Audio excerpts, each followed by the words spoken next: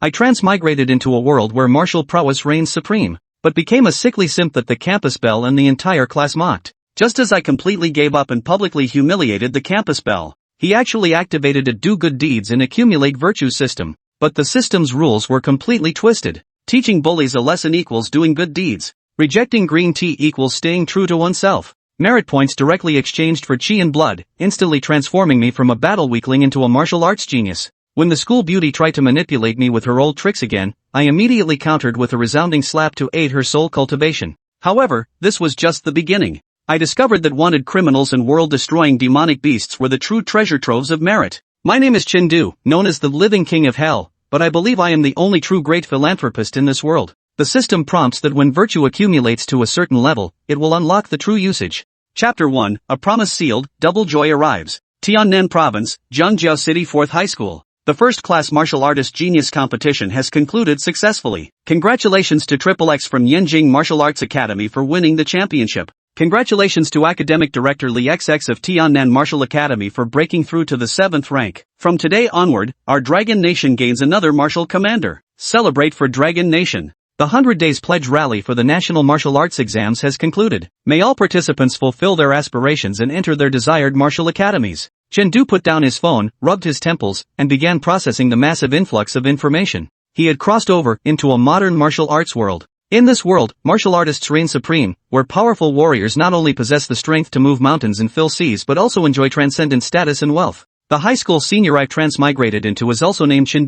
Both of his parents have passed away, and the inheritance left behind is meager. However, these aren't the main point. The crucial issue is, the original owner had zero interest in martial cultivation. The body left behind is even worse than my original one before transmigrating. I will never be a beast of burden in this life. I will cultivate martial arts. Chen vowed silently to himself. In my past life, I endured the grueling 007 schedule long enough. Now that I've been given this rare second chance, going back to work again would be a complete waste of this rebirth. Whoever enjoys this damn job can have it. Although he thought this way, when he saw the options listed on the blackboard, he couldn't help but let out a deep sigh. To cultivate martial arts, there are only two paths. One is to enter a martial academy, and the other is to join the military. The method for entering the martial academy is quite simple, just choose the martial examination during the college entrance exams, which is somewhat similar to the arts and sciences exams in his previous life. The problem is, there are only 99 days left until the martial examination. If he wants to take it, he must master martial arts within these 99 days and outperform the other candidates. Stop joking. The last batch of martial examinees at 4th High School didn't even have a 30% pass rate, and all of them had at least 3 years of martial training. What about these past 3 months of mine? Chen wasn't nearly this confident. Could joining the military be the only option? Chen frowned. His predecessor's parents had died in military service, and he instinctively had no desire for a family reunion. As he was thinking, darkness suddenly enveloped his vision. The light was blocked, accompanied by a faint fragrance. Chen, I'm hungry. Give me my breakfast now. Hearing the voice, Chen looked up. When he saw that charming, delicate face, memories flooded his mind. Tang Wan, the class flower of class 3, and Xiaoming's childhood sweetheart. However, in Chen view, the childhood sweetheart was merely his former self's wishful thinking. Tang Wan had simply treated her previous self as nothing more than a tool. For 3 years in high school, he had to rely on his past self for 3 meals a day and cultivation resources. Since it was a mutually agreed matter, Chen couldn't be bothered to say anything. But just when things got tense, Tang Wan would drag other admirers into the argument, which instantly hit Chen sore spot. What are you spacing out for? Hurry up! Seeing Chen had yet to make a move, Tang Wan impatiently rapped her knuckles on the table. What's up with Chen today? Morning study hall is already over, and he still hasn't delivered breakfast. I have to come fetch it myself. Breakfast? Sure. Chen let out an "oh," then pulled out an exquisitely crafted lunchbox from his bag and handed it to Tang Wan. That's more like it. Tang Wan snorted lightly, grabbing the lunchbox and about to leave. The lunchbox didn't move. Tang Wan turned around in confusion, only to find Chen holding onto the other end of the lunchbox. Just leaving like that? Chen looked puzzled. Did you pay for the breakfast? Tang Wan? Pointing at her chest, she asked with a peculiar expression, you're charging me for breakfast? Otherwise? Chen shrugged as if it were obvious. Is there a second person here asking me for breakfast? He didn't lower his voice while speaking, so it caught the attention of other classmates. In an instant, teasing and jeers erupted. Chen damn, wasn't he still trailing behind Tang Wan yesterday begging her to grace him with a bite? Did he finally grow a spine today? You don't get it, little virgin boy. What, stand up? This is called playing hard to get. So that's how it is. I've learned something new. No wonder they call Chen the patron saint of simps. Mistakenly believing Chen was truly as his classmates had described, Tang Wan's face revealed disappointment. Such attention-seeking tactics are too low-class. With that, she opened her phone and transferred 5.20 yuan over. Alright, you just want a sweet number, don't you? Was this method really necessary? So tacky. Tang Wan curled her lips disdainfully and was about to leave, clutching the lunchbox. The lunchbox still remained untouched. Under Tang Wan's astonished gaze, Chen smiled faintly and shook his head. I think you've misunderstood me. I wasn't referring to just this one breakfast, but all meals over 3 years plus the cost of blood chi pills and body enhancement elixirs. Considering we're classmates, I'll give you a discount, 20,000 yuan. At that staggering figure, the entire class fell into dead silence. 20,000? Is this simp out of his mind? Chen, have you lost it? Tang Wan's face suddenly darkened as she angrily retorted. Get this straight, it was you who begged me to take it in the first place. Now, what do you mean by asking for it back? I'm not good at sales, did I say I wouldn't charge? Chen rolled his eyes and snatched the lunchbox back. Quit pretending when you're just freeloading. If you can't afford it, then don't eat. You! Tang Wan's petite face flushed red with anger as she stomped her foot indignantly. How dare you speak to me like this? Fine. Starting today, Wang Ming will be the one to bring me all 3 meals. Beside them, Wang Ming was overjoyed to hear this. It was time to show off. He quickly stood up with the others and began cursing at Chen.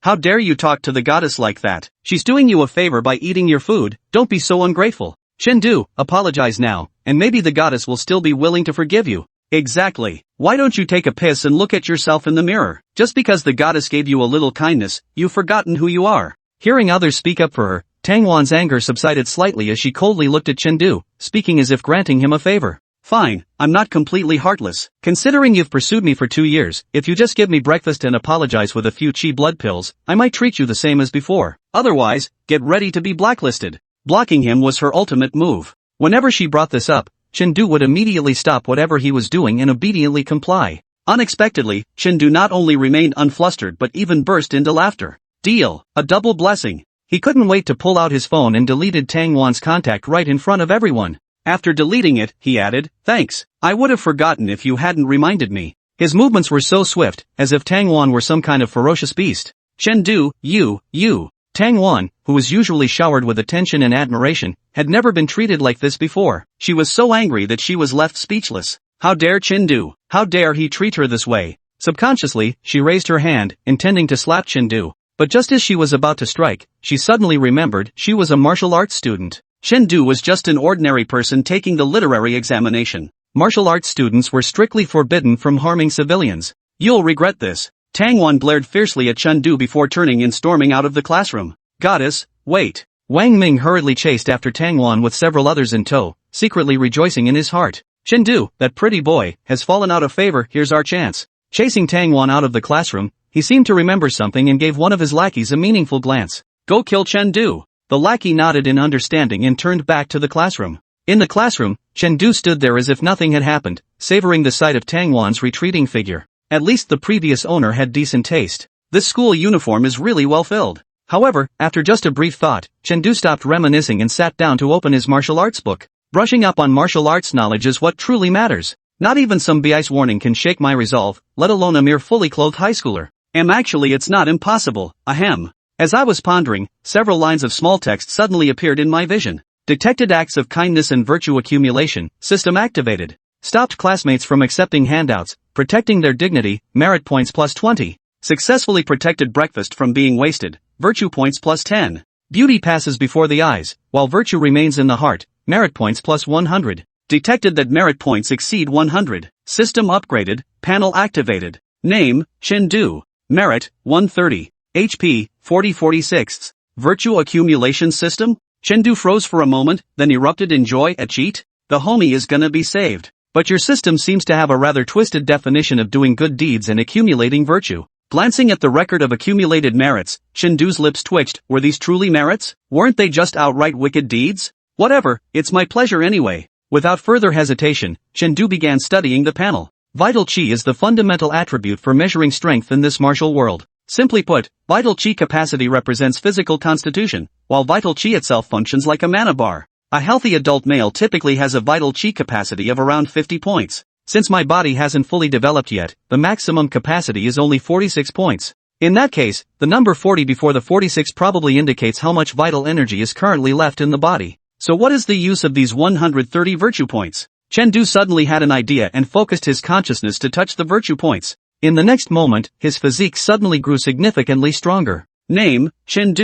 Merit, 0 vitality, 66-70 seconds. My chi and blood actually increased just like that? And according to the conversion, only 5 merit points are needed to directly boost 1 point of chi and blood. Chen Du's eyes flickered with astonishment. Chi and blood were notoriously difficult to cultivate. Even number 4 high school, a prestigious institution, saw its top martial arts examinee from the previous year achieve only around 200 points in chi and blood. That result came after 3 years of grueling training, supplemented by daily consumption of chi blood pills worth 10,000 yuan each. Rumor had it that the senior even secured admission to one of the nation's top 10 martial arts academies in the end. However, the martial examination isn't solely based on chi and blood, as there are other assessment components to consider. But so what? When that time comes, with thousands of health points at my disposal, I'll slap down these little pests one by one, no matter how flashy they act. Feeling his body far stronger than before, Chen Du's eyes sparkled with excitement. Earn merit. Must earn merit. I absolutely love doing good deeds and accumulating virtue.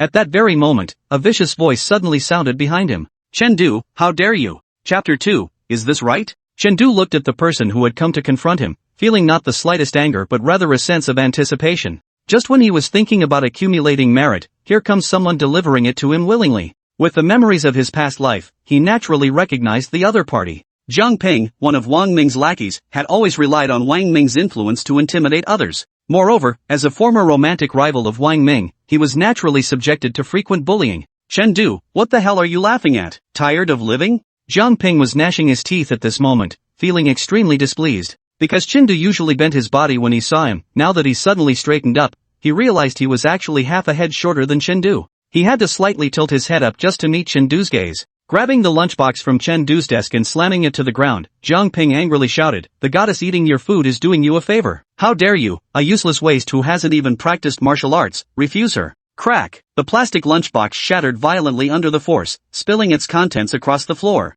In an instant, a crowd of onlookers turned their heads, all wearing expressions of eager anticipation for the drama to unfold. Chen Du must have a death wish today, daring to mess with Tang Wan right in front of Wang Ming. Karma's a bitch, huh? Yet, Chen Du remained unfazed, merely gazing calmly at Jiang Ping. Go ahead, smash it. You'll be eating this meal later anyway. I don't mind if you prefer dining off the floor. Still staring? Seeing not a trace of fear on Chen Du's face, Jiang Ping felt humiliated. Gnashing his teeth and rolling up his sleeves, he spat, looking to die. Punk? Fine, I'll oblige. With that, he swung his hand and slapped Chen Du across the face. But at that moment, his vision suddenly blurred, and Chen Du's face vanished from his sight. Where is he? Jiang Ping froze in place, instinctively turning his neck to look behind him. Were you looking for me? Behind Jiang Ping, Chen Du quickly reached out, grabbed Jiang Ping's neck, and slammed him hard onto the desk.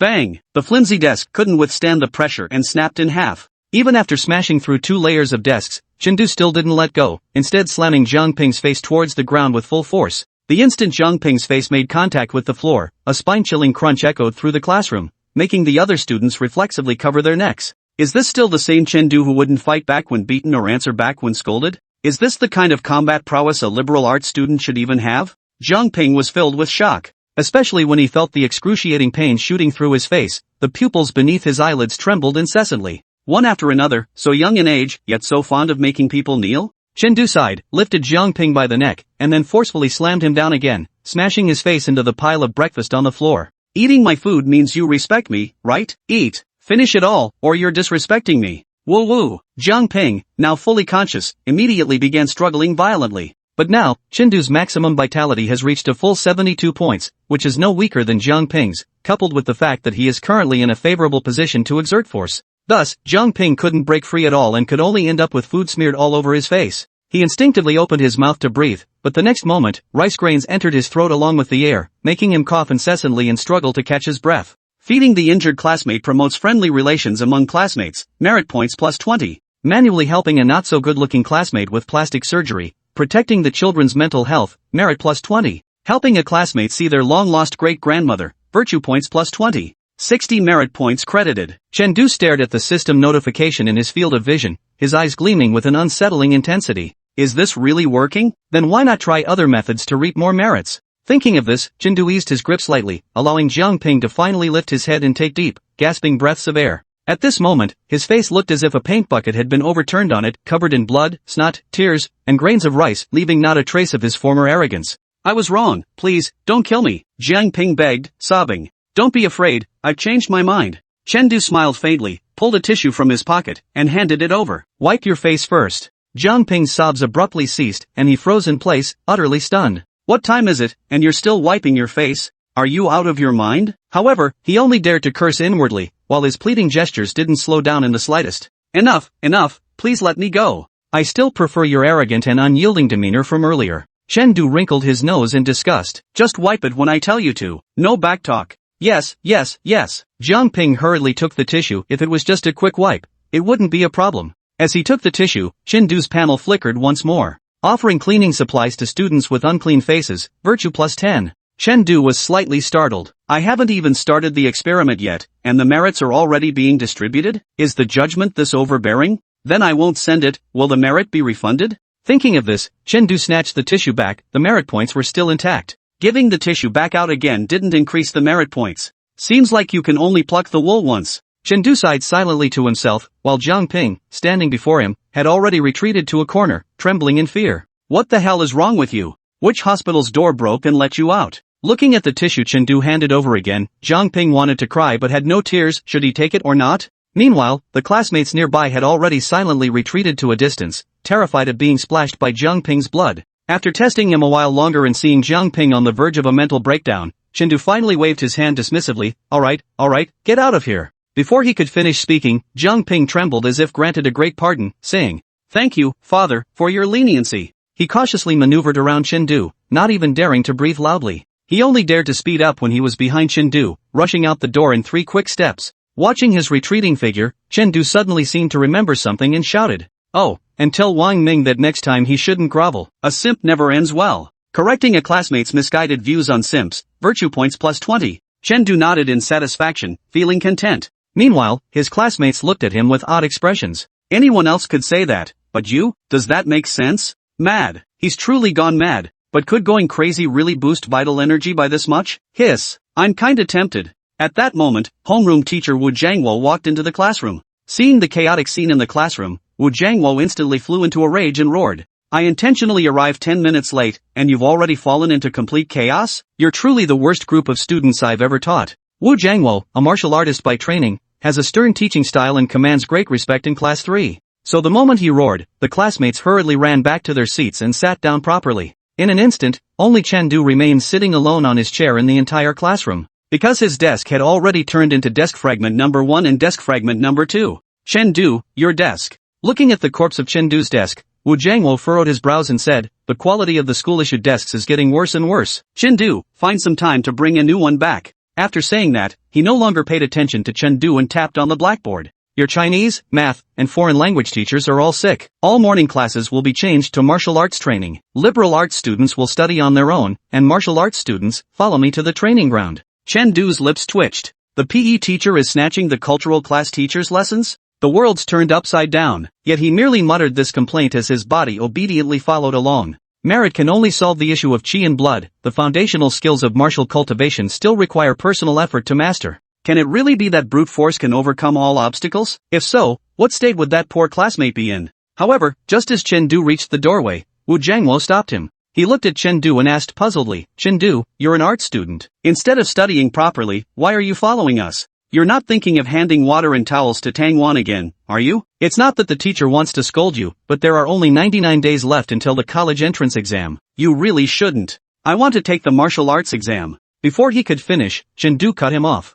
Wu Jiangwo froze in place. What? You, a student who hasn't stepped into the training ground for 3 years, are telling me you want to take the martial arts exam right before the college entrance exams? Is this correct? 82 Vintage Coke. Chen Du took a sip and nearly spit it out. This tastes like bupuri root extract. Busted. The moon god chuckled awkwardly. Been overdoing the incense lately, got a bad case of heatiness. Silence hung between them for a moment. Actually, the moon god suddenly said, being a god is pretty boring. The longer I live, the more I realize humans are way more interesting than gods. Chen Du recalled the sparkle in Yueshen's eyes during her daytime pranks and mused. So that's why you mess with everyone. What else? The moon god took another swig of the herbal remedy. Do you really expect me to keep a straight face and act aloof every single day? That's exhausting. Just then, the principal's furious roar echoed from downstairs. Moon goddess, explain why my robotic arm is dancing the pure land of bliss? The moon goddess yanked Chen Du to his feet. Run. If we get caught, we'll have to write a self-criticism.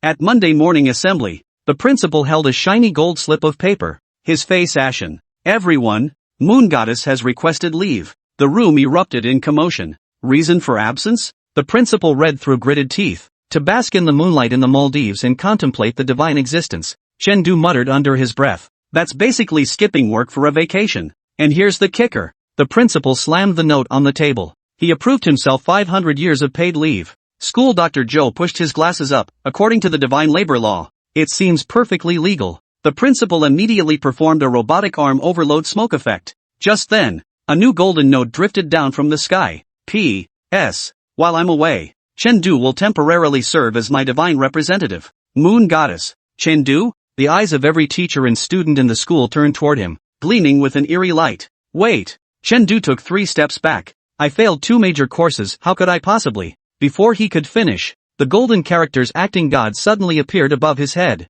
The cafeteria lady was the first to kneel. Divine being, could I get 2 extra ribs today? Sitting in the Moon Goddess's office, Chen stared at the mountain of prayer requests piled before him, utterly overwhelmed. Please let me pass tomorrow's exam. Please make my goddess senior reply to my WeChat. I want a summoned beast that does homework. Mooncake perched on the desk, gloating. Now you know how tough it is being the Moon Goddess. Ha! Cut the sarcasm. Chen yanked at his hair in frustration. These wishes are getting more absurd by the minute. Just as he was fretting, the principal pushed open the door. Goddess die. The fountain on the playground has started spouting bubble tea. The students are drinking themselves into diabetes. Chen what the hell kind of priesthood is this? 3 days later, Chen appeared before the entire school community, dark circles ringing his eyes. I hereby announce 3 new rules, he announced weakly, holding the megaphone. First, all prayers must be submitted through official channels. Second, each person is limited to 1 prayer per day. Third, he took a deep breath. Anyone who prays for a romantic match will be assigned Fu Shengming as their partner. Fu Shengming? The room fell deathly silent. The principal nodded with satisfaction. Not bad. Starting to look like a proper deity. Suddenly, a crack opened in the sky, and the Moon Goddess's head peered out. Well done. I decide. The entire school held its breath. To take another 500 years off, Chen immediately dropped to his knees. Ancestor, please spare me. The Moon Goddess burst into laughter, tossing down a gleaming golden badge. Just kidding. Here, take this, the Best Stand-in God Award. With this, you can make 1 wish come true. Chen eyes lit up. Any wish at all? As long as it doesn't violate the divine code. Chen and the principal exchanged a glance, then spoke in unison. Give us summer vacation. The Moon Goddess froze, then doubled over laughing. Granted. Amidst the school's cheers, only school nurse Joe murmured faintly. According to the school calendar, summer vacation was supposed to start tomorrow anyway. Chen Principal. This is ridiculous. Chapter 145. What kind of medicine is this? Happy summer vacation. Everyone. The Moon Goddess stood at the lectern, the electronic screen behind her flashing the words Summer Deity Training Camp. Below the stage sat over 20 students whose faces screamed voluntary participation. Chen and the principal were specially seated in the front row VIP seats. First, let me clarify. The Moon Goddess conjured a pointer. This isn't remedial class, it's a divine blessing. Chen raised his bandaged right hand. Teacher, may I request leave? I granted someone's wish for bulletproof skin yesterday, and I'm still dealing with some after effects. Denied. Moon God tapped the blackboard. Today we'll cover basic divine arts, how to properly use divine power to order takeout. The principal muttered under his breath. You call this divine magic? Of course it is. The Moon Goddess had sharp ears, precisely controlling teleportation distance, maintaining food temperature, avoiding platform commissions. Doesn't that require skill? With a snap of his fingers, a steaming bowl of snail noodles appeared before every student. Watch closely, the Moon God said sternly. The placement of these pickled bamboo shoots is crucial. They must be tilted at a precise 45-degree angle to. Ugh! Fu Shengming vomited directly onto the back of the student in front of him. Chaos erupted in the classroom. Today's assignment, Yuoshin calmly announced amidst the chaos, is for each of you to use your divine power to improve the lives of at least 3 ordinary people. Chen raised his hand. Teacher, I request to use my divine power to improve my own sleep quality. Approved. The Moon Goddess agreed readily. Provided you first find 3 people worse off than you. Chen turned to look at the principal, who immediately covered his mechanical arm. Don't even think about it. On his way home from school, Chen was suddenly surrounded by a group of middle-aged women. Little God, help my grandson pass his final exams. Help me first. My daughter's 30 and still single. I just want to win the lottery. Tugged this way and that. Chen suddenly had a brainwave. Everyone, calm down. I'll recommend a matchmaking app, sign up and get a free love charm. The women dispersed in a huff. Pfft, just another sales pitch. The next day, Chen walked into the classroom with a dark expression. Certain students, he glared at Chen, are passing off discount coupons as divine miracles to cheat on assignments. Chen shrank his neck. Well, it's still improving our lives. And what's worse, the moon god waved his hand, summoning last night's video from the principal's social feed, a mechanical arm spraying fireworks. Captioned, divine power upgrade, night vision function gets square root. The principal's face flushed crimson. That was artistic license. The moon goddess sneered coldly. The entire class will redo it. 10 authentic case studies per person. Deadline, midnight tonight. The classroom erupted in wails of despair. Fu Shengming immediately dropped to his knees. Goddess, I'll trade 3 years of celibacy for half the assignment. Suddenly, thunder roared across the sky, and a golden light descended upon Fu Shengming's head. Deal. The moon goddess tucked away her little notebook with satisfaction. Your wish is granted. Fu Shengming? The campus was eerily quiet in the dead of night. Chen crouched beneath the dormitory building, unleashing his insect-repelling divine technique upon the mosquito hordes. His effectiveness rivaled that of a human mosquito coil.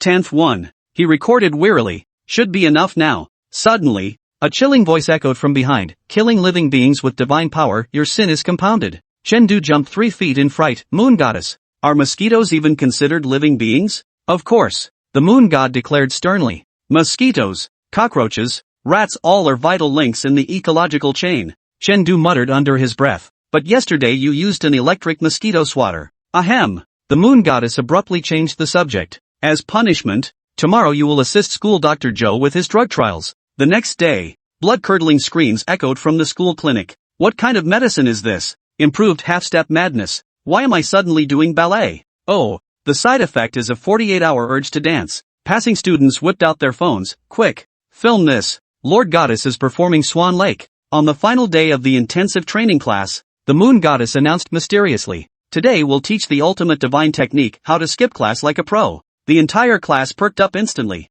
Even the principal pricked up his ears. Step 1. Moon god conjured a life-size doll. Create a stand-in. The doll instantly transformed into a perfect likeness of the moon god. Step 2. He said, attaching a talisman to the doll's forehead. Program an auto-response. Like, this deity is in seclusion or insufficient faith prevents manifestation. The third step is crucial. Chen lowered his voice. You absolutely must find a reliable scapegoat. The entire class turned to stare at Chen Du.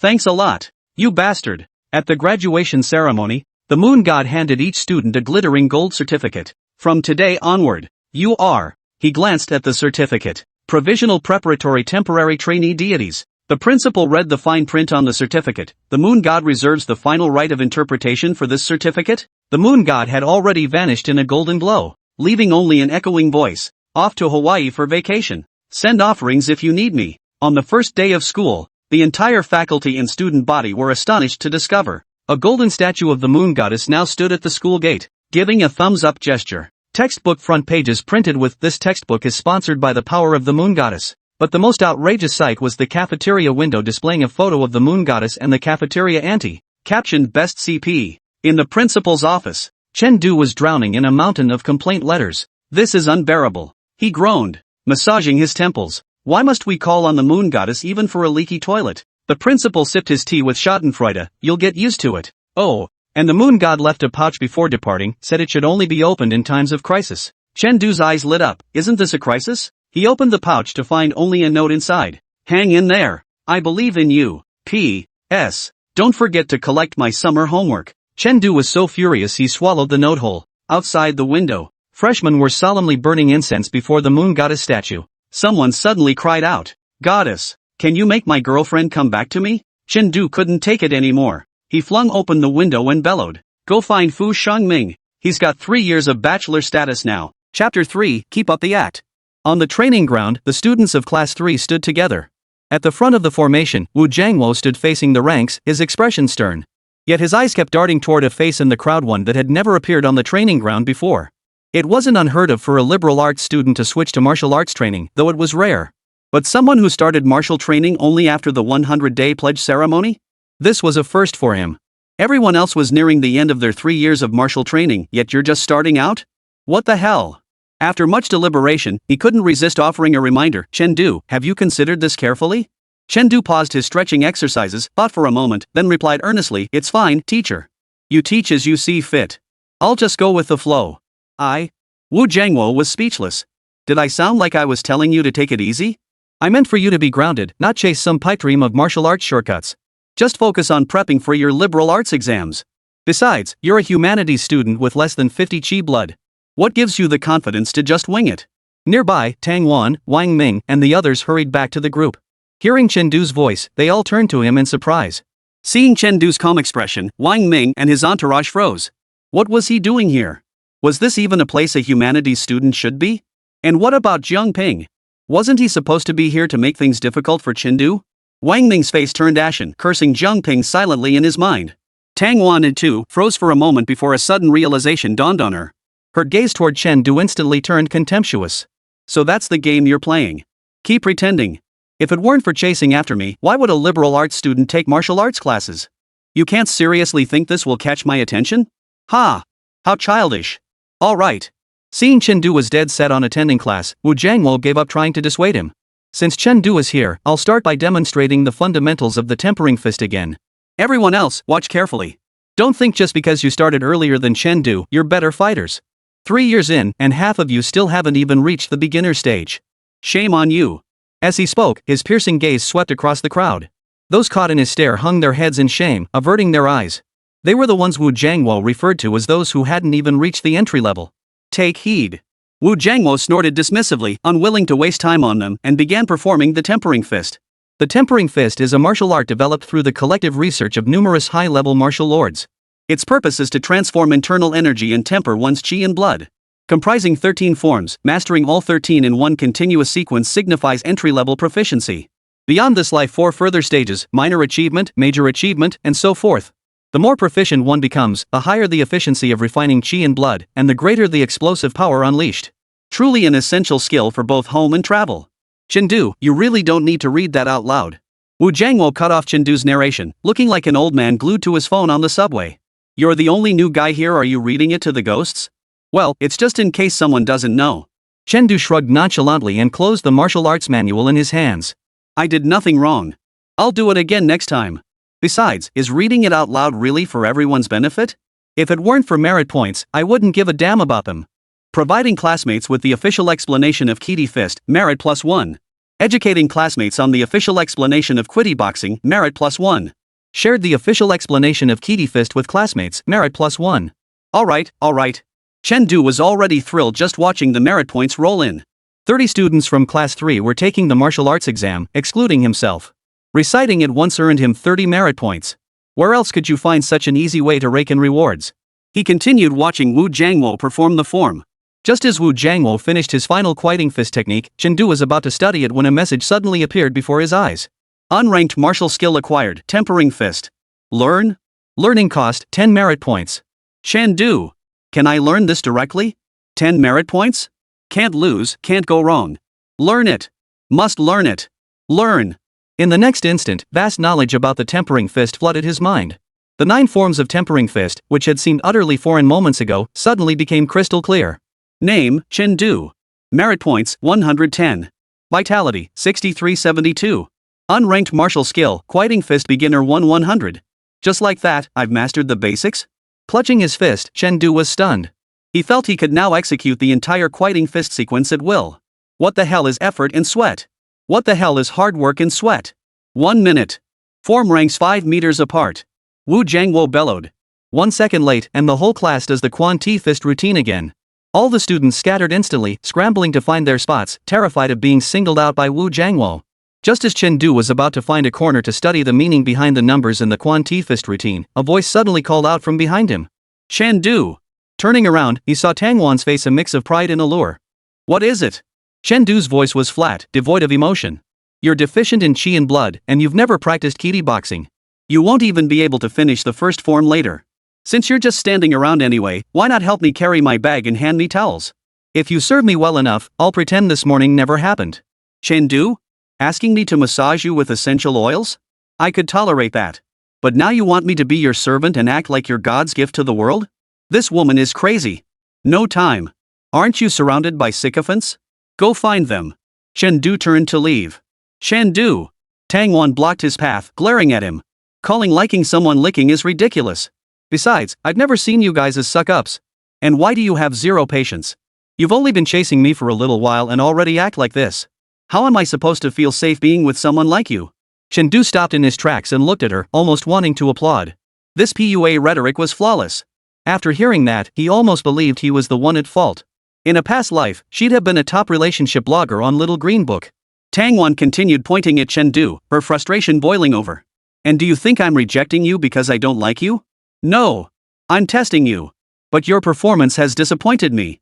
Let me tell you, I'm not happy right now. Chen Du was speechless. Whether you're happy or not has nothing to do with me. Get some help.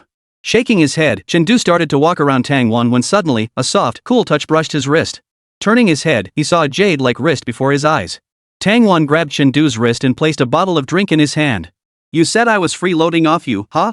Well, now you're satisfied, aren't you? Stop messing around. Chen Du? Feeling the softness against his wrist, his gaze gradually turned playful. His previous self had never enjoyed such treatment. Back then, during every martial arts class, she'd hand him water and towels with utmost respect, yet he never got a single kind word in return. What was going on now? What's this? The suck-up stopped sucking up, so the class beauty's freaking out? What are you staring at? Tang Wan turned her head away impatiently. I just don't want people saying I'm ungrateful. Forget it. Serving people isn't my thing. Chen Du shook his head, pulled his hand free from Tang Wan's grasp, and walked away. A gentleman does not accept food thrown at him. Refusing the young girl's double reward grants plus 30 virtue. Chen Du's eyes changed. Double reward? I get the drink as one reward, but handing out towels counts as a reward too? Is this even a legitimate system? Tang Wan, after her initial shock, felt her face flush rapidly, both embarrassed and annoyed.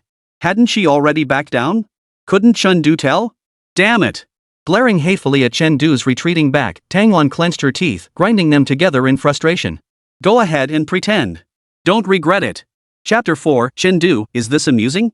Formation complete. Wu Jiangwo glanced at the crowd and said indifferently, start with 10 rounds of body tempering fist to warm up. 10 rounds? The students' expressions darkened. Though this unranked martial art could temper the body and increase vital energy reserves, it consumed a significant amount of qi and blood. Moreover, the more proficient one became with the Quan Ti fist, the less qi and blood it consumed. For beginners like them, who had yet to master the basics, they'd be exhausted after just 7 or 8 rounds of stop-and-go practice. You call this a warm-up? Why are you staring at me? Get back to practicing.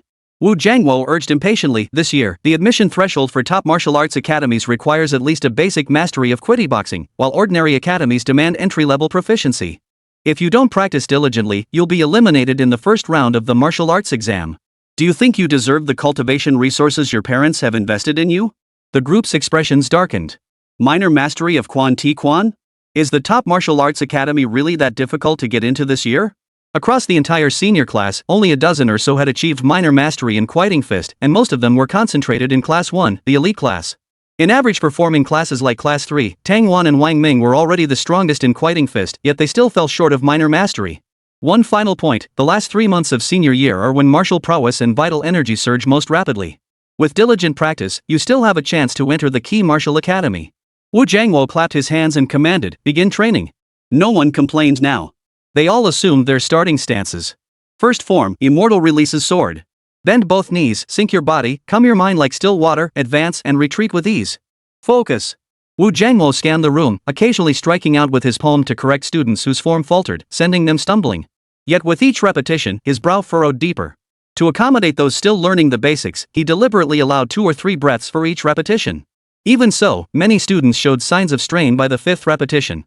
Suddenly, mid-movement, a female student collapsed to the ground, drenched in sweat. Wu Jiangwo walked over to her, his words unsparing. You have absolutely no chance of passing this year's martial arts exam. Wasting your time here is pointless. You'd be better off switching to liberal arts studies now. With some effort, you might still make it to the 3rd tier of the academic entrance exam. Me. The girl's face flushed crimson. 3 years of martial arts training had cost her family a fortune, yet she was at the bottom of the class. How could she explain this? As this thought crossed her mind, she suddenly looked up at the crowd. No, she couldn't possibly be at the bottom. Chen Du, that art student, must be performing even worse than her. How could that be? The girl's breath caught, her eyes filled with disbelief.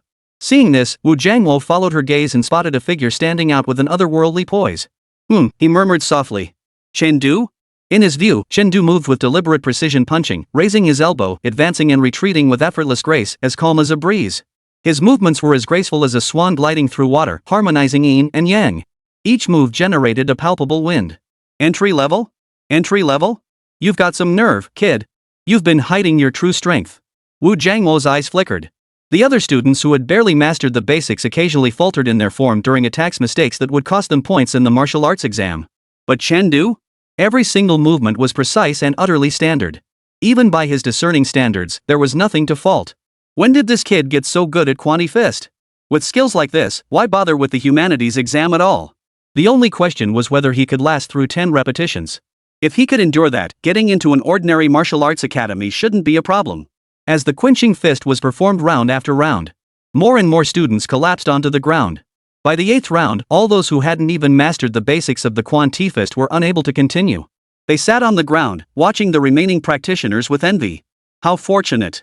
Looks like they've practically secured admission to ordinary martial arts academies. Look at Wang Ming's surging chi and blood, his levels must have broken 100 points. He's probably nearing the minor achievement realm with the tempering fist. Tang Wan isn't any weaker than Wang Ming. She's probably aiming for a top martial academy too. Sigh, if only I had a sycophant like Chen Du. Speaking of Chen Du, he must have given up ages ago. Holy crap. He's still going? This can't be real. Stares of shock fixated on Chen Du. Inspiring classmates to strive through positive role modeling, merit +1. Inspired classmates to strive harder through positive example. Merit +1. Inspired classmates to strive harder through positive example, merit +1. Seeing another dozen or so points of merit added, Chen Du felt quite satisfied. In fact, it was a double blessing. Because every time he performed the tempering fist, the number next to it on his interface would increase by 1. So these numbers represent proficiency. Didn't that mean he could achieve minor mastery after just 100 repetitions? While Chen Du was secretly delighted, Tang Wan couldn't share his joy. How is Chen Du actually still standing? Glancing at Chen Du out of the corner of her eye, Tang Wan's face was filled with shock. He'd never taken a martial arts class. When did he learn the tempering fist? And judging by his proficiency, he wasn't much worse than her. How was that possible? Tang Wan, focus. Scolded by Wu Jiangmo, Tang Wan suppressed her astonishment and focused on her punches. Soon, the 10 rounds of Quieting Fist were completed. Yet Wu Jiangmo didn't call a halt, not even allowing time to catch her breath. He wanted to see just how much Chen Du had been holding back. He's testing my limits. Chen Du's mind flickered with realization at Wu Jiangmo's intent, but he didn't pause. He had no interest in holding back his true abilities. Besides, not only could he gain proficiency now, but he could also reap merit. It was a win-win situation after all. He'd already won twice. And since he, a humanities major, hadn't stopped, the others naturally weren't about to either. Gritting their teeth, they pushed forward. 11 times, 12 times, 20 times. By this point, it was a test of sheer willpower. Though their vitality hadn't yet been depleted, their muscles were aching. Unlike his classmates gritting their teeth through the pain, Chen Du was actually enjoying himself. It had been nearly a decade since starting work that he'd last felt this kind of muscle soreness. Compared to the pain of a herniated disc, this soreness felt like a massage. By the 21st round, only 3 people remained standing. Wang Ming, Tang Wan, and Chen Du. Suddenly, Chen Du's face paled as his energy neared depletion. Add points. Consume 70 merit points, increases maximum vitality by 14 points. Name, Chen Du. Merit points, 85. Vitality, 1886. Unranked martial skill, Tempering Fist Beginner 22-100. Power surged forth, further enhancing his physical strength. His previously depleted chi and blood also began to recover. Yet the lingering weakness from that severe depletion remained. Chen Du couldn't help but fix his gaze on the number 18. If touching the chi and blood ceiling could raise that ceiling, then touching this remaining chi and blood. A thought flashed through his mind, and he tentatively touched the 18. The next moment, the exhaustion vanished abruptly. Vitality, 2886. 1 point of merit restores 10 points of vitality? Feeling his vitality surge back into fullness, Chen Du's eyes widened in shock. This cheat was ridiculously overpowered. He poured another 4 points of merit into it. Instantly, his vitality surged to 68 points, and the debilitating weakness vanished. Chen Du's spirit soared, and his punching speed increased once more. Watching this, Wang Ming and Tang Wan nearly lost their composure. How could this guy still keep fighting? 2 more rounds of Tempering Fist followed. Wang Ming was the first to buckle, his body going limp as he collapsed to the ground. Steam rose from his entire body, as if he'd been pulled from water. Watching Chen Du still punching with effortless ease, he was stunned. Wait. 23 rounds already. That should have drained at least 70 or 80 points of vitality. Where does a liberal arts student like you even get that much vitality?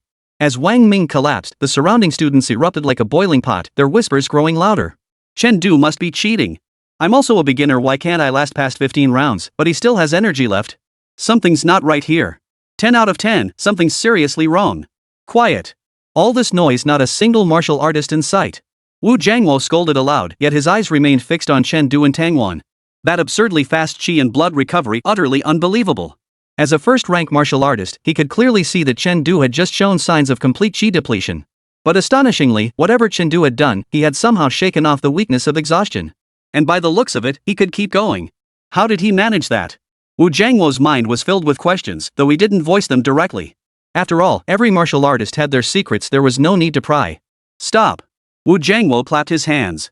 Before his words had fully faded, Tangwan knelt on the ground, gasping for breath. Her sweat-soaked martial arts uniform clung to her body, tracing smooth, graceful curves with each rise and fall of her chest. Chen Du, meanwhile, stretched his aching limbs, his eyes glinting with a hint of excitement. This aching sensation, now that's the real deal. The difference was stark. After a brief silence, the students erupted into a clamor. Though both had completed 24 rounds, Tangwan could only manage 24 strikes, while Chen Du had been instructed by the teacher to stop at 24. Hacky Chen, you bastard. Not only did you beat Jiang Ping, but you even outdid Tangwan, the top student? No way. Everyone, take a 40-minute break. Eat to replenish your strength and restore your chi and blood. Before the students could dwell on their astonishment, Wu Jiangwo announced the break, then shot a sharp glance at several students. These students hadn't even managed 10 repetitions, extra practice was required. Bring your meals over and eat while watching the body tempering fist video. Wails filled the air. Tangwan struggled to her feet and headed toward the cafeteria, shooting Chen Du a glare as she left. The reason was simple, she had no food. She wasn't in the habit of bringing her own meals. Chen Du usually prepared all her meals. But given the current situation, she couldn't bring herself to ask Chen Du again. The other students chuckled with schadenfreude, then strolled over to their own tables and began tucking in. Chen Du also moved to the side, pulling out his lunchbox from his bag with delight. His previous self had been a skilled cook, and this lunch, meticulously prepared for his goddess, was bound to be delicious. Yet the moment he opened the lunchbox, his gaze froze. Who could tell him? Why was this carefully prepared lunch just boiled chicken breast, beef, and broccoli? A fitness meal? Not even a dog would eat this. With his enthusiasm completely crushed, Chen Du slammed the lid back on and headed straight to the campus supermarket, loading up on a pile of high-calorie comfort foods. Just as he was about to dig in, his hand froze mid-motion. It suddenly occurred to him, did those students participating in the martial arts exam also have to eat fitness meals every single day? Would letting those poor kids smell the aroma add to his merit points? Why not give it a shot? So Chen Du carried the junk food back to the training ground, found a conspicuous spot, and began devouring it. The aroma of fried food wafted through the air, catching the attention of his classmates. Ha! What's that smell? It smells so good. Whoa! Who's eating fried chicken? Get that away. You monster! Damn it, Chen Du, you're crazy. How can you eat this stuff while training martial arts? A group scanned the area and eventually pinpointed Chen Du. Seeing Chen Du holding a burger in one hand and fried chicken in the other, occasionally taking a blissful sip of soda, the classmates' eyes turned green with envy. Xiao Wu was notoriously picky about food. He wouldn't even touch fried chicken, and when it came to vegetables, he only ate them boiled. But why? Why does this kid get to eat all this junk food? Mom, I want some too. The sound of swallowing echoed throughout the room. But to Chen Du, that wasn't just swallowing saliva, it was pure merit. Awakening classmates' innate human desires, merit +2. Awakening classmates' natural human desires, merit +2. Awakening classmates' natural human desires, merit +2. A whopping 32 points of merit. Holy crap! Chen Du's smile widened as he grabbed the happy water and took a big gulp. Suddenly, a deep, ominous voice echoed in his ear. Chen Du, having fun? Chapter 5, the target of all. Chen Du, huh? He looked up to see Wang Ming's somewhat handsome face, along with 3 random bystanders trailing behind him. Yeah, nowhere near as handsome as me. Chen Du averted his gaze, stuffed another piece of fried chicken into his mouth, and mumbled, if you have business, speak now. If not, beat a retreat. Seeing his nonchalant demeanor, the guys behind Wang Ming couldn't hold back. One of them swatted the food out of Chen Du's hand. Get lost. Just because you know a few more quieting fist moves than Brother Wang, you think you're hot stuff now, huh? What do you mean more than Brother Wang? Do you believe that? Chen Du's a liberal arts student who never trained martial arts in school. Even if he's gifted and mastered the basics of quieting fist, how could his chi and blood possibly surpass Brother Wang's?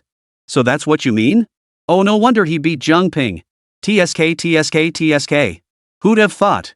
Some people will resort to underhanded tricks just to catch the goddess's attention. Chen Du. After the others finished speaking, Wang Ming adopted a disappointed expression inside. No offense, but your family's so poor they barely have a rundown apartment. How can you still be so clueless? It's just a martial arts class, yet you resorted to taking a blood-burning pill to catch Warner's attention. Taking the blood-burning pill is one thing, but if using such methods tarnishes your parents' reputation as martial artists who sacrificed everything, that's a whole different matter. As Wang Ming's voice faded, the crowd gathered around him froze in shock. Blood-igniting pill? That explicitly banned drug? No wonder. Recalling Chen Du's exceptionally enduring performance, the crowd instantly believed most of it. After all, one of the blood-burning pill's effects was to drain the body's foundations in exchange for a massive surge of qi and blood. Right. Chen Du was gasping for breath just running a few days ago. How could he be stronger than Tang Wan and Wang Ming today? Now that you mention it, when he beat up Jiang Ping earlier, their strength levels seemed comparable. His qi and blood capacity looked capped at around 70. He shouldn't have been able to endure so many rounds of Quinty Fist. But those blood-burning pills are ridiculously expensive. A single one costs 100,000. Could Chen Du really afford that? Of course he can. You know how much he spent chasing Tang Wan? Is 100k really a problem? Whispers erupted around them. Yet Chen Du, at the center of the storm, remained unruffled.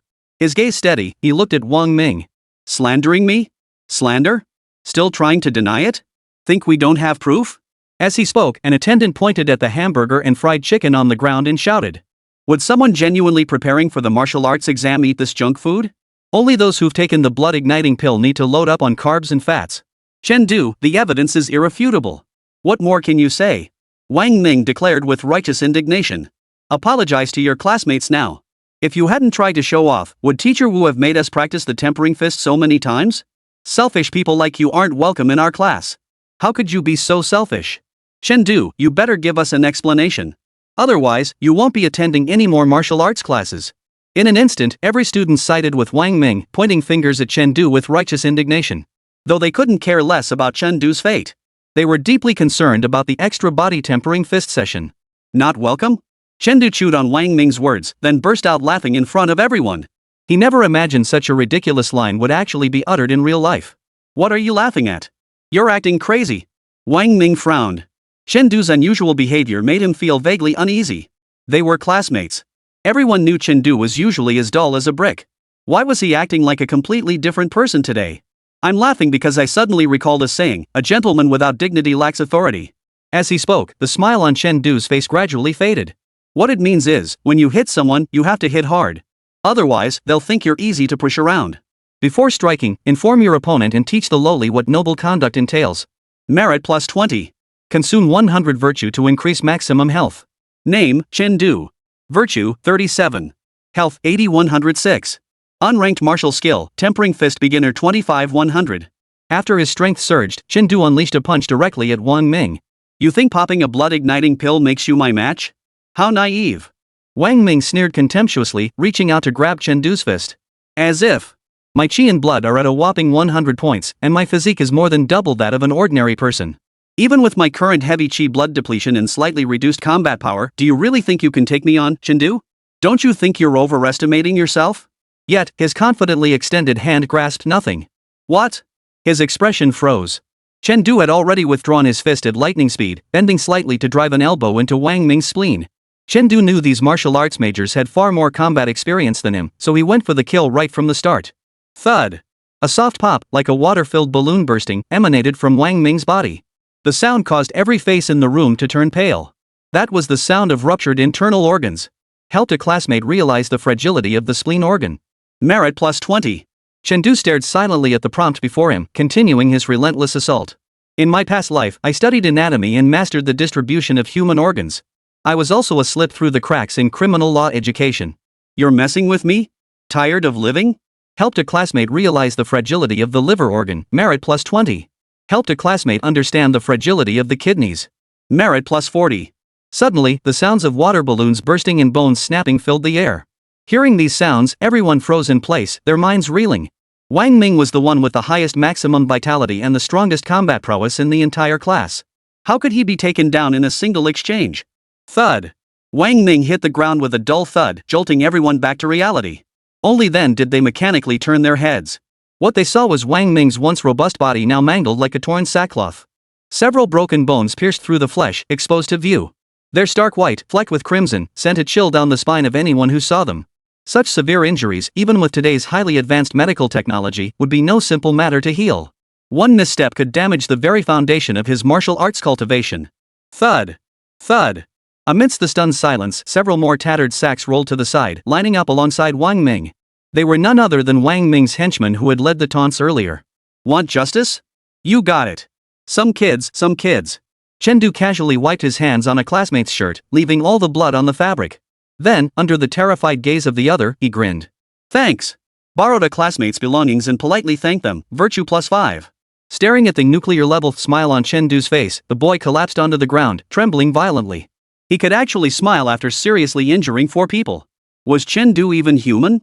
Don't come any closer. A shrill scream erupted from his mouth. The words struck like thunder from a clear sky, sending the crowd scattering in panic. Encouraging classmates to exercise, merit +10.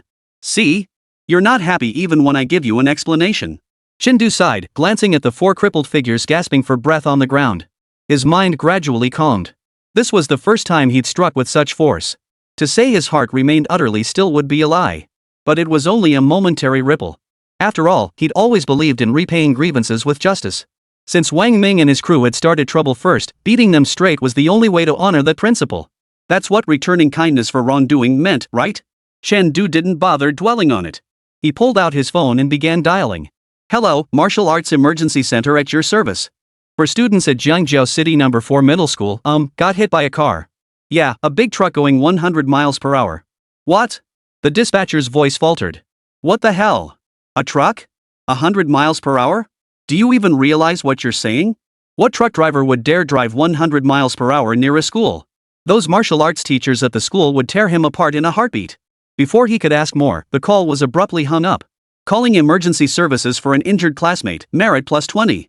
Hanging up the phone, Chen Du had just tucked his phone into his pocket when a gust of wind swept past him, and a figure appeared before his eyes. Wang Ming. Chapter 6, I said I hit him.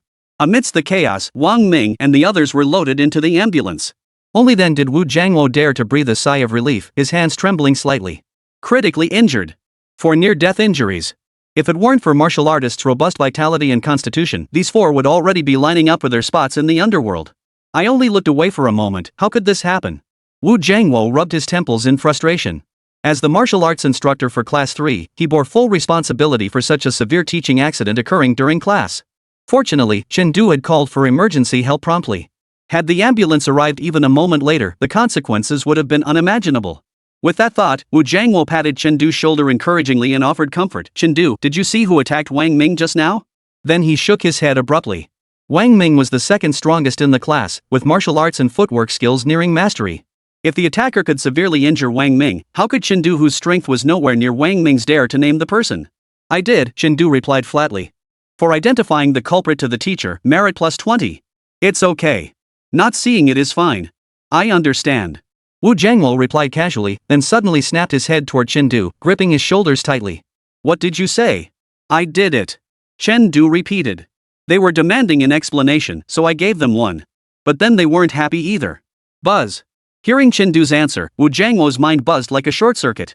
But he quickly snapped back to reality, looking at Chen Du with sympathy. This kid must have been so shaken by Wang Ming and the others' pitiful state earlier that he couldn't control his words. It was understandable. Witnessing a classmate injured for the first time could easily lead to such a reaction. Truthfully, Wu Jiangwo hadn't been entirely without suspicion toward Chen Du. But the force behind Chen Du's punch had been far weaker than Wang Ming's. Taking on Wang Ming alone would be a challenge, let alone beating these 4 men into such a state. Seeing Wu Jiangwo's disbelief, Chen Du stopped explaining. He simply pulled out his phone and turned off the recording function.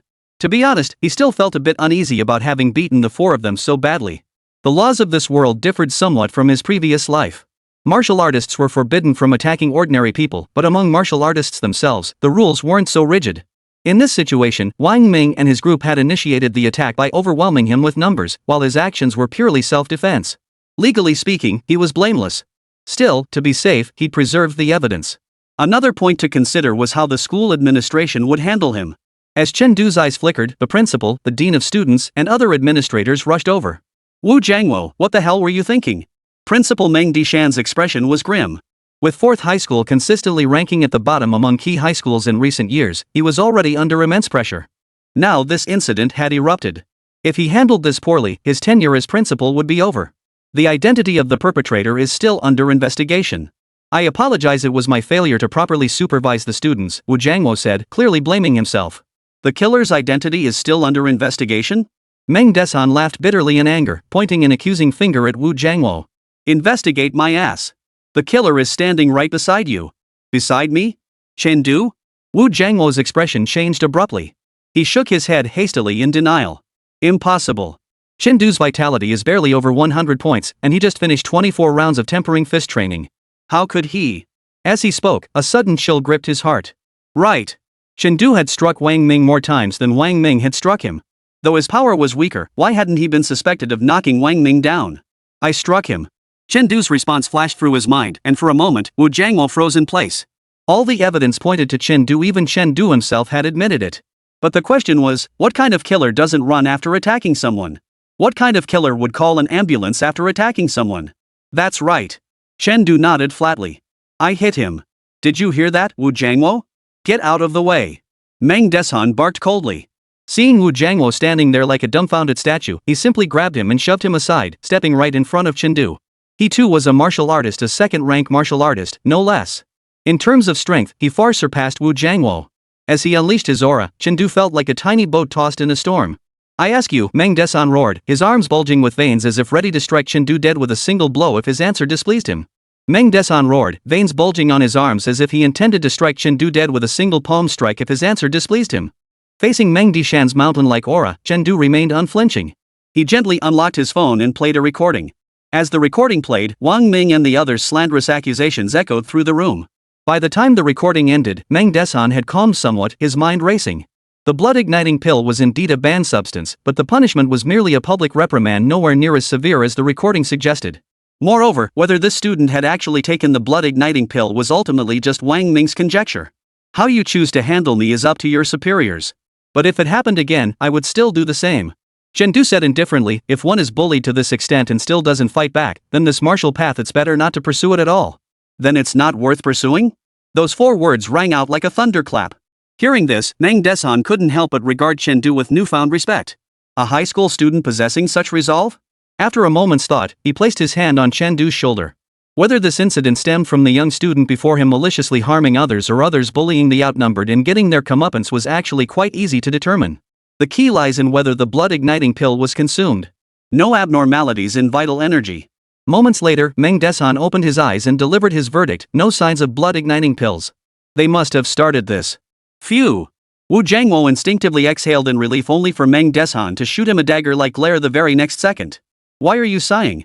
Think you're off the hook? A major incident happened during your class. Prepare to face disciplinary action. Get over here for the meeting immediately. Turning to Chen Du, he added sternly, though they initiated the conflict, your response was excessive. We'll notify you of your disciplinary action after the meeting. Return to your classroom for now. Senior 3, Class 3 classroom. Chen Du killed them. I saw him kill Wang Ming and the other 3 with my own eyes. No way. Wang Ming had such high vitality. How could Chen Du have beaten him to death? Why would I lie to you? The whole group of us eating together saw it happen. Ah. No wonder I saw the principal and Wu Jiangwo surrounding Chen Du earlier. Good riddance. That kind of scum deserves to be killed on the spot. The classroom had been filled with speculation, but the moment Chen Du walked in, the entire room fell silent. Chen Du actually came back? What were the principal and teachers doing? How could they let a murderer like that walk free? Everyone held their breath. They dared not provoke Chen Du now, who knew if the effects of whatever was in his system had worn off yet. Amidst the silence, Chen Du walked straight to his seat, pulled out the chair, and sat down. Boom! Within seconds, the entire 5-meter radius emptied. Students scrambled away, practically crawling and rolling to get distance. His fearsome reputation was evident. Chen Du chuckled, quite content with the peace and quiet. He flipped open his martial arts textbook and began catching up on his studies. And so, time ticked away, second by second. 2 hours later, Wu Jiangwo rushed in, breaking the dead silence.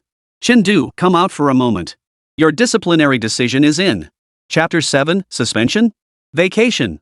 The school's decision is for you to take a week off to reflect on your actions. Wu Jiangwo's tone was subdued, not just because he'd just been demoted. It was also because he was dissatisfied with this outcome. Based on the analysis of the recording and surveillance footage, this whole incident was clearly Wang Ming spreading rumors and isolating Chen Du first. Chen Du was merely forced to fight back. Put yourself in his shoes. If you were in Chen Du's position, you'd have fought back too. But there was no other way.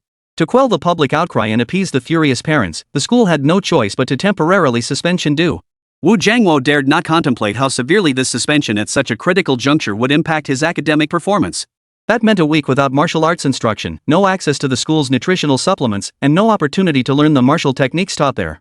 True, Chen Du had mastered the basics of body tempering fist, but what about martial arts techniques?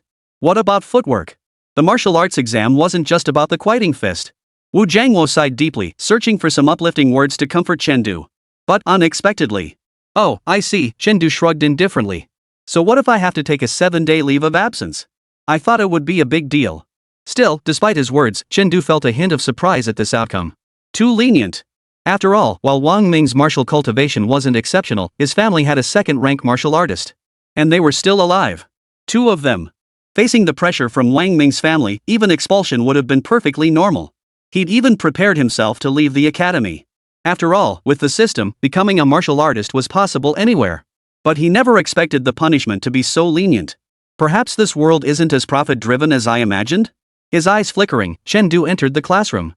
Watching his retreating figure, Wu Jiangwo wore a complex expression. Why don't you put up a fight, kid? You're so passive and unambitious it's making me feel guilty as your teacher. He felt a twinge of guilt toward Chen Du, for at its core, this situation had been triggered by his own desire to test the boy's limits. He never imagined that over 20 rounds of the tempering fist would lead to such severe consequences. Chen Du possessed extraordinary talent, perhaps even the potential for special recognition. If this incident cost him those crucial points. The thought made Wu Jiangwo hesitate, but after a moment, he gritted his teeth and dialed a number. Old one, I've got a promising student here. Could you spare me one of your auditing spots? It won't take long, just 7 days should be enough. As he made the call, Chen Du walked out of the classroom, backpack slung over his shoulder. The moment he closed the back door, the previously silent classroom erupted in an uproar. See? I told you Chen Du was a murderer. Whoa! You really can't judge a book by its cover. He's got the nerve to argue back. A murderer like him should be locked up. Just expelling him is letting him off too easy. To expose Chen Du's ugly true colors, Wang Ming paid the ultimate price. Sigh. I wasn't planning on accumulating merit, but couldn't you at least wait until I'm out of earshot? Chen Du sighed, turned, and placed his hand on the doorknob. Taking a deep breath, he pulled with all his might. Boom! The back door, not particularly sturdy, was torn off entirely by his force. The sound instantly drowned out the classroom's clamor. Oh, right, forgot to say goodbye. Chen Du casually tossed the warped security door aside, flashing a bright smile. Everyone, see you in a week. Polite farewell to classmates, merit +5. Prevented the spread of rumors, merit +20. Another 25 merit points secured. Chen Du departed contentedly. Calling me names is fine as long as they can afford the merit points. Behind him, a group of classmates stood in disarray in the classroom. What was Chen Du thinking? Does that mean he'll be back in a week? Ugh. Is it too late to transfer schools now? Mommy, I want to go home. As they wailed, Chen Du had already stepped out of the school building. Bathed in the warm sunlight, he suddenly felt a wave of emotion. It's only been half a day since I arrived, yet I've already blended in with my classmates. That's just like me. A faint smile played on his lips as he reflected, showing no trace of disappointment over his suspension. Suspension was perfect. He could use this week to grind up his Quan proficiency and figure out ways to farm merit points. Next time I return, I'll strive to blend in even better with my classmates. Chen Du. Wu Jiangwo's voice suddenly rang out behind him. Chen Du turned to see Wu Jiangwo come to an abrupt halt beside him, then a note was thrust into his hand. I have a college classmate who works at a martial arts dojo. You can observe his classes there this week. Martial arts gym? Chen Du's movements faltered. A martial arts dojo, as the name suggests, is a place for training in martial arts somewhat akin to a training program in his previous life. The requirements for training at a martial arts dojo were simple, just 2 points. First, you need talent. Second, you needed money. The martial arts hall was no charity. Attending classes came with a hefty price tag. Even auditing classes comes at a steep price. And the Extreme Martial Arts Dojo, ranked second in all Jiangjiao, is especially notorious for its high standards. Don't be fooled by Wu Jiangwo's casual tone. Who knows what he sacrificed to secure this auditing spot. I can't accept this. Chen Du pushed the note back. He disliked owing favors to anyone. Take it. Noticing Chen Du's reluctance, Wu Jiangwo smiled. Spend these 7 days training hard over there. Get into a decent school during the martial arts exam, and that'll help boost my performance metrics too. Also, your leave ends next Wednesday, the day of the final martial arts assessment. Don't forget to come back for the exam. Staring at the smile on Wu Jiangwo's face, Chen Du fell silent for a moment before finally taking the note. Alright. I'll take it. The martial arts test results for the class are in the bag. Half an hour later, Chen Du returned home. but calling it home felt a bit of a stretch. There wasn't much warmth to it. In the roughly 80 square meter 2-bedroom apartment, most of the furniture was old and cheap, arranged haphazardly. 2 black and white memorial photos stood out prominently on the wall. They belonged to his predecessor's parents. The conditions are passable, Chen remarked after glancing around the apartment, showing no sign of disappointment. Though the previous incarnation's parents were martial artists, they were only first-rank practitioners. Their salaries were modest, and the subsidies after their sacrifice weren't substantial either. Ultimately, the only inheritance left to the previous incarnation was this apartment and savings of around 400,000 to 500,000 yuan. Of course, that savings had been squandered by the previous incarnation, a reckless spender, leaving only about 100,000 yuan. Still, Chen was content with this. After all, martial arts cultivation didn't cost much. It just took a lot of effort. Open the interface. Name, Chen. Merit points, 617. Vitality, 42,106. Unranked martial skill, tempering fist beginner 25,100. Whoa! Seeing that terrifying 617 merit points, Chen suddenly felt like he'd been hit by a massive fortune. Indeed, murder and arson pay off. After exhausting every trick and scraping together every last bit of shamelessness, he'd only managed to scrape together 100 or 2 points. But after beating up Wang Ming and his crew, these 4 guys just handed over nearly 500 points. Should I pour all this merit into my vitality? Chen pondered for a moment before dismissing the idea. After cramming all morning, he now knew the martial arts exam covered 6 subjects. Cultural studies, vitality, body tempering fist, martial arts, movement techniques, and practical combat. Among these, the combined scores for cultural studies, vitality, and tempering fist totaled only 100 points. But martial arts, body movement, and combat each carried a full 100 points. In other words, no matter how high he boosted his chi and blood, it would be useless if his body movement and martial skills remained weak. Therefore, he planned to save most of his merit points for later, when he could unlock proficiency in martial arts and body movement. Having made up his mind, Chen poured 100 merit points into vitality. He then cleared out the living room, creating a spacious open area. At this point, he might as well start with a set of body tempering fists. Consumed 6 merit points, restored 60 vitality points. Body tempering fist beginner 26,100. Body tempering fist beginner 27,100. Body tempering fist beginner 48,100. Exhausted. The next day. At the entrance of the Extreme Martial Arts Dojo, a weathered man in his 40s stood face to face with a teenager, both staring at each other. Staring at the boy's heavy dark circles and limp limbs, the man's mouth twitched. Suddenly, he felt an overwhelming urge to return him. What kind of thing did Wu Jiangwo bring over? This kid must have just come straight from a date with some juice-squeezing chick. Is he even capable? Don't end up passing out in my place later. Chapter 8, Fishing isn't illegal, but it's immoral. Chen was truly drained. Doing 47 rounds of body tempering fist in a single day would drain anyone dry. Even though he'd used merit points to fully replenish his vitality before leaving, Chen now felt completely limp and drained, unwilling to exert any effort. In other words, his mana bar was full, but his stamina bar was empty. That said, the effects of the 47 rounds of Quan Ti Fist were undeniable. His maximum vitality alone had increased by 2 points, reaching a staggering 128 points. His current physical strength was roughly 4 times that of an average person. Allow me to introduce myself. My name is Wen Zichang, a second-rank martial artist. I currently serve as the martial arts instructor at Extreme Martial Arts Academy and am also an old classmate of Old Wu from the Martial Arts Academy. After confirming the situation with Wu Jiangwo, the weathered-looking man led Chen into the martial arts hall. Extreme Martial Arts Academy is one of the largest martial arts academies in all of Quantianan. We're currently at the branch located in Zhengjiao City. Though it's just a branch, among all the martial arts academies in Zhengjiao City, we rank second. A look of pride flashed across Wen Zichang's face. As they moved deeper inside, numerous training apparatus appeared around them, catching Chen attention. Noticing Chen interest, Wen Zichang took the opportunity to explain a few things. Mid-sentence, he paused abruptly and changed the subject. You're in luck. The martial arts hall is measuring chi and blood levels for visiting students these days. Why don't you get yours measured too? Chen nodded.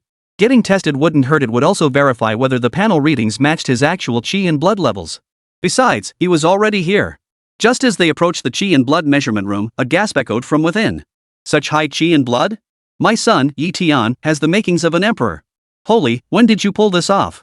Didn't you tell us you could do it 10 times a night? 10 rounds of body tempering fist a night, right? Damn you, you scoundrel. You lied to me. I actually believed your bull. Outside the chi and blood measurement room, several students in martial arts uniforms surrounded one person, shouting and yelling. Chen glanced at the test results in their hands. The red, bold number 110 stood out prominently on the sheet. Yi Tian has 110 chi blood points? Not bad.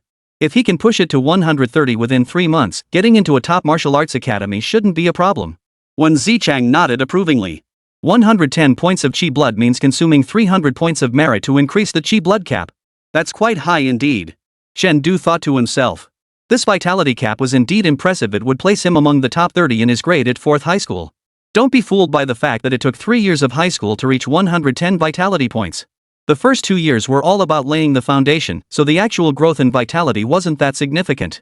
The period of truly rapid chi and blood growth was confined to the final year of high school. With only 98 days left until the martial arts exam, reaching 110 points at this stage already marked him as a top prospect. Beside them, seeing the lively commotion, Wen Zichang cleared his throat softly. Instructor 1. Spotting Wen Zichang, the students hurried over to greet him. Let me introduce you to our new auditor, Chen Du. After briefly introducing Chen Du, Wen Zichang entered the passcode and opened the door to the testing room. Chen Du, go in. He ushered Chen Du into the chi and blood testing chamber.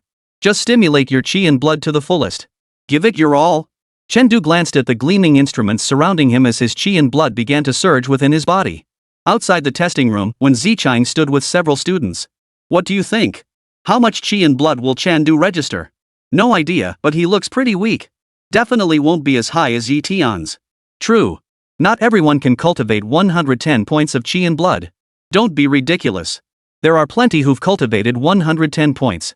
I barely made it into the top 100 at 2nd high. It's perfectly normal for Chen Du to surpass me.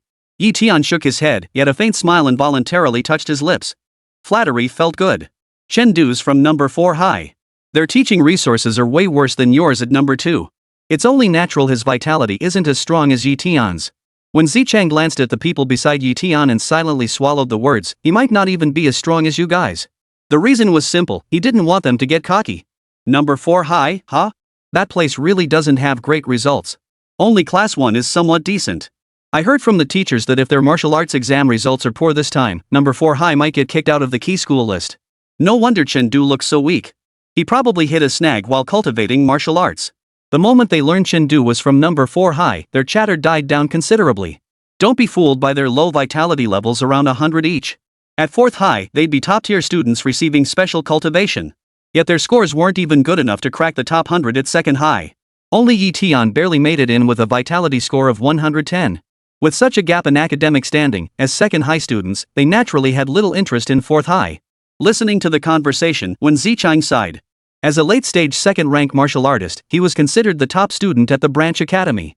Usually, he was assigned to mentor students from 1st and 2nd high schools, those who started at elite martial academies. Had it not been for an old classmate's request and the fact it was merely a 7-day audit, he would never have taken on 4th high students. Well, he'd already agreed. He'd just have to make do for 7 days, think of it as a vacation. As he pondered this, the testing room door opened and Chen Du emerged. Simultaneously, the nearby instrument fell silent and a printed test result lay on the desk. Chen Du picked up the printout. Maximum chi and blood, 128. The results match the interface, though this printout is more detailed. Just as Chen Du was studying it closely, a hand rested on his shoulder. When Zichang's voice came from behind him, tinged with a hint of consolation. Chen Du, don't be discouraged. Though your vitality isn't as high as Yi Tian's group, it's still quite impressive at your school. Before he could finish, when Zichang abruptly swallowed the rest of his words, his gaze fixed intently on the test results. 128? He gasped in shock, having completely forgotten about Yi Tian's earlier 110 HP. Yi Tian? Sorry, I don't know him at all.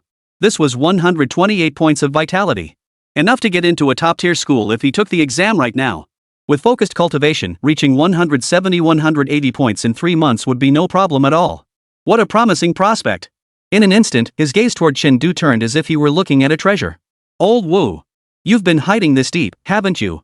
You kept this treasure hidden until senior year before handing it over to me? What a waste of talent. Nearby, seeing Wen Zichang frozen in place, Yi Tian and the others curiously gathered around. The moment they saw the test results, they froze in shock. 128? With such high vitality, why aren't you taking private lessons from a martial artist? What are you doing auditing classes here? Yes, fishing for fish isn't illegal, but it's damn immoral. Conveyed the principle that there are always those more skilled than oneself to a non-martial artist. Merit plus 5. Conveyed the principle that there are always those more skilled than oneself to non-martial artists. Merit plus 5.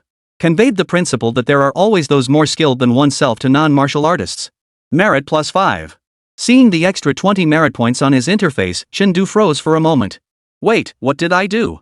Just as confusion clouded his mind, a scruffy bearded face suddenly appeared in his line of sight. Chen Du.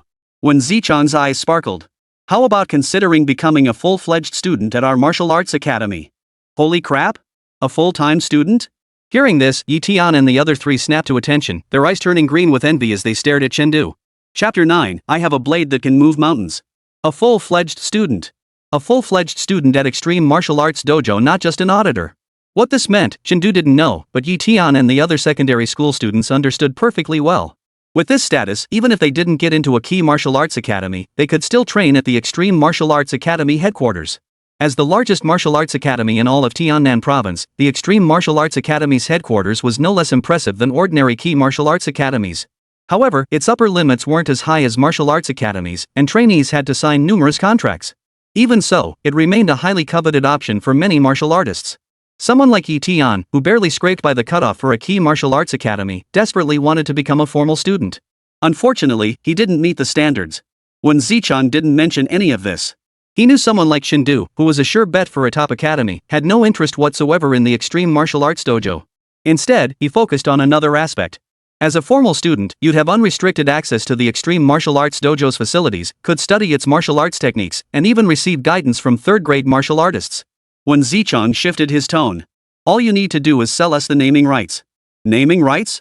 Seeing Chen Du's confusion, when Zichang explained, naming rights mean we can display your training photos in the dojo, use your martial arts exam results for promotional activities, and engage in other commercial ventures. If any profits are generated, we'll return a portion to you. Commercial. Chen Du hesitated. Seeing his expression, Yi Tian and the others felt their eyes sting. You're actually hesitating? The Extreme Martial Arts Dojo is offering these terms. Of course you sign. Do you have any idea how many people are lining up for this contract? It includes all kinds of advanced equipment and martial arts techniques, even guidance from mid-tier martial artists. Good heavens! Mid-tier martial artists? You won't find a single one in the entire Jiangjiao city. And you're hesitating with me now? Pen to me, I'm signing. To be honest, Chen Du was pretty tempted too. He didn't want to live in that old, run-down apartment anymore, he wanted a big, fancy house. But, thanks for the offer, but I'll pass. Chen Du shook his head, declining politely.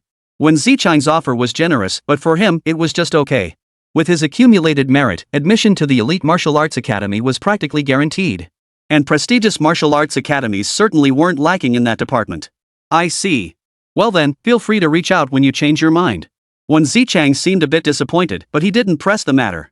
Chen Du's vitality was high, but not so high that a second-rank martial artist like him would stoop to begging. Though if it were 150, well, then begging might be worth it. Putting the matter aside, when Zichang led the group straight to the training room. At the center of the roughly 1,000-square-foot training room stood an enclosed elevated platform. The platform itself wasn't enormous, but it was entirely enclosed by transparent, specially made glass, ensuring that the aftermath of combat wouldn't harm the spectators. Below the platform, over a dozen people were already standing in place, waiting. Choose the weapons you'll use for the martial arts exam. When Zichang walked over to the weapon rack, grabbed a long sword, and instructed. I will now provide practical combat guidance to the first-rank martial artists. After selecting your weapons, come over to observe. With that, he walked toward the group. Weapons. Chen Du approached the weapon rack, staring at the dazzling array of weapons before him, feeling somewhat conflicted. This stuff. I've never used it before. For a moment, he genuinely couldn't decide. From what he understood, most martial artists nowadays preferred swords. After all, swords looked cool. Plus, many people knew how to use them, making it easy to exchange insights. But for Chen Du, swords weren't the optimal choice. The fighting styles clashed. Sword-based martial arts emphasized meticulous calculation. The core principle was, if something could be accomplished with 5 units of energy, never expend 6. This is a good thing, but with a system that replenishes vitality, it actually feels restrictive. Instead, a frenzied, reckless style suited him better. Chen Du's gaze settled upon a tang sword. Sword techniques emphasize sharpness and relentless forward momentum. Simply put, forget about how much vitality it drains, just go for it. Fierce. Swift. But only for 3 seconds. That's the essence of blade-based martial arts. But what does it matter if others are weak? Chen Du lifted the tang sword, examining it closely, when a sudden exclamation came from nearby. I never expected you to wield a blade. Yi Tian leaned closer, surprise still in his eyes. Cultivating blade-based martial arts is notoriously draining on qi and blood. For preparing for the martial arts exam, wouldn't it be better to use a sword? Swords? Chen Du glanced at the identical long swords in Yi Tian and the other's hands, shaking his head. For me, using a sword or a blade is much the same. Though Chengdu spoke plainly, his words stung like a stab to Yi Tian and the others. Watching Chengdu's retreating figure, Yi Tian and the others felt a pang of envy. Showing off. This was blatant showing off. Wasn't he implying that the energy drain was nothing to worry about? Let's see how much you can brag now. I'll be damned if I don't see just how well you've mastered your martial arts. Soon, Chengdu and the others arrived at the spectator seats, each carrying their weapons. The dozen or so martial artists who had been waiting for Wen Zichang were also here. They were each taking turns sparring with him. Chengdu, right? Instructor Wen told you to pick a weapon. Huh? You use a sword too? A martial artist sat down beside Chengdu, staring at the long sword in his hand with some surprise. These days, students wielding blades were a rare sight. Did Instructor Wen say I could choose? Oh, right. The martial artist snapped back to attention and placed a tablet in Chengdu's hands. This is a perk from our martial arts academy. Every auditor gets to pick one low-tier martial skill. A low-tier martial skill? Chengdu's eyes narrowed. Low-tier martial arts belong to the lower 3 ranks, techniques used by martial artists of ranks 1 to 3. Even students like them, who hadn't yet advanced to martial artist status, could use techniques of this rank. Without hesitation, he took the tablet and began browsing. It must be said, the Extreme Martial Arts Dojo had done an excellent job cataloging martial arts techniques. Each skill came with an extremely detailed description, even noting its strengths and weaknesses. He swiftly scanned the details of dozens of martial arts techniques. Chengdu's knowledge of blade-based martial arts was limited, but he had his own criteria. Powerful, yet highly taxing. Preferably the kind that unleashes a single strike with all one's chi and blood. After all, martial artists mostly used low-consumption standard techniques during sparring. He could review them once and have the system catalog them. He might as well seize this chance to secure his trump card first. Scrolling all the way to the bottom, Chengdu finally found the martial art he sought. Mountain Splitting Blade. Quality, peak low-tier martial skill. Description, comprises 4 forms. Powerful and forceful, capable of severing metal and shattering stone. At advanced levels, a single strike can cleave mountains. Advantages, offers the strongest burst damage and power amplification among techniques of its tier. Disadvantages, extremely high chi and blood consumption. Advanced path, mid-tier peak martial art ocean sweeping blade. Evaluation. 3 mountains 5 peaks, damn this Thai sword technique, don't learn it. I went all out with 3 consecutive strikes at full health and nearly passed out on the spot. 10 times a night, dude upstairs is a beast, he actually pulled off 3 strikes? I only managed 2 and crashed on the couch for 3 days. Fishing veteran never empty-handed, blame yourself not the path if you can't handle it. I chain 10 4-strike combos straight and still feel like a spring chicken. No, you're root eater, you're full of. Not even the king of heaven could pull off 40 swings. Fishing veteran never empty-handed, old man here at 7th rank. 40 strikes? No big deal. Side eye. No, you're root eater, senior, you're amazing. You're the one. Chengdu selected this sword technique directly and returned the tablet. Sword of the Slain Peak? Seeing the sword technique Chengdu chose, the martial artist's expression turned peculiar. Are you sure you want this skill? Let me tell you, below 3rd rank, no one can complete all 4 forms. Each strike demands an extreme burst of power. The energy drain would be unbearable even for 1st or 2nd grade martial artists. You're not even a martial artist, what are you playing at? I'm certain. Chengdu nodded firmly, his resolute expression drawing a wry smile from the martial artist. Youngsters these days are so stubborn. But since Chengdu was so determined, there was nothing more to say. At least he'd try to dissuade him. He walked over to the weapon rack and fiddled with it for a moment. Soon, he returned holding a pair of sunglasses. These glasses contain detailed information about the Shanyu blade. Scan your iris to access it. Chengdu put on the sunglasses with a mix of skepticism and curiosity. After his iris was scanned, a transparent figure of a man wielding a blade appeared before his eyes. The mountain-splitting blade consists of 4 forms: rock shattering, stone crushing, mountain cleaving, and peak severing. Each form requires 1 strike, and the energy cost of each strike is 1.5 times that of the previous one. Upon mastering the basics, the initial power boost of the Sword of the Mountain is doubled.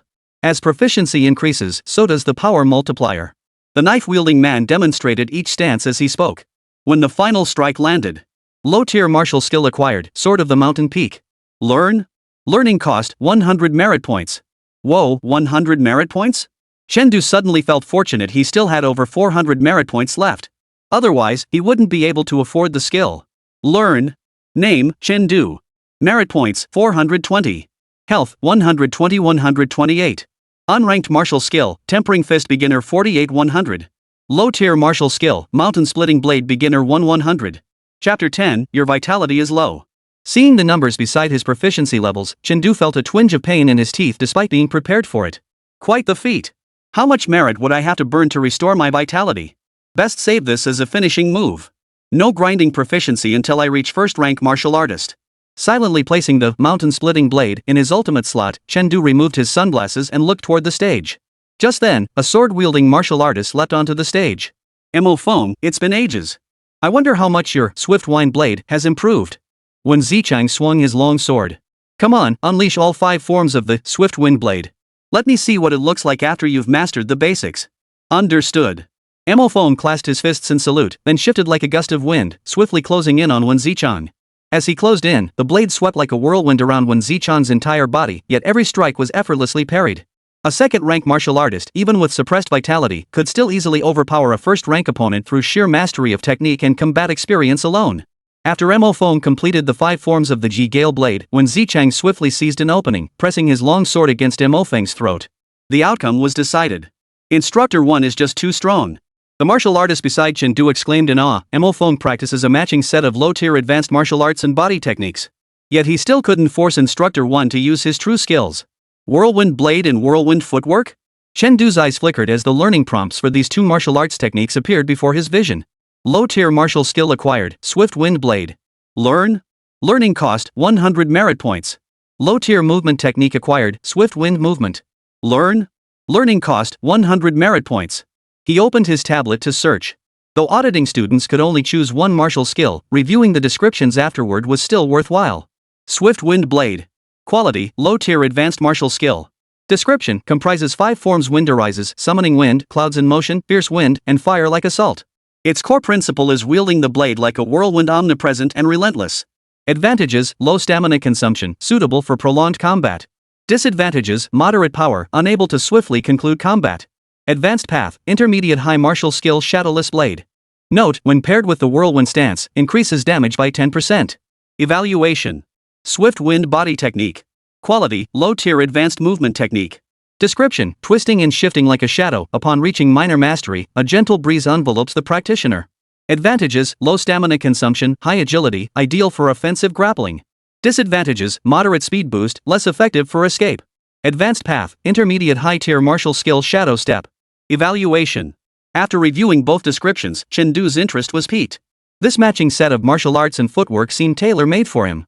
His envisioned combat strategy involved first engaging with less powerful sword techniques to draw his opponent in, then, once their guard was down, suddenly drawing the Duanyu sword to unleash a devastating 4-hit combo. The swift wind blade and swift wind movement are a perfect match. Learning. With the expenditure of 200 merit points, the previously unfamiliar swift wind blade and swift wind body techniques suddenly became clear, reaching the beginner stage. Chen Du's merit reserves now stood at a mere 220.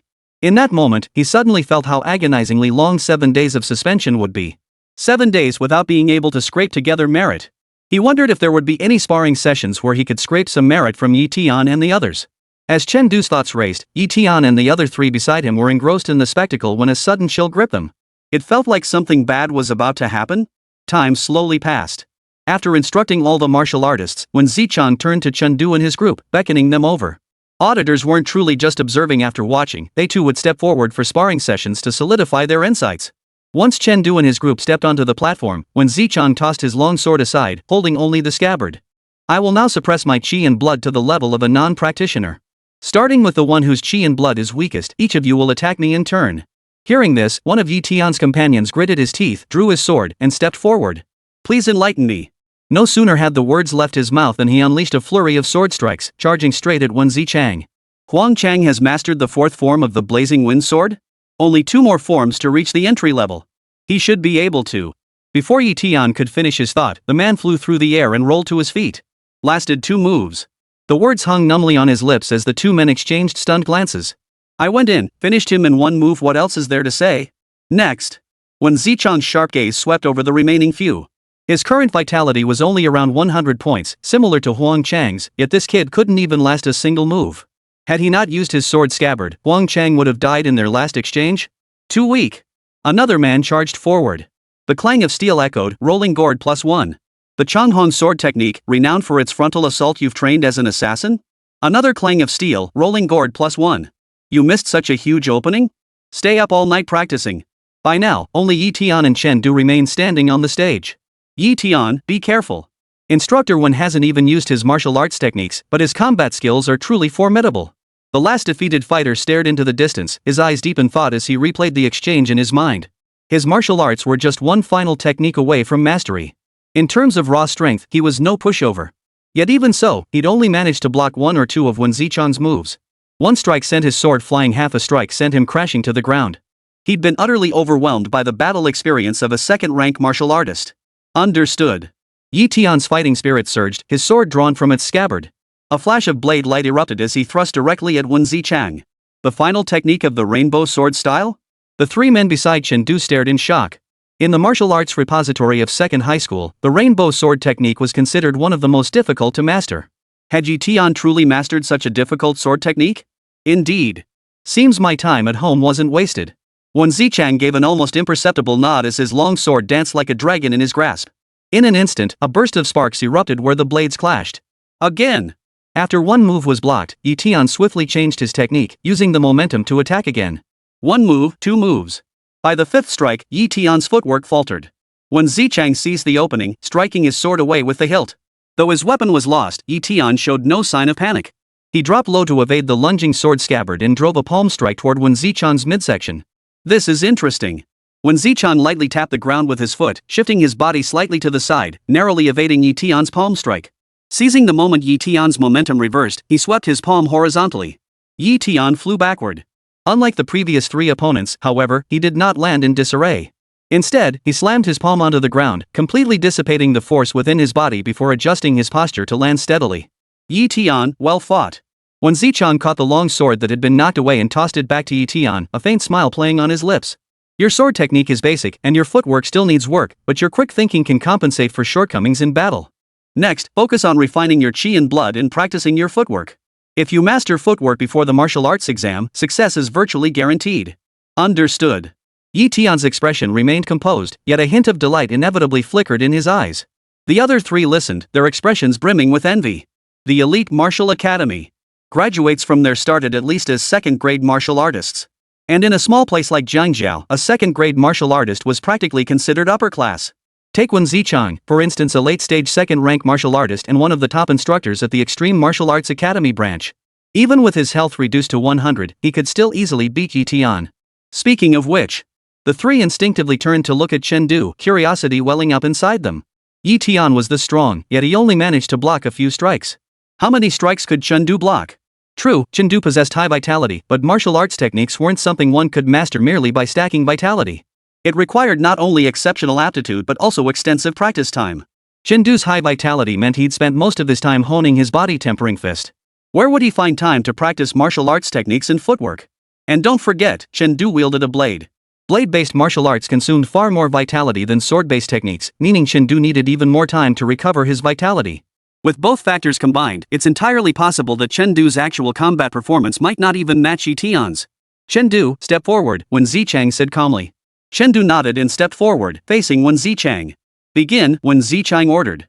However, Chen Du did not draw his blade. Instead, he shook his head. Instructor Wen, your vitality is low. Refuse to bully the weak, merit plus 20. What? Beside them, the four spectators' expressions froze in shock. What was Chen Du saying? Was he actually suggesting Instructor Wen boost his strength to fight him? Who did he think he was? Some master who'd mastered both sword techniques and footwork? Chapter 11, he slashes you once, you owe him your life. You brat, you're right up my alley. Wen Zichang roared with laughter, his aura surging sharply. You asked for it. Don't blame me for testing you with 130 points of vitality. The moment the words left his mouth, Chen Du stepped forward and vanished from his original spot. How is that possible? Yi Tian exclaimed in shock. His eyesight was sharper than the other three, and he instantly recognized the extraordinary speed of Chen Du's movement. Such speed could it be that Chen Du? Meanwhile, Wen Zichang's eye twitched.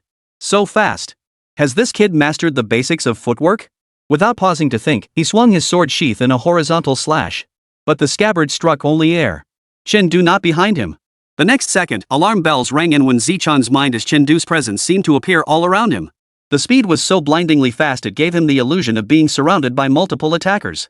This sensation was one he had recently experienced against a first-rank martial artist. Late-stage first-rank martial artist, Mo Feng. Swift Wind Body Technique? It's actually the Swift Wind Body Technique primer. Wen Zichang's pupils contracted sharply. He had taught countless students from first and second high schools, but those who could master the basics of body movement at this stage were few and far between. let alone the swift wind body technique, which approached the peak of low-tier body techniques. Techniques of this tier were no less difficult to cultivate than some mid-tier martial arts. But he had no time to think, for Chen Du had already drawn his blade. Clang! The crisp ring of steel echoed around him, the icy, fierce wind whipped up by the blade enveloping Wen Zichang's entire body. Come on! Wen Zichang's eyes flashed with determination. With a flick of his sword hilt, he unleashed his martial skill for the first time. Clang! Blade and sword light clashed.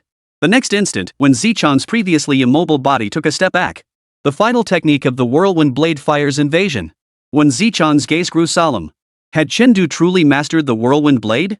Sword techniques were inherently more powerful than blade arts, and now Chen Du's blade work was further enhanced by its matching footwork, elevating its might to new heights.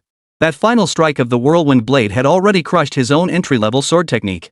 No, he couldn't hold back any longer. Losing in such a humiliating manner would be utterly embarrassing.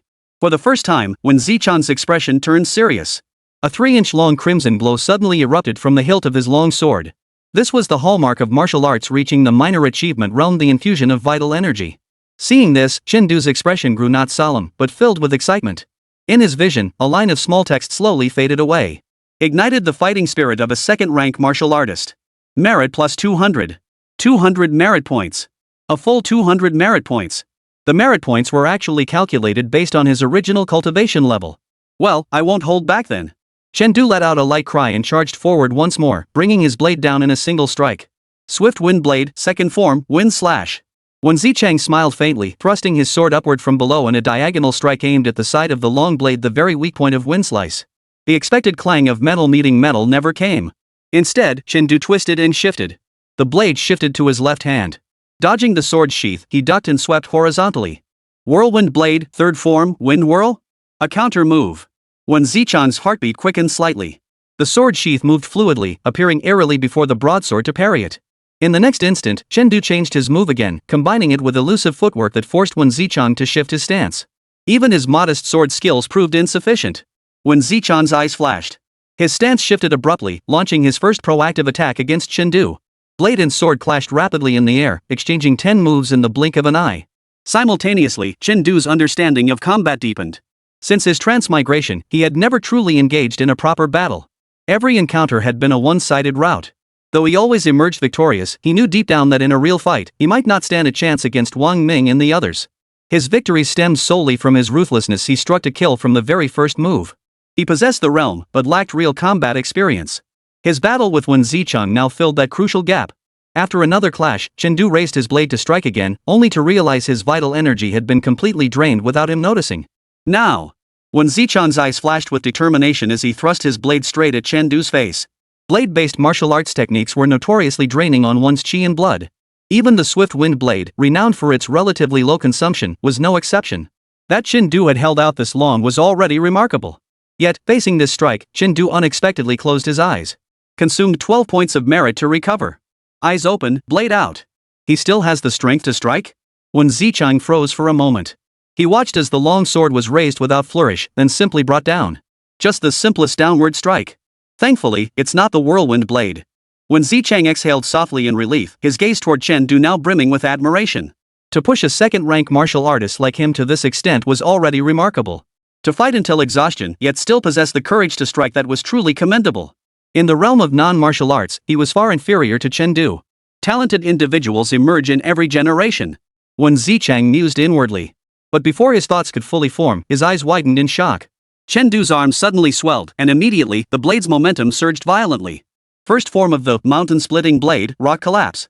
A cold gleam flared in Chen Du's eyes as his blade, though struck later, arrived first, cleaving into the sword scabbard. Clang! The alloy scabbard was cleaved clean off, and the blade continued its downward arc unchecked. Holy! Wen Zichang's eyes widened in shock as his aura surged. His arms snapped together, clamping down on the blade. Finally, under the pressure of those iron-clad palms, the blade halted its descent. Chen Du's gaze gradually returned to calm as he casually released the blade. I lose. Engaging in a sparring match with a second-rank martial artist to a stop, preserving the opponent's dignity. Merit plus 300. You lost, you. Wen Zichang forced himself to swallow the curse, his tiger-like eyes staring at Chen Du in utter disbelief. I broke part of the suppression. My current cultivation level is a first-rank martial artist. Do you even know what a first-rank martial artist means? At least 300 points of vitality, someone who can take on a whole group of non-martial artists single-handedly. What the hell do you mean by admitting defeat? You won't consider it a win until you've cut down a first-rank martial artist, huh? But when Zichang was a second-rank martial artist after all. He quickly shook off his shock, his eyes burning as he fixed them on Chengdu. You've actually mastered the first form of Sword of the Mountain while still a non-martial artist. At this revelation, Yi Tian and the other three froze in stunned silence. Sword of the Mountain? The Sword of the Mountain hailed as one of the strongest low-tier sword techniques? No way, dude. The four suddenly felt as if they were dreaming. They had thought it was shocking enough that Chengdu could exchange blows evenly with Instructor 1. Later, he even forced Instructor 1 to use a minor martial skill and initiate an attack. That alone was already something to brag about. And now you're pulling out the Sword of the Mountain Peak? Forcing Instructor 1 to elevate his cultivation to first-rank martial artist? Is this even human? Seeing the bloody gash on Wen Zichang's palm, everyone's expressions froze even harder. Defense shattered. Though when Zichang suppressed his cultivation, his physical defense was genuinely second rank. Even a non-martial artist at peak strength with 249 vitality points might not break through his defenses with a full power strike. Yet Chengdu, with only 128 health points, had shattered the physical defenses of a second-rank martial artist. That damn blow could have killed me. Kill you? You're overestimating yourself. If he slashes you once, you'll owe him your life. Mastering both sword technique and footwork, grasping the first form of Sword of the Mountain with 128 HP. What the hell am I even testing for? Facing Wen Zichang's praise, Chengdu's reaction was subdued, yet a flicker of excitement shone in his eyes. Merit points from a second-rank martial artist were far more valuable than those from non-martial practitioners. A prime target. Must seize the opportunity to reap rewards. However, though Chengdu thought this, he didn't know if Wen Zichang had developed psychological trauma. The subsequent observation classes and martial arts lectures they attended contained no hands-on combat segments, leaving him utterly deprived of any opportunity to fleece the sheep. Chengdu could only express his deep regret over this. After leaving the martial arts hall, he returned home. Name, Chengdu. Merit points, 738. Vitality, 75 plus 128 plus. Unranked martial arts, Tempering Fist Beginner 48 100.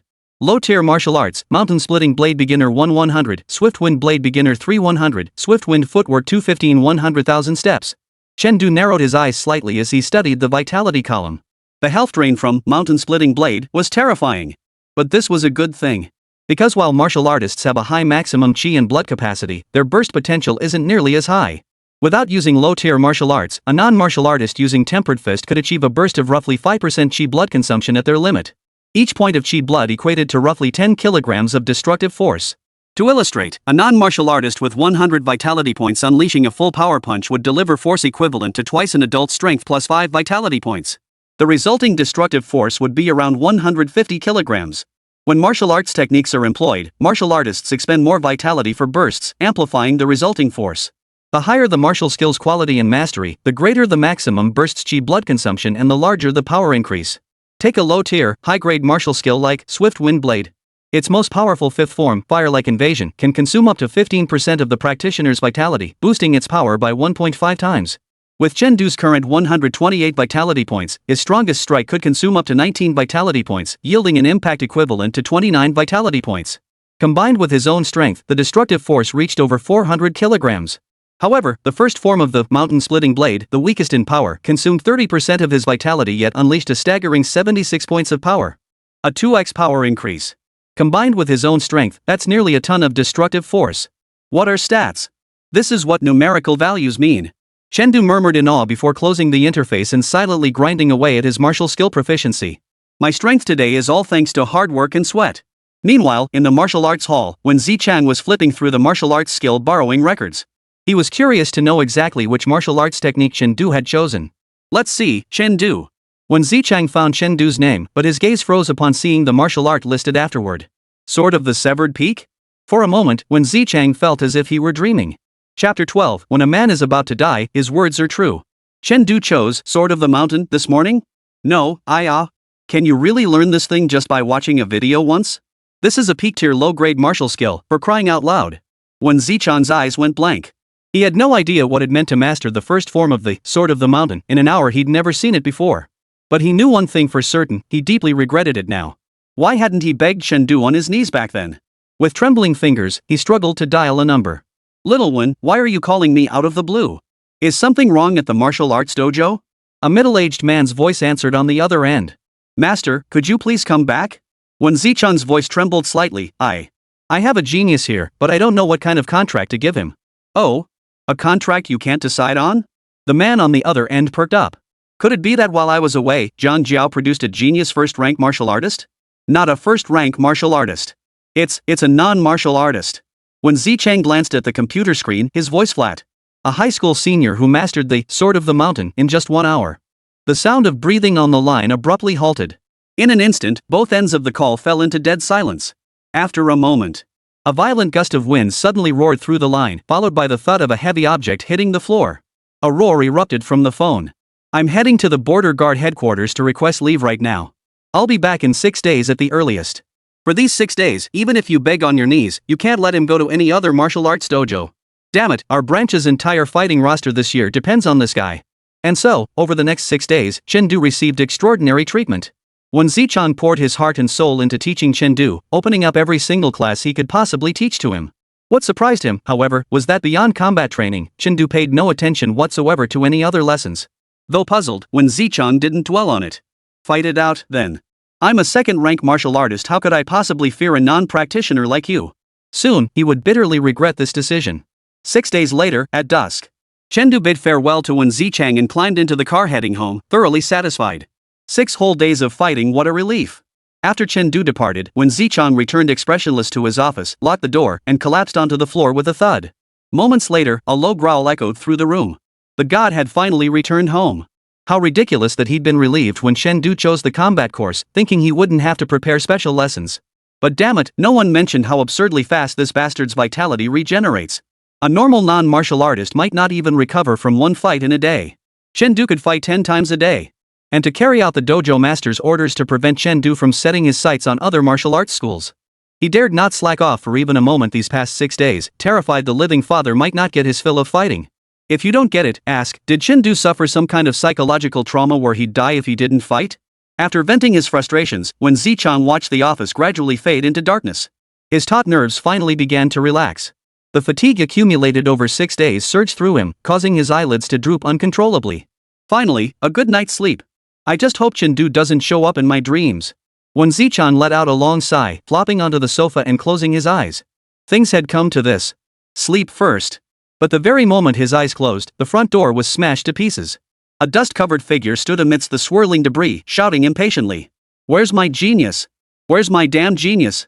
In that instant, when Zicheng's heart, which had been hanging by a thread, finally died. Meanwhile, Chengdu had returned home, ready to practice his body-tempering fist twice to grind its proficiency to 100. He'd been practicing martial arts and movement techniques for days, and his Quan Ti fist proficiency had been stuck at beginner level for far too long. It was time for an upgrade. But just as he set down his bag, his phone screen lit up. No Coriander invites you to join the group chat Class 3, Senior Year, Class 3, Number 4 High School. Oh? Chengdu's interest was instantly piqued. 7 days ago, he was kicked out of the class group by the dog admin, and he never expected someone would come to pull him back in. Having spent 7 full days without enlightening those classmates, he found himself quite nostalgic. He entered the group chat. The group chat was buzzing with activity, and no one had noticed the new addition. Tomorrow's the final mock martial arts exam, so nervous. What's there to fear? That useless Chengdu will cover for you. Exactly. That guy got kicked out 7 days ago and hasn't dared to call or message me once. He's probably suffering through the drug's side effects. Ha! Taking the martial arts exam was a joke to begin with, and now he's been drained dry. We're gonna see a new all-time low in exam history. That's hilarious. A barrage of mockery. Seeing everyone so full of energy puts my mind at ease. Chengdu smiled faintly and sent a message. Chengdu, when a man is about to die, his words are kind. Chengdu, translation, people only speak nicely when they're about to be beaten to death by me. After these 2 messages were sent, the once noisy group chat fell instantly silent, as if startled by Chengdu's sudden appearance. After a brief silence, the group finally snapped back to reality and erupted in chaos. Looks like you guys missed me these past 7 days. Chengdu chuckled, setting his phone aside as the notifications continued to buzz incessantly. Though he intended to keep milking the situation, more pressing matters demanded his attention. Proactively informing opponents before conversion, merit plus 20. Inspired classmates to embrace youthful vitality, merit plus 2. Inspired classmates to embrace the vitality befitting youth, merit plus 2. Inspired the student to exhibit the vitality expected of a young person, merit plus 2. Merit detected exceeding 1000. System upgrade, new feature activated, meridian tempering unlocked. Martial skill realm, minor achievement unlocked. Indeed, the system can upgrade again. Chen Du stared at the interface, a pensive look on his face. When he activated it the day before yesterday, he saw the panel unlock at 100 merit points and wondered if accumulating 1000 would trigger another upgrade. So does that mean the merit threshold for system upgrades follows a tenfold progression? Then, perhaps accumulating 10,000 merit points could unlock yet another new feature. But what exactly were meridians? He vaguely recalled they seemed related to cultivating first-rank martial arts. He'd ask Wen Zichang about it later. As Chen Du pondered this, his phone suddenly fell silent. He picked up his phone to check. You have been removed from the Class 3, Grade 12, Number 4 high school group chat. Seeing the message on the screen, Chen Du didn't give it a second thought. His goal had been achieved anyway. What did it matter whether he was in the group or not? Let those losers have their mental victories if they want. He'd better behave himself when he got back tomorrow, or else he'd have to settle both old and new scores. Just as he was about to shut off his phone, a flurry of friend requests popped up. Don't eat cilantro requests to add you as a friend. Verification message, Chen Du, it's Tang1. Verification message, what time is it now? You're still making threats and dragging me into getting blamed by classmates. What the hell is going on in your head? Verification message, I'm so disappointed in you. Hurry up and apologize to the classmates. I'll put in a good word for you. A hint of amusement flashed across Chen Du's face. She's going to help me? Something's off with this woman. Don't tell me she's chasing after me now because all her suck-ups got rejected by me and no one's licking her boots anymore. Too bad, I'm not interested. He shut off his phone and practiced the tempering fist twice. Body tempering fist proficiency has reached maximum level.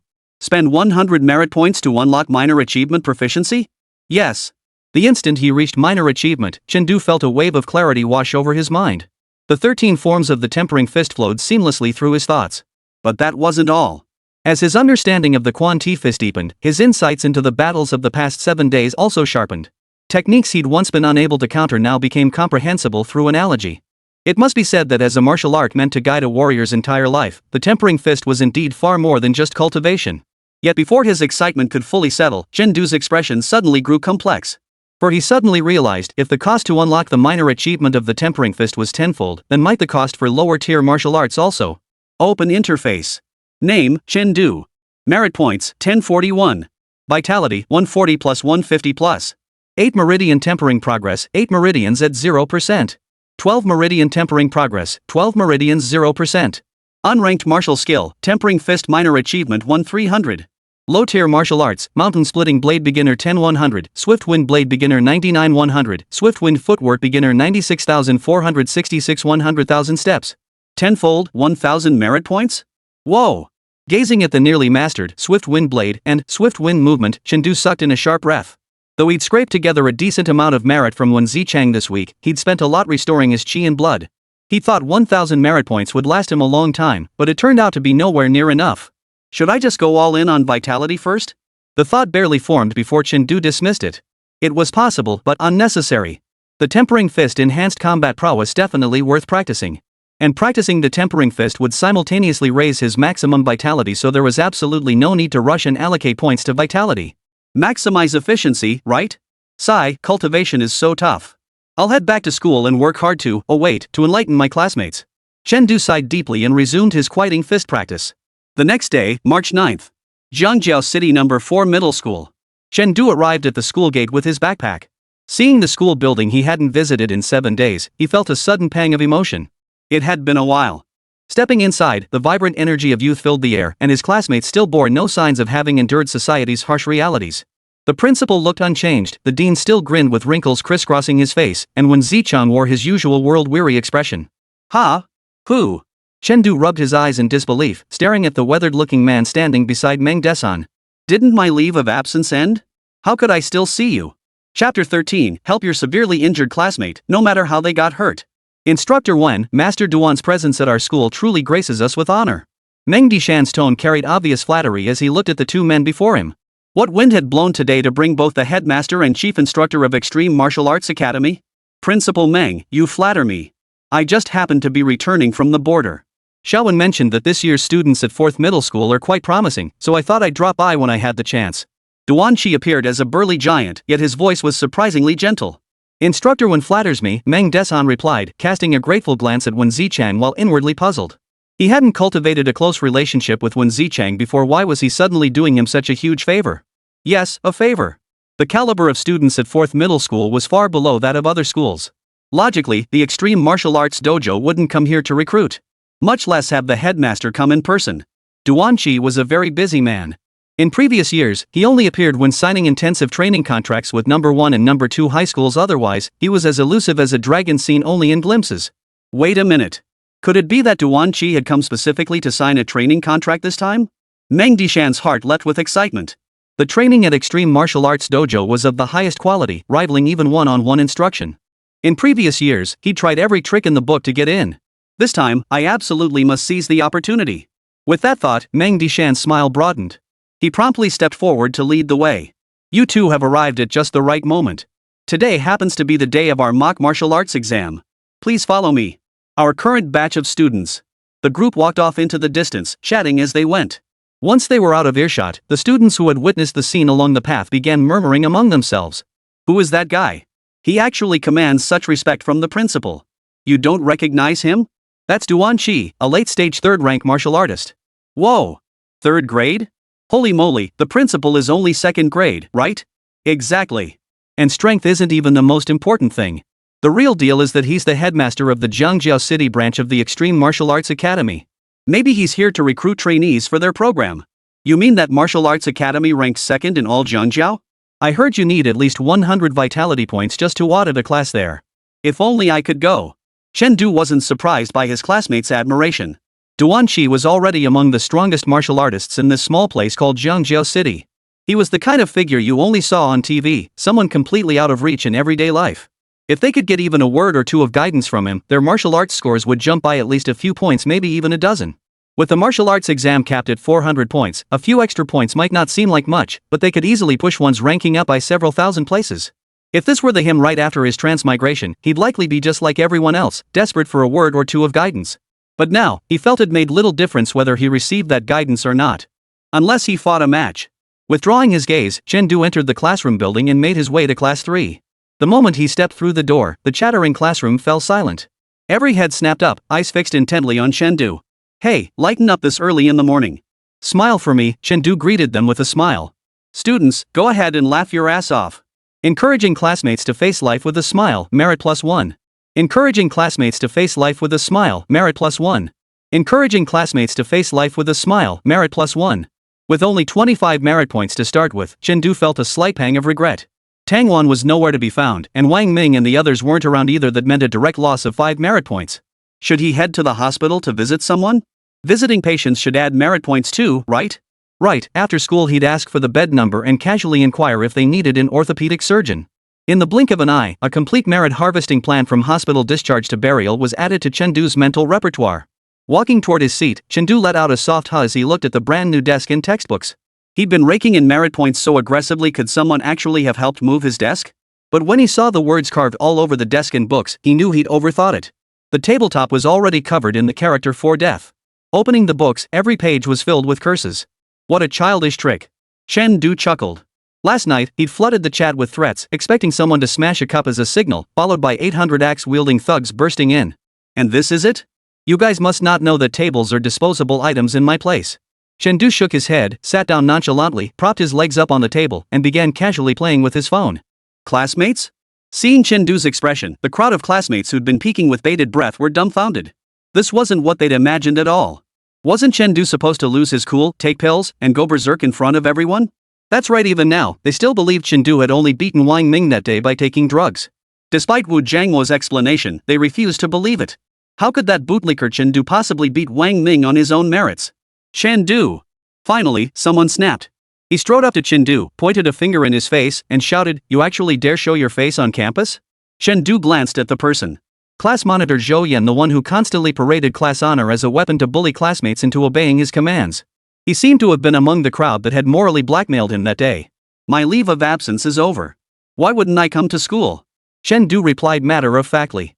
You think taking 7 days off is the end of it? Zhou Yan pointed an accusing finger at Chen his voice thick with fury. Today is the school-wide mock exam. You used drugs to get Wang Ming and the other top students to skip it. What about our class's exam results now? What about it? Is Wang Ming your father or mother? Why do you care so much about him? Just take your own exam and be done with it. Chen sneered. Ridiculous. Martial arts students barely have time to worry about themselves, let alone the whole class's scores. All this talk of yours is just to put me down, isn't it?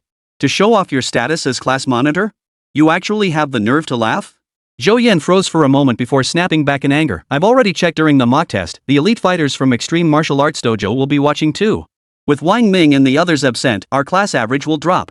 If this affects the impression we leave on Sect Master Duan, can you take responsibility for that? It must be said, after serving as class monitor for so long, Zhou Yan had truly mastered the art of moral blackmail. His words instantly placed Chen Du in opposition to the entire class.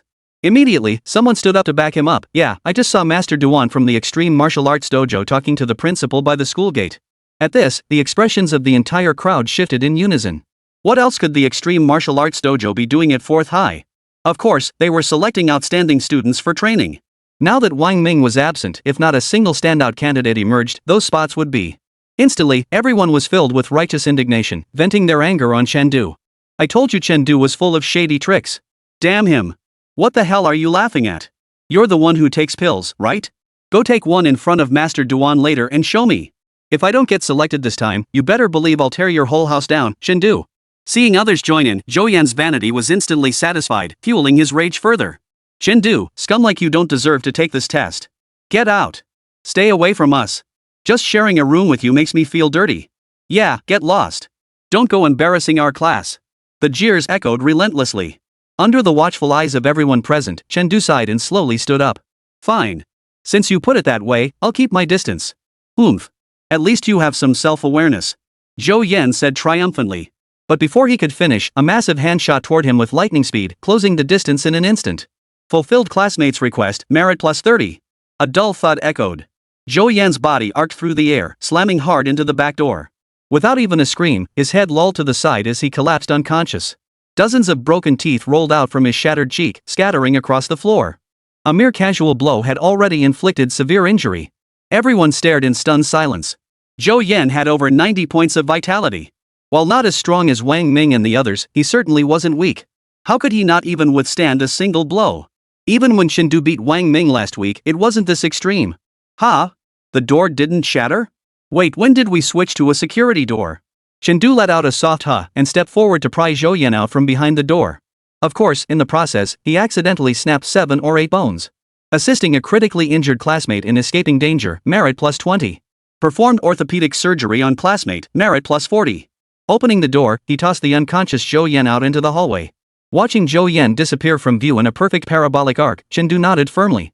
5 stories high. Shouldn't kill him. Helped a critically injured classmate fulfill their wish, merit plus 20. He then entered the classroom, closed the door, and locked it. Amidst the stunned stares of the crowd, Chen Du cracked a smile, his expression gentle. Who was it that said to keep their distance from me just now? While there's still time left in the test, better hurry up. Chapter 14, let's go report Chen Du. What the hell is this? Is this even still China? I just came to talk to Tang Wan about the test arrangements. What's going on? That was Wu Jiangwo's first impression as he entered the classroom with Tang Wan. The once bright classroom now resembled a construction site, with shattered bricks and debris scattered everywhere. Dozens of desks and chairs were in shambles, piled haphazardly in every corner.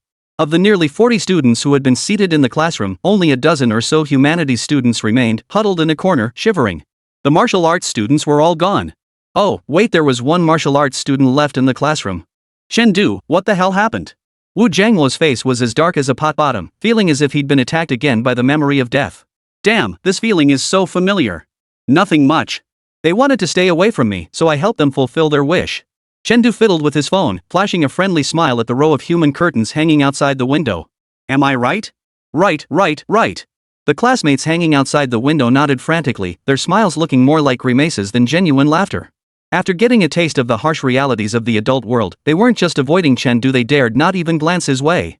They were terrified that Chen Du might accidentally pick a random lucky audience member and toss them out. This was the 5th floor. And the ground below was concrete. Even with their martial arts training, falling from this height would either kill them or break their legs. Breaking 2 might be bearable, but 3. In that instant, the entire class shuddered in unison. Chen Du! Get them down immediately! Wu Jiangwo's composure shattered instantly, his voice rising several octaves. Oh! Chen Du shrugged and began pulling them back up. He hadn't intended to kill so many people in the first place, just scare them and reap some merit. He couldn't very well let Wu Jiangwo lose his job. Soon, over 20 students were hauled back into the classroom. Once they landed, color gradually returned to their faces. A few timid ones even burst into tears. They swore they'd never dare cross Chengdu again for the rest of their lives. You. How could you come back and cause trouble for me the moment you arrived?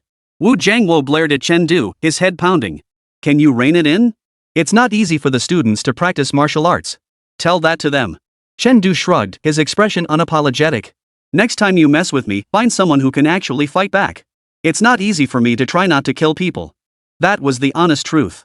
For most of his time at Extreme Martial Arts Dojo, Chengdu had been sparring with Wen Zichang, who suppressed his power to the peak of a non-martial artist. His combat experience had long since caught up. Add to that his 150 vitality points and his nearly perfected footwork and sword techniques. Even without the sword of the mountain, no one present could withstand a single strike from him. Yet to Wu Jiangwo's ears, those words sounded utterly arrogant.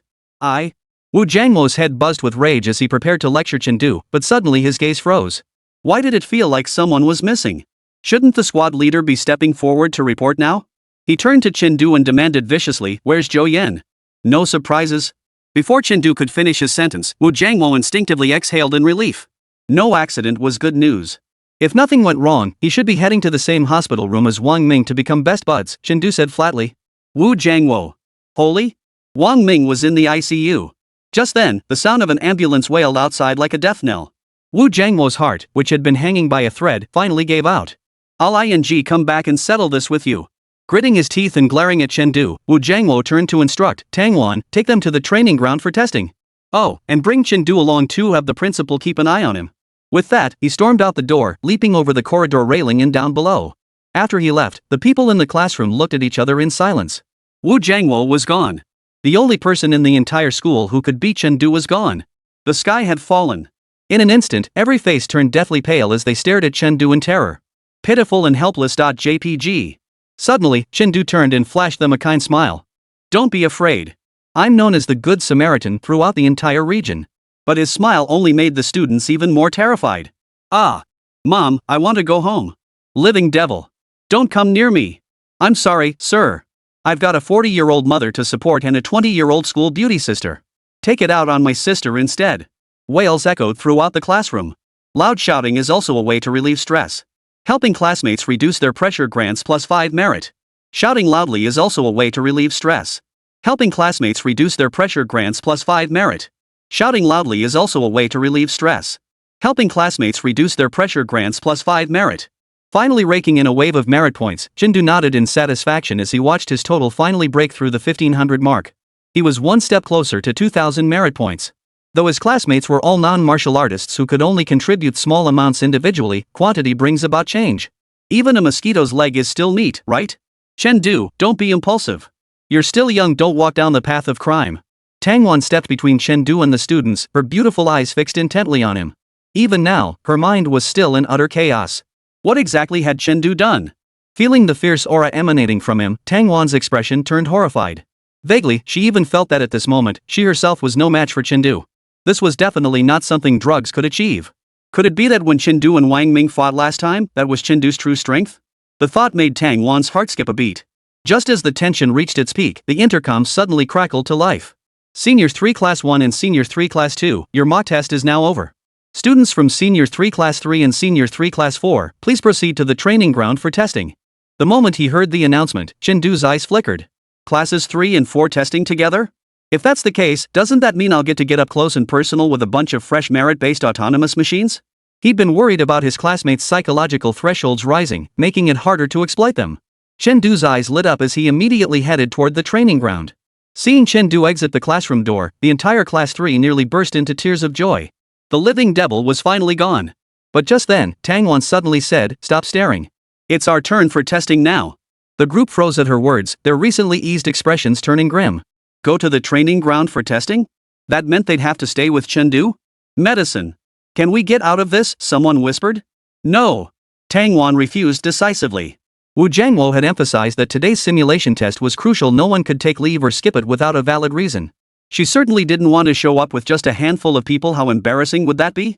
But clearly, she had underestimated the shadow Chengdu had cast. Even when Wu Jiangwo's name was invoked, these classmates shook their heads vehemently, refusing to cooperate. Some even dialed their phones, intending to go straight home. I don't want to go. Chengdu will kill me. My mom called me home for dinner. Amidst the clamor, one hesitant voice finally spoke up. Didn't someone say the martial artists from Extreme Martial Arts Dojo are coming? With them here, Chen probably wouldn't dare do anything, right? His words struck a chord with the others. No matter how bold Chen was, he wouldn't dare commit violence in front of the Extreme Martial Arts Dojo's master. Exactly. They're right there on the training grounds. What's there to fear? Master Duan is famously intolerant of evil. Since the school won't expel Chen, why not go straight to him for help and eliminate this villain? Let's go. No time to waste. Let's go. The mere thought of martial artists from the Extreme Martial Arts Dojo being present instantly bolstered the group's resolve. Meanwhile, the trembling arts student in the corner whispered softly. Chen, he didn't really intend to harm you, did he? You were only hanging outside the window for a moment. Just that? Before he could finish, the others erupted in shrieks. Chen was just afraid he'd get blamed if something happened to us. You really think he didn't want to? Who's willing to bet he won't snap again next time? You guys, right? Yeah. Let's go report him. The group clamored and shouted as they marched in a large crowd toward the training ground. Chapter 15, He's just a liberal arts student. At the training ground. The martial arts candidates from Class 4 had arrived first and were warming up, while Class 3's designated area remained completely empty. Not far away, on the podium, Meng Desan frowned imperceptibly. What's going on with Class 3? The teaching building isn't far from here, why haven't they arrived yet? My apologies, gentlemen. Class 3 might be delayed by their academic teacher running over. I'll give them a call to hurry them along. Chong Duanqi and Wen Zichang offered an apologetic smile. Meng Desan hurried to the side, took a deep breath, and dialed Wu Jiangwo's number. After he left, Wen Zichang glanced at the report card. You know, this year's class at 4th High isn't bad. Students like Xiao Yuchen and Yan Ruoxue from Class 1 already have vitality levels over 160, and they've mastered the basics of martial arts and movement techniques. Average. Average? Wen Zichang gasped. If these students had taken the exam in previous years, they would have ranked within the top 20 in the entire Jiangjiao region. To address the increasingly tense border situation, this year's martial arts exam has a higher cutoff score than previous years, and the practical combat portion carries a greater weight in the overall grading. As the academy's headmaster, Duan Qi was naturally well versed in the examination regulations. These students have decent raw skills, but they lack real combat experience and think too rigidly. Breaking into the top 10 martial academies will be tough for them. He shook his head and sighed. The quality of our student body just can't compare to 1st High or 2nd High. But what can we do? Those parents are willing to throw money at it. Indeed, Wen Zichang echoed with a sigh. Cultivating martial arts?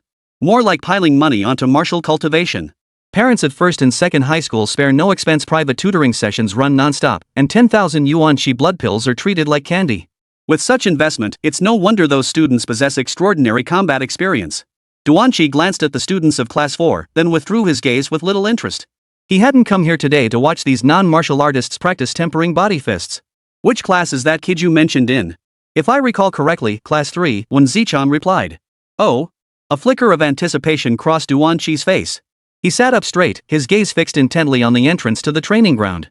Meanwhile, at Class 4's formation. Why isn't Class 3 here yet? They're so slow. Probably because all the top performers like Wang Ming ended up hospitalized. The rest are too embarrassed to show up. Hospitalized? What happened?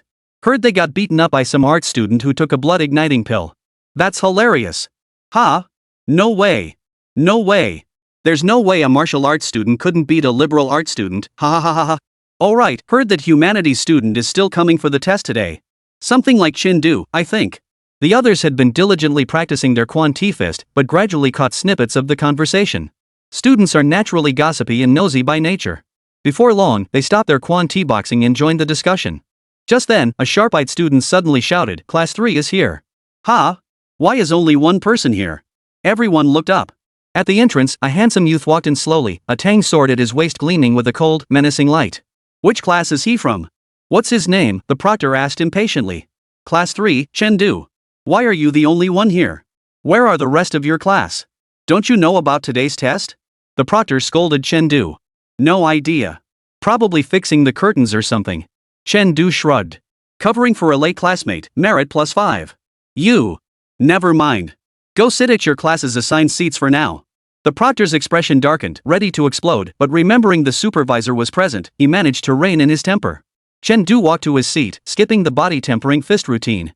He simply stood there lazily, slung knife over his shoulder. After achieving minor mastery in Quan Ti Quan, his form and spirit had merged, allowing him to enter peak condition at any moment. Warm-ups were utterly unnecessary. Suddenly, several mocking voices drifted into his ears on the wind. Is that the guy who takes drugs? TSK TSK TSK. Looks like the rumors are true. He doesn't look like a martial artist at all. Typical arts major can't even be bothered to warm up. What a big shot. Big shot? He just doesn't know how to fight, haha. Exactly. Wielding a sword like he's some big shot. Who even uses swords these days?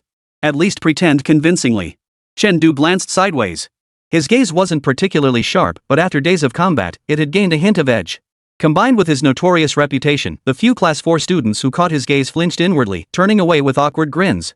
Seeing they fell silent, Chen didn't bother arguing with them. He merely silently committed their faces to memory. New targets for fleecing had presented themselves. The only question was whether they could take a beating. A few minutes later, Class 3 finally arrived, dragging their weapons along. What a mess! Not a single warrior in sight. Class 4 will test first. The proctor scolded, shooting an annoyed glance at Class 3. Form ranks. Warm up with body tempering fist. Punch power test in 5 minutes. 5 minutes later. The proctor led everyone toward the device for measuring fist strength. Meanwhile, at the podium. That's Chen. When Zichang pointed at Chen, who stood alone in the crowd. Is he the genius you mentioned? Following the direction of his finger, Duanqi's lips curved slightly. Interesting. At his level of cultivation, he could already sense a martial artist's energy level. If most students on the field possessed energy akin to stars, then the few in Class 4, along with one girl from Class 3, were moons. As for Chen, feeling that overwhelmingly abundant vital energy, a flicker of interest passed through Duanqi's eyes. Chen was the blazing sun surrounded by a constellation of stars. But that's not enough. Duanqi murmured slowly. Such vitality, though high, was only relative to the standards of the 4th high school. When viewed across the entire Jiangjiao region, Chen vitality ranked merely among the top tier. There were plenty who surpassed him. Let's see what else he's got. Vital energy is merely the least significant aspect of that kid. When Zichang chuckled. Duanqi might not know, but he was well aware. During these 7 days at the martial arts hall, Chen hadn't practiced the tempering fist. Not even once. Not only that, he hadn't even taken a single qi blood pill. Yet his qi and blood surged rapidly. His recovery was swift. Unreasonably fast. Meng Desan had just returned to his seat when he overheard their conversation, causing him to pause in surprise. A genius? Could it be that one of his students had caught someone's attention? A flicker of excitement lit his eyes as he quickly turned his gaze toward where the two were looking. But the moment he recognized the figure, his expression turned peculiar. Gentlemen, might you be misunderstanding him? Chen was just a liberal arts student a week ago. He's never even taken a martial arts class. Now that you mention it, I'm even more intrigued. Duanqi's smile grew even broader. Chapter 16, An Ordinary Punch. In truth, for the martial arts exam, fist strength isn't formally tested. Ultimately, it's a composite measure of qi blood and tempering techniques, yet it lacks precision. It can't yield specific scores for either. The reason for conducting fist strength tests was simple: insufficient funding and limited time.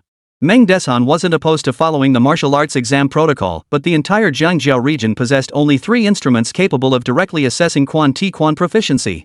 These 3 machines are held by the top 3 key high schools, and there are none left for schools like number 4 high school. Still, the punch power test had its merits, specifically, its speed. All it required was unleashing explosive force into a single punch aimed at the measuring device. Which suited today's circumstances perfectly. 159 kilograms? A burst of 5 points of qi blood? Holy crap! That puts his qi blood ceiling close to 110.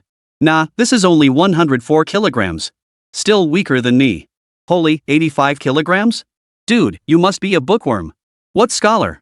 He got himself a girlfriend. Yeah, she's milking him dry. On the training ground, various murmurs filled the air. Students gathered around the punch force testing machine, lingering after their tests to watch the spectacle in small groups. As the last person to sign up for the martial arts exam, Chen naturally took the final spot. After a brief glance at the results ahead of him, Chen closed his eyes in boredom. His proficiency in the tempering fist was too low, his qi and blood too weak. It wasn't even worth considering. It was far less interesting than mentally rehearsing the sword of the mountain peak. Just as he was thinking this, a sudden gasp reached his ears. Am I seeing this right? No way, bro. That punch of yours hit 174 kilograms? Qi blood burst at 5.8? That's nearly 120% of the max qi blood limit. Holy crap, that punch could kill me outright. Chen opened his eyes to find a crowd gathered before him, eyes fixed in disbelief on the test instruments screen. The number 174 stood out prominently on the screen. A young man stood before the testing equipment, calmly retracting his fist. Excellent. A truly impressive punch. The proctor nodded slightly. Barring any surprises, you'll definitely have a spot among this year's top-tier admissions. This was the first time he had praised anyone since the test began. Got it, sir, the praised boy replied indifferently. Though he tried to maintain composure, Chen still caught the faint tremor at the corners of his mouth. Clearly, the boy's inner turmoil didn't match his outward composure. The others, hearing the praise, looked at him with even more envy. How enviable a graduate from the prestigious martial arts academy would surely be at least a second-rank martial artist. And in a small place like Jiangjiao City, a second-rank martial artist could already hold many important positions. His future was limitless. If only I could land a punch like that. Many students from Class 3 gazed at the boy with longing. Though their tests hadn't begun yet, they knew deep down that with their current strength, they could never land a punch like that. Soon, all students in Class 4 had completed their tests. Now it was Class 3's turn. Tang Wan. The proctor called out. Tang Wan stepped forward from the line and approached the testing apparatus. Regulate your breathing and unleash your strongest burst of power. Tang Wan nodded, took a deep breath, and instantly froze in place. Seeing this, the proctor's eyes lit up. Body moves with intent. This technique alone was beyond the capability of 90% of the students present. This girl's martial arts prowess was undeniably formidable. After a brief pause, Tang Wan suddenly sprang into action. Her right fist shot forward like a spear, striking the measuring instrument. Punch force, 180 kilograms, vitality burst, 6.3. Whoosh! The crowd erupted in astonishment. It wasn't just the 180 kilograms punch force, but also the staggering 6.3 vitality burst. Logically, someone delivering 180 kilograms of force should have 120 kilograms of physical strength plus 6 points of vitality burst. But Tang Wan's vitality proportion was higher. This meant she didn't have a 120-point vitality cap. Instead, through the Quan Ti Fist technique, she had forcibly amplified her burst power. This power increase only manifested after reaching the minor achievement realm in Quan Ti Quan. However, though there is an increase, it hasn't reached the level of enhancement expected at the minor achievement stage of the tempering fist. There's no chi and blood attached to the punch either, so it remains at the foundational level. The proctor expressed a hint of regret but quickly offered encouragement. Still, you're just a step away from minor mastery. Well done. It seems Class 3 can produce top-tier talent too. Thank you, teacher. Tang Wan gave a slight nod and smiled as she stepped away from the instrument. Just as Chen thought she was heading to the side, Tang Wan unexpectedly halted her steps and stopped beside him. Chen? Why is this woman paying so much attention to me? Don't tell me she's lusting after me. Why are you staring at me? Chen asked coolly. Chen, I think you must have some misunderstanding about me. Perhaps we should have a proper talk. Tang Wan gently tucked a strand of hair that had fallen across her cheek behind her ear, her eyes glinting with an unusual light. Even though Chen had seen his fair share of beauties in his past life, he couldn't help but admit that Tang Wan was truly stunning at that moment. But what does that have to do with me? I've been swamped with martial arts training lately, so I'll have to decline, okay? Chen spread his hands in a shrug, then seemed to remember something and added, but since you're willing to speak up for me, I'll give you a discount on breakfast. Just pay me back 199,950. Friendly discount for a classmate, merit plus 10. You. Tang Wan's hand, mid-toss through her hair, frozen midair, instantly losing her composure. A girl made such a request and you're still holding on to that breakfast money? Is this something a normal guy would say? Tang Wan's face flushed crimson with anger. She shot Chen a hateful glare. You hopeless straight guy. Next time you're in trouble, deal with it yourself. But despite her words, she didn't walk away. Instead, she stood to the side. Her eyes appeared fixed on the measuring instrument, yet they kept drifting toward Chen as if by accident. What the hell? Chen muttered under his breath, too lazy to bother with her, and followed the line forward. Soon, the remaining members of Class 3 had all completed their tests. At this point, only one person remained untested. Chen, come forward for your test. By now, the proctor's smile had faded, and her expression was far from pleasant. He had thought Tang Wan had set a good precedent, but it turned out to be just a good start. None of the subsequent test takers weighed over 150 kilograms. How embarrassing. Chen nodded and walked forward at a measured pace. All eyes on the field were now fixed on him. The entire Class 4 crowd waited eagerly for the spectacle. With so many strong competitors here today, he wouldn't dare take drugs, right? They were eager to see just what level this arts student, who was taking the martial arts exam, was at. If he ended up with a burst strength that didn't even reach 50 or 60 kilograms, it would be laughable. Meanwhile, Class 3 kept their heads down, glancing at Chen out of the corners of their eyes. They dared to look, but only a little. Chen, I'm curious to see just how much you're holding back. Tang Wan fixed her gaze on him intently. Chen walked to the measuring device, stood firm, and threw a punch. Ha! In an instant, the proctor's eyes widened, his gaze fixed intently on Chen right hand. Blood energy coating? Before he could get a closer look, Chen fist slammed into the instrument. After a brief pause, the screen displayed Chen results.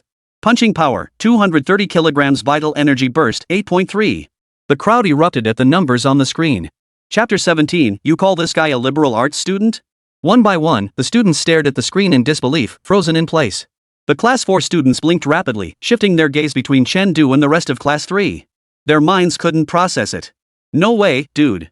230 kilograms of punching power. An 8.3 burst of explosive power. What's wrong with you guys in Class 3? Calling someone like this a liberal arts student?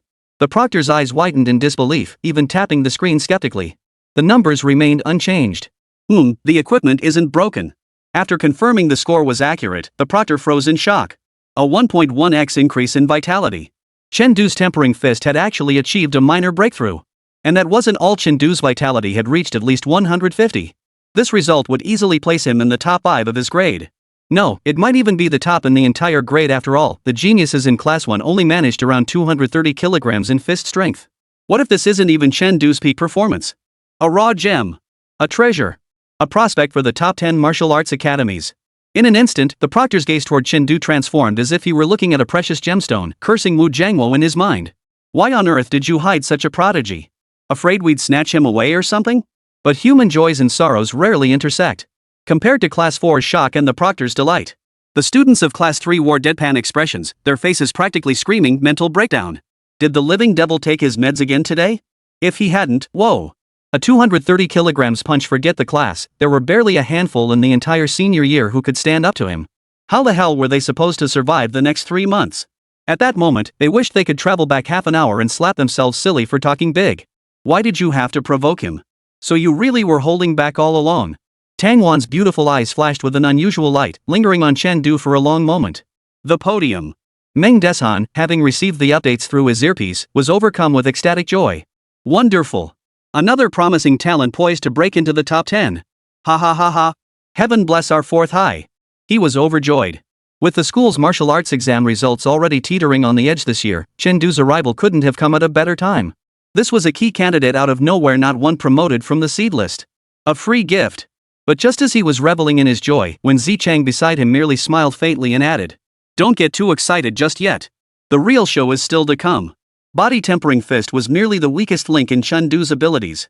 Chendu's martial prowess far surpasses your imagination. Duan Qi, however, nodded calmly, a hint of interest flickering in his eyes. But only a hint after all. A mere minor achievement in quieting fist wasn't enough to warrant his return from the border. What he truly sought to witness was Chendu's Sword of the Mountain. Training ground. All right. Quiet down. The proctor's stern command gradually silenced the noisy crowd. Though silent, every pair of eyes remained fixed on Chendu. Next test, martial arts combat. Students from Class 3 and Class 4, please select opponents based on your rankings from the previous round. Phew. Hearing this, the crowd collectively exhaled in relief. Thankfully, it wasn't a random pairing this time. Otherwise, if someone with 70 or 80 chi blood points were matched against Chendu, they might as well forfeit the fight outright. That 230 kilograms punch? Getting hit by one of those is no joke. Yet among the relieved crowd, one person remained unsettled. That was the boy who had been the first to gasp in shock. His face was as sour as if he'd swallowed a fly. He thought measuring over 170 kilograms of punching power was a good thing, only to be matched against Chendu? Facing such formidable physical prowess from the other side, it felt like getting beaten by an adult. And Chendu uses a knife. Most blade techniques already pack more explosive power than sword techniques, and now Chendu's health is even higher than his. What the hell kind of fight is this? If Chendu slipped up, he wouldn't just come down covered in bruises, he'd be a mess of black and blue marks all over. But the simulation test must proceed, so no one paid any mind to his grim expression. Led by the proctor, the group made their way to the arena. The last-place students from both classes stepped forward. Hearing the proctor's voice, the two stepped forward to stand at the front of the line. The proctor glanced at them indifferently. You have 30 seconds to demonstrate your best martial arts techniques and footwork. Don't worry about accidents, I'll be watching. Yes. Without further ado, both drew their swords and stepped onto the platform. The moment the signal to begin was given, their expressions turned solemn as they charged at each other with swords drawn. The proctor stood nearby, watching them closely, wary that they might lose control and seriously injure each other. In the end, both sustained only minor injuries and bowed before stepping down. Next pair. Chendu stood by, watching for a moment before shaking his head repeatedly. Even though he had only recently begun his martial training, he understood that when martial artists fought, they valued one thing above all else. The spirit of charging forward without hesitation, fighting with a death or glory resolve. Perhaps the students hadn't experienced real combat and couldn't reach that level, but surely they could at least charge forward with a bit more courage. Yet these students fought timidly and hesitantly, utterly boring. It was essentially, you unleash a sword technique, I block it once, then I attack, you block.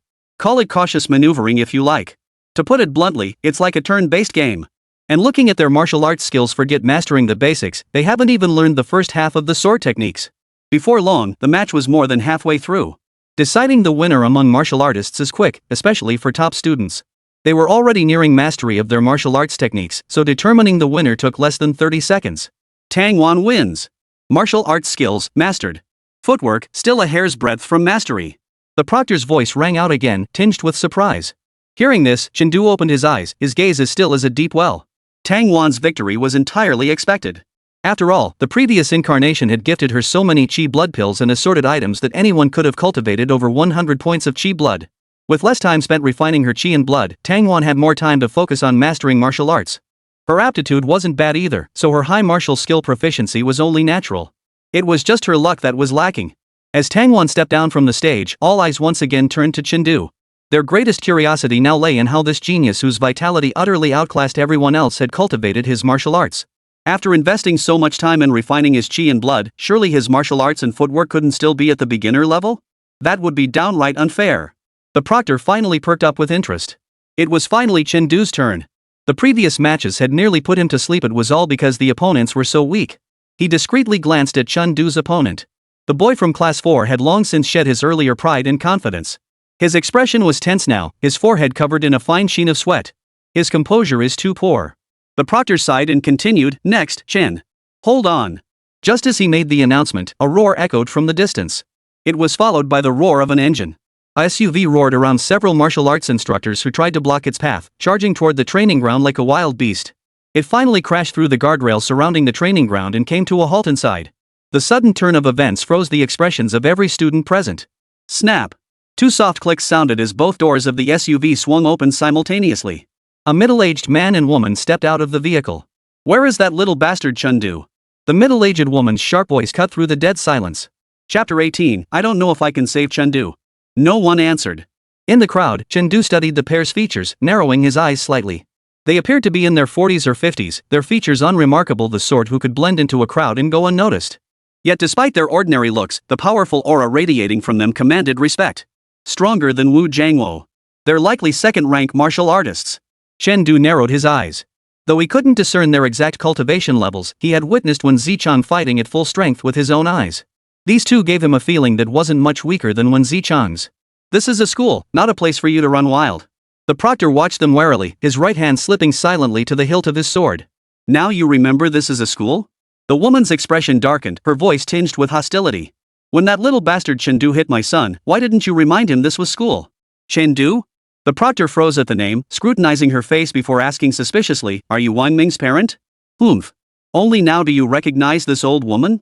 Looks like you never took my son seriously at all. The woman snorted coldly, her sharp gaze sweeping the room. Forget it. I can't be bothered arguing with you lot. If you know what's good for you, hand over Chengdu right now.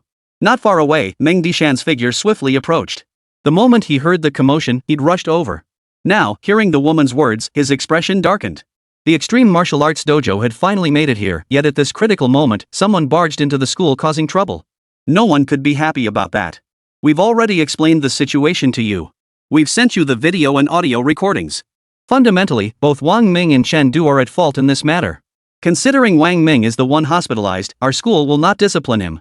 We are willing to allow him to repeat the year free of charge to take next year's martial arts exam. Meanwhile, Chengdu will face disciplinary action. Do you have any further grievances regarding these measures?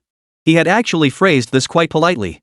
Truthfully, if Wang Ming hadn't provoked trouble and forced Chengdu to act in self-defense, this whole incident would never have happened. Both parties are at fault? Put. How dare you say that? My son is such a good boy at home. If they got into a fight, it must be Chengdu's fault. Zhang Lan fumed. And my son suffered such severe injuries he can't even take this year's martial arts exam, yet you're only suspending Chengdu for a short period? Oomph. In my opinion, your school and Chengdu are in cahoots. So what do you want? Meng Dishan's temper flared. Simple. Zhang Lan sneered coldly, make Chengdu kowtow to my son and admit his fault, then kneel by his bedside for 7 days. And one more thing. Wang Ming's father, Wang Hua, spoke coldly at that moment. Chengdu's every strike was lethal. He harbors wolfish ambitions. If he remains, he will surely threaten social stability. We must strip him of his martial foundations. Exactly. For the sake of social stability, this boy must never set foot in martial arts again. Zhang Lan nodded in agreement. Impossible. I won't let you destroy Chengdu's future like this. Meng Dishan's expression turned icy. What kind of twisted logic was this? So it's acceptable for your children to instigate trouble, frame Chengdu, and force him to confess? But Chengdu defending himself is wrong? Yes, Chengdu did overreact in his defense. But facing multiple attackers alone, how could he not fight with everything he had? Zhang Lan and Wang Hua couldn't care less about such details. Seeing Meng Desan refuse to release him, they issued their final ultimatum. I'll say this one last time, hand over Chengdu. Don't even think about it. Wang Hua, Zhang Lan, you're going after Chengdu. Don't you fear the Martial Artist Management Act? Meng Desan and the proctor firmly blocked the two men, warning, the Martial Artist Management Act has clear regulations. Martial artists are forbidden from attacking non-martial artists. Violating this is a serious crime. Threatening me with the Martial Artist Management Act? Wang Hua sneered coldly, old man, let me tell you it won't work. Chengdu hit my son. Today, I don't care if I lose my military merits. Even if I end up locked up for 10 or 8 years, I'll cripple Chengdu's martial arts. If you dare to stop me again, I'll cripple you too. I'll stop you. Meng Desan roared, fury boiling over. I am the principal of 4th middle school. Try laying a finger on my student. Amidst the student formation, Chengdu watched the scene unfold silently, his understanding of this world deepening once more. Though laws protected ordinary people here, martial artists still held privilege under certain circumstances. Fair? Unfair, because Chengdu felt he hadn't done anything wrong, yet 2 second-rank martial artists were bullying him. Unfair? It was fair. To seek revenge against Chengdu, a non-martial artist, Wang Hua, a second-rank martial artist, risked not only forfeiting his military merits but also facing imprisonment.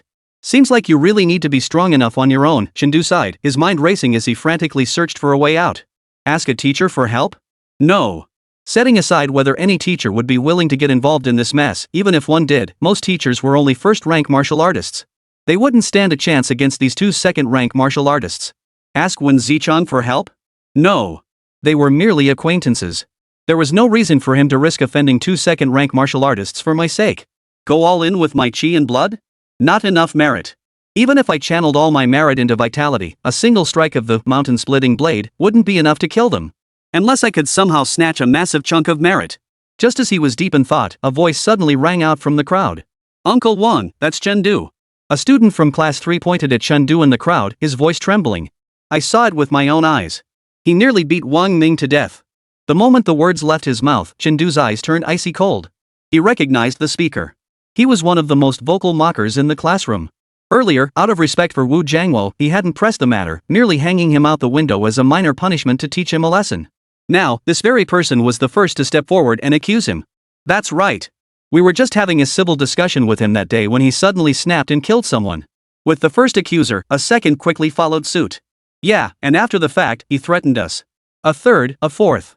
By the end, a full 10 people had come forward to accuse Chengdu. Beyond them, other students also distanced themselves from Chengdu, drawing clear boundaries. Among them was Tang Wan, who had just begun to reconsider her attitude toward Chengdu. I'm sorry, they're second-rank martial artists. Tang Wan bit her lip, a flicker of conflict crossing her eyes, yet her pace didn't falter. In an instant, the crowd parted around Chengdu, leaving a gaping space. You? Meng Dishan's eyes brimmed with shock and disappointment.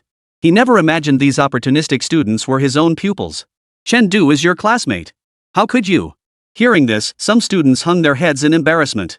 But the 10 who had accused Chengdu lifted their chins defiantly, declaring with righteous indignation. Principal, we are martial arts practitioners. How could we possibly show favoritism or engage in fraud? Exactly. Truth is paramount above all else. How could we shield a criminal? Principal, acting impartially isn't that the principle you taught us? Ha ha ha. What a fine example of impartiality. On behalf of Wang Ming, we thank you all. Zhang Lan and Wang Hua fixed their gaze on Chengdu, their expressions growing increasingly fierce. So you are Chengdu. What kind of person are you to dare harm my son? What am I? Facing the interrogation of 2 second-rank martial artists, Chengdu slowly withdrew the coldness from his eyes, adopting a pensive expression as if contemplating the question. A second later, he seemed to arrive at an answer and spoke slowly. Probably, a dog trainer? Correcting a second-rank martial artist's misconception, merit plus 60. Helps second-rank martial artists disperse blood stasis and bruising, merit plus 80. The words hung heavy in the air, as if the very wind on the training grounds had paused. The members of Class 3, who had been gloating moments before, froze in shock, staring blankly at Chen Du. These were two second-rank martial artists. Were you calling their son a dog right in front of them? Have you always been this bold? But while they froze, the two targets didn't. In the blink of an eye, two figures shot toward Chen Du. Oh no! Meng Deshan and the proctor's expressions darkened instantly. They darted in front of Chen Du, drawing their swords. Clang! Two sharp metallic clangs rang out simultaneously. Before Meng Deshan and the other, Wang Hua and his wife, held firmly in place, roared. Get out of the way! I'll kill this little bastard. No one here can save him today. However, Meng Deshan and his companion were, after all, second-rank martial artists.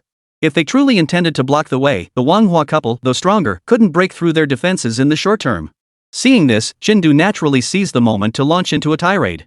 Explaining the difference between humans and animals to second-rank martial artists, merit plus 30. Cursing the second-rank martial artist's 9 generations, merit plus 100. In an instant, his merit skyrocketed. Merit points hit 2,000. Watching the merit points flicker relentlessly in his vision, Chen Du kept cursing Wang Hua's relatives non-stop, appearing to have completely lost his mind. Yet, contrary to his outward fury, his mind was calmly calculating how to allocate his vital energy. With merit now at 2,000, he could reserve 250 for vitality recovery and channel the remainder entirely into boosting his vitality. Investing 1750 merit points would be enough to boost his vitality to 500. Though he didn't know the exact tiered divisions of first-rank martial artists, such vitality should place him among the stronger ones within that tier. Combined with the 4-strike combo of the mountain-splitting blade, the peak burst damage of its strongest strike would easily surpass 1,000 vitality points. Could such an outburst rival a second-rank martial artist's full power strike? It should be comparable. Given martial artists' inherent high offense, low defense traits, a well-timed strike like this could potentially kill a second-rank martial artist outright. Chen Du watched Wang Hua and his enraged companion, a ruthless glint flashing in his eyes. He was never one to sit idly by and wait for death. Since they wanted him dead, he would make them pay a price. But while his thoughts raced, his words flowed uninterrupted. For heaven's sake, please stop talking. Listening to Chen Du's curses, Meng Deshan and his companion, already struggling to withstand the onslaught, inwardly lamented their plight. They were merely early-stage second-rank martial artists, and ones who hadn't engaged in fierce combat for a long time. Wang Hua and his wife, both mid-tier second-rank martial artists fresh from border duty, far surpassed them in both maximum vitality and combat skill proficiency. They couldn't win. Fear gripped Meng Deshan and his companion as they grew increasingly desperate. One careless moment, and their opening was seized. Two muffled grunts echoed as Meng Deshan and the proctor were each sent flying by a single strike, tumbling to the ground. Now, let's see who can protect you. Seeing no one left to block their path, the Wang Hua couple grinned savagely, swords raised as they advanced toward Chen Du. Chen Du's heart tightened instantly. His eyes fixed on their movements as the 4 forms of the Sword of the Fallen Peak replayed endlessly in his mind. The distance between them steadily closed. The Wang Hua's maniacal grins grew larger and larger in his field of vision. 10 meters, 9 meters, 5 meters. Even when he could clearly see the pores on Wang Hua's face, Chen Du still clutched the 2,000 merit points tightly, refusing to raise his chi and blood. He was waiting for them to enter striking range. Once the two let their guard down. Unexpectedly, just as this thought crossed his mind, everything before his eyes suddenly blurred. When he regained his senses, his vision was filled with 2 towering figures. A voice tinged with a faint smile came from before him. I wonder if I can save Chen Du. Chapter 19, Chen Du, what was he talking about? Sizing out the visitors before them, Wang Hua and Zhang Lan's pupils contracted sharply. As a second-rank martial artist in Zhangjiao City, he was well aware of the identities of the 2 men before him. Wen Zichang, chief instructor of Extreme Martial Arts Academy, a late-stage second-rank martial artist. Duan Qi, the owner of Extreme Martial Arts Academy, a third-rank martial artist. The 2 men halted, exchanging a glance. Each saw the gravity reflected in the other's eyes. Why would people from the Extreme Martial Arts Academy appear at 4th Middle School? Why were they protecting Chen Du? This scene also caught the attention of the students, leaving them frozen in place. Is he, Duan, the headmaster of Extreme Martial Arts Dojo? Why is he helping Chen Du? No idea. Could it be that Chen Du was right to beat up Wang Ming? No way. I bet Master Duan was brainwashed by the principal and his crew. Don't forget, the principal's been hanging out with them the whole time. No wonder Instructor Wen helped Chen Du with his stellar grades, the principal must have been singing his praises non-stop. Even if there were flaws, he'd surely gloss over them. In an instant, dozens of eyes turned to Chen Du. At that moment, Chen Du maintained his usual expressionless demeanor, though his mind was far from calm. The Extreme Martial Arts Dojo is actually backing me? Chen Du watched the receding figures of Duan Qi and Wen Zichang, his eyes flickering. He had considered asking Wen Zichang for help before. But he was merely a 7-day auditor at the Extreme Martial Arts Dojo. What favor could he possibly owe Wen Zichang to make him risk offending 2 second-rank martial artists? Yet, to his surprise, Wen Zichang had taken the initiative to intervene and even brought along Duan, the dojo master. This was a huge favor. What could he possibly possess that would warrant the Extreme Martial Arts Dojo going to such lengths? Could it be because of the sword of the slain peak? Chen Du's thoughts raced. As he pondered, Duan Shi and the others were locked in a standoff with Wang Hua and his wife. Director Duan, you intend to protect Chen Du? Wang Hua fixed his gaze on Duan Shi and Wen Zichang, his tone icy. Chen Du is a villain who injured 4 people. Since when did Extreme Martial Arts Hall start harboring such scum? A villain? Duan Shi shook his head. Words alone are proofless. I only believe in justice. If you call him a villain, then produce the evidence. You want proof? Fine. Zhang Lan immediately retorted, my son is still lying in the hospital, isn't that evidence? My son's classmates all say Chen Du beat him up. Isn't that proof? That's merely witness testimony, and it's tainted with subjective emotion. Wen Zichang snorted coldly. Zhang Lan, you're no novice in the martial arts world. You should know that witness testimony alone isn't sufficient to determine right and wrong between martial artists. Then what do you propose? Simple. Didn't Principal Meng mention surveillance footage and recordings from that day? Let's bring them out and play them for everyone. Right and wrong will be clear to all. No way. Zhang Lan's eyes widened in defiance. They had launched their sudden attack precisely because they knew they were in the wrong and couldn't swallow their pride, planning to act first and report later.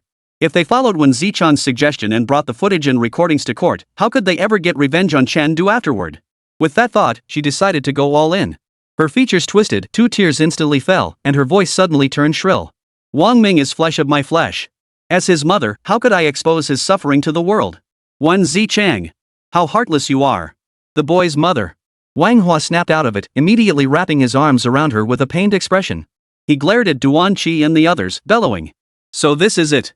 The Extreme Martial Arts Dojo has teamed up with 4th Middle School to abuse students and humiliate parents who come seeking answers. Duan Qi, I'm not done with you. Listening to their baseless accusations, Duan Qi shook his head. Though he didn't know the full story, the way Wang Hua and his wife were clinging to him like leeches spoke volumes. If they truly had evidence, they would have produced it long ago. Why resort to this charade? Enough. You 2 scoundrels, this isn't the place for your antics. If you want to cause trouble, take it outside. With that, Duan Qi grabbed both men by the collars, intending to throw them out. But the instant his hands touched their clothes, Zhang Lan let out a piercing scream and flew backward. Damn it, I didn't even use any force. Duan Qi froze for a second, then his mouth twitched. Damn it, a scam. In all my years, I've never seen a second-rank martial artist pull a scam like this. What a sight to behold. Across from him, Zhang Lan clutched her arm, wailing, in broad daylight, you dare to hit someone. Is there any justice left in this Jiangjiao? Any law at all? Wang Hua, seeing this, immediately wrenched free from Duan Qi's grip and pointed at him, shouting, you call yourself a man?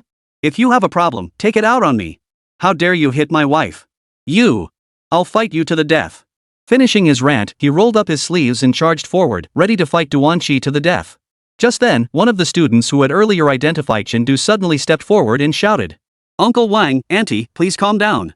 I believe Director Duan is fair and just. He will give you a proper explanation. After much persuasion, Wang Hua reluctantly halted his advance and turned to rush toward Zhang Lan. Then, the student turned back to Duan Qi and offered reassurance. Director Duan, Auntie and the others have their reasons for not releasing the surveillance footage. I hope you can understand their love for their child and refrain from taking action against them. I didn't touch them. Fine. This director can't be bothered to stoop to the level of these 2 scoundrels. Duan Qi felt a bit frustrated, but since the matter had finally calmed down, he didn't want to pursue it further. Unexpectedly, just as he thought it was over, the student approached him once more.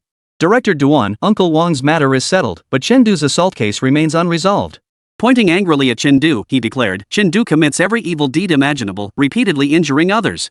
I implore you, Director Duan, hand him over to Uncle Wang to set the record straight. We implore you, Director Duan, to hand Chen Du over to Uncle Wang to set the record straight. The other 9 who had earlier identified Chen Du now joined in, their voices rising in unison. Beside them, Wang Hua supported Zhang Lan as she approached, her voice cold. Duan Qi. I can overlook you hitting my wife, but you must hand over Chen Du, make him kneel before our family and beg for forgiveness. You've gone too far. Duan Qi's anger flared. Originally, as an outsider, he hadn't wanted to interfere too much in this matter. But Chen Du was the genius talent he sought, and Chen Du was indeed in the right. That's why he'd stepped in. But damn it, even clay figures have their breaking point. Did you really think I had a temper of steel? You refuse to listen to reason and insist on drawing blood, huh? His rage surged, and beside him, when Zichang's face turned icy as he drew his sword, ready to strike. Just as the tension reached its peak, a voice came from behind. "Thanks, but some things I'll handle myself. No need for your trouble." Chen Du thanked the two men, his cold gaze sweeping over the crowd before he sneered. "Bunch of fools. You don't even bother fabricating evidence before slandering someone. You're all so stupid it's ridiculous." Before the accused could retort, he pulled out his phone and played a recording. The recording captured the scene that had unfolded in the classroom. As the recording played, the onlookers finally understood. "So you brought this on yourselves. Who else is to blame?" Meanwhile, the students from Class 3 stared at Chen Du in shock, their hearts screaming in dread. "Damn it! When was this recorded?" Beside them, Meng Dishan's face had turned as dark as a pot bottom, his aura thick with terrifying pressure. He wasn't alone. Duan Qi and Wen Zichang's expressions also grew icy. How dare they? How could these students be so young yet harbor such malicious intent? Must they drive Chen Du and the others to death before they're satisfied? Satisfied? Thrilled? Chen Du curled his lips, his gaze sweeping across the room, lingering on each classmate who pointed at him. His gaze was outwardly calm, yet those met by it instinctively took 2 steps back. After scanning the entire crowd, Chen Du's gaze finally settled on Wang Hua and his wife. "I still have the recording of Wang Ming slandering me on my phone. Want to hear it? Also, I recorded your son's death dog wails and made it into a phone ringtone. Want me to send it to you?" Using a classmate's voice to create a ringtone so parents can always hear their child's most genuine voice. Merit plus 10. You're asking for death. Wang Hua and Zhang Lan's eyes turned bloodshot as they glared at Chen Du, yet they dared not make a move. They never imagined Chen Du actually had the day's recording in his hands. Damn it! Now there was no way to take Chen Du away openly. The recording could have been tampered with later. It doesn't count. Enough! Enough! Before Zhang Lan could finish her defense, Duan Qi cut her off coldly. Duan Qi's brows furrowed, his tiger-like eyes widening as a fierce glint of murderous intent flashed within. Finished your little act? If you're done, get the hell out. If you don't leave now, don't blame me for being ruthless. Fine. You win. Let's go, honey. Knowing all hope was lost, Wang Hua grabbed Zhang Lan's arm and spat out one last threat. "You two ganged up on me, thinking the Wang family had no one. I'll remember this day." With that threat delivered, the pair turned and walked away. Seeing this, Meng Desan finally breathed a sigh of relief. Finally rid of these two pests. Duan Qi and Wen Zichang also turned away, their mood sour. Their initial enthusiasm for evaluating Chen Du had been completely ruined. As for the others, they headed toward the stage, intending to continue the assessment. The difference was that the members of Class 4 were whispering among themselves, clearly still enjoying the spectacle. Meanwhile, Class 3 wore mournful expressions, feeling like they wanted to die. If Chen Du was fine, it meant there was no way they could stay at 4th middle school. But just then, a voice rang out that caught everyone off guard. "Did I say you could leave?" Chen Du spoke calmly to Wang Hua and the others retreating backs. "You wanted to kill me, didn't you? I'll give you your chance." At those words, every heart skipped a beat. What was Chen Du talking about? Chapter 20, 4 moves from me, any move from you. The moment Chen Du finished speaking, he felt himself enveloped by stares. Especially the gaze from Duan Qi. It felt like he was being scorched. This was something he'd never felt during his battle with Wen Zichang. Wait, others being shocked is one thing. You're a 3rd-grade martial artist, can't you keep your cool? Chen Du muttered inwardly. But it wasn't that Duan Qi lacked composure. Truthfully, the statement was utterly preposterous. At that moment, all eyes were fixed on Chen Du. Several 2nd-rank martial artists were so stunned by Chen Du's words that they didn't know how to react. Wait, you're not a martial artist, yet you're berating 2nd-rank martial artists? That alone is an unprecedented feat. And you still weren't satisfied. You're actually giving them a chance to kill you. You're hiding behind the sand and wind. Just how powerful are your ancestors down below to let you get away with this much? Even 3rd-rank martial artist Duan Qi was at a loss for words, his expression unusually unsettled. He rarely lost his composure. But looking at Chen Du now, he genuinely didn't know what expression to make. What should he say? That this kid is truly brave? Or is he just courting disaster? Duan Qi didn't know, but he desperately wanted to say one thing. This has me stumped. Enhance the psychological resilience of a 3rd-rank martial artist. Merit plus 100. Enhanced mental resilience of a 2nd-rank martial artist, merit plus 50. Merit surged dramatically. Chen Du. This was personal vengeance. He genuinely hadn't intended to exploit the situation. But since he'd gained merit, Chen Du certainly wasn't going to turn it down. He took a step forward. 1 step, 2 steps. Chen Du slowly stepped out from behind Duan Qi and positioned himself directly in front of him. Now, with no one left to shield him, Wang Hua and his wife stood just a meter ahead. Across from him, the Wang Hua couple who had come seeking revenge now wore expressions of utter complexity. What the hell was Chen Du playing at? Damn it, he's practically in your face. Are you going to kill him or not? Could this be a sting operation? Of course it wasn't a sting operation. Because even the officers couldn't figure out what Chen Du was up to. At that moment, seeing Chen Du standing right in front of him, Meng Desan was completely dumbfounded. What was going on? How dare this kid turn the tables on us? Beside him, Duan Qi had recovered from his shock and glared at Chen Du, barking, "Chen Du, stop spouting nonsense." He reached out to pull Chen Du back. Unexpectedly, Chen Du shifted his body to the side, evading Duan Qi's outstretched hand. "I'm perfectly lucid." Chen Du refused decisively, his gaze never leaving the Wang Hua couple. Deep within his gaze, murderous intent burned fiercely. He didn't seek trouble, but he wasn't afraid of it either. Since the Wang family intended to move against him, he would absolutely not allow these two second-rank martial artists to hide in the shadows. Duan Qi and the others wouldn't be watching over him day and night. Rather than letting Wang Hua and his wife walk free, becoming ticking time bombs. Better to seize this chance and eliminate one of them first. Very well. Seeing Chen Du's resolve, Duan Qi sighed. "Then you two shall spar." "No." Chen Du shook his head, then spoke slowly under Duan Qi's puzzled gaze. "A man must take responsibility for his own actions. Wang Hua, the grudge between your family and mine don't involve others." Then, Chen Du held up 4 fingers and uttered words that stunned everyone present. "We fight as equals. I give you 4 moves. After 4 moves, regardless of life or death, our grudges will be settled." "What?" At these words, both Meng Desan and the proctor's expressions changed. Did Chen Du even know what he was saying? A battle between peers of equal cultivation, not equal vitality. You're a non-martial artist with 150 vitality points. Does suppressing your vitality to 249 points by Wang Hua suddenly make you a martial artist? And even if Wang Hua suppressed his vitality ceiling, his combat experience and martial skill mastery, those can't be suppressed. Yes, your punching power is formidable, and you've mastered the tempering fist to a degree. But what second-rank martial artist couldn't achieve that?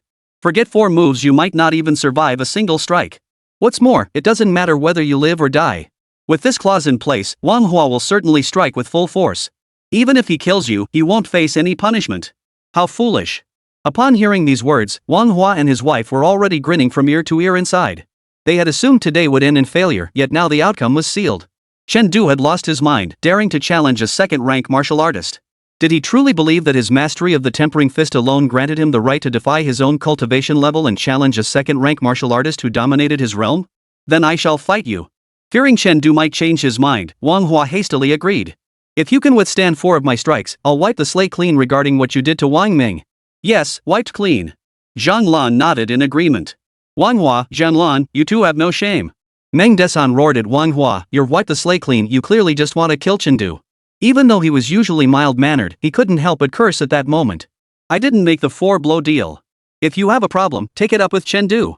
Wang Hua shrugged, his face twisted into an unmistakable, savage grin. Meng Desan then turned to Chen Du, grabbing him anxiously. Chen Du, I know you don't want to cause trouble for the school or Master Duan. But you can't withstand 4 strikes.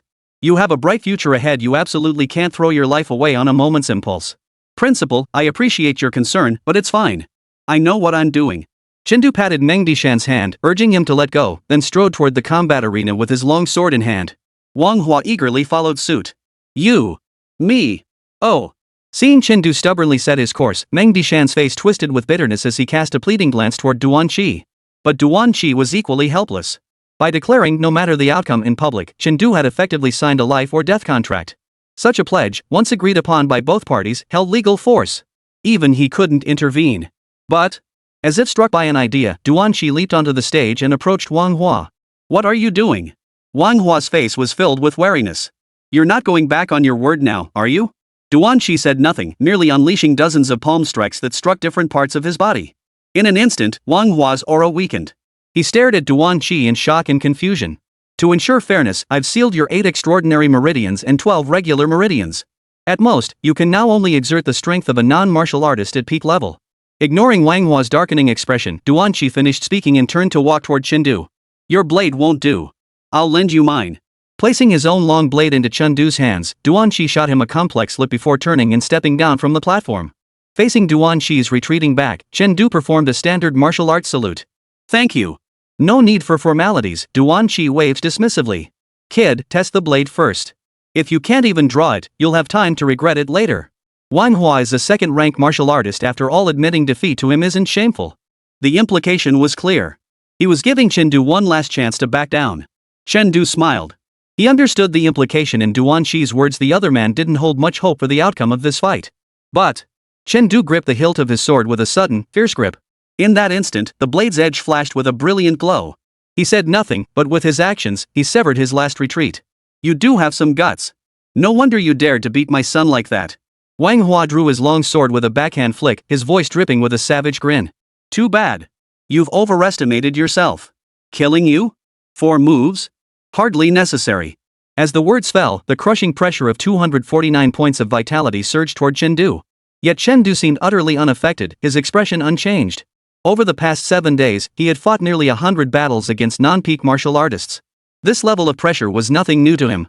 4 moves? Chen Du shook his head. I think you've misunderstood something. What I mean is, I take 4 moves. You do as you please. If you survive after 4 moves, our grievances are settled. With that, Chen Du swung his long sword and charged forward. Swift wind body technique proficiency has reached maximum level. Consume 1000 merit to unlock minor achievement proficiency. Yes. In an instant, a light breeze swirled around him as his speed surged. Chapter 21, 3 swords, instant kill? 4 moves from me, and you can take as many as you like?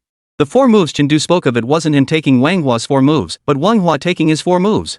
Chen Du actually looks down on Wang Hua? Look! Chen Du charged forward. He actually intends to strike first? All eyes were already fixed on Chen Du, so the moment he moved, everyone noticed. Everyone assumed he intended to evade Wang Hua's 4 moves with his footwork, but unexpectedly, that wasn't his plan at all. Shouts of astonishment erupted from the crowd. Duan Qi and Wen Zichang kept their eyes fixed on Chen Du, ready to intervene at any moment. Meng Desan and the proctor clenched their fists. The students of Class 4 sighed at the tragedy of talent cut short. Meanwhile, the students of Class 3, who had spent 3 years alongside Chen Du, collectively breathed a sigh of relief. He's practically begging for death. Who does he think he is? I always said Chen Du wasn't right in the head. Now, finally, we don't have to worry about him having an episode. My guess is Chen Du won't even land a single blow. Uncle Wang will take him down in 1 move. On the stage, Chen Du had already charged to Wang Hua's front. He's asking for death. Wang Hua's expression turned ruthless as he could no longer suppress his killing intent.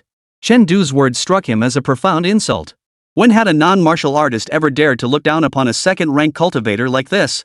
Driven by fury, Wang Hua thrust his sword forward.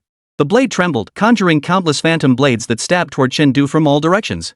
Admittedly, though Wang Hua's character left much to be desired, his combat prowess was undeniably formidable. Even this casual strike made Chen Du feel unable to evade. However, evasion was not the same as countering. As the swarm of sword images closed in, Chen Du remained calm. At the very moment of impact, he swung his blade.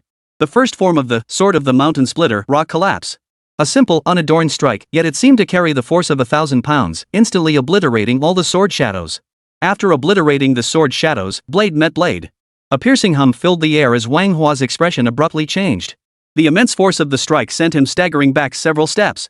Only when he reached the edge of the platform did he finally dissipate the force contained within that strike. The mountain-splitting blade? Chen Du actually knows the mountain-splitting blade? Only now did Meng Desan below the stage cry out in shock. This martial art was widely circulated in the Dragon Kingdom, hence its inclusion in the 4th middle school's records. But merely included. Though classified as a low-tier martial art, its entry difficulty was in a completely different league from other low-tier techniques.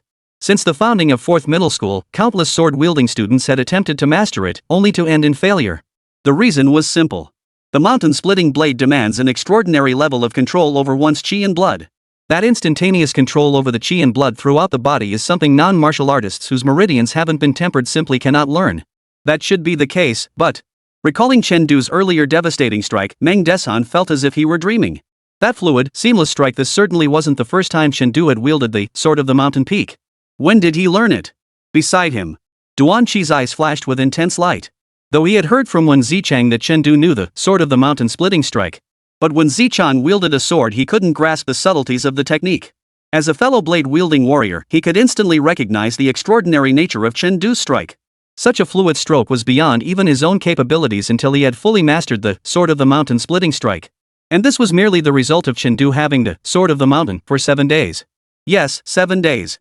Even if Wen Zichang claimed it took an hour, it was still 7 days.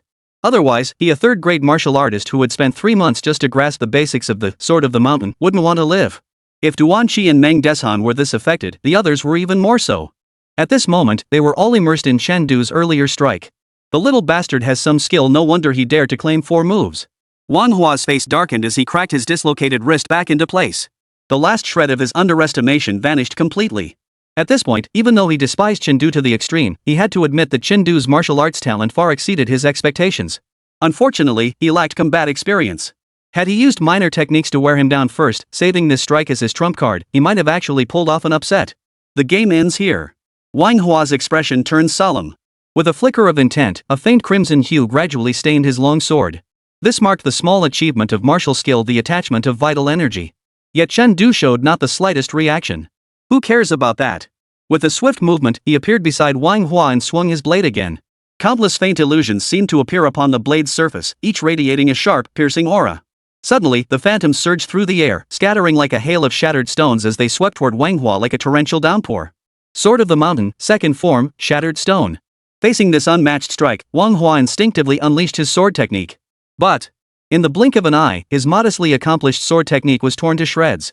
After shredding the sword technique, the rain-like phantom shadows fell upon him, leaving dozens of wounds. Though none ran deep, they still drew the gaze of everyone present. The defenses of a second-rank martial artist had been breached by a non-martial artist. And that was after the sword technique had been shattered, diminishing its power. Could this truly be a strike delivered by a non-martial artist? Just as everyone assumed this was Chen peak strike. Chen aura surged once more. Consumed 10 merit points, restored 100 vitality. He stomped forward with a fierce step and swung his blade once more. The countless shards of rock that had appeared earlier vanished abruptly, replaced by a miniature mountain. Split mountain. The next instant, the illusory hill split in two. From the cleft, a long blade descended like it was splitting heaven and earth, striking toward Wang Hua. It was as if a true mountain-splitting strike had been delivered. The blade's razor-sharp aura was so intense it made one instinctively close their eyes to avoid its edge. Terrifying. Impossible to withstand. Facing this blade head-on, Wang Hua felt the pressure surge to its absolute peak. He couldn't fathom any way to block this strike. All his past training seemed as fragile as paper before this strike. To survive, he had only one option: restore his cultivation realm. Almost instinctively, Wang Hua summoned his vital energy, attempting to restore his original second-rank martial artist's strength. Yet the seals within his meridians remained utterly unyielding. Only then did Wang Hua despairingly recall that this seal was left by Duanqi utterly unbreakable. Duanqi, Meng Desan, Chen Du 3 conspired to kill me. Wang Hua's eyes widened with fury as he raised his sword for one final struggle, his hatred for the trio reaching an unimaginable peak. Clang! The broadsword struck the longsword with unstoppable force, sending it flying. Its momentum carried on, slashing into the ground. Rip! The alloy stage floor sliced like tofu under the blade's force, leaving a smooth gash several meters deep. It nearly severed the platform in two. We're even now. Chen sheathed his blade without a glance back at Wang Hua, turning directly to walk off the stage.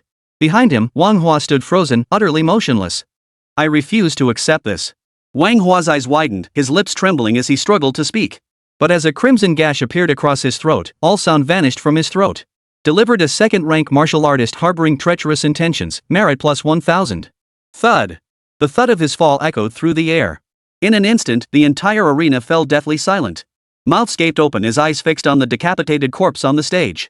Even Duanqi, who had seen it all, struggled to process the sheer magnitude of what had just unfolded. Chen Du. He's mastered even the third form of the Sword of the Fallen Peak. Wait, what? When Zichang, who had been crouching beside Duanqi, stammered out the words. No way, how could this be? It had only been 7 days since he'd given him the Sword of the Mountain Splitter. 7 days. Most people wouldn't even manage to raise their chi and blood by a few points in that time, and you speed cleared the first 3 forms of the Sword of the Mountain? Damn it, how can the gap between people be wider than the gap between humans and animals? Someone shut this cheat down. Holy. Damn. Holy. Meng Desan grabbed the proctor by the collar and shook him violently, his face flushed and his entire body buzzing with energy like he'd just downed a potion. 3 consecutive strikes with the Sword of the Slain Peak. He just crushed a second-rank martial artist who was holding back his power. Holy, that's insane. He was completely dazed by this unexpected thrill.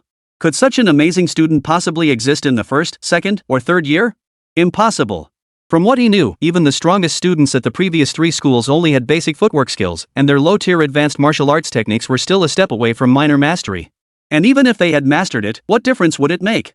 Could anyone possibly surpass Wang Hua? Could it be that this year's top college entrance exam scorer might actually come from 4th high? At that moment, Meng Desan was overcome with wild joy. Chapter 22, You don't know you're wrong, you know you're dead. It wasn't just Meng Desan who was ecstatic. Duanqi, standing nearby, felt no less elation. Chen Duguang had mastered only the first form of the Sword of the Falling Peak, which was enough to earn him a return from the front lines. 3 forms? As a fellow blade-wielding martial artist, he knew all too well how difficult it was to even begin mastering the sword of the mountain. This martial art wasn't meant for non-martial artists at all.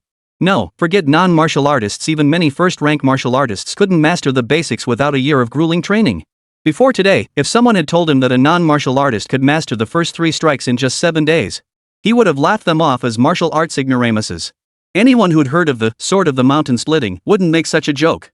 Damn it, the martial arts idiot is actually me? For a moment, Duanqi even started entertaining conspiracy theories. Could Chen Du have already learned the sword of the mountain technique before? Was choosing it again under Wen Zichang just to draw attention? But if that was the case, it was even more terrifying. It meant that while mastering the mountain-splitting blade, Chen Du had also honed his qi and blood to 150, achieved minor mastery in the tempering fist, and gained entry into the whirlwind blade and whirlwind movement techniques. Is this even human? Duanqi couldn't wrap his head around it, let alone anyone else. Especially the students from Class 3. They knew better than anyone that Chen Du hadn't touched martial arts at all during his 3 years at school. This can't be real. The 10 who had accused Chen Du turned deathly pale. He'd survived a situation that should have been a death sentence. What kind of revenge would Chen Du exact afterward? They dared not imagine it. Tang Wan was now filled with unbearable regret, especially after witnessing Chen Du's breathtakingly exquisite strike. Her remorse reached its peak. That single strike alone was enough to secure Chen Du a spot among the top 10, no, the top 3 martial academies. It was obvious the academy would now pour resources into him relentlessly. Chen Du's future was limitless. And such an exceptional talent like Chen Du should have been her boyfriend. Tang Wan bit her lip, her beautiful eyes fixed intently on Chen Du as 1,000 thoughts raced through her mind. Apart from them, the vast majority of others were immersed in shock. Except for one person. Zhang Lan. The moment Chen Du swung his first blow, Zhang Lan's heart began to race with unease. By the time the 3rd strike landed, her composure had completely shattered. How could things have turned out this way? Where did Chen Du get such incredible strength? Hadn't her son's classmates claimed Chen Du was nothing special, that he only beat her son by doping? If they'd known Chen Du could wield the sword of the falling peak, how could they have been so arrogant? And let Duanqi seal his meridians. Zhang Lan saw it clearly. If Wang Hua had merely restrained himself, even if he couldn't withstand that strike, he could have broken the seal and endured it. At the very least, he wouldn't have died. Poor Wang Hua. All those years serving at the border, he survived enemy attacks and demon beasts only to fall to a high schooler who wasn't even a martial artist. Gazing at the body on the stage growing cold by the moment, grief overwhelmed Zhang Lan. Chen Du. Zhang Lan's eyes blazed crimson as she fixed her gaze on Chen Du, who had stepped down from the platform. Her qi surged violently, urging her to charge forward. Yet the moment that impulse surged, she was locked in place by an overwhelming aura. After 4 moves, our grudge is settled. This is what Wang Hua promised. Duanqi erupted with force, his expression dark as he glared at Zhang Lan. This ends here. If you persist in this nonsense, don't blame me for being ruthless. This isn't what we agreed upon. Wang Hua hasn't even made it to the 4th move. Do you take me for a fool? Before Zhang Lan could finish her protest, Duanqi cut her off with a thunderous roar. Bullying the weak, breaking your word. You've disgraced the honor of martial artists. Now get out of here. Zhang Lan stammered, her lips trembling, yet she remained rooted to the spot, her gaze fixed on Chen Du. Feeling that piercing stare, Chen Du frowned and lifted his eyes. At that moment, he was in the state immediately following the execution of the 3-form sword of the mountain splitting blade.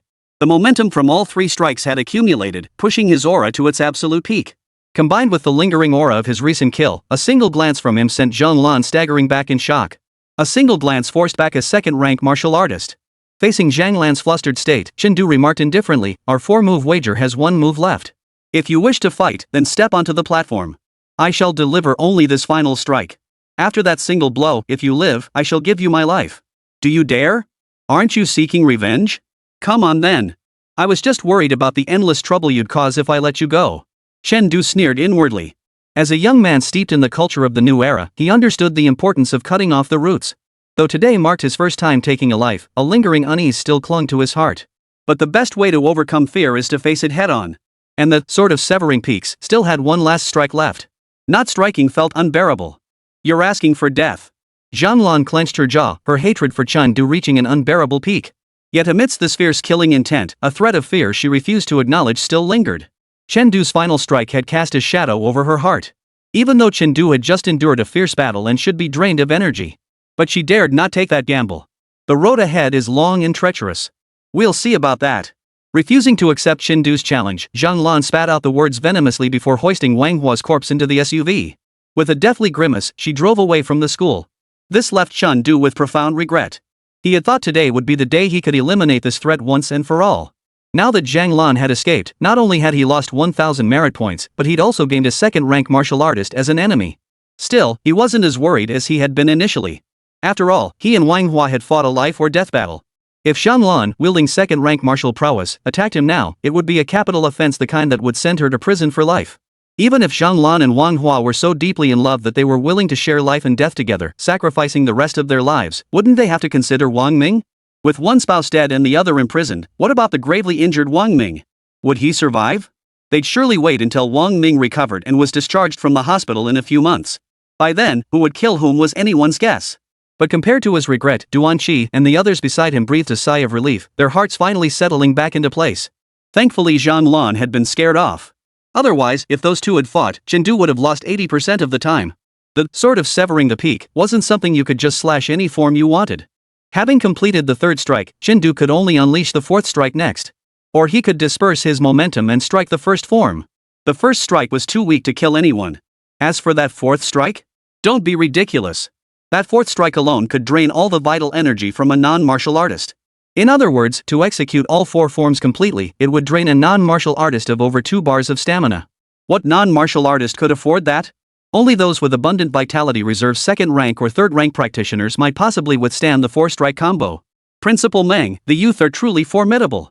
Duan Qi couldn't help but exclaim. Chengdu not only defeated an opponent with 249 vitality points while possessing only 150 himself, but after facing death for the first time, he remained so calm that he scared off the enemy. He possesses both courage and strategy. If we were the same age, I wouldn't be his equal. This statement held no exaggeration whatsoever. In fact, Duan Qi had even tempered his words.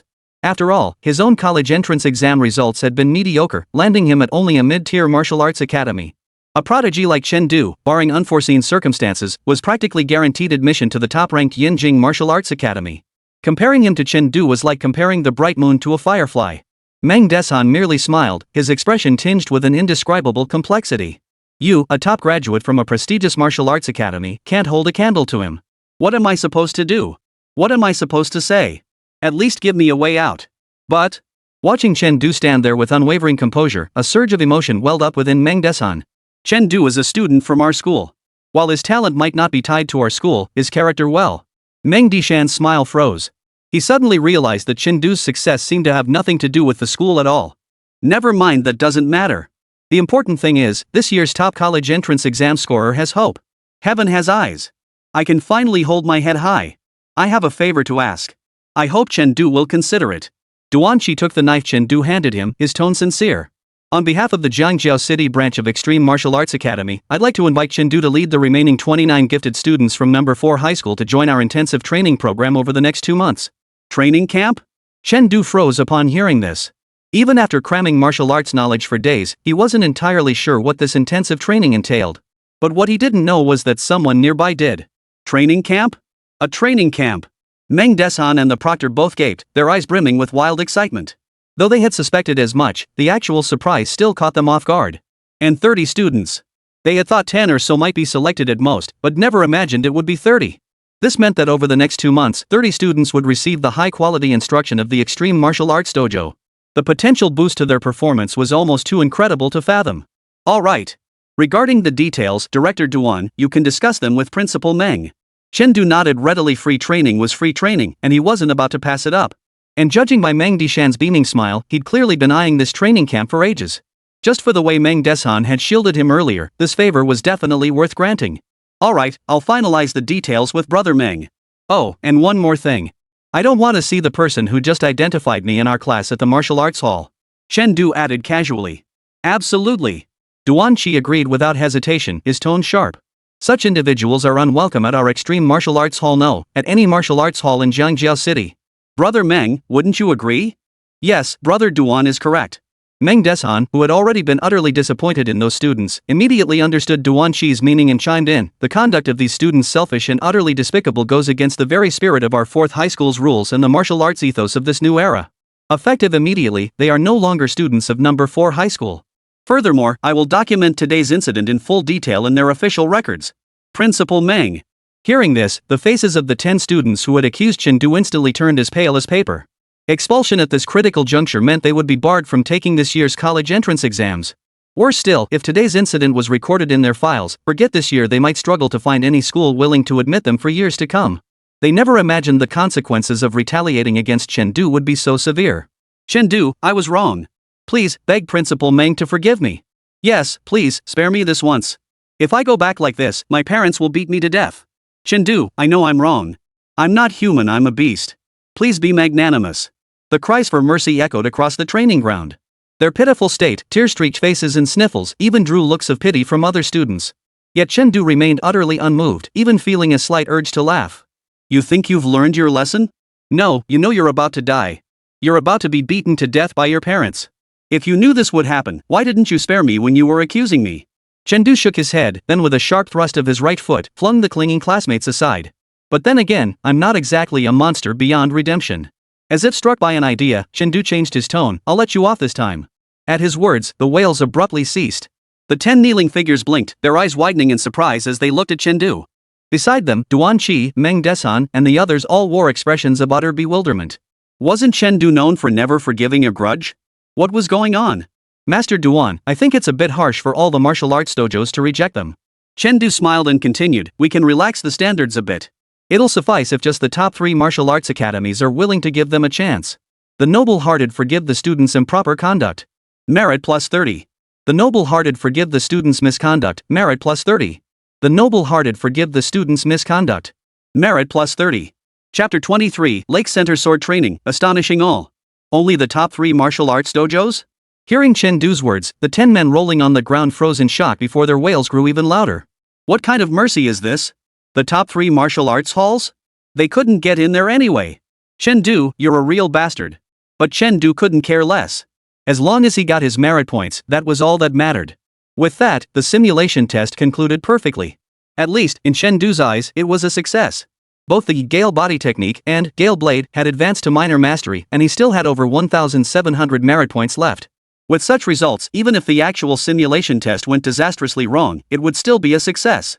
And after this battle, Chengdu had effectively bid farewell to his plan of quietly exploiting his classmates. He wanted to stay low-key, but his power simply wouldn't allow it. After all, defeating a second-rank martial artist with a triple sword formation was nothing short of astonishing. When Wu Jiangwo returned to school and heard the news, his legs went weak, and he nearly kowtowed to Chengdu on the spot. The subsequent classes naturally lost all focus, with everyone buzzing about Chengdu. Seeing this, Wu Jiangwo simply declared a holiday, though he kept Chengdu behind. Once everyone had left the classroom, Wu Jiangwo placed a tang sword into Chengdu's hands. As Chengdu stared in astonishment, Wu Jiangwo relaxed his perpetually furrowed brow and smiled. I'm ashamed to admit it, but I haven't really taught you much these past 3 years. Yet, unexpectedly, I've been promoted and received a raise thanks to you. Old One mentioned you prefer this style of blade, so I bought one to give you. Mentioning this, Wu Jiangwo couldn't help but feel a pang of emotion. Just last week, he'd been demoted because of Chengdu and Wang Ming's incident. Yet today, without lifting a finger, he was notified of a promotion. He jumped 2 ranks at once, and his salary had doubled. And when Meng Desan personally came to announce the news, the look on his face, it was beaming. Wu Jiangwo would bet his life he'd never seen Meng Desan smile so genuinely before. And all of this was thanks to Chengdu. I only did it for myself. Chengdu shook his head and pushed the blade away. He recognized the material used to forge it. Grade F alloy, though the lowest grade, was harder and more resilient than steel, and it even reduced the consumption of vital energy adhering to the blade. Thus, weapons forged from F-grade alloy were standard equipment for many first-rank martial artists. These advantages also determined the exorbitant price of F-grade alloy. A blade like the one before him wouldn't come cheap, it'd easily cost over 100,000. Take it. If you can't get over it, go all out on the college entrance exam and prove yourself for me. Wu Jiangwo, straightforward by nature, wasn't one for polite niceties. He simply kept shoving the blade into Chengdu's arms. After some back and forth, Chengdu reluctantly accepted the blade. The reason was simple, he couldn't win a physical fight. Fine, I'll repay the favor by becoming the top scorer in the college entrance exam. Seeing Chengdu accept the knife, Wu Jiangwo nodded in satisfaction and walked him home. That evening, Chengdu received the notice for the training camp. Training starts next week? Is it that urgent? After jotting down the dates, Chengdu shut off his phone, not giving it much thought. After all, what they trained in wasn't important to him. What mattered was how to creatively rack up merit points. Now that I have enough merit points, maybe I should practice the mountain-splitting blade? Chengdu's eyes narrowed in contemplation. While vital energy and blood are the foundation of one's standing, improving them doesn't necessarily require skill points. Mastering the tempering fist naturally increases it. Moreover, practicing martial arts techniques and body movements can also increase your maximum chi and blood capacity. However, compared to the tempering fist, the effect is extremely minimal. Still, there is indeed an increase. Therefore, rather than investing all merit points into vitality, it's wiser to grind the proficiency of the mountain-splitting blade first. If you grind the Sword of the Mountain to the minor achievement realm, you can imbue your chi and blood into the blade itself. This will multiply both its attack range and lethality. Moreover, the mountain-splitting blade builds momentum. The first strike gains a power boost, and by the fourth strike, whoa! Grind that proficiency. But grinding the Shanyu blade proficiency? That can't be done at home. Chen certainly didn't want to accidentally destroy his home with a single swing. Nor could he go to the martial arts dojo. What if Duan Qi and the others set their psychological threshold too high? It'd be tough to rake in merit points later. Wait a minute.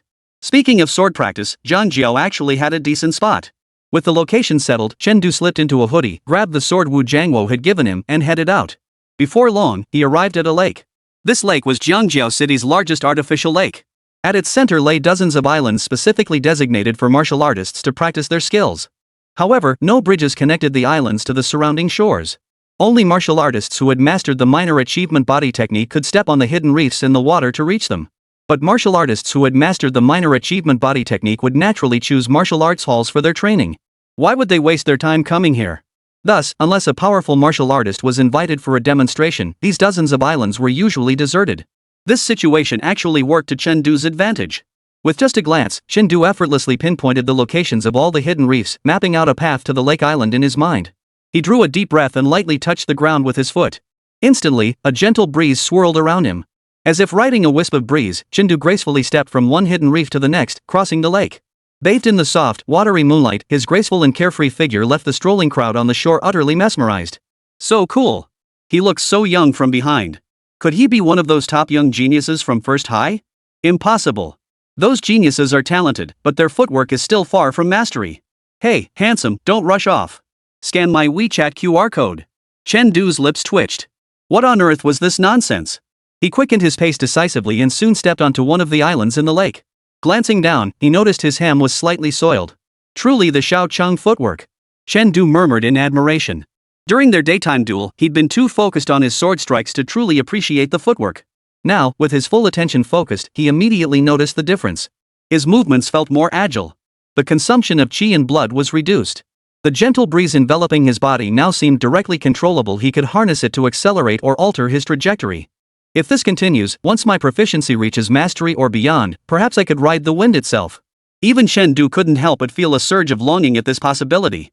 For someone who'd toiled like a beast of burden for over a decade, 3,000 beauties couldn't compare to the thrill of flight. After a second of daydreaming, Chengdu snapped back to reality and drew the long sword at his waist. First, grind for the mountain-splitting blade. Under the moonlight, the blade roughly 1.2 meters long glinted with a cold, clear light. A faint, icy chill seemed to coil around its surface. At first glance, Chengdu fell in love with this blade. He gripped the blade with reverence. The next instant, he swung it forward. Shatter rock. Crush stone. Cleave mountains. Armed with the experience gained during the day, Chengdu's movements were now more practiced. In the blink of an eye, 3 strikes were unleashed. 3 waves of blade energy sliced toward the lake's surface, each one thicker and longer than the last. Boom! 3 thunderous booms echoed as the tranquil lake surface split open with 3 blade-like gashes, sending water spraying everywhere. Chengdu's expression remained utterly unruffled. Consumed 15 merit points, restored 150 vitality points. The sensation of depleted vitality vanished instantly. Chengdu drew a deep breath, a sharp gleam flashing in his eyes as his aura surged to its peak. He swung his blade once more. Sword of the Peak. In an instant, a blade aura over 30 meters long materialized from the tip of his sword. It carried the illusory image of rolling mountains as it plunged into the water. Boom! A sound like an exploding bomb echoed. The entire water surface caved in, forming a massive crater 30 meters long and half a meter deep. Mist still swirled in the air. That single strike had vaporized the lake water. Moments later, the surrounding lake water surged back toward the center as if suddenly realizing what had happened, roaring violently as it rushed in. Chengdu stood amidst the mist, staring intently at the long blade in his hand. As expected, the power amplification of the mountain-splitting blade did not increase sequentially as he had speculated. That 4th strike had drained every ounce of his qi and blood, yet it had only unleashed the power equivalent to 300 points of qi and blood. That's over 3 tons. Forget it, Chengdu silently cursed his own greed. The sheer destructive force of that 4th mountain-splitting strike had already far exceeded his expectations. To unleash such devastation with this level of chi and blood was nothing short of terrifying. Meanwhile, the crowd stared dumbfounded at the patch of white mist near the lake island and the half-meter-high waves surging toward the shore. Holy! Is someone dynamiting fish? And they're using missiles. Missiles my ass. That's a martial artist demonstrating their skills. Wait, so that hoodie-wearing kid earlier was actually a certified martial artist? True to a society rich in martial virtue, the crowd recovered quickly from the initial shock of this sudden spectacle. Some didn't even run away. Instead, they gathered along the shore, calling out to friends to join them as they stared toward the lake island, eager to see just who this mysterious figure was. Unfortunately for them, the island lay a full 100 meters from shore, obscured by mist and the hoodie the figure wore. With these three factors combined, forget seeing his face, it was nearly impossible to tell human from beast. The fourth form of the mountain-splitting blade? Duan Chi? No, this power is far too weak. Who is it? Not far from the crowd, a man halted his steps, his gaze fixed on the lake center with keen interest. As his gaze sharpened, a distinct black silhouette reflected in his eyes. Recognizing the face handsome yet still bearing traces of youth, the man let out a soft surprise flickering across his features. So young? What's wrong? Beside him, a woman in her 30s held the hand of a 6 or 7-year-old girl, looking at the man curiously. Nothing. You wait here with Chen. I'll be back soon. The man gave his wife a gentle smile and affectionately ruffled his daughter's hair. Xiao Xian, be a good girl and wait here for daddy, okay? Okay. After receiving his daughter's consent, the man lightly tapped his toes against the ground and vanished silently from his spot, flying toward the island in the lake. If Chengdu had witnessed this scene, he would have been green with envy. For while airborne, the man could change direction without needing any support. Most astonishingly, upon reaching directly above Chengdu, he simply hovered there, suspended mid-air with effortless grace. Chapter 24, I'm just a high school student. In the thickening white mist, the man's figure became indistinct, so he went unnoticed by the crowd. At that moment, all eyes were fixed on the dark figure moving within the mist.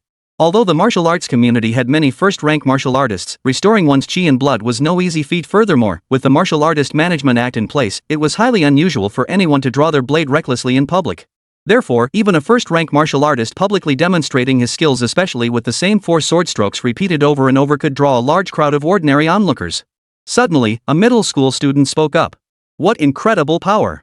But the first 3 strikes weren't landing. Probably some first-rank martial artist adjusting to his strength. As the crowd's eyes turned to him, the teenager's vanity took hold, and he blurted out, "Don't think I'm not a martial artist. I've seen at least 8 or 10 first-rank martial artists. In my opinion, this guy is at best a mid-first rank. With a technique like this, where the strength builds gradually, my brother, a late-stage first-rank martial artist, could cut through it 2 or 3 times in a row." Sure enough. The moment he spoke, gasps erupted from the crowd. Wow! That blade aura packs such power, and your brother managed to cut through so many layers. That's insane. Big bro, take me under your wing. I want to train martial arts. Damn, wielding a sword like that is so damn cool. I want to learn swordplay too. The exclamations flowed endlessly. But as they watched, the gasps gradually faded. Everyone's expressions turned peculiar. Wait, how many times did you say a late-stage first-rank martial artist could strike?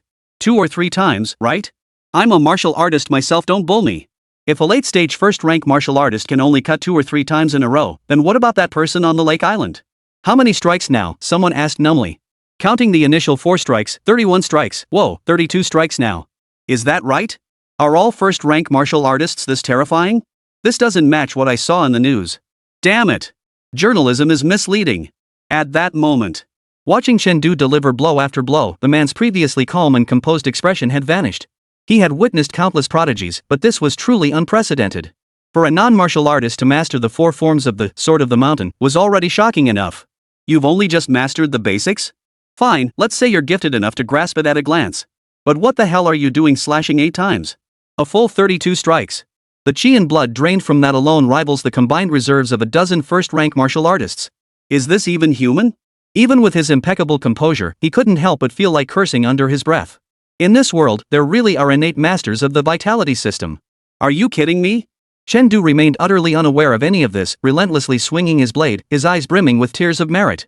Heartbreaking. After finally scraping together 1,700 merit points, those 8 points of proficiency cost him a whopping 200 or 300. Damn it, even if I spent all 1,700 points, it still wouldn't be enough to reach 99 proficiency. But still, this feeling of gradually getting stronger, he just couldn't quit it. Despite the heartache, Chengdu found himself unable to stop. Because with every increase in the proficiency of the Sword of the Slain Peak, he gained new insights into it. The instant his proficiency hit 10, all his insights about the mountain-splitting blade coalesced in his mind, fitting together like pieces of a puzzle. Inspiration struck, and Chen Du swung the blade once more. This time, he sensed a difference. He could now control his qi and blood consumption, though only slightly, reducing it from 30% to between 29% and 30%. Yet this meant less vitality drained, allowing him to conserve some merit points. More importantly, the power boost from the mountain-splitting blade had increased by 10%. Chen Du's heart leapt with joy. The mountain-splitting blade was actually a martial skill where its power increased alongside proficiency. Take the swift wind blade, even with its proficiency nearly maxed out, its power hadn't budged. No wonder the mountain-splitting blade was so difficult to master, yet it had dozens of times more comments than the gale blade. Young man, which martial academy do you attend? Just as Chen Du was basking in his joy, a voice as smooth as jade drifted from behind him. Who? Chen Du's eyes instantly sharpened, a flicker of surprise crossing his gaze. To approach him silently from behind, the newcomer's strength far surpassed his own. He turned, his gaze tinged with caution. The figure was an elegant man, appearing to be in his early 30s. Though clad in a loose white hoodie, it couldn't conceal his otherworldly aura. To achieve such mastery without martial cultivation. The refined man was momentarily at a loss for words, unable to find the right adjectives to describe Chen Du's performance. Ahem, well. I see you have remarkable talent. Have you considered transferring to another martial academy? I happen to have a spot reserved for a student seeking further training. Martial academy? Chen Du paused briefly before shaking his head. Sorry, I can't go. A gentleman does not accept charity. Closing the back door opened by a 7th-rank martial artist, merit plus 500. Stealing from the young? Chen Du's breath caught. Wait, just for saying a few words, he got 500 merit points? Wait, this guy in front of me is actually a 7th rank? Holy crap. Can't go? The refined man froze in surprise. These days, the top-tier martial academies had long since reformed, opening up exchange programs for students between them. How could any academy still refuse to release their students? No, wait. For exceptionally gifted students like this, martial academies would naturally hold onto them tightly. It made perfect sense they wouldn't let him go. But that wasn't a major issue. Assuming Chen Du was being held back by his mentor, the refined man smiled gently and offered reassurance. Worried your mentor won't let you go? No problem. Give me his contact info, and I'll speak with him personally. Oh, and if he doesn't pick up, just tell him Suyu is looking for him. Chen Du shook his head again. A gentleman does not accept food thrown at him. He closed the back door opened by the 7th-rank martial artist once more. Merit plus 300. Seeing this, Suyu's smile froze. Could it be that this kid was so bound by collective loyalty he wouldn't even consider training at another school? No way. At the very least, he had to find out which martial academy he was attending. What if it was a bad one? That would ruin the kid's future. Faced with Chen Du's astonishing talent, Suyu found it truly difficult to let go. Alright, if you truly refuse, I can compromise. You can attend in person, but your name will remain under your mentor's registration. If you're worried your martial academy isn't included in the reforms, that's fine too. Just tell me the name of your academy, and I'll help smooth things over for you. This was the greatest concession Suyu could offer. Keeping the name under the original academy meant they'd be spending their own money and resources to support a student from another academy. Wasn't that essentially a form of? Yet, faced with such tempting terms, Chen Du still shook his head. A gentleman does not accept food thrown at him. Closed the back door opened by the 7th-rank martial artist for the 3rd time. Merit plus 100. This time, Suyu was utterly dumbfounded. What's wrong with this kid? He's not tempted by this? He couldn't help but fall into deep thought. When had his reputation become so ineffective? This shouldn't be happening. Didn't the Yanjing Martial Academy recently spend money to recruit me? Wait a minute. As if suddenly struck by a thought, Suyu said oddly, you wouldn't happen to not know who I am, would you? Chen Du nodded, but inside he was laughing so hard he could barely contain himself. Free 900 merit points. Even if I didn't know before, I know now. You're the god of wealth. However, seeing his merit points rapidly dwindling, Chen Du didn't want to milk it any longer. He confessed frankly, it's not that I don't want to go, but I haven't taken my martial arts exam yet. Suyu froze in surprise. What the hell? Martial arts exam? Don't tell me you're actually a high school student? Chapter 25, Chen Du, what's your take? Suyu stared blankly at Chen Du. Don't tell me you're still just a high school student. That's kinda scary, man. No, it's more than just a little scary. Forget about that off-the-charts chi and blood. The sheer mastery of this martial technique alone would make students from top martial academies feel ashamed. Indeed, even among students at top martial arts academies, very few have mastered martial arts to this level before enrollment. What astonished Suyu even more was Chen Du's astonishingly rapid progress. The senses of a 6th-rank martial artist were incredibly sharp. The slightest variation in Chen Du's final strike had not escaped his perception. Yet after just these few dozen strikes, Chen Du's proficiency in the Sword of the Mountain had actually increased by 10%. This was a 10% increase after just beginning the technique, something most people couldn't achieve even after 10 days or half a month of practice. And Chen Du had done it in half an hour. An eerie silence fell over the scene. The two stood frozen in place, staring at each other. A breeze blew, gradually dispersing the mist. Why stop? I was just getting into it. Ha! How did another person appear on the island? When did they get there? I don't care when he got there. I just wonder, is there more to see? Who knows? Wait, look. Another person is heading toward the lake island. Holy crap! A first middle school uniform. That student looks familiar. I swear I've seen him somewhere before. Of course. How could you not recognize him? He's from First High's martial arts rocket class. He's on TV every day. The rocket class? The legendary class aiming to send the entire group to the top martial arts academy in the country, Yinjing Martial Arts Academy? Holy crap! Now that you mention it, isn't that Fong Zhang one of the top 10 in the rocket class? Who are you talking about? Fong Zhang? The Fong Zhang who's in the top 10 of the rocket class, whose dad is the bureau chief. Amidst the gasps of the onlookers, a young man strode swiftly across the water, his expression charged with emotion. The white-clad martial artist on the lake island, while others might not know his identity, he knew exactly who he was. That was none other than martial sage Su Yu. Martial Marquis wasn't just a respectful title for elite warriors, it was synonymous with legendary military achievements. Su Yu, barely over 40, had already attained the rank of Martial Marquis. His prowess was beyond question. Moreover, Su Yu was one of the ace instructors at Tiannan Martial Academy, the nation's third-ranked martial institution. Today's my lucky day, I actually bumped into Martial Marquis Su. Overcome with ecstasy, the young man frantically channeled his chi and blood, racing toward the lake island at the fastest speed he'd ever mustered. As a member of the rocket class, his ultimate goal was the top-ranked Yinjing Martial Academy. Though Tiannan Martial Academy ranked third, its relatively short history meant its heritage couldn't match the top two academies, making it merely a backup choice. But there are always exceptions. Su Yu was one such exception. Though merely an instructor at Tiannan Martial Arts Academy, his martial arts teaching skills ranked among the nation's absolute elite. The weakest of his students were fourth-rank powerhouses. His original series of sword techniques had gained widespread popularity. Coincidentally, one of the sword techniques Su Yu created was precisely the one Fong Zhang had been studying. Within mere seconds, the young man reached the lake island. Ignoring his partially waterlogged martial arts uniform and trousers, he slid to his knees before Su Yu. Student Fong Zhang. Greetings, Martial Marquis Su. How did your teacher teach you martial etiquette? Rise. As a 7th-rank powerhouse, Su Yu immediately composed himself before Fong Zhang, frowning as he gently admonished. We martial artists kneel neither to heaven nor earth, only to our parents and the common people. Remember this, when meeting other martial lords, no kneeling is required. We don't care for such formalities. Yes, sir. Fong Zhang hastily rose to his feet, placing his right hand over his heart, palm facing his chest, and bowing slightly. Su Yu returned the gesture with his own fist pressed to his heart, though he did not bow.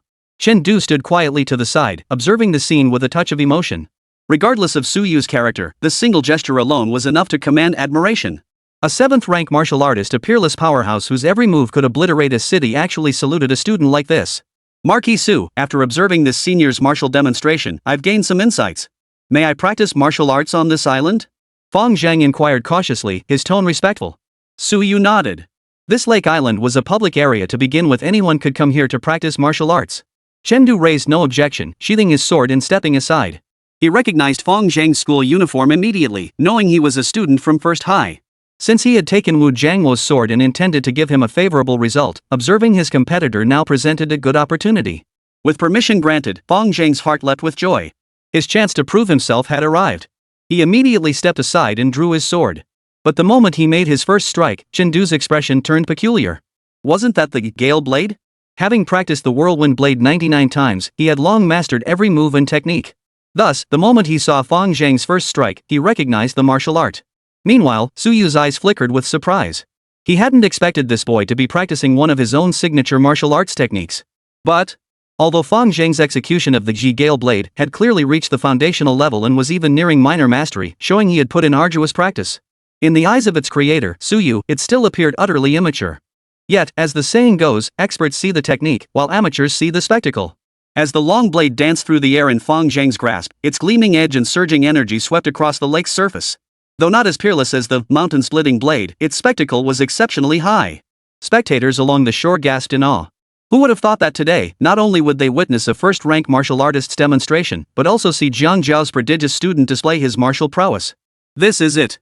Holy crap. That swordplay, though not as explosive as before, is so damn cool. That's the Swift Wind Blade, a high-tier low-grade martial skill. And by the looks of it, Fang Zhang's mastery must be formidable. Truly worthy of a rocket-class prodigy. Of course. That's the rocket class at first high. Pick any student from there, and they could easily be the top student in their entire grade at 3rd or 4th high. Speaking of number 4 high, I heard this year's class has pretty weak average scores. Their citywide standardized test results were dozens of points lower than number 1 highs. Several dozen points? That much? Looks like this year's martial arts exam results for Jiangzhou City will be entirely propped up by 1st and 2nd high schools. If my kid doesn't train hard in martial arts and get into 1st high, I'll break his legs. Voices of envy and lamentation rose and fell in waves. Soon, Fang Zhang completed his first run of the Gale Blade technique. His eyes gleamed as he looked at Suyu, filled with anticipation. I performed the martial art created by my idol right before his eyes. If I could just get a word or two of guidance from him, I'd have no regrets in life. You've mastered the whirlwind blade quite well. Hearing Suyu's praise, Fang Zhang's entire expression lit up with excitement as he waited eagerly for more. However, to his surprise, there was no follow-up. After offering his praise, Suyu had no intention of continuing the conversation. Instead, he turned to Chen, who stood nearby watching the scene unfold, and asked with a smile. What do you think? What do you think? Suyu-ho, he's asking the senior? Fang Zhang looked utterly bewildered. And Suyu-ho's tone, it was far too earnest. That tone was even more affectionate than when my father guided me in martial arts. Who exactly is this senior that Lord Suyu treats with such deference? Chapter 26, Wait, you actually know how? Me? Midway through gossiping, Chen was suddenly called out and instinctively froze. But he quickly recovered, smiling inwardly. You're the one who made me say it.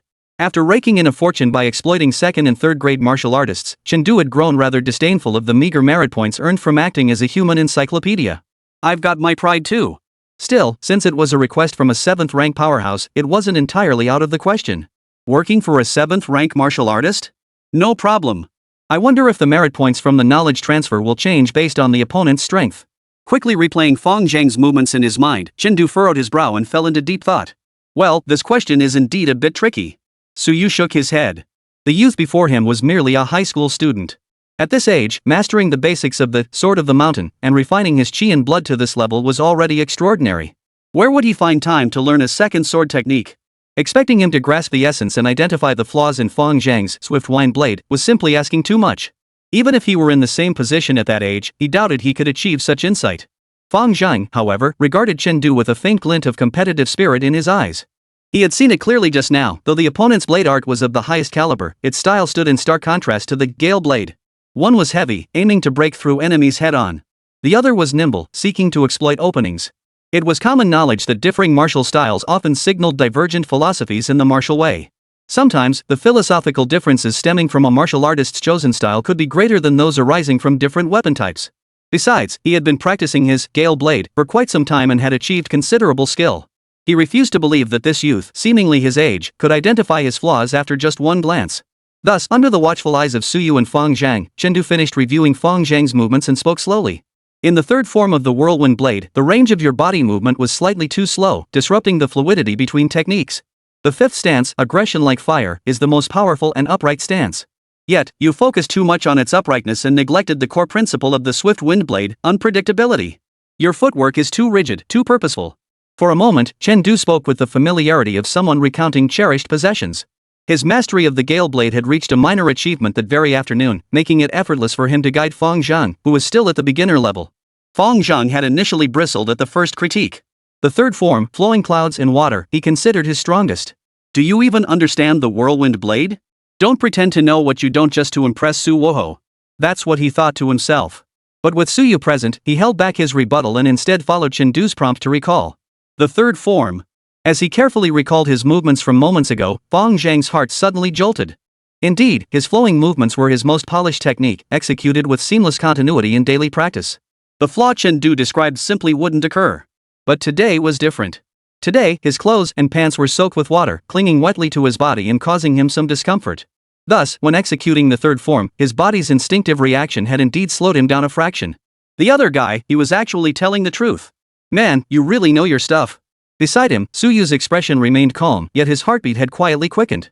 At the 7th rank, martial artists could control every inch of their bodies, not just their hearts, but even the opening and closing of their pores. Yet even such mastery over the body faltered slightly in this moment. That kid actually saw through it?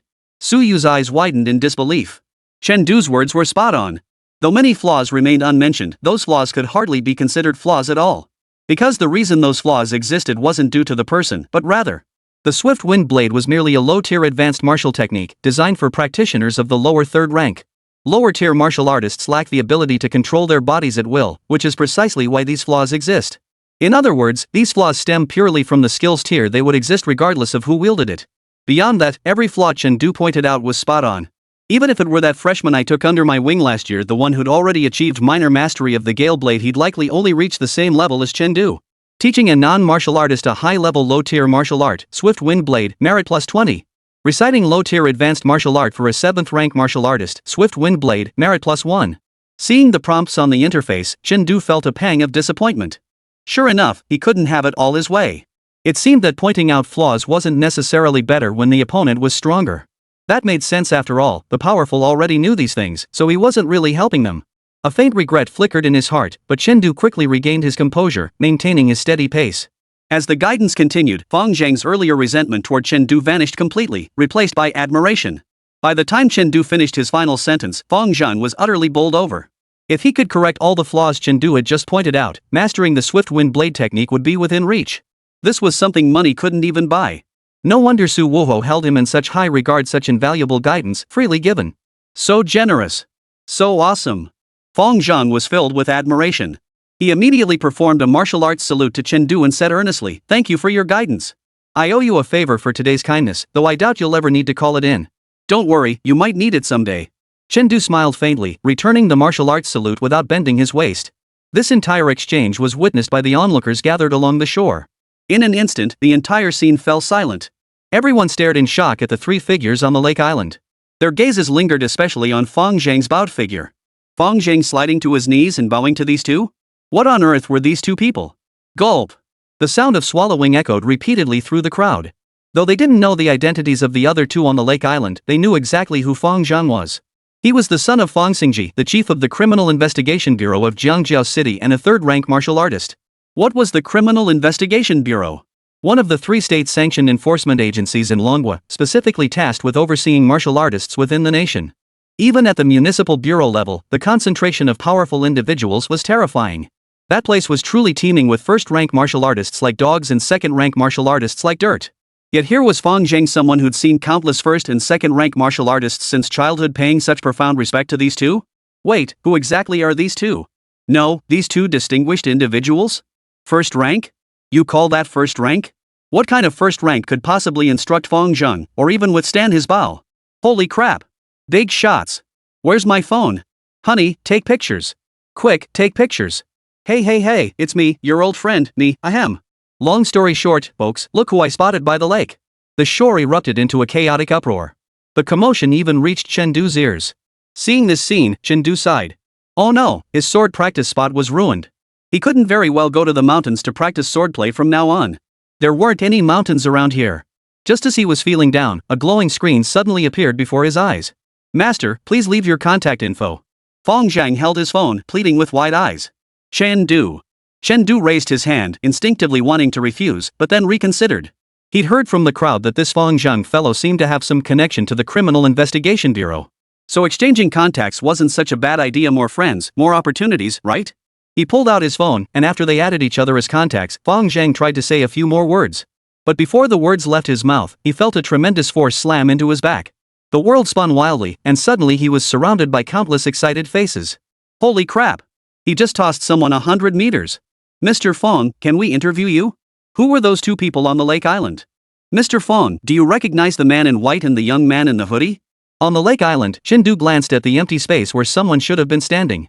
Then he glanced at Suyu beside him, his expression unchanged as if he hadn't done anything. Damn! You mean, with a flick of your finger, you could hurl a living person from here to the shore over 100 meters away in half a second? And leave them completely unharmed? Whoa! A 7th rank martial art is truly terrifying. Chapter 27, Chen Du is my student. Anyone who steals him gets beaten. How did you do that? Suyu's eyes locked onto Chen Du's face, gleaming with excitement. Under that gaze, Chengdu felt like a machine being taken apart, every component laid bare for inspection. For a moment, Chengdu even sensed an instinctive feeling that the other party could kill him with just a glance, without even lifting a finger. But this realization actually eased his mind. If the other truly intended harm, why ask so many questions? Not at all. As it happens, I've also studied the Gale Blade, Chengdu replied truthfully. You studied the Gale Blade, too? No wonder. For some reason, Suyu suddenly felt relieved. Thank goodness. If he'd figured it out at a glance, that would have been terrifying. Wait, even if this kid had learned Gale Blade, that was terrifying enough. What high schooler could master two completely different sword styles at the same time?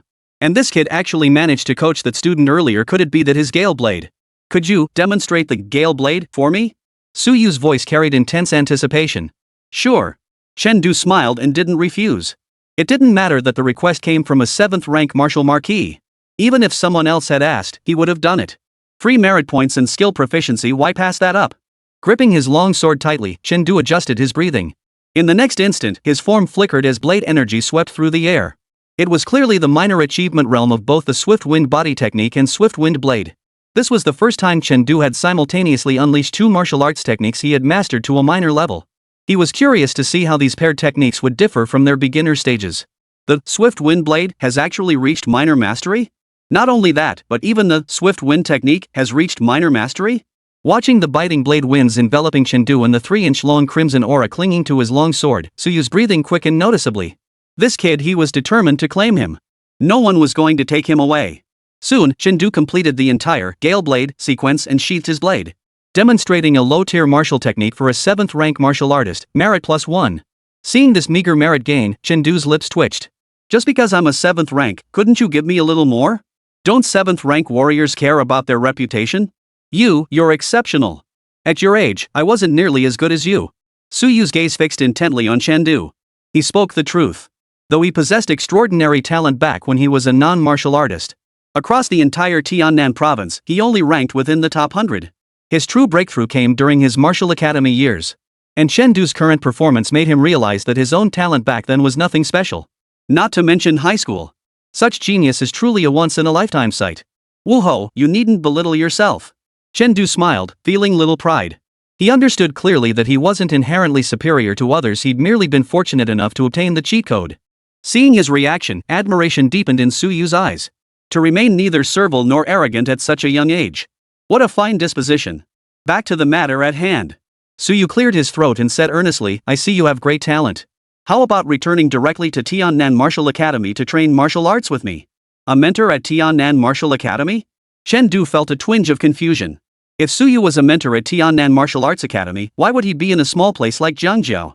Zhangjiao was merely a 4th-tier city, not even a single mid-tier martial artist resided here. A 7th-rank powerhouse like Suyu was practically a force from another dimension here. Still, it was ultimately his personal matter, and Chengdu felt it wasn't his place to interfere. As for Suyu's request, Chengdu declined without hesitation. You want to take the entrance exam for Yanjing Martial Arts Academy? Mistaking Chengdu for being fixated on rankings, Suyu hurriedly explained, you might not be aware, but while Tiannan Martial Academy may have slightly less heritage than Yanjing and Magic Capital, its faculty strength absolutely rivals theirs. And I promise you this, once you're enrolled, I'll personally guide your martial cultivation and prioritize resources for your training. There's no need to fixate on Yanjing or the Magic Capital.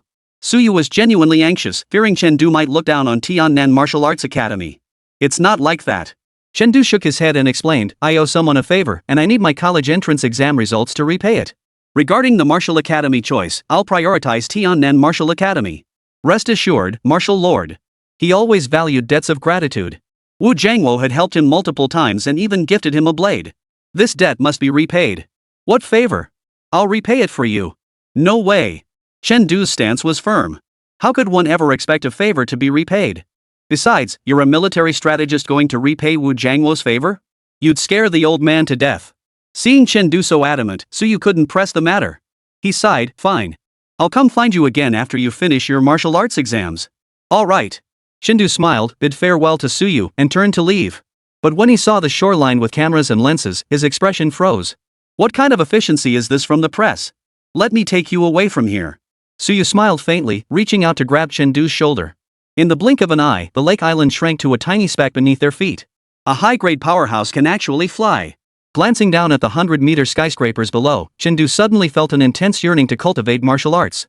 Even if for no other reason, just to fly, he had to become stronger. This feeling was simply exhilarating. Give me an address. Suyu's voice reached Chengdu's ears. The volume wasn't loud, yet it rang crystal clear amidst the howling wind. He had no idea what method this was. Chengdu pointed in a direction, and soon the towering buildings on either side were left behind. Within seconds, the familiar old residential complex came into view. Coming to an abrupt halt atop the building where Chengdu lived, Suyu looked utterly stunned. You live here? He had assumed that someone who had cultivated martial arts to such a level must come from a wealthy family, if not outright rich. Instead, his family's circumstances were this, modest? Where did Chengdu even get the resources to cultivate martial arts? Yes. Chengdu admitted it openly, without a trace of awkwardness in his expression. Even if his family was poor, it was wealth earned by his predecessor's parents. As an outsider, he had no right to criticize. Such conditions must hinder cultivation. Suyu glanced at the rooftop door plastered with flyers and couldn't help but offer, if you need money, I can. Thanks, but it's not necessary. Before Suyu could finish, Chengdu declined his offer. My parents taught me that some money simply cannot be accepted. Declined 5 million yuan in cash, merit plus 500. What? 5 million yuan? Chengdu's expression froze. He had considered that the other party intended to sponsor his martial arts training. But at most, a few 100,000 would be generous. How could they possibly be donating 5 million yuan? If you don't understand, just ask our 7th-rank martial artists this wealthy? They just casually throw around 5 million? My mansion. For a moment, Chengdu felt as if a line of text had appeared above his head. Received negative emotions from Chengdu negative emotions plus 999. Ahem, channel interference. In that case, forget it. Suyu looked at Chengdu with renewed respect. These days, young people who remain unshaken by honor or disgrace, unmoved by wealth or poverty, are few and far between. This kid must be taken as a student. His character is just what I'm looking for. Suyu's regard for Chengdu grew even stronger. He glanced at the time 9 o'clock. Well, it's getting late. I won't disturb your rest any longer. Keep up the hard work. I'll be waiting for the good news of you becoming the top scholar in Tiannan. Suyu bid farewell. May your words bring good fortune. Chengdu nodded, watching him leave before stepping inside to begin today's Quan Ti Quan training. His goal was to master the Quan Ti fist to perfection before the martial arts exam, thereby breaking through to become a first-rank martial artist. At the same time, he needed to find an opportunity to scatter the ashes of Wang Ming's family. Time was running out. Grind. Meanwhile, Suyu stood atop a building, gazing toward Chengdu's residence. Through the curtains, he could clearly see a figure practicing ancient martial arts techniques over and over again. In that moment, he deeply understood the meaning of those more talented than you work harder than you do. Looks like this year's martial arts exam champion for Tiannan is already decided. Suyu murmured in admiration, then suddenly remembered something. He pulled out his phone and dialed a number. The call connected instantly, and a young male voice answered. Teacher. I heard you're supervising the exams this year? Yes, I'll be supervising in Tianhang. Do me a favor, switch your exam location to Jiangzhou. Jiangzhou? Isn't that where the headmistress's family is from? I don't recall any mid-tier students there. Surely they don't need a 5th tier like me to proctor? Filing the paperwork is such a hassle. You're going, and that's final. No arguing. Remember, you must keep an eye on the top student in Jiangzhou City at all costs. Don't let those old farts from Yanjing and the magic capital snatch him away. What if they insist on poaching him? Then beat them up. If you can't handle them, send all your senior and junior brothers over. Alright then. In the days that followed, Chengdu repeated his routine, training boxing at the school during the day and practicing swordplay at night while dodging reporters and paparazzi. Though monotonous, watching his proficiency soar made it all worthwhile. His only regret was that perhaps because he'd been too brutal last time, nearly everyone at school avoided him now. At best, he could only gain a dozen or so merit points each day. Compared to his consumption, it was a drop in the bucket. Still, thanks to the massive contribution of merit points from Suyu, if he used them sparingly, it would suffice. 7 days later, March 16th. The day of the intensive training camp. Chengdu arrived at the entrance of the Extreme Martial Arts Dojo, moving with the Swift Wind Body Technique. Chapter 28, the first trial of training camp virtual combat. By the time he entered the Extreme Martial Arts Hall, 29 students from 4th Middle School were already gathered inside. Apart from a few model students like Xiaoyu Chen who were frequently publicly commended by the school, Chengdu didn't recognize a single one of the others. Interestingly, not a single student from Class 3 was present. Even Tang Wan, whose martial arts ranking placed her among the school's top 30, had not been selected. It was clearly a deliberate arrangement by Meng Desan. The students present turned their curious gazes toward Chengdu as he arrived. Over the past week, Chengdu had become the talk of the town at 4th High. The reason? He had killed someone. And it took only 3 strikes to kill a second-rank martial artist who had suppressed his cultivation to the peak of a non-martial artist. Still, most merely gave Chen Du a few more respectful glances before returning to their conversations. Chen Du was quite content with the quiet. He simply found a spot to stand and listen to their gossip. I heard it's not just us participating in this training camp. Students from first high, second high, and third high are all here too. What? They're here too? Doesn't that mean we're going to get utterly humiliated? What's there to fear? With Xiaoyu Chen and the others here, I heard they skipped their one-on-one matches just to come over and prove themselves. But I heard the top-tier class from first high is here too. Even with Xiaoyu Chen around, I'm afraid. Man, forget about the pressure. Have you heard? There's this mysterious guy who just showed up in Jiangjiao City. Oh, I know that guy rumored to be a second-rank martial artist, the blade maniac who practices swordplay everywhere with his blade every night, right? Exactly. I heard Fang Zhang from the rocket class at first high is totally in awe of him, even knelt down to pay respects on the spot. And that's not all. Let me tell you that night on Lake Heart Island, it wasn't just the blade maniac and Fang Zhang. There were 3 people. Do you know who the third one was? You mean the guy in white? No clue. Listen up. Paparazzi and fans did some matching. That guy in white?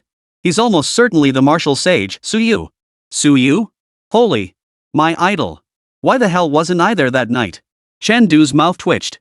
I'll admit I'm impressed. After all, Fang Zhang kept calling me bro and teacher in our Feixing chats, practically acting like my disciple. But kneeling on the spot? What the hell? That was clearly Su Yu who got kneeled to. Rumors are dangerous.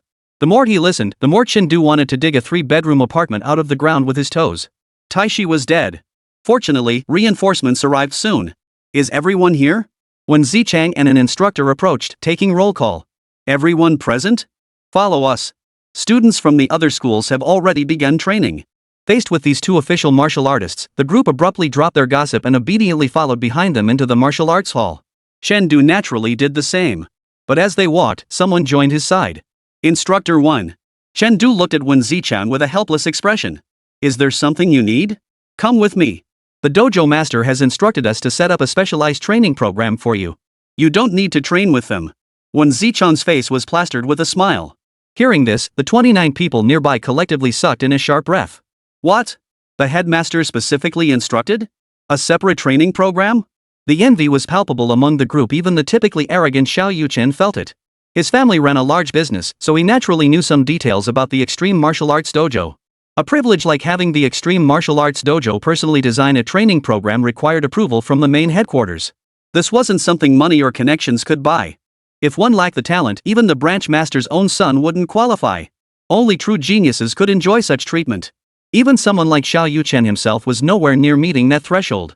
Everyone assumed only those monsters in Jiangjiao's first high school rocket class were capable, yet unexpectedly, Chen Du qualified too. Yet, to everyone's surprise, Chen Du shook his head. No thanks. I'll just train with everyone else. Are you kidding me? Specialized one-on-one training? You don't even have to think to know what kind of equipment you'd be stuck with. Where would I even find the karma to make up for that? He actually refused? What a waste. If he won't go, I will. For a moment, everyone's eyes turned red with envy. They beat their chests and stamped their feet, cursing their luck for not being the one chosen. If they went, getting into a top martial arts academy would be a breeze. And it was tailor-made just for you. To turn it down like that, isn't that slapping the Extreme Martial Arts Dojo in the face? Yet what astonished them even more was, after Chen Du's blunt refusal, Wen Zichang showed only a hint of disappointment, not a trace of anger. As you wish, Wen Zichang said with a smile. What the hell was he talking about? Whatever you say? The crowd felt their worldview shatter into pieces. A late-stage second-rank martial artist being this polite to a non-practitioner? Even my dad never showed me this much patience. For the rest of the journey, envious and resentful stares fixated on Chen Du. Crossing the corridor, Wen Zichang opened a door. Beyond the door lay a vast chamber. Nearly 100 young people were gathered in all directions, all staring intently at the 4 screens positioned at the center, seemingly awaiting something. This is the virtual combat simulator we transferred from the main branch. Currently, there are only 2 such devices in the entire Jiangjiao region, one in our possession, and one at the Longting Martial Arts Academy. A hint of quiet pride colored Wen Zichang's words. This virtual combat system contains all the information from the martial arts exams of the top 10,000 strongest candidates in Tiannan province over the past decade. Through its AI module, it can generate virtual avatars possessing 80% of their actual combat strength. All you need to do is wear the helmet and defeat the virtual image of one of them within a month to pass the first stage of the training camp. Just defeat one of them? So if I defeat the 10,000th ranked candidate today, can I proceed to the next stage? Someone asked. Absolutely. At this, the fighting spirit ignited in everyone's eyes. Young people inevitably possess a competitive spirit. At that moment, Chen, who had remained silent, spoke up. After defeating one opponent, can I stay and challenge those ranked higher? What difference is there between defeating the first ranked opponent and defeating the 10,000th ranked one? There is a difference, naturally. When Zichang explained, our martial arts academy operates on a points system. The higher the rank of the opponent you defeat, the more points you earn. Points can be exchanged here for money, cultivation resources, martial arts techniques, official student status, and more. If you defeat someone ranked within the top 1,000, you'll receive an F-grade investment contract from our martial arts academy. Defeating the top-ranked fighter earns you an E-grade investment contract. F-grade and E-grade investment contracts? The breathing around them grew heavy. Unlike the contracts signed by official trainees, which are laden with rules and regulations, investment contracts represent the martial arts hall unilaterally providing resources to nurture you.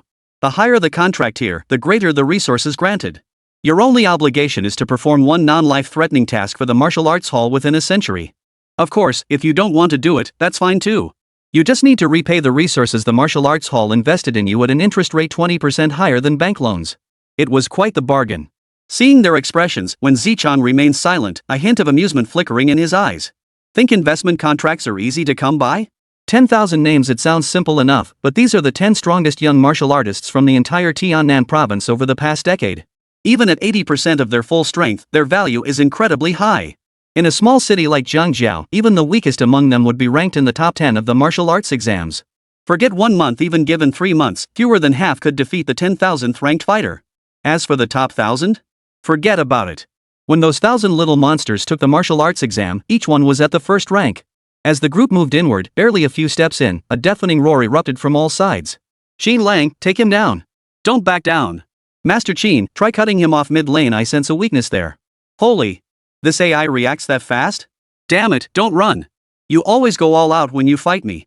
Watching the young player on screen gradually fall behind, the group of fountain commanders grew increasingly anxious, wishing they could jump in and teach him how to play step by step.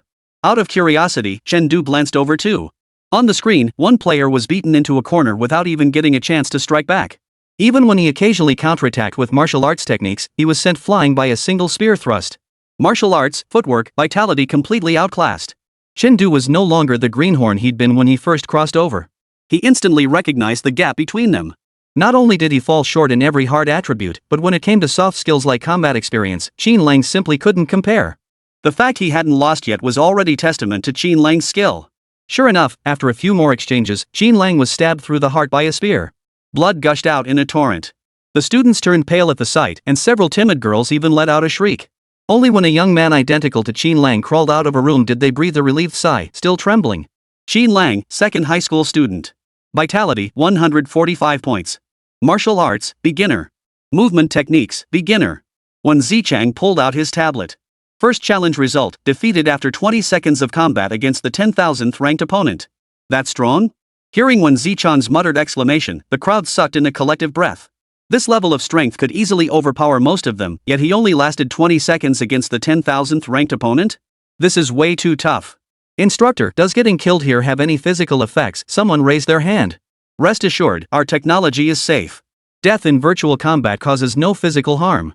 When Zichang offered reassurance before adding, beyond that, we've implemented upgrades this year. The system now preserves 30% of pain perception capabilities. What about before? We couldn't replicate any pain sensation at all. The group fell silent. So the only upgrade you made was adding pain sensation retention? Then what the hell was the point of upgrading at all? Enough with the pleasantries. From this moment on, boot camp begins. When Zichang set down his tablet. From now on, you'll have only 6 hours daily for sleep and meals. The rest of your time will be dedicated entirely to refining your chi and blood and honing your martial skills. When your chi and blood are depleted, head to the virtual combat simulation room to spar with the AI opponents. If you encounter any difficulties, come ask us instructors. Remember, the only thing you absolutely cannot do here is stop moving. That's all. Dismissed. The crowd immediately dispersed, each beginning their training. Chen headed toward the virtual combat room, intrigued by this new mode. Just then, the central screen suddenly lit up. Chen instinctively looked over. Ha! Fong Zhang? Chapter 29, they got speedrun, you speedrun in 14 seconds? The large screen had now split into dozens of smaller windows, clearly indicating that many others were also interested in the virtual battle. In one of the windows, 2 young men wielding swords clashed fiercely.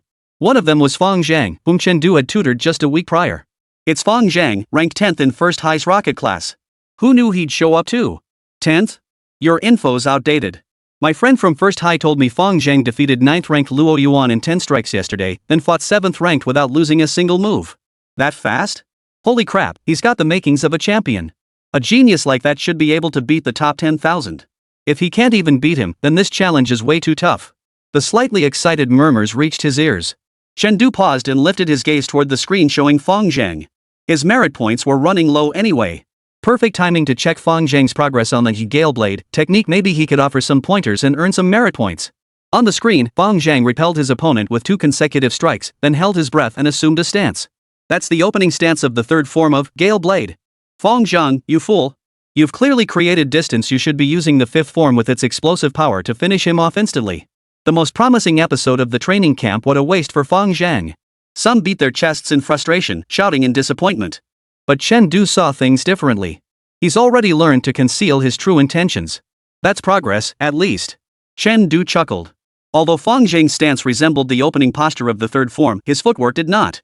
The front-back stance was clearly the fastest stance of the 4th form. 2 strikes at most, and Fong Zhang will win. The next instant, Fong Zhang on the screen surged forward. As he neared his opponent, his stance abruptly shifted, and he swung his blade. The blade's shadow drew a fierce wind, swift beyond compare. It was precisely the 4th stance Chen Du had anticipated. Blade met blade. Though his first strike missed, Fong Zhang showed no panic, unleashing another slash with almost no pause. It swept forward like fire. A savage strike like wildfire shattered his opponent's defense, piercing the chest and erupting into a sky-filling mist of blood. The crowd erupted in cheers. Everyone believed Fong Zhang had won. Even Fong Zhang himself thought so. But in that instant, a spear flash pierced through the blood mist, stabbing Fong Zhang straight through the heart. The screen froze on Fong Zhang's stunned expression, with a line of text appearing below. Trainee, Fong Zhang. Challenge result, mutual destruction after 74 seconds of combat against the 10,000th ranked opponent. This scene froze the expressions of everyone watching. How could he still have the strength to fight back? He must be cheating. Even Fong the God failed the challenge? Seriously? He's the guy who cultivated his vitality to 200 points. Enough, man. My faith is crumbling. If the 10,000th ranked opponent was this tough, how much harder would the higher ranked ones be? At that moment, the students attending the training camp deeply grasped the sheer difficulty of this very first challenge. Invasion like fire isn't used like that. Chen Du shook his head.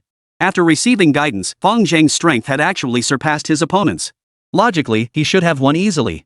The reason for his defeat was simple. As the final technique of the Gale Blade, invasion like fire was designed to utterly extinguish an opponent's vitality. But Fong Zhang clearly misunderstood it, treating it merely as an offensive move rather than a finishing technique.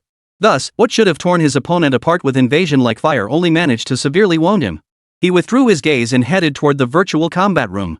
Just as he reached the doorway, the virtual combat room's door swung open, and a pale-faced Fong Zhang emerged. Clearly, the sensation of being killed was not a pleasant one. Their eyes met. Invasion like fire's blade intent is relentless. Next time, remember to go all out. Chen Du remarked indifferently, then stepped into the virtual combat room without waiting to see if Fong Zhang had heard him clearly. Guidance on advanced low-tier martial arts for non-martial artists, Swift Wind Blade, merit plus 50. Behind him, Fong Zhang remained immersed in the shadow of death. Only after Chen Du had left did he process what the other had said. That voice sounds strangely familiar. Sword intent as invasive as fire. Fong Zhang strained his memory, yet couldn't recall where he'd heard that voice before. Meanwhile, Chen Du had already found an empty room in the virtual combat chamber. Stepping inside, he donned the specialized helmet and settled into a comfortable position on the chair. The moment he settled in, a flash of red light flickered before his eyes. Scan complete.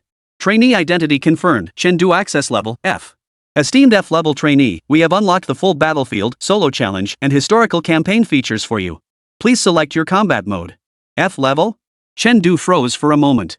He recalled Yi Tian and the others mentioning that official trainees only had G-level permissions. How did he gain F-level access just by joining a training camp? Could it be? Chen Du's mind raced, and he guessed this must be a special arrangement set up for him by Duan Qi. But he didn't dwell on it too much. Since he was already here. Entering solo challenge mode. Trainee identity information recorded. Name, Chen Du. Max HP, 178. Detection confirms trainee is non-martial artist. Matching you with the top 10,000 candidates in Tiannan province. Select your opponent. Challenge the 10,000th ranked candidate. Matching successful. Given your privileges, you may choose to adjust facial and body details. You can do that? Chen Du chuckled at the facial customization options before him. This is interesting. Adjust details. Adjustment successful. Confirm this facial appearance? Glancing at the face completely different from his own yet equally handsome Chen Du couldn't be bothered to tweak it further. He jumped straight into battle. A flash of white light. Chen Du felt momentarily disoriented. When he came to his senses, he found himself standing on a fighting platform. Facing him was the same gun-wielding youth he'd been battling since morning. A massive number counted down in the sky. 10. 9. Picking up a tang sword from the nearby weapons rack, Chen Du stood his ground, waiting silently for the battle to begin. 3. 2. 1. The moment the countdown ended, the gun-wielding youth erupted with fierce momentum. His gun shot forward like a dragon, charging straight at him. What momentum! Chen Du's eyes lit up. Even with his strength reduced by 30% by the organizers, he could still unleash such formidable combat power. No wonder he'd been selected. This single move alone placed him beyond the reach of most students. Though the opponent charged fiercely, Chen Du remained unflustered. Only when the spear tip neared his throat did his body suddenly shift. Dodging the spear, he shifted to the opponent's flank, instantly unleashing a 3-inch blade aura from his sword. Infused with vital energy. Swift wind blade, third form, clouds in motion. In an instant, the blade energy spread like swirling clouds around him, slicing toward his opponent. The spear-wielding youth reacted swiftly, blocking with a horizontal thrust of his weapon almost instantly. Yet his reflexes were still half a beat too slow. Though he blocked most of the blade energy, several strands pierced through his defense, striking his shoulder and leaving wounds of varying depths. With just one move, the gun-wielding youth found himself at a disadvantage. Though his first strike proved effective, Chen Du showed no sign of slowing down. Instead, his assault grew even more relentless. He knew well that the essence of the Yi Gale blade lay in its relentless, unpredictable barrage of attacks, leaving opponents unable to defend against them all. Thus, in tandem with the Yi Gale speed footwork, blade energy enveloped the gun-wielding youth in an almost impenetrable cloud. In less than 10 seconds, the gun-wielding youth bore countless wounds, his left arm nearly severed clean off. Finally, Chen Du unleashed a devastating strike, piercing through the youth's defenses and cleaving him and his gun to pieces. The battle ended. A line of small text appeared in the field of vision. Trainee, challenge result, successfully defeated opponent after 14 seconds of combat against the 10,000th ranked fighter. Challenge completed. In the training hall, everyone stared at the text on the screen, frozen in shock. What the hell? They got speed cleared in 14 seconds, but you speed cleared it in 14 seconds? Is this even human? Fang Zhang also looked up, his gaze fixed on the handsome young man on the screen, his mouth involuntarily agape. Holy! A minor achievement realm Gale Blade? Chapter 30, the kidneys are still there. At that moment, Fang Zhang was utterly dumbfounded.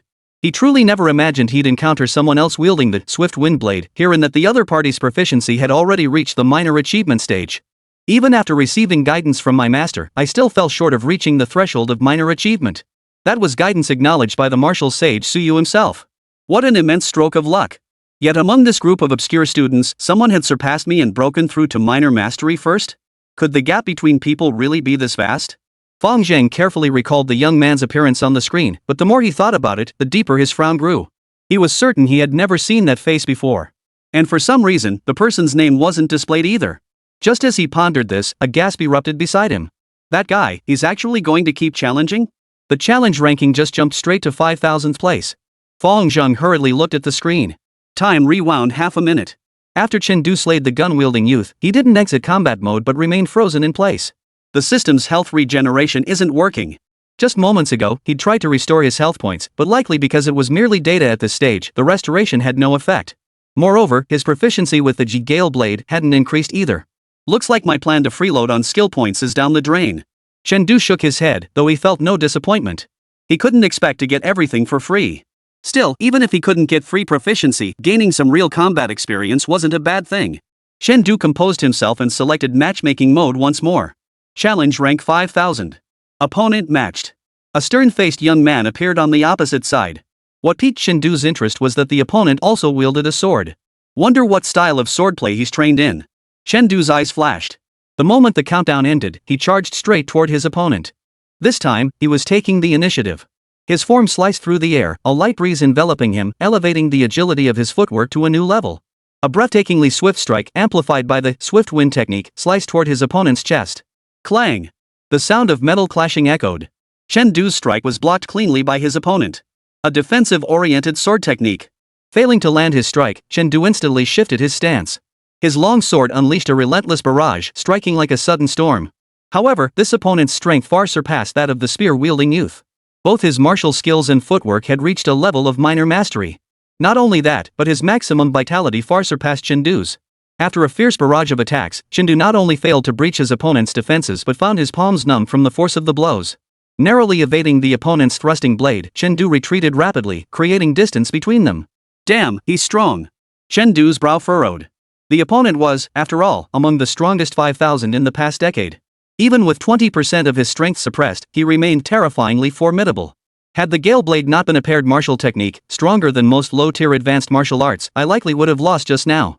2/3 of my health remains? After checking his remaining health, Chengdu's mind raced as he decided to change tactics.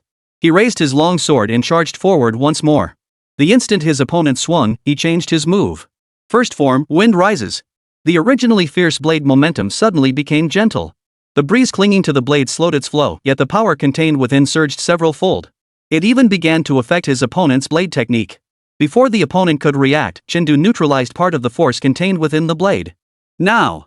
Chengdu's eyes narrowed sharply as he thrust his blade forward once more, aiming to disarm the opponent's sword-wielding hand. Unexpectedly, the opponent seemed prepared, deliberately releasing the blade to let it fall. In the next instant, a hand seized the falling blade and slashed toward Chengdu's abdomen. Left-handed sword? Chengdu's heart jolted. He instinctively tried to dodge. There was still time to dodge. But in the blink of an eye, he abandoned the thought. If this continued, he had no hope of defeating his opponent. Unless he resorted to the Shan Yu blade. It was possible but unnecessary. He came here to practice his swordplay, not to kill a virtual projection. Besides, he wasn't actually going to lose. A sharp gleam flashed in Chengdu's eyes as he channeled his chi and blood into the blade, forcibly altering its trajectory.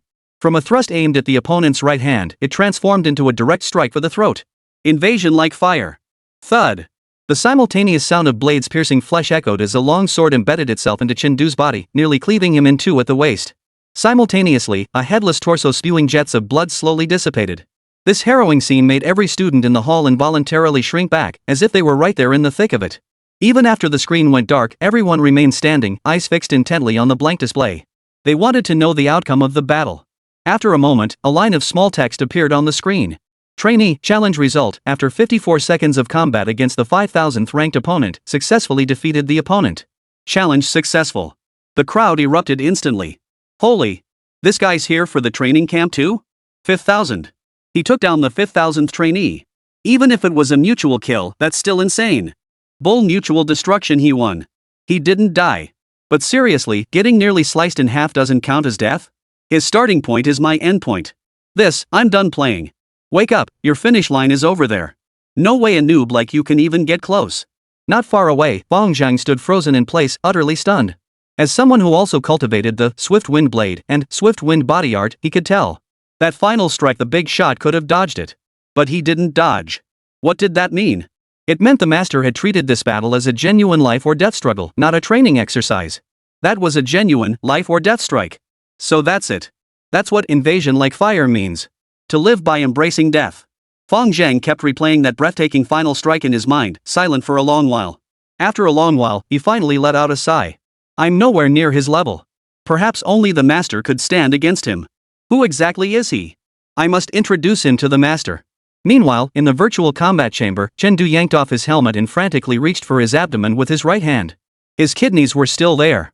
He breathed a sigh of relief. Thank goodness he'd mastered the swift wind technique, to some degree, otherwise, that slight adjustment with the breeze might not have saved him from being sliced clean in two. But damn, that hurt like hell. Chengdu still felt the lingering fear as he recalled the sensation. In that split second, he'd seen his own intestines and nearly believed he was dying.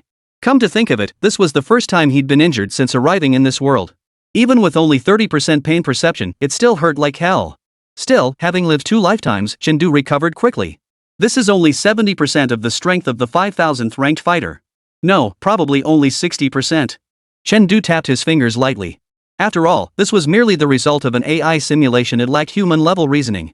If he were truly locked in a life-or-death battle with this opponent, that life-swapping strike from earlier would never have succeeded. But if it came down to a life-or-death battle, he wouldn't have traded his life anyway. The 4 swords of severing the peak would carry him away. If they couldn't be carried away, he'd strike 4 more blows. Still, I can't rely solely on the sword of the mountain. I need to gain more real combat experience. Chengdu sighed and put his helmet back on. As for the pain? A mere 30% pain threshold. Better to endure it now than die at someone else's hands later. Battle is exhilarating. Challenge rank 4999. Meanwhile, the virtual combat room entrance was already swarming with people. Everyone stared expectantly at the entrance. So what if the big shot doesn't want to reveal his name? He's gotta come out eventually. As for continuing the challenge, impossible. Absolutely impossible. The big shot nearly got sliced in half just now. That's 30% pain tolerance we're talking about. Even if you're made of iron, you'd need to step out for some air and recover. But after waiting for ages, all I see are noobs getting sliced to bits by virtual projections, wailing like babies with snot and tears streaming down their faces. Where's the boss? The question echoed in everyone's minds. Then suddenly, someone pointed at the screen behind them, voice trembling. The boss, he's started another challenge. This time, it's the 4,999th player. What? Everyone instinctively turned to the screen. When they saw that familiar figure on the screen, they were stunned. Isn't that our buddy? Chapter 31, Take My Advice. Brother Chen is truly impressive. His vitality has already reached 165. At this rate, Brother Chen will definitely break our school's all-time record in the martial arts exam. Of course. Didn't you see even the instructors praising Brother Chen? Those guys rarely compliment anyone. TSK. If you ask me, the martial arts hall is wasting special treatment on Chen. They should give it to Brother Chen instead. Several boys gathered around Xiao Yuchen, offering slightly fawning praise. Though common appearance, Xiao Yuchen, the center of their attention, held a hint of pride in his eyes. He certainly had every reason to be proud. As the strongest among this cohort of students at 4th High, he had utterly dominated every single subject during the previous training session. Even the instructor supervising the session couldn't stop praising him. Brother Chen, are we moving on to the virtual combat next? Xiao Yuchen gave a faint smile. My chi and blood are depleted anyway. Might as well go play that virtual combat game. The virtual combat we saw when we first entered the training hall? Someone nearby chuckled awkwardly. Our Brother Chen is way stronger than that Chen Lang. He'll definitely last much longer than him. Maybe he'll even clear it on his first try. Enough with the flattery. Chen Lang ranked in the top 20 among this year's candidates at 2nd High. He's genuinely formidable. Xiao Yuchen cut off the flattery. Besides, the virtual combat opponents are the strongest 10,000 players from the past decade. They shouldn't be underestimated. With the team leader speaking up, the others naturally fell silent. The group arrived at the main hall. Seeing the crowd gathered around the screen in layers upon layers, they all froze for a moment. What's going on? Weren't these people supposed to be training? Why were they all gathered here watching a live stream? Excuse me, why are you all gathered here? Xiao Yuchen grabbed one person. Can't you see for yourself? Don't block my view of the big shot. The person grumbled, but upon recognizing Xiao Yuchen's face, his expression abruptly changed, followed by an awkward chuckle. Oh, it's Xiao Yuchen. Long admired your reputation. We're watching an anonymous big shot challenge the virtual projection. An anonymous big shot? Xiao Yuchen looked puzzled. Among this batch of students in the intensive training program, the strongest should be Fong Zhang from 1st High's rocket class. Master Fong? The man nodded. Fong Shin is indeed formidable, but compared to this big shot, it's like comparing stars to the bright moon. He wasn't exaggerating. In terms of strength, Fong Zhang's best result was merely taking down the 10,000th ranked opponent before both perishing. But that big shot sliced through the 10,000th ranked player on his very first entry, and has now defeated over a dozen virtual projections. In terms of resilience, Fong Zhang died just once and has been resting outside ever since. That big shot, however, has died 30 or 40 times in a row, as if he doesn't feel a damn thing. What? Xiao Yuchen's expression changed. Fong Zhang was already an opponent beyond his reach, and now someone even stronger than Fong Zhang existed here? Before he could ask further, a sudden gasp erupted from the crowd. On a dimmed section of the screen, a line of small text appeared. Trainee, challenge result, after battling the 4,988th ranked opponent for 95 seconds, successfully eliminated the opponent. Challenge successful. 4,988th? Xiao Yuchen and the others rubbed their eyes in disbelief, staring blankly at the text. Wasn't today the first day of the training camp? Wasn't it supposed to be a month from now? How could someone already be ranked over 4,000? What kind of combat power is this? Could it be that Prodigy ranked number 1 from 1st High has arrived? Intense envy flared in Xiao Yuchen's eyes. His standards were exceptionally high. Even a genius like Fong Zhang was nearly on par with him. The other guy just had a better family background. His talent wasn't necessarily much higher than his own. But that Prodigy from 1st High? He genuinely felt he couldn't defeat him even if he gave it his all. The gap was simply too vast. Let me see who this big shot really is. At that moment, Xiao Yuchen abandoned his original plan to head to the virtual battle room. Instead, he mingled with the crowd, eyes fixed on the screen. Spectator +1. Yet after waiting a while, the dozens of screens on display simply dimmed one after another. No new footage appeared. Where's the big shot? The onlookers all shared the same question mark in their minds. Meanwhile, Chindu removed his helmet and stepped out through the sealed door. Outside, several students who had just completed the challenge were as pale as ghosts, supporting each other as they slowly shuffled toward the exit. Damn it, the 10,000th ranked player is way too strong. Killing me was like slaughtering a chicken. Pfft, noob. Getting crushed by the 10,000th ranker. You died too, you jerk. What's there to brag about? Well, I'm not like you, buddy. I got killed by the top ranked player. Holy, you actually challenged the top ranked one? Well, I was dead anyway. Gotta say, the top player is seriously strong. I didn't even see anything happen, just got blown to bits. First time I've ever seen my own body's anatomy. At that moment, they spotted Chindu, equally pale-faced, and exchanged greetings. Dude, you just died too, huh? Which school are you from? 4th High. Chendu replied. Number 4 High? Could you be that Xiao Yu Chen? Chendu shook his head, effectively answering the question. Seeing this, the curiosity in their eyes faded somewhat. Among the students at number 4 highest school that had nearly been kicked out of the top-tier Xiao Yu Chen was the only standout this year. Since this person wasn't Xiao Yu Chen, there was nothing more to discuss. They stopped talking, and Chendu didn't initiate conversation either. He simply exited the virtual battle room and headed toward the lobby. Having just endured so many life or death battles, he'd gained profound insights into real combat. But perhaps because it was all virtual imagery, the impressions felt somewhat blurred. He needed to find Wen Zichang for a fight to solidify his experience. As he walked, a group suddenly came running toward him. Quick, quick, quick. The boss must be done fighting, let's ambush him. I need to get the boss's autograph. The chaotic crowd rushed past Chindu, leaving him utterly dumbfounded. Wait, did you guys come to the martial arts hall just to watch the livestream? Don't you need to train? Good thing I'm anonymous and used face swapping, otherwise I'd never have a moment's peace. After muttering a few complaints, Chindu started walking forward again. Suddenly, a voice rang out beside him. Chindu? Turning toward the sound, he saw Xiao Yu Chen and a dozen or so students from number 4 high school. Where are you headed? Not going to check out the big shot? Hearing Xiao Yu Chen's deadpan question, Chendu's mouth twitched. Even you, with your bushy eyebrows and wide eyes, are getting into this? Wait, judging by the direction you came from, did you just leave the virtual combat room? Xiao Yu Chen frowned as he spoke, causing Chendu to pause in surprise. Was his cover about to blow? But clearly, he was overthinking it. Xiao Yu Chen's expression turned serious as he solemnly admonished.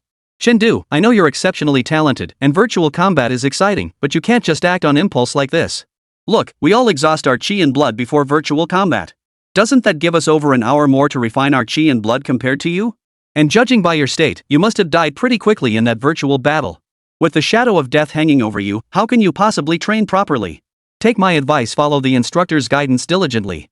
Don't let the instructor and principal down. Chapter 32, No E-grade contract. I want to apply for a D-grade contract. Xiao Yu Chen, is this how a genius should act? Shouldn't you be humiliating me mercilessly and feeding me merit points? But with you like this, I just can't bring myself to exploit you. You're right, Chendu sighed. Dying in the virtual challenge is indeed painful. I'm just planning to practice martial arts to ease the pain. That's more like it. Xiao Yu Chen nodded with satisfaction. Once I ask the boss about the techniques to get stronger, I'll come back and tell you too. The boss. Chendu choked on his words before urging, don't go. He's just a student too, he won't tell you anything useful. Persuaded classmate not to waste time, merit plus 10. But before he could finish, Xiao Yu Chen cut him off. Chendu. Xiao Yu Chen corrected him earnestly, you should hold reverence for the strong. Don't presume to fathom the mind of a prodigiously gifted genius. Besides, I believe someone with such extraordinary talent wouldn't keep it hidden. As he spoke, the admiration in his eyes nearly overflowed. It's not about whether he'll talk to you or not. Chendu didn't know what to say, so he just waved his hand dismissively. Fine, go ahead. If he couldn't wait for the person, he'd just have to be patient. Stepping out of the hall, he arrived at Wen Zichang's office. Instructor Wen. Chendu pushed open the door, only to find Duanqi already inside. He and Wen Zichang were completely engrossed in the computer screen, utterly unaware of his arrival. He knocked on the door. Instructor Wen, Director Duan. The two snapped out of their trance. Ah, Chendu. What is it? Wen Zichang looked slightly dazed. Oh, it's Chendu. Duanqi reacted faster. Regaining his composure, he immediately put on a smile and eagerly pulled Chendu to sit on the sofa. Sit, sit. Don't be shy. Make yourself at home. With that, he tossed a stack of water glasses on the table to Wen Zichang. Hurry up and pour some energy drinks from your fridge. Oh, right. Wen Zichang snapped back to reality and dashed off with the cups. What's with this attitude? He wasn't this friendly last time we met. Chendu felt a twinge of confusion.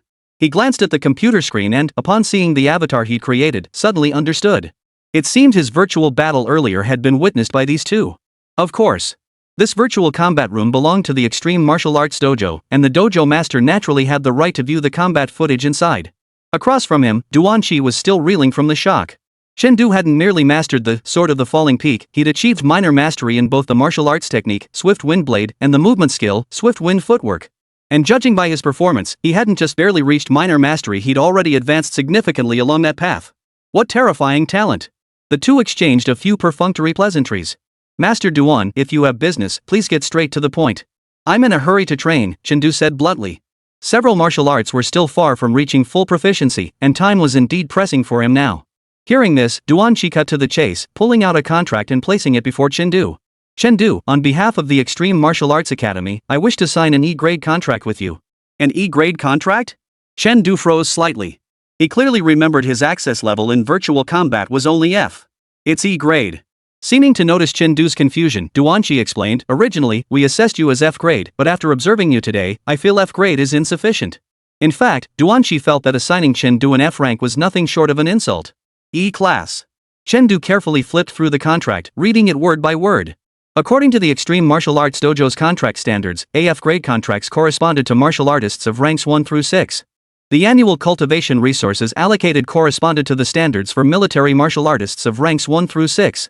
For instance, an F-grade contract entitled its holder to the annual cultivation resources allocated to a grade 1 martial artist. Converted to currency, that amounted to roughly 200,000 yuan. An E-grade contract, however, entitled its holder to cultivation resources worth a full 1 million yuan annually. Contract upgrades can be applied for later. The only requirements are 3 simple conditions. Simply submit your martial arts training data to the Martial Arts Academy for analysis. Occasionally work part-time as an instructor at the Martial Arts Academy to earn wages and mentor students. And make one promise, to assist the Martial Arts Hall with one non-life-threatening task, provided it doesn't violate the law. That's all. It must be said, this offer is truly tempting. What do you think? Our Extreme Martial Arts Dojo's contract terms aren't any worse than those offered by the top martial arts dojos in the country, right? Duanqi smiled confidently. In all his time as a branch master, he'd never seen anyone turn down an E-class contract. Even those from wealthy families would sign for the connections offered by Extreme Martial Arts Dojo. And Chen family circumstances weren't exactly favorable. True, the contract is quite tempting. Chen nodded. Then let's proceed with the formalities now. But, never mind. Chen cut off Duanqi's words. Declined a million yuan windfall, merit plus 100. Duanqi's expression froze, wondering if he'd misheard. Forget it? You actually turned it down? No way. An E-grade contract comes with a 1 million yuan annual salary, that's no small sum. For the higher D-grade contract, that would depend on Chen performance as a first-class martial artist. Not satisfied? Or are there conditions? Not really. It just feels unnecessary to sign this contract. Chen set the contract down and looked at Duanqi. I recall that defeating the top player in the virtual combat tournament also qualifies for an E-level contract, right? You want that contract instead? Duanqi's brow furrowed slightly. The Extreme Martial Arts Dojo had indeed set up that reward. But it was merely a gimmick. Extreme Martial Arts Dojo never expected anyone to actually complete that challenge. After all, that was the strongest martial arts candidate in all of Tiannan province in the past decade. Currently the top third-year student at Tiannan Martial Arts Academy. Ji Xingji, a 5th-rank martial artist and disciple of martial lord Suyu. It wouldn't be an exaggeration to say he dominated the young generation of Tiannan province.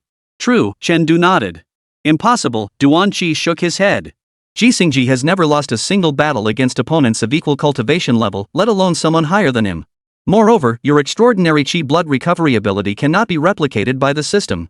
Even if you master the mountain-splitting blade, your chi blood won't allow you to strike a 4th blow. You won't win. How will I know unless I try? Chen shrugged. He'd reviewed Ji Xingji's stats. His chi and blood weren't outrageously high, just over 400 points. At 70% capacity, that meant around 320 points. Breaking through to a first-rank martial artist within a month wouldn't be too difficult to reach that vitality ceiling. As for martial arts techniques, Ji Xingji's blade techniques and footwork were both at the peak of the low tier, with proficiency reaching minor mastery. While he wasn't a match for Ji Xingji in this regard, he had the Sword of the Slain Peak, that statistical anomaly, as his trump card. As long as he cultivated the Sword of the Mountain to minor mastery, he still had a chance. It's not that I won't let you try, Duanqi sighed. I understand you have your pride, but the E-grade contract only has a half-month signing period. If I haven't delivered the signed contract to headquarters within that time, it becomes void. The Extreme Martial Arts Dojo values its reputation too. They issue you a contract, only for you to leave it gathering dust? Sign it or not, it's your choice. If it's invalidated, then consider it my undeserved privilege. Just give me an F-class contract based on the reward for defeating someone ranked within the top 1,000. Chen Du calmly picked up his drink and took a sip. But if I defeat Jixingji, I'd like to apply for a D-class contract. I wonder if there's a way to make that happen. D-class?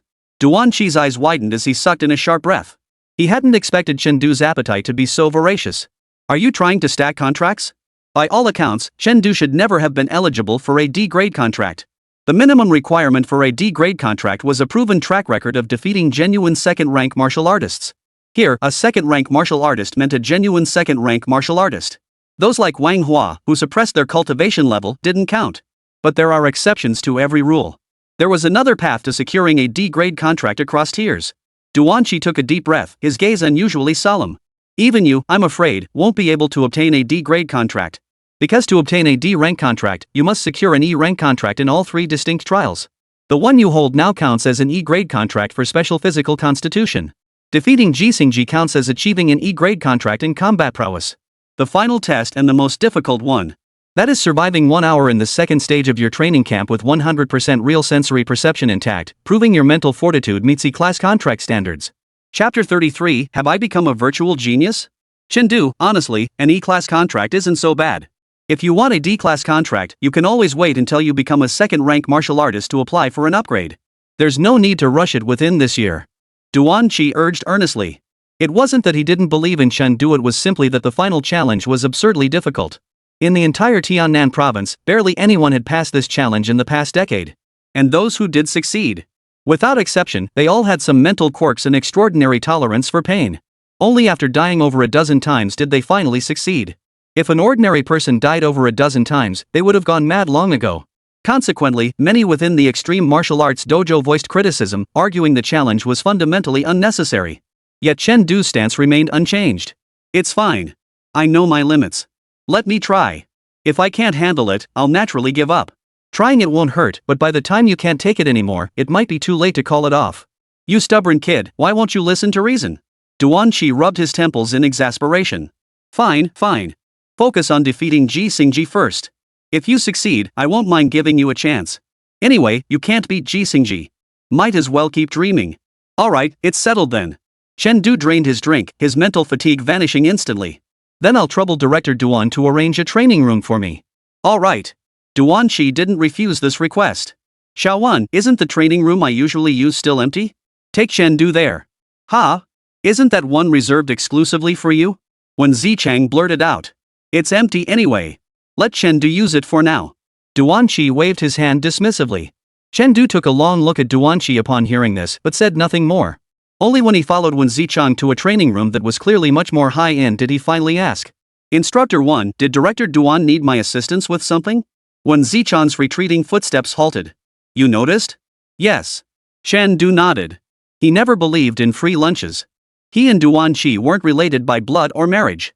Yet Duan Qi had blocked a second-rank martial artist for him, designed a personalized training regimen, and now even lent him a private cultivation room. This treatment was far more than just getting him to sign a contract. Since you figured it out, I won't hide it from you. When Zichang sighed, revealing Duan Qi's predicament, every year after the college entrance exams, our Extreme Martial Arts Academy must send newly signed prodigies and official trainees to the headquarters for final evaluation. Think of it as a performance review. Essentially, they compare the talents sent by different branches. Those who meet the standards receive rewards, while those who fall short see their funding reduced. Our Jiangjiao branch has ranked last for 2 consecutive years. If we finish at the bottom again this year, we'll likely get a new branch master. Fortunately, you've arrived this year. With your talent, our branch simply cannot finish last. That's part of why the head librarian doesn't want you taking risks. Chen Du, you're our branch's only hope now. I see. Chen Du pondered thoughtfully. Seeing his expression, Wen Zichang thought his words had put pressure on Chen Du and began to regret sharing them. Unexpectedly, what weighed on Chen Du's mind was something else entirely. When comparing with others, what are the rules? Can we fight? If we're talking about a fight, are there any rules? Like, no crippling anyone or anything? How effective is ICU treatment? Wen Zichang? My worries were completely unnecessary. This young man before me is a living demon king who hasn't even flinched after dying over 40 times. What kind of person could possibly scare him? We'll follow the main branch's rules when the time comes. Wen Zichang sighed inwardly. Oh. Chen Du nodded, then changed the subject. Do you have any potions here to relieve muscle soreness? Medication? We have tonics for non-martial artists. 1,000 per vial.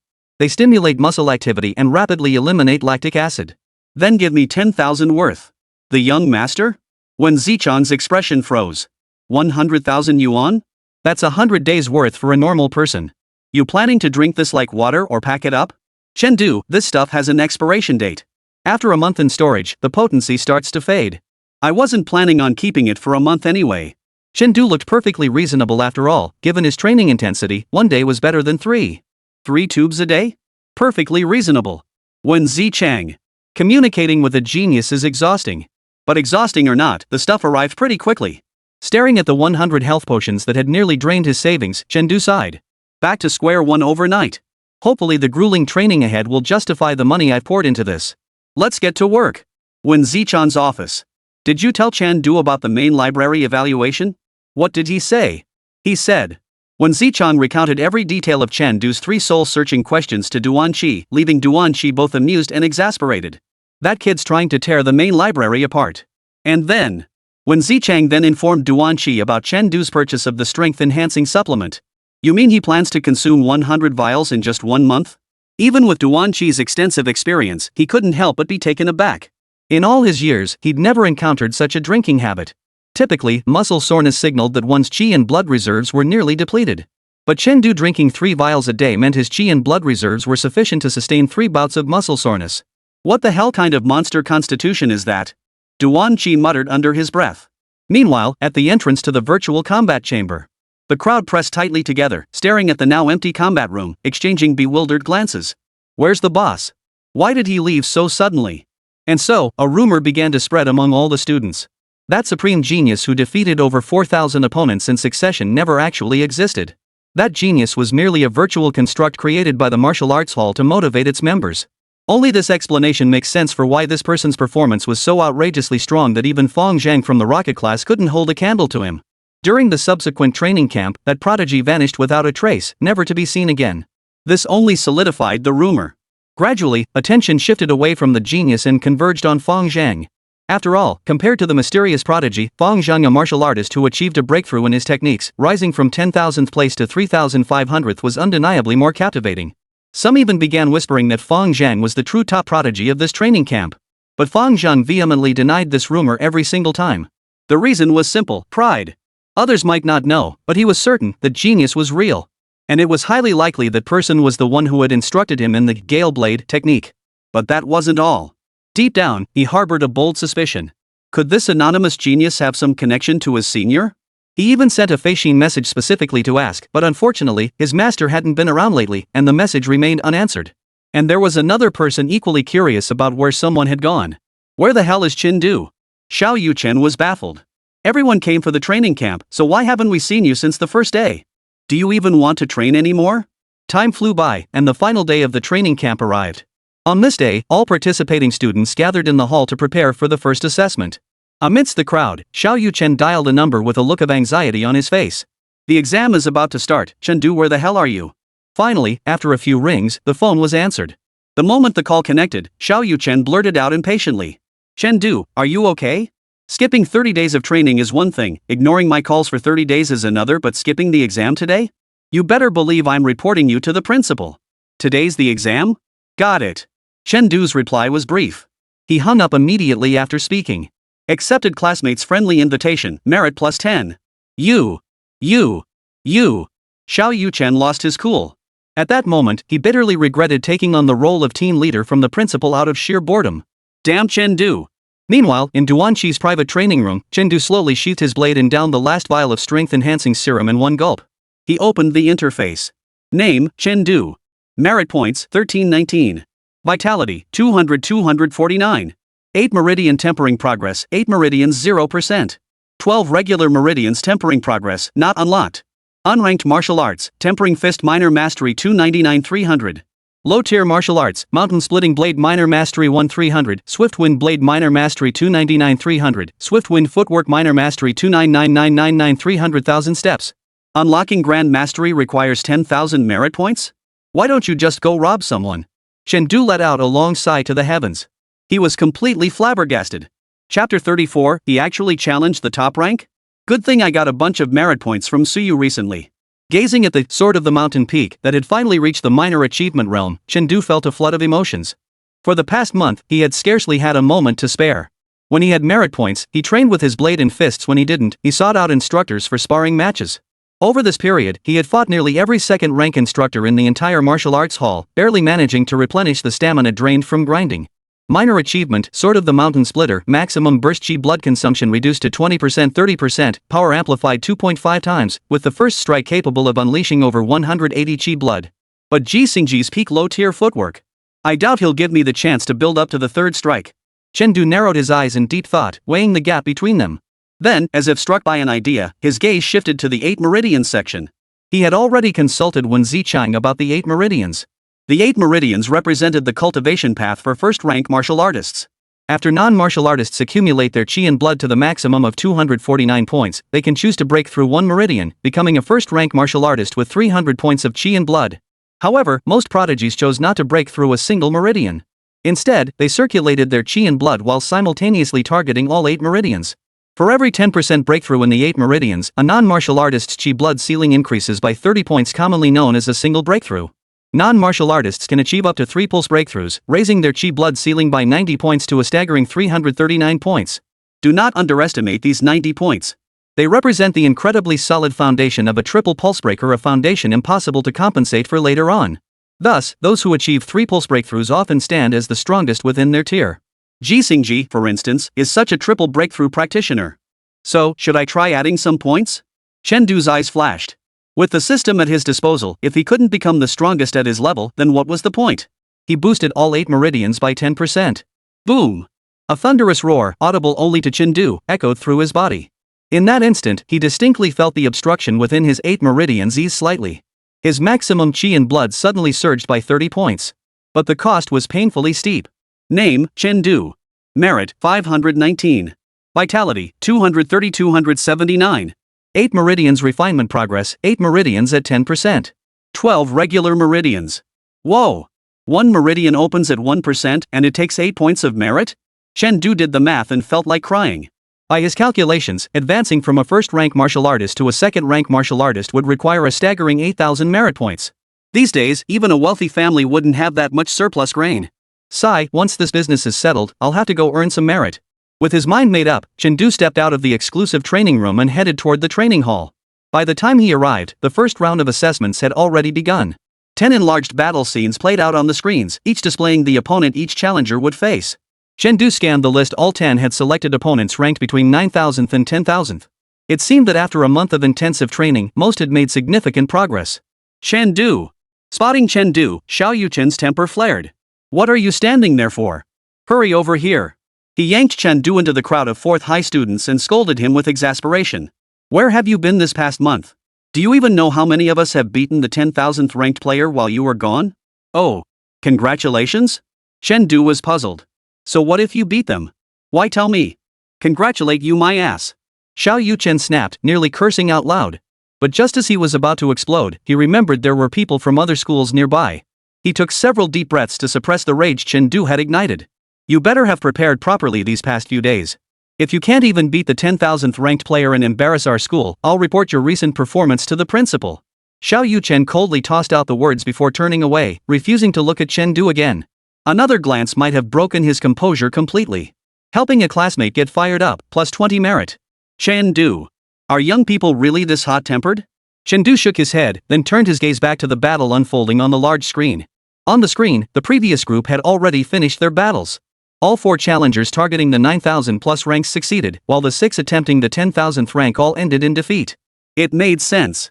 After all, most who chose opponents ranked 9000 plus had already succeeded in several challenges before, but those who chose the 10,000th rank weren't necessarily so fortunate. Soon, the screen lit up again. Along with the screen, the gasps of the onlookers filled the air. It's Lin Song, the top student from number 2 high school. Holy crap, he actually managed to challenge the 4,987th ranked player? Wait, that ranking looks familiar. Isn't it exactly 1 spot higher than that virtual genius's? Holy crap, is this what a pro's competitive drive looks like? Listening to the chatter around him, Chen Du glanced at Lin Song with renewed interest. Interesting. Daring to challenge my record? Just wait till I refresh the rankings later, you're gonna be blown away, kid. Beside him, Xiao Yuchen glared at Lin Song with a hint of envy, his fists clenched tightly. He too was the top student at 4th High, but even among the top, there were gaps. Despite grinding to the bone this month, he could only challenge the 7000 plus rank. To be honest, that achievement was already quite impressive. But compared to the top 4000, it still fell short. If only I could break into that tier. Xiao Yuchen's competitive spirit burned fiercely. The battle on the screen concluded swiftly.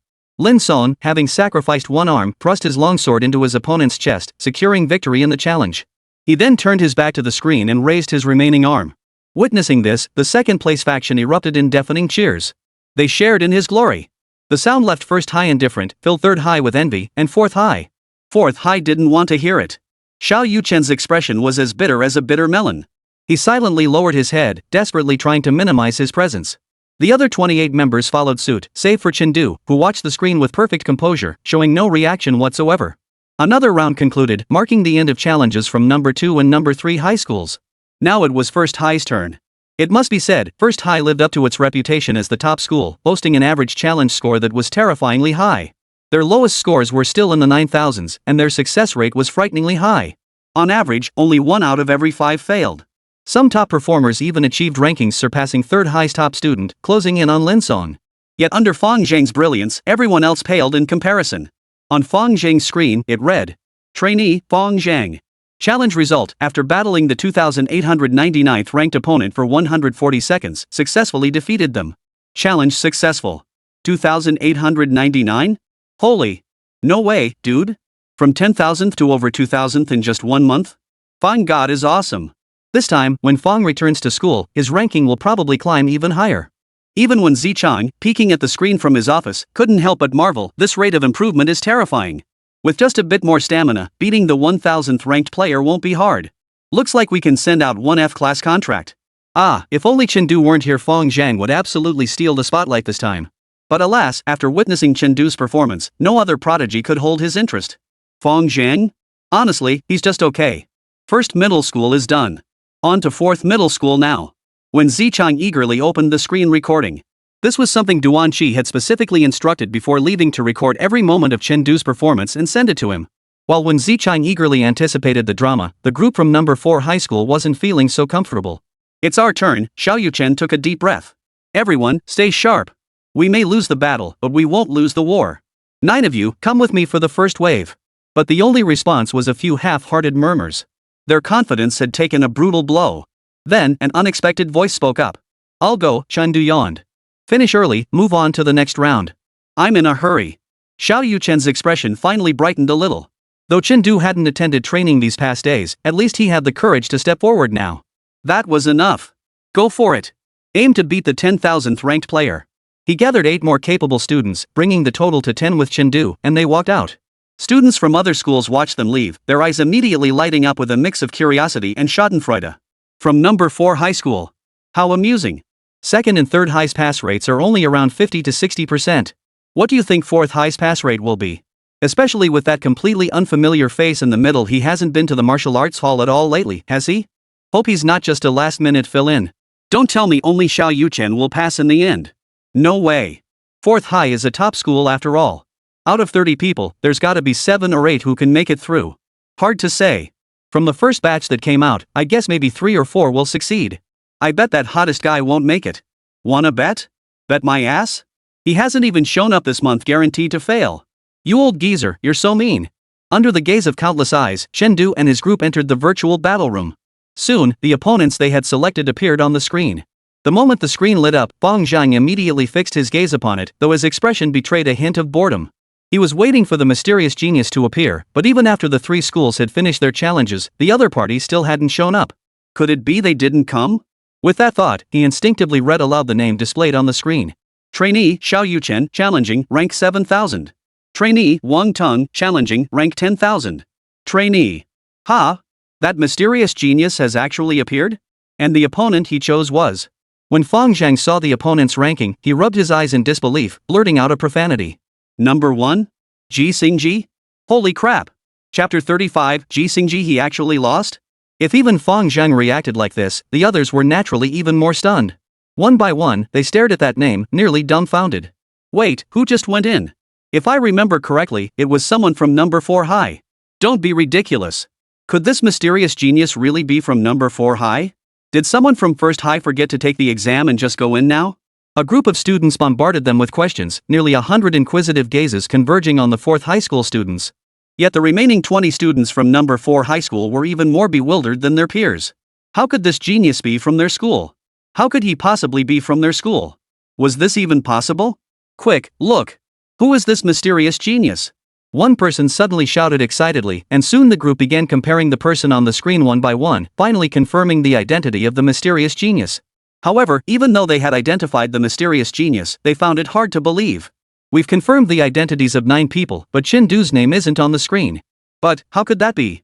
Chen Du. He only came once. Wait, that mysterious genius only appeared on the first day too. Could it be? The group from number 4 high school exchanged stunned glances. In the virtual battle arena, Chen Du remained composed, carefully studying the young man wielding a knife before him. A master knows a master at first glance. Ji Xingji's gaze was piercing, his thin lips pressed together. Merely standing there, he radiated an aura of sharpness and intensity. His seemingly casual stance left Chen Du momentarily unable to find a single flaw. Very strong. Chen Du's gaze grew solemn, yet his blade-wielding hand remained utterly steady. Good. I'm no pushover either. The countdown in the air entered its final seconds. 3, 2, 1. In the final second of the countdown, Ji Xingji blasted forward, leaving only an afterimage in his place. Almost simultaneously, Chen Du charged forward, his long sword slicing through the air like a fierce gale, striking toward Ji Xingji. Swift Wind Blade, 4th form, Blazing Gale.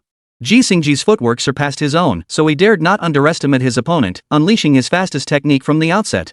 Yet Ji Xingji merely raised his blade as if thunder itself clung to its length. Without flinching or dodging, he charged straight toward Chen Du. In an instant, the fierce wind shattered, and thunder exploded. That burst of power. Feeling the immense power surging through the blade, Chen Du's estimation of Ji Xingji soared once more. A low-tier peak thunderclap blade. While its burst power can't match the mountain-splitting blade, it far surpasses the Swift Wind blade when paired with the Swift Wind body technique. He's the strongest opponent I've faced since my transmigration. Chen Du's eyes narrowed sharply. Ji Xingji possessed no system, yet had cultivated the thunderclap blade to such a level his talent was truly terrifying. Moreover, at such blinding speeds, most fighters inevitably exposed openings. Both the 4,000th and 10,000th challengers he had faced earlier suffered from this flaw. This was because their tempered body fist hadn't reached mastery, preventing precise bodily control at such speeds. But this flaw was nowhere to be seen in Ji Xingji. This meant Ji Xingji's Quinty fist had undoubtedly reached the pinnacle of mastery, allowing him to command every muscle in his body with absolute precision. If there are no openings, then I'll force one.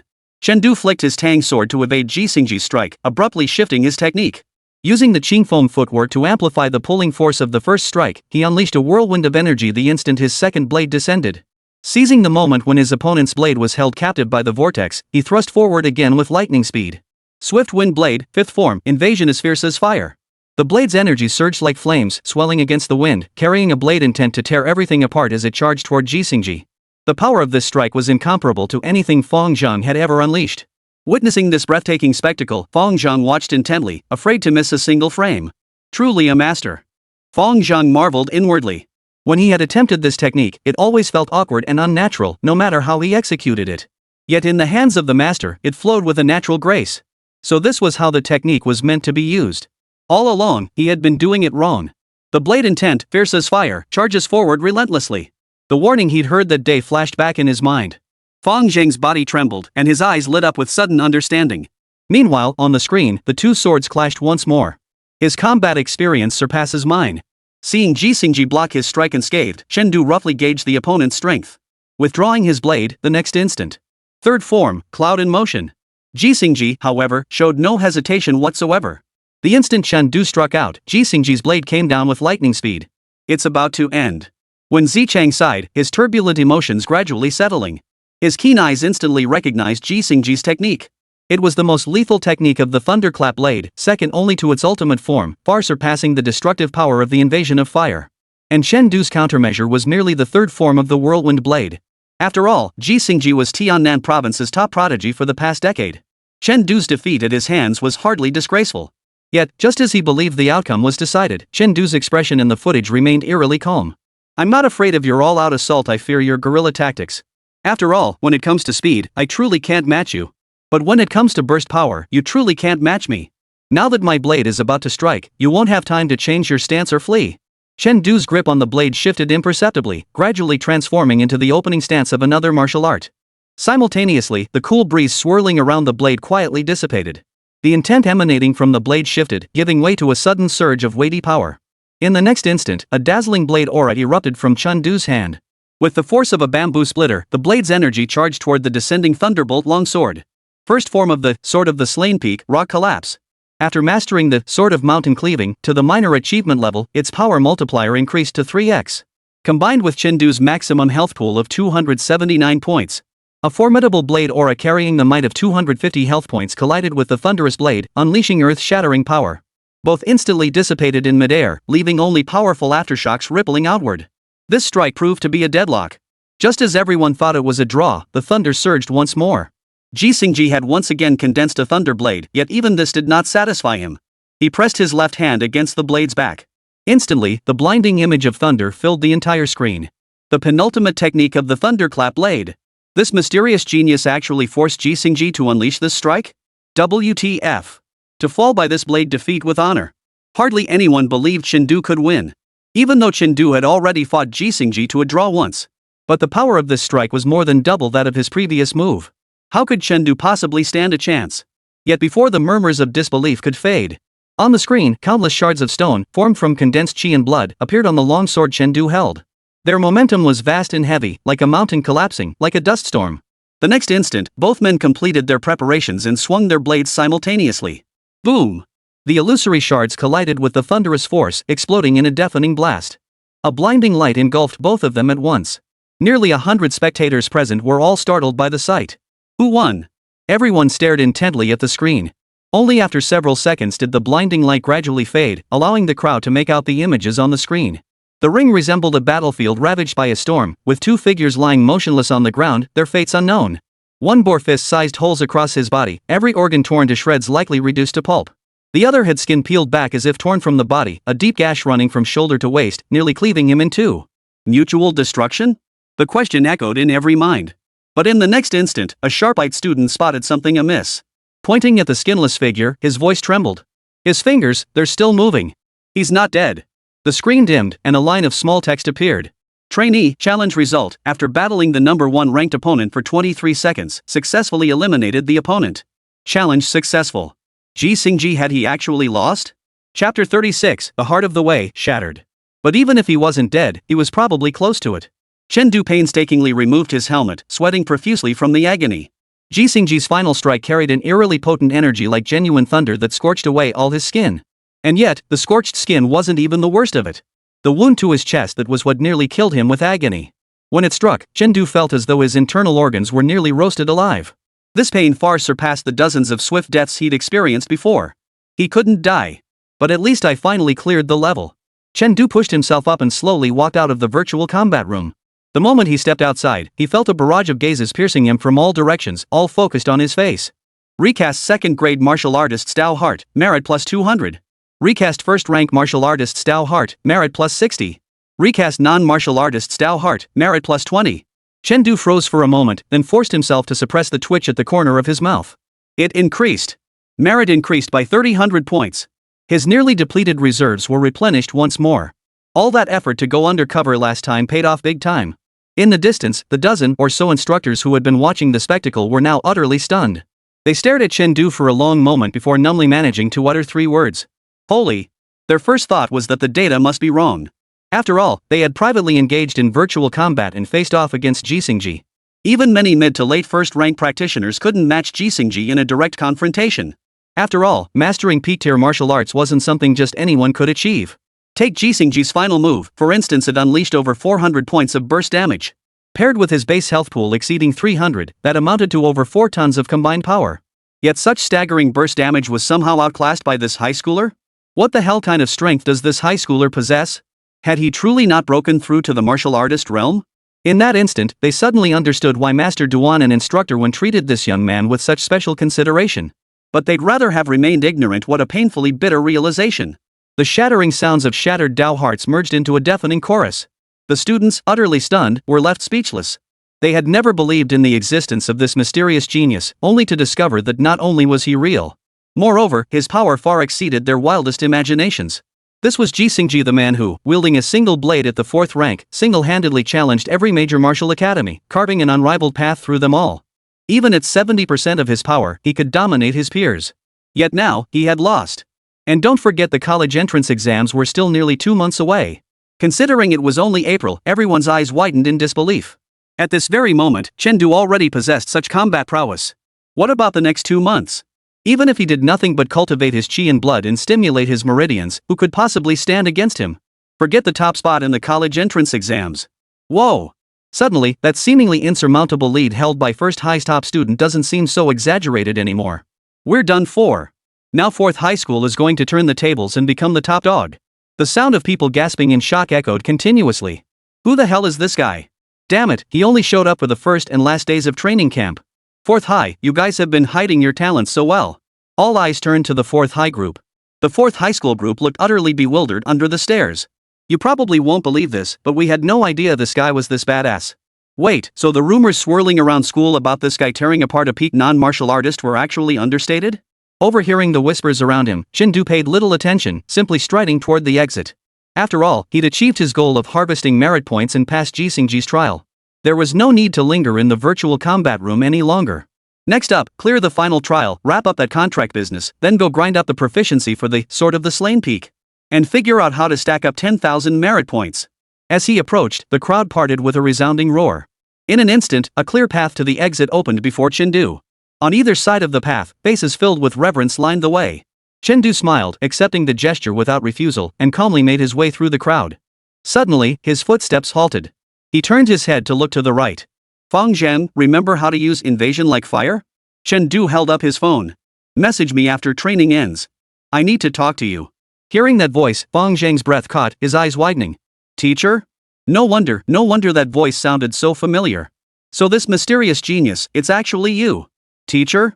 A buzzing sensation rippled through the minds of the first high students gathered around Fang Zheng. Teacher of the Fang God? For a moment, they didn't know who to envy. Logically speaking, Fang Zheng's family background was already among the top tier in Jiangzhou. To be called teacher by Fang Zheng was an enviable honor in itself. Fang Zheng doesn't even call teachers teacher at school. But when it came to Chen Du, they suddenly felt like Fang Zheng was the one getting the better deal. Wait, if this person was Fang Zheng's teacher, then wouldn't that mean he was the one who spoke with Wu Ho Suyu on Lake Heart Island? Holy! The sheer volume of information left everyone's brains in a complete jumble. By the time they snapped back to reality and reached for the autograph book, they sadly realized Chen Du had already walked away. A little while later, Xiao Yuchen and the other 8 finished their challenge and stepped out of the virtual battle room. Seeing the completely darkened screens, Xiao Yuchen sighed. As expected, Chen Du failed after all. The moment the words left his mouth, he felt nearly 100 pairs of eyes staring at him like he was an idiot. He froze under their stares. Why were they looking at me like that? Did I say something wrong? Just then, several students from number 4 high school approached. With complex expressions, they delivered words that shattered Xiao Yuchen's worldview. Chen Du. He defeated Ji Xingji. He's already left. What? He defeated him? That's fantastic. Xiao Yuchen's face lit up with surprise. He never expected Chen Du to have defeated someone. This was perfect. With 4 of the first group passing the challenge, they'd have something to report back to school. Wait a minute, the name Ji Xingji sounded familiar. Xiao Yuchen racked his brain for a moment, then suddenly jolted upright. Holy! Chen Du he defeated Ji Xingji? Holy? Who knows how tough the next battle will be? Chen Du walked along the road, his mind replaying the battle from earlier. Ji Xingji was formidable, so formidable that even without wielding the Sword of the Mountain Peak, Chen Du knew he wouldn't stand a chance. And yet, according to Duan Qi, this difficulty pales in comparison to the final battle. Just how difficult would that battle be? Wait, why were battles even necessary? Could it be that this martial arts world, like his previous life, was also plagued by wars between nations? Chen Du's brow gradually furrowed. Lost in thought, he walked into Wen Zichang's office. Inside, Wen Zichang lay sprawled like a dried fish, a bottle of sparkling water clenched between his teeth, his eyes filled with melancholy. He seemed lost in memories of the past. A month and a half ago, when I first met Chen Du, his chi blood was at 128 points. His burst potential was absurd, but it still barely reached 100 chi blood. Now, Chen Du has at least 249 HP, and his burst damage is nearly 500 HP. And he still has 2 slashes left in reserve. Based on the power boost from the Sword of Severing Peaks. Damn it, this kid's charging up 4 strikes now. Could he actually take down a second-rank martial artist? No, that shouldn't be possible. I've mastered a peak-tier martial art too, but mine isn't an explosive sword technique. When Zichang felt like crying. When did a second-rank martial artist like himself start worrying about being beaten by a non-martial artist? Is there any justice left in this world? Instructor 1? Chen Du's shout snapped when Zichang out of his slump. Oh, Chen Du's here. Seeing Chen Du's face young and handsome enough to make one envious tears welled up in when Zichang's eyes as he smiled, finally finding peace. I'm a failure, and I accept it. Losing to this freak isn't shameful. Besides, we only have a few more months to endure each other. It's Chen Du's martial arts academy classmates who'll be the unlucky ones from now on. Instructor 1, are you alright? I'm fine. Just thinking about something fun. Under Chen Du's skeptical gaze, when Zichang wiped his eyes and smiled. Come on, I'll take you to the second stage of the test. Not in the virtual combat room? No. 100% real pain. The virtual combat room equipment can't replicate that. When Zichang shook his head and led Chen Du to a small room filled with instruments. In the center of the room stood the familiar chair and helmet. But unlike the virtual combat room, a cluster of monitors now flanked the chair. When Zichang explained, with 100% pain simulation, there have been precedents of people suffering mental breakdowns. For safety reasons, the main headquarters has added an extra measure to this trial. Should we detect excessive fluctuations in a challenger's mental threshold, we reserve the right to forcibly assist them in exiting challenge mode. Therefore, I will be monitoring your entire challenge. Additionally, when Zichang pulled out a contract, placed it before Chen Du, and said sternly, everything concerning the training is strictly confidential. Therefore, you must first sign this non-disclosure agreement. All right. After skimming through the contract, Chen Du signed his name and then donned the helmet. Pain simulation, 100%. Simulated campaign mode, initiating. Selected campaign, Battle of the Demon City Part 1. Intercepting supplies. Loading challenger information. Meanwhile, when Zichang's expression froze as he stared at the selected campaign name on the screen. How could it be the Battle of the Demon City? Though not the most intense, this campaign was undoubtedly one of the most challenging for a child like Chen Du. Because this battle demanded a clear conscience. Chapter 37, The Most Difficult Test. Campaign name, Battle of the Demon City Part 1. Destroy the supply convoy. Mission objective, follow your squad members and destroy the enemy's supply convoy. After committing the mission details to memory, Chen Du scanned his surroundings. He was currently in a forest. In the distance, intense bursts of fire erupted from a massive fortress. That must be the Demon City. Perfectly intact senses. Chen Du's eyes widened in astonishment. The technology of this world had truly reached such heights. Hey, rookie! A rough voice rang out beside him. Chen Du turned to look. Before him stood a dozen burly men, each standing nearly 2 meters tall, staring at him with stern expressions. This is your first time on the battlefield. Remember to stick close to us and don't push too far forward. Chen Du nodded silently, taking a moment to gauge the cultivation levels of the group. The speaker was likely a second-rank martial artist, though his aura was weaker than Meng Dishan's. The others were all first-rank practitioners. When will we? Before he could finish, Chen Du's expression suddenly grew serious. For at that very moment, he caught the scent of blood. It wasn't coming from these burly men, but from the bushes not far away. Just as his alertness peaked, excited roars erupted from the thicket, their murderous intent sending a chill down the spine. The next instant, over a dozen humanoid creatures burst from the bushes, charging forward at breakneck speed. As they charged, they muttered incoherently in a language not of the Dragon Nation. These traitors! Kill them! The burly second-rank martial artist at their head roared, raising his long staff to meet them head-on. A dozen other burly men followed close behind, clashing with the enemy. Traitors? Chen Du furrowed his brow slightly. This was the first time he'd heard the term. Literally, it meant human traitors? Could there be other factions on Blue Star? But while his mind raced, his movements didn't falter for a second. He quickly locked horns with an early first-rank enemy. Sparks flew from the alloy weapons in the darkness.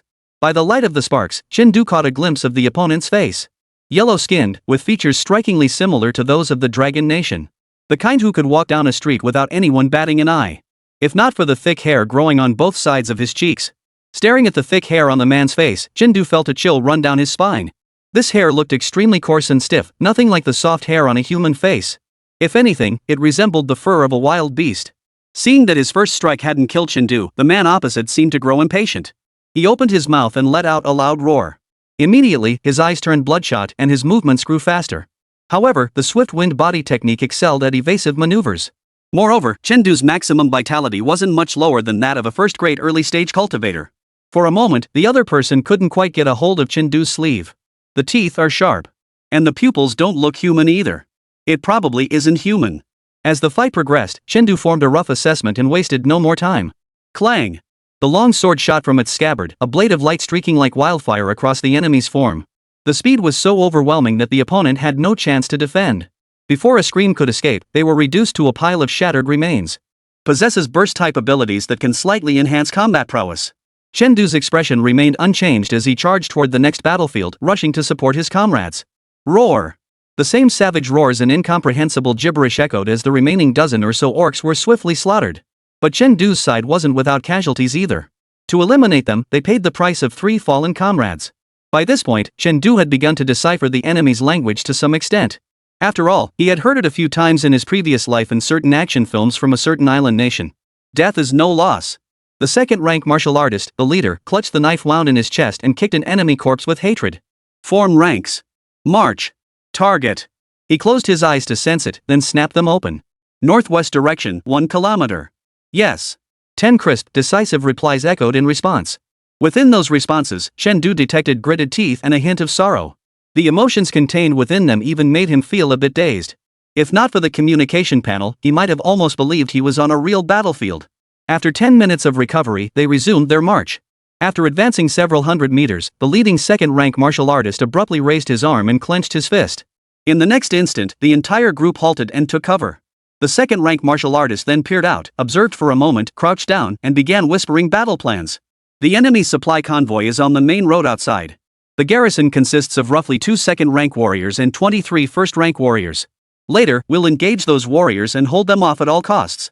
As for the supplies, rookie, that's your job. Me? Chen Du froze, slightly taken aback. That's it? I don't have to go kill all these martial artists? So just kill a few top-tier fighters, wreck the supplies, and that's the whole campaign done? How could something this simple sound as difficult as climbing to the heavens when it came out of Duan Qi in the others' mouths? Any issues? No. Facing the second-rank martial artist's question, Chen Du shook his head. What's so hard about destroying supplies? Unexpectedly, the second-rank martial artist's face, caked in blood and dust, suddenly revealed a hint of apology? Yes, that was regret. My apologies. This task should have been mine to handle. But the enemy is proving particularly troublesome this time, so I had no choice but to assign it to you. The second-rank warrior's voice carried an inexplicable weight. Remember, these supplies must not reach the front lines. Every additional supply that gets through means more of our men will die. Chen Du's expression turned solemn. He nodded lightly. Understood. Then I'm counting on you. The supplies are in that truck on the road. After we break through, wait a few seconds before charging out yourself. The second-rank martial artist patted Chen Du's shoulder, then drew his long staff and charged forward first. Charge. Kill. 11 martial artists suddenly accelerated, wielding their weapons as they swept through bushes and woods, charging toward the convoy on the main road. The cries of battle and the roars of beasts filled the air. Chen Du paused in place, silently counting to 5 before activating the swift wind body technique. In an instant, a cool breeze enveloped him. Chen Du drew his sword and launched himself into the air, soaring forward. Blood. Weapons severed in 2. Body parts. Corpses. Even though Chen Du had steeled himself for the worst, his heart still lurched at the sight. Over there. The second-rank martial artist leading the group roared, pointing toward a large overturned truck by the roadside. The truck's cargo bed bore a massive dent, likely caused by another martial artist slamming into its side with full force earlier. Spotting another lone warrior, the enemy fighters instantly erupted in shock and fury. Shinai. The 2 second-rank martial artists currently engaged with Chen Du's leader roared in unison. Hearing the command, over 20 martial artists bearing beast-like features prepared to charge at Chen Du. But before they could take a few steps, they were firmly blocked by Chen Du's teammates. Knowing time was short, Chen Du wasted no hesitation and charged straight for the truck. Landing by the cargo compartment, he swung his blade, slicing through the compartment door as easily as cutting tofu. Yet the next instant, Chen Du's eyes widened slightly. His entire body froze in place as if struck by a petrification spell. So this was the supply run. No wonder you felt guilty. Outside, when Zichang watched the monitor with tense focus. The screen displayed Chen Du's heart rate and vital signs, all of which were now skyrocketing. Looks like Chen Du has reached the final location. Sigh, I wonder how you'll choose. Anyway, I never passed this stage. The dojo master himself failed 7 or 8 times before switching tactics to clear it. Sometimes, daring to strike against a formidable foe isn't the greatest courage. That was the hardest part of this stage. Chapter 38, he gave far too much. At that moment, Chen Du's gaze fell upon faces frozen in sheer terror. The supplies the team leader mentioned weren't the potions and pills they'd originally guessed. Instead, it was people. Children younger than him, not even first-rank martial artists. However, from the faint beast-like features on their faces, Chen Du could tell these children were at least not from the Dragon Nation. Most likely descendants of those cherry blossom people. Reinforcements? Chen Du cursed under his breath. What kind of person could be so utterly depraved as to treat their own children as supplies? If they were Sakura people, well, it seemed possible too. No, that thought is too vile. They're just kids. Just beat them up and send them to reform school. Chen Du's expression grew increasingly peculiar. Recruit, hurry. Act now. Those children have already drunk beast blood. If you don't kill them, they'll be eaten as restorative food.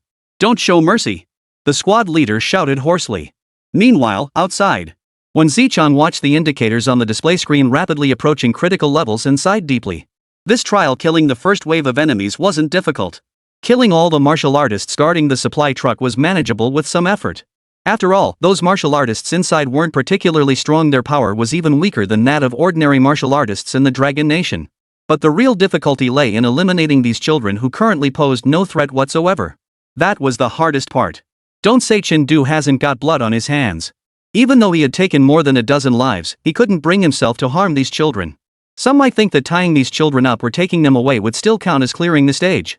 Yes, that is indeed one way to pass the trial, but only if you can conceal the beast blood energy within these children's bodies. And you must defeat the mid-tier martial artists who will pursue you.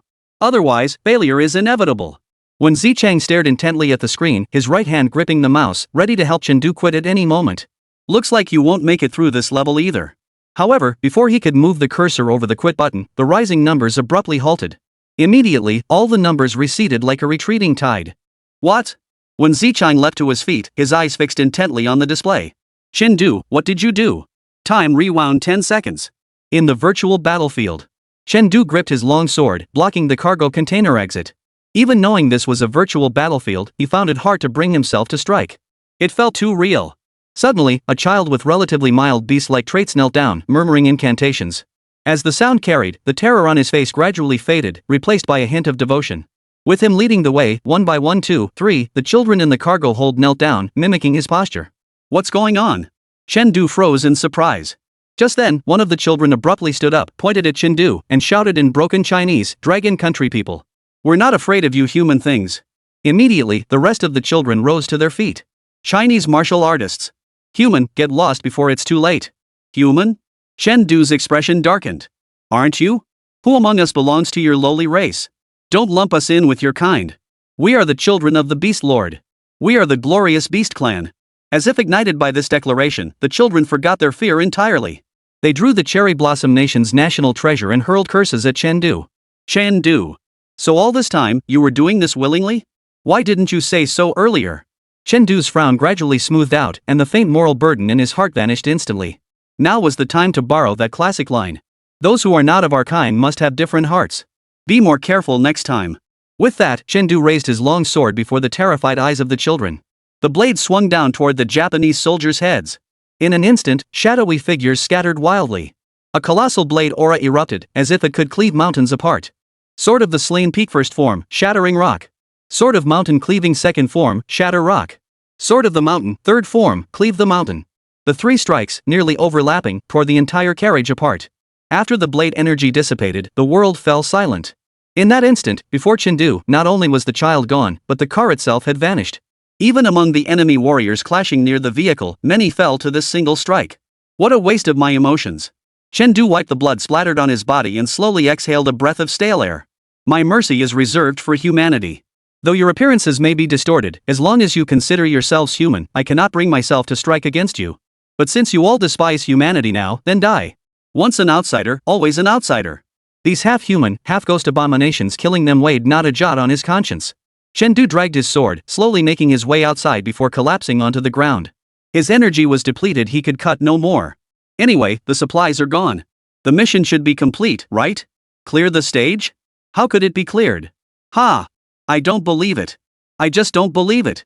Meanwhile, when Zichang slumped in his chair, his expression a mix of tears and laughter. The old man's mindset had completely collapsed. Recast second-rank martial artist Dao Hart, merit plus 100. This was the first notification Chen Du saw upon exiting the battle. Chen Du? So this challenge comes with a bonus prize? Oh well, since I'm already here. Instructor 1, I suppose I've cleared this stage, Chen Du said slowly. Yes, you've cleared it. You've cleared it. You may go. We'll report the D-class contract to headquarters. When Zichang said with a numb expression. Alright, then aren't you leaving, Instructor 1? I'll pass. I want to be alone for a while. Oh. Chen shot him a suspicious glance before stretching lazily and walking away. After he was gone, when Zichang watched the door slowly close, tears finally spilled over his cheeks. If only heaven would give me another chance. Damn it, even if you beat me to death, I wouldn't have come to see him. Damn it all. A half-hour speed run through the battlefield? And one of the most notoriously difficult battlefields. How the hell is this supposed to make me feel, a second-rank soldier who keeps getting beaten but keeps fighting back? I'm 40 this year. And I still haven't mustered the resolve to take down those enemy teenagers on the battlefield. And damn it, Chen is only 18 this year, yet he's as sharp as a knife through butter. Is this right? Is this kid even human? Wait, maybe the equipment's malfunctioning. Yeah, it must be the equipment. When Zichang gritted his teeth and slammed the helmet onto his head. I refuse to believe it. Operation, commence. An hour later, he removed the helmet, his face deathly pale. The equipment wasn't faulty, yet he still couldn't bring himself to act.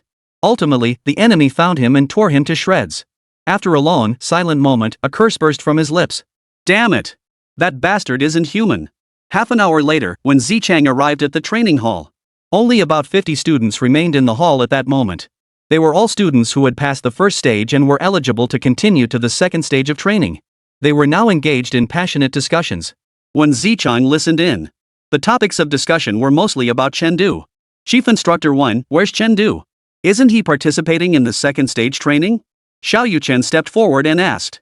Hearing this, the other students also turned their curious gazes toward him.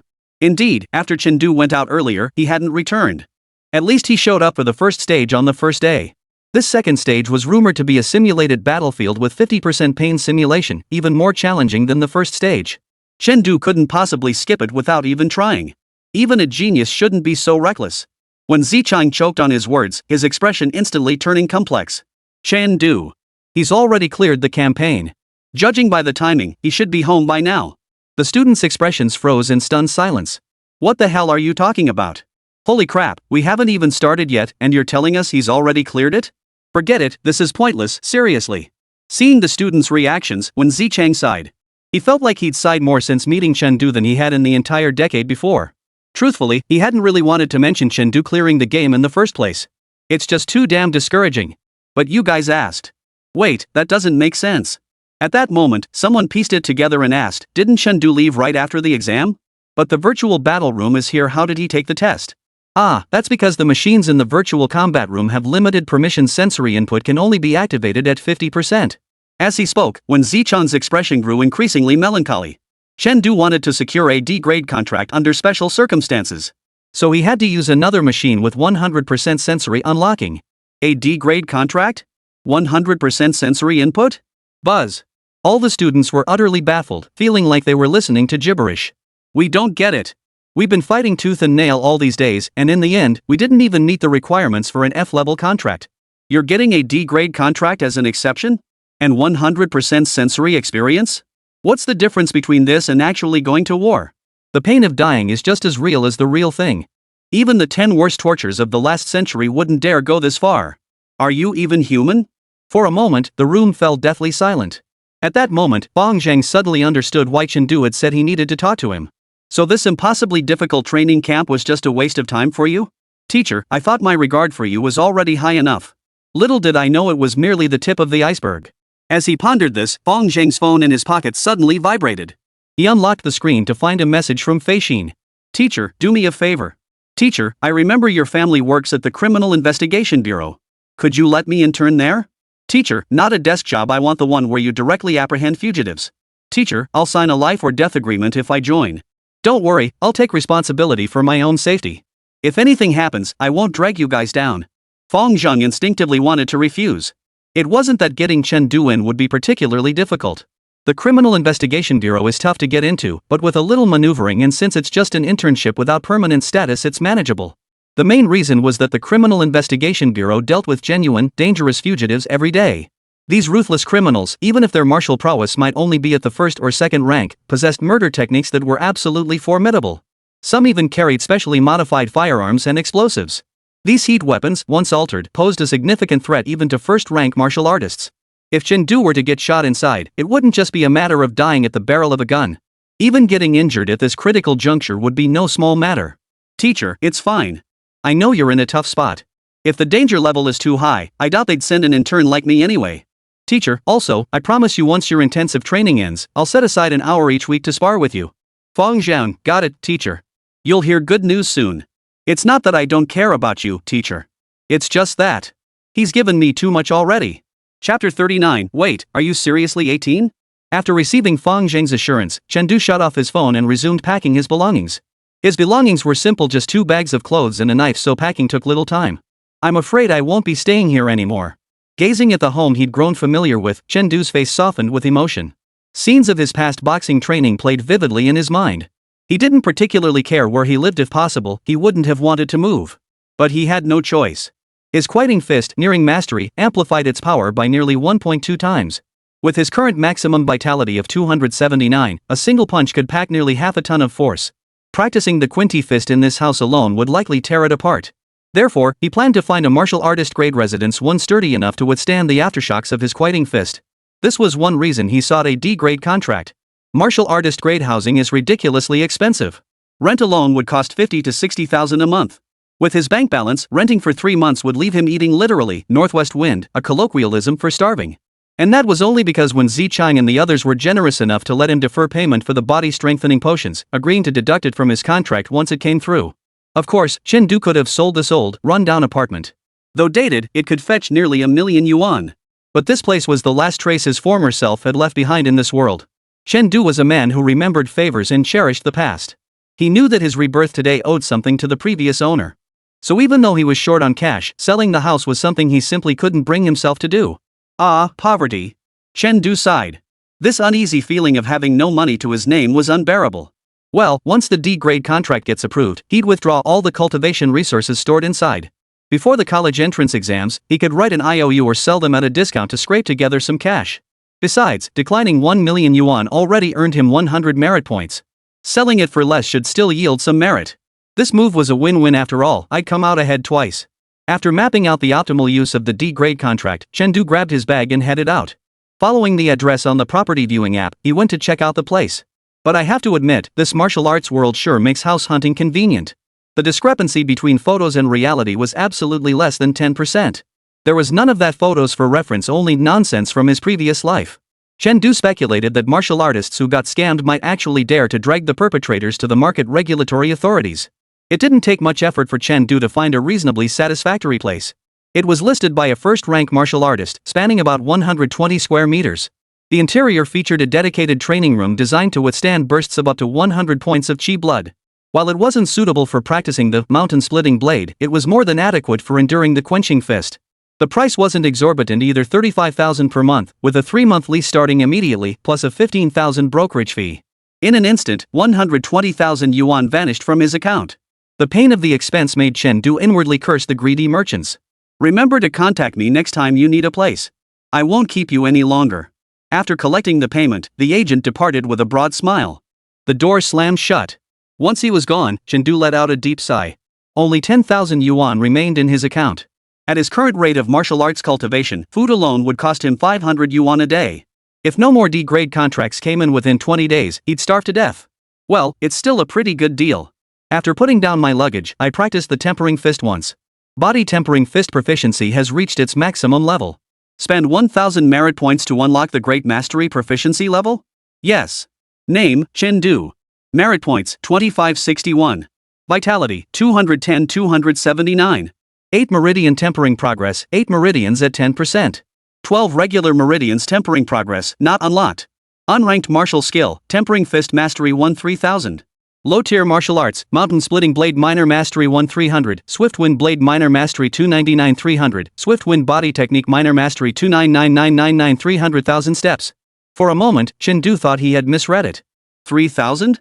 Mastery increases tenfold from minor to grand mastery. Why not just rob someone?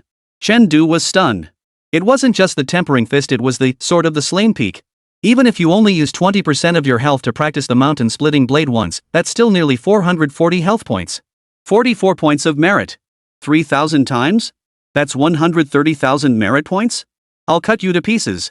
After venting for a moment, Chen Du sighed deeply. Forget it. Mastering ultimate skills is too damn tedious. Once I grind the proficiency to perfection, I'll set it aside for now. Better to focus on leveling up the Gale Blade and my footwork first. The mountain-splitting blade can just be my go-to ultimate for killing. I can't exactly start spamming ultimates during casual sparring sessions. He couldn't control his blade if he accidentally sliced off a classmate's skull. That would be an accident waiting to happen. As this thought crossed his mind, scenes from the simulated battlefield flashed through his mind, causing Chen Du's eyes to narrow slightly. This world seemed different from his initial assumptions. What was the story behind those cherry blossom people bearing beastly traits? What exactly was this beast blood? And then there was the matter of his predecessors' parents sacrificing themselves at the border. Duan Qi and Wang Hua had also mentioned the border. What exactly was this place, and who were they defending against? A cascade of questions welled up in Chen Du's mind, yet none of this information could be found online. Clearly, there were things beyond his current status and abilities to see.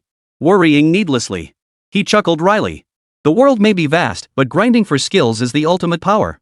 Instead of overthinking, better to focus on getting stronger. He entered the training room and began practicing the tempering fist.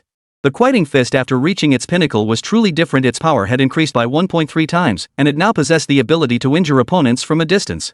Each punch unleashed not just the force of the fist itself, but went further, projecting the vital energy bound to the fist outward, causing it to explode. The range was a bit short, though. Chen Du roughly estimated the effective attack distance to be around 10 meters. Beyond that, the power began to diminish. Even so, he was delighted. This meant he now possessed another offensive option. While the swift wind blade could also attack from a distance, it relied purely on explosive power. Its blade energy only traveled 4 or 5 meters before its potency dropped significantly. By the time it traveled 10 meters, its power was likely less than half that of the tempered body fist. The mountain-splitting blade was viable, but using it left him feeling the pain. As usual, Chen Du practiced his fist techniques until 2 a.m. before tidying up and heading to his room to sleep. The next morning, he rose early and caught a bus to the Criminal Investigation Bureau. Since it was still training camp season, skipping school didn't require asking Wu Jiangwo for leave. After about 10 minutes, the bus pulled up at the Criminal Investigation Bureau entrance. As soon as Chen Du stepped off the bus, someone came to greet him. "Teacher." Fong Zhang waved excitedly. "Fong Zhang? Aren't you at training camp?" Chen Du asked curiously. He had assumed Fong Zhang had arranged everything remotely, but never expected the man to personally come out to meet him. "Don't even ask." Fong Zhang's smile froze, and he shrank his neck in lingering fear. That battlefield was way tougher than a one-on-one fight. First-rank martial artists were everywhere, and sniper bullets were flying all over the place. And getting shot didn't even kill you. Those bastards wouldn't let me die cleanly. They had to torture me first before slitting my throat. What kind of devil designed this hellish level? As he spoke, the admiration in his eyes toward Chen Du deepened. He was already in agony with just 40% pain tolerance activated. But the teacher? He took it all at 100% pain tolerance in one go. What the hell is genius? What the hell is genius? Maybe it wasn't designed that way. Chen Du thought to himself. Based on his guess, these battles were likely real historical events. But judging by Fong Zhang's reaction, he probably didn't know about them either. It seemed that such matters were kept under extremely tight secrecy, so much so that even Fong Zhang's father couldn't reveal this truth to his own son. To Fong Zhang, Chen Du's silence only deepened his air of inscrutability. Look at that, even achieving an exceptional pass on the second level doesn't seem to interest the teacher in the slightest. A martial artist should be like this. Fong Zhang quickly changed the subject, leading Chen Du into the Criminal Investigation Bureau and approaching the reception desk. The receptionist was a young man with a gentle demeanor. His expression shifted to mild surprise upon seeing Fong Zhang. "Fong Zhang? Aren't you supposed to be teaching at school today? How come you have time to drop by?" "Brother Bai, I'm bringing someone for an internship. I gave you a heads up yesterday." The internship you mentioned, is it this young man beside you?" The young man eyed Chen Du with a puzzled expression. "I get the idea, but if I recall correctly, the internship you mentioned was for a criminal investigation team member. Does this kid even look 18? Never mind. He probably just looks young." The young man muttered under his breath before turning to Chen Du ID. Chen Du complied. Chen Du took the ID card and scanned it on the machine. His information appeared on the display screen. Name, Chen Du. Age, 18. Status, senior at Zhengjiao City No. 4 High School. Staring at the complete information on the screen, the young man surnamed Bai was dumbfounded. "Wait, you're actually 18? Chapter 40, Rapid Response. Sorry, young man, we don't allow student internships here. If you're really short on cash, try a convenience store. The Criminal Investigation Bureau isn't a joke. And Fong Zhang, little bro, no offense coming from your big bro here, you know how dangerous criminal investigation work is. How could you push your classmate into the fire pit?" The young man surnamed Bai tapped Fong Zhang's forehead, lecturing him earnestly. "What a joke. Do you really think Zhangjiao is some small town where criminal investigation isn't dangerous? There are plenty of wanted martial artists there too. And why do you think the Criminal Investigation Bureau's martial artists can directly kill wanted martial artists? It's to minimize casualties. This line of work, one wrong move and someone could die. I'm willing to sign the life and death agreement. Any casualties are your responsibility, Chen said calmly. This isn't about the life and death agreement. The young man surnamed Bai felt a headache coming on. How many dishes did they have to drink themselves into this state? I've never seen your face on the news. No matter how strong you are, could you possibly be stronger than Fong Zhen? You're probably not even a martial artist. As for the criminal investigation post, the minimum requirement for an intern is a martial artist at the early stage of the first rank, with martial arts and movement techniques reaching the minor accomplishment realm. Are you going in just to deliver a performance to wanted martial artists? No way. The young man surnamed Bai refused decisively. He couldn't stand by and watch Chen walk into certain death. Chen. He turned to Fong Zhang. You decide. Fong Zhang felt utterly helpless. He'd even gotten past his own father yesterday, only to hit a wall at the reception desk. Brother Bai, you genuinely have no idea how powerful Chen is. He was about to argue his case. At that moment, a resonant voice boomed from afar. Xiao Zhang, this must be your classmate. Well, looks like a real standout. Our Jiangjiao needs young blood like this. Chen followed the sound and saw a dashing man striding toward them. That square face, often seen on TV, wore a warm, welcoming smile. The middle-aged man's identity flashed through his mind. Director of the Criminal Investigation Bureau, third-rank martial artist, Fong Yuanshan. Dad. Fong Zhang greeted the middle-aged man. Hurry and talk some sense into him, brother Bai won't let them go. I heard everything just now. Fong Yuanshan nodded slightly, turning to the young man surnamed Bai. Xiao Bai, Chen is here specifically for the criminal investigation position. Go ahead and register him. We're short-handed lately. No way. The young man shook his head stubbornly, utterly unyielding. I'm only at the early stage of the first rank myself. I've opened 2 of the 8 meridians, but because my martial arts and footwork haven't reached the minor achievement level, I got screened out of the criminal investigation unit. Isn't sending this kid in just a death sentence?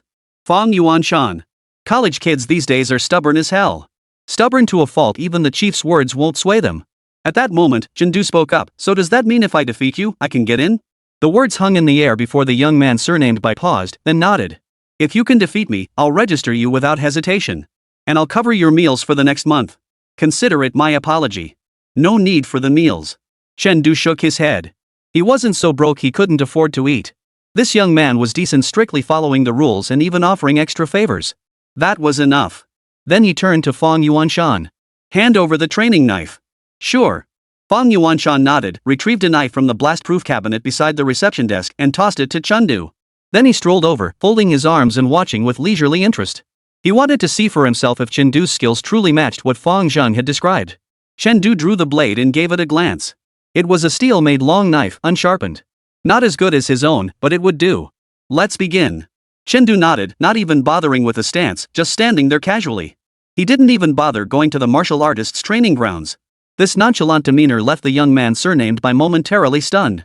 This kid, is he underestimating me? This is going too far. Gritting his teeth, the youth slipped on his gloves and charged forward. But before he could close the distance, Chen figure before him suddenly began to blur. It was merely an afterimage. Instantly, a wisp of cool air brushed past him, leaving a faint sting. Behind the youth, Chen sheathed his blade, returning the training knife to the blast-proof cabinet. Showing mercy to a first-rank martial artist and sparing his life, merit plus 100. As he watched the system prompt flash before his eyes, Chen felt a sudden pang of emotion. A month ago, slaying Wang Hua, a non-martial artist at peak strength, had required 3 strikes of the Sword of Severance. Now, to kill a first-rank martial artist who had mastered both meridians, a single strike sufficed. What happened? The young man was perplexed. Xiao Bai, the outcome is clear. Can't you see? Fong Yuanshan shook his head, his large hand brushing against the youth's neck before opening his palm before him. A single drop of blood lay conspicuously on his palm. It was blood from the young man's neck. That's my blood? From my neck? The young man stared in disbelief, instinctively touching his neck only to find a shallow wound. It was clearly left by Chen. This vital energy surpasses that of a non-martial artist at peak strength, yet falls short of a martial artist's level. Could it be a pulse surge? His footwork is absurdly fast, and he's surrounded by an aura. He's probably just one step away from mastery. And that mastery of qi and blood, his Quan Ti fist cultivation, must be profound indeed. Is this the genius Su Woho took notice of? Fong Yuanshan stared at Chen serene expression, his own heart trembling with shock. Though Fong Zhang had described Chen prowess beforehand, nothing compared to the sheer impact of witnessing it firsthand. Then again, someone who could earn Fong Zhang's genuine admiration couldn't possibly be weak. Alright, the fight's over. Little White, you're convinced now, right? Register Chen Du immediately, no time to waste. Fong Yuanshan gave the order, then turned to Fong Zhang. Alright, I've accepted him. Now get back to training camp. Dad. Fong Zhang felt reluctant. I want to stay with the teacher. No, you don't. Before Fong Zhang could finish, Fong Yuanshan grabbed him by the collar and unceremoniously tossed him out of the Criminal Investigation Bureau. The registration process went smoothly afterward. Chen Du barely had to wait before receiving his internship badge. Engraved on the back of the badge was his name. Yan Qing, this kid's yours. Keep an eye on him, just make sure he doesn't die. Fong Yuanshan called over a martial artist in his 30s, dressed in a crisp uniform. After introducing Chen Du, he hurried off. Follow me. I'll introduce you to your teammates. Yan Qing glanced at Chen Du with some surprise. To be personally entrusted by the director, this kid must have some background. But his surprise was fleeting. He had no intention of giving Chen Du special treatment. In his squad, everyone was treated equally, regardless of background. The two walked through a narrow corridor and soon arrived at a maintenance room. Inside, 4 others were already waiting. Captain, is this our new member? Doesn't he seem a bit too young? Is this kid really a martial artist? He doesn't look the part. Martial artist or not aside, does the little brother have a girlfriend? Chen Du watched the others converse with Yan Qing without joining in, instead sizing up his teammates for the next month or so. Besides Yan Qing, the other 4 members were 2 men and 2 women. The 2 male martial artists sported extremely short haircuts, very simple. The 2 women sported contrasting styles, one with a single ponytail, the other with short hair, both radiating a spirited, martial demeanor. Quiet. Yan Qing cleared his throat. This is Chen Du. He'll be interning with our team for the time being. His cultivation level. He suddenly faltered, realizing he'd forgotten to ask about his cultivation level. First level Chi Pulse. Chen Du filled in. First Pulse Breakthrough? Even non-martial artists can pass the first screening stage at that level? Looks like he's a prodigy. Several team members looked surprised. Typically, ordinary martial arts academy students would break through to first-rank martial artists during their sophomore or junior years. But they were all ordinary first-rank martial artists. Those who achieved it in one pulse surge were few and far between. Only at elite martial arts academies would students attempt to break through their meridians and strengthen their foundations. Almost instinctively, they assumed Chen Du was a student at one of those martial arts academies, never once considering he might be attending a regular high school. After all, what high school student would skip preparing for college entrance exams to intern at a criminal investigation bureau out of boredom? And even if a high schooler dared to apply, the bureau wouldn't dare accept them. Suddenly, Yan Qing's digital watch beeped. Instantly, the expressions of all 5 people in the room turned serious. Assignment. Change gear. Move out.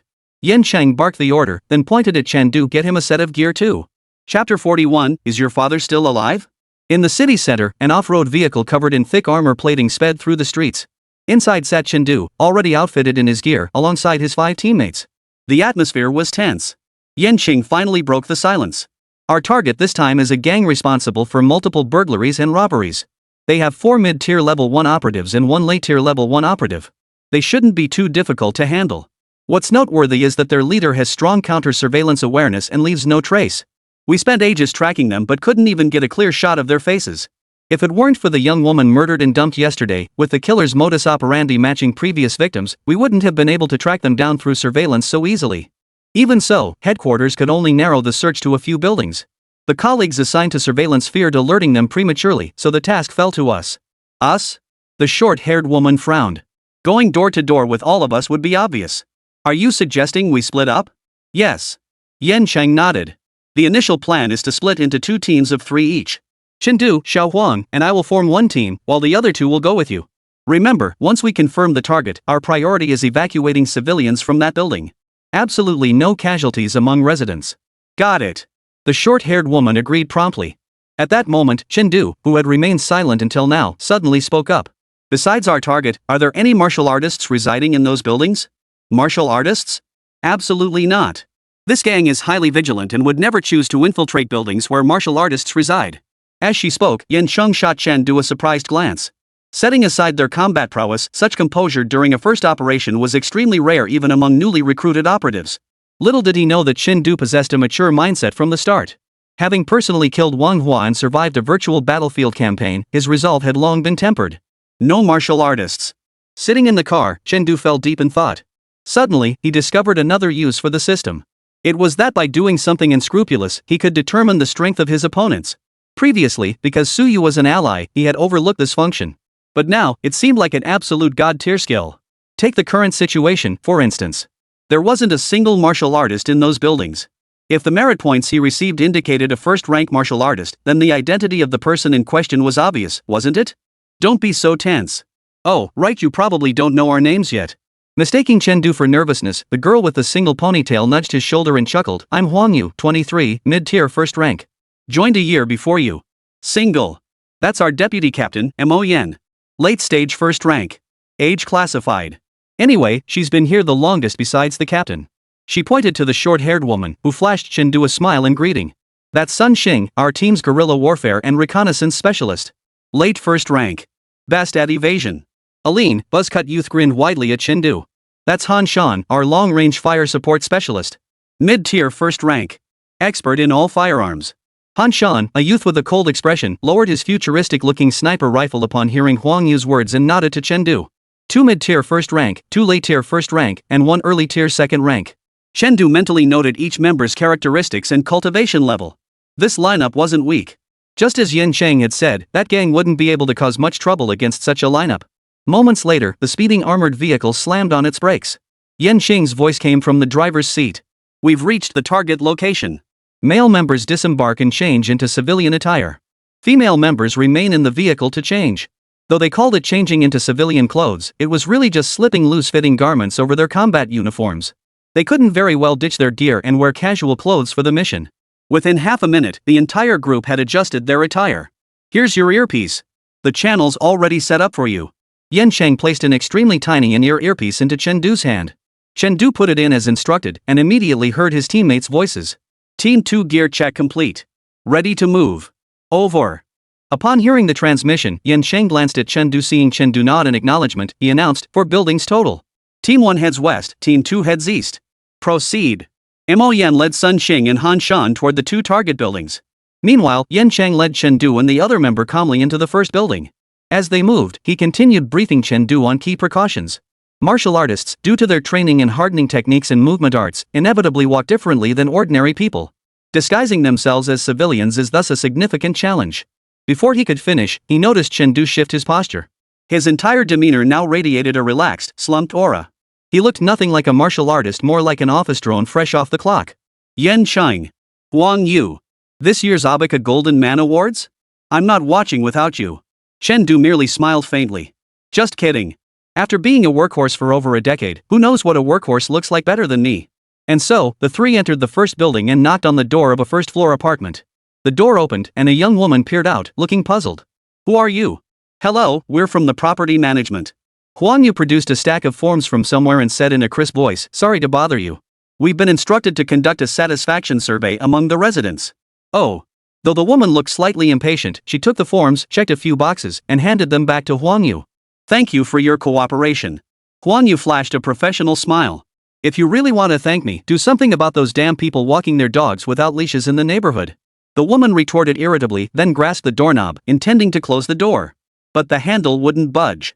The woman instinctively looked down to see a foot firmly wedged against the door. The woman froze. Yen Cheng and Huang Yu were stunned too. What the hell are you doing? This wasn't part of the plan. One more thing. Under their puzzled gazes, Chen Du propped his left foot against the door and smiled. May I ask if your parents are home? What do you think you're doing? The woman asked warily. Let me tell you, my parents and husband are both home. Don't get any funny ideas. Nothing much. Just following company policy. I wanted to extend my regards to your parents. Go to hell, the woman cursed, yanking the door open violently. This time, Chen Du didn't stop her. He let the door slam against the frame with a loud bang. Did I speak too politely? Or is it because she's just an ordinary person that I didn't add merit? Chen Du furrowed his brow, puzzled over where exactly the problem lay. Come to think of it, back in school, those art students who hadn't cultivated martial arts hadn't granted merit points either. But it wasn't a big deal. I'll control the variables. As long as I act uncivilized, that eliminates one possibility. Chen Du. Yen Cheng rubbed his temples in exasperation. Don't you realize this could get us misunderstood? I know I messed up. I'll do it again next time. Chen Du nodded thoughtfully. Besides, Captain, don't you think my method is faster? Faster? Yen Cheng froze at the remark. Come to think of it, he was right. When people are agitated, their qi and blood often surge, making it easy to expose their true strength. Could it be, this kid is actually a genius? But you can't just blurt it out like that. You need to be more subtle. Yan Cheng muttered under his breath. Ah, right. Chen Du gave a half-hearted nod, though it was unclear if he'd actually taken it to heart. Seeing this, Yan Xing didn't press further, merely thinking that the other might be on his first mission and a bit eager for success. Next time he probably won't, right? But he was wrong. The moment the next resident opened the door, before Huang Yu could even speak, Chen Du blurted out his soul-searching question. How's your mom doing? Yan Cheng. Huang Yu? Resident, I've got something to say, but I'm not sure if I should. Psycho, the resident cursed before slamming the door shut. Another option ruled out. Next door. Chen Du didn't care at all, swaying as he made his way upstairs. Boheo. Yan Cheng snapped back to reality. His expression darkened as he tried to stop Chen Du, but then a greeting echoed from above. Is your father still alive? Chapter 42, As long as you can kill, don't steal my kill. In Chen Du's residential complex, Unit 1501. Curtains drawn tight, 5 middle-aged men sat grim-faced on the sofa. At their feet, beer bottles and cigarette butts littered the floor. In one corner of the living room lay dozens of stacks of cash and several vials of medication. Fifth brother, you idiot. One of the men glared fiercely at the figure in the corner. I told you to lie low for a while, wait until the heat dies down. Why can't you control your urges? You useless piece of trash. His verbal abuse wasn't enough to vent his anger. He grabbed an ashtray and smashed it over the man's head.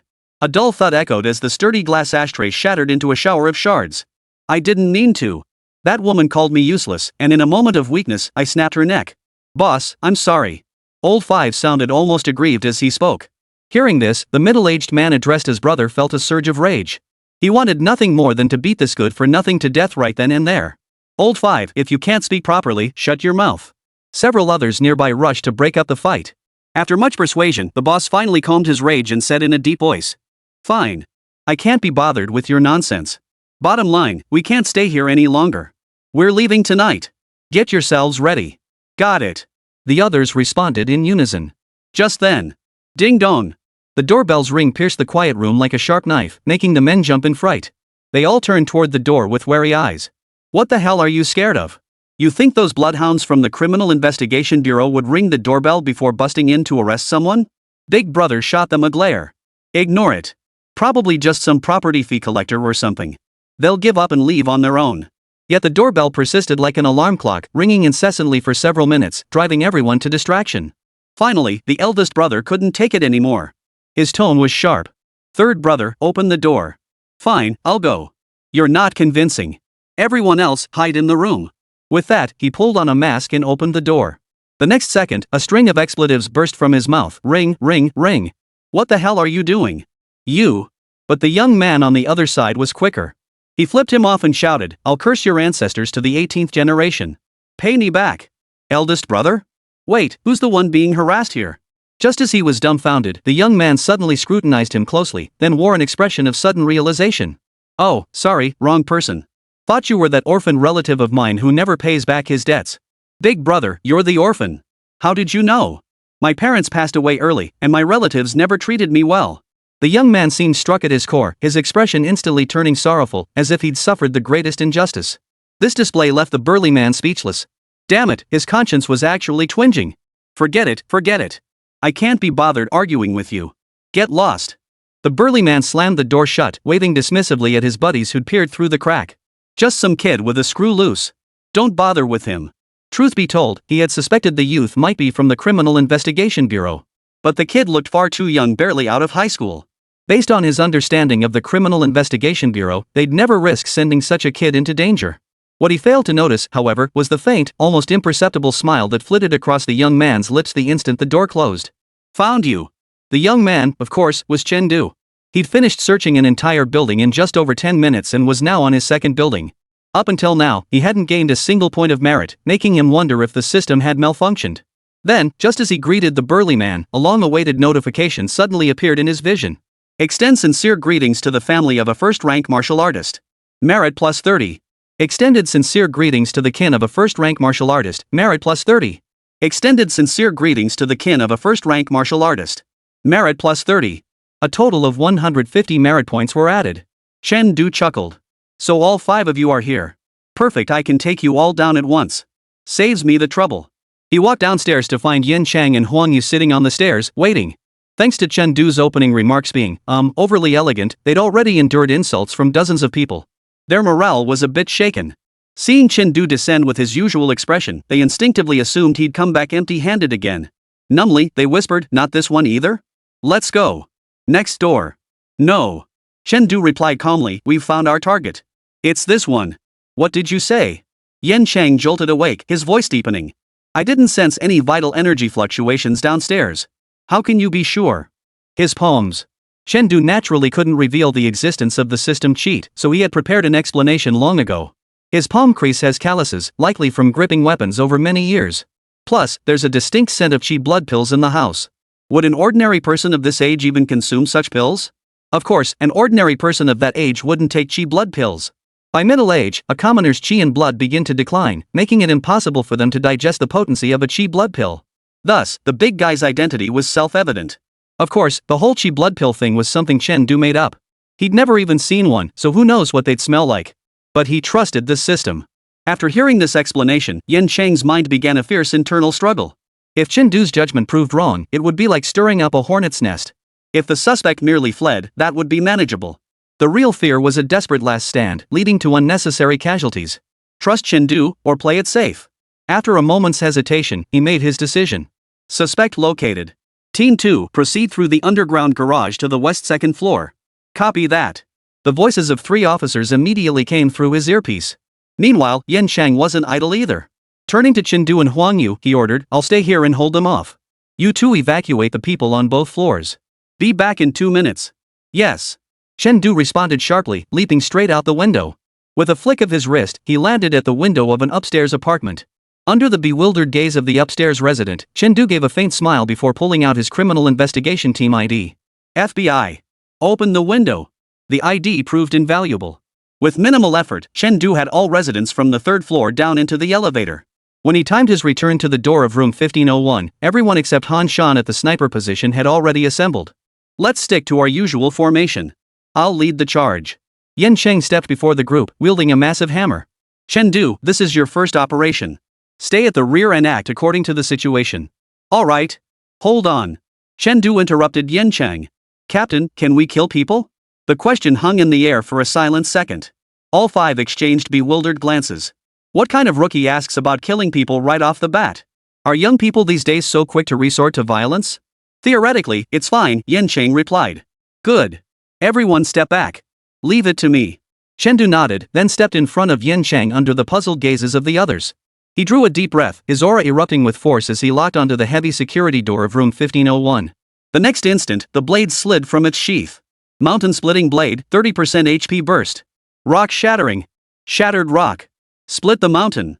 Criminal Investigation Bureau, here to inspect the water meter. Chapter 43, before Chen Du, were just a bunch of greenhorns. The first strike shattered the heavy security door into splinters. The second strike sent 4 mid-first rank weapons flying with sheer blade energy. The third strike, as the illusory mountain split apart, the blade's energy reached the 4 men. Pitiful mid-first rank practitioners, they hadn't even spent the loot they'd stolen before being cleaved clean in 2. This was why the Sword of the Fallen Peak was hailed as the strongest low-tier martial technique. Its explosive power was unmatched, capable of instantly slaying opponents across tiers with just 3 strikes. As for why the 4th strike never came? The reason was simple: Chen Du feared the building itself wouldn't survive it. A burst of force weighing dozens of tons, what difference would it make compared to a 100-ton truck plowing through midair? Transcended a first-rank martial artist, ending their sinful life. Merit plus 300. Transcended a first-rank martial artist, ending their sinful life. Merit plus 300. Transcended a first-rank martial artist, ending their sinful life. Merit plus 300. Transcended a first-rank martial artist, ending their sinful life. Merit plus 300. 1,200 merit points were added to his tally. Yet amidst his joy, Chen Du felt a hint of regret. Had he interrogated them individually, he was certain he could have extracted even more merit points. Ah well, there's still one left alive. I can put him through a bit more hardship. Chen Du consoled himself thus. Beside him, 5 teammates including Yen Qing gazed at the bare-walled room, their jaws dropping. Today, they witnessed the literal meaning of bare walls. Was this the kind of wealth a non-martial artist should possess? For a moment, Yen Cheng even considered putting away the hammer in his hand. No joke, facing Chen Du's 3rd strike, he felt like a greenhorn recruit. The hammer's destructive power was merely for show. Truth be told, the hammer's paired martial skill was indeed the most explosive among low-tier techniques, surpassing even blade skills. But Yen Qing couldn't master that peak low-tier martial skill. Standing alone by the window in the room, the gang leader felt like he wanted to die. After Chengdu left earlier, the more he thought about it, the more off it felt. So after sitting for a while, he signaled his men to make a run for it. Before leaving, he even had his men set traps on the ground to annoy the pursuers. Little did he expect the enemy would defy convention and unleash their ultimate move first. Now, all his brothers in arms who had shared life and death with him had passed on before him. Now he was left utterly alone. How could he possibly escape? In that instant, grief overwhelmed him. Increased the sorrow threshold of a first-rank martial artist, allowing him to see the great suffering and calamities of the world. Merit plus 30. Chengdu, you can even spin that? Damn. Captain. Chengdu whispered as a reminder. Get to work. What are you standing around for? You're not expecting me to go, are you? I can't beat that late-stage first rank without the sword of the mountain. I don't mind using it, but destroying public property, collapsing half a building or something, our bureau probably can't afford the damages. Ha? Oh, right. Yanqing snapped back to his senses, his old face flushing slightly. He then bellowed, "He Guang, get moving. Keep resisting, and don't blame us for using force. Didn't you already use it, damn it?" He Guang cursed furiously. And you call this checking the water meter? Is this how you check a water meter? Give me back my brother's life. After unleashing a torrent of traditional Chinese curses, he raised his knife, poised to fight Yanqing to the death. Yanqing and his men instinctively assumed defensive stances. Unexpectedly, in the next instant, He Guang flipped his body and vanished beside the window. Sun Xing. Yanqing remained utterly composed, calling out as a nimble figure darted out in pursuit of He Guang. Simultaneously, Han Shan's voice, tinged with coldness, crackled through the earpiece. Target acquired. Authorize engagement? Fire. Avoid vital areas. We're taking him alive this time. Roger. Almost the instant the words faded, a massive explosion echoed in the distance. Boom. Immediately afterward, agonized screams erupted from below. Han Shan is renowned in our bureau as a master marksman. Almost any firearm in his hands becomes an extension of his own arm. Huan Yu stretched lazily, her voice languid. Don't let his martial arts level fool you, it's the same as mine. But when it comes to lethal efficiency, even the captain can't keep up with him sometimes. Hearing this, Chengdu felt a sudden chill run through him. In recent days of martial cultivation, as his own strength grew ever stronger, he had subconsciously overlooked the power of firearms. It now became clear that, at least before breaking through to the second-rank martial artist level, large-caliber sniper rifles could still pose a significant threat to him. This was something that demanded special attention. With the situation settled, the group chatted idly upstairs. Before long, Sun Xing climbed up from outside the building, dragging the unconscious He Guang. He Guang's right arm was severed clean off at the shoulder, his left arm twisted into an unnatural contortion. His two remaining legs were tightly shackled in metal restraints. What a pity. Chengdu sighed inwardly. Had he known leaving a survivor meant this, he would have charged down himself? He could have reaped 100 or 2 merit points. Learned my lesson. Next time for sure. Alright, mission accomplished. Let's head back to headquarters. Yanqing took He Guang, expertly stuffing him into a black bag before hoisting it onto his shoulder and striding toward the door. But that bag, no matter how Chengdu looked at it, something just didn't feel right. Is this a proper bag? This looks more like a body bag. Our squad's motto is self-preservation first, so we always go all out. That's why suspects often end up in pieces when we apprehend them. This bag works well for that. Huan Yu explained, her expression turning bitter. But precisely because of that, the Bureau rarely deploys our team unless it's a death row case. Her voice carried a hint of bitterness. Clearly, days without results were tough. Chengdu. So I'm considered the softest-hearted killer in your squad? Wait, no wonder Fong Yuanshan dumped me here. They want me to be the lucky one who gets to coast by. No way. I think we should capture more suspects alive from now on. Chengdu said with great solemnity, think about it, these suspects aren't operating alone. They must know other criminals.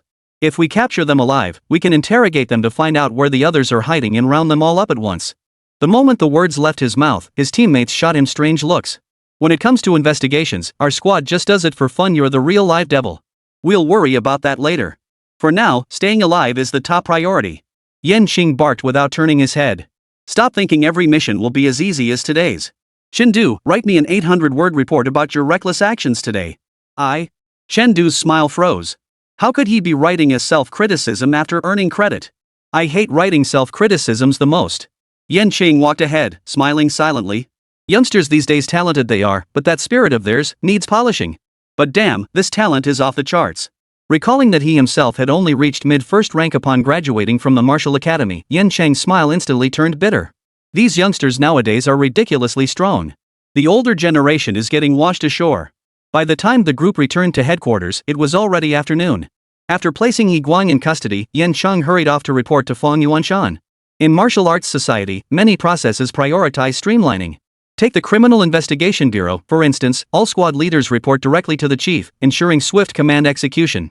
Since we're not on any missions right now, Chen, you're probably still unfamiliar with the bureau. Come on, let me show you around. Huang Yu was restless by nature, and now that the mission was complete, she naturally latched onto Chen. What could he do? In this bureau full of rough and tumble types, a young, handsome guy like Chen was a rarity. You wouldn't see one like him in a year. Sure. Chen nodded. He'd been hoping to find someone to show him around. Just then, a squad walked in through the door. Judging by the bloodstained clothes on everyone, they must have just returned from a mission. Huang Yu? A female member of the squad suddenly gasped softly. Weren't you out on a mission? Why are you here at headquarters? Chapter 44, Interrogation? I know a thing or two about that. By Qingxue, whether I'm in the bureau or not seems to be none of your business. Huang Yu gave a light snort, suggesting their relationship wasn't exactly warm. How is it none of my business? Bai Qingxue shook her head. If your squad fails to capture the target and ends up alerting the enemy instead, won't we be the ones left to clean up the mess? As she spoke, her eyes kept darting toward Huang Yu, then furrowed in concern. Huang Yu was too clean. You didn't actually let them slip away before even encountering them, did you? What do you mean? Huang Yu's delicate brows shot up, displeasure flitting across her pretty face. We completed the mission before returning. Try saying another word, and see if I'm easy to deal with. Finished the mission? Bai Qingxue froze for a moment. She and Huang Yu had never gotten along. They competed over everything, whether during their time at the Martial Arts Academy or after joining the Criminal Investigation Bureau. Naturally, she had taken an interest in the mission Huang Yu was about to undertake. Though their opponents were merely mid-first rank martial artists, they were skilled in traps, concealment, and stealth. Even her elite squad would need at least a day or two of reconnaissance and thorough investigation to take down this group. But now, in just half a day, Huang Yu's team had already completed the mission? And to make matters stranger, they'd even brought along a rookie from the squad. With so many layers involved, how could it possibly be done this quickly? The suspects pose a threat to public safety. Making light of such matters will result in disciplinary action. Bai Qingxue frowned. Look at your spotless clothes. Does that look like you just finished a mission? I'd believe you were on vacation. Believe it or not. If you have questions, take them up with the chief. I'm under no obligation to report to you. Huang Yu snorted coldly, yanking Chen away toward the distance. So confident? Watching Huang Yu's retreating figure, Bai Qingxue's expression darkened. Judging by her demeanor, she didn't seem to be putting on a brave front. But completing the mission so swiftly? That was downright shocking. Qingxue. The captain of Bai Qingxue's team spoke slowly, a hint of displeasure in his voice. Did you come to the Criminal Investigation Bureau just to compete with your colleagues? Besides, if you must compete, you should be challenging a second-rank martial artist. Why bother competing with a mid-first rank? Yes. Bai Qingxue immediately acknowledged her mistake, but she mentally filed away the appearance of the young man beside Huang Yu. For some reason, she couldn't shake the feeling. The smooth execution of Huang Yu's mission this time was likely connected to this young man. Meanwhile, in the bureau chief's office, Fang Yuanshan paused slightly as Yin Chan walked in through the door. Weren't you supposed to be taking Chen to apprehend He Guang's gang? Why are you back already? He Guang has been knocked unconscious and locked up. We'll arrange for interrogation shortly. You caught them? Fang Yuanshan's eyes narrowed with suspicion. Did you clash with the gang? Searching through 4 buildings and over 100 households, they found one problematic residence. And without photo comparisons, that's the most critical part. Without multiple reconnaissance missions and surveillance, it was impossible to confirm whether the suspects were indeed the culprits. That's why Fang Yuanshan's first thought was that the other side had gone berserk and started a shootout. It was the only explanation that made sense. No shootout. They're hiding well. Then what about you guys? Chen tracked them down. That kid's got something sinister about him. Chen? Fang Yuanshan's mind couldn't quite process it. You mean you old-timers took a rookie intern to handle the case? And the rookie pulled off the impossible, so you guys just coasted to victory? Fang Yuanshan's mouth twitched. But you must have been the ones who caught the guy, right? Yes. Fang Yuanshan exhaled in relief upon hearing this. But only He Guang was caught by us. The other 4 were hacked to death by Chen with 3 knife blows. Fang Yuanshan's blood pressure shot back up. They hadn't found the man, and they hadn't even secured the head. What a disgrace. What can we do? Who knew that kid would be so outrageous? Under Fang Yuanshan's intense stare, Yan Chang scratched his head awkwardly. Director Fang, just give me the lowdown. What's that kid's background? If you don't tell me, I can't shake this uneasy feeling. It's not that I won't tell you, Fang Yuanshan said slowly. It's that I'm afraid once I do, you won't dare look Chen in the eye. Bull. I've been on the job for years and seen 100 dead bodies. Even if he's the mayor's son, I wouldn't give a damn. Chengdu probably has some connection to Suyu. Suyu, that name sounds familiar. Ha? Yan Qing's voice cut off abruptly. His eyes widened in disbelief as he stared at Fang Yuanshan. Suyu? That instructor Suyu from Tiannan Martial Arts Academy? The youngest martial marquis in Long Nation's history? Compared to this connection, the mayor's son is nothing. Exactly what you're thinking. And let me tell you, he hasn't even taken the martial arts exam yet. Figure out the rest yourself. Yan Qing. Father, I'm on my knees before you. This humble temple can't contain such a deity. Meanwhile, after touring the bureau, Chengdu and Huang Yu returned to their squad's dedicated prep room. The moment they entered, Huang Yu fumed. That jerk by Qingxue actually looked down on me. It's infuriating. You two are at it again? Mo Yan glanced at her inside. No offense, but you two graduated from the same martial arts academy and were classmates. Why do you always end up butting heads? I'm not the one going against her, she's the one picking on me. Huang Yu puffed out her cheeks, her face twisted in displeasure. She even accused us of returning without completing the mission. Alright. Sun Xing chuckled, trying to smooth things over. She probably thinks that if even their elite squad couldn't pull it off, how could our average team possibly manage it? They don't know we've got Chengdu, our secret weapon. Exactly. With Chengdu on our team, that elite squad doesn't stand a chance. Huang Yu declared triumphantly, her expression souring instantly. Too bad Xiaodu's just here for an internship. He'll be gone in a month or two. Otherwise. Her gaze turned expectantly toward Chengdu, eyes sparkling with an unnamed light. Sis will pledge herself to you. You come in turn every holiday break and help Sis slap that in the face. Chengdu. Trying to take advantage of me and milk my performance too? Hold on, Sis. I've been the one reaping all the benefits my whole life, now you want to take advantage of me? I'm still young. Let's just forget about this, Chengdu said with a faint smile. Timely severing the unrequited affection of a first-rank martial artist, ending a karmic entanglement. Merit plus 30. Yes, that's the smile. Keep it up, I want it as my screensaver. Huang Yu immediately pulled out her phone. The group bickered and joked around for a while until Yan Qing entered the room, finally calming things down. Huang Yu, rein it in. Don't disturb Chengdu's cultivation. Yan Cheng pulled Huang Yu away from Chengdu the moment he entered. Captain, better to tear down 10 temples than ruin one marriage. Marriage my ass. Wipe that drool off your face. Yan Cheng smacked Huang Yu on the head, feeling utterly exasperated. What the hell are you doing, you little brat? Who knows what kind of relationship this guy has with Suyu? If you snatch him away, I can't take the blame. Huang Yu could only sulkily retreat to the side. Today's mission, since Chengdu located the target and personally eliminated 4 suspects, he gets 60% of the bounty. Additionally, Sun Xing and Han Shan participated in capturing He Guang, so they each get 10%. The remaining bounty will be split evenly among the rest. Any objections? Despite knowing Chengdu's identity, Yan Chang maintained strict fairness in distributing the rewards. More work, more pay, less pay, that's how it is, even if the King of Heaven himself showed up. No objections. The group shook their heads in unison, even Huang Yu and Mo Yan, who received the smallest shares, agreed. After all, they'd barely lifted a finger, earning thousands for doing next to nothing was a steal. Yan Chang then turned to Chengdu, the total bounty for the 5 of us is 150,000. Your 90,000 will be deposited into your payroll account within the next few days. 90,000? That much? Chengdu was initially taken aback, but quickly understood. While He Guang and his group weren't particularly strong fighters, they were still a team of first-rank martial artists. Considering the cost of training a first-rank martial artist, 90,000 wasn't excessive. After the reward distribution, or rather, the reward allocation, Yan Chang returned to the main topic. He Guang's crew probably has some connections behind the scenes. That's why the higher-ups want us to interrogate them, see if we can follow the trail and snag some unexpected rewards. Judging by the time, they should be waking up soon.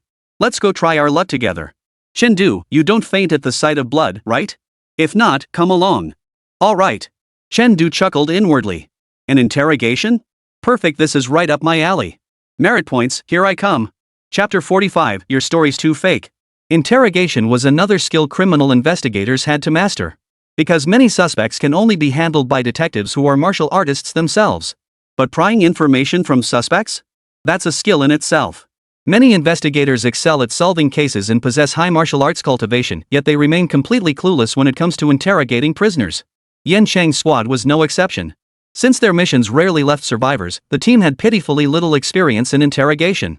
The group traversed the corridor, descending into the subterranean prison complex. As far as the eye could see, dozens of cold alloy cell doors held a large group of prisoners with fierce expressions. Chengdu roughly estimated that the number of violent criminals held here was likely no less than 100. This came as no surprise to him.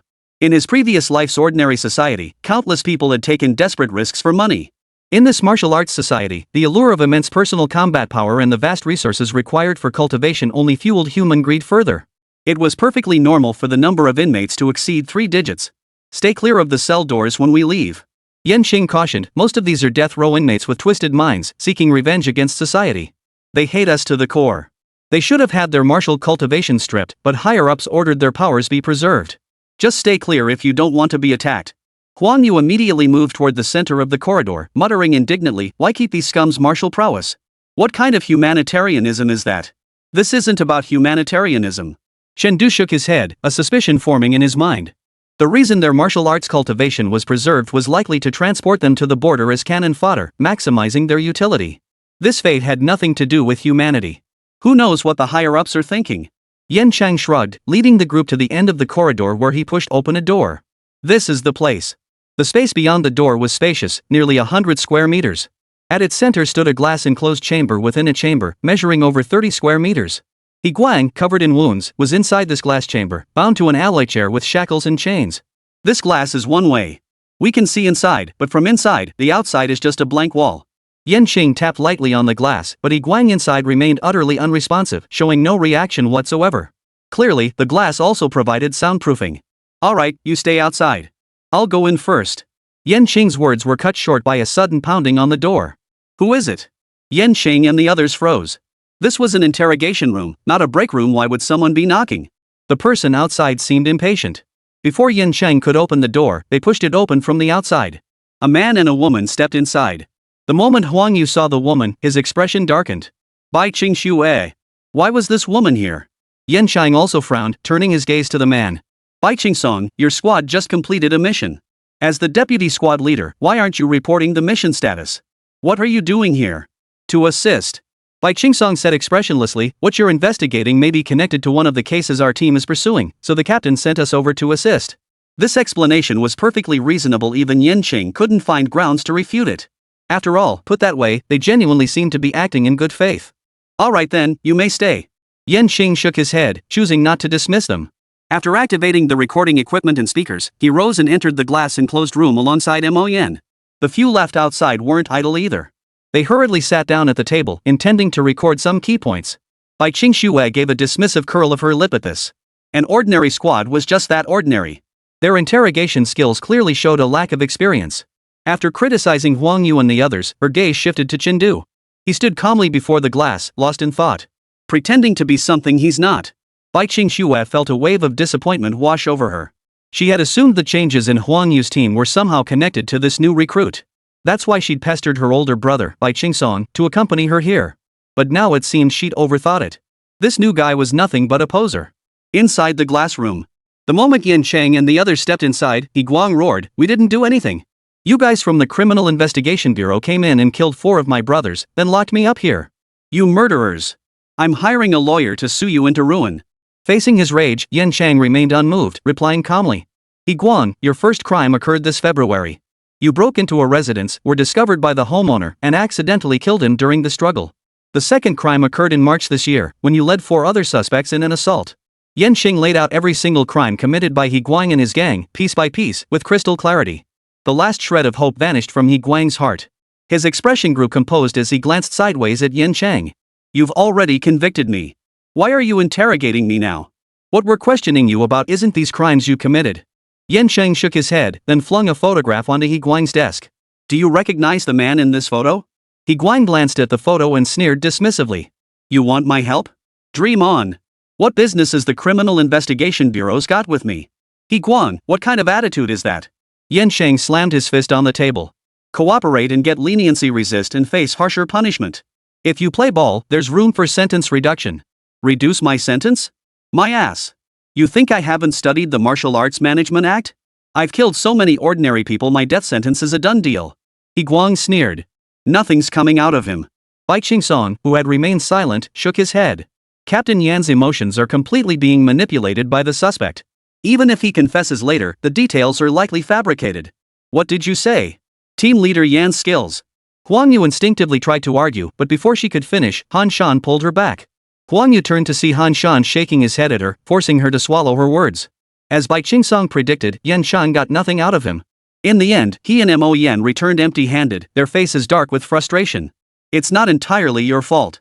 This Guang doesn't seem like someone facing interrogation for the first time. He's probably had specialized training. Bai Qingsong tried to smooth things over. After all, Captain Yan hasn't conducted an interrogation in a long time. It's only natural he couldn't get anything out of him. Though he was defending Yan Qing, the team members found his words particularly hard to swallow. There was an unspoken rivalry between the squads.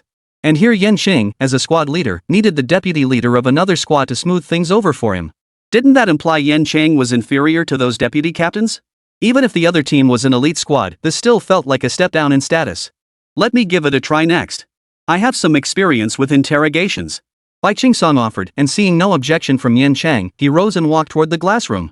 Bai Qingshua quickly followed behind, shooting a defiant glance at Huang Yu before leaving. Huang Yu was so flustered that her fair little face flushed slightly pink. I'll see just what you two are capable of. Huang Yu gritted her pearly teeth, glaring at the pair with stubborn defiance. Inside the glass room. As soon as Bai Qingsong entered, he cut straight to the point. Guang, right? I'll give you some advice, you'd better take a good, hard look at that photo on the floor. And what if I refuse? Guang narrowed his eyes, a smirk playing on his lips. What can you do about it? I really can't do anything to you. Bai Qingsong's mouth twisted into a cold, grim smile. But you wouldn't want your son to find out his father is a murderer, would you? Guang's expression darkened abruptly. Seeing his words had hit home, Bai Qingsong pressed his advantage. Oh, and that's not all. If I recall correctly, your son just started high school, right? He's studying martial arts and doing pretty well academically. Enough. Guang couldn't take it anymore. Take it out on me if you have a problem. What kind of martial artist threatens my son? Seems you don't know me very well. Bai Qingsong paid no heed to Guang's words, replying calmly, first and foremost, I'm a member of the Criminal Investigation Bureau. Martial arts practice comes second. Don't try to bind me with morality, it won't work. You'd better do as I say. Otherwise, news that you're a murderer will spread throughout your son's school by tomorrow. You bastard. Guang's rage boiled over. He struggled desperately, trying to break free from the shackles binding his hands. Yet even as the chains dug deep into his flesh, he failed. Besides, even if he did break free, what then? Could he possibly overpower them? Feeling the overwhelming aura emanating from Bai Qingsong, Guang suddenly felt utterly defeated. Release my son, and I'll confess everything. Record. Bai Qingsong gave the order, and Bai Qingshua immediately began taking notes. At that moment, the onlookers outside sensed an overwhelming disparity. What Yan Cheng had struggled with for ages, even breaking down emotionally without success. He walked in, exchanged 3 sentences, and Guang was already cooperating. This must be the elite squad, Yan Qing thought bitterly. The others felt the same, especially Huang Yu, who was the most disheartened. No matter how competitive she was, she couldn't deny the cold, hard truth, their team had been utterly defeated. This sense of defeat became even more pronounced as Bai Qingsong and the other walked out with an air of nonchalance. He's confessed everything. I'll send you a copy of the transcript later. Let's go, Bai Qingsong said indifferently. Bai Qingshua leaned close to Huang Yu's ear. No disciples, just take them out. You. Huang Yu nearly bit her ear off. Just as everyone thought the matter was settled, a voice rang out that caught everyone off guard. Don't you find Guang's explanation a bit too polished? Chen Du stood where he was, casually tossing aside the notes he'd taken of Guang's statement. His eyes remained calm as he surveyed the group. As if he'd rehearsed it countless times.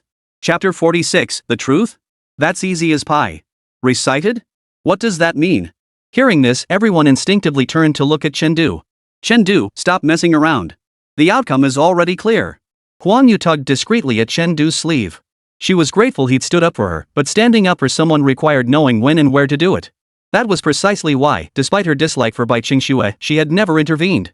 As Bai Qingsong had said, they were members of the Criminal Investigation Bureau first and foremost, and only then did their individual identities come into play. I'm not messing around. Chen Du shook his head. He genuinely wasn't looking for trouble, he just found the whole situation odd. Guang is such a meticulous man. He's managed to evade capture for so long without slipping up, yet now that someone's threatening him with his son, he just gives up? How could that be? Not only would the Criminal Investigation Bureau never resort to such tactics, but even if they did, the worst outcome would be forcing him to transfer schools or become a street fighter. The man in the photo, being tracked by multiple squads simultaneously, couldn't possibly be an ordinary criminal. If he found out that Guang had betrayed his whereabouts, transferring schools wouldn't be enough to resolve the situation. Would Guang dare take that risk? After this line of reasoning, everyone present fell into deep thought. That does make a point. Seeing their expressions, Chen Du secretly breathed a sigh of relief. Guang hadn't told the truth, this was merely his conjecture. The real reason he wanted to continue interrogating him was another, more crucial factor. You're all enjoying the interrogation, but my reward is still up in the air. Can I just walk away like this? I must interrogate him. Your reasoning isn't without merit. Bai Qingsong looked pensive. But He Guang is adamant that this is the truth. What then? No matter. I'll find out once I interrogate him, Chen Du replied. You? Yan Qing and the others froze in unison. I understand the logic, but if Bai Qingsong couldn't uncover it during his interrogation, how could you possibly succeed? Chen Du, right? An intern should act like an intern. Don't try to prove yourself in certain matters. Bai Qingshui fixed Chen Du with a steady gaze. What if He Guang uses your words to reveal the trap he's set? How would we discern the truth then? Then how can you be certain what he tells you isn't a trap? Chen Du shrugged. Before Bai Qingshui could retort, his gaze shifted to Yan Chang. Captain Yan, let me try. What's the worst that could happen? Chen Du's right, Captain. Let him try it. Huang Yu decisively backed him up. Agreed. Sun Xing and Han Shan nodded in unison. Deputy Captain Mo Yan also turned to Yan Xing, her unspoken consent to let Chen Du proceed clear. Seeing this, Yan Xing said no more. All right, give it a shot. He added one last thing, remember, no force is to be used during interrogation. He remembered all too well how gruesomely He Guang's 4 companions had met their end. Got it. Chen Du nodded, then walked over to Sun Xing and lowered his voice. Brother Sun, could you prepare a few things for me?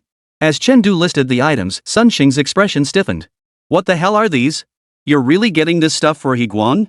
Can you get them? Chen Du gave a mysterious smile, offering no explanation for their purpose. I can get them. Give me a few minutes. Sun Xing wasted no time, immediately stepping out of the interrogation room. This only piqued the curiosity of the others even more, but Chen Du had already entered the glass room, leaving them no chance to ask questions. I'll be damned if I don't see what you're really up to.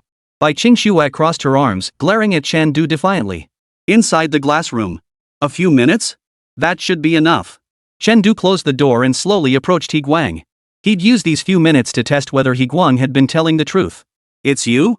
You dare show your face? The moment he saw Chen Du, He Guang turned into a rabid dog, his eyes instantly reddening. It was all this student-like youth's fault. If that little brat hadn't lowered their guard, they would have escaped long ago. Why wouldn't I? Chen Du smiled faintly. I killed all 4 of your little buddies. You think I'd be afraid to come see you? You killed them? Hearing this, He Guang flew into a rage, immediately spewing a torrent of sea language. Chen Du wasn't about to back down, he'd been provoked first. He immediately fired back with sea language. Sincere greetings to the parents of the first-rank martial artist. Merit plus 20. Sincere greetings to the wife of the first-rank martial artist. Merit plus 10. Sincere greetings to the descendants of the first-rank martial artist. Merit plus 5. Only when the merit points dwindled to a mere +1 did Chen Du finally stop. With thousands of merit points to his name, he wasn't about to risk getting into a street brawl over a single point. Enough, enough. Stop pretending. You think I don't know you're not telling the truth? Chen Du shot He Guang a sidelong glance and drawled, that stuff you just handed over? It's a trap, right? Accelerates the heartbeat of a first-rank martial artist, enhancing hematopoietic function. Merit plus 10. Chen Du's eyes lit up. So he really wasn't telling the truth? Bull. Every word I said just now was the absolute truth. He Guang's eyes widened as he stared intently at Chen Du, but doubts began to creep into his mind. His disguise should have been perfect. How did this little brat see through it? No, he absolutely couldn't let him see through him. Resolved, he continued bellowing. You bastards from the Criminal Investigation Bureau. I knew it. You scum have done nothing but evil, not even sparing my family. Come on. If you dare ruin my son's future, I'll haunt you even as a ghost. Shut up. Chen Du dug into his ear, then delivered a sharp slap straight across the other man's face. Half a ton of explosive force instantly silenced He Guang. Who cares if you can use force? I'm an intern, what am I afraid of? Helped a first-rank martial artist preserve his voice. Merit plus 30. In an instant, He Guang's jaw swelled up. Under his furious glare, Chen Du spoke slowly. I know you don't want to talk, so I came up with a solution. Ha! Just resorting to vigilante justice? If Grandpa so much as frowns, you're no longer my grandson. He Guang remained stubborn. I'm still a child. I can't handle much blood, so I definitely won't resort to private punishment. Chen Du smiled faintly. The moment his words fell, the door burst open. The stuff's here. Sun Xing carried in a large yellow dog over a meter long, then pulled out a pill bottle and handed it to Chen Du. I got everything you asked for. But this medicine adults can only take 5 pills at most, or it'll blow them up. Thanks for your trouble. Chen Du opened the pill bottle and glanced inside, then nodded with satisfaction. You said no more than 5, yet this bottle holds over 20 pills. Was this intentional or an oversight? This kid's got potential. Outside the glass, Wang Yu and Bai Qingxue stared curiously at the pills in Chen Du's hand, puzzled. What are those? She blood pills? If I recall correctly. Mo Yan pondered thoughtfully, those were confiscated during last month's raid on the counterfeit medicine ring, right? We haven't had time to destroy them yet. Counterfeit medicine? What's Chen Du doing with this? Huang Yu, the curious little explorer.jpg. Well. Yan Qing's mouth twitched. A vague sense of foreboding crept over him. And he wasn't the only one feeling uneasy. What are you two up to? Trying to poison me? He guang-eyed the pair warily, unsure of their intentions. What are you thinking? Chen Du shot him a dismissive glance. Something potent enough to poison a first-rank martial artist?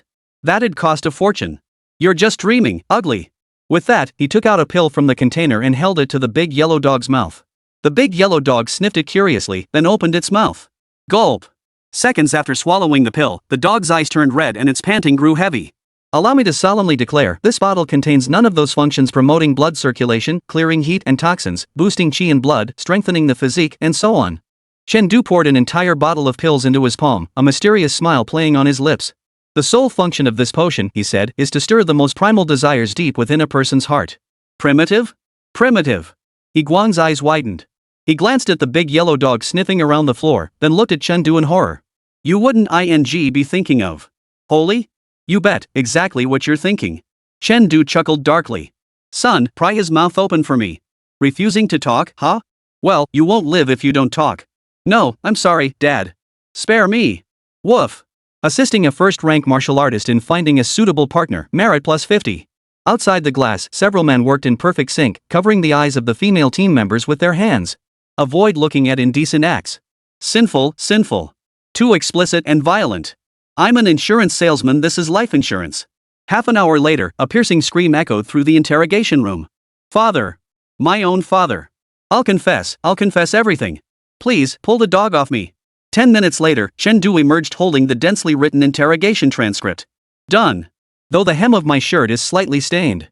Chapter 47, How could I not recognize Chen Du? Chen Du stood before them, his clothes slightly disheveled, while Sun Xing stood covered in an unknown liquid. Everyone in the interrogation room took a step back in unison. Terrifying. Too terrifying. Could this possibly be an interrogation tactic devised by humans?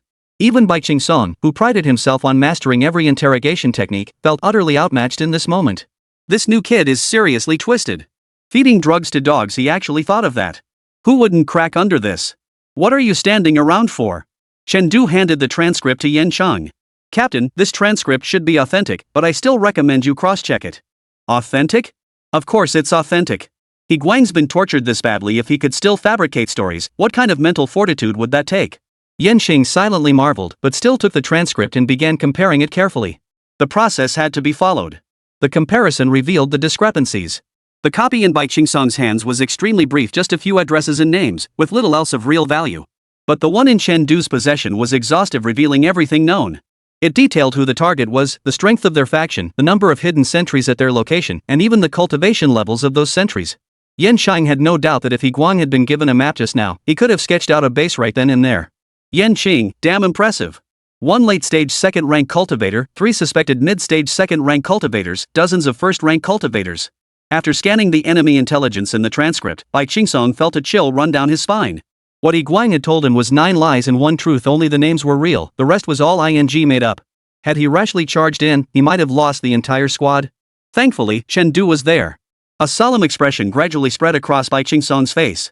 He turned to face Chen Du, raised his hand to his chest, and clenched his fist inward. In full view of everyone present, he performed a martial arts salute to Chen Du. For today's events, we owe you a debt of gratitude.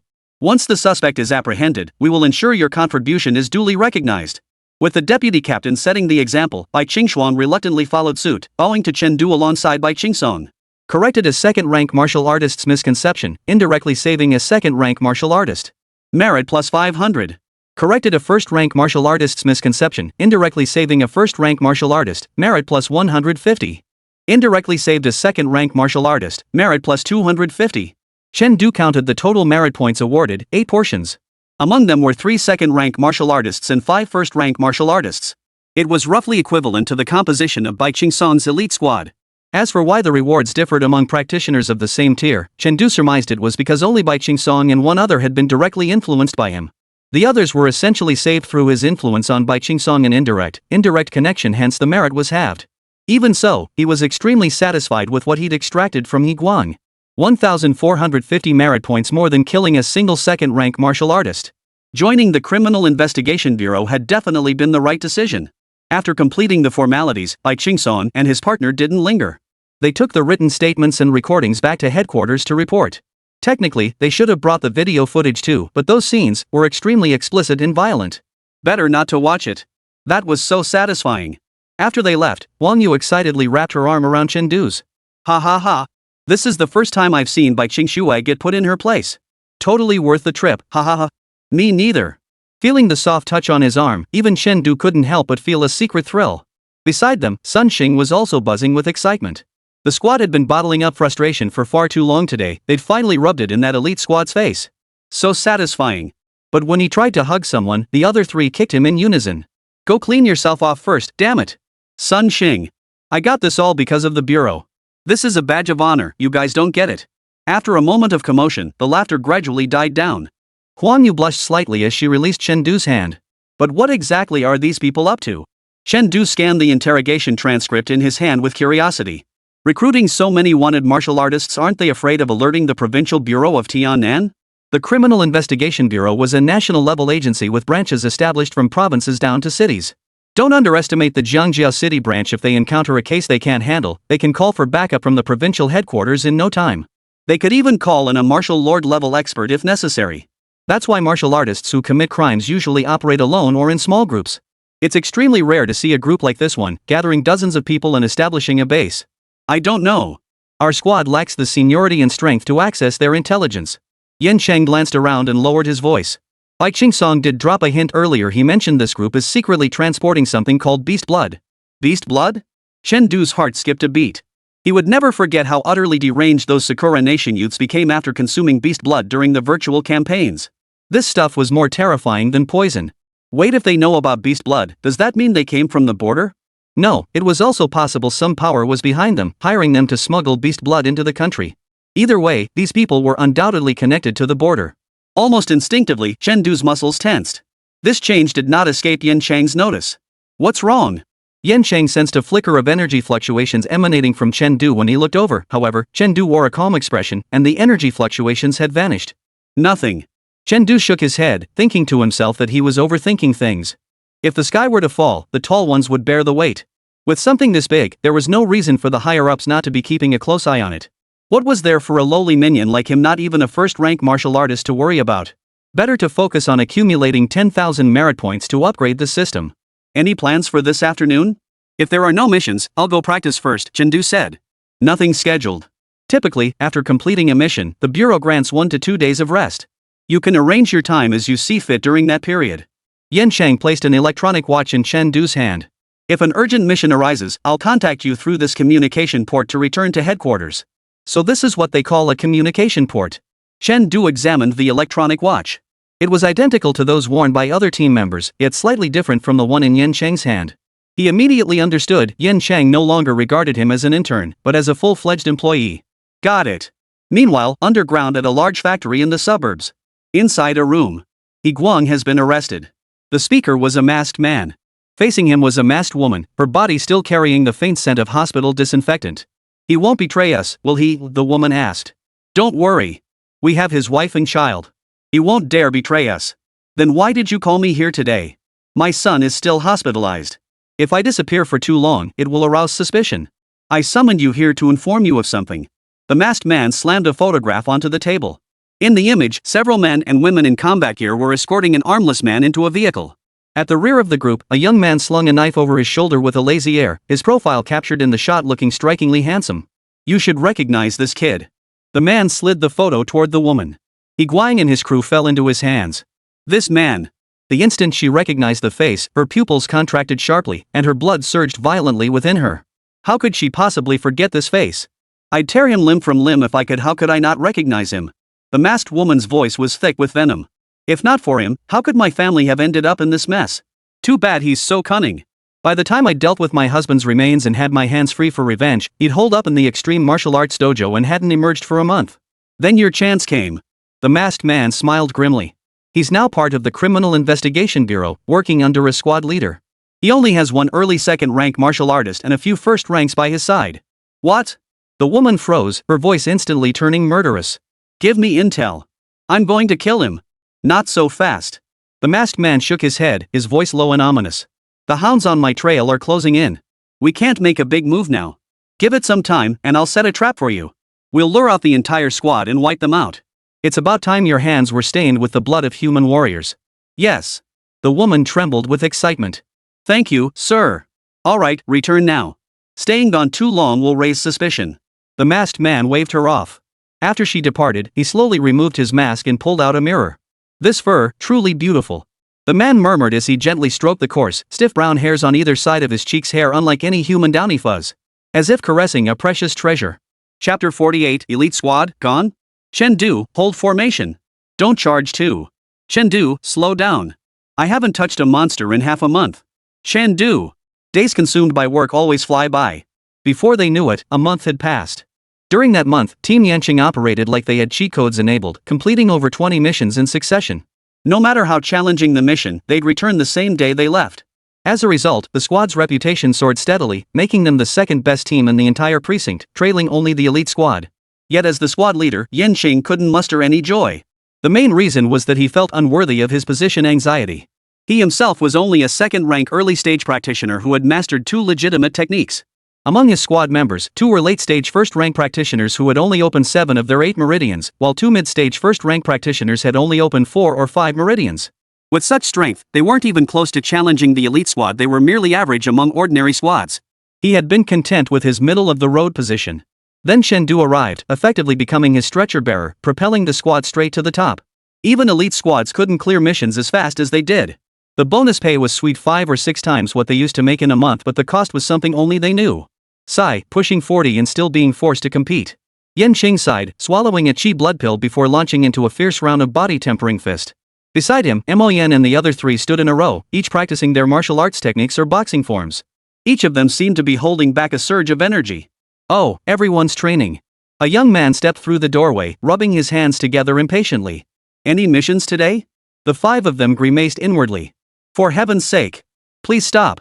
If you keep this up, forget about those wanted martial artists, we're all scared. Looks like no mission today. I'm heading home to train. The young man sighed, then turned to Yanqing. Captain, any tips for breaking through to first-rank martial artist? Breakthrough? Yanqing paused in his movements and asked, Chen Du, with your exceptional talent, aren't you planning to attempt the 3rd pulse breakthrough before advancing to first-rank martial artist? Don't underestimate those extra points of vitality. A solid foundation can save your life sometimes. I've already done 3 pulse breakthroughs, Chen Du blinked. I'm stuck at this realm. I have to break through. Clang. Several weapons clattered to the ground, yet their owners remained oblivious. Can only break through? Damn it, did I really hear that in my lifetime? Is this even human speech? You, what did you say? Huang Yu pointed at Chen Du, her voice trembling. You've done the pulse break 3 times? Yeah. Chen Du shrugged. I've been training pretty hard lately. Before I knew it, I pushed through. He was telling the truth. He'd been relentlessly practicing the tempering fist daily, pushing the first meridian's progress to nearly 80%. Since each subsequent opening could grant an additional 20%, Chen Du didn't know if exceeding 100% progress might cause complications. He decided to spend 1,600 merit points to complete the 3rd meridian breakthrough outright. Yet to the others, his words sounded like the sky had fallen. Completed. 2 meridian openings in a single month. Forget it, this is pointless, seriously. Huang Yu and the other 3 mid-first rank cultivators stared at Chen Du with complex expressions, then shifted their gaze to Yanqing. What are you looking at? I'm 2nd grade. He can't beat me. Yanqing cleared his throat awkwardly. Have some dignity. The 4 spat in unison before declaring in perfect harmony, we're taking leave. We're going into seclusion. Ignited the fighting spirit of a first-rank martial artist, merit plus 30. Ignited the fighting spirit of a first-rank martial artist, merit plus 30. Ignited the fighting spirit of a first-rank martial artist, merit plus 30. Ignites the fighting spirit of a first-rank martial artist, merit plus 30. Chen Du, thanks. Rejected. Yanqing cut him off without hesitation. Who's going to do the work while you're off? With Chen Du here, I don't think it matters whether we're around or not. Ha! Yanqing shot Huang Yu a glare, causing Huang Yu to swallow the rest of her words in a panic. Learn from Chen Du balance missions and cultivation. Yanqing barked, when there are no missions, cultivate here at the bureau. I'll give you some pointers too. Yes. The group responded listlessly. After practicing for a while longer, suddenly, the communication terminals in each of their hands rang simultaneously. Mission assigned. Assemble. Before the sentence was finished, the communication devices rang again, this time louder than before. Yan Cheng's pupils contracted sharply. What's this? Chen Du was puzzled. It was the first time he'd ever heard the communication port sound twice in succession. The communication port's alarm has 3 levels. Yan Cheng's expression grew grave. 1 tone indicates a standard squad receiving a mission. 2 beeps signify a mission requiring multiple squads to coordinate. 3 beeps. Before he could finish, a sharper, more piercing tone erupted from the communicator, accompanied by an electric shock-like sensation. 3 beeps signify a full-scale operation involving every detective in the Criminal Investigation Bureau. All personnel cancel leave and report to duty immediately. Yan Cheng's expression grew grim as he snapped, Quick! Everyone gear up, grab your weapons and medkits, and follow me to the lobby. Roger that. The group instantly abandoned their playful banter, quickly donning their gear before rushing toward the lobby. By the time they arrived, the once empty lobby was now filled with orderly formations of teams. At the front of the formation, Fang Yuanshan stood in combat gear, his face dark and his entire presence simmering like a volcano ready to erupt. What the hell is going on? Chen Du glanced around at the surrounding squads with a flick of his gaze. And at a glance, he noticed something amiss. 1 squad was missing. The elite squad gone. He wasn't the only one who noticed. Strange. Bai Qingshue's team is always the first to arrive. Why are they so late today? Huang Yu muttered under her breath, could they be on a mission? Hearing Huang Yu's words, Chen Du's heart tightened. An ominous feeling washed over him. Before his speculation could deepen, 2 figures limping toward them immediately caught his attention. It was Bai Qingsong and Bai Qingshu? Huang Yu covered her mouth with her hand, her eyes instantly reddening. She could scarcely believe the person before her was the sworn enemy she'd clashed with for 4 or 5 years. Bai Qingshu was wrapped head to toe in blood-soaked bandages, even her beautiful face covered, leaving only one eye exposed. Even more heart-wrenching was the sight of her empty sleeve and pant leg dangling limply. Who did this? Chen Du detected an overwhelming murderous intent in Huang Yu's voice, strained and forced low. Beside him, Yan Qing remained silent, yet his eyes burned with equal fury. Huang Yu and Bai Qingshu may have clashed the moment they met, picking fights every 3 days, escalating to major brawls every 5, but deep down, they cared for each other more than anyone else. They just couldn't bring themselves to admit it. Colleagues. Fang Yuanshan spoke up at the perfect moment, his voice carrying a piercing quality that cut straight to the heart. Since everyone has witnessed this, I shall not conceal it. Recently, an armed group responsible for hundreds of deaths has entered the jurisdiction of Zhangjiao City. They possess a chemical agent capable of transforming humans into beasts, an agent we refer to as beast blood. Should ordinary people ingest it, the consequences would be unimaginable. Therefore, as a precaution, I dispatched an elite squad for reconnaissance. However, intelligence was compromised, resulting in heavy casualties among the squad. Only 2 members managed to escape. I bear full responsibility for this failure. Afterward, I will compensate the families of the fallen and resign as director to atone for my sins. But before that, I ask that you hear one final command from this sinner. Fang Yuanshan paused, then growled each word with deliberate force. Operation Codename, Beast Slaughter. All units have the authority to eliminate any enemy encountered during the operation. I have only one demand. Leave not a single one alive. Operation commences. Yes, sir. The crowd was seething with fury. Almost every face was etched with fury and murderous intent. Between the criminal investigation squads, they were both rivals and comrades in arms, bound by life and death. Yes, they coveted the elite squad's achievements, but they understood better than anyone else. Those merits represented the blood and sweat the elite squad had poured into maintaining peace in Zhangjiao City. Someone had killed members of the elite squad. Could they possibly let the perpetrator go? No way. Get in the vehicles. At Fang Yuanshan's command, over 100 martial artists from the Criminal Investigation Bureau's 13th Squadron rushed toward the vehicles under their captain's leadership. He too headed for the vehicles. As a third-rank martial artist, he would personally take action in this operation.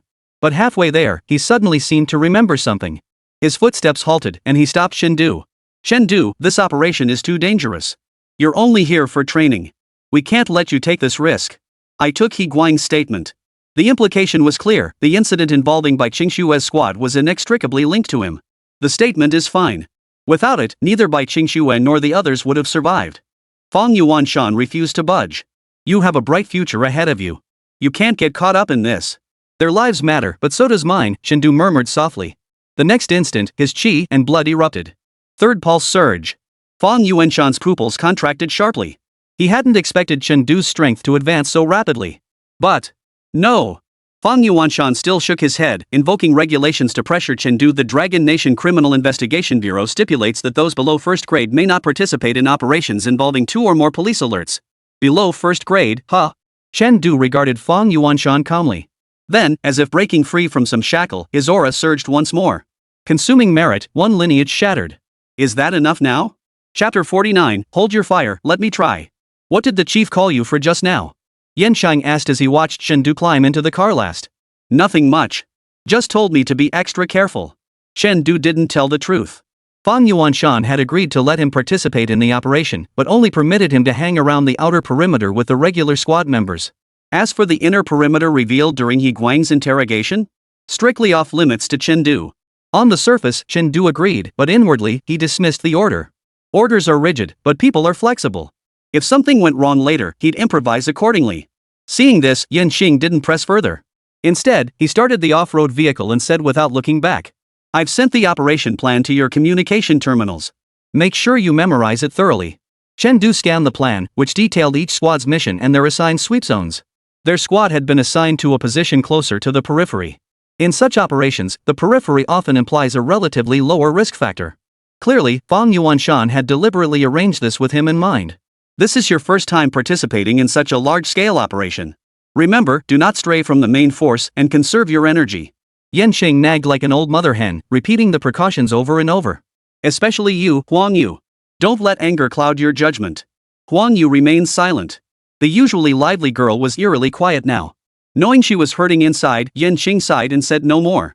In silence, the convoy gradually left the city. After about another half hour, a factory complex appeared in the distance.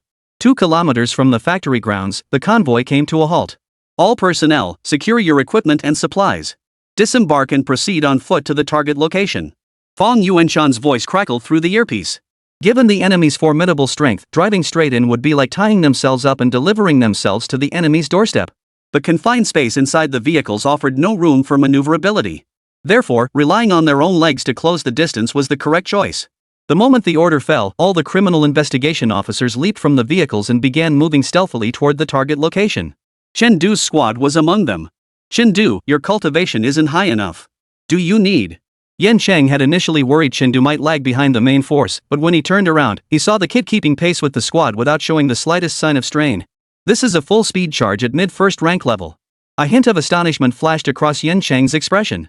While Chengdu was usually quite fast, his true burst speed was actually slightly slower than Huang Yu's. Yet now it seemed Huang Yu was the one struggling to keep up? Glancing back at Huang Yu and Han Shan, who had fallen several meters behind and seemed slightly out of sync, Yanxing found himself at a loss for words. Encountering such a freak of nature was enough to make anyone feel inadequate. Soon, over 100 people arrived at the factory perimeter. As planned, they spread out in all directions around the facility, each lying in wait outside the walls. Inside the factory now, it was dead silent. As far as the eye could see, not a single soul was visible. Chengdu scanned the factory interior vigilantly, leaving no corner unexamined. As his gaze swept over the rooftop of one building, his eyes suddenly froze. There, hanging from the roof, were 6 people. Even Chengdu couldn't be certain if that pitiful state could still be considered human. He couldn't fathom what kind of torture could reduce the robust bodies of martial artists to such a state. There was no doubt these were the other 6 members of the elite squad who hadn't returned. Damn it! Those bastards! Yanxing caught sight of the scene too, clenching his jaw so hard that several terrifying veins bulged on his forehead. Captain, they're not dead yet. Han Shan peered through his sniper scope and reported solemnly, they still have life in them. I know. Yansheng clenched his fists tightly, but moments later, he slumped, releasing them. I know. These 6 couldn't be saved. The enemy dared to hang them up here so openly they must have set a trap, just waiting for them to walk right into it. This was a blatant scheme. Captain. I'm agile. Let me go. Sun Xing stepped forward. Brother Xiao once trained me. I can't stand by and watch them die. Every second we delay in rescuing them reduces their chances of survival. No. No one is going. This was the first time Yansheng had ever spoken in a commanding tone. Captain. Stay put. Await orders. But while Yansheng kept his cool, others couldn't. Sure Chang, come back. Fang Yuanshan's voice crackled through the earpiece. Almost simultaneously, Chengdu caught sight of a figure breaking through the encirclement. Chengdu's gaze sharpened. He recognized the figure, the captain of a small squad. The squad leader moved with astonishing speed, reaching the base of the building in mere seconds. With a single leap, he landed beside the 6 suspended men. I'll get you out of here. Chen declared, reaching out to cut the alloy chains binding the six. One of the bound captives seemed to sense movement and struggled to open his eyes. The moment he recognized the figure, terror flashed through his eyes. Go! The cry, uttered with every ounce of strength, went unheard by the captain. Not because it was too faint, but because there was no longer any chance to hear it. Thud! The sound of a blade piercing flesh preceded the cry. Chen stared in shock at his chest. Where nothing should have been, a long sword now protruded. That blade had pierced straight through the body of a suspended teammate. See? You goody two-shoes types are just too easy to kill. A wicked chuckle echoed from the center of the six suspended figures. A foot then extended from their midst, kicking Chen squarely in the chest. After kicking the captain away, a figure shot out from among the six and darted into the building. Thud! Chen fell lifelessly to the ground with a dull thud. A gaping, bloody hole gaped in his chest. Martial artists are human too. Without a heart, they cannot survive. Han Shan, did you find the killer? Yan Sheng clenched his fist so tightly his nails dug into his flesh. He's hidden too well. I can't pinpoint the firing angle, Han Shan replied, his pen tip glistening with beads of sweat. Damn it! Yan Sheng slammed his fist into the ground. Gentlemen, do you like the welcome gift I prepared for you? A cold, male voice echoed through the factory. Your pack of hounds chased me relentlessly. Left with no choice, I had to eliminate them. But I never expected these dogs to be so stubborn they even took out a couple of my second-rank men. So I'll just have to collect a little extra debt from you lot in return. Wouldn't you agree, Chief Fong? You're asking for death. Fong Yuanshan was furious. Today, even if it costs me my position as chief, I'll slaughter every last one of you beasts. Go ahead, try me. The cold-eyed man sneered. Oh, right, you're only surrounding us without attacking. Must be waiting for reinforcements from Tianling City, huh? I advise you not to waste your breath. Someone's already taken care of them. What? A storm of shock and panic instantly engulfed Fong Yuanshan's heart. The moment the elite squad encountered trouble, he'd requested reinforcements from the Tiannan Bureau. And the reinforcements the Tiannan Bureau sent him? The Tianling City Criminal Investigation Division. Well then, continue watching your teammates die helplessly. I won't waste your time with your sentimental lamentations. The cold-voiced man spoke no further. Save them? Or not? This dilemma hung over everyone. Rescue? After witnessing that sneak attack, no one dared gamble that the enemy hadn't set other traps. Not to save him? Their conscience wouldn't allow it. No one could bring themselves to do it. But the operation couldn't just stall like this. Fire! Fong Yuanshan's voice cracked with agony. Han Shan, you're the best with firearms. Make their departure swift. Yes. Han Shan acknowledged the order, but his trigger finger trembled. Just then, a hand reached out from the side and pressed down on the muzzle of his gun. Hold your fire. Let me try. Chengdu rose slowly, knife in hand. Captain, are you fast enough? Chapter 50, some merits must be earned. Is it fast enough? Yan Cheng froze, unsure what Chengdu intended to do. Faster than Cheng. That should be sufficient. Chengdu made a rough estimate before continuing, when I say run, dash toward the prisoners. Save as many as you can. If you can't, just come back the way you came. After giving Yan Cheng his instructions, he turned to Han Shan. Brother Han, when I yell fire, shoot the person closest to the captain. Got it. Though unsure of Chengdu's plan, Han Shan immediately agreed based on the trust built over the past month. Chengdu, what are you planning? Yan Cheng asked uneasily. Don't do anything rash. He wasn't worried about Chengdu trying to prove himself, but he feared the young man might lose his temper. Me? I'm perfectly rational. Just trying to earn some merit. Chengdu chuckled, then slowly drew his blade, aiming it at the building. Some merits simply had to be earned. Like saving people. Or, for instance, sending others to hell. What is he doing? The nearby team members exchanged puzzled glances. They recognized this kid the sharpest, most quick-witted new recruit in the bureau lately. Who didn't know him? But in this situation, with the other party's methods still unknown, what good was being sharp? Chengdu? Fong Yuanshan bellowed into his earpiece. Chengdu, what are you doing? Get down. This isn't the time for recklessness. Reporting in. I've got 4 knives. I want to show them what I've got. After speaking, Chengdu removed his earpiece and took a deep breath. Consumed 560 merit points, second pulse, breach. At this point, his chi and blood reached 429 points. Ji Xingji, hailed as the strongest martial arts examinee in Tiannan province in a decade, had possessed the same vitality level when he took the martial arts exam. But Chengdu felt it still wasn't enough. Consuming 560 merit points, third pulse, broken. Vitality, 479 points. Realm, peak early first grade. Simultaneously, a faint sensation of swelling emanated from within his body. Chengdu was suddenly overcome by an unprecedented premonition. If he continued opening meridians, his channels might tear apart. Opening too many meridians too quickly, is my body reaching its limit? But it should be enough. Chen Du murmured to himself, then in the next instant, he swung his blade with brutal force.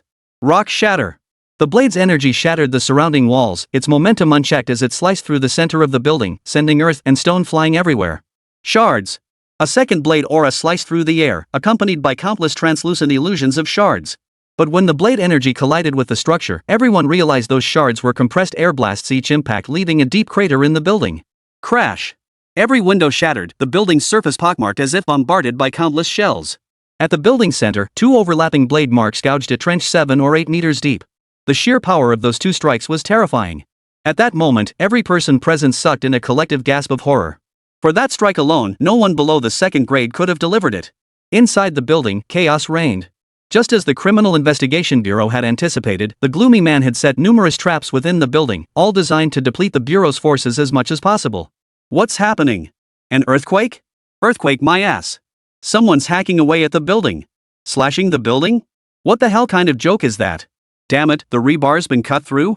Several first-rank martial artists struggled to steady themselves, peering out to assess the building's damage. But the moment they looked up, something seemed to materialize out of thin air outside the window. It looked like a small mountain. Split the mountain. Chen Du swung his blade once more, cleaving straight through the illusory mountain in the air. Along with the illusory mountain, the building itself was cleaved apart, along with several first-rank martial artists suspended mid-air on the middle floor. Transcended a first-rank martial artist, ending their sinful life. Merit plus 300. Transcended a first-rank martial artist, ending their sinful life. Merit plus 300. Transcended a first-rank martial artist, ending their sinful life. Merit plus 300. Boom. The roar of the Criminal Investigation Bureau team followed the sound of blade energy cleaving through the structure by a fraction of a second. Chen Du, kill. Drowned out by the roar was Chen Du's long-brewed fourth strike. It was also the most powerful strike he had unleashed to date. Shattered peak. This time, the apparition that materialized was indeed the phantom of a majestic mountain range. But before Chen Du could fully discern it, the mountain range was neatly cleaved from its very center upward by the blade's energy along with the small building, now split cleanly in two. Then, the building, now severed into 4 pieces, began to collapse. The chain binding the 6 prisoners, anchored at the structure's base, began its descent amidst the falling debris. Transcended a second-rank martial artist, ending their sinful life. Merit plus 1000. Transcended a second-rank martial artist, ending their sinful life. Merit plus 1000. Transcended a first-rank martial artist, ending their sinful life. Merit plus 300. Captain, run. Chen Du's voice burst from his mouth before he could even catch his breath. Whoosh. Yan Sheng vanished from his spot, accelerating relentlessly over the collapsing rocks without pause. At the last moment, just as the 6 were about to be struck, he caught them, clutching them tightly as he began sprinting back without pause. At that very moment, under cover of falling debris, a figure sprinted toward Yan Sheng. Fire! Chen Du roared, not pausing for even a second afterward. Instead, he silently chanted in his mind. Consume 47 merit points to restore vitality. In the next instant, he swung his blade again. Under the cover of the gunshot, his blade sliced through rock, spanning dozens of meters to strike the figure charging toward Yan Sheng. Moving too swiftly, the man could only deflect the blade's energy. He had no time left to parry the bullet. The bullet from the heavy sniper rifle struck the blade of his sword. The bullet's impact caused his body to pause midair.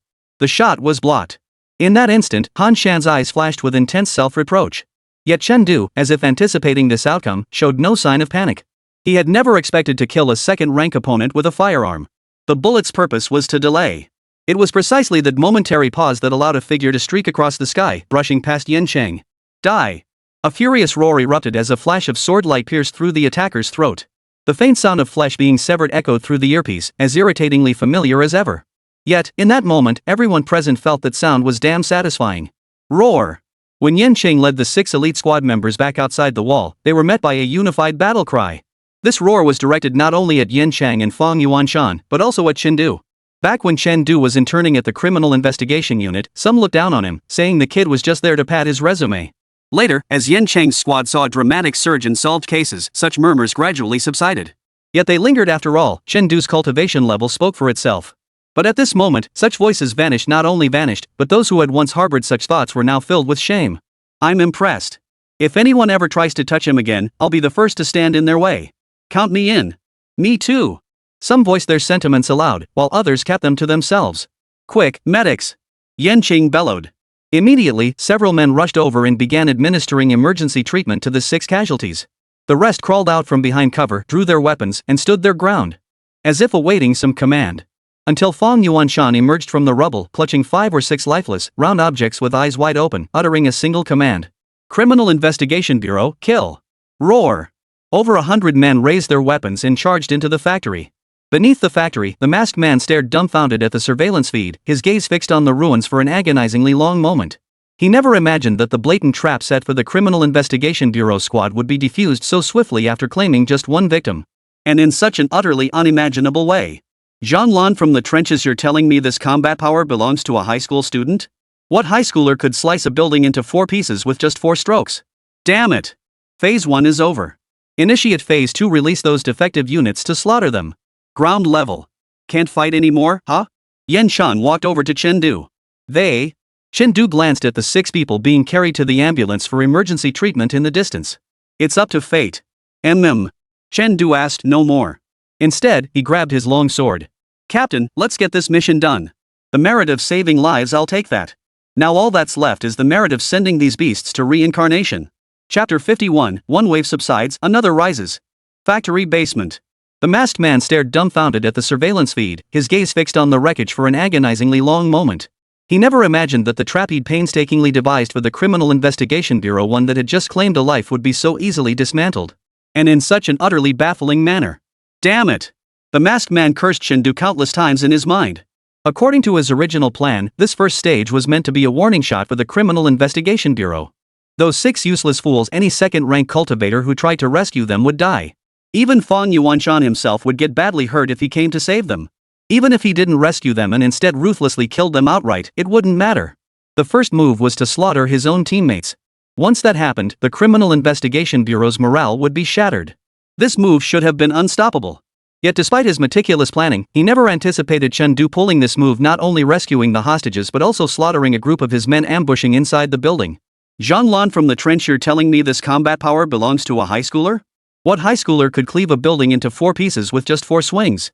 Not even many second-rank fighters could manage that. Damn it! Phase 1 is over. Initiate Phase 2. After issuing the cold command through the microphone, the masked man switched channels. Zhang, finish off that damn kid. I refuse to believe he has any life force left. Meanwhile, fierce combat erupted on the ground. Sword flashes, blade gleams, beastly roars, and human shouts echoed relentlessly across every corner of the factory.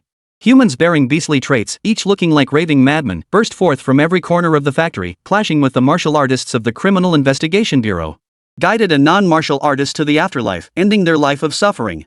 Merit plus 100. Just a non-martial artist? After slaying an enemy, Chen Du frowned. This beast-blooded warrior, aside from lacking martial arts techniques and agility, possessed physical prowess indistinguishable from an early-stage first-rank martial artist.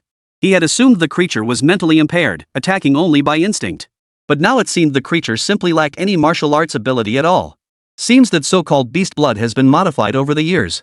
Chen Du clearly remembered that during his virtual assessment, the martial artists who consumed beast blood hadn't gone completely mad like this.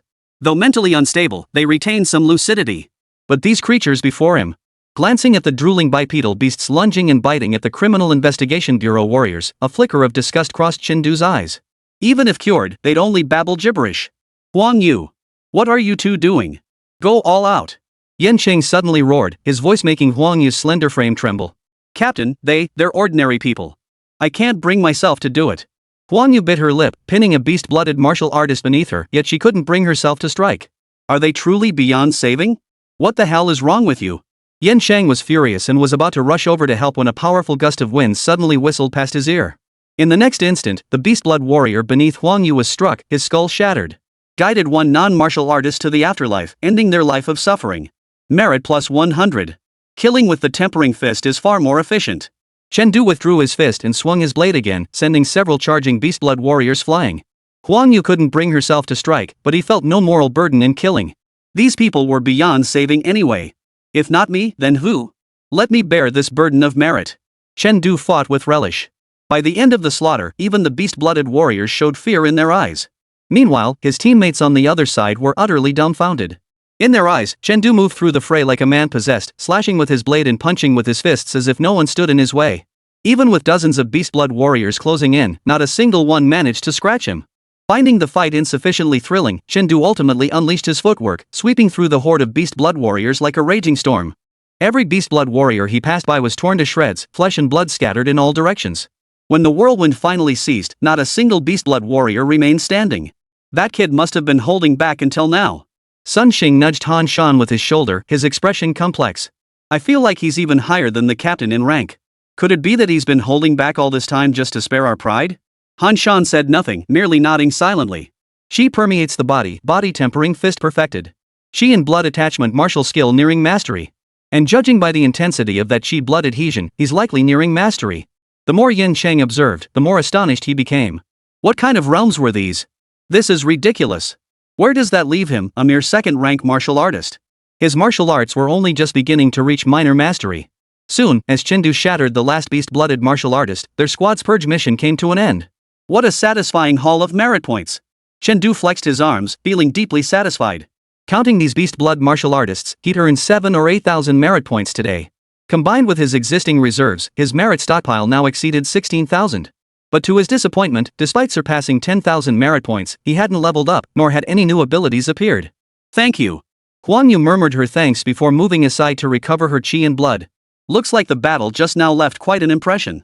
The question is, what should we do now? Listening to the waves of battle cries echoing around them, Mo Yen felt a bit speechless.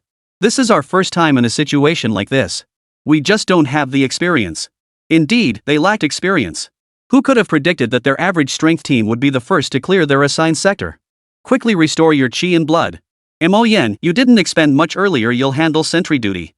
Yen Qing swallowed a qi blood pill. According to Bai Qingshua's intel, these mindless beasts are merely the weakest foes. They were likely released to wear us down.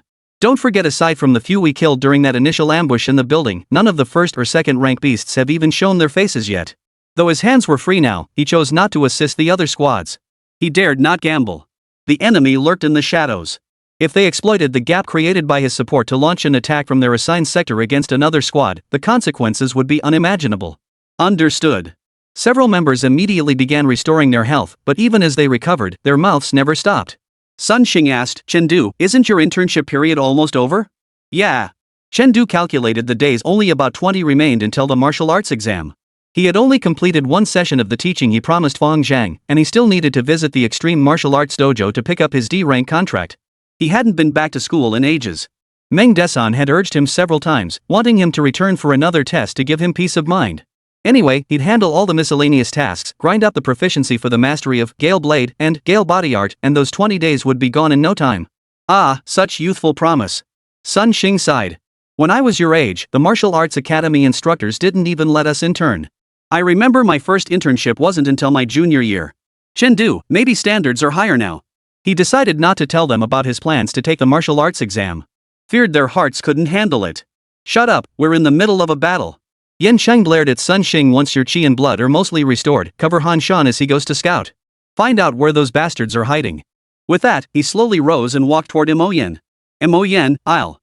Before he could finish, several faint cracks echoed beneath his feet. In the next instant, the uneven ground split open in several places.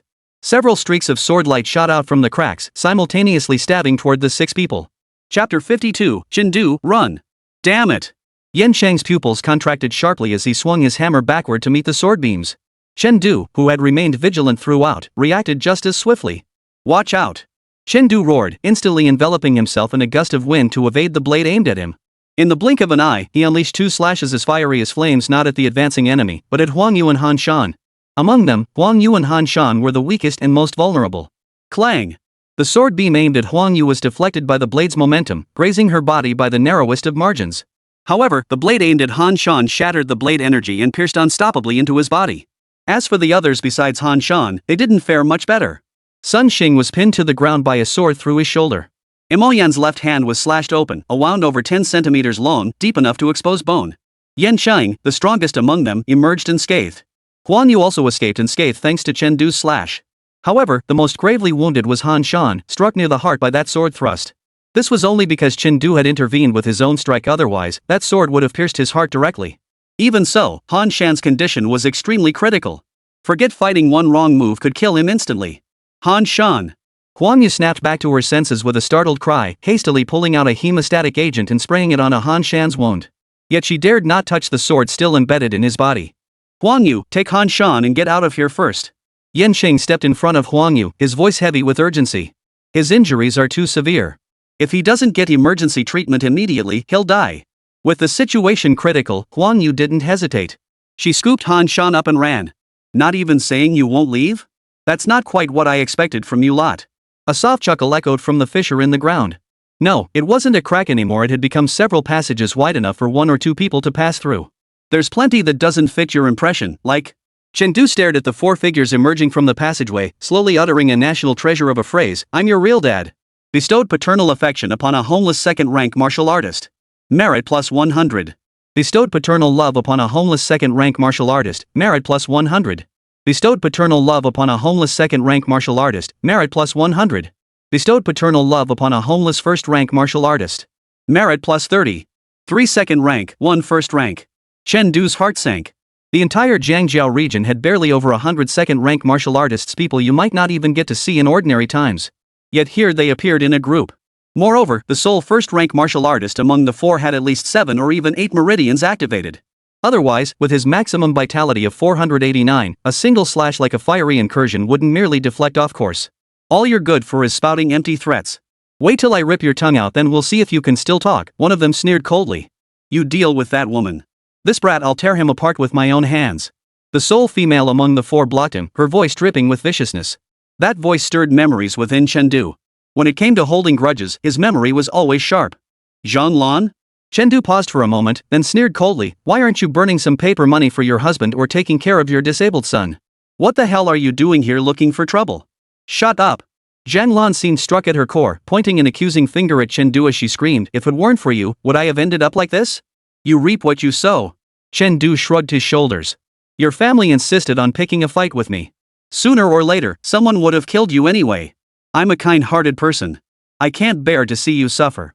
I just had to lend a hand and make sure they passed away peacefully. You! Zhang Lan gritted her teeth in fury, yet found no words to hurl at Chengdu. When it came to snide remarks, she was no match for Chengdu.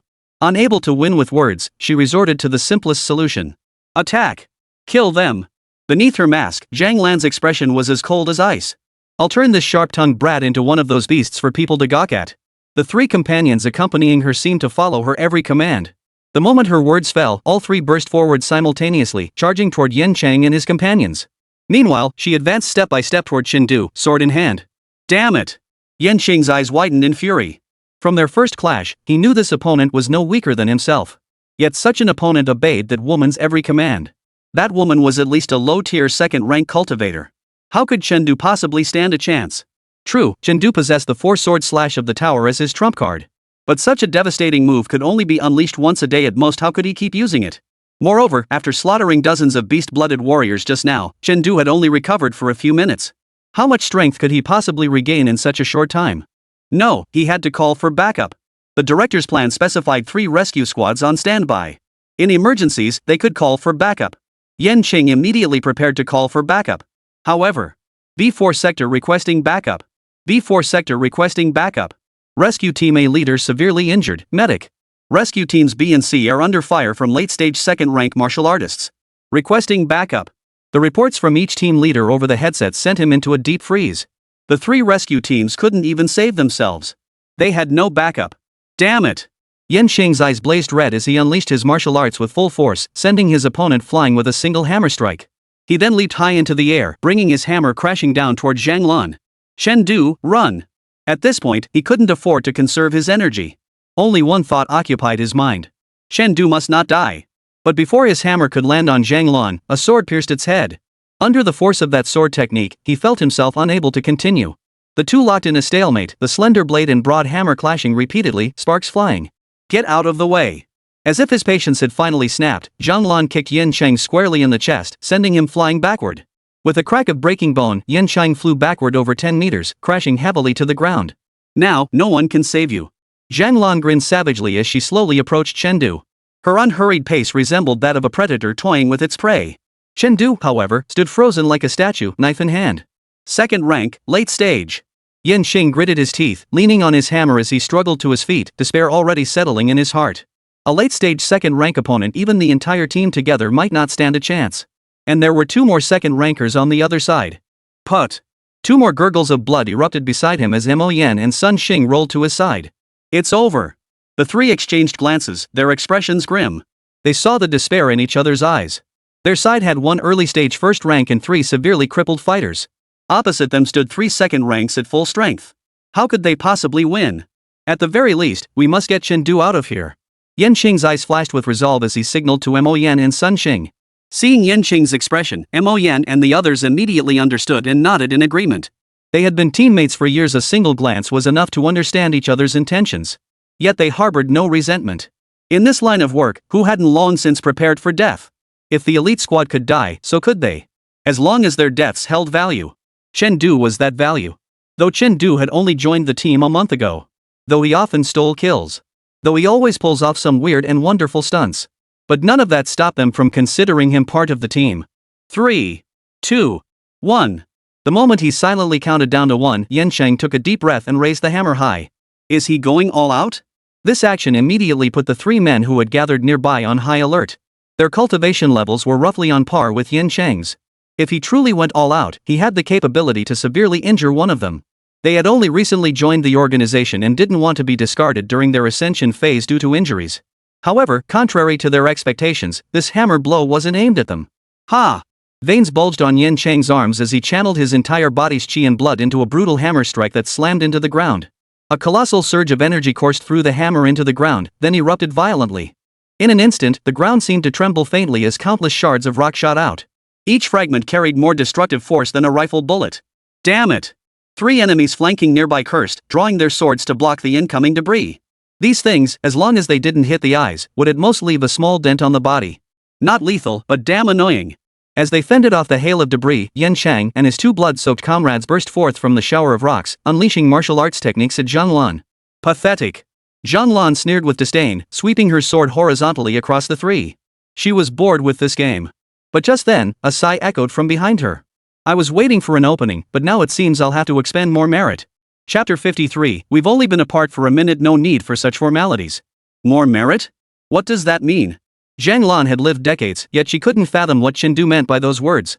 Yet, though she couldn't grasp the words, she felt a stabbing pain piercing her back. It was the sword chi from earlier when he severed the tower. What kind of demonic energy did Chen Du possess that allowed him to unleash such a strike? Without pausing to think, Zhang Lan abruptly halted her sword technique and redirected her martial arts toward Chen Du. The 2 blade energies collided with the sword light, erupting in a violent explosion before dissipating into the air. Yan Chang and the other 2, charging forward, were knocked back by the blast, tumbling several meters before finally coming to a halt. I'll handle her. You 2 distract the other 3. Chen Du's voice crackled through the earpiece. She's late 2nd rank. Are you sure you can handle her? No need to take that risk. We'll cover you. Follow my lead. Chen Du radiated a powerful yet restrained aura. Hold off the others for 20 seconds. Understood. Yan Shang nodded decisively. Hesitation now would only complicate matters. Though they didn't know what escape plan Chen Du had in mind, if he said they could stall for 20 seconds, he must have a way to get out. Hopefully this plan was better than risking their lives to hold off that woman. Seeing their agreement, Chen Du immediately sprinted toward the distance. 2nd-rank martial artists primarily cultivated the 12 meridians. Opening 1 meridian increased their maximum health by 100 points. As Yan Chang had stated, if Zhang Lan was late-stage 2nd rank, she had at least opened 9 meridians, giving her a maximum health pool exceeding 1,500 points. Such constitution would easily overwhelm everyone present. His original plan was to wait for Zhang Lan to lower her guard and finish her off with a 4-strike combo. But by rescuing Yan Chang and the others, he had already revealed that he could still unleash the Sword of the Mountain. With the enemy now on guard, the plan was no longer feasible. He needed to change his position. Chen Du wasn't the least bit worried Zhang Lan would deal with Yan Chang and the others first. After all, the hatred he'd built up with Zhang Lan was already off the charts. Sure enough, the moment he started running, Zhang Lan lost her head, abandoning her teammates to pursue him. Zhang Lan's cultivation far surpassed Chen Du's. Now accelerating at full speed, the distance between them rapidly closed. You little bastard. When I catch you, I'll grind your bones to dust. Before she could finish her sentence, Zhang Lan saw a blade aura as fierce as raging wildfire hurtling toward her. What a disgrace! Casually shattering the blade energy with a single sword strike, Zhang Lan sneered savagely, you're the one with that burst-heavy blade energy, aren't you? Keep it coming. I'll see if your vital energy truly never runs dry. Chen Du remained silent, flinging slashing energy behind him to distract Zhang Lan while sprinting at full speed. She's too fast. The mountain-splitting blade might not land. I need to find a place where she can't use her speed. Chen Du's gaze darted across the ground. It paused when it swept over a patch of cement that looked slightly different. This shape somewhat resembles the entrance to the passageway Zhanlan and the others emerged from. If it was a passageway, perhaps he could use the moment of falling through it to distract Zhanlan for an instant. Chen Du stared intently at that spot, finding it increasingly convincing. He then unleashed a flurry of slashes at Zhanlan, his blades striking like fiery attacks. Seizing the instant she parried the blade's momentum, he slipped in a punch. Boom! A burst of blood and energy exploded near the passageway's entrance. The cracked concrete he'd imagined didn't materialize. The spot where his fist struck merely dented slightly, not even cracking. At this point, Chen Du was certain that spot was the disguised entrance to the passageway. The reason was simple: the punch carried over a ton of force. Ordinary concrete couldn't withstand that. Without hesitation, Chen Du charged forward. The moment he arrived, he planted his foot firmly on the indentation to avoid drawing attention. He refused to believe Zhanlan could remember every passageway's location after fighting for so long. Knowing you can't escape, you're trying futile resistance? Zhanlan closed in on Chen Du with rapid footwork, her speed so great it left multiple afterimages in the air. Useless. With your speed, you can't lock onto me. Come and die. She was right, Chen Du couldn't lock onto her. But who said you needed to lock onto someone to strike? Next, despite facing an enemy a full realm above him, Chen Du closed his eyes. Then, he began his strike. Rock shatter. Rock shatter. Massive, razor-sharp blade energies erupted from Chen Du like a whirlwind, bombarding the surrounding area. His vital energy drained away like a rushing stream. But each time it was depleted, merit immediately replenished it. By now, Chen Du couldn't be bothered whether Zhanlan knew his secret that his vital energy was inexhaustible. What on earth is going on with his vitality? Zhanlan dodged the chaotic blade energy again and again, her heart filled with dread. A first-rank cultivator wielding a blade technique that transcended his realm was bad enough, but how could this technique have no cooldown? This can't be real. If this was what a first-rank cultivator could do, what would happen if Chen Du advanced to second rank, third rank? Chen Du must not be allowed to leave alive. Zhanglan's expression twisted into a grimace. After a silent calculation, she suddenly accelerated, rapidly closing the distance between them. Then, just as she was about to reach Chen Du's back, she abruptly halted, shifted direction, and spun around to appear before him. The next moment, several slashes of blade energy struck the spot where she had just stood. Die! Before she could steady herself, a 3-inch-long crimson blow erupted from the tip of Zhanglan's sword. Yet, facing this strike, a strange smile curved the corners of Chen Du's mouth. I've been waiting for you. The long-brewed Qingfeng technique instantly enveloped him, propelling him a meter backward. That single meter was precisely what carried him out of the passageway's entrance. Trying to run now? Too late. Zhanglan's eyes widened as she thrust her sword forward. Yet before the sword's edge could reach her, a blade's aura struck the ground beneath her feet, shattering the entire patch of earth into fragments. A hidden underground passageway silently opened beneath Zhanlan's feet. A passageway? How could one be here? Zhanlan looked at Chen Du in utter bewilderment, her sword slightly deflecting as her body lost its balance. Instead of piercing the intended heart, the blade tore through Chen Du's shoulder. Yet it failed to even register a flicker of pain on Chen Du's face. All those deaths hadn't been in vain. Now, you've nowhere left to run. Under Zhanglan's incredulous gaze, Chen Du's eyes snapped open as he leapt into the air.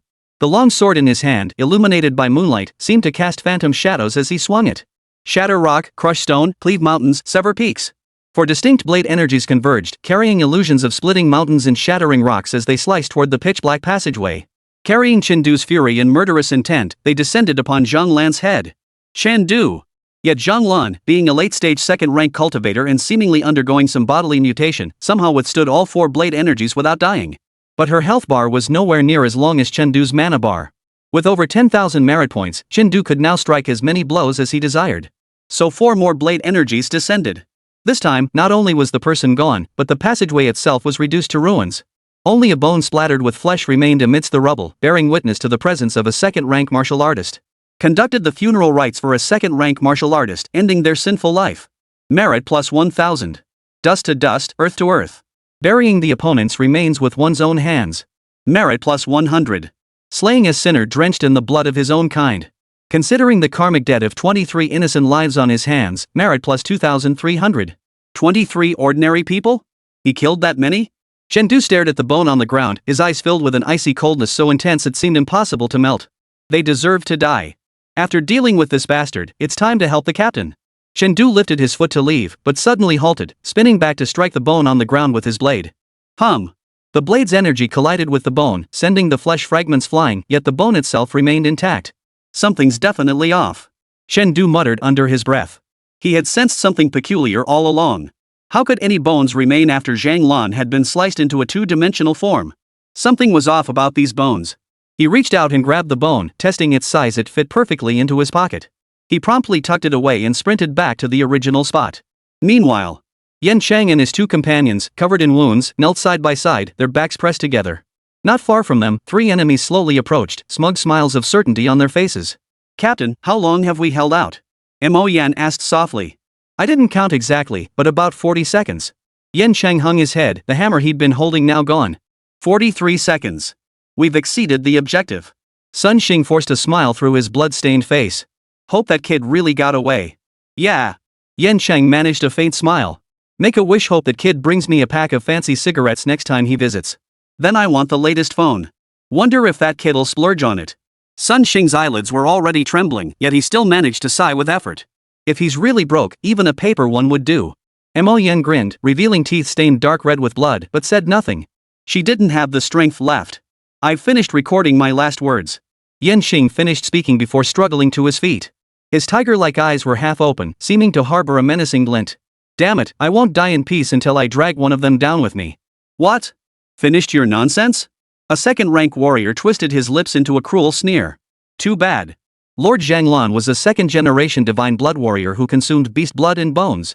At second rank, he had almost no equals. That kid? His ashes are probably scattered to the winds by now. Yet Yen Qing showed no anger, merely laughing calmly. You bastard! You're asking for death. The speaker's expression darkened instantly as he thrust his sword forward. Ever since consuming beast blood, he loathed being addressed that way above all else. Come on! Yen Chang roared, abandoning all defense as he mustered his last ounce of strength to hurl a punch at his opponent. Even if it meant death, he would inflict as much damage as possible on his opponent. But for some reason, the punch missed its mark. The expected agony of being pierced by the blade never came. Instead, a gust of wind swept past his face, and then he felt a hand helping him to his feet. Captain, we've only been apart for a minute. No need for such formalities, said the youth holding the sword. Chapter 54, Right Hand Ruined? Someone's got your back. Chen Du? Hearing that familiar voice, Yen Qing startled and quickly lifted his eyelids. Before him stood Chen Du's face, handsome enough to make one want to punch him. Why are you back? Hurry up and leave. Yen Qing anxiously shoved Chen Du toward the exit. Those second rank. The words died on his lips. He suddenly realized one of the enemies surrounding him was missing. The one who had just tried to slash him? His gaze shifted downward, landing on two human fragments on the ground, spurting blood. Yen Chang. Yen Chang and Mo Yen, who had opened her eyes at the sound, were instantly thrown into disarray.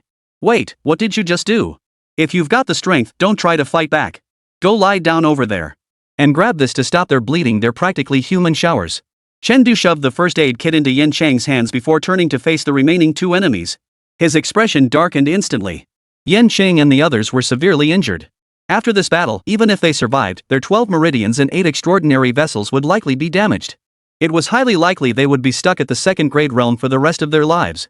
Yet they had kept their promise, holding off the other three for him. Otherwise, even if he had risked tearing his meridians apart, he likely wouldn't have been able to kill Zhanglan so easily. What did you do? Where is Lord Zhang?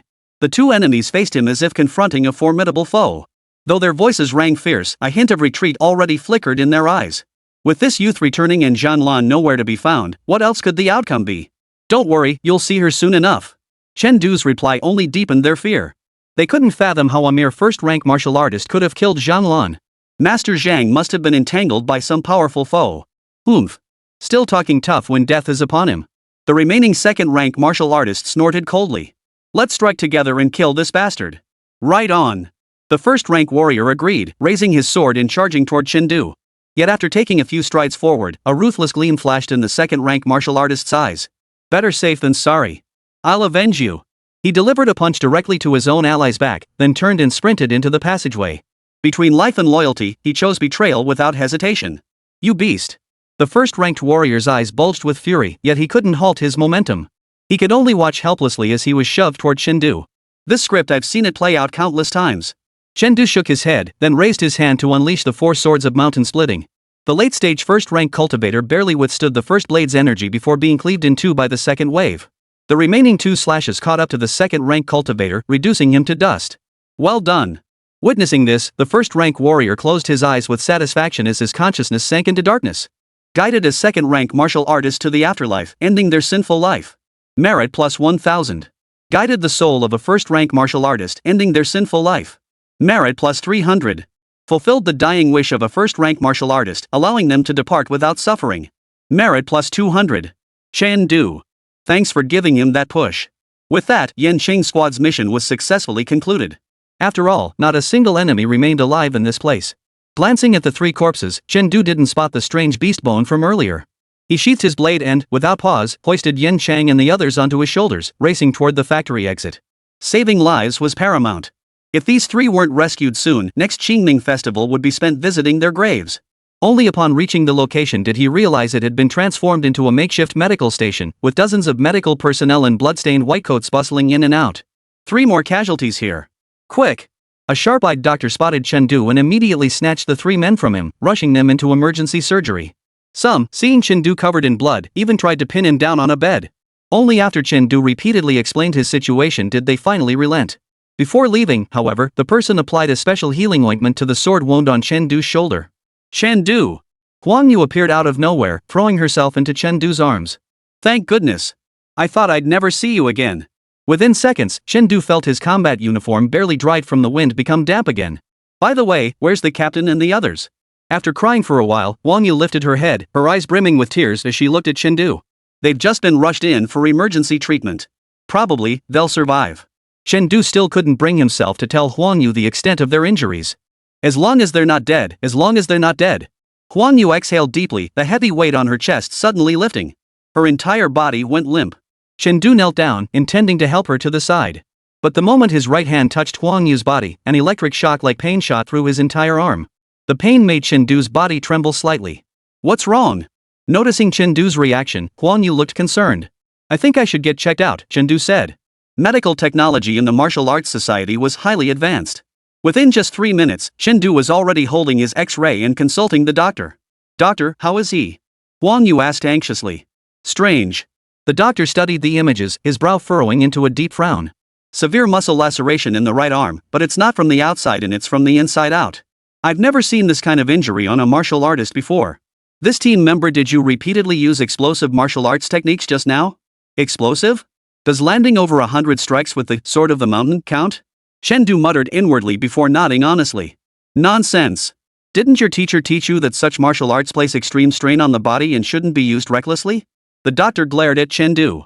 Probably even instructor Wen and the others hadn't realized that the sword of the mountain could be used as a basic attack. Chen Du silently cursed under his breath. Remember, you can't use this martial skill again for a while. After the operation ends, don't use your right arm for martial skills.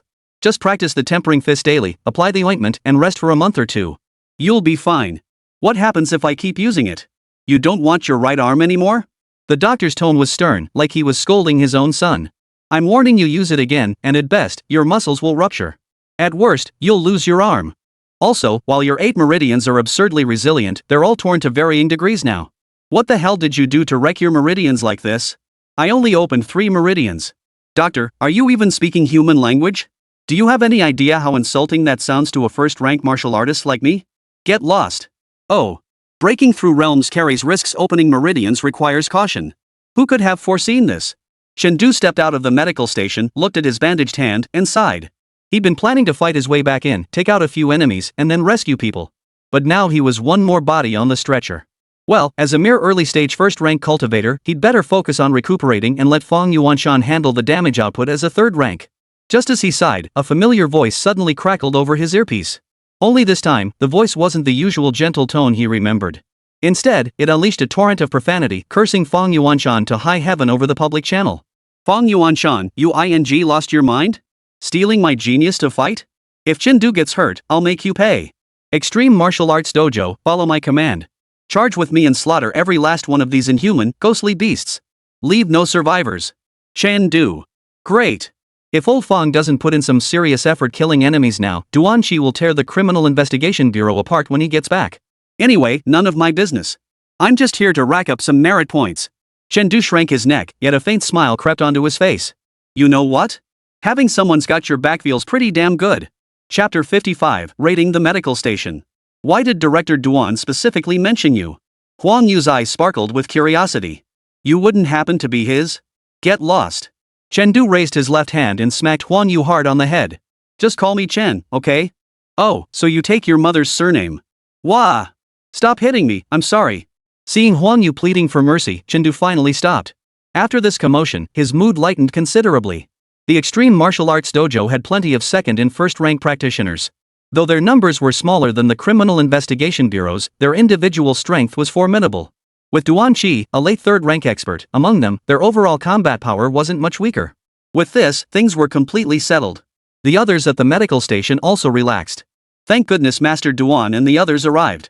Otherwise, who knows how many lives would have been lost this time? Who knew the enemy had hidden so many people right under our noses without anyone noticing? Enough.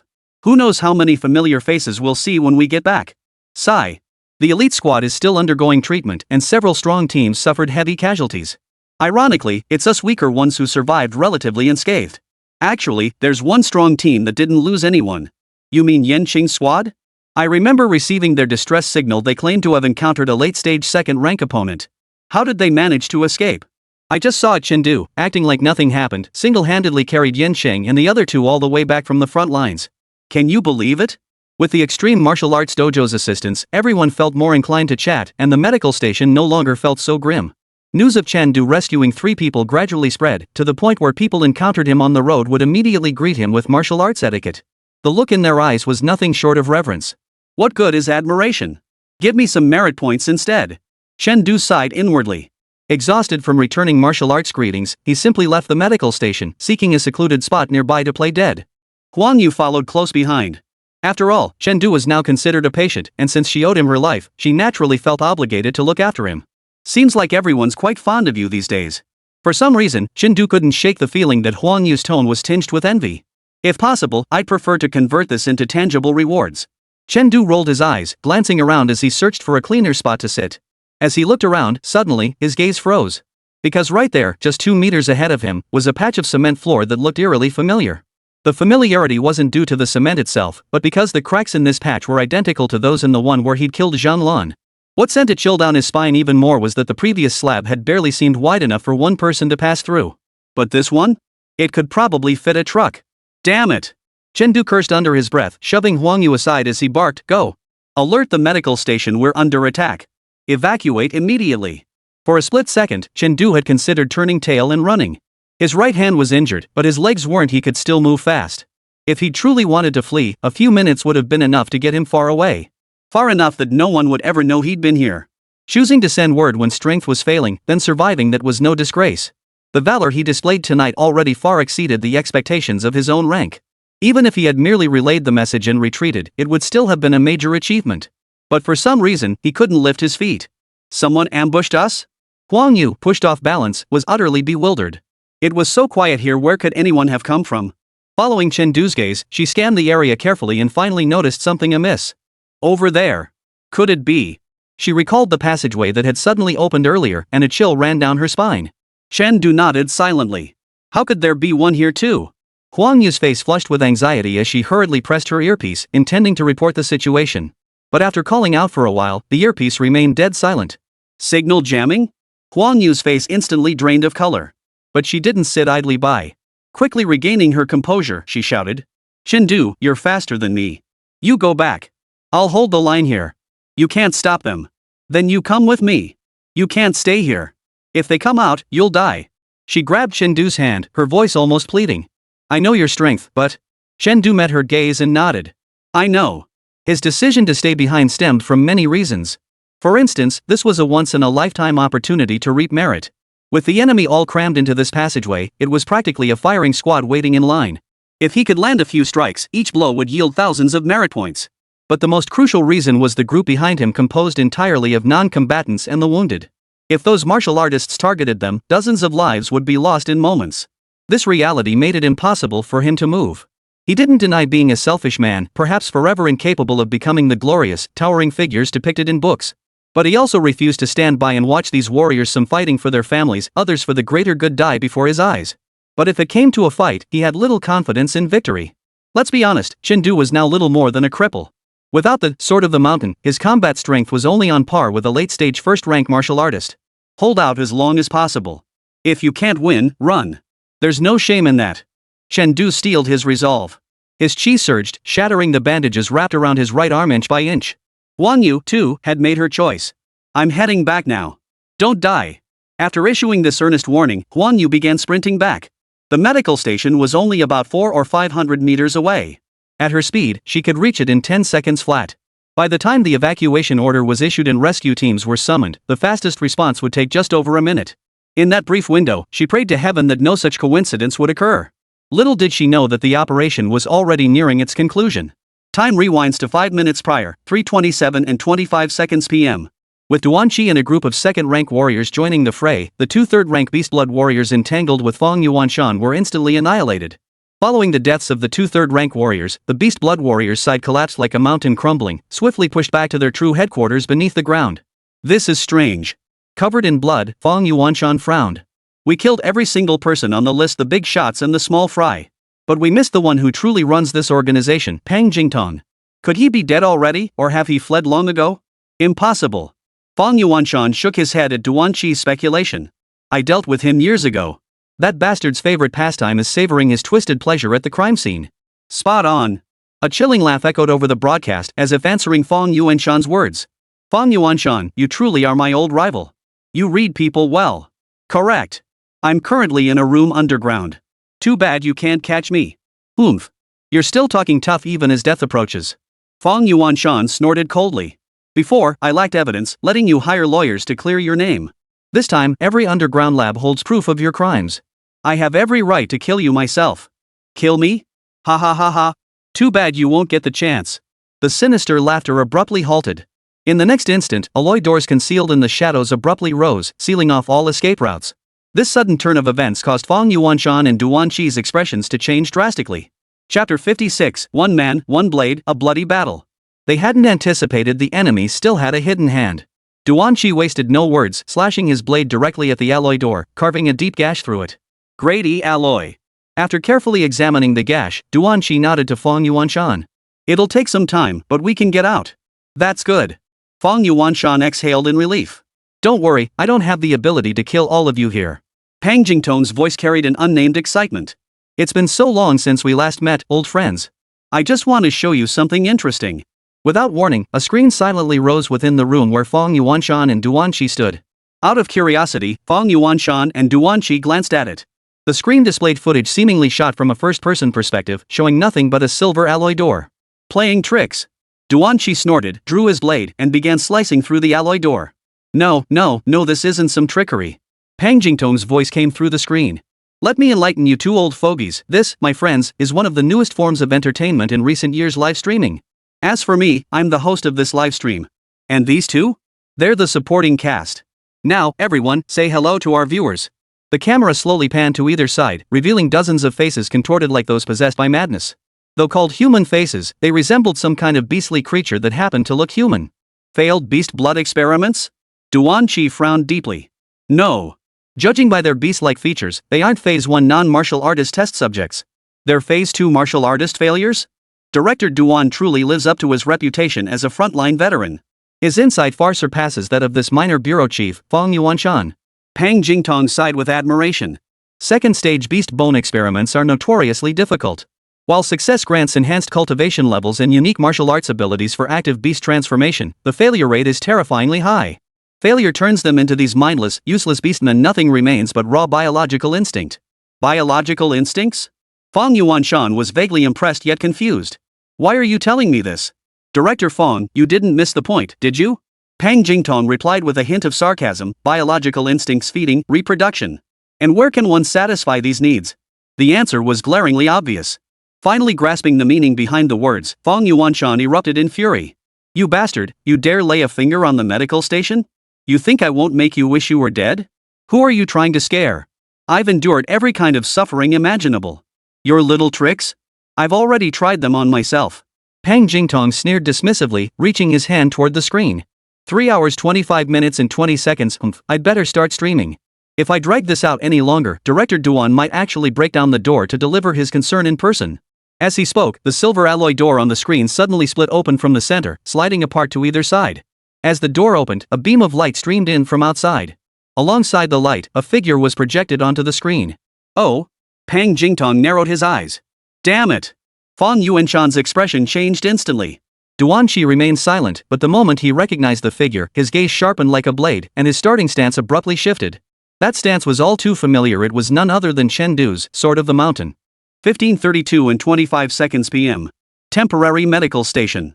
Wails of pain echoed intermittently, mingling with the clatter of footsteps throughout the makeshift medical station. In the station's corridors, wounded but not critically injured fighters kept charging back into the factory, bellowing and full of life, determined to keep pushing their performance targets. Under normal circumstances, no one would bat an eye at this scene. They might even snicker about young hotheads lacking composure. But times had changed.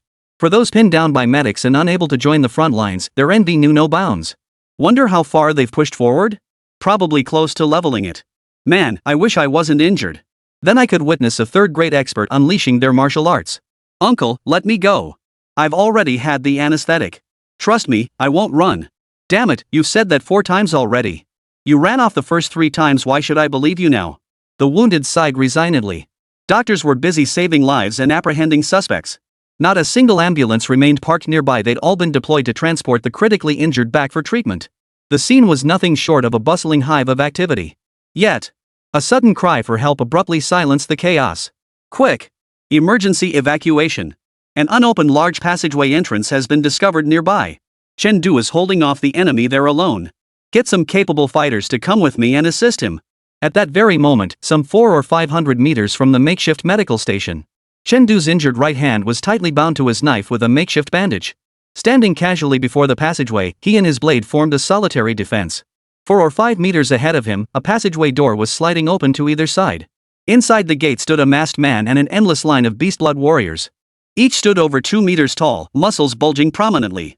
They were clearly not in the same league as the non-beastblood warriors encountered earlier. The timing doesn't seem very fortunate. Chen Du sighed. At 15 hours 32 minutes and 26 seconds, an extremely faint whistling sound echoed from the spot where Chen Du stood. Pang Jingtong reacted swiftly, his heels driving off the ground as his entire body exploded sideways several meters. The next instant, a blade-like energy strike hit his original position. A gruesome head flew off, spraying foul-smelling blood everywhere. Executed a first-rank martial artist, ending their feeble existence. Merit plus 300. His strike missed. Chen Du immediately retreated using his footwork, a habitual curse slipping from his lips as he did so. You ugly bastard over there, I'll FCK your ancestors. Caring for the long-dead ancestors of a second-rank martial artist, merit plus 90. Health bar and monster name displayed. Another second rank. Chen Du's heart sank. It wasn't the worst-case scenario, at least it wasn't a third rank. But it wasn't much better either. I never expected a mere first-grade cultivator like you to dare block the door? Pang Jingtong first sensed Chen Du's vital energy fluctuations and sneered. But when he saw Chen Du's face clearly, the laughter vanished. This bastard ruined his carefully laid plans. That open strategy was so perfect. Unforgivable. Attack him. I want him to die in the most miserable way possible. Pang Jingtong, who harbored an almost obsessive devotion to his plans, lost his composure completely. Pointing at Chen Du, he roared with fury. Roar! Only now did the beast-blooded warriors, devoid of much reason, snap into action. They roared and charged toward Chen Du. What the hell are you talking about? Chen Du felt a chill run down his spine. What kind of psychopath could come up with such a method? Before he could voice his disbelief, a massive fist slammed toward him. Swift Wind Body Technique proficiency has reached its maximum level. Consume 10,000 merit points to unlock the Great Achievement Realm proficiency. Yes. Chapter 57, The Slaughter. In an instant, Chen Du felt the air resistance around him vanish. The strand of breeze clinging to his body surged with several times its former strength, becoming ever more responsive to his commands. Whoosh! The fist hurtling toward him was easily dodged with a sidestep. Not only that, but after evading the attack, Chen Du drove a fist into the opponent's chest. Instantly, vital energy surged through his fist into the enemy's body, then exploded. The beast blood warrior was sent flying, his feet leaving the ground. By the time he hit the ground, a gaping, blood-red hole had appeared in his chest. He was dead as a doornail. Killing a first-rank martial artist with a single punch. This feat alone was enough for Chen Du to tower above all other martial artists his age. Yet Chen Du felt not a shred of joy. He simply couldn't spare the energy for it. In that moment, he deeply understood what it meant to be bombarded by a hail of fists. Even his mastered swift wind body technique proved inadequate against the sheer numbers of his opponents. Watch out! Duanqi and Pang Jingtong weren't the only ones watching the live feed. Since Pang Jingtong couldn't pinpoint their exact location, he had screens installed in every underground room. Consequently, many criminal investigators who couldn't break through the E-grade alloy doors could only stare helplessly at them, resorting instead to watching the live stream. At that moment, they couldn't help but hold their breath for Chen Du. For they witnessed several large hands simultaneously reaching for his limbs from behind. Their movements were incredibly light, making no sound. But then clang. To everyone's surprise, Chen seemed to have eyes in the back of his head. He spun around and swept his blade out, severing all the hands in one stroke. Immediately after, the long blade in his hand swept across the bodies of the attackers like a raging wildfire. In the next instant, the attackers were reduced to scattered fragments, their bodies crumbling to the ground piece by piece. Yet, slaying these men came at a cost for Chen. He took 2 punches to the back, and his entire body was sent flying with a thud. But that wasn't the worst of it. What was truly devastating was the searing, tearing sensation that now radiated through his entire right arm after unleashing that martial technique. Even with his astonishing tolerance for pain, this agony made him grimace. The doctor had been right. If merely using the swift wind blade caused this much agony, the consequences of unleashing the mountain-splitting blade were all too clear. Swiftly banishing the jumble of thoughts from his mind, Chen landed, rose to his feet, and prepared to fight again. But before he could fully rise, a blurred afterimage streaked toward him. When the afterimage faded, Pang Jingtong stood a meter ahead of Chen, a long sword in hand, its tip embedded in Chen left leg. Piercing agony shot through his left leg, yet Chen clenched his teeth, refusing to utter a single sound. "You like running, huh?" Pang Jingtong sneered savagely, kicking Chen squarely in the stomach. Thud. Before Chen could even see how his opponent had moved, a tremendous force slammed into his midsection, sending him flying backward. "Keep going." After sending Chen flying, Pang Jingtong curled his fingers. A pack of beast-blood warriors pounced toward Chen like loyal hounds. Chen was once again embroiled in a grueling battle. Time is running out. At the original location, listening to the rumbling echoes rising from underground, Pang Jingtong's gaze darkened. Though a great alloy could withstand a full power attack from a third rank for several minutes, with Duanqi now involved, he couldn't be certain how long the underground defenses would hold against these 2 third ranks. The best course of action, then, was for him to intervene, directly eliminate Chen and lead the rejects straight to the medical station. But if he acted directly, he feared falling victim to those 4 floor-slicing swords. That kid was cunning as hell who knew what trump card he might be hiding? Though stronger than Zhang Lan, he wasn't eager to endure those 4 deadly strikes. Thus, he chose not to risk it, letting the rejects wear Chen down. Roar! He let out a low growl. Instantly, the 30 or so beast-blood warriors attacking Chen halted their assault and rallied around him. Then, under his command, they rapidly closed in on the medical station. Chen witnessed this scene, yet he was powerless to intervene. His opponent had retreated, leaving over 20 beast-blood warriors behind. Chen wanted to save him, but he simply couldn't spare the hands. These beast-blood warriors lacked martial arts techniques and agility, but they compensated with sheer numbers and reckless abandon. Like rabid dogs, they charged forward relentlessly. His ability to hold them off alone relied entirely on the speed and agility of his footwork. But now, with his left leg and internal organs injured by the masked man, that advantage had been significantly reduced. "If I can't evade them, I won't bother trying." Chen abruptly halted his retreat, swinging his left fist and right blade in sweeping, wide-ranging strikes as he charged into the enemy ranks. Boom! Exchanging blows with a beast-blood warrior, Chen forcibly twisted his body midair using the gust of wind generated by the swift wind body technique as he was sent flying backward. The 5th form of the whirlwind blade fire's invasion. Blades flashed like wildfire across the battlefield, erupting suddenly among the beast-blood warriors. Several arms were severed, and 2 heads were cleaved off. The cost was too thick, sharp claws piercing his body, though Chen managed to avoid vital areas. Die! Chen blade whipped through the air, severing the claws at the root. He then thrust his blade into the heart of one beast-blood warrior, twisting it violently to snuff out the life within. Before he could rise, a powerful gust of wind suddenly struck his back. But practitioners of the swift wind body technique possessed extraordinary sensitivity to wind. Without even turning his head, Chen let the breeze push him sideways, dodging the incoming kick. Seizing the momentum, he swept low, knocking the ambushing beast-blood warrior to the ground before pouncing on him. Punch after punch landed until the opponent's skull shattered. Only then did he struggle back to his feet. Nearby, the remaining dozen or so beast-blood warriors gasped frantically, their vital energy severely depleted. Whether due to the battle or not, their minds seemed slightly clearer now. A hint of fear flickered in their eyes as they looked at Chen. It was their primal instinct warning them. The creature before them was extremely dangerous. Approach it, and you die. Amidst their terrified stares, Chen grinned, revealing 2 rows of teeth stained dark red with blood. Then he extended his left hand, curling his index finger slightly toward them. Come on. 1533 sharp. With a single slash that ripped apart the last beast-blood warrior, Chen knelt on one knee, leaning on his blade and gasping for breath. His body was covered in wounds torn by claws and teeth, with countless broken bones. His left fingers were twisted, nails cracked, and his right arm stained a dark crimson. This was the result of recklessly unleashing successive waves of fire's invasion earlier. Such severe injuries had earned him the long trail of corpses behind him, a path paved with the bodies of beast-blood warriors. In less than a minute, he had slaughtered every single one of them. Every inch of Chen body now screamed in agony. He desperately wanted to sit down, light a cigarette, and wait for someone to carry him away. But when he heard the distant screams gradually turning to terror, he paused. Silently, he lifted his blade once more, turned his back on the sea of corpses, and walked toward the medical station. A single first-rank martial artist can take down dozens of martial practitioners. For those who attack nurses at medical stations who've never trained in martial arts, doctors who've never seen blood, or martial artists who've never done anything wrong, they probably couldn't cut through them. But whether they could or couldn't, they'd cut first and ask questions later. At worst, they'd sacrifice their right hand and train to wield a left-handed sword. Before the right hand burns away, it should still be able to unleash the 4 mountain-splitting swords, right? Chapter 58, Crushing Bones to Dust. Time rewinds to 30 seconds prior. 15 hours 32 minutes and 30 seconds, medical station. Communication failure.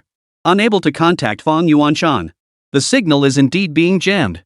At the makeshift medical station, the supervisor cursed under his breath as he set down the communication device, then took a deep breath. Enemy attack. All medical personnel, those who aren't martial artists, evacuate the wounded immediately. Those at the first rank realm, stay behind with me to cover our retreat. Fight to the death. The moment the order fell, the silence that had settled over the medical station after Huang Yu's cry for help was instantly shattered by the clatter of footsteps and shouts. Those bastards, stealing even the spring water. A nurse sprinting down the corridor muttered under her breath before slamming open a ward door with a loud bang. Team Han Shan, your arm's just been reattached. Let me help you evacuate. Her anxious expression froze on her face. For there, standing in the doorway, was the patient whose right arm had just been reattached, someone who should have been resting quietly in bed. And in his hand was a long sword. You evacuate. Han Shan's voice sounded as if it had been sanded down. Then what about you? I'm going to save someone. Pay back a debt. As he spoke, Han Shan retrieved firearms, magazines, and other heavy weapons from the backpack in the corner, attaching them one by one to his combat suit. He'd performed this routine countless times before, yet this time it felt unnaturally laborious. Within mere seconds, fine beads of sweat covered his nose. My left hand is so hard to use. Han Shan sighed, finally tucking the last magazine into his combat vest. Boom! His blood surged. He burst through the door, brushing past a nurse as a single sentence drifted lightly behind him. Be careful on the road. The nurse froze, instinctively turning to look in the direction Han Shan had vanished. That was the direction she had come from. That direction held enemies. The evacuation route lay in the opposite direction. But, old Hu, you've lost a leg, stay out of this mess. You. At least I can still wield a sword. You've lost both arms, what good are 2 legs to you? Damn it, these bastards won't even spare ordinary people. Let's blow them to hell. We can't let Chen steal all the glory. Sons, follow your old man. Stop yelling, you little bastard. Figures, some wrapped in gauze, others bound in bandages, some still spurting blood, dashed past her, bickering and cursing. Unison, they charged toward the direction Han Shan had departed. Though their appearances differed, their cultivation levels varied. One thing remained constant. These martial artists, all of whom should have been on the evacuation list, were now fully armed and charging toward the battlefield. You all. The nurse choked back a sob, her eyes instantly reddening as countless thoughts raced through her mind. A second later, she clenched her teeth and pulled out her phone. Though the signal had long since dropped, she opened Feishin and found a group chat that held immense significance to her. She recorded a voice message. Dad, Mom, your daughter is being unfilial. After speaking, she found a secluded corner and hid the phone away. Then, without hesitation, she dashed out the door. After rounding several corners, she stopped in front of a tent, slipped on a fresh pair of gloves, and stepped inside. Dr. Li, I request to continue participating in the surgery. Beside the tent where the nurse had entered, several other sealed tents stood nearby. This was the emergency treatment zone. Patients brought here were often clinging to life by a thread too critical to be transported back to the city hospital, requiring immediate on-site surgery. Intense white light streamed out from the tent, unflinching even after the supervisor sounded the alarm. Under these circumstances, surgeries were still being performed here. Not a single person had evacuated. Even as the enemy charged toward them, the surgeries continued uninterrupted.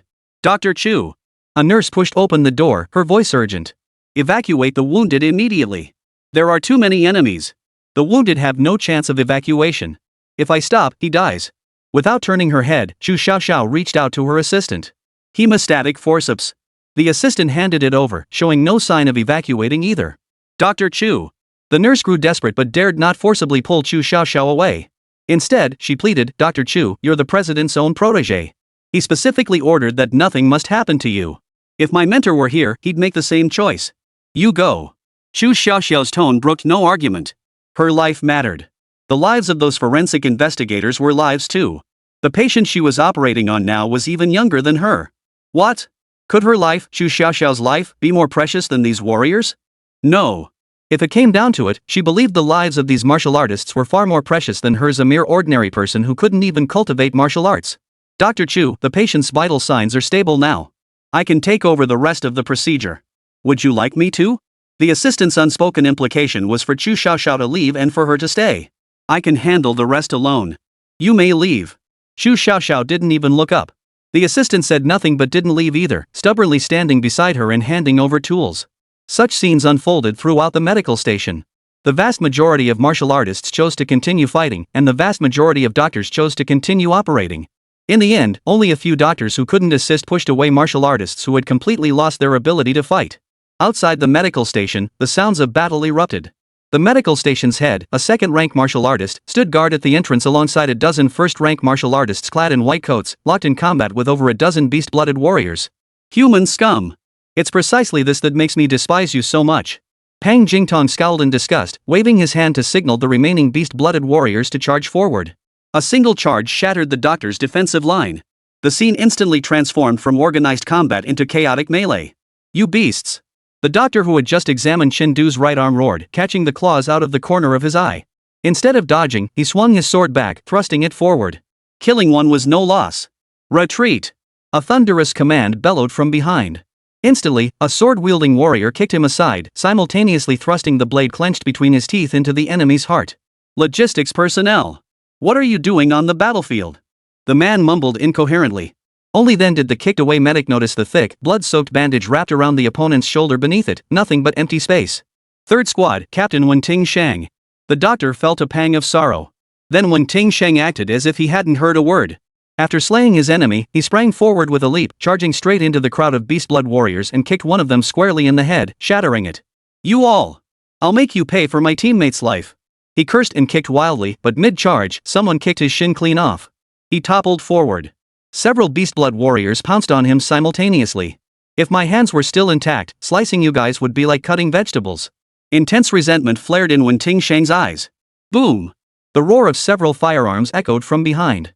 Moments later, several blood-soaked holes erupted from the fists of the beast-blood warriors as they narrowly missed Wenting Shang's face. 7th Squad, Han Shan. Han Shan sprayed bullets from his left-handed rifle like a firefighter dousing flames. Simultaneously, roughly 20 figures burst onto the battlefield, colliding head-on with the enemy. The precarious front line immediately stabilized. With numbers roughly even, these beast-blood warriors, unskilled in martial arts, couldn't immediately overpower the severely wounded martial artists. Damn fools! If I weren't trying to conserve my energy to escape, I wouldn't have relied on you lot. Pang Jingtong sighed, letting out a soft whistle. The beast-blood warriors immediately began retreating, leaving 7 or 8 corpses behind. Opposite them stood fewer than 30 martial artists. During the earlier clash, the Criminal Investigation Bureau had also suffered 5 casualties. Though the martial artists now outnumbered their opponents, every one of them bore injuries. Barely a single person remained unscathed.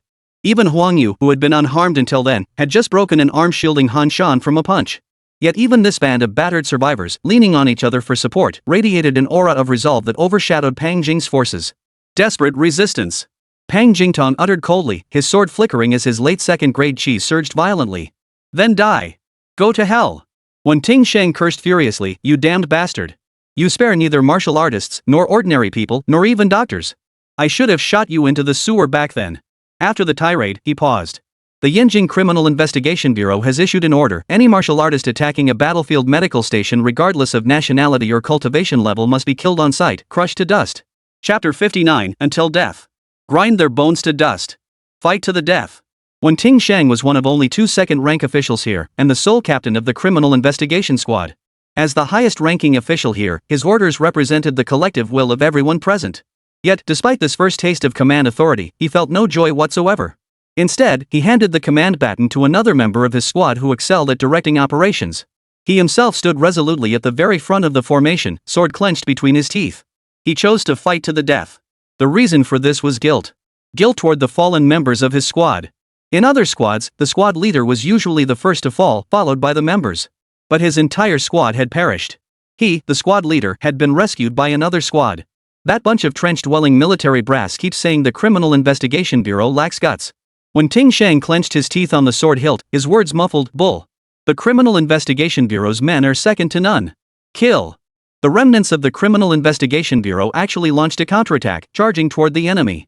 Along the way, each member swiftly shifted positions, taking up their usual roles within the formation. Amidst the deafening battle cries, Han Shan broke from his usual pattern. He left his firing position and appeared in the close combat zone. His firearms vanished without a trace. Huang Yu called out to him, "Han Shan, what are you?" Han Shan shook his head and smiled faintly. "There's someone better suited for this than me." His newly reattached right arm had likely fractured again during the exertion. With only his left arm, reloading was too slow. His damage output was far less effective than simply charging in to hack and slash. So he handed his rifle to a marksman from another squad. The other man had both legs broken, but his hands were intact. He was far more suited to wielding the gun than Han Shan, who struggled even more than reloading. The slaughter began anew. Inside the makeshift medical station, the sounds of brutal combat reached their ears, causing several medics who had stabilized the casualties and were preparing to evacuate with them to pause. "You go ahead," the doctor said to the nurses accompanying them with a smile, then resolutely returned to the operating rooms. One by one, green lights illuminated more operating rooms. This signaled that the operating rooms were idle and ready for surgery at any moment. Today, it wasn't just the martial artists from the Criminal Investigation Bureau fighting desperately, the doctors were doing the same. Outside the medical station, the fierce battle raged on. Pang Jing alone was holding off when Ting Shang and the medical stations had 2 second-rank practitioners along with 4 late first-rank practitioners. Fighting 6 opponents alone, he held his own. With a casual punch or palm strike, he sent several of them spitting blood repeatedly. But the 6 were clinging to life to delay him, and he couldn't shake them off just yet. With the loss of top fighters like Wen Tingsheng, the Criminal Investigation Bureau's situation rapidly deteriorated. Wounded officers kept collapsing from depleted chi and blood or sheer exhaustion, only to be dragged away by comrades and handed over to waiting medics. "This won't do." When Ting Shang, his teeth shattered by the impact, nudged the medic station leader and forcibly took the frontline position. "I can't hold the sword anymore. Keeping this life useless. I'll go up and cling to him desperately. You guys follow up with your attacks." Without waiting for a nod, he thrust off with both legs and blasted forward, charging straight at Pang Jingtong. "Time to end this." Pang Jingtong raised his sword. Meanwhile, Huang Yu and Han Shan were engaged in a fierce battle against a beast-blood warrior. As the fight raged on, 2 more beast-blood warriors locked onto them. The 2-on-1 situation instantly became 2-on-3. With reinforcements arriving, the beast-blood warrior who had been under attack earlier instantly lunged a hand toward Huang Yu, intending to seize her and tear her apart. Huang Yu, however, neither dodged nor retreated. This girl, who had just been crying moments ago, was now eerily calm. "I've been waiting for you." Her left hand darted lightning fast to her waist, drawing a dagger. She blocked the claw with one hand while simultaneously thrusting the dagger toward the beast-blood warrior's heart with the other. The beast-blood warrior couldn't dodge in time. The blade pierced his chest, freezing his frenzied expression as the surging chi and blood throughout his body abruptly halted. The heart, the central organ supplying vital energy to humans, held the same significance for beast-blood warriors. But before Huang Yu could celebrate, a massive foot slammed upward into her abdomen, sending her flying through the air. Huang Yu. In his panic, Han Shan failed to notice another beast-blood warrior striking his back with a fist, sending multiple cracking sounds echoing through his bones. Several more punches followed, tearing apart his newly healed right arm and shattering both legs. With that, Han Shan too was rendered combat inactive. The same scene played out across the battlefield. Even the most fearless wounded soldiers could not bridge the gap in strength and numbers. The roars of rage and cries of agony gradually faded into the distance. And then, at that very moment, thud! Thud! Outside the medical station, from the direction Pang Jing had come, heavy footsteps suddenly echoed in everyone's ears. Reinforcements? When Ting Shang, his legs broken by Pang Jingtong and being dragged into the medical station by several doctors, felt utterly hopeless. Just dealing with Pang Jingtong and these beast-blooded warriors before him was already difficult enough. If Pang Jingtong had reinforcements, how could they possibly win this fight? Chen Du. Huang Yu, already half-conscious, coughed up a mouthful of blood in a daze, his heart filled with bitter despair. Someone approaching meant that Chen Du was also. Meanwhile, Chu Xiaoxiao was just taking charge of a new batch of critically wounded patients. Through the crack in the tent flap, she glimpsed a figure limping toward the medical station not far from the battlefield. Who's that? The figure began limping slowly at first, then gradually picked up speed from a slow walk to a jog, then into a full sprint. Finally, the figure left a trail of shifting afterimages in the air as they charged toward the battlefield. But his target wasn't the Criminal Investigation Bureau warriors, but rather Pang Jingtong. In the split second he was airborne, Chen Du had already assessed the battlefield situation, spotting the 5 assailants surrounding Pang Jingtong. Block! Intercept? Pang Jingtong froze. All his speaking warriors were dead. Which beast-blood warrior could speak? Could it be intercept? One of our own. Chen Du. The 6 assailants surrounding Pang Jingtong froze for a moment, then instantly made their decision. Kill this son of a... 5 of them roared in fury, abandoning all defense. They desperately squeezed every ounce of energy from their bodies, unleashing a barrage of martial arts techniques to smash into Pang Jingtong. Seeing their actions, Chen desperately channeled the clear wind technique, amplifying the thrusting force behind him. Consuming merit. 4 meridians shattered. 5 meridians broken. 6 meridians shattered. What's this about the 8th meridian breaking? Who cares? What can't explode anymore? Bull. Those 4 slashes of mine were meant for you, you bastard. Chen hung in midair, blade already swung. Shatter rock. Crush stone. Cleave the mountain. 3 slashes of blade energy, each sharper than the last, descended from above, sweeping toward the encircled Pang Jingtong. No! Sensing the overwhelming might within the blade energies, Pang Jingtong roared in fury. Thick, coarse hair erupted all over his body as his vital energy surged sharply. Get out of my way! Sweeping aside the 5 assailants closing in, he channeled all his chi and blood into his long sword, unleashing his most powerful martial technique against the blade energies. The first and second blade energies vanished, but they simultaneously shattered Pang Jingtong's martial technique. The third blade descended, cleaving through Pang Jingtong's grade alloy sword and striking his body. Unexpectedly, this blade energy only left a deep gash on his body, exposing bone. Thankfully, the special martial skill I gained from swallowing the beast bone was hardening. Pang Jingtong breathed a sigh of relief. But before he could fully relax, boom! Chen crashed to the ground, drew his sword, and swung it down. Sword of the Mountain. A brilliant crimson blade light erupted at Pang Jingtong's waist. Pang Jingtong was sent flying backward as if struck by a bomb, spraying a trail of foul-smelling blood in his wake. Merit hadn't increased. Chen Du's heart sank. He lunged forward to deliver the finishing blow, but the moment he exerted force, countless jets of blood shot from every pore on his body, instantly drenching him crimson. His right arm, like a water-filled balloon, exploded and ruptured, blood splattering everywhere. Chapter 60, He Must Be Saved. The air fell deathly silent. Even the ferocious beast-blood warrior fell utterly silent, seemingly stunned by the sheer force of that blade's energy. Pang Jingtong, dead? No, that wasn't the most important thing now. Chen Du! Young man! The 5 who had just surrounded Pang Jingtong cried out in alarm. Ignoring their grievous wounds, they scrambled and crawled toward Chen Du, clustering around him. I'm fine. Chen Du coughed up blood repeatedly, his body spurting blood as if it were worthless, yet he still clutched his knife tightly. Kill that bastard first. Only by killing Pang Jingtong would this battle truly end.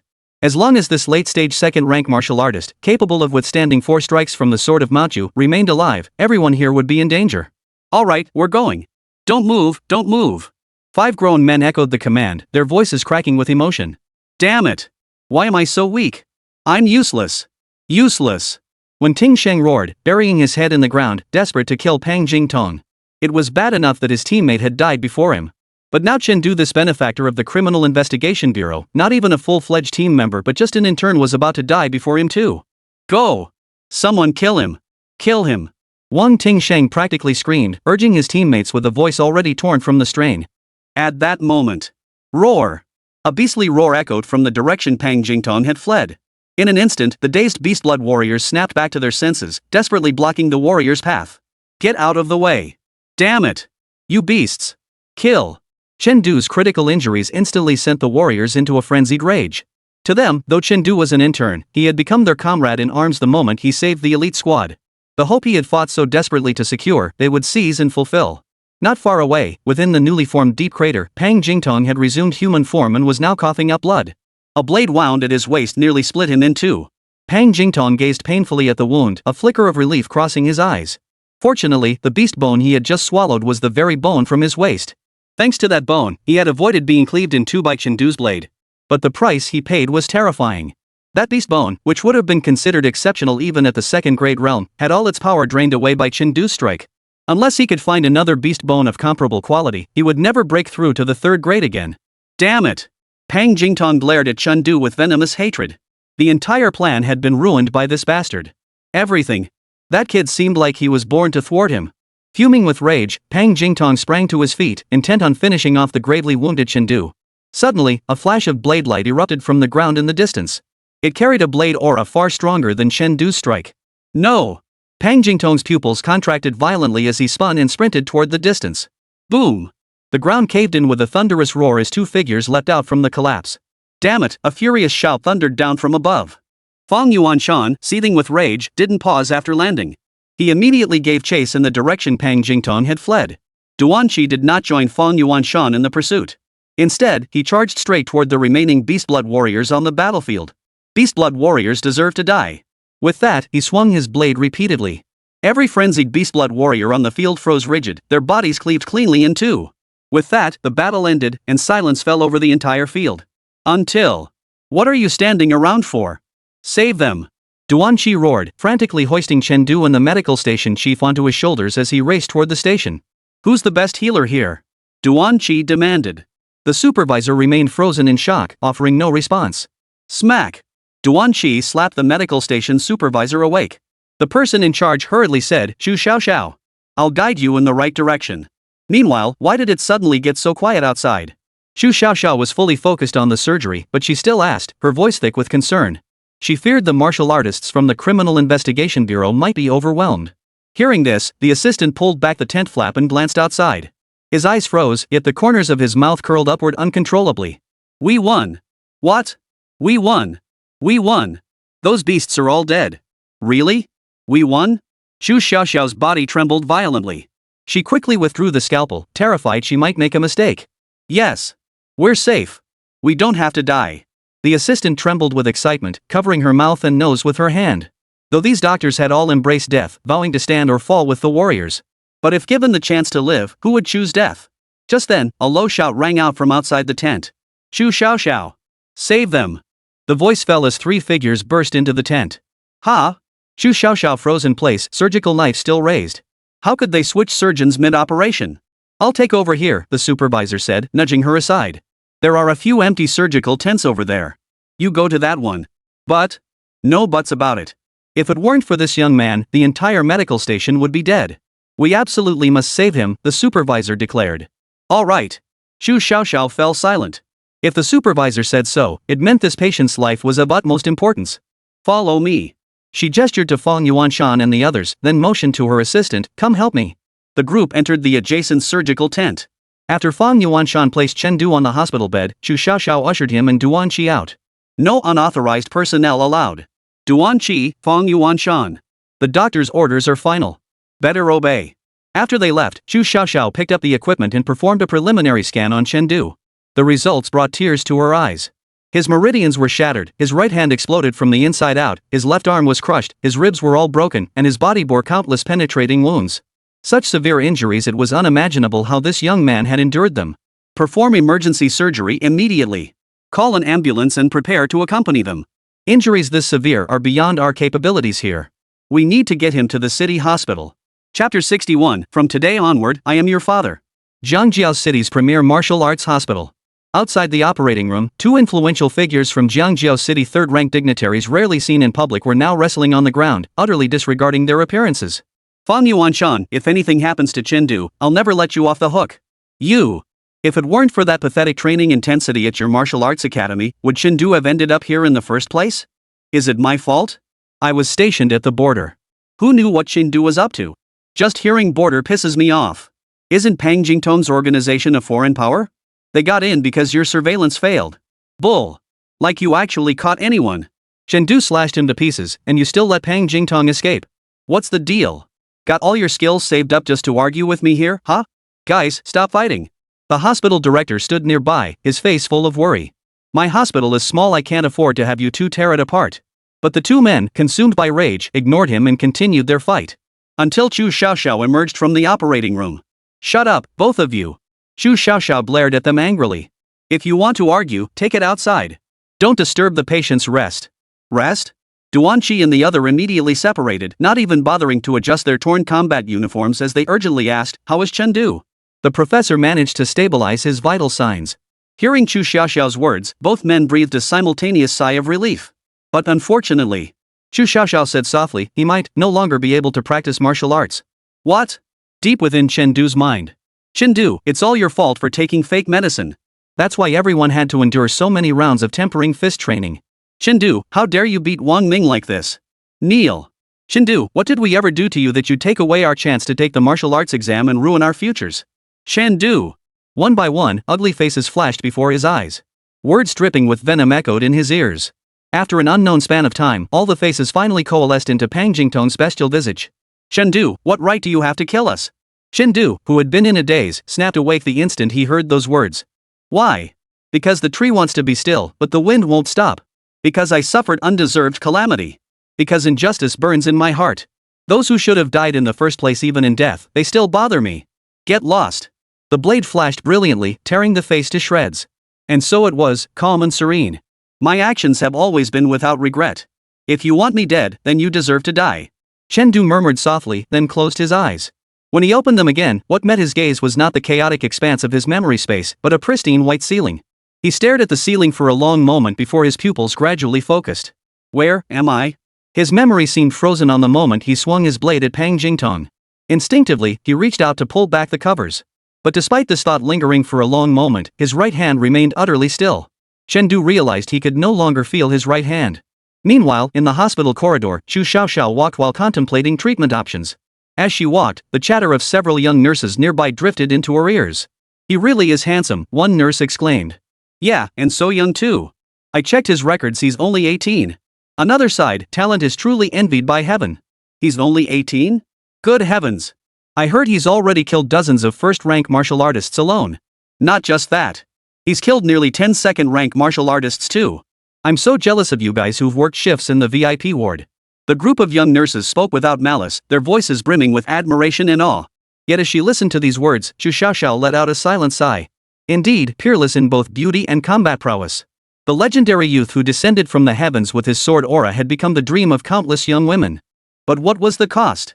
Walking the razor's edge between life and death, shattered meridians, a right hand torn apart, a life forever stripped of martial cultivation, reduced to an ordinary person with a disability. Such a blow, I wonder if this child can bear it. Lost in thought and sighs, she arrived at the VIP ward. At the insistence of Fang Yuanshan and Duan Qi, the hospital director readily assigned the finest room in the entire hospital to Chen Du. His exact words were, "Gentlemen, it's just a hospital room. I've given it to you. Now, could you please put down the knife?" Pushing aside her jumbled thoughts, Chu Xiaoxiao studied the monitors by the bedside, recording each vital sign. You've been unconscious for a week now. I wonder if you'll ever wake up. You clearly had such a bright future ahead of you, with the potential to become a top-tier powerhouse like those ranked 6th or 7th grade. You single-handedly held back half the enemy forces. You've done more than enough. Why did you come back to save us? You probably didn't expect that as soon as you lost consciousness, Director Duan and Director Fang arrived. Was it worth it? Chu Xiaoxiao murmured to herself for a moment, her voice hoarse. Truthfully, her admiration for Chen Du ran far deeper than that of the young nurses. As a witness to the events, she had access to the action recorder footage. It clearly captured how that stubborn young man had soared through the air to deliver that final strike. She knew nothing of martial arts, but she understood that one strike was incredibly cool. And as a 26-year-old unmarried woman, she had to admit that after witnessing that strike, no one else could ever capture her attention again. Never mind, you wouldn't understand anyway. A trace of self-mockery flashed across Chu Xiaoxiao's delicate features. However, worth it. The hoarse yet magnetic voice cut distinctly through the quiet hospital room. Chu Xiaoxiao froze in place. Chen Du lifted his heavy eyelids, fixed his gaze on Chu Xiaoxiao, and repeated, "Worth it." These words were as much for himself as for her. After all, he had asked himself this question countless times in his heart. Chu Xiaoxiao, stunned.jpg. Hey, doctor's sister. Chen Du sighed. Stop spacing out for a second.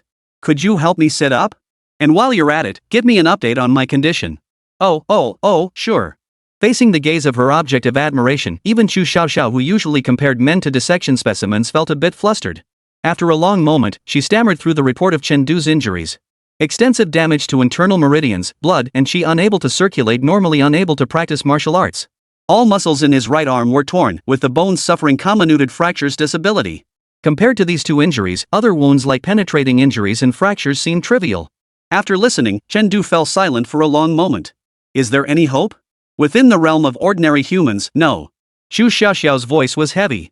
My medical skills are limited. Bringing you back to life was already pushing my limits. To fully heal you? That's beyond my capabilities. Thank you. To Chu Xiaoxiao's surprise, Chen Du remained remarkably composed, even finding the presence of mind to express gratitude.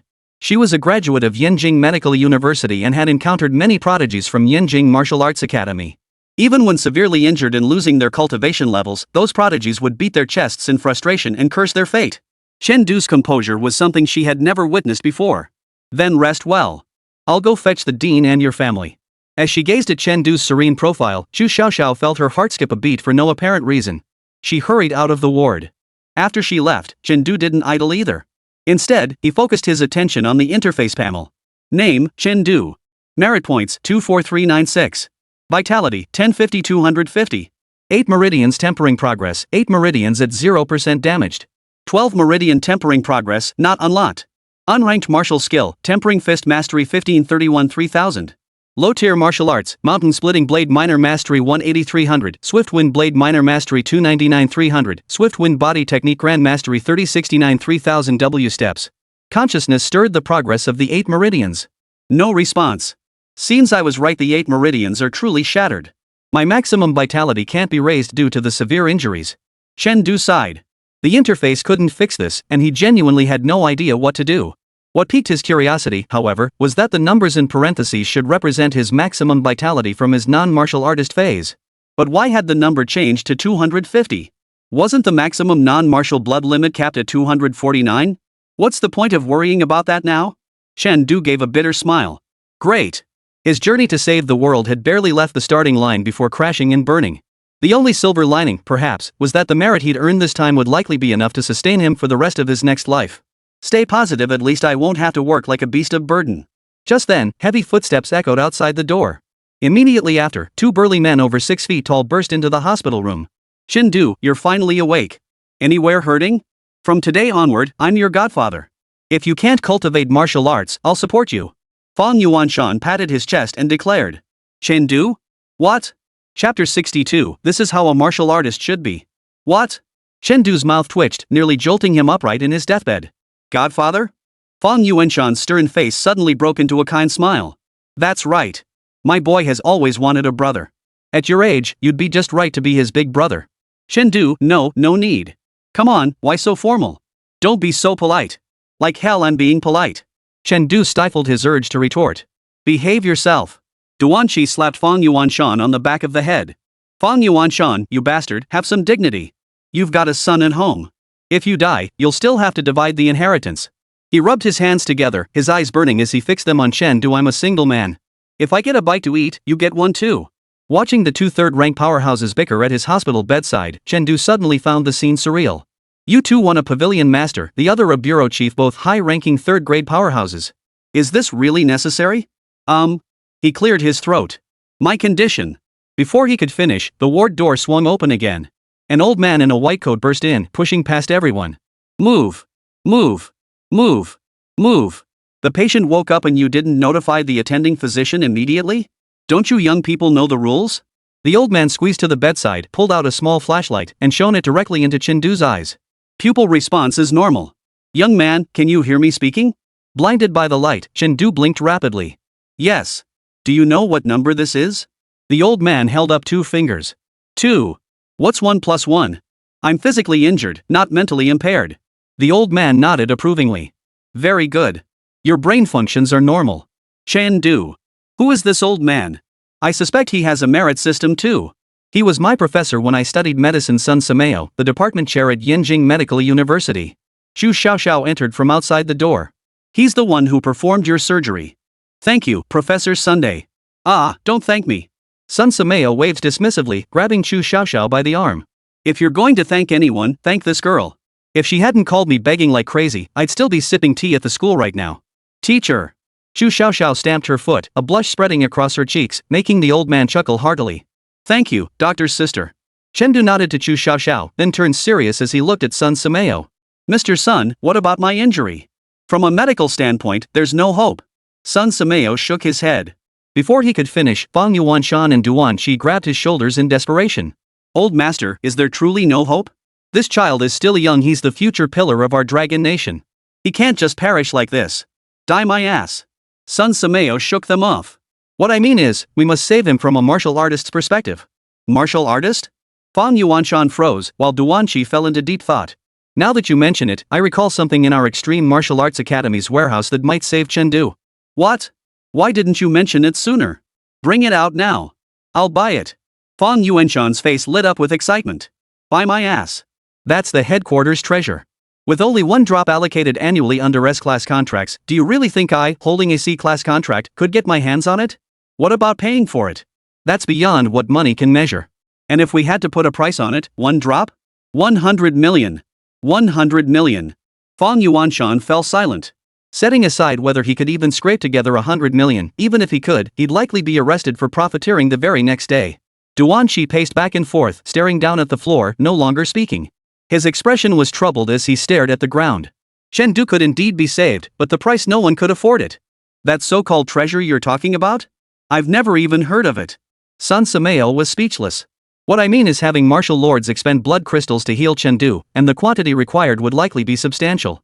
To avoid compromising the Wuhou master's condition, we'd likely need multiple masters. He held up 3 fingers. 3 martial lords? Duanqi's face twisted with bitterness. Old Master Sun, blood crystals are the very foundation of martial lords' power. They're incredibly important to them. We're only 3rd-rank cultivators. While we hold some positions, how could we possibly summon higher-ranked cultivators? I don't care. This is the only way to save Chen Du, Sun Samael declared, then grabbed Chu Xiaoxiao's arm. Chu Xiaoxiao, who had been secretly observing Chen Du's profile, suddenly felt a strong tug on her arm. Hey, master. In the blink of an eye, only 3 people remained in the hospital room. Guess you're stuck now. Fang Yuanshan smirked at Duanqi. What the hell are you comparing now? Like you have any solutions. Hey, I actually do have one. Fang Yuanshan flashed a mysterious smile. Chen Du's merits this time are worthy of the Bright Moon Medal. With that medal in hand, I could crawl on my knees and beg the Bureau's martial lord to come. Duanqi gave him a thumbs up. Damn impressive. To be fair, this was the fundamental difference between private and public institutions. Private organizations valued pure merit, while public ones operated differently. Take medals, for instance. These Dragon Nation honors recognizing martial artists' contributions hold no weight in private organizations. But the Criminal Investigation Bureau? They never shortchange martial artists who earn medals. Though the extent of their support depends entirely on the medal's rank. Medals are divided into 4 tiers: Star, Floating Cloud, Bright Moon, and Red Sunday. The higher the tier, the greater the merit and the lower the survival rate. Chen Du receiving the Bright Moon Medal proved just how perilous this situation truly had been. But only one person received it, Duanqi sighed. At that moment, Chen Du, who had remained silent, spoke up. Director Duan, I need you to make a trip to the Tiannan Martial Academy. Tiannan Martial Academy? Duanqi frowned. While it's true that many martial lords train there, they have no reason to assist you. So you mentioned wanting to take me as his student. I'd like to ask you to try. Chen Du's casual remark felt like a thunderclap. A student? Fang Yuanshan's mouth opened, but no words came out for a long moment. He knew Chen Du had some connection to Suyu, but never imagined it ran this deep. The Tiannan Martial Arts Academy never engaged in early admissions, yet Suyu, long regarded as a free spirit, was willing to break this rule and admit Chen Du ahead of schedule. This was truly unprecedented. So all this time, the legendary Blade Madman was you. Yeah, I should have guessed. Duanqi slapped his forehead. Alright, I'll head to Tiannan and give it a shot. I'll swing by Tiannan too. If things go smoothly, I'll be back in 2 or 3 days. Chen Du, get some rest. After the two left, Chu Xiaoxiao walked back in. Finish talking? Then get some proper rest. You need quiet recuperation. Wait, I have one last thing. Go ahead. I'll handle it for you. I want to see my right hand. The hospital room suddenly fell silent. Chen Du craned his neck, but could only see the blanket covering his shoulders. His right hand remained hidden. Chu Xiaoxiao opened her mouth, frozen in place. Finally, she sighed and walked to the bedside, gently lifting the blanket. Only then did Chen Du see his right arm encased in a layer of special transparent gel, through which the twisted, deformed muscles and bones were faintly visible. This is bio-repair gel, Chu Xiaoxiao explained.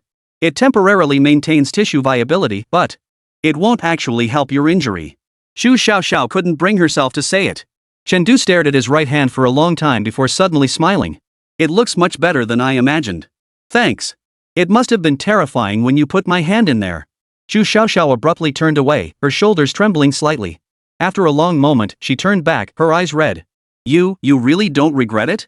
Of course I regret it, Chen Du said, staring at the ceiling. I thought about it becoming the top martial arts exam champion, then a martial marquis in the future. It was all set in stone. But I got stuck right here at the first rank. Then why did you still? But if I hadn't come up then, wouldn't all of you who shouldn't have died have perished? Trading one arm for so many lives, what a profitable deal. Chu Xiaoxiao stared at him blankly, suddenly feeling that this boy 8 years her junior possessed some astonishing magnetism that made it impossible to look away. Oh, right. I still want to check the news. Sure. Meanwhile, the Criminal Investigation Bureau had mobilized its entire force. News of casualties exceeding 50% had already sent shockwaves through the outside world. Since the founding of Jiangjiao City, this was the first time such severe casualties had occurred. And it wasn't just the Jiangjiao City Criminal Investigation Bureau. The reinforcements sent by the Jiangling City Criminal Investigation Bureau to assist them reportedly suffered an even worse fate, wiped out entirely. The perpetrators of such atrocities were merely a group of martial artists on the wanted list. Indeed, the authorities concealed the truth about the beast blood, publicly stating only that it was a gang of over 300 wanted martial artists. Due to the heavy losses, Chief Fong Yuanshan was suspended. However, because he led the charge and killed both second and third rank martial artists, he was reinstated as acting chief. The most tragic loss in this entire affair, aside from the criminal investigation officers and their captain, was an honorary member of the Criminal Investigation Bureau who was singled out but whose name was never revealed. Jiangjiao City's local news station even ran a report titled "The Fallen Martial Sage." The operation succeeded because an intern from the Criminal Investigation Bureau, risking his life and displaying extraordinary strength, managed to hold off nearly half of the enemy's main force. Yet this martial genius, in his attempt to prevent the wanted martial gang from committing atrocities in Jiangjiao, suffered life-threatening injuries. His meridians were severed, forever severing his path in martial arts. He should have had a bright future ahead. Given time, our Dragon Nation would have gained another martial lord-level powerhouse, and Jiangjiao City would have produced its first ever martial lord. Yet now, his fate is so tragic. On behalf of Jiangjiao City's Channel 1 News, I offer him our deepest respect. Finally, may every citizen of Jiangjiao rise like dragons. This is what a martial artist should be. Chapter 63, After the Critical Injury. Across major platforms, netizens' reactions to the incident were sharply divided. Some lamented Chen Du's fate, an 18-year-old first-rank martial artist capable of defeating a second-rank opponent in battle to sacrifice his entire future over this? Utterly foolish. Others embraced conspiracy theories. What great contribution. Ask yourself, if you were that strong at 18, would you join the Criminal Investigation Bureau's dangerous missions? You'd probably just stay out of it. In my opinion, this whole thing might not even be true. It's probably just some big shot trying to pad their kid's resume and get them special admission into the martial academy.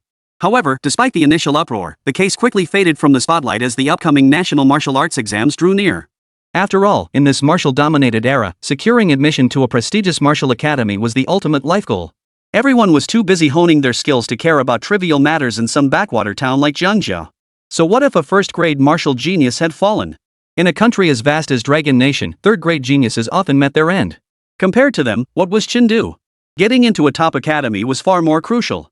Yet while the national fervor faded quickly, in Jiangjiao City, the aftershocks lingered persistently. Chen Du is finished? Chen Du is crippled? Ha ha ha ha, karma's A. Every family of the former Class 3 seniors from number 4 high school who'd been expelled because of Chen Du celebrated, shouting that Chen Du deserved it. This was divine retribution. Celebrating wasn't enough, they flooded the Class 3 group chat with red envelopes, gloating loudly. Yet just as their joy peaked, a group of uninvited guests suddenly burst into one of the celebrating families' homes. They were a group of disabled martial artists clad in combat gear, led by a woman whose face was covered in scars. Vague traces of her former beauty could still be discerned beneath the scars. Suspected of insulting a hero decorated with the Bright Moon Medal. Bring them back to headquarters for investigation. After the woman issued her cold command, they ignored the victim's struggles, knocking them unconscious and dragging them away. After locking them in the vehicle, one team member leaned close to the woman and whispered, "Captain Bai, isn't this how we treat ordinary people? Doesn't it violate bureau regulations?" "Yes, it does." "So what?" Bai Qingxue turned to face him. "Even if it means losing my position as deputy captain of the elite squad and getting kicked out of the Criminal Investigation Bureau, I'll still make sure those bastards who slandered Chen Du spend a couple of days behind bars. Our squad owes Chen Du far too much. Some people are inconvenient for him to punish himself, we'll do it for him." The same scene was unfolding elsewhere. "What are you doing?" "I'm a student. I'm injured." "Where are you taking me?" Wang Ming had been passionately ranting against netizens praising Chen Du from his hospital bed when, mid-tirade, he was dragged away by a group of bandaged figures. Suspected of insulting a hero awarded the Bright Moon Medal. Taking him back to headquarters for investigation. The Yanqing squad members, armed with Criminal Investigation Bureau credentials, proceeded unimpeded. The occasional glances they cast at Wang Ming held hidden anger and hatred. Such glances made Wang Ming involuntarily tremble with fear. "My mom is a second-rank martial artist in the military. You dare touch me? Do you think she won't kill you all? Your mother?" Sun Xing turned his head, sneering coldly at Wang Ming. "Is your mother Zhanlan? The one who just broke through to late second rank?" "What? My mother broke through to the late second rank stage?" Wang Ming's initial shock gave way to delight, then he began threatening the men. "You know this and still dare touch me? I'll say this one last time, let me go, or else. Or have the Criminal Investigation Bureau fire us, or send us to jail." Yan Cheng slapped Wang Ming across the face, sending stars dancing before his eyes. "If it weren't for your mother, Chen Du's right hand wouldn't be ruined. Threatening us with a dead person? What kind of person do you think you are? Chen Du's right hand? What does that have to do with my mother? Wait, dead? Wang Ming's pupils suddenly contracted. He gasped, impossible. How could my mother be dead? Impossible. You must be lying to me. Impossible. Hide in the sand and shelter from the wind. Captain, maybe we should. Sun Xing discreetly made a disposal gesture. Yan Xing shook his head. No need to dirty our hands. Charge him under the maximum penalty for insulting a martyr. Throw him in jail for 10 or 8 years, that'll be the end of him. Scenes like this unfolded across Jiangjiao City. Almost without exception, those who had genuinely crossed Chen Du were either arrested by the Criminal Investigation Bureau or subjected to re-education. They were purged clean. Chen Du's contributions were too immense, so immense that the entire Criminal Investigation Bureau felt they could never fully repay the debt. But they couldn't actually help Chen Du regain his position, so they could only do what they could within their means to show their appreciation. After all, these individuals had insulted a decorated hero, a clear violation of Long Nation's laws. While such offenses might normally go unpunished, once investigated, they inevitably faced a 15-day detention package. Beyond the punishment meted out to these individuals, several families also found themselves in turmoil. Where did Chen Du go? I can't even get through on the phone. I was planning to invite him out for a meal since he was home alone. Wu Jiangmo stared at the hot pot simmering before him, a sense of loneliness settling over him. Being single, he rarely had students he genuinely liked. He'd hoped to celebrate his promotion and raise with him, but now he couldn't even reach him. Never mind. I'll just eat by myself. He reached out to turn on the TV, intending to watch the news while eating. Student Chen Du. The voice from the TV reached his ears. Clatter. The bowl filled with sauce crashed to the floor. Wu Jiangmo stared at the face on the screen in disbelief, his pupils dilating in shock. At Fang Yuanshan's home, a fierce argument erupted. Fang Yuanshan, the teacher is only 18. What right do you have to involve him in your actions? Don't you know he's taking the martial arts exam this year? It's all my fault. If I hadn't introduced him to you, he wouldn't be in this state. It's all my fault. 2 days later, Chen Du slowly awoke from his dream. Since taking up martial arts, he had actually slept very little, usually only 3 or 4 hours a day. This cycle of waking and sleeping and waking, to be honest, it made his hands itch. He wanted to touch a blade. Awake? Zhu Xiaoxiao sat beside the bed, her delicate curves faintly visible beneath her white lab coat. Chen Du couldn't help but glance at her twice. He had to admit, this doctor's sister was quite attractive, a sight for sore eyes. While you were sleeping, several calls came in. Since you were asleep, I answered them for you. The caller said they were from the admissions office. Zhu Xiaoxiao held up Chen Du's phone. Admissions office? Chen Du was puzzled. How could the admissions office be looking for him in his current state? He motioned for Zhu Xiaoxiao to call them back. The call connected quickly. Hello, is this Chen Du? This is he. We're from the admissions office of the Zheng Province Martial Arts Academy. We'd like to offer you a special admission spot. Special admission? Chen Du was puzzled. He had heard of the Zheng Province Martial Arts Academy. It ranked among the top 10 martial arts academies. While its admission standards weren't as high as those of the top 3 academies like Tiannan, they were still extremely rigorous. Why would they recruit someone like him, a complete failure? Yes, special admission. Once enrolled, we can grant you special approval to enter the military strategy program, exempting you from the martial arts proficiency assessment. With that explanation, Chen Du understood. What was the point of entering the academy if he couldn't train in martial arts? Special admission? It sounded nice, but in reality, it was just making him a mascot. Thank you for your suggestion, but I'm only interested in martial arts. Without training in martial arts, attending the academy holds no meaning for me. Ha! They seemed taken aback by Chen Du's response. Student Chen Du, your body is no longer suited for martial training. Continuing in the martial arts program would only cause further damage to your health. No, actually my body can still be saved. But it requires consuming part of a martial marquee blood crystal. Would your school be willing to help me? A martial lord. The other party was speechless, wanting nothing more than to pry open Chen Du's skull to see what was inside. Glue? Does the elite martial academy have no pride? They were already generous to admit you through special recruitment, yet you have the audacity to demand the blood crystals of 3 martial lords. Pushing your luck? So your school isn't willing to expend that resource, right? Then forget it. Chen Du hung up the phone. He had actually lowered his demands, asking for just 1 martial lord. But the other party still wasn't willing to invest. Declining a free admission offered to a prestigious martial academy, merit plus 50. Ha! That counts? What else is there to say? Call them back. Next, Chen Du responded to each call from the admissions office one by one. Almost all of them were from prestigious martial arts academies, and even the Shanghai Martial Arts Academy had made a call. Without exception, every single one declined Chen Du's request. Actually, those martial arts academies are pretty good. After graduation, you could still join the military in an administrative role. Xu Xiaoxiao couldn't help but offer a word of advice. If I can't cultivate martial arts, then it's meaningless. Chen Du closed his eyes contentedly after harvesting 1,000 merit points. What kind of crappy command major is that? If it can't make me stronger, then whoever wants it can have it. I gave you all a chance. Since you all turned it down, I'll just go to Tianan. If Suyu refuses to help, I'll just confess everything about the merit system to him. I bet he won't be able to resist. Hold off on sleeping. Some people want to see you. Since your injuries weren't stable recently and you needed rest, I held them off for you. Xu Xiaoxiao closed her data log notebook. Meet someone? Chen Du nodded. Seeing his agreement, Xu Xiaoxiao stepped outside. Moments later, a group entered through the doorway, led by none other than the long-unseen Wu Jiangwo. The moment they saw Chen Du, all the carefully prepared words they rehearsed vanished from their minds. The once-spirited young genius who dared to challenge a second-rank cultivator 2 realms above him now lay motionless in a hospital bed, his entire body wrapped in bandages. How did you end up like this? After a long pause, Wu Jiangwo finally spoke in a hoarse voice. Those second-rank and first-rank warriors were charging the medical station like madmen. I couldn't hold back.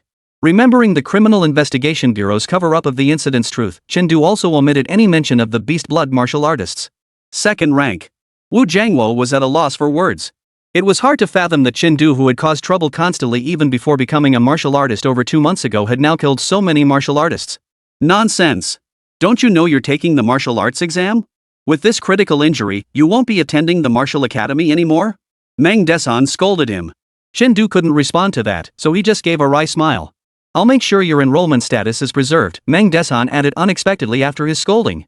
When you're ready to take the martial arts exam, remember you're a student of our 4th middle school. Chen Du paused, then nodded with a smile. All right. After all, number 4 High was a key school with limited enrollment spots. Meng Dishan's words meant that no matter when, number 4 High School would be willing to reduce its intake by 1 student to allow him to take the exam as a current graduate.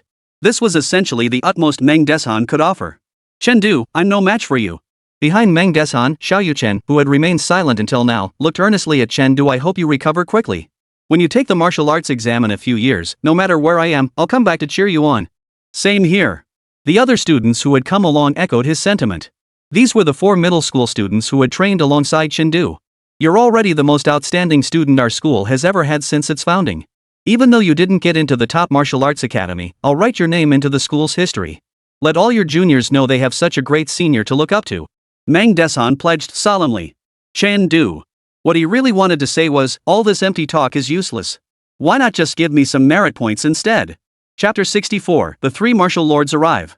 Remembering that Chen Du was still a critically injured patient, Meng Desan and the others didn't linger long before departing. Before departing, they took the badly damaged F-grade alloy longsword with them, saying they would display it at the school entrance for every student to see. Chen Du didn't object.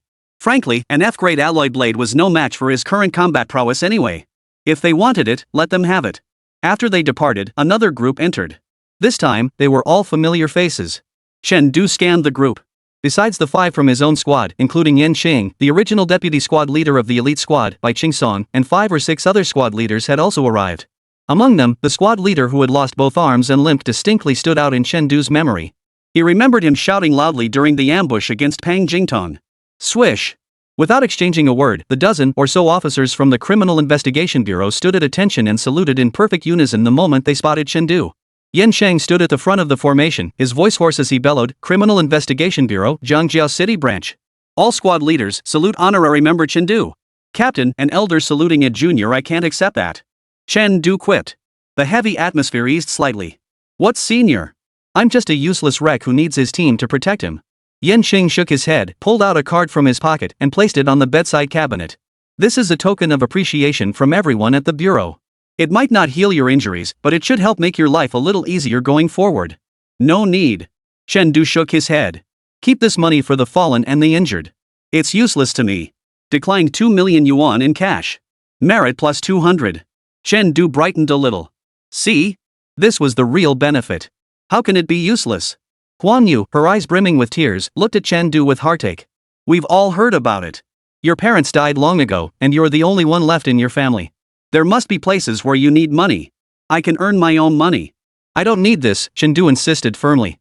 Alright, just take it, Wen Tingxing declared, plopping down in a chair. You've done our entire precinct a favor. If you hadn't stepped in, everyone at the medical station would have died. Take it and feel good about it. Bai Qingsong chimed in, the captain and the others are alive because of you too. You have to take this money. No. Chen Du refused again, this time not out of modesty but because he genuinely looked down on the money. Once Suyu and the others arrived and helped him restore his body, second grade would be within reach. Once he secured the D grade contract from the Extreme Martial Arts Dojo, it would grant him resources worth 5 million. Compared to that, 2 million seemed insignificant. Yet for the wounded and fallen, this sum carried immense weight. Chen Du considered himself a man of principle. He knew exactly which money was rightfully his and which wasn't. What's wrong with you? You're being so stubborn. Yan Shang glared at Chen Du before snatching the card back. Fine, I'll hold on to it for you until you change your mind. I won't change my mind, Chen Du replied with a smile. Next, Yan Qing informed Chen Du of the disciplinary actions the bureau had imposed on the students who had bullied him. The lightest sentence was 1 month detention, the heaviest 6 months, with all 3 barred from taking the martial arts exam for 3 years. Wang Ming was excluded from this list. Since numerous plans to kill Chen Du were found during a search of his home, the bureau determined he was at least an accomplice. His sentence would be no less than a decade, with no upper limit. Chen Du felt a pang of regret. He had intended to take matters into his own hands and eliminate them completely, but he hadn't expected the Criminal Investigation Bureau to act so swiftly. What a waste of merit. As they chatted, Chu Xiaoxiao suddenly entered from outside, interrupting Chen Du and the others. They're here. The person's here? What did she mean? Yan Chang and the others froze, assuming another visitor had come to see Chen Du. Only Chen Du's eyes flashed with excitement. Su Yu and the others had arrived. He had never seen so many martial lords gathered in one place before. Captain, everyone, I have urgent matters to attend to. I must ask you all to leave for now. With Chen Du speaking so, Yan Chang and the others felt it inappropriate to linger further, though they couldn't help but grumble inwardly. Who was this arrogant person, actually trying to shoo them away? With that thought, the group stepped outside the ward and encountered several unexpected figures. The director? The group stared in stunned disbelief. Unlike his usual imposing self, Director Fang Yuanshan now resembled a pig's head, being carried by an elegant-looking man. Incidentally, the man's other hand was holding Duan Qi, who was equally battered and bruised. You must be Chen Du's colleagues. Thank you for your efforts in the battle a few days ago. The refined man offered Yan Chang and the others a gentle smile before tossing Fang Yuanshan and Duan Qi to them. By the way, could you do us another favor and take these 2 jerks back? Oh. Yan Chang and the others scrambled to catch the 2 men, then stood frozen in place until the scholarly-looking man and his 2 companions had entered the ward before they snapped out of their stupor. Holy crap! Wuho Suyu? That's Suyu, right? My sister absolutely adores him. What? You're following Suyu? I didn't even notice him. You didn't notice such a prominent figure? Are those things on your nose just for decoration? What do you know? That middle-aged guy next to Suyu is Jiang Qing, the deputy director of the Southern Bureau, a martial lord. Holy crap? Alright, quiet down. Don't let them hear us. Martial lords don't appreciate people gossiping behind their backs. Ah, come on. Hospital rooms aren't that soundproof. A 7th rank cultivator shouldn't be able to hear us. 7th rank might be a stretch, but 8th rank? I guarantee they can hear us. Bai Qingsong took several deep breaths, struggling to steady his wildly racing heart. If I'm not mistaken, the old gentleman behind Suyu is Chen Jinan, the headmaster of Tiannan Martial Arts Academy and 8th rank cultivator. Whoa! The group sucked in sharp breaths. They never imagined that in this small hospital room, they would encounter martial lords renowned throughout the region, people they themselves weren't even qualified to approach at the border. And 3 of them. This is insane. Who would have thought Chen Du's background was this astonishing? Yan Chang let out a bitter laugh. No wonder Director Fang didn't show me Chen Du's file, he was afraid it'd scare me to death. But damn it, next time tell me sooner. Now this god-tier guy's in my squad, how am I supposed to live my life from here on out? In the hospital room, Suyu and the other 2 stood before Chen Du's bed, staring at each other in silence. Suyu was thoroughly exasperated. He never imagined that in the mere month or 2 he'd been back at school, Chen Du could have gotten himself into such a dire predicament. But he couldn't blame Chen Du. If Chen Du hadn't stepped forward that day, the entire medical station staff would likely have perished. With great power comes great responsibility. This phrase graced the very first page of the Martial Artist Management Act of Dragon Nation, a famous saying left behind by the legendary martial god of yore. For years, nearly every martial artist had strictly adhered to this principle, shielding ordinary people from harm. It was precisely because of this that Dragon Nation had grown to its current strength. But, are you going to show off again next time, you brat? Suyu glared at Chen Du. Next time, whatever choice you make, master, that's the choice I'll make. Chen Du blinked his eyes. Damn it! The kid still dares. But since he called me teacher, I'll let it slide. Suyu's face remained stern, but the corners of his mouth twitched slightly, struggling to suppress a smile. My eye for recruiting students is unmatched. Ability, talent, character, they're all top tier. While the two of them chatted, the other two martial lords turned their gaze toward Chengdu. Before even taking the martial arts exam, he'd already killed over a dozen first-rank martial artists and 6 or 7 second-rank ones, including 2 formidable late-stage second-rank mutated warriors. He was undoubtedly the strongest high school student in this year's Tiannan province cohort. No, had he not been injured, he would very likely have been the strongest examinee in the entire nation this year. Comrade Chengdu, on behalf of the Tiannan Provincial Criminal Investigation Bureau, I salute you. Zhang Qing, a martial officer from the Provincial Bureau, bowed to Chengdu before pulling a small, exquisite box from his robe and placing it beside the bed. Jiangjiao City Branch, Tiannan Province, Dragon Nation. 7th Squad, 2nd Lieutenant Chengdu. On May 16, Martial Calendar 409, during the Beast Warrior Uprising in Jiangjiao City, you rendered outstanding service and are hereby awarded the Bright Moon Medal. A personal Bright Moon Medal. Suyu, standing nearby, felt a sudden pang of envy for some reason. The criteria for receiving the Bright Moon Medal were extremely stringent, encompassing the severity of the incident, the warrior's cultivation level, and the magnitude of their contribution. For someone like him stationed at the border, only a group Bright Moon Medal was possible. Obtaining an individual one was extremely difficult. For it was nearly the highest honor a martial artist could receive in their lifetime. The individual Crimson Sun Medal was reserved for those whose names were inscribed upon tombstones. At his age, Chengdu was likely among the few in history to earn a personal Bright Moon Medal. The announcement concluded swiftly. After distributing the medals, Zhang Qing's expression softened slightly. The Bright Moon Medal grants you the right to request a 7th-rank martial marquis to intervene on your behalf once. Are you certain you wish to use it today? Affirmative. Chengdu nodded. Of course he would use it, otherwise he'd have to slaughter Suyu. But hadn't he already requested to? Then who was that handsome old man beside Suyu? Noticing Chengdu's gaze, the elder smiled kindly. Young man, I'm Chen Jinan, Dean of Tiannan Martial Arts Academy. I'm here to assist you at Suyu's request. My only condition is this: when you take next year's martial arts exam, you must list Tiannan Martial Arts Academy as your first choice. If you don't, I'll chop you to bits. Though Chen Jinan was smiling, Chengdu felt the temperature in the hospital room drop several degrees. Absolutely. Absolutely. Chengdu forced a smile. With the other party going to such lengths, what else could he say? If the master won't abandon me, then so be it. Before treating you, I need to give you a lesson. Listen to it first, then decide whether to proceed with the restoration or not. Suyu suddenly lowered his head, meeting Chengdu's gaze directly. Do you want to know the truth about this world? Chapter 65, The Truth of the World. So he was hiding something after all. Chengdu's eyes flickered. Teacher, do you really think I'd refuse at this point? Isn't that against protocol? Suyu cleared his throat. 2 options: 1, we heal your wounds, and you return with us to Tiannan Martial Arts Academy, facing countless dangers in the real world from then on. Option 2, we only treat your life-threatening injuries. Though you'll live with physical disabilities, you'll enjoy a life of wealth and peace. Since you were injured while serving the Criminal Investigation Bureau, they won't. Option 1. Chengdu declared with unwavering resolve. He had a flaw: if he couldn't get answers to certain questions, they would gnaw at him endlessly. Like why so many martial artists guarded the borders. Like what exactly the beast blood of those beast blood martial artists was. Why the simulated battlefields he'd experienced earlier were nowhere to be found in history books. See? I knew he'd say that. Suyu nodded with satisfaction, then turned and extended a hand toward Zhang Qing. You lose, you pay up. Damn it, I should have known. Anyone you southerners take a liking to can't be normal. Zhang Qing cursed as he handed a delicate, translucent fruit to Suyu. Chengdu. Suddenly, he felt like his cheap teacher wasn't exactly a saint either. Ahem. Don't look at me like that, teachers are poor too.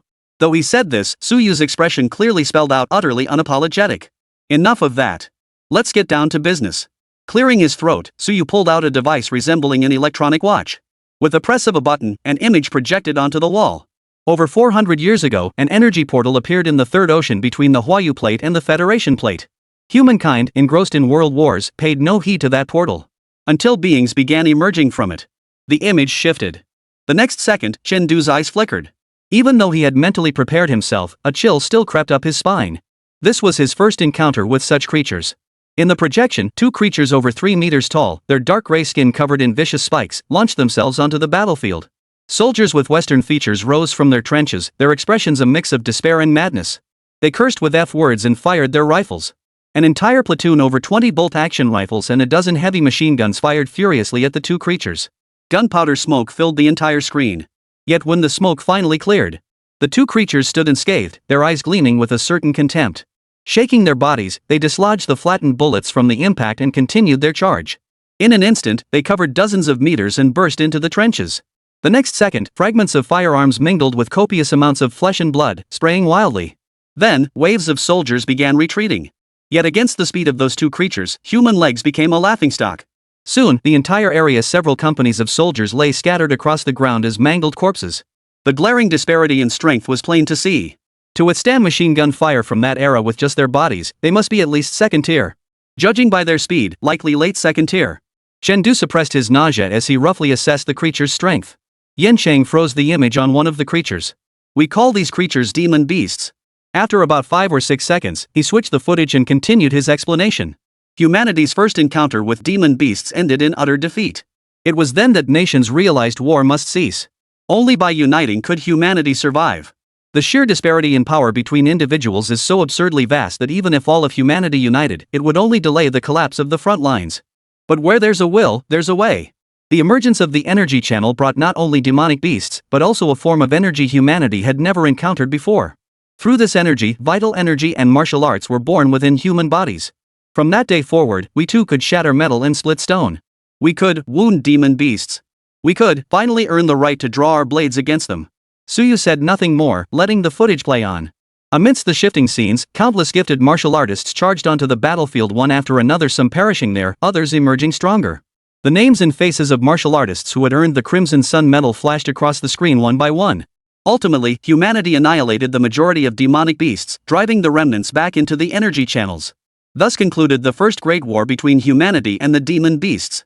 The day of victory was designated as the first day of the martial era. Yet the energy channels remained open. Humankind could only bide its time, gathering strength to prepare for the next demon beast invasion.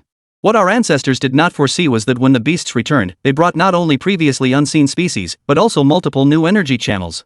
Humankind suffered hundreds of millions of casualties and saw several nations collapse before finally driving the demon beasts back into the energy channels. This was the Second Great War between humanity and the demon beasts. History refers to this era as the Resistance War. Upon hearing this, Chen suddenly felt something was off. It sounded like the demon beasts weren't particularly formidable beyond their combat strength. Hearing this, doesn't it make the demon beasts seem a bit foolish? Suyu sensed Chendu's confusion and sighed. That's precisely how our ancestors perceived them, which is why we paid such a terrible price. Back then, humanity sought to contain the enemy externally by extending the front lines to the other side of the energy corridor.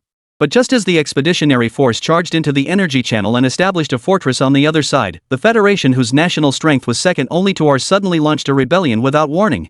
Only then did our ancestors discover that within the Federation, hidden from all, lay an unknown energy channel. The entire Federation had been bewitched by the demonic beasts, becoming their minions. War once again engulfed the entire world. The scene shifted. Chengdu witnessed Sakura Nation, Goryeo, and Britannia fall one after another, saw the Dragon Nation erecting great walls and fortresses along its borders. Suyu's voice grew passionate. But we, the Dragon Nation, held firm.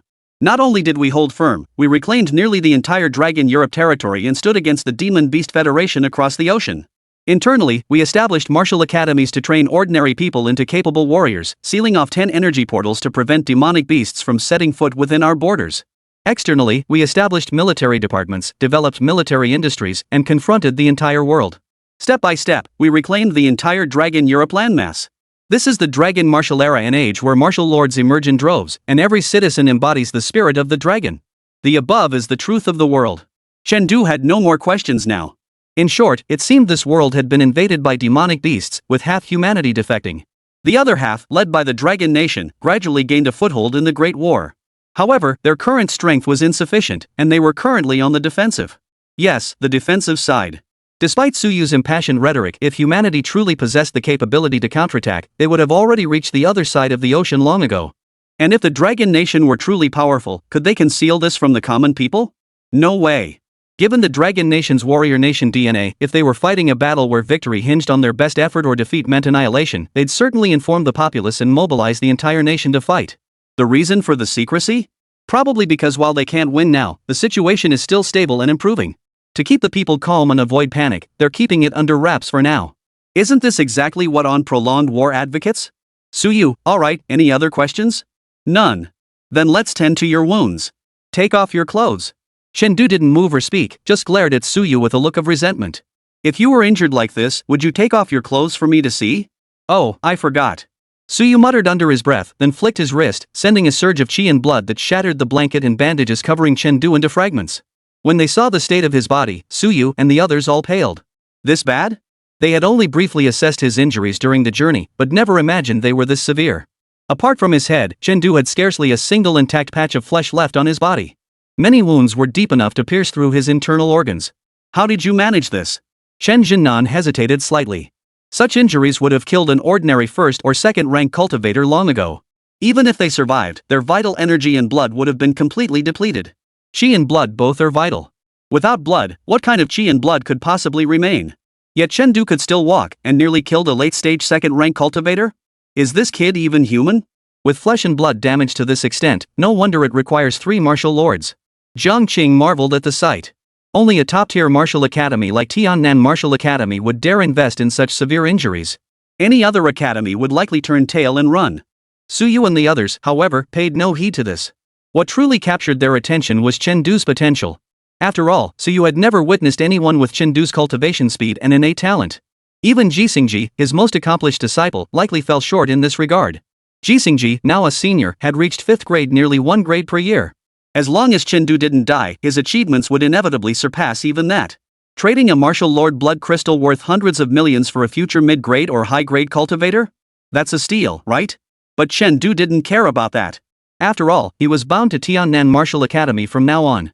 The more he owed them, the more they'd have to treat him like gold. Otherwise, how would they recoup their investment? At this moment, Chengdu was expending his merit points, gradually restoring his vital energy and maintaining his condition. I'm ready. Thank you all. Chengdu nodded to the trio. Seeing this, Suyu and the others gave slight nods before extending their hands. One by one, translucent, delicate crystals drifted into Chengdu's body. Chapter 66, the strongest non-martial artist in history. As the crimson crystals burrowed into Chengdu's body, the next moment, his wounds began to emit a hissing sound. Almost visibly to the naked eye, the wounds within Chengdu's body started to heal. Throughout this process, Chengdu continuously replenished his qi and blood to aid his body in better absorbing the power of the blood crystals. The expressions of the 3 individuals facing him grew exceptionally grave. The power of the blood crystal far surpassed that of vital energy by several orders of magnitude. One misstep, and Chengdu's body could collapse. Fortunately, Chen Jinnan was present. As an 8th rank powerhouse, he had already cultivated spiritual level strength, making it effortless for him to channel the blood crystal's power. This was precisely why Suyu had insisted on bringing the headmaster here. A constant hissing sound filled the air. Beyond the translucent crimson blood crystals, thick, scarlet vital energy surged across Chengdu's body. This spectacle drew the constant sideways glances of the 3 martial lords. Didn't martial artists typically revert to ordinary humans after their bodies collapsed? Ordinary people have a maximum vital energy of 50 points. Chengdu's vital energy power hadn't ceased since the healing began. It must be around 100 or 200 points now? Wasn't that a bit excessive? Soon, the flesh and blood on Chengdu's body had fully healed. Channel the force. Heal the meridians. Chen Jinnan barked. Chengdu heard him, but he didn't act immediately. It feels like my flesh still has room for improvement. In that moment, he recalled the 250-point vitality cap displayed on his interface, along with the tearing sensation he'd felt when strengthening his meridians earlier. That had been caused by his cultivation advancing too rapidly for his body to adapt. What if he tried strengthening his physical body first? Chengdu suddenly gritted his teeth and went for it. He began channeling merit points into his health cap. After consuming 1,000 merit points, his maximum health reached 250. Keep going. Another 60 merit points spent, and his maximum vitality reached 260. The cost to increase the maximum HP by 1 point had now risen to 6 points of merit. But the loss of merit is a minor matter. The real issue is the pain. It hurts like hell. Chengdu clenched his eyes shut, his jaw trembling from the effort. If he had to draw a comparison, it felt like countless razor blades were slicing him to pieces. And each cut was followed by a splash of acid. Yet he fought to stay conscious, summoning the power of his blood crystals to mend the flesh on the verge of collapse. Simultaneously, he frantically allocated points. Consuming another 70 points of merit, his maximum vitality reached 270. Nearby, several martial lords stared in stunned silence. They could sense that Chengdu's meridians hadn't healed, but what was causing this fluctuation in his vital energy? His maximum vitality must be over 300 points now. What is this kid up to? Your school really knows how to keep things under wraps. Jiang Qing's tone dripped with bitterness. He deeply regretted it. Had he known Chengdu was such a prodigy, he would have summoned every martial arts expert from the Criminal Investigation Bureau to help Chengdu recover. After all, Chengdu was part of the Criminal Investigation Bureau. If he'd brought in so many martial arts masters, Chengdu might have poached them all. But he insisted on sticking strictly to protocol. Now look, even the headmaster of Tiannan Martial Arts Academy had shown up. Now Chen Du was bound to be completely tied to Tiannan Martial Arts Academy. Chen Jinnan and Suyu, you might not believe this, but we just found out too. How the hell did Chen Du pull this off? Amidst the stunned gazes of the others, Chen Du's furrowed brow suddenly relaxed. His chi and blood reserves were maxed out, he couldn't push any harder. The torture was finally over. Suyu suddenly shouted, Chen Du, heal your meridians now. What was that kid doing just standing there? Didn't he realize how many blood crystals they'd already consumed to heal him? Cultivating blood crystals was no easy feat for a martial marquis. Only one could be condensed after dozens of rounds of body tempering fist. Blood crystals were the foundation of a martial lord's overwhelming combat power against mid-tier opponents, possessing astonishing destructive force. However, no martial lords would ever use blood crystals for offense, they were reserved solely for rapid healing. This stuff was second to none for healing. As long as a martial lord isn't instantly killed, they can recover using blood crystals. As the saying goes, there are only depleted blood crystals, never gravely wounded martial lords. Chen Du replied calmly, understood, master. With that, vast quantities of vital energy surged forth from within him, mingling with the blood crystals as they rushed toward his meridians. The shattered meridians began rebuilding at an astonishing pace. Chen Du's actions left the three martial lords utterly dumbfounded. Jiang Qing couldn't help but ask, Principal Chen, what rank was Chen Du before he was injured? Was he truly a first rank? He must have used nearly 1,000 points of vital energy healing himself so far. Even a second-rank martial artist standing here wouldn't have much more than that in reserves. Chen Jinnan was speechless. You ask me, but who should I ask? Both turned to look at Suyu, leaving him at a loss for words. You don't know, but I do? This kid isn't even mine. Half a minute later, Chen Du saw through the interface that the 8 meridians had been fully restored. Name, Chen Du. Merit, 22,356. Vitality, 400. 8 meridians tempering progress, 8 meridians at 0%. 12 regular meridians tempering progress, not unlocked. Unranked martial arts, tempering fist mastery 1531 3000. Low tier martial arts, mountain splitting blade minor mastery 18300, swift wind blade minor mastery 299 300, swift wind body technique grand mastery 3069 3000 W steps. Enough. The meridian healing is complete. For the remaining Chon pulse, just have the kid run through it one more time. Chen Jinnan sensed the state within Chen Du's body and nodded to the other two. Suyu and the other immediately withdrew the blood crystals, unwilling to part with even a single drop more. However, Chen Du suddenly whined, Gentlemen, could you spare just a little more? It should be sufficient. Chen Jinnan turned away expressionless, his shoulders trembling slightly. What do you think blood crystals are, you brat? Suyu scolded, though his voice held suppressed amusement. Actually, your look fits the Criminal Investigation Bureau pretty well, Jiang Qing nodded. Just a little more. Just a bit. Chen Du felt like crying. Damn it, I was so focused on enhancing my body I forgot about my hair. Not only was Big Head completely bald, but the other one was too. And with his current max HP of 400, what kind of hair was so resilient it could pierce through skin? Can't I just rock a bald head to 7th rank? I'm bald, but I'm stronger now, heaven forbid. Where are my restorative potions? Ultimately, considering that having a bald student represent the school wouldn't be good for publicity, Suyu reluctantly gave Chen Du some more blood crystals. Only then did Chen Du's hair regain some length. But not much, just 1 centimeter. It looked like a hairy boiled egg. Chen Du stared at his reflection, his face darkening. There's not a single decent person at Tiannan Martial Academy. Why couldn't these two martial lords be decent people? His idealized image of Suyu as a refined scholar had shattered into pieces. The guy's just a joker. Enough. Just a few stray hairs. Suyu chuckled for a moment before suddenly straightening up. Give me your hardest punch. Thud. Chen Du had been itching to fight and immediately unleashed a punch, even employing his body tempering fist technique.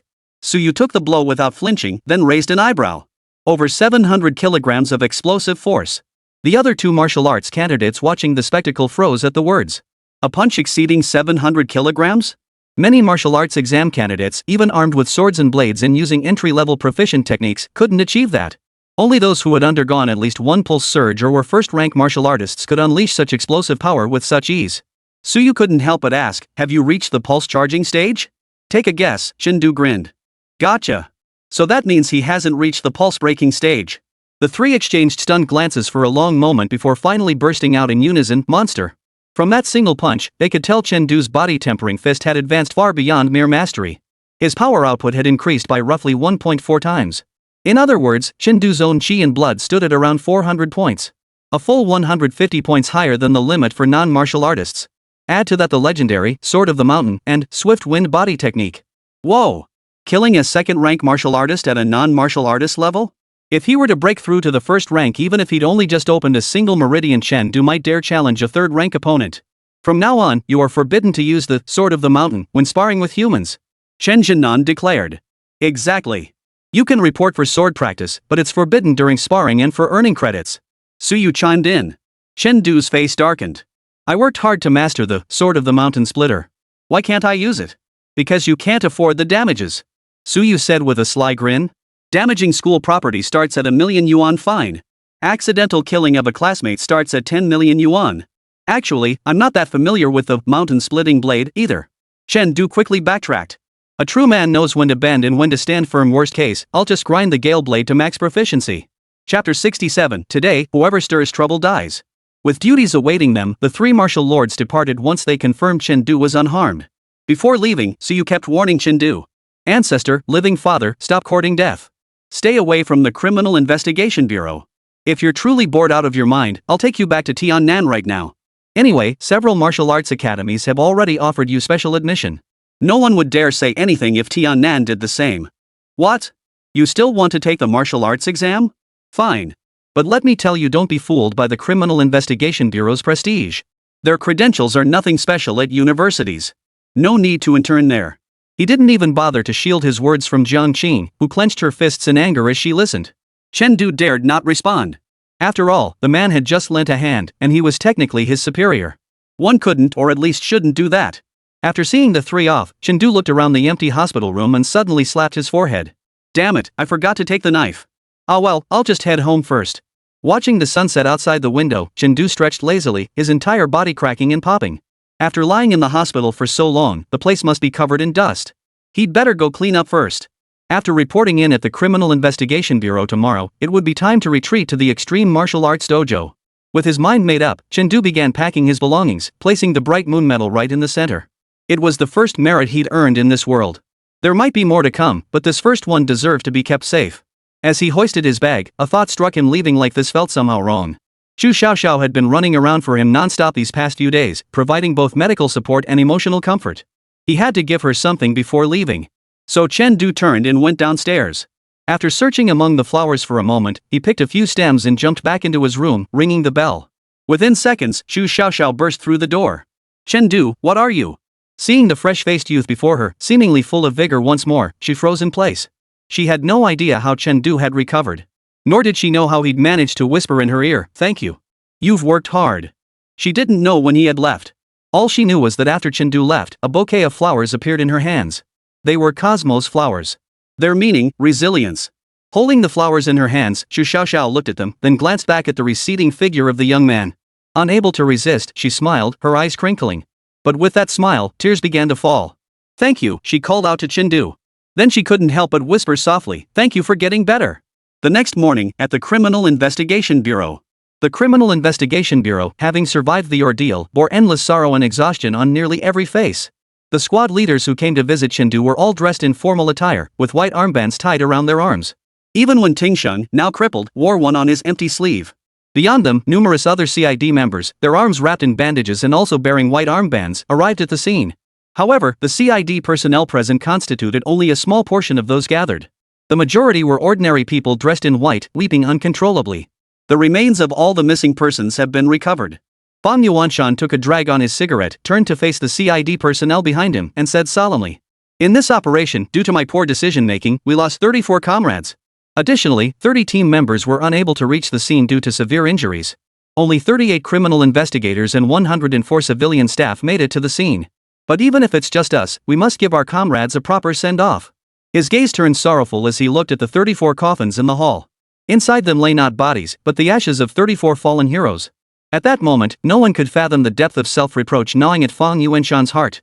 His incompetence had even prevented them from carrying the coffins to bury the fallen heroes. It wasn't that he didn't want to. But the martyrs had met such horrific ends that their bodies were not even fully recovered. Cremation on the spot was the only option. His grief was shared by the other squad leaders as well. In this battle, scarcely a single squad emerged unscathed. Everyone had lost comrades they'd shared every moment with. The Bai siblings, Qing and Song, stared at their squad leader's portrait, lost in thought. When Tingxing sat numbly on the ground, weeping and laughing at the same time. Seeing them like this, Yanqing opened his mouth but no words came out. He felt he had no right to offer comfort. Because of Chen Du, not a single member of their squad had perished. Even Chen Du, the most severely wounded, was still alive, able to converse, not yet separated by death. So, deep down, he felt a little better. Time slipped away silently in this atmosphere of sorrow. After glancing at the time, Bong Yuanshan wiped the corner of his eye and forced himself to walk into the hall. Let's go! To send off our martyr. The group began moving slowly toward the exit. At that moment, someone murmured softly. If only Chen Du were here. They must have wanted him to see them off too. The group fell silent upon hearing this. Indeed, that young man had become one of the core figures of the entire Jiangjiao precinct the moment he saved the elite squad at Zhanlo. And in the battle defending the medical station, he had become a hero to the entire precinct. If he were here to see them off, they could probably laugh and brag about meeting other ghosts down below. But alas, that peerlessly brilliant youth could never come here. We owe him a life. A sigh followed, deepening the sorrowful atmosphere. Where is he? Staring at the tightly shut door, Chen Du was dumbfounded. Does the Criminal Investigation Bureau even have brakes? No. The scattered white flowers at the entrance and the funeral decorations everywhere gave him a vague feeling. He seemed to have missed something important. Just as he was pondering this, the door suddenly swung open from the inside. Someone rushed out from inside, nearly colliding head-on with Chen Du. Sorry, there's something important happening at the bureau today. The moment the person recognized Chen Du's face, they froze in place. That face, no one in the entire Criminal Investigation Bureau would fail to recognize it. Especially since the owner of that face had defeated him in a single move during his first visit to the bureau. Chen Du! Bai Hao, who had once refused Chen Du, took a step back, raised his hand, and performed a martial arts salute toward Chen Du. His eyes were bloodshot. His voice was hoarse. The bureau? Today is the martyr's funeral. Everyone has gone to pay their respects. Then why are you? Chen Du wanted to ask why he was still here, but the words died on his lips. After all, the Criminal Investigation Bureau was a public institution. It was impossible for everyone to have gone to the funeral. Someone had to stay behind in case of an emergency. The scene suddenly fell silent. But this silence lasted only a few seconds before it was broken. Chen Du glanced at the white flowers on the ground, then at the white cloth on Bai Hao's arm, and said in a low voice, "When did they leave?" "It's been a while. They know how to drive, right?" "Ha?" Bai Hao froze. "Maybe. Or maybe not." "Yes. Then drive the bus." Chen Du yanked Bai Hao toward the garage. "I'll give you a spot. You take me to grab something, then we'll go together to see them off." "What about the emergency?" Bai Hao struggled briefly. "Don't worry. Today, whoever dares cause trouble will die." Chen Du's voice carried an air of resoluteness. Chapter 68, He's Still in This World. Extreme Martial Arts Dojo. The entrance to the usually empty martial arts hall now appeared slightly crowded. 63 burly men stood solemnly, blocking the entrance completely.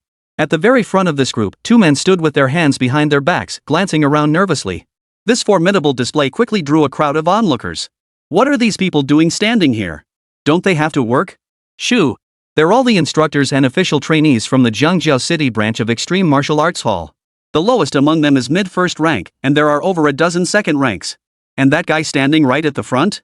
If I'm not mistaken, that's Duan Qi, the headmaster of Extreme Martial Arts Academy. A third-rank martial artist. Holy crap? That big of a deal? Then why are they standing here? Promoting something? No clue, but looks like they're waiting for someone. Overhearing the onlookers' speculation, Duan Qi remained silent, simply waiting. Is he here yet? When Zicheng stepped forward, approaching Duan Qi's side, he whispered the question, his eyes filled with hope. Among those locked underground on the day of the great battle was Wen Zicheng himself. He had witnessed firsthand how Chen Du, wounded by Pang Jingtong, had confronted over 20 beast-blood warriors in the footage. To say he had been so worried these past days that he had neglected sleep and food would be untrue. After all, his relationship with Chen Du could hardly be called particularly close. Yet undeniably, a lingering sense of reluctance remained within him. Such an outstanding young man should not fade into obscurity. Not yet. Duan Qi's tone carried a hint of peculiarity. Chen Du said on the phone he was taking a car here. From the Criminal Investigation Bureau to this location, it should take no more than 10 minutes. He said he was in a hurry, so why was he taking so long? He pulled out his phone, intending to call and ask, but after a moment's thought, he put it back. Even at third-rank martial artist, he still can't keep his cool, Duan Qi chuckled self-deprecatingly. Truthfully, it wasn't his fault. Everyone present was feeling a bit impatient. That legendary young prodigy, who had been so badly injured just days ago, was now actually coming to the martial arts hall. They were all dying to see him with their own eyes. Just as everyone was eagerly awaiting his arrival. Squeal!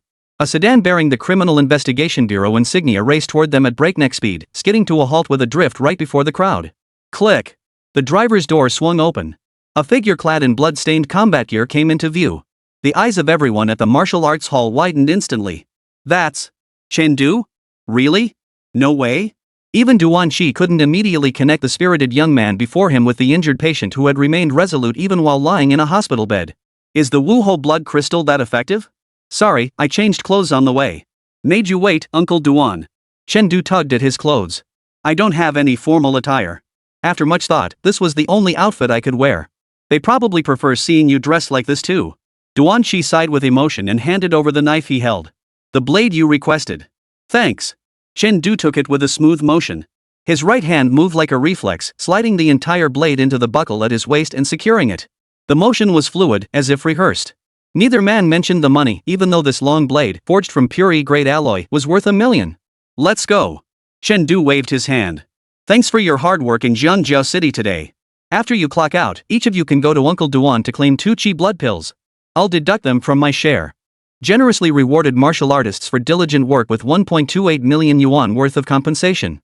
Merit plus 128. Hearing this, the onlookers were stunned. What the hell? 2 chi blood pills? Are those the kind that cost 10,000 yuan each? Who's this rich kid with all this money?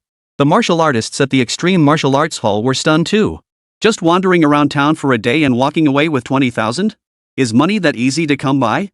True, they were all martial artists, but doing these low-risk jobs didn't pay much better. Even the chief instructor, Wen Zichang, only makes a fixed salary of 1 million a year. That was the case for late second-rank practitioners. First-rank practitioners were even worse off. And then you come along with 2 chi blood pills? Who could resist such a lavish offer? And that doesn't even include bounty money. Those martial artists daring to cause trouble if caught, they'd be another hefty income stream. Roar! Today in the city, whoever causes trouble dies. Brothers, let's get to work. All expenses for tonight are on young Master Chen. In the blink of an eye, the entire crowd scattered like a swarm of bees, scrambling to get out first. The sight left Duan Shi utterly speechless. Seeing this, Chen Du didn't linger any longer and climbed back into the car. In the back seat, Bai Hao looked as pale as a ghost. Maybe I should drive? No way. Chen Du buckled his seatbelt, then slammed his foot down on the accelerator. You're too slow. Roar! The sedan accelerated wildly, racing to deliver the final farewell to the deceased. The road leading to the martyrs' cemetery stretched about 2 kilometers. It wasn't Qingming festival today, and a steady drizzle fell. Logically, this road should have been deserted. Yet at this moment, both sides of the road were packed with people. They were all citizens who had come spontaneously to pay their respects. They may not know the truth behind this battle, but they know these young warriors died fighting to protect them. Amidst the crowd standing watch, the convoy carrying the coffins slowly approached. Behind the convoy, warriors wounded in battle still followed on foot, moving slowly. The once noisy crowd fell instantly silent. In that moment, the casualties of battle ceased to be cold, impersonal words in the news. They became tangible, visible, and devastatingly real. The silence stretched on for a long while, until the martial artists' formation passed and the plainclothed relatives came into view. The crowd could hold back no longer. Honor the fallen, a burly man dressed like a laborer suddenly roared. Farewell, warriors. Thank you. At this moment, whether they were children who had yet to begin martial training or ordinary people who had never practiced martial arts, all clenched their right fists, palms facing inward. Clumsily and awkwardly, they performed the martial arts salute toward the convoy. At the same time, woo! The convoy following behind the funeral procession sounded their horns simultaneously, bidding farewell to the martial artists as they departed. The wailing sound, mournful and heart-wrenching, reduced the martyrs' families to tears. Even the warriors who had never shed tears during their injuries now clenched their teeth, their eyes dry and hollow. Their tears had long since mingled with blood, drained dry on the battlefield. Amidst the wailing horns and farewell cries, the procession slowly entered the mausoleum. Yet the crowd gathered along the road lingered long after. Even if they couldn't enter, they wished to wait here until the funeral concluded, accompanying the fallen on their final journey. I'm going to the martial academy. I'm going to get stronger. Me too. I'll ace the martial arts exam in 2 weeks. Speaking of the martial arts exam, it reminds me of Chen Du. A group of senior high students huddled together. Someone mentioned Chen Du, and the others immediately sighed. During this period, Chen Du, that fleeting supernova, had become the pride of nearly every martial arts student. He didn't even show up for such an important day. Looks like Chen Du really did pass away from his injuries, just like the news said. I heard the knife he used was specially encased in a display at 4th High's entrance. They put it there to teach students to live like Chen Du. Talent envied by heaven. The most promising genius in Jiangzhou's history, destined to become Tianan province's top scholar, just like that. Perished in his prime as a first-rank martial artist. Shut up. Stop saying such unlucky things. Suddenly, two voices cut through the murmurs. They instinctively turned to see two faces of their peers, tinged with anger. Don't you dare curse our teacher. He will recover. One gripped his knife so tightly his knuckles turned white. Chen is exceptionally gifted. Good people are blessed by heaven. In a few years, he'll recover from his injuries and take the martial arts exam again. The other glared at them, displeased. The scolded students paled. As fellow examinees, they recognized these two immediately. First high school, Fong Zhang. Fourth high, Xiao Yuchen. These two prodigies, one newly ranked fifth at first high, the other formerly top at fourth high, both possessed terrifying vitality exceeding 200. Yet they remained unapologetic.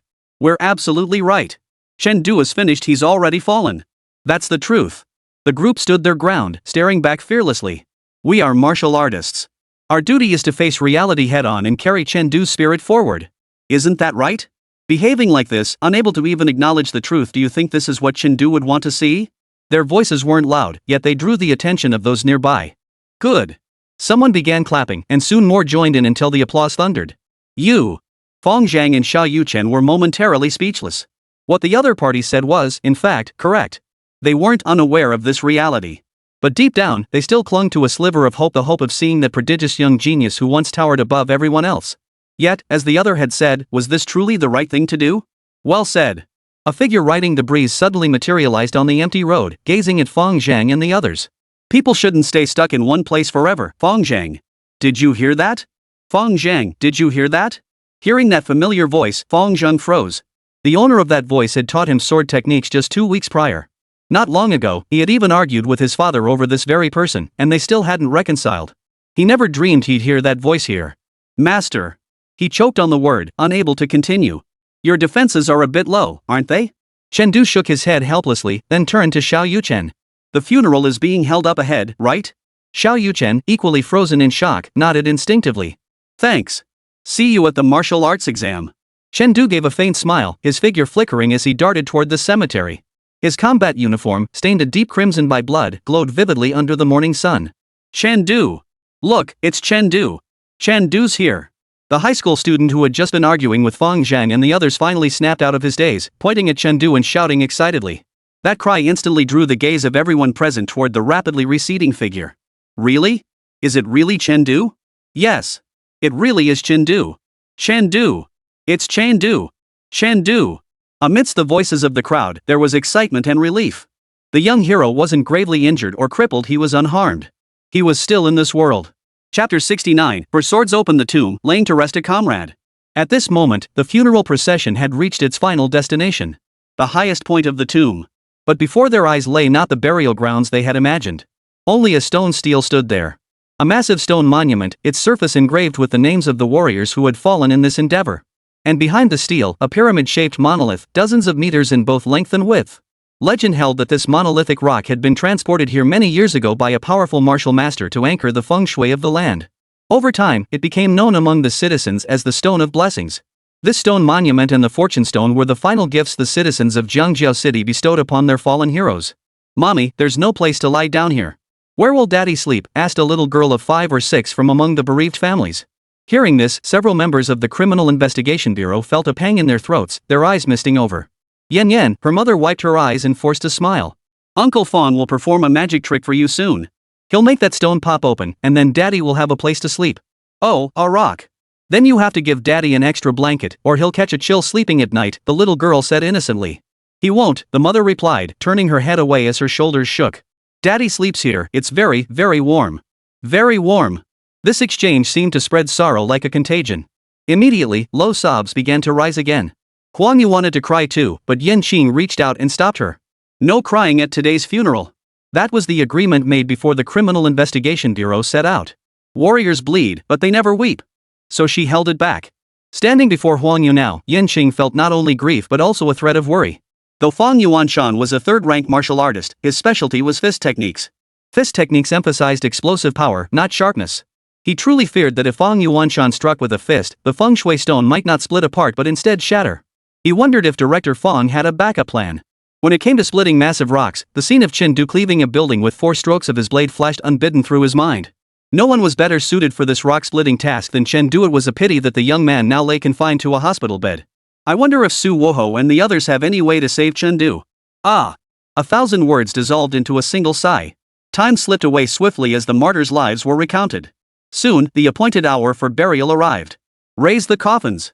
34 coffins, one after another, were carried in perfect order by the martial artists of the Criminal Investigation Bureau and placed before the monument.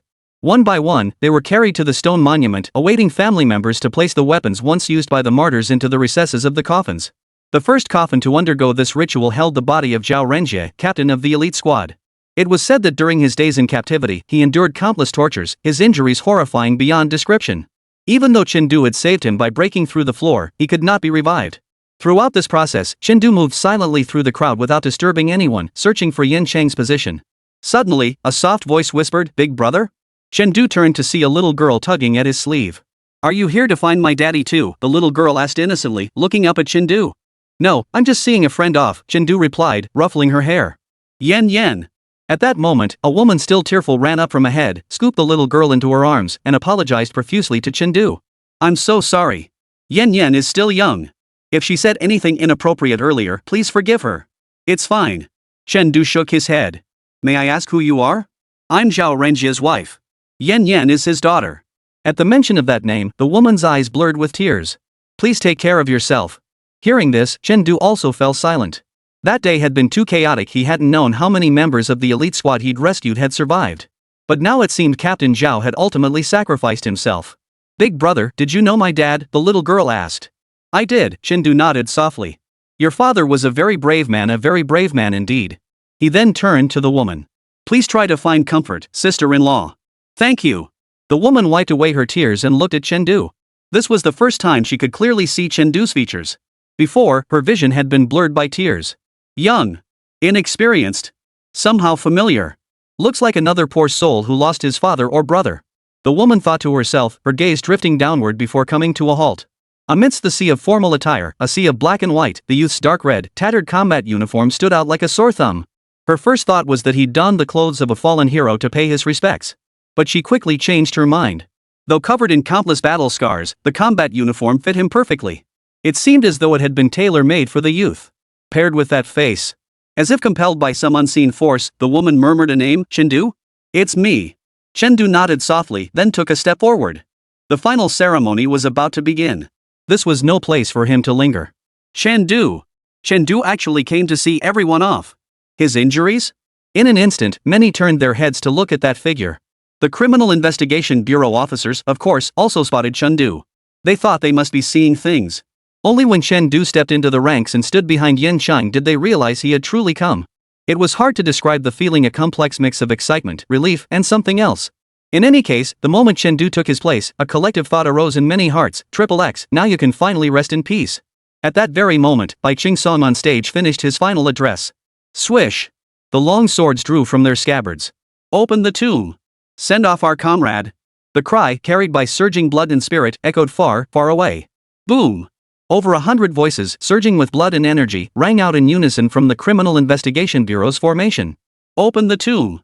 Send off our comrade. Everyone, tense or solemn, turned their gaze toward Fang Yuanshan. They waited for Fang Yuanshan's decision. Open the tomb. Suddenly, Fang Yuanshan turned to Chen Du and shouted. Chen Du froze for a moment. He didn't understand why Fang Yuanshan was entrusting this task to him. Though performing this act would bring merit, he wondered if he was worthy of such reward. After all, he had only been here a month. After all, he couldn't even call out the names of many of the deceased. He had come here only because he felt obligated to be present. So he remained still. Open the tomb. This time, the cry came from everyone present, the entire Criminal Investigation Bureau team and all the family members in unison. Big brother, open the tomb. Chen Du recognized that voice. It was the little girl named Yen. Ah! A silent sigh. The next second. Clang! A crisp ring of steel. Chen Du gripped his blade and stepped forward toward the massive boulder. 3 pulse breaks, shattered. Boom! A powerful surge of chi and blood erupted. Second step. First, second, third meridians open. The momentum surged once more. Step 3. Fourth, fifth, sixth meridians open. The intangible aura exploded outward, and in an instant, a fierce wind arose. First strike, I dedicate this to you all, to punish the wicked and eliminate evil. Chen Du slashed his blade toward the sky. The moment the blade's energy erupted, the gale ceased. The second strike, I dedicate to you all, for courage and fearlessness. Another blade aura shot straight into the heavens. The curtain of rain falling from the sky split in two under the force of this blade energy. The third strike, I dedicate to you all to fight to the death without retreat. The shadowy form of a small mountain materialized in the sky, propelled by the blade's energy, soaring straight into the clouds. Then, Chen suddenly leapt upward, soaring over the stone steel, both hands gripping his blade. In a hazy moment, it seemed as though a range of mountains materialized before Chen. The fourth strike, I send to you all. The road ahead is long, do not look back. Sword of the mountains. The long blade came crashing down. A blade aura, carrying the force of 10,000 Jun, plunged straight downward, slicing into the massive rock. Clang! Amidst the clear ring of steel, Chen landed and sheathed his blade. A faint blade mark spread downward across the surface of the boulder before him. Boom! The boulder split cleanly in two. Chapter 70. The bearer of the bright moon medal returns to the martial path. The boulder measured 25 meters long, over 30 meters wide, and 32 meters tall, solid as a rock. Rather than a rock, Fang Yuanshan preferred to call it a small mountain. Yet, with a single stroke of his blade, Chen cleaved this entire hill in two. This was Chen first move since recovering from his injuries, yet it alone was enough to shock everyone present. Yet Chen felt little joy over this feat. Even the thousands of additional merit points appearing on his interface failed to stir much emotion within him. With so many lives lost, he simply couldn't bring himself to feel joy. To others, his expression appeared detached and serene, yet it was tinged with profound sorrow. Just like the heroic image portrayed in the news reports. Therefore, this signified. Chen, the greatest genius in Jiangjiao history, has returned. Heaven has eyes. Everyone, did you see? Chen is standing right here, alive and well, right before your eyes. Now we can rest easy on our journey. From the moment Chen drew his blade to the instant he sheathed it, only 2 or 3 seconds had passed. Yet after those 4 strikes, everyone knew the peerlessly brilliant young prodigy had returned. The crowd stirred briefly with excitement before settling back into silence. This was no place for celebration. Send off our comrade. Fang Yuanshan roared. Thud. Thud. Thud. Over 100 footsteps sounded in unison. The 136 men carrying the coffin swiftly passed by Chen, heading straight for the giant rock to carve into its surface. The tomb had been prepared for Chen now, the task of laying him to rest fell to them. They would carve out 34 niches to lay the coffins, burying their comrades within. The process of carving out the burial chambers lasted 2 or 3 hours. Chen stood in the rain, waiting for 2 or 3 hours. After the last worker descended, the massive rock slammed shut with a thunderous clang as the men joined forces to close it. With that, the funeral concluded. The family members remained motionless, standing beneath the tombstone, wanting to linger a little longer with the familiar names engraved upon it. Chen did not linger long beneath the tombstone but instead made his way toward his squad. At last, every member of their squad was accounted for. It was bittersweet to think that this squad, whose strength was only average, had now become the luckiest one. Not a single casualty. The only serious loss was Han Shan's right hand, which was effectively ruined. Han Shan remained optimistic, however, suggesting he could train to use a pistol with his left hand or take up a desk job managing public security. How come you're even stronger than before you got injured? Yan Sheng stared at Chen, puzzled. The instant Chen had struck earlier, Yan Xing had sensed his vital energy surging, almost catching up to his own. Yet he was already at the early stage of the 2nd grade, with 3 of the 12 primary meridians fully opened in 950 vitality points. Such strength was already formidable among early 2nd rank cultivators. Yet he sadly realized that against Chen, he was likely nothing more than a unit of measurement for combat power. For swings of that blade could cut down several of him. His intuition was spot on. Chen current, mountain-splitting blade, had a full 3.6x power boost. Based on Chen maximum health of 790, the final strike would deal nearly 3,000 health points. Not much, just over 30 tons. Yan Chang, on the other hand, relied on low-tier, mid-level martial arts techniques. His full power burst consumed roughly 15% of his health points. With his skill proficiency just reaching mastery, his power amplification was a little over 2 times. His strongest burst attack would deal just over 300 HP, under 400. At best, that's only about 5 tons of damage. Chen final strike was equivalent to roughly 6 Yan Chang's. This is precisely why choosing the right martial skill is so crucial. But only someone like Chen could wield the mountain-splitting blade with such flair. Most 1st and 2nd rank martial artists couldn't even execute the 4th strike, let alone reach minor mastery. Find 3 martial lords to infuse you with blood crystals and you'll grow stronger too, Chen stated plainly. At this, the others fell silent, their eyes glinting greedily at him. Can we just have a normal conversation here? Martial lords. Existences capable of flattening an entire criminal investigation bureau with a single slap, reducing it to rubble. You just casually mentioned 3 of them, one being in 8th rank? What kind of family is that? Enough comparisons, it's hurting our pride. Fang Yuanshan appeared beside them, seemingly out of nowhere.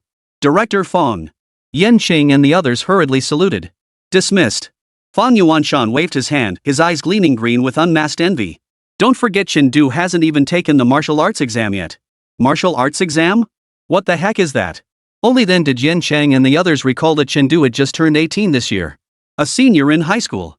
The first high school student in history with second-rank combat prowess? It wasn't just them. Fong Yuanshan, recalling Chen Du's 4 strikes from earlier, felt a pang of dread. Actually, Yan Qing had guessed correctly earlier. Being accustomed to using his fists, he hadn't been entirely confident he could split the small mountains so cleanly. That's why Fong Yuanshan had secretly had someone drill holes into the boulder and pack it with specially formulated explosives. Once the switch was pressed, the boulder would split apart not neatly, but violently. It was a last resort, a desperate measure. As an incompetent bureau chief, he couldn't bring glory to his subordinates in life. At the very least, he wanted them to go out with a bang.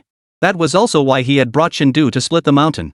Since the boulder was destined to be split, bestowing this funeral honor upon Chen Du would also repay a debt of gratitude. After all, even with the Wuhou blood crystal aiding his recovery, Fong Yuanshan didn't expect Chen Du's strength to return to its former level after such severe injuries. But he never imagined Chen Du would actually cleave the colossal boulder in two with a single stroke. Comparing people is enough to drive one mad. Fong Yuanshan sighed, inwardly considering whether to change his son's aspirations. Truthfully, Tiannan Martial Academy and Yanjing Martial Academy weren't all that different. If his son and Chen Du attended the same academy, calling each other teacher day in and day out, Chen Du would surely lend a hand if his son ever faced trouble. Such favors could prove life-saving in critical moments. Yes, he had already guessed that Chen Du would ultimately choose Tiannan Martial Arts Academy. Otherwise, why would the two martial lords bother making this trip? After chatting a bit longer, mindful that Chen Du had martial arts exams coming up in a few days, they didn't keep him much longer.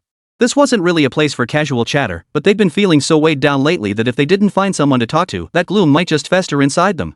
Chen Du's recovery and arrival came at just the right moment. They felt as if they'd taken a potent remedy, their spirits lifting considerably. Though none voiced it aloud, they understood that the next time they saw Chen Du, he would likely be a formidable martial artist beyond their reach. So today, they decided to say everything they needed to and even what they shouldn't to Chen Du. That way, they wouldn't have any regrets. Chen Du, I have a scar on my face now. You'll probably find me repulsive when you see me again. Wang Yu tugged at Chen Du's sleeve, her voice filled with sorrow. Not at all.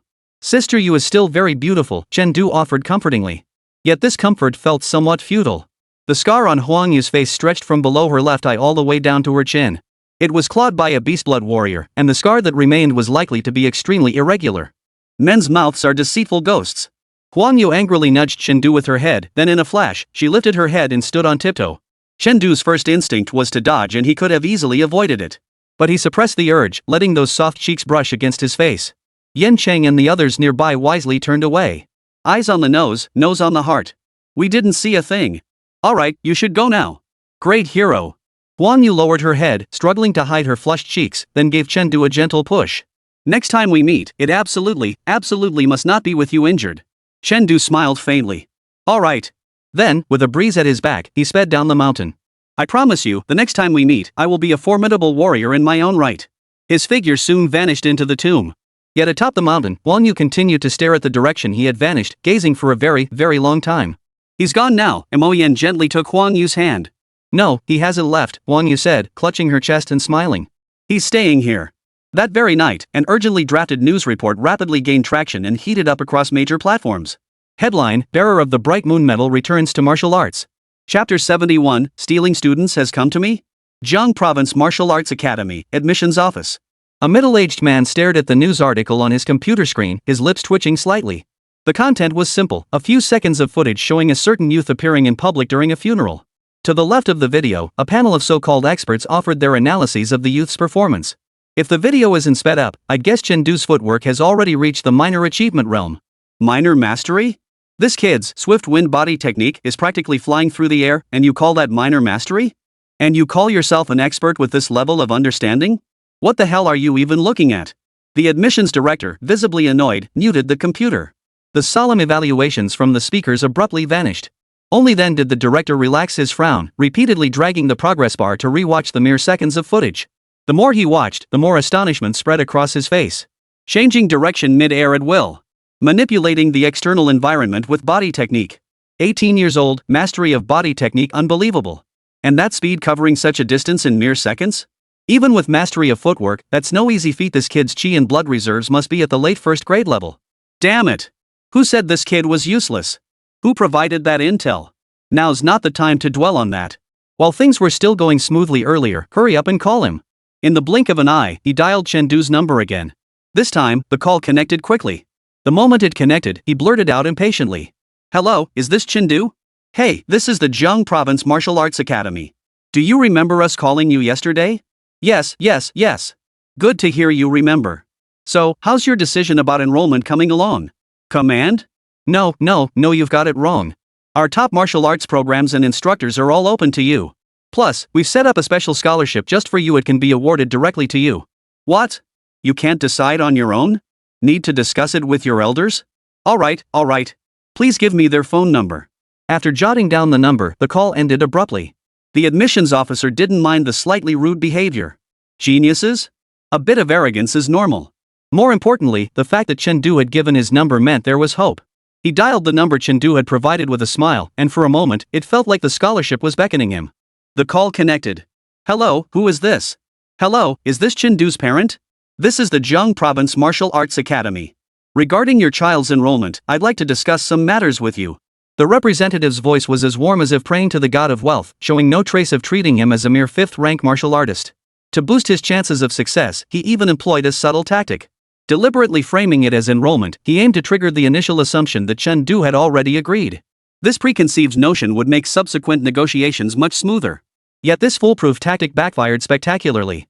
Instead of responding with enthusiastic agreement or polite refusal, the other party fell into silence. This unexpected pause threw the admissions officer off balance. Our academy is ranked 7th among the top martial arts institutions. We're here to specially recruit your child for enrollment. What's with this silence? True, we may not be on par with Yinjing, Magic City, or Tiannan, but compared to other martial arts academies, we're truly no slouch. And if you go to those 3 elite academies, with so many prodigies, they might not even bother to cultivate you properly. We're willing to pour resources into you. The admissions officer was muttering to himself when a dull, emotionless voice suddenly came through the phone. Which martial arts academy did you say you were from? Jiang Province Martial Arts Academy ranked 7th nationally last year, the head quickly added. Jiang Province Martial Arts Academy, huh? Good. I'll remember that. After speaking, the voice on the other end seemed to take a deep breath. Then, a barrage of profanity erupted from the other end of the line. You bastards are poaching students right under my nose? Last time at the national tournament, I was still trying to talk Jixingji out of crushing your school 5-1, and now you're targeting me? Fine, you weren't convinced last time, huh? Just wait for this year's national competition. I'll send my students again. I'll lead the team myself. If you think the student tournament isn't thrilling enough, we'll go straight to a one-on-one showdown. Damn it. Amidst the torrent of curses, the other party hung up, leaving the admissions office teacher flustered in the wind. Jixingji, 1-on-5. Wu Ho solo. With the other party speaking so plainly, if he still couldn't recognize who they were, he might as well resign as head of admissions. But damn it, who could tell him why the number Chengdu gave him was Wu Ho Suyu's? Now he'd tangled with this living god, he was screwed. Meanwhile, at the Extreme Martial Arts Dojo's Jiangjiao City branch. Fostering friendly exchanges among martial artists, merit plus 50. Declining a martial artist's special request, preserving their dignity, merit plus 50. You lot recruited me to study command tactics? You'd better pay me back in merit points. The thought of how Suyu would foster friendly exchange with the other party made Chengdu chuckle wickedly. Just then, his phone screen lit up again. Another call was coming in. Suddenly eager now, huh? Chengdu smiled faintly, answered the call, and once again betrayed Suyu. Whether others had caught on or not, after selling out 7 or 8 martial arts academies in succession, the call stopped coming. But that didn't faze Chengdu. He simply pulled a martial arts academy's number from his call log and dialed it back. Hello, this is Chengdu. You previously reached out regarding special admissions. Chengdu, are you no longer interested in attending Tiannan Martial Arts Academy? Not at all. I'm just calling to inform you that I've chosen Tiannan instead. There was a noticeable pause on the other end. This bastard was trying to kill him and then twist the knife? FCK. Before the other end could unleash a torrent of profanity, Chengdu wisely hung up. Looks like word of me joining Tiannan has already spread. Probably Suyu couldn't stand being pestered anymore. He sighed, feeling a slight pang of regret. One family's 100 merit points, a dozen families would be over 1,000. Suyu's jaw dropped. Over 1,000 points gone. Oh well, what's gone is gone.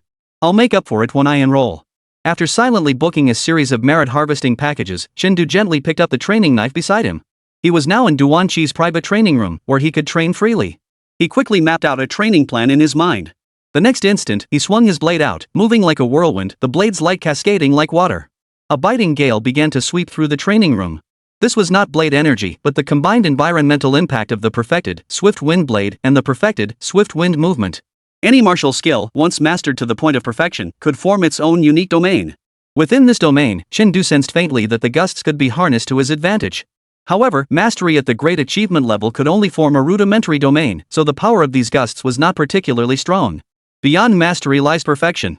Only when mastery reaches perfection does the domain's power truly come into its own.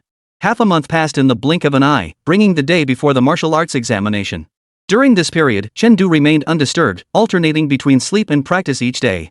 While honing the swift wind blade, he also diligently cultivated the mountain-splitting blade, pushing it to the pinnacle of mastery. This was his ultimate life-saving trump card. Even if rarely used, its proficiency could not be neglected. Having reached the great achievement realm, the mountain-splitting blade now boasted a staggering 4.5x increase in power, while its chi and blood consumption had risen to 15%-30%. What puzzled Chen, however, was that despite the technique's mastery, the domain it formed showed no discernible change. Then again, for a numerical skill without any underlying mechanics, this seemed perfectly reasonable. He couldn't have every advantage, after all. The price for unlocking proficiency in 2 consecutive martial arts techniques? Chen was broke once again. Staring at his meager balance of just over 2,000 merit points, Chen felt like crying. All that merit he'd earned after leaving the hospital, how had it vanished so quickly? Looks like I'll have to go earn more merit points again. Chen shook his head, abandoning his plans to continue seclusion. Those 2,000 merit points were meant for restoring his vitality. He couldn't touch them lightly. If he unleashed the full power of the mountain-splitting blade, now, a single use would drain 2 bars of vitality, nearly 1,600 points. 2,000 merit points would only suffice for slightly over 10 uses. With that, after washing up, Chen pushed open the door to the training room. This training session is over. If I recall correctly, today is also the day the 4th high school candidates depart for the martial arts exam grounds. I'll hitch a ride. Chapter 72, he's here for the martial arts exam. Zhengjiao City, number 4 high school. Class 3. Wu Jiangwo glanced at his watch and clapped his hands to gather the dozen or so students seated in the classroom. It's almost time for the school bus to leave. Everyone, compose yourselves and try not to be too nervous. Also, before we leave, I'll say a few final words. The students looked over, but most pairs of eyes were as still as stagnant water. They were probably the most laughable class among this year's examinees. Other classes boasted over 30 well-prepared candidates, led by top students who had grown significantly stronger after intensive training of formidable force. They, however, had only a dozen or so misfits. Even their strongest member, Tang Wan, had only around 150 points in vitality and blood due to skipping the training camp. Calling them mere supporting cast would be flattering. Seeing them like this, Wu Jiangwo felt a pang of unease. After all, this was the class he had trained. While it produced the dazzling Chen, the rest were universally disliked because they had collectively betrayed Chen during the mock martial arts exam. These days, they couldn't get any cultivation resources, and people gave them dirty looks whenever they walked down the street. While they had brought this upon themselves, he still couldn't help but feel a twinge of pity. The martial arts exam is tomorrow. This year's venue is a training base in the suburbs, with the exam scheduled to last 3 days. Joining us for the exam are 3 other key high schools from Zhengjiao City. Hearing they would be competing alongside the other 3 schools, the pupils of over a dozen students darkened further. Their embarrassment would now extend to other schools. Wu Jiangwo frowned slightly at the scene and continued, on the first day of the exam, there will be a written test and a physical examination. The written exam is worth 500 points, accounting for 10% of your martial arts exam score. That means you can earn a maximum of 50 points in this section. The physical examination also accounts for 10% of the martial arts exam score. It is graded based on your blood energy ceilings ranking within the province. The top 1% receive 50 points, with each 1% drop in ranking resulting in a 0.5 point deduction. The tempering fist technique isn't scored, but it serves as an admission threshold for martial academies. Ordinary academies require basic mastery, key academies demand minor accomplishment, while Yanjing, Magic City, and Tiannan require major accomplishment.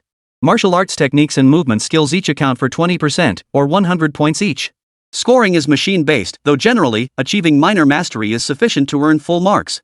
Hearing this, Tang Wan's brow furrowed. Teacher, shouldn't these categories have accounted for 80% in previous years? Why is it only 60% this year? That's precisely the point I wanted to make. Wu Jiangwo tapped the blackboard. This year's martial arts exam will adopt a new format for the combat section. It will span 2 days, and the total points will be increased to 200. The specific content remains confidential, but the longer you endure in the exam, the more opponents you defeat, and the greater your team contribution, the higher your score will be. So even if your earlier sections don't go well, don't assume you're finished. If you're smart and resourceful, performing well in the combat exam can still earn you a solid score. You should understand that in combat, raw strength doesn't always determine victory. That concludes all key points for this martial arts examination. Tomorrow is the martial arts exam. In just one day, it's nearly impossible to make significant changes to your martial skills or movement techniques. Therefore, I urge you to use this day to adjust your mindset, regulate your physical condition, and finally refine your chi and blood with the tempering fist. If you can boost your chi blood by even 1 point, it could mean an extra 0.5 points on your score. Don't underestimate that half point. It often represents surpassing 1,000 other candidates. Wu Jiangwo, being a seasoned instructor, knew exactly what preparation students should make as the martial arts exam approached.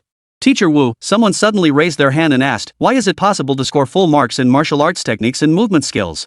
Are there any deductions? Of course, Wu Jiangwo nodded. The scoring criteria for low-tier, low-grade martial arts naturally differ from those for low-tier, high-grade skills. Low-tier, low-grade skills are easier, so even mastering them might only get you 60 points.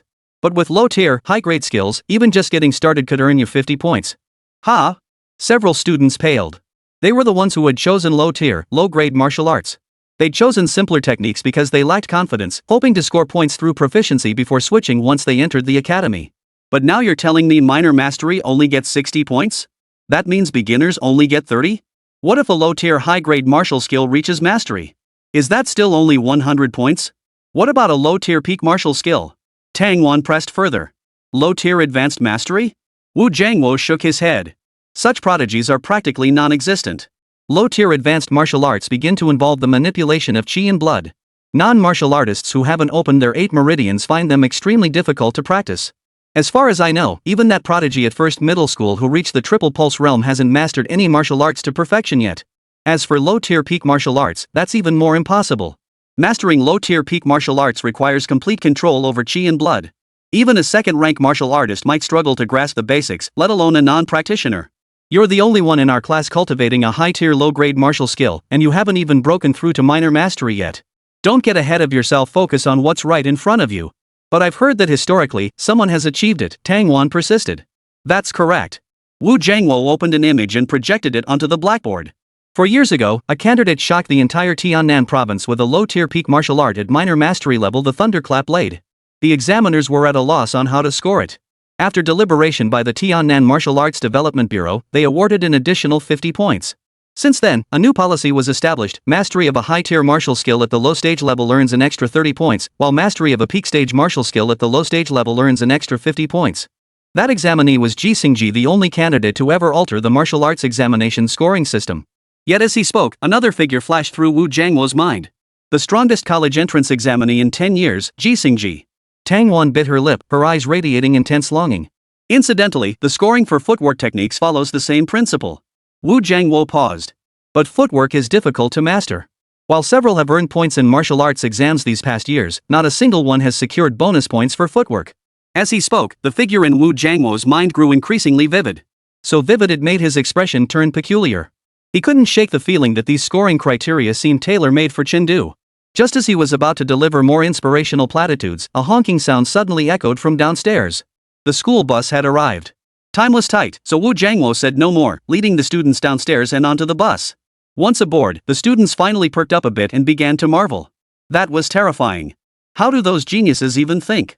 Sigh, the gap between people is often wider than that between humans and animals. Extra points? Forget it. We'd be lucky to get into a regular martial arts academy. That's only for the big shots in first highest rocket class. I think Xiao Yuchen still has a shot. Over 200 points in vitality, and his martial arts and agility techniques reached minor mastery a month ago. That's terrifying. As they chatted, several students gazing out the window suddenly wiped their eyes, their expressions filled with disbelief. What's wrong? Someone asked. Chen. Chengdu, they gasped in unison. I saw Chengdu. He's back to take the martial arts exam. Chapter 73, truly a prodigy, but then what? At the entrance of 4th High School, Meng Desan couldn't help but sigh deeply as he watched the youth approaching him. Since the mock exam, it had been nearly 3 months since he'd last seen Chengdu in good condition. Their only encounter had been half a month ago at the hospital, when the entire 4th High School group had visited him. Back then, Chengdu lay in bed looking sickly, his body wrapped in bandages, a far cry from the vibrant youth he remembered. Now, though his face showed little change, his gaze held a quiet intensity, and his demeanor carried an indescribable new quality. Standing before him, he didn't look like a martial artist at all, but rather an ordinary high school student. Yet it was precisely this ordinariness that struck Meng Desan the deepest. He could no longer fathom Chengdu. Principal, thank you for looking after me these past days. Chen Du, slung with his long sword, waved to Meng Desan, who still stood in a daze. Not at all. We're the ones who've benefited from your guidance. Meng Desan waved his hands repeatedly. Chen Du's current combat prowess had little to do with 4th High School. On the contrary, the reason the top students at 4th High had made such rapid strides in combat prowess was due to the favor owed to Chen Du and the Extreme Martial Arts Dojo. By the way, why are you here today? To cheer on the examinees? Meng Desan eyed Chen Du up and down, his expression skeptical. Your strength has recovered somewhat. Logically, those martial arts academies should have called you for special recruitment by now. I'm taking the martial arts exam. Didn't they say special recruits can't take the test? Chen Du smiled. I promised Teacher Wu I'd bring back a good score. What? Nonsense. Meng Desan was stunned that Chen Du had actually come to take the exam. He immediately tried to dissuade him. What if your old injuries flare up because of the exam? It's unnecessary. My injuries are healed now. Chen Du shook his head and walked toward the bus carrying Class 3. Besides, it's just the martial arts exam. Just the martial arts exam? Meng Desan was at a loss for words. In all his years as principal, this was the first time he'd heard a student speak so casually about the martial arts exam. In truth, Chen Du now possessed the confidence to back up his words. According to the scoring criteria Wu Jiangwo had given him for the martial arts exam, he had already achieved perfect scores in every category except actual combat. As for combat experience? Was there anyone present who had faced more life and death battles than him? He didn't think so. After all, the prestige of the Bright Moon Medal spoke for itself. Stepping into the vehicle, Chen Du exchanged greetings with Wu Jiangwo before scanning the surroundings. After some time apart, the appearance of Class 3 students hadn't changed much. The only noteworthy change was the sheer terror in the eyes of over a dozen students as they looked at him, a far cry from their former bluster and bluff. Chen Du sighed inwardly. He'd been hoping to earn some merit points along the way, but now it seemed these people hadn't committed crimes deserving of such treatment. After all, judging by the efficiency of the Criminal Investigation Bureau, anyone sitting here probably hadn't done anything too outrageous. Those who had ganged up on him were probably rotting in jail by now. Chen Du, I'm sorry for what happened before. Tang Wan suddenly stood up, facing Chen Du, and bowed deeply. Whether it was genuine remorse or sheer fear, he couldn't tell. But Chen Du couldn't care less. After meeting the military governor and witnessing the truth of those worlds, his perspective had long since transcended the same dimension as these classmates. Nodding briefly, Chen Du found an empty seat and closed his eyes to rest. Seeing he wasn't pursuing the matter, the classmates secretly breathed sighs of relief. Moments later, the car roared to life amid the rumble of its engine. Just then, a knock sounded at the door. Looks like our class is all here now. Wu Jiangwo looked puzzled as he instructed the driver to open the door. Standing outside was a student carrying a long sword. The student stepped inside before addressing Wu Jiangwo. Teacher Wu, may I ride with your class? You're already inside, how could I possibly kick you out now? Wu Jiangwo muttered under his breath, then nodded in agreement. Xiao Yu Chen? The top student in the entire school isn't discussing martial arts on Class 1's bus. Why come to our class? No idea. Does anyone in our class know him? Whispers rippled through the car. As the top student in the entire school, Xiao Yu Chen was a name everyone knew. Several girls had even harbored secret crushes on him. But it was only admiration, they'd never spoken a word. So his sudden appearance left everyone present utterly baffled. After entering, Xiao Yu Chen scanned the room. His eyes lit up as he strode quickly to one person's side. You're here? Chen Du opened his eyes. Xiao Yu Chen had trained with him before and visited him afterward, so Chen Du held a favorable impression of him. No one else here? Xiao Yu Chen asked, sitting down beside Chen Du before waiting for a reply. For the rest of the journey, Chen Du played with his phone while Xiao Yu Chen recounted stories from the training camp. A dozen or so students from Class 3 listening nearby were stunned. This is Xiao Yu Chen, the top student in the grade? If you said he was the president of Chen Du's fan club, we'd believe it. 235 vitality points. Not bad, Chen Du remarked after hearing Xiao Yu Chen's description. If memory served correctly, Xiao Yu Chen's vitality had only been around 160 points before joining the training camp. A gain of 70 points in just over 2 months was quite astonishing. If he performs well in actual combat, securing a top 10 spot shouldn't be too difficult. As for the top 3? That's impossible. Suyu had mentioned that due to increased pressure at the border and within the energy channels, the top 3 martial academies had significantly raised their admission standards this year. Essentially, without reaching the pulse-charging realm at least once, admission is virtually impossible. Still, making it into the top 10 is actually quite an achievement. Don't mistake his disdain for the top 10. Everyone who makes it there is a prodigy, the kind of child parents boast about as someone else's kid. After graduation, they'd all be at least third-rank martial artists. With a bit of luck, reaching the mid-tier realm wasn't out of the question. Oh, and your name's been making waves across all schools in Jiangxia. That prodigy ranked first at first high heard about you and expressed regret at not getting to face you in combat. As he spoke, Chen seemed to recall something. If you had taken the exam, there's a high chance they would have targeted you in the actual combat portion. The prodigy from first high? Who is that? Chen Du looked utterly confused. You don't know? No, Chen Du shook his head. Lately, he'd been either investigating cases or grinding for skill points. He'd been swamped with work and had no time for such things. Is this the confidence of a genius? Chen Du's image in Chen's mind soared even higher. So having real strength meant you didn't have to care who your opponent was. Learn something. Chen composed himself and explained, monster is just our way of expressing awe at her talent. Her real name is Luo Yueying. She broke through from the triple pulse realm to the early stage of the first grade. Her weapon of choice is the spear. Both her footwork and martial arts are at a high level for their tier, and her skill mastery is likely just a hair's breadth away from perfection. But what's truly troublesome is her combat instinct sharp to an extreme degree. Even a first-rank martial arts teacher from the academy once remarked that if a fight drags on long enough, Luo Yueying might be able to fight at a level 1 tier above her own. Oh. Chen Du's reaction was calm, as if listening to something unrelated to him. A first-rank martial artist who had undergone 3 pulse striking rituals was indeed a prodigy. But so what? He currently possessed 790 vitality points, 50 points more than a typical late-stage first-rank martial artist who had undergone 3 chi pulse breakthroughs. Luo Yueying, a newly ascended first-rank early-stage cultivator who had undergone 3 chi pulse breakthroughs, should have 389 chi blood points. Only half as strong as him. What's even worth fighting for? Brute force trumps skill. Moreover, his agility and martial skill proficiency were both superior, a true all-around warrior. Losing was nearly impossible. Chapter 74, Martial Arts Exam, commencing.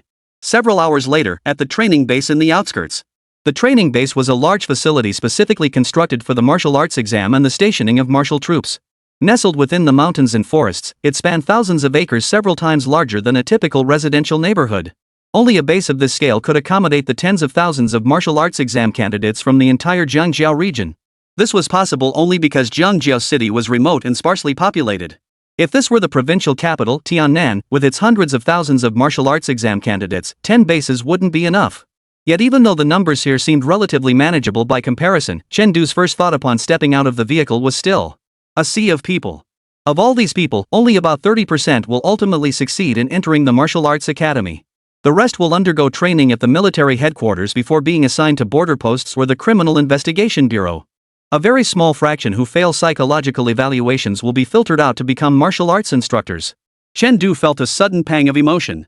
Every year, tens of millions of martial arts candidates took the exams nationwide, yet there had never been an oversupply of martial artists. This alone speaks volumes about the staggering casualty rates along the frontiers.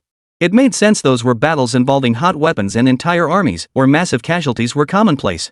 But the martial academy wasn't much better. Those demonic beasts all started at the 2nd or 3rd rank, making them just as difficult to kill. We're all just struggling to survive. Chen Du. No background music needed here, thank you. Whose damn phone is ringing? Turn it off immediately. Alright, next I'll show you around the exam grounds, then we'll head to the dorms. Get some rest tonight, save your energy for tomorrow's test. After giving Class 3 a tour of the exam hall, Wu Jiangwo assigned everyone to their dorms. Boys' dormitory, 12 people, shared bunk beds. Chen Du glanced at it once, then silently picked up his backpack and walked away without looking back. Martial artists naturally have faster metabolism than ordinary people. First-rank practitioners are manageable, they can control their chi and blood to reduce it somewhat. But for non-martial artists? After a day of sweating it out, the smell was downright refreshing. The reason for this arrangement was obvious: to acclimate the students to harsh conditions early on, preventing any future desertions once they entered the military department. That night, Chen Du found a stone wall in the mountains. He carved out a large square section with his blade, then lay down inside, making do for the night. The next day. Written Exam Zone C, 5th floor, room 5122. Following the details on his admission ticket, Chen Du entered a classroom. What followed was a long, grueling exam that lasted until the afternoon. The written exam was worth 500 points total, covering 4 subjects: mathematics, science, history, and politics. All subjects followed a practical curriculum. Though learning held less importance for martial artists, it remained unavoidable. Cultivation also required testing one's comprehension abilities. Among the martial lords, not a single one was academically deficient, each possessed an encyclopedic knowledge. As for these subjects, Chen Du wrote without hesitation. Joking aside, his previous incarnation had been a proper scholar. 3 years of diligent study had earned him top rankings in the entire school. Even after 3 months of no study since his transmigration, answering these martial arts exam questions came effortlessly to him. As the sun dipped below the horizon, Chen submitted his exam half an hour early and left the testing hall under the envious stares of his fellow examinees. The literary portion accounts for 50 points of the martial arts exam score. Getting over 40 shouldn't be a problem. Following the written exam came the crucial martial arts test, the most important part for martial arts candidates. Due to the sheer number of candidates, the schedule was extremely tight: written exams during the day, physical examinations at night. To facilitate data recording, martial arts tests were generally conducted school by school. Even though Chen finished early, he could only wait outside the exam hall, playing with his phone until the group assembled. By the time the 4th high school group assembled and arrived at the physical examination building, the sun had already set. Students from 1st and 2nd high schools had already completed their physicals. The physical examination results were generated on the spot. While waiting for their turn, a few well-connected individuals had already spread the news about the scores from 1st and 2nd high schools. 1st High is unstoppable this year. That prodigy Luo Yueying not only achieved 3 pulse breakthroughs but also opened 2 additional meridians, bringing her total chi and blood to a staggering 439 points. And it's not just him, the other rocket class students are no slouches either. Tan Tian cleared 3 meridians, Tang Juanru cleared 2, and Feng Zheng cleared 2. They're all incredibly strong. And it's not just their chi and blood that's insane, their martial arts techniques and body movements are ridiculously powerful too. Besides a few perfect scores, Luo Yueying even got an extra 30 points. Holy crap! An extra 30 points? That means she mastered a high-tier martial skill at the Grandmaster level? Wait, how did she do that? Is this really 1st High? Just any random student could beat our top student hands down. 2nd High isn't weak this year either. They've got some freaks who racked up 190 points combined in martial arts and movement techniques. Sigh, they're all so awesome. Only our number 4 High is the weakest. Worst? Not necessarily. Didn't the experts on the news say Chen is suspected to be at the 1st grade realm with minor mastery of movement techniques? His score can't be too low. Maybe he can give them a run for their money. But he'd only stand a chance against those rocket class students. Trying to compete with Luo Yueying? He's not even in the same league. Not good enough? But didn't they say Chen killed a 2nd rank? You believe everything he says? A 2nd rank's chi blood is barely 900 points at best. For a 1st rank to pull off an upset against a 2nd rank is harder than climbing Mount Everest. Think 2nd ranks grow on trees? Hearing them talk about him, Chen remained calm, not bothering to argue. Pointless. Once the results are out, those merits better be handed over to me. Amidst the students' chatter, the physical examinations at the front finally concluded. Enough gossip. Meng Desan cleared his throat. All classes, proceed to the examination hall in order under your homeroom teacher's guidance. Finally, I wish everyone the best of luck in performing to their full potential. The fruits of 3 years of arduous training will be revealed today. Chapter 75, How high does he stand now? Though called a medical examination building, it bore no resemblance to the facilities Chen had known in his previous life. If he had to describe it, Chen felt the building resembled an incredibly advanced, large-scale martial arts research center. Throughout the entire building, there were no proctors, only artificial intelligence overseeing the proceedings. Upon entering, each class was assigned to a different floor. Each floor contained dozens of examination rooms, and every individual entered a private room to complete the assessment under the AI's guidance. Of course, not everything was left to the AI. On the top floor, principals from various schools and the proctors assigned to this session were all monitoring the back-end systems. Meng Desan was currently observing from the rooftop. Besides him, several familiar faces gathered here. Among them were the heads of the top-ranked martial arts dojos, such as Duan Qi. These martial arts academies, with their deep pockets, provided a batch of testing equipment for the martial arts exam every year, so they also had the right to be present. Of course, they weren't purely spectators. Their primary purpose was to gather first-hand information, enabling them to secure contracts with promising candidates ahead of time. Beyond them, Fang Yuanshan was also present. As the acting chief of the Criminal Investigation Bureau, he was responsible for security and order during the assessment, which naturally granted him the right to observe the proceedings. Of course, these individuals constituted only a minority. The majority were dozens of proctors dispatched directly by the Tiannan Province Martial Arts Academy Department. Duan Qi, you seem uninterested in recruiting this year. Is it because I snatched up the prodigy first, leaving you disheartened? The speaker was Yen Zichu, head of Zhangjiao City's top martial arts academy. He was currently applying eye drops, exhausted from having stared intently at every candidate's performance on the screen. I don't have many spots left. Just cite a few who trained at my camp before, Duan Qi replied calmly. Not many spots left? Master Yen froze in surprise. In previous years, the Martial Arts Academy always had plenty of spots, but few students met the requirements, leading to frequent fights over the few available prodigies. And now you're telling me your quota is nearly exhausted? Did you sign several E-grade contracts? Only E-grade contracts could explain it, since different contract grades occupied different shares of the total quota. To illustrate, if the total quota for contracts is 100, then an F grade contract counts as 1, while an E grade counts as 10. The higher the grade, the larger the share. This is strictly regulated by the evaluation systems of every martial arts dojo's headmaster. Duan Qi gave him a dismissive glance. First high? As far as I know, the ones signing contracts with you are all mid-tier students from the rocket class. Luo Yueying probably didn't sign with you. Yan Zichu's smile broadened. My apologies. Just a week ago, Tan Tian, ranked second, signed with me. Even if he can't match Luo Yueying, he's still leagues ahead of the rest.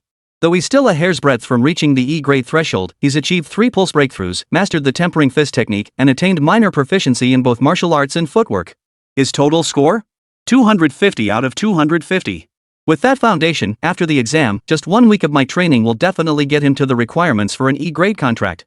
So impressive. Did he defeat the top player in the virtual combat rankings? Once he returns after the exam, he will definitely defeat them. Oh, so he hasn't defeated them yet. If he hasn't beaten him, what's he pretending for? Duan Qi shot back without mercy. The guy I signed?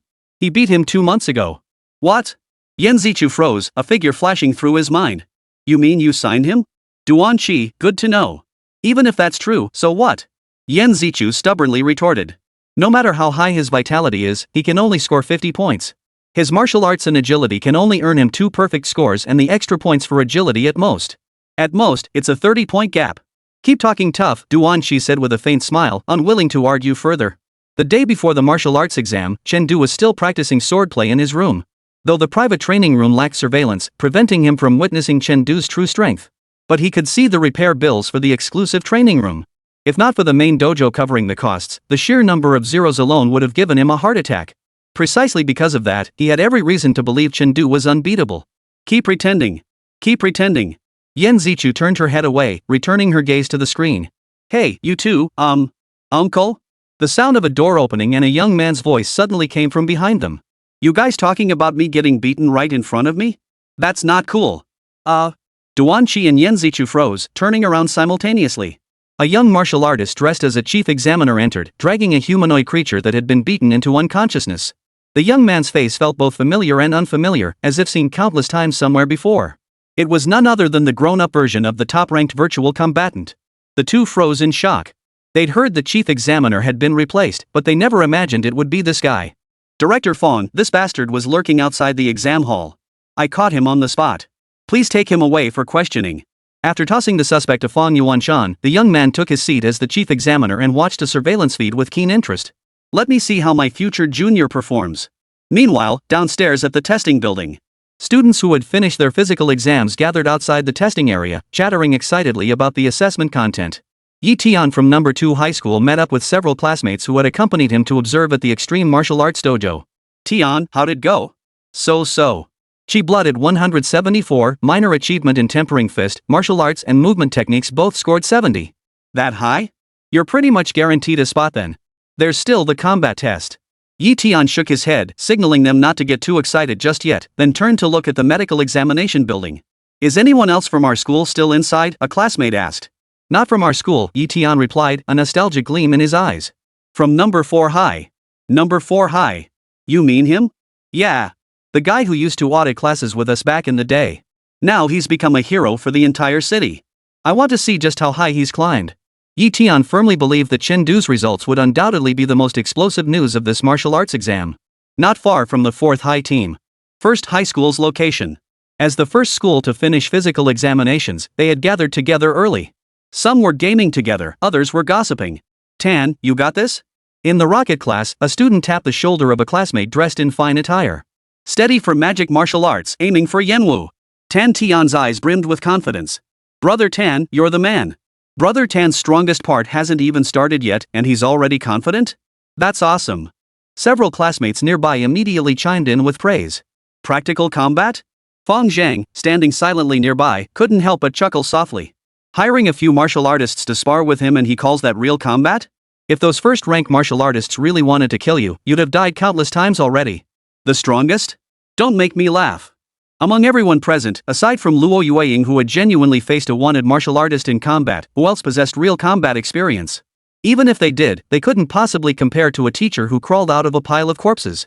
Fang Xiaoxiang, has your so-called master arrived? Beside Fang Zhang, a stunningly beautiful girl, about 5 feet 7 inches tall and clad in a form-fitting martial arts uniform, appeared silently. He's getting his physical exam. Fang Zhang nodded toward the medical building. Awesome. The stunning beauty's face lit up with excitement. Tomorrow's combat training is finally going to be interesting. Luo Shen, this is my final warning. You're no match for the teacher. Don't let your recklessness cost you admission to the Demon Martial Academy. Fang Zhang pleaded earnestly. Teacher is truly the most gifted person I've ever seen, and the most ruthless toward himself. At the same cultivation level, no one can match him. The more you say that, the more interested I become. Luo Yueying crossed her arms over her chest, a glint of curiosity flashing in her eyes. I'll see for myself just how strong this so-called hero really is. Meanwhile, inside the physical examination building, unaware that countless eyes were upon him, Chen Du slowly entered the examination room. Chapter 76, where's the Sword of the Slain peak? Why not use it? The moment he stepped inside, the lights in the testing room dimmed. A futuristic virtual arena materialized before Chen Du. Floating around the arena were flickering points of light emitted by the instruments. Candidate, Chen Du. Admission ticket number, 4090607129004666. Please step to the center of the arena. After the countdown ends, channel your chi and blood to full capacity and perform one complete cycle of the tempering fist. The emotionless electronic voice echoed. A pair of footprints appeared at the center of the platform, marking the spot where Chen Du was to stand. Chen Du followed the instructions and stepped onto the platform. Candidate in position. Countdown begins. 3, 2, 1. The exam begins. The moment the voice faded, a barrier materialized around the ring. It served to protect the testing chamber while simultaneously assessing proficiency based on the force of the punches. Though it was a martial arts exam, the technological feel was unusually strong. Chen Du closed his eyes, channeling his chi and blood to its fullest, and struck out. Surges of chi and blood erupted from the tip of his fist, striking the barrier in multiple locations before exploding outward. The immense force caused the outer barrier to instantly thicken several times over. The AI had determined that such thickness was necessary to withstand Chen Du's strike. And indeed it was. The destructive force of Chen Du's single punch now equaled roughly 1.5 tons, surpassing the full-power martial arts techniques of many candidates. Unbeknownst to him, the gap between his dimension and that of ordinary martial arts candidates had widened by more than a single tier. This wasn't solely the system's doing. It was earned through his relentless, day and night training, surviving dozens of virtual combat deaths, and enduring near-fatal injuries while hunting down beast-blooded martial artists. Every punch was the result of his relentless struggle as a backgroundless transmigrator in this world. Top-tier proctoring room. Sometimes, watching Chen Du fight makes me feel a wave of inferiority wash over me. Duanqi stared at the screen flashing yellow warnings and couldn't help but sigh. I really have no idea how he managed to train like that. This wasn't his first time observing the exam, so he knew exactly what the yellow warnings signified. It signaled that the examinee's actual power output had exceeded the AI's projections, forcing the testing chamber to increase the energy required to maintain its protective barrier. Such warnings typically appeared only during the martial arts assessment phase for a select few prodigious martial artists. Luo Yueying, Tan Tian, and Fang Zhang had all triggered such alerts before. Their mastery of martial arts allowed them to unleash power exceeding 1 ton. Above the yellow warning lay the red warning. It only appears when a candidate unleashes martial arts power exceeding 3 tons. This signifies that the AI determines it must channel all available energy from the testing chamber into the protective barrier to prevent structural damage. That said, since the testing system's inception, those triggering red alerts have been exceedingly rare. Those who have triggered it are invariably renowned powerhouses. Among the older generation, figures like Su Yu, the instructor from Tiannan Martial Arts Academy, and the prodigious vice president of Magic City Martial Arts Academy have achieved this. Among the younger generation, though their strength pales in comparison to their elders, their numbers are many times greater. They have now become the backbone of martial academies and military departments. Coincidentally, the chief examiner overseeing the current session was one of those who had triggered a red alert in the past. The new generation is pushing the old aside. The chief examiner stroked his chin, his eyes brimming with growing interest. This new student of the teachers is far stronger than I imagined. It seems I can finally shed the title of Tiannan's strongest martial arts candidate in a decade. The thought of finally shedding that embarrassingly cringe-worthy title made Ji Xingji let out a soft chuckle. Inside the testing chamber, the body tempering fist examination has concluded. Candidate Chen Du's results are as follows. Maximum Chi and Blood, 790. Body tempering fist proficiency, mastery. Next assessment, martial arts test. Commencing in 1 minute. Candidates, proceed to the weapon rack ahead and select your weapon. Yes, the martial arts exam regulations stipulate that only officially issued weapons may be used. Personal weapons are not permitted. This stems from a historical incident where a descendant of a martial general, despite average skill, wielded his father's legendary weapon to dominate every opponent. Since then, standardized weapons have been mandatory for the martial arts examination. Nevertheless, candidates still choose to carry weapons when departing. Having their familiar weapon in hand always helped maintain their feel for it. But for Chen Du, the choice of weapon really didn't matter. Meet the brick-smashing might. He drew a tang sword from the rack and returned to his position. Martial arts assessment begins.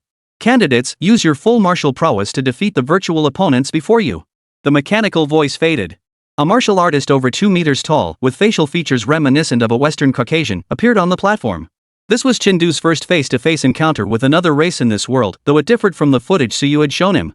The opponent's face bore none of the traits typical of beast-blood martial artists. He looked every inch a human. So this is what beast-blood martial artists beyond the border truly look like. Chen Du knew without thinking that this was a Western warrior's image, meant to prepare the young martial artists mentally. After all, the vast majority of these martial arts candidates had never seen blood or engaged in life-and-death combat with another person. Such individuals inevitably required an adjustment period once deployed to the battlefield. The virtual imagery served to acclimate the new recruits to this sensation as quickly as possible, preventing them from hesitating to strike when they actually faced combat. Still, witnessing their first combat encounter, even a simulated one, would likely unsettle many candidates. But such effects held no sway over Chen Du whatsoever. Having already slain nearly 100 true beast-blood warriors, what was there left to fear? As the first warrior charged, Chen Du merely glanced at him and instantly spotted a weakness in his movements caused by excessive amplitude. With a sweeping slash of his blade, the Western warrior was decapitated, dissolving into a pile of data. After his demise, another virtual warrior materialized in his place. This fighter was significantly stronger than the previous one, roughly a first-rank warrior who had just broken through a vein, possessing 300 health points. This was the system's adjustment based on Chen Du's strength. Yet this new warrior was also instantly dispatched with a single strike. The next one to appear was a mid-tier first-rank warrior who had broken through the 4th meridian, possessing 450 health points. One strike. A late-stage first-rank martial artist who had broken through the 7th meridian, with 600 health points. Still one strike. A second-tier early cultivator who had opened 1 meridian, with 800 health points. Still one strike. Until a new martial artist appeared. This martial artist was at the early stage of the 2nd rank with 3 meridians opened, possessing 1000 health points. Though the AI-simulated warriors possessed limited intelligence, prolonged combat had honed their martial skills to a minor mastery level. Only by unleashing the full power of both the Swift Wind Blade and Swift Wind Movement techniques could Chen Du defeat the opponent. At this point, the evaluation outcome was essentially decided. After all, Chen Du had already secured every possible point. There was little need to continue the test. What came as a surprise, however, was that the voice that echoed through the testing chamber wasn't the AI's cold, mechanical tone. Instead, a young voice one Chen Du had never heard before spoke. The voice said, "It's rare to see a high school student master the Swift Wind Blade to this level. But as far as I know, your specialty is the mountain-splitting blade. Why didn't you use it?" Chapter 77, Unprecedented, Martial Skill Score, 180. In the proctoring room. Everyone stared at the screen displaying Chen Du's exam results.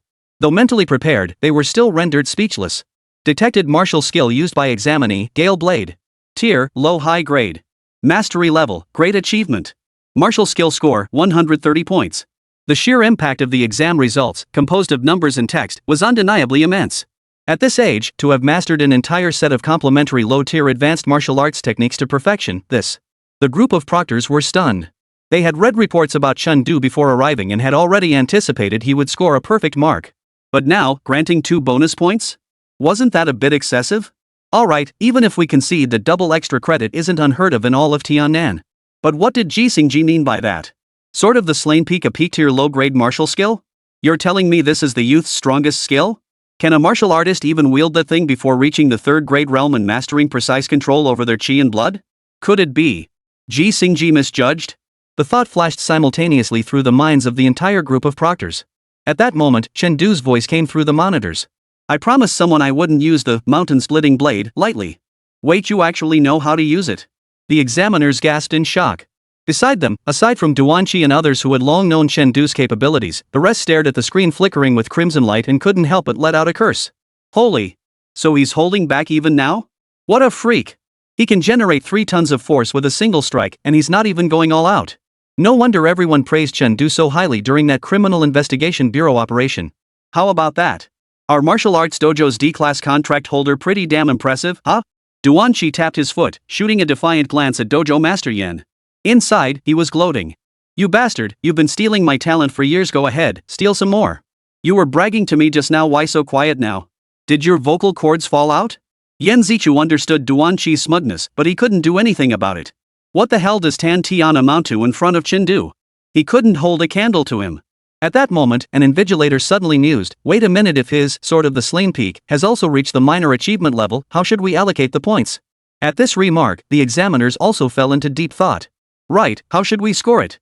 Should we award points based on the highest ranked skill? But then wouldn't Chen Du's swift wind blade have been trained for nothing? Give him points for both? Then Chen Du wouldn't even need to take the practical exam, the test would end early. Ji Xingji couldn't be bothered with their internal squabbles. As the senior serving as chief examiner here, you want to withhold points from my junior? If Suyu finds out, he'll kill me. You'll have to cough up some points, one way or another. Otherwise, how am I supposed to prove my junior is the absolute best? Clearing his throat, he addressed the microphone. This time, it doesn't count against the person. You can use it. You get to decide? Chen Du asked skeptically. I'm the chief examiner. My word is final. Fine then. Upon hearing Chen Du's agreement, Ji Xingji immediately turned to the technician beside him. How many testing rooms are currently available? About 50, I'd say. Redirect all power supply from those testing rooms to Chen Du's lab. Ha? The technician froze. Redirecting power from over 50 labs? The equipment won't last long. If you don't redirect it, you'll be burying the equipment. Seeing Ji Xingji's insistence, the technician had no choice but to comply. In the next moment, power was cut to 50 testing rooms, and red no-entry lights illuminated their doors.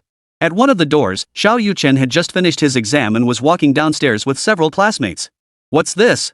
Temporary closure? Surprise flashed in his eyes.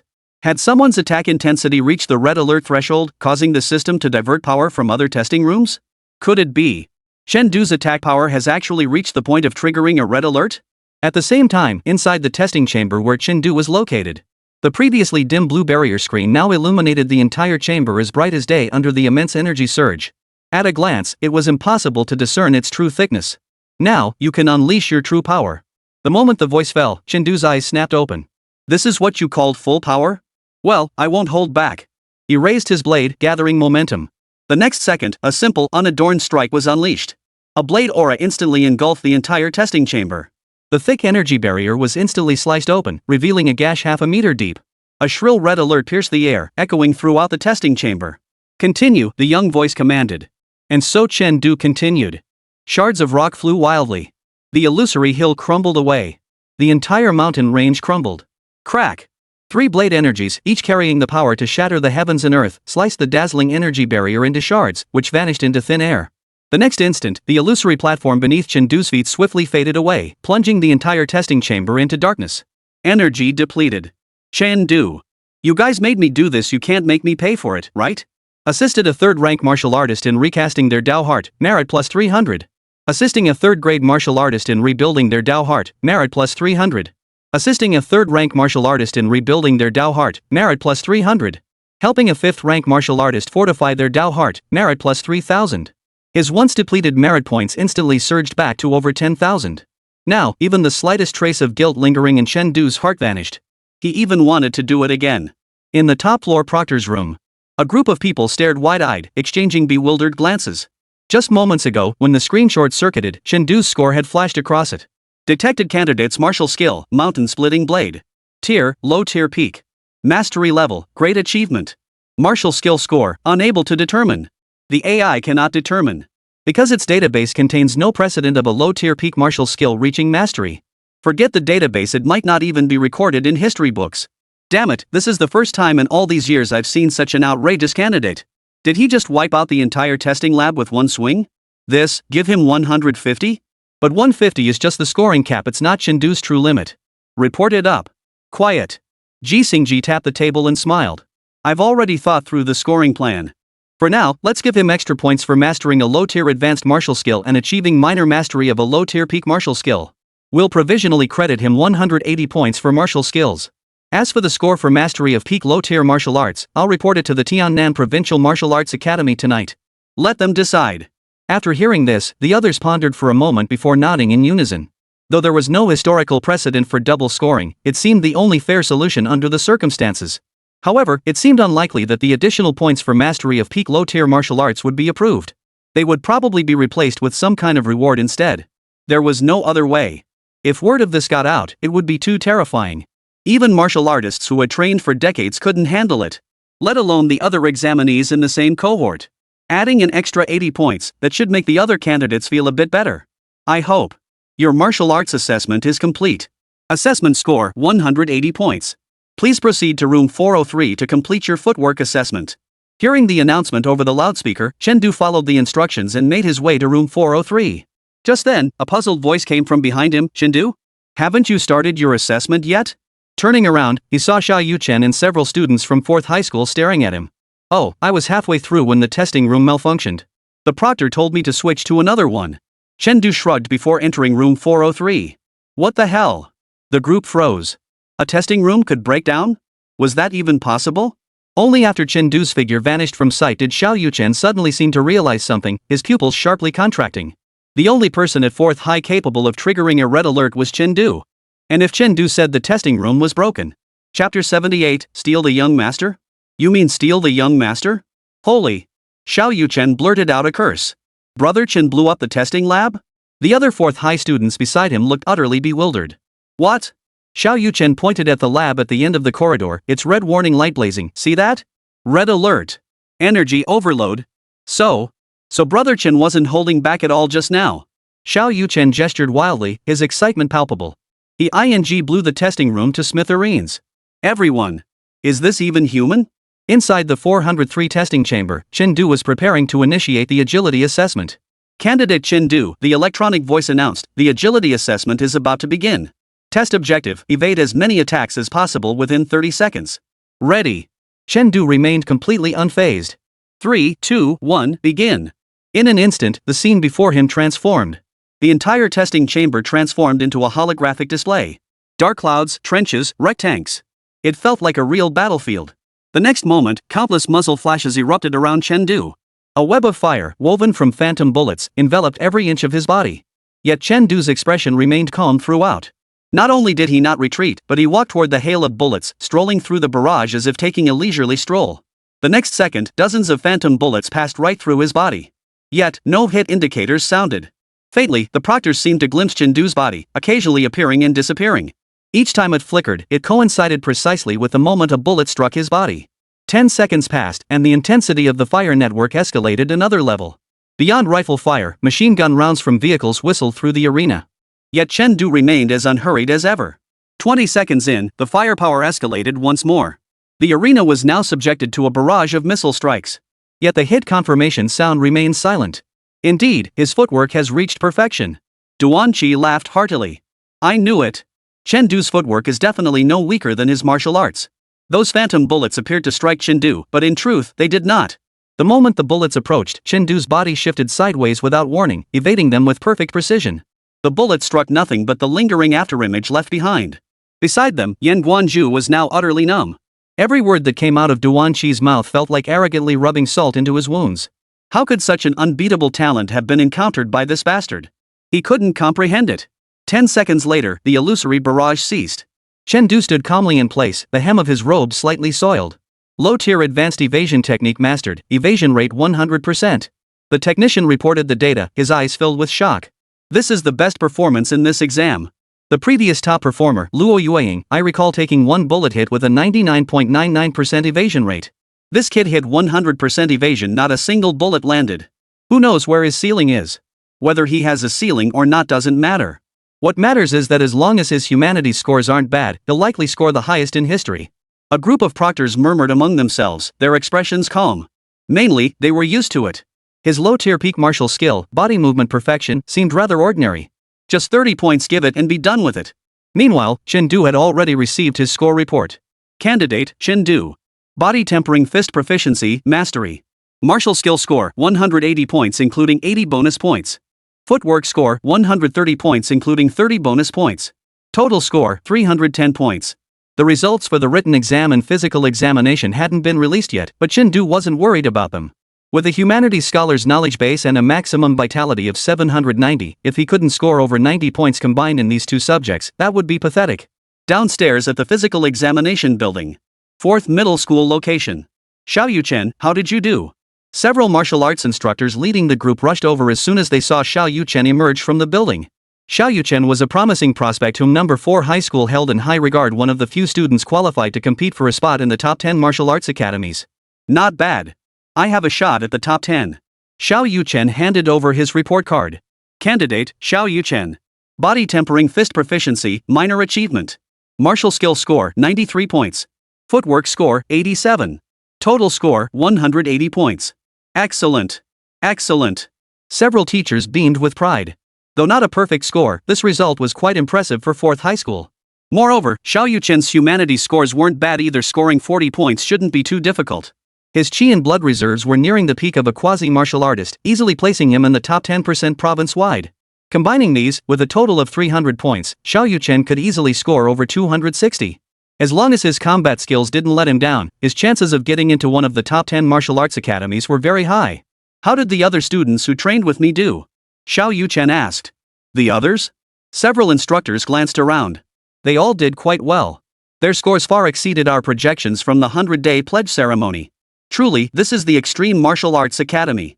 The instructors felt a pang of admiration. It must be said, the Extreme Martial Arts Academy's training reputation across the city was well deserved. Every student who attended their training camp returned with a dramatic leap in their academic performance. At this thought, the teachers' gazes instinctively drifted to a certain spot. Come to think of it, among those selected for the training camp back then, Class 3 was the only one not represented. Strictly speaking, that statement wasn't entirely accurate. Class 3 did have one student who attended the training camp. But subconsciously, the teachers at 4th Middle School never considered Chen Du as part of Class 3. Those Class 3 students who betrayed their teammates in front of outsiders, they were unworthy of being heroes. At that moment, Class 3's section stood out as a rare low-pressure zone amidst the crowd. In a group of barely a dozen people, almost every face bore a look of worry. This exam saw Class 3 perform below par across the board. Even Tang Wan, their top performer, only scored 110 points in martial arts and agility. By the numbers, their average score didn't even meet the passing threshold. The others fared even worse, with no one averaging over 100 points. This was going to be impossible to explain.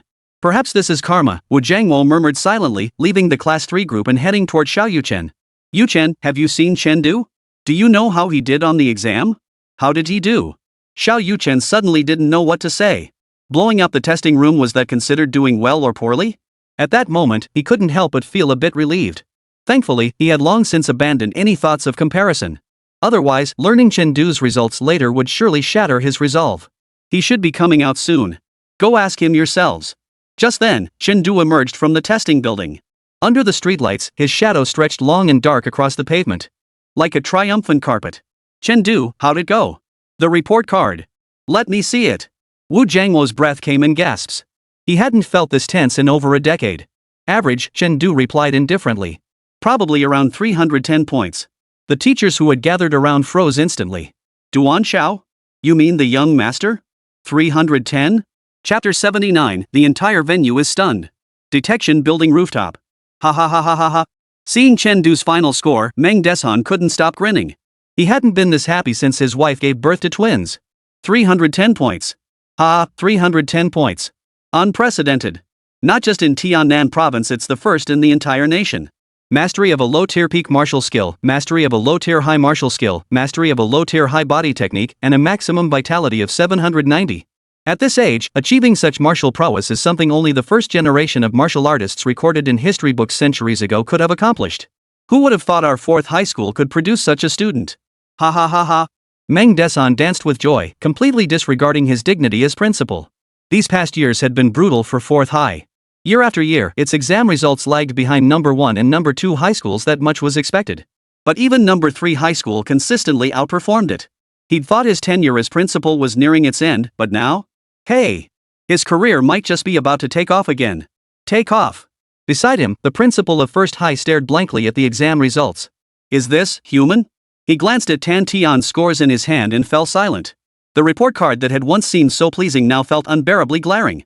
3 chi pulse breakthroughs, a maximum chi blood of 339 high? Pretty high, almost half of Chen Du's level. As for martial arts skills, he didn't even want to think about it.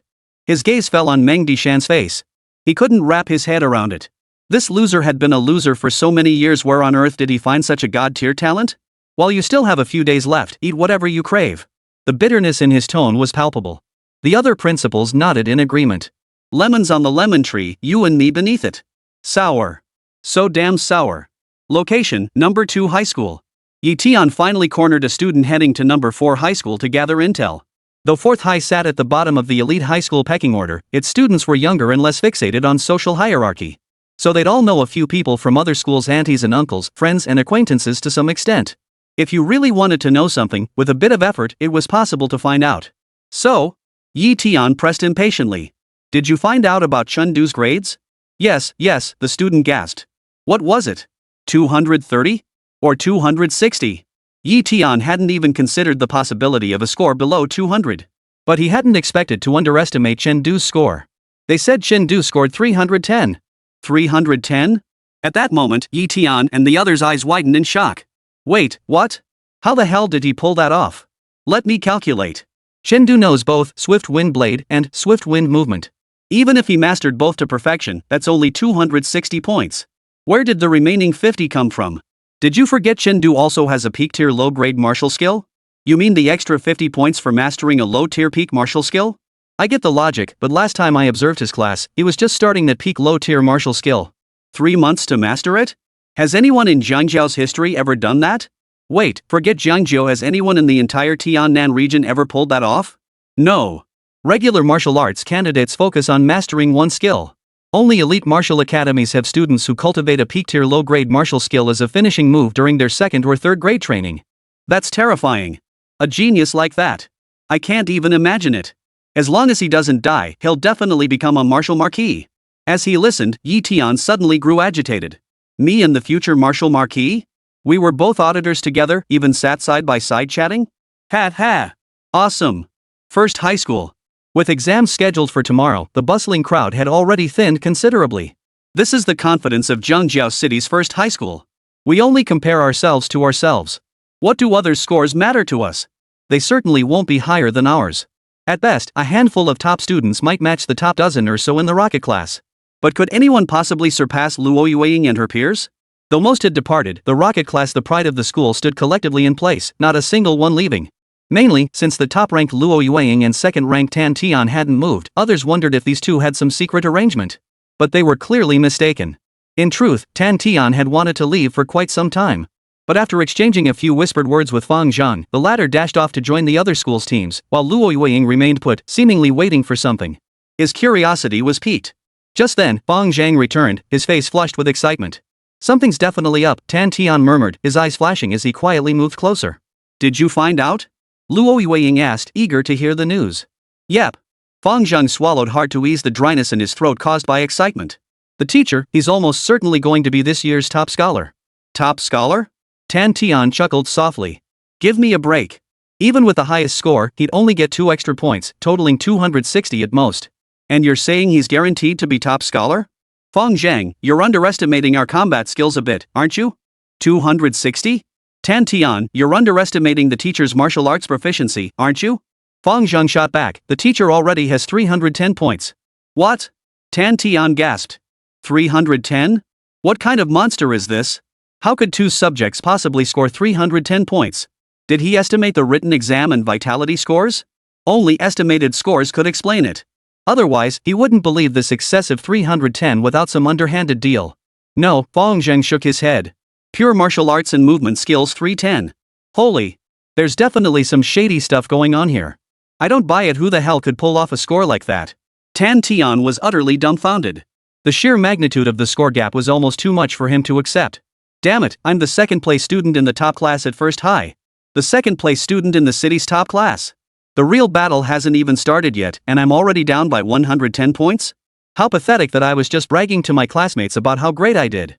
Now I've been humiliated in the worst way. Have I become a clown? Luo Yueying's beautiful eyes flashed with a gleam. Interesting. In tomorrow's practical exam, I absolutely must fight Chen Du. Better not, Fang Zhang cautioned. Big sis, you're no match for the teacher. It's best to avoid his sharp edge.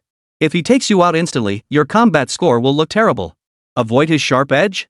Luo Yueying snorted lightly. My sword isn't exactly blunt either. Why don't you ask him if he fears me? Whatever you say. At least I tried to talk you out of it, Fang Zhang shrugged. By the way, the teacher's maximum vitality far exceeds your imagination. High vitality doesn't mean he's stronger than me. Luo Yueying's fighting spirit flared. I've already secured special admission to Yanwu Martial Arts Academy. My martial arts exam score means nothing compared to a real fight. Location, 4th Middle School. Is this real? Xiao Chen stared at the score sheet, unable to believe his eyes. 310? This result is even more terrifying than Chen blowing up the testing lab. It signaled that higher-ups were willing to set a precedent by granting Chen this extra credit. You're seriously awesome. Not bad, Chen replied casually. This result was unexpected yet understandable. He had only aimed for a 260, never expecting the proctor to let him use the sword of the slain peak and even grant him the extra points for mastering a low-tier peak martial skill. I wonder who that proctor really is. How could they know me so well? Chen Du's eyes flickered. The next morning, countless military troop transports gathered at the training base. All examinees would board these vehicles to reach a specific peak within the surrounding mountain range. This marked the beginning of the practical combat assessment. Chapter 80, the live combat assessment begins. On the transport vehicles, all students carried the uniformly issued F-grade alloy weapons. These weapons were specially crafted and existed in 2 states, sharpened and unsharpened. The sharpened state was intended for dealing with assessment targets. The unsharpened state was for situations where candidates might suddenly start fighting each other. After all, young people are hot-headed. One wrong move could easily lead to someone swinging their weapon wildly. Even unsharpened, however, the raw strength of martial arts candidates was undeniable. They could kill with a mere fire poker. Therefore, each troop transport vehicle is accompanied by an exam proctor.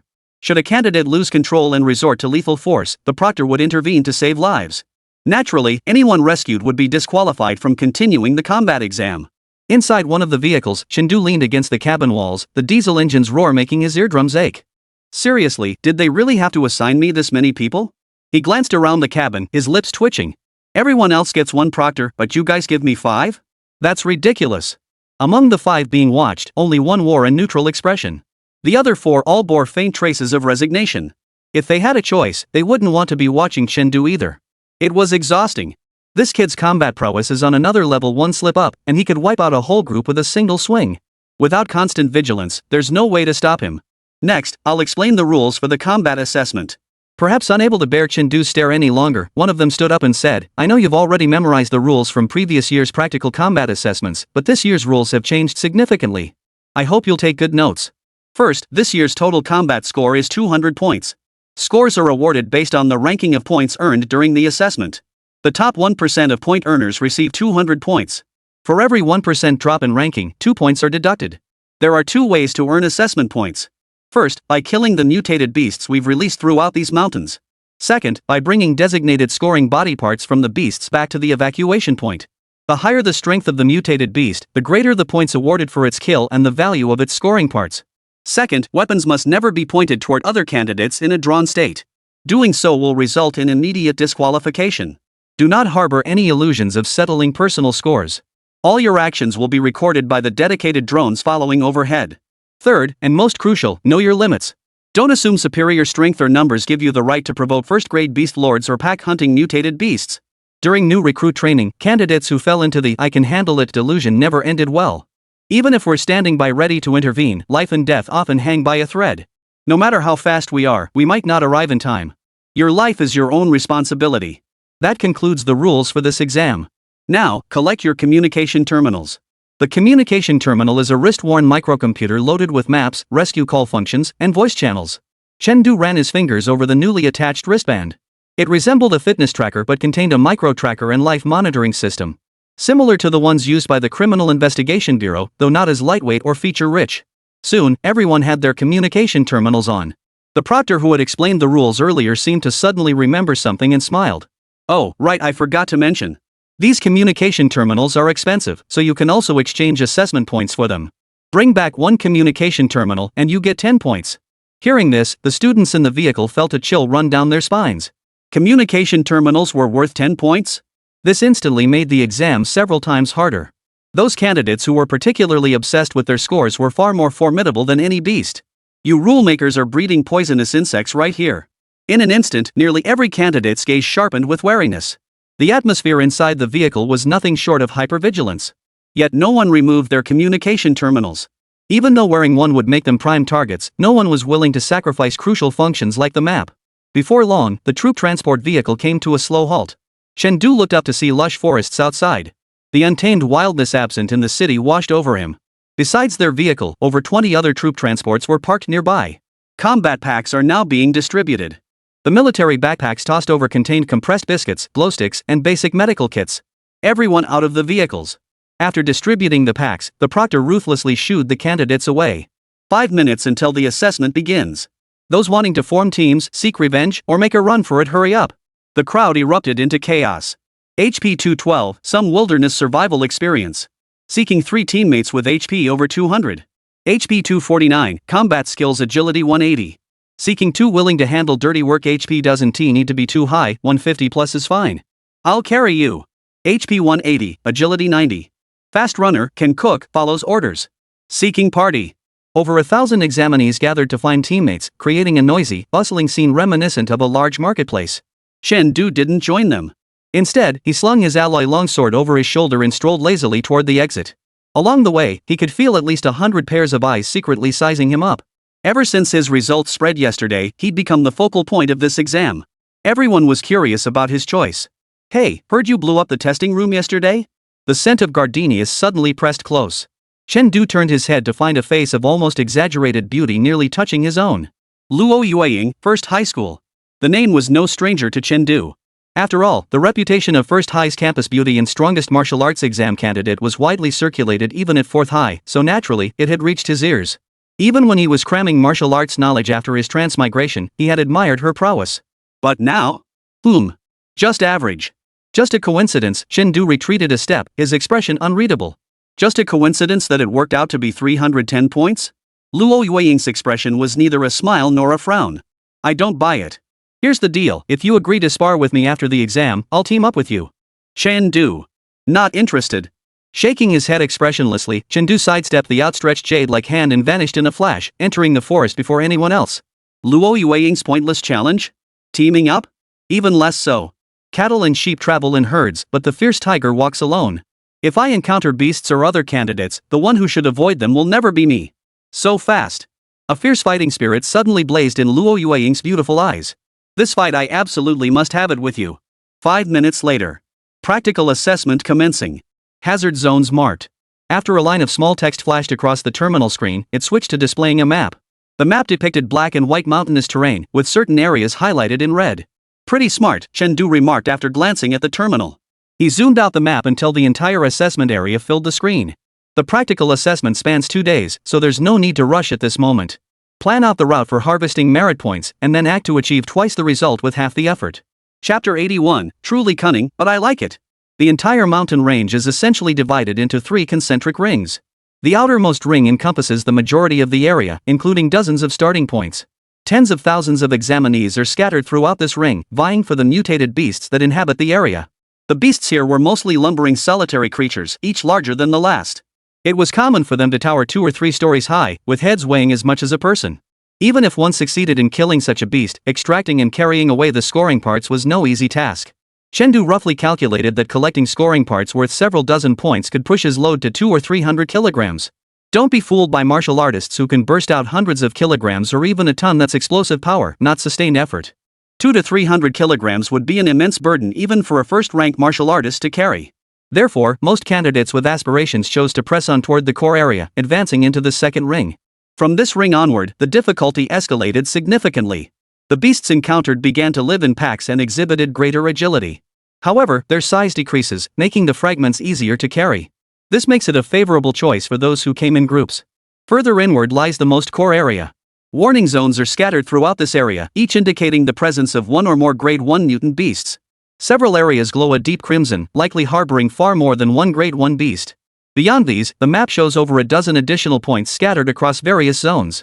Delivering loot to these points allows early submission, serving as a safety net. The outermost ring has the most people, but the area is simply too vast. It's a hassle to search. The core area is smaller, but there are too few people there, making it equally troublesome to search. Given that, I'll just fish in the middle ring. Having made up his mind, Chen shut down his terminal and headed straight for the second ring. Before taking a few steps, he caught a whiff of an unpleasant odor. It smelled like something that had been rotting for days. The next second, a massive black shadow filled his vision. A mutated beast?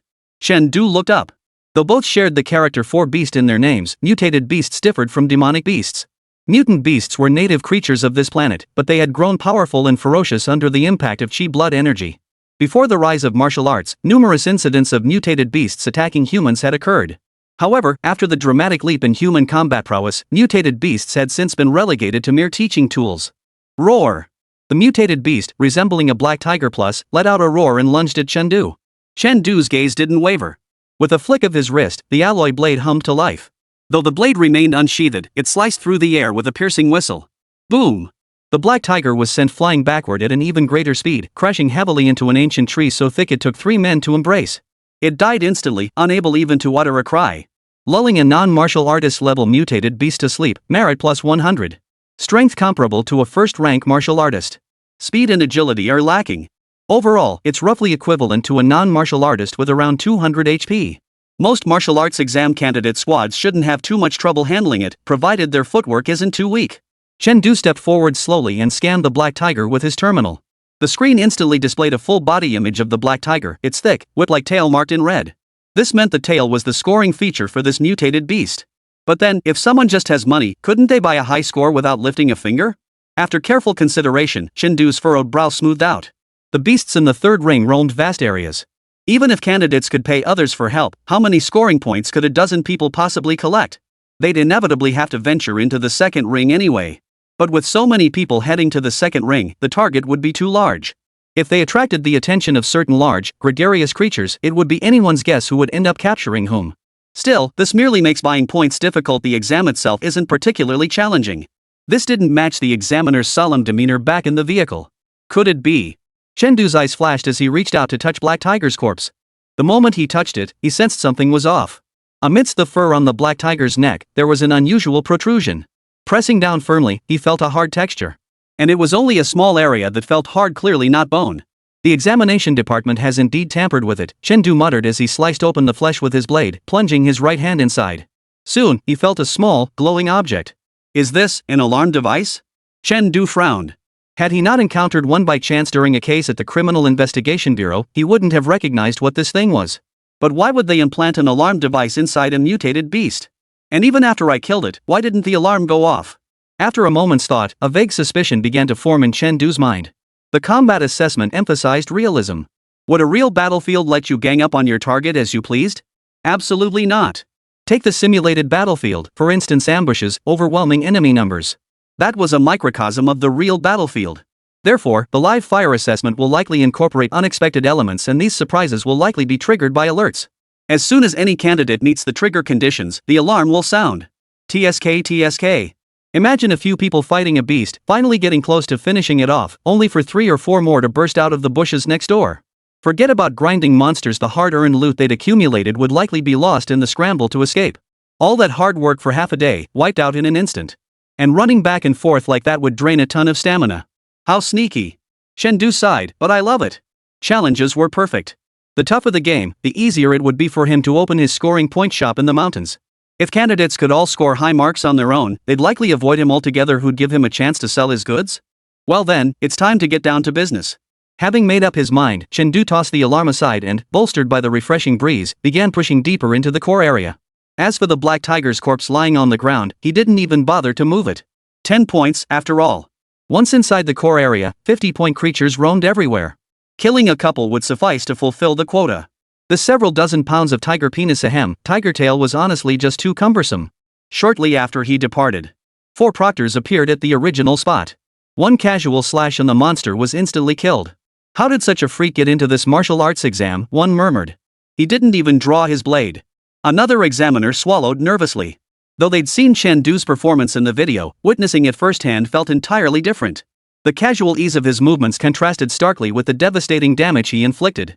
That's why the chief examiner ordered 4 of us to watch just him. The eldest examiner among the 4 bent down and picked up the item Chen had just discarded from the dirt. One of the hidden rules specifically added to this practical assessment had been spotted within the first minute of the exam. He was at a loss for words.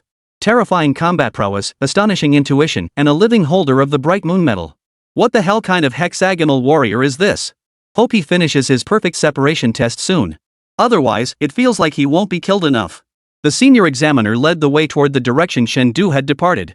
For some reason, he couldn't shake this ominous feeling. Chapter 82, Why Save People? Save Wolves. In the lush forest, a massive bear was tearing into its prey. Suddenly, as if sensing something in the air, it whipped its head toward a spot in the woods. Fierce wind. A whisper echoed from an unknown source. The instant the sound faded, a cold gleam flashed across the bear's neck. The bear's gaze froze instantly. The next second, its massive head slammed into the ground with a dull thud. Then came the thunderous crash of its body collapsing to the ground. Lulling a non-martial artist level mutated beast to sleep, merit plus 100. Seems like grinding merit here isn't too shabby. Chen wiped the blood from his blade, sheathed it, and continued running deeper into the forest, his body moving with fluid agility.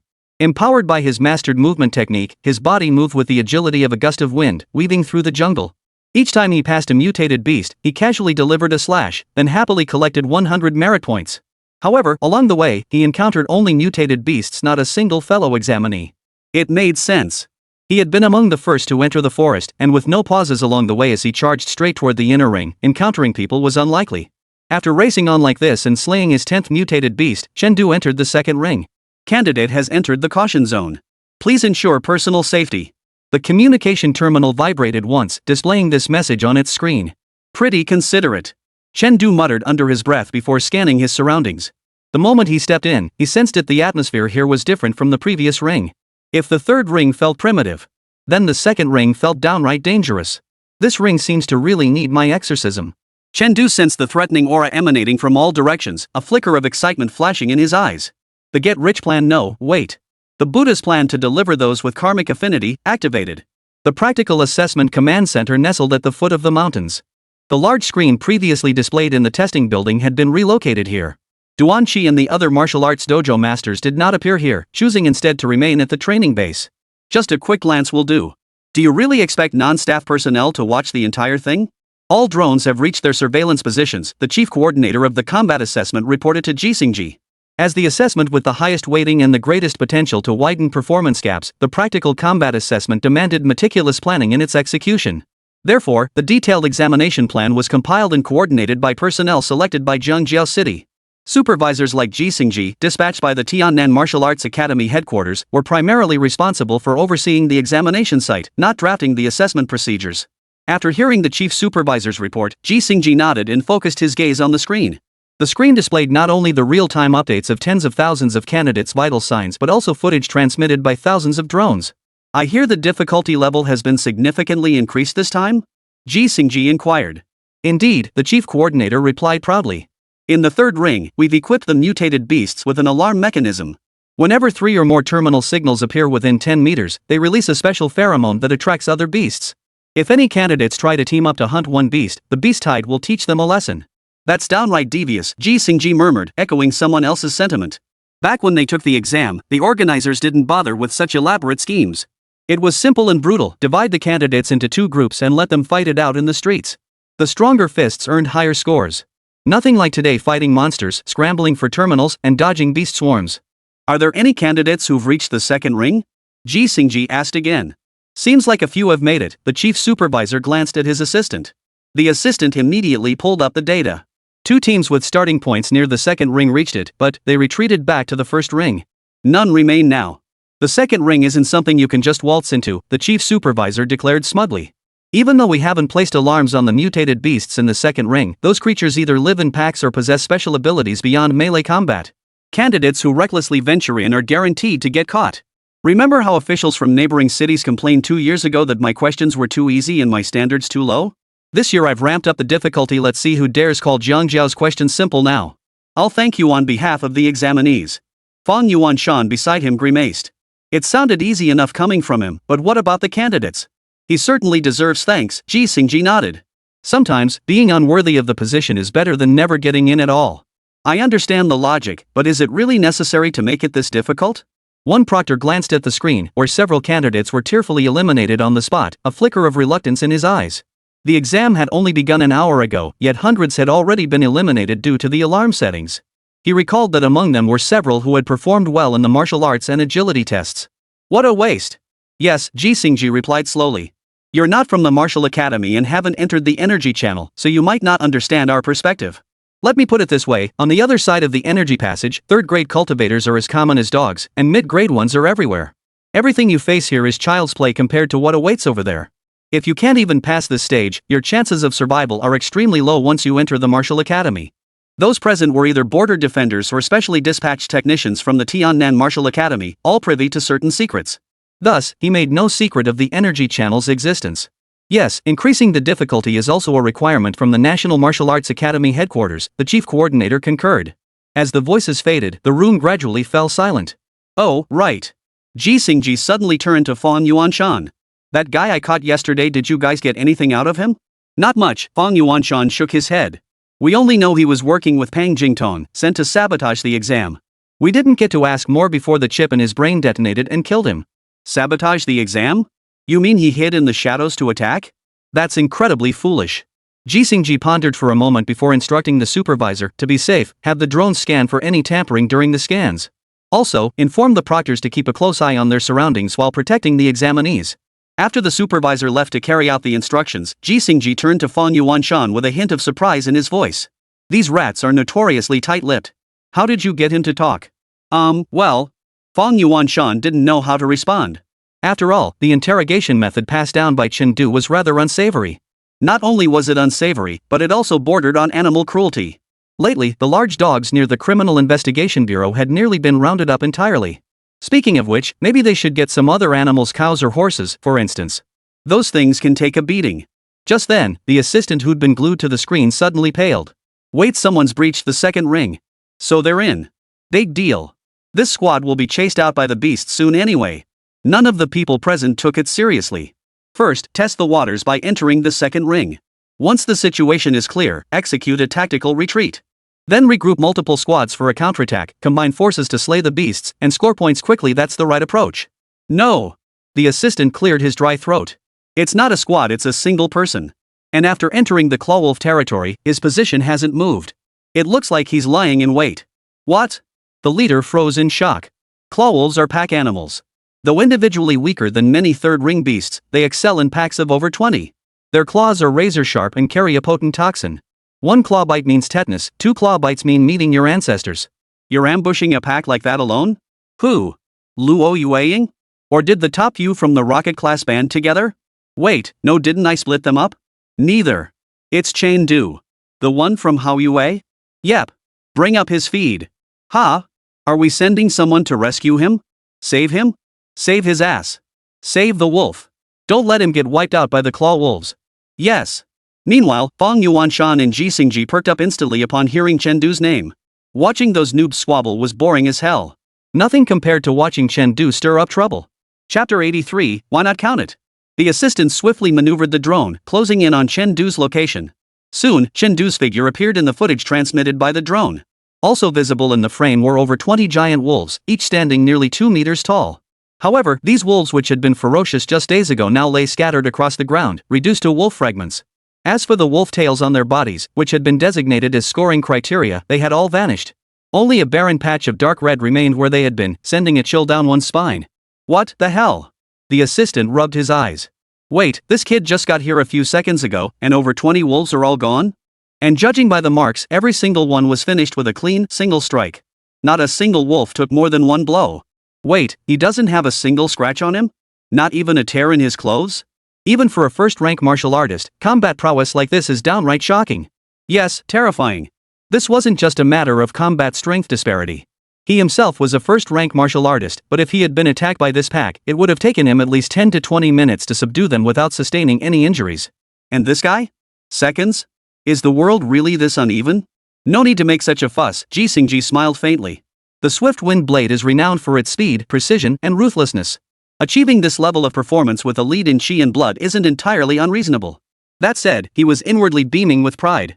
Impressive, impressive. Not even officially enrolled yet, and already learning how to make his teacher proud. Gale Blade. The supervisor was speechless. Thanks for pointing that out, a helpful reminder for someone who'd reviewed the candidate's records. Honestly, I'd completely forgotten Chen Du was using the Gale Blade technique. Muttering to himself, the supervisor's gaze instinctively fell upon Chen Du's admission ticket and froze. The 4th digit from the end of the admission ticket number is a 4? The supervisor's eyes widened. Weren't the departure points for this batch of candidates assigned to be the farthest from the second ring road? If I recall correctly, it's over 30 or 40 kilometers away, through mountainous terrain, with hordes of mutated beasts along the way. He ran that entire distance in half an hour? Didn't he encounter any beasts? Are you kidding me? I was just gloating, and now I'm getting called out? Deploy the drones. Check the route he came from. As several images appeared, the supervisor's expression instantly turned grave. What's going on with this kid's vitality? Along Chendu's path, every beast blocking his way had been cleaved in two. Not just beasts, even several massive trees so thick they required detours had been cleaved in two. The supervisor was stunned. Every other candidate was carefully conserving their vital energy, stretching every ounce to cover every step. Who would waste precious chi and blood chopping down roadblocks just to save a few seconds by avoiding a detour? Hearing his confusion, Jisingji offered no reply, merely smiling silently beside him. Just then, the assistant pulled up another message from Chengdu's terminal. Kill score, 300. The supervisor's eye twitched slightly.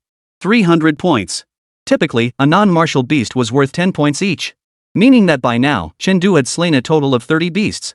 Add in the 20 wolf tails, and his score was heading toward 400 points. A full 400 points. In previous years, 400 points placed one among the top scorers. Yet Chengdu achieved it in just over half an hour. Young people these days, really? The supervisor sighed, both impressed and disheartened. He marveled at Jiangjiao City producing such a prodigiously gifted candidate. But he was also frustrated that the exam format he'd painstakingly designed had been so easily cracked. His composure was about to snap. Yet the next instant, his expression froze. Why is this kid still pushing forward after all that running and fighting? Shouldn't he be stopping to recover his energy? At the same time, the beasts in the second ring zone are indeed much smaller than those in the third ring. After stuffing 20 wolf tails into his backpack, Chengdu weighed it. The backpack only added about 100 kilograms in weight, less than the two scoring targets from the third ring area. Looks like the inner ring area will indeed be where most candidates head. Chengdu thought to himself. In terms of carrying capacity alone, the second ring was far superior to the third ring. Although the beasts in the second ring lived in packs, individually, they weren't as powerful as the big beasts in the third ring. Besides, even if they lived in packs, could they outnumber the candidates charging at them? A pack of 20 wolves like that? Candidates would definitely form groups of 10 or 20 to tackle it. Therefore, for most candidates, the second ring's paper difficulty was lower than the third ring's. But that's just on paper. When numbers swell, the mental calculations begin. Then, when it comes to dividing the spoils, well, Now, let's continue the harvest. Chengdu listened to the beast roars echoing through the forest and crept toward the sound. Let me see who'll be the next lucky little pet. Emerging from the trees, the view suddenly opened up. On the grassy bank of a small river ahead, a group of rodents rolled about gleefully, occasionally nudging each other gently with their snouts. What a heartwarming scene. That is, if one ignored their millstone-sized bodies and the several mangled, bloodied carcasses of beasts they had torn apart. Spiny rats, true to their name, possess claws like steel needles and tails ending in venomous stingers akin to scorpion tails. These social creatures were swift, agile, and preferred to hunt in packs. Beyond these traits, the most troublesome aspect of these rodents is their ability to rally their kin. Once attacked, they bring their entire family to the fray. And they reproduce like crazy. As the saying goes, you can never guess how deep someone's heart is, just like you'd never imagine how many rats could crawl out of a single hole. Let's be honest, using spiked rats as test subjects is downright brutal. Even if you assemble a team of dozens for a group battle, one wrong strategic move can easily lead to disaster. After all, spiny rats have maxed out their burrowing skills, and with their sheer numbers, you never know when hundreds will surround you. But for me, that doesn't seem like a disadvantage. Chengdu chuckled, drawing his blade as he stepped out of the thicket. The more rodents, the better. Chapter 84, Geniuses seeing me are like mayflies seeing the blue sky. Command Center. What kind of shenanigans is Chengdu up to now? A group of people stared at the boy on the screen. He was leading a pack of rats in a circular run, not attacking, just running. As he moved, hidden burrows collapsed one after another. The spiny needle rats that had been dozing inside now scrambled out. One by one, they chased after Chengdu, cursing him all the way. Over 100 now, the assistant gasped, eyes wide. Even if they're all just 100 or so HP strong. But a quantitative change leads to a qualitative leap. This magnitude has already surpassed what a late-stage first-rank cultivator can handle. Has he lost his mind? Should we send reinforcements? No need. He already has 4 invigilators following him. Jisingji shook his head at his assistant before turning back to the screen. My guess is he's aiming to take them all down at once. Take them all down? The supervisor frowned. Isn't that idea a bit overconfident? True, a single spiked rat isn't much of a threat. Any ordinary non-practitioner with over 100 health points could take it on alone. But a swarm of spiked rats? They're among the most formidable beasts in the entire second ring. They were placed on the outer periphery of the second ring precisely to send a message to the candidates. The battlefield was treacherous. Sometimes, places that seemed harmless on paper harbored enemies you couldn't afford to provoke. Don't just trust the map, make sound judgments based on reality. But before this lesson could even sink in, you're already trying to grind for points? Is this something you can grind? Do you even understand what you're grinding for? As a swarm of rats blocked the youth's path, the supervisor moved his hand to his earpiece, ready to call for backup at any moment. Yet, in the next instant, on the screen, Chen showed no panic. Just before the rats could bite him, he leapt high into the air and swung his blade downward. It was the fifth form of the swift wind blade, Fire's Invasion. The icy blade's glow swept downward like wildfire whipped by a gale, but it didn't strike the rats instead, it slammed into the ground nearby. Boom! The blade's aura struck the ground, sending dust flying. What is this? The supervisor stared at the point of impact, his pupils contracting. Chen Du's strike had destroyed one of the burrows the rats had emerged from. Before he could recover, Chen Du slashed several more times, systematically destroying every single exit the rats had used. He actually memorized the location of every passageway and destroyed them all? This will provoke the rats into revolt. Sure enough, in the next instant, the eyes of every spiked rat glowed faintly red. Even someone unfamiliar with rodents could tell they were enraged. Facing the enraged horde, Chen Du didn't flee using his agility.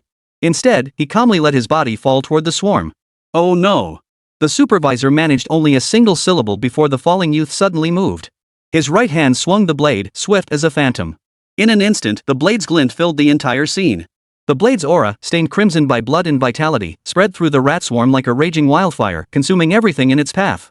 The rats were consumed, like wild grass meeting a raging fire, utterly incinerated by the blade's aura. As the crimson-tinged gale swept through, countless stark white bones scattered across the ground. The mice that had been lively moments before were now reduced to skeletal versions of themselves. How did he do that? The crowd was stunned. Killing spiked rats? Simple. Cutting them into pieces was a bit tricky, but with some effort, it wasn't impossible. But dissecting a live spiked rat into this state? Impossible. This wasn't about combat prowess anymore, it was about precise control over the force applied. It's the bone-scraping technique, a transcendent ability cultivated through mastery of the Gale Blade, Ji Xingji explained. Master's original intent in researching the Ji Gale Blade was precisely to deal with these diminutive demon beasts.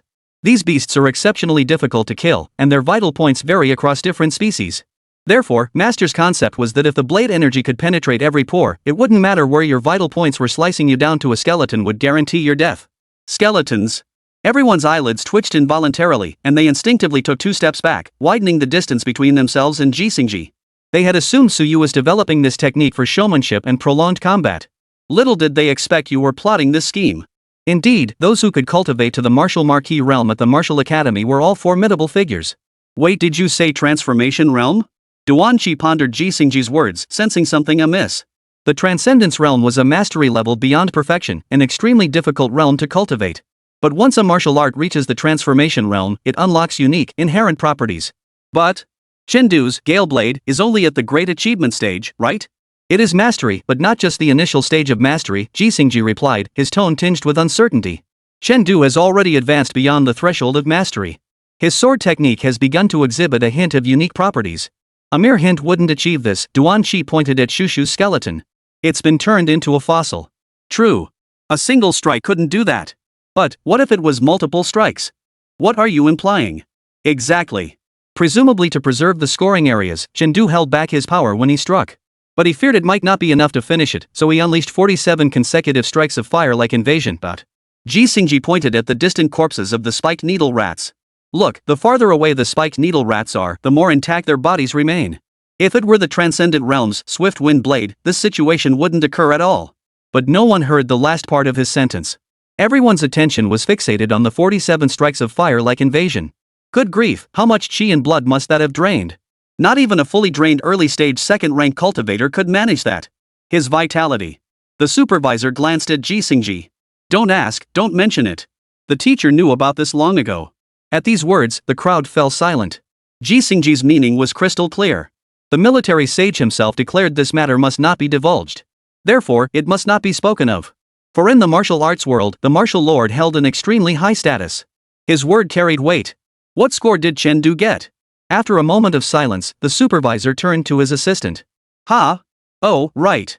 The assistant snapped out of his daze and immediately activated the intelligent assessment system on the drone. A total of 213 spiked rats. Each kill is worth 5 points, and the scoring area is also worth 5 points. The total score for this wave is 2,130 points. Adding the previous 400 points, the total is 2,530 points. The moment those words left his mouth, a series of gasps filled the command room. Holy, the supervisor blurted out. This score, it's unprecedented. And probably won't be matched anytime soon. 2,530 points. Truly unbeatable. Even if the practical assessment scores were based on final rankings, no one could possibly surpass this. If you don't score perfect marks, you'll see me as brightly as the moon among the stars. But if you do score perfect marks, you'll see me as fleetingly as a mayfly glimpsing the blue sky. Add that to the earlier 310 points for vitality and blood, 790 total, definitely another perfect score. As for the humanities section, this kid was originally a liberal arts student, so he should have at least 40-something. Duanqi trailed off, even sounding uncertain himself. Could his total score really hit over 600? Chen Du's talent is terrifying. Even though Ji Xingji had anticipated this outcome, he still felt a jolt of awe. He recalled being a top-tier genius in his own time, yet standing before Chen Du, he still felt his own talent fell short. Chapter 85, Who Sells Points by the Thousand? Next, Chen Du swept through 2 more waves of herd beasts. Unfortunately, he didn't encounter any more creatures like the rodents, plentiful in number yet yielding minimal scoring parts. After gathering over 300 kilograms of scoring materials in total, he ceased hunting. Over 300 kills total, yielding more than 30,000 merit points. Though his muscles ached, Chen Du's spirit soared. Whoever came up with this group hunting beast exam point was practically shoving merit points into his merit box. The world is still full of good people. Glancing at the map, the collection point for scoring parts was just a short distance away. Judging by the time, quite a few squads should be inside the second ring by now. Let's go grab a load of loot first, selling it will net another huge chunk of merit. She sheathed her blade and headed toward the scoring point collection area. As he walked, his mind raced with calculations. My kill score should be over 2,000 by now. This score should be the top one right now. Well then, it seems we can sell off all the scoring parts we have on hand. But since someone's keeping an eye on things, selling off large quantities might get us sanctioned by the proctors. Looks like we'll have to limit purchases, maybe only a dozen or 20 points per person. Teams venturing into the second ring must possess the capability to slay beasts. This amount of points isn't unreasonable. Lost in thought, a makeshift camp suddenly came into view. Inside, 3 martial artists in work uniforms leaned idly against the scoring equipment. As he approached, their eyes darted toward him warily. But the moment they saw the candidate uniform on Chen Du, the wariness vanished from their eyes. One of them stepped forward. Candidate, you have 3 opportunities to submit scoring items. Would you like to use one now? Scoring items couldn't be submitted endlessly, otherwise, the large beasts in the third ring would lose their purpose. As the staff member approached Chen Du, his eyes widened when he spotted the large bundles and bags trailing behind him. His words abruptly halted. This much? You didn't steal your entire squad's spoils, did you? He looked at Chen Du with a strange expression. Let me warn you, it's not like no one's tried this before. But everyone who did ended up with a nasty outcome. This was the martial arts exam. For many candidates, it was their one and only chance in life. If you dare steal someone else's points here and get caught, you could get beaten to death. Chen Du didn't argue. He simply replied flatly, which team could kill so many in such a short time? The staff fell silent at this remark. You know what? He had a point. Candidates must first spend time forming large teams, then divide tasks, devise tactics for different beasts, and allocate spoils. With all that back and forth, they couldn't manage too many hunts in 2 days. To take down so many prey in such a short time was simply impossible. But you managed to do alone what others couldn't accomplish in groups? The staff member gaped, at a loss for words, and reached for the package to scan and register it. Maintaining exam order was the proctor's responsibility. What did it have to do with someone like him who only recorded scores? But as his hand reached out, it grasped at thin air. I'm not here to settle scores. Chen Du shook his head, slowly walking off with his bags while the staffer stood there dumbfounded. You came to settle the location, not to settle scores and lighten your load. So what exactly are you here for? I'm tired from fighting. Looking for a place to rest. Ha! The staff member gaped, a trace of bewilderment in their eyes. You make such a compelling point, I can't even argue with that. He remained silent, and Chen Du couldn't be bothered to make conversation. He simply opened his bag and began pulling out the scoring parts one by one. Wolf tail, rat's tail spike, fox ears. Before long, the ground was densely covered with 4 piles. If any examinees had witnessed this scene, they would surely have cursed Chen Du for wasting precious resources. How could such precious scoring items be casually piled on the ground? What if they got crushed and couldn't be scored? Even setting aside the examinees, the sight made the staff feel a faint twinge of unease. Feels like something's missing, Chen Du muttered, arms crossed. He couldn't shake the feeling that this pile on the ground was incomplete. Oh right. The prices aren't labeled. Realizing the issue, Chen Du turned to the staff. Got any paper and pen? Paper and pen? The staff member froze in surprise. Was this candidate really this eccentric? Why would someone need paper money in the middle of an exam? What, are you some kind of art student? His first instinct was to refuse. But before the words left his mouth, a young voice came through his earpiece. Give it to him. I'm actually curious too, what does he want to do with it? Hearing that voice, the staff member was startled. Who was this kid to warrant the chief examiner speaking up for him? And since Ji Xingji, the chief examiner overseeing this session, had spoken, he had no choice but to comply. He retrieved the banknotes from the camp and handed them to Chen Du. He then stood nearby, not leaving, simply watching Chen Du. He too was curious about what Chen Du intended to do. Chen Du smiled and wrote several bold, sweeping characters on the paper. Spiked rat tails, 50,000 per piece, 5 cents each. Limit 2 per person. Wolftail claw, 100,000 per piece, 10 cents per piece, limit 1 per person. Horizontal banner, take home 10 assessment points for 100 grand. Holy? Inside the command center, Ji Xingji was observing Chen Du through the drone's feed. The moment he saw the note's contents, he spit out a mouthful of water. Well, I never. Are these young martial artists really this down to earth nowadays? This. The supervisor snapped back to reality, fuming that brat actually dared to openly sell exam materials during the test? Arrogant. Utterly arrogant. The mutant beasts he'd worked so hard to capture. The exam plan he'd stayed up late crafting with blood, sweat, and tears. Chen Du's actions made him feel like all his efforts had gone down the drain. No, the more he thought about it, the angrier he became. Chief Examiner, he turned to Ji Xingji, I request a verbal reprimand for Chen Du and a deduction of 10 points from his total score for violating exam regulations, to serve as a warning to others. This punishment was certainly severe, but for Chen Du, it was actually quite lenient. After all, Chen Du's score was already set. Whether it was 601 or 600 made no difference, he was still the top scorer in the college entrance exam. Yet even this mild penalty was met with Ji Xingji's refusal. The examination regulations do not explicitly prohibit transactions between candidates, he stated, pointing to the rules on the table. The supervisor was momentarily speechless. Ji Xingji was correct, the exam regulations did not explicitly forbid transactions between candidates. Since cultivating martial arts was extremely costly, having money could arguably be considered one of a martial artist's talents. If you privileged second-generation martial artists are happy to pay to enter the battlefield, why should I stand in your way? Thus, examiners often turn a blind eye to the practice of buying points. But damn it! Historically, no one's ever put thousands of points up for sale. Selling that much? Are you some kind of influencer? So we just stand by and let this kid sell here, the supervisor insisted, unwilling to give up. It's unfair to the other candidates. That's why he specifically imposed purchase limits. Ji Xingji shook his head. Each person can only buy up to 40 points. Besides the tail spikes, the other 3 items are in limited supply. In the end, each person will likely only get about 10 points. 10 points? That's what you get for killing one beast. For teams advancing to the second ring, this is just icing on the cake. Moreover, given Chen Du's absurdly high hunting efficiency, if he weren't setting up a stall, the beasts in the second ring would be slaughtered en masse. This would drastically reduce the point gains for Ring 2 candidates, which isn't exactly fair to them. In fact, the current situation is arguably the most ideal outcome.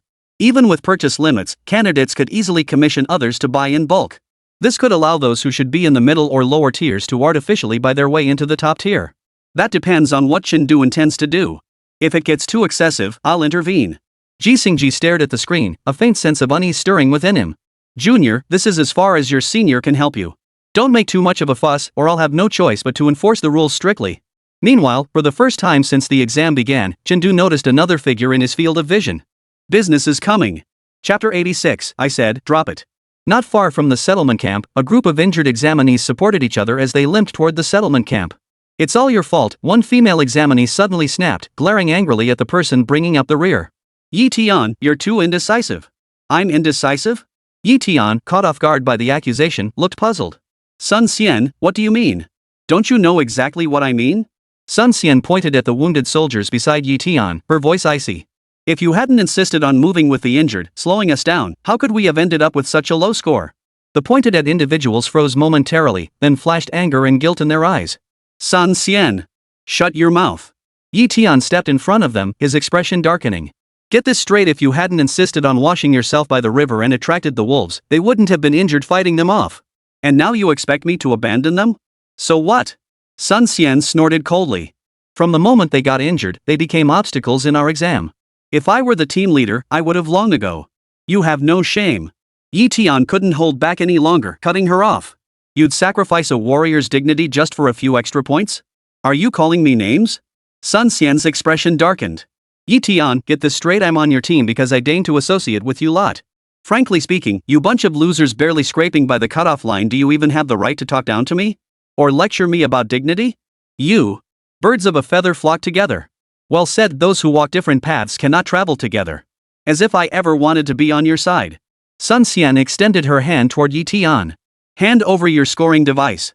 I'm turning around and leaving right now. Hearing this, Yi Tian tossed her share over without hesitation. This woman had been nagging non-stop the entire journey, causing nothing but trouble. He'd long since had enough of her. He must have been blind to date such an ungrateful girl. Yet, after catching the device, Sun Xian reached out again. Give me half of those useless guys' scoring parts to compensate for my lost time. The knife was finally revealed. Don't push it too far. Yi Tian snapped. Sun Xian kept her hand out, unmoved.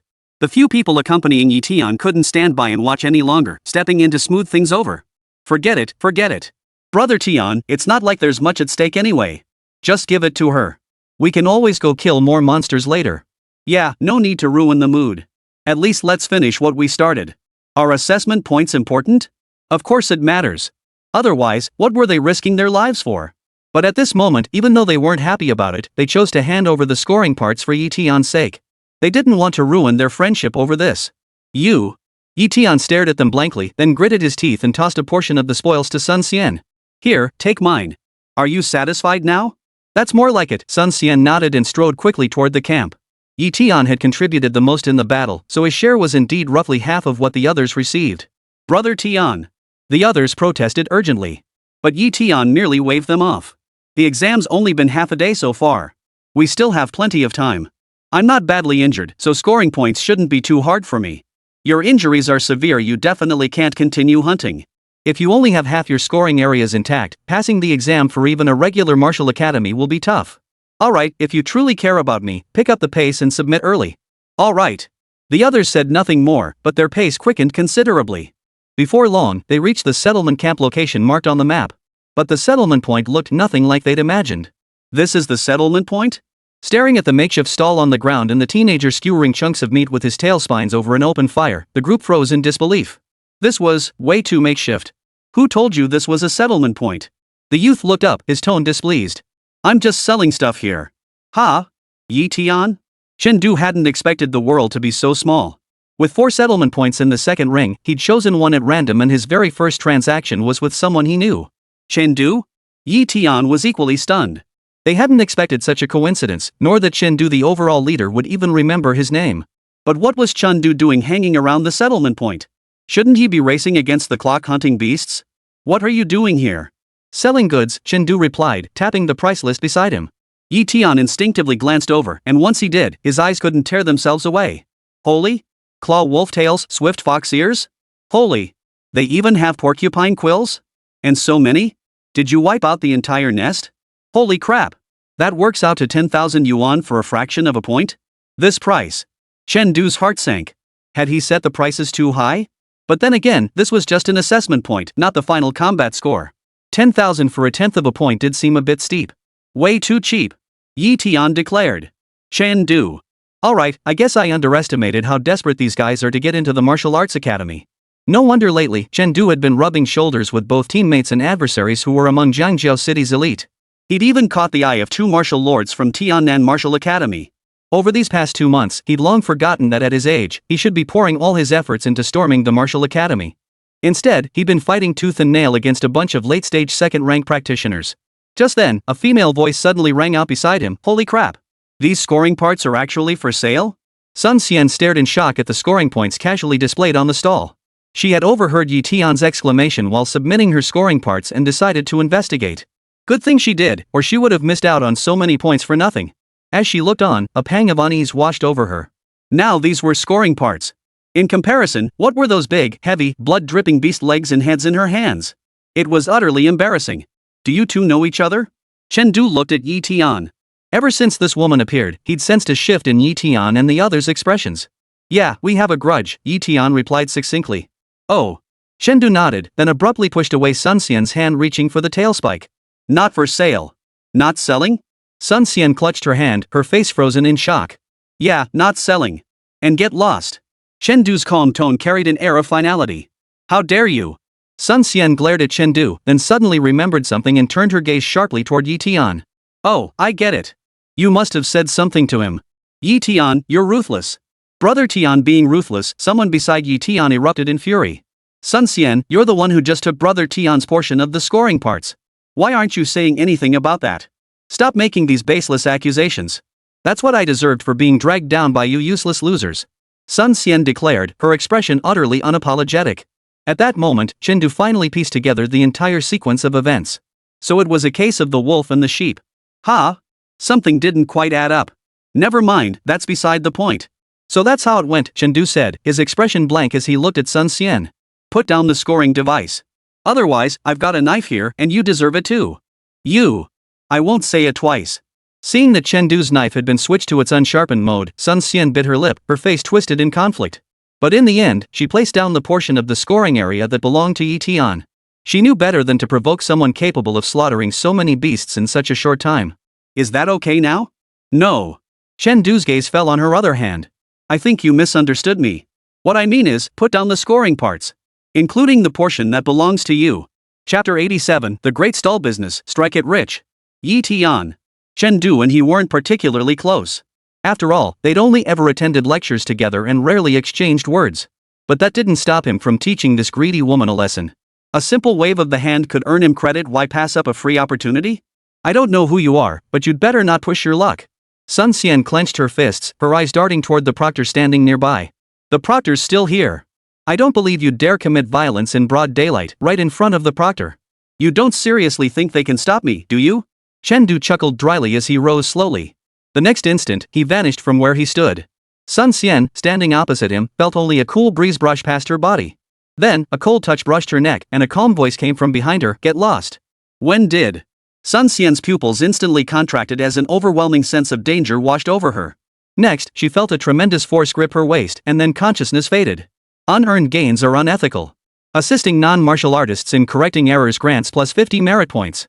Assisting non-martial artists with bone realignment, merit plus 50. Only 100.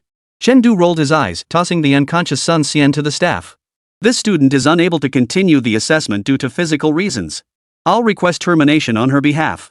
Timely assisting a classmate to withdraw, preventing them from risking danger due to overconfidence, merit plus 10. The staff member slammed on the brakes to catch Sun Xian, staring at Chengdu in shock. So fast. He had been rushing over the moment Chengdu moved, yet he was still too late. That mere 10-meter distance he hadn't even taken half a second. In such a short time, the girl had been knocked unconscious. Could such combat prowess truly belong to a martial arts exam candidate? Beside them, Yi Tian and the others wore equally stunned expressions. They had already heard of Chengdu's dazzling achievements beforehand, so their expectations for him were already extremely high. Yet they still underestimated Chengdu's speed. Was this really the same greenhorn who had looked around nervously upon first entering the martial arts hall? 3 months, just 3 months, a mere 90 days in Chengdu had already reached heights beyond their grasp. This is what she collected, right? Chengdu tossed the 2 large bags of scoring items Sun Xian had been holding, along with her communication terminal, onto the table before them. 10,000 per point. Whoever takes it, pays up. Friendship is one thing, but not a single cent of money can be spared. Gulp. Yi Tian and the others couldn't help but swallow hard, staring at the scoring items on the floor, their eyes going wide. Sun Xian alone had taken over 20 points worth of items, plus the communication terminal, totaling over 30 points. Even if divided equally, each person would get 8 or 9 points. Combined with their individual fines, it was already approaching their expectations. Should we buy it? They exchanged glances. Let's buy it. 10,000 per point, you can't lose. We'll take it. Several wounded soldiers cradled the scoring items and communication terminals that had spilled out from Sun Xian like precious treasures. But that wasn't enough. Next, they bought every restricted item at Chengdu's stall up to the maximum limit before leaving, thoroughly satisfied. But swiping their cards? That part hurt. Even though their families were well off, spending hundreds of thousands each on this shopping spree still stung. But the pain was theirs to bear, while Chengdu beamed with delight. Helping non-martial artists improve martial arts exam scores, merit plus 50. Helping non-martial artists improve martial arts exam scores, merit plus 50. Assisting non-martial artists in improving martial arts exam scores, merit plus 50. Assisting non-martial artists in improving martial arts exam scores, merit plus 50. Strike it rich. This wave of scoring items from the light attack sold for 160 points outright, plus another 30 points from Sun Xian's loot. Total, 190 points. 1.9 million. Plus 200 merit points. I'm rolling in it. Aren't you buying anything? Chengdu looked at Yi Tian. No thanks, Yi Tian shook his head, speaking earnestly. I'll handle my martial arts exam myself. My dad said cultivating martial arts can't take shortcuts. If you get into a top martial academy through shortcuts, it's better not to go at all. That makes sense. Chen Du agreed wholeheartedly. Yi Tian's father must know something about those elite martial arts academies. That's why he said what he did. The demonic beasts faced by elite martial academies were no joke. Without the right mindset and strength, it could cost you your life. Alright, I need to hurry and find a team. After seeing off his last teammate, Yi Tian slowly stood up and bid farewell to Chen Du. After seeing Yi Tian off, Chen Du returned to his stall business. Suddenly, a staff member dashed out from the camp, thrusting an earpiece into Chen Du's hand while gesturing for him to put it on. Chen Du? He placed it over his ear, half believing, half doubting. The next moment, a roar erupted from the earpiece. What the hell kind of purchase limit is this? Why not just sell dozens of different types instead? Ji Xingji was utterly speechless. He'd assumed his junior classmate's purchase limit meant only 10 units per person. But damn it, it turned out to be a limit of 10 per item. In just a few moments, the four of them had each sold 40 units. 40 points. Those four candidates with only 100 plus HP points couldn't even grind out 30 points in 2 days. But after one trip to your place, they'd already exceeded expectations. After venting for a moment, he muttered under his breath, selling stuff is fine, but you can only sell 10 points worth of scoring items at most. If you go over, I'll definitely come after you. Fine. Chen Du curled his lip. Hearing his reply, Ji Xingji hung up the call, still fuming. Only 10 points worth of scoring items per person, huh? After the staff collected the headset, a faint smile curved the corners of Chen Du's mouth. 10 points it is. Anyway, you said scoring items. I also offer proxy kills, mercenary services, and wholesale communication terminals. Can a person actually die from holding their pee? During the 2-day exam, candidates had 3 opportunities to submit scoring items. Therefore, most candidates chose to submit one scoring body part on the afternoon of the first day. To submit items, one naturally had to come to the camp. And once at the camp, it was nearly impossible to miss Chen Du's stall. After all, those 4 piles of scoring items were truly eye-catching. Soon, Chen Du's stall welcomed its second batch of customers. Holy! When a squad of examinees appeared at the edge of the camp, the leader, a guy with a buzz cut, let out a curse, dropping his ally combat knife with a clang. Am I hallucinating or what? His teammate stammered, pointing at the 4 mini mountains before Chen Du. Those spikes, they're not all pulled from the rats, are they? They're scoring parts. Every single one. The buzzcut guy suddenly lunged forward, only to slam on the brakes 5 meters from Chen Du. He scanned the area warily, lowering his voice. Bro, this isn't some kind of sting operation, is it? Chen Du was using a rat tail spike as a toothpick, not even looking up. Buy or not? If not, don't block the people behind you. Buy. Of course I'll buy. The buzzcut guy gritted his teeth. Who cares if it's a setup? Buy first, ask questions later. The transfer completed. Chen Du tossed over 2 tail spines. The guy fumbled to catch them before passing them to his teammates. Go turn in a score to test if they're real. I'll give you a bigger share when we split the loot later. At the mention of extra points, the teammate's face lit up instantly. He dashed off to the camp and returned seconds later, his expression wide-eyed with shock. Real deal. The real deal? The guy's eyes lit up instantly. Bro, I'll take 4. No, make that 8. Chen Du pointed at the cardboard box beside him with his tail spike, limit 2 per person. Hand them over to the camp immediately after purchase. No private trading allowed, no middleman making a profit off the price difference. I'll pay more. 100,000 per stick. It's not about the money. Chen Du shook his head. Seriously? No. Chen Du refused again, a hint of impatience flashing in his eyes. Get your teammates to buy quickly. There's a line behind you. Who the hell are those people behind me? The buzzcut guy glanced back and stumbled backward 3 steps in fright. Unbeknownst to him, over 20 teams had gathered behind him. Every pair of eyes glowed with a sinister green light. The burly man at the front was cracking his knuckles loudly. From their expressions, the buzzcut guy could only make out one phrase. Hurry up and buy it. Keep dawdling, and we'll kill you. Chapter 88, we're only halfway through the exam, and you've already sold all your answers? Martial treasure account credited, 100,000 yuan. Snap. When the transfer notification sounded for the 10th time, the person in charge at the command center crushed the armrest in his fist. Is this acceptable? The supervisor pointed at a girl scanning a QR code to pay. She's just hanging around the 3rd ring road, yet she didn't even kill any monsters, she actually came all the way to the 2nd ring road to buy them. We really need to crack down on this, Ji Xingji said sternly. The technician immediately maneuvered the drone to land before Chen Du. The next moment, Ji Xingji's holographic image projected from the drone. Holy? Though the examinees didn't recognize Ji Xingji personally, they recognized the chief examiner badge on his chest. Boom! The cute examinees scattered like birds and beasts, though none fled far, peeking cautiously from behind trees.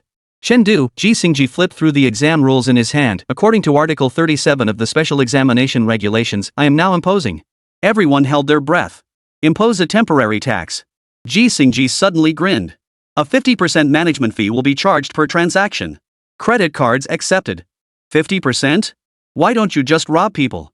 Chen Du mentally cursed Ji Xingji to high heaven, but the word stuck in his throat, turning into a forced, yes, sir. What could he do? When you're under someone's roof, you have to bow your head. Once I reach mid-tier cultivation, I'll definitely make you pay for this. Then it's settled. Ji Xingji chuckled. The image vanished as the drone flew away.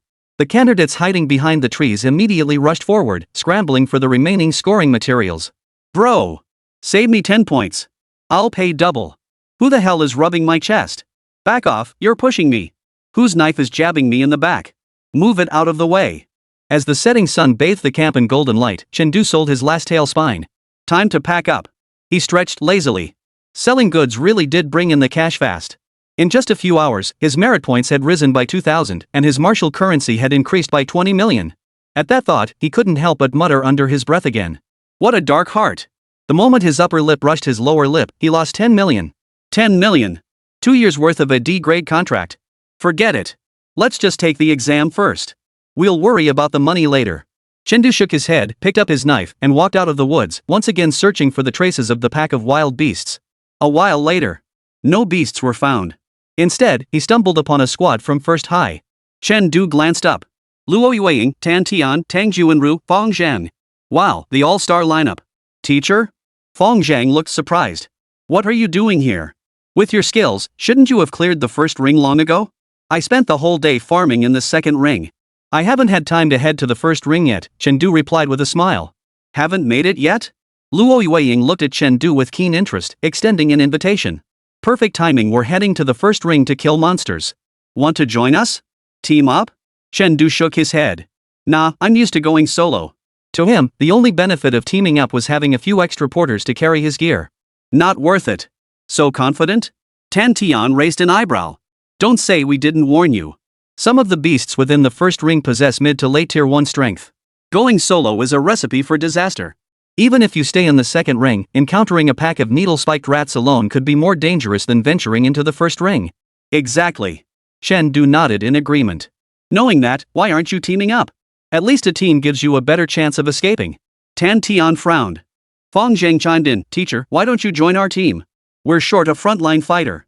With you filling that gap, we'll have a much better chance hunting the spiked rat swarm and the beasts in the first ring. You want to hunt rats? I advise you not to waste your effort. Chen Du's expression was peculiar. What? You look down on us?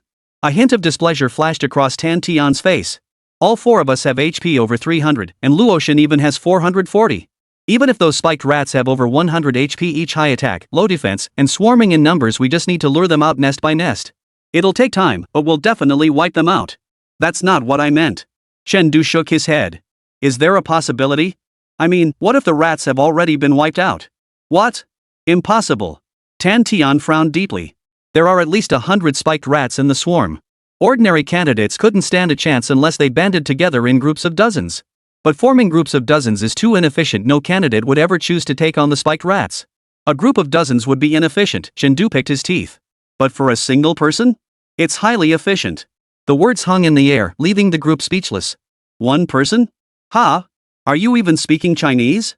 Tan Tian's first thought was that Chen Du was joking, but upon seeing the tool Chen Du used to pick his teeth, he couldn't refute it.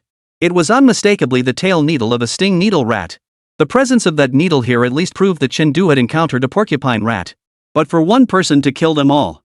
That one thing alone, he simply couldn't bring himself to believe. Just then, voices drifted over from the nearby campsite. Damn it, I should have kept my mouth shut about no one coming. This is killing me. Yeah, exactly. It's all that kid's fault. He set up shop right here, doubling our workload. What can we do? He's got the skills. Haven't you seen how the chief examiner turns a blind eye to him? Damn, I have no idea how he trained his martial arts.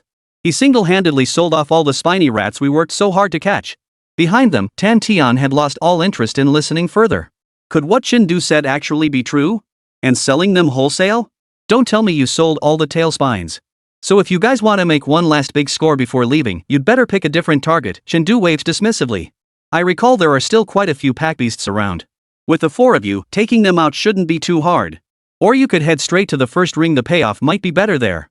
No way, bro. Tan Tian's eyes widened. We just got our team together and cleared a few packbeast spots inside the second ring. You sold all your scoring materials already? How is this any different from everyone taking an exam while you finish yours in half an hour and start selling the answers? You're making us look like complete fools as so-called top students who get praised daily. The group felt utterly devastated. As for whether the person the examiner mentioned was Chen, they didn't doubt it for a second. After all, the only person capable of such a feat was Chen, the one who'd shattered the martial arts exam record earlier. There was simply no one else. You're truly a teacher. Fang Zhang's eyes sparkled as he gazed at Chen with admiration. Yes, he should have known. Before the teacher, nothing was impossible. Difficulties only existed for them. For a teacher who could slay a second-rank martial artist, those first-rank beasts were nothing. And yet he actually wanted the teacher to team up with them. Wouldn't that just slow him down? Speaking of which, Chen, what was your practical combat assessment score? Luo Yueying fixed Chen with a piercing gaze. Chapter 89, Storm Clouds Gathering. Openly asking someone about their score was actually quite impolite. Realizing this after speaking, Luo Yueying casually displayed her communication terminal before Chen. Candidate name, Luo Yueying. Kill score, 935. Loot score, 460. This score was actually quite high. It meant Luo Yueying had slain over 90 non-combatant beasts in such a short time. The loot score being half the kill score clearly indicates weight limitations. Many materials couldn't be carried back and had to be abandoned. After all, not everyone was like Chen, who took down the Rat King right off the bat. Right, teacher, you took down that spiked rat, so your score must be higher than ours, right? Fang Zhang looked curiously at her, revealing his own score. Over 700 points from kills, 400 from loot. His total was nearly 300 points less than Luo Yueying's. Not necessarily. Didn't you hear them say Chen sold all his scoring materials? His score might not even be higher than mine. Tan Tian declared, proudly revealing his own score. Just over 1,200 points in total. This score was indeed something to be proud of. Based on past assessment standards, achieving over 1,000 points in the practical combat test typically secured a ranking within the top 60% province-wide. In other words, with only a third of the exam period elapsed, he had already secured at least 120 points. With a little more effort, he could easily reach 180 points or even 190 by the end. Combined with his scores from the earlier exams, he had a high probability of gaining admission to either the Yinjing Martial Arts Academy or the Magic City Martial Arts Academy. I got 1190, Tang Juanru said, adjusting his glasses. It must be said that although Jiangjiao City's average scores didn't rank among the top cities in Tiannan, its top performers were still formidable. These four were all prime candidates for the top 3 martial arts academies. Compared to them, Chengdu's guaranteed admission to Tiannan Martial Arts Academy seemed rather ordinary. My score, Chengdu suddenly hesitated. Would revealing his own score be discouraging to them? They were only halfway through the exams. Would shattering their resolve affect their performance in the remaining tests? The gap between us isn't that huge, Chengdu said with a smile, ultimately deciding not to show his communication terminal. Not too much? How much is not too much? Tan Tian's smile grew wider. Wasn't Chengdu essentially saying he hadn't scored that high? After all, if his score was high, wouldn't he show it off? Just a few hundred points. Not much. With effort, you can catch up. But how many hundreds? Tan Tian pressed relentlessly. Here was his chance to outdo Chengdu even if Chen had held back, even if only temporarily. He had won, hadn't he? He had to get to the bottom of it. Chengdu. Everyone saw it. He was the one who wouldn't let it go. This little bit of merit practically threw itself into his arms. He couldn't refuse. Fine. Shrugging, Chengdu pulled up his score page and held the terminal up for the others to see. Let me see. Tan Tian leaned in excitedly, but the moment he saw the screen, he froze in place. Two what? Let me see. Luo Yueying shoved Tan Tian aside, her beautiful eyes locking onto the screen. Candidate name, Chengdu. Kill score, 2,285. Loot score, 0. 2,285. This time, even Luo Yueying gasped in shock. This can't be possible? Tan Tian gaped, his mouth agape. Just the kill score alone is so much higher than our total combined scores? How ridiculous that he just assumed Chengdu was talking about his total score being a few hundred points lower than theirs. Turns out you meant our total score is a few hundred points lower than yours? Damn it, 900 is still hundreds. Glancing at his own score of over 1,200 points, Tan Tian suddenly found it unbearably glaring. This score was just too embarrassing. Score retrieved, 0. Unlike the others, Fang Zheng's attention was fixed on that jarring 0. In his eyes, this 0 was far more terrifying than that 2285. It meant Chengdu had sold off all his scoring materials. Otherwise, his current score would likely have reached over 3,000, or even 4,000 points. After all, each quill from a spiked rat weighed half a gene. Even if he'd packed them all up and brought them back, it would only amount to a few dozen kilograms. Chen Du would have brought every last bit of this material back. Recast the worldview of non-martial artists, merit plus 20. Recasting the worldview of non-martial artists, merit plus 20. Recasting the worldview of non-martial artists, merit plus 20.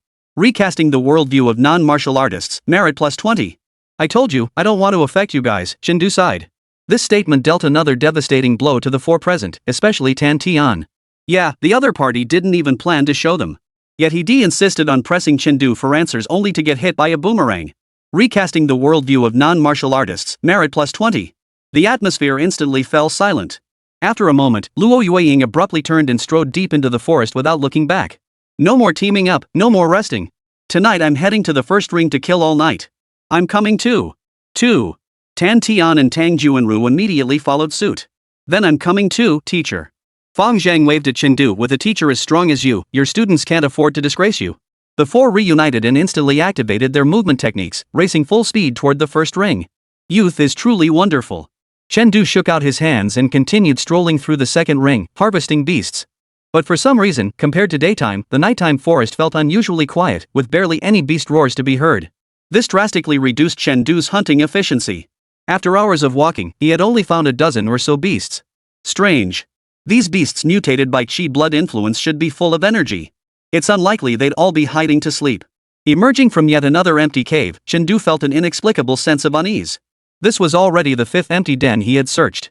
Judging by the scattered fur and droppings on the ground, beasts should still have been present during the day.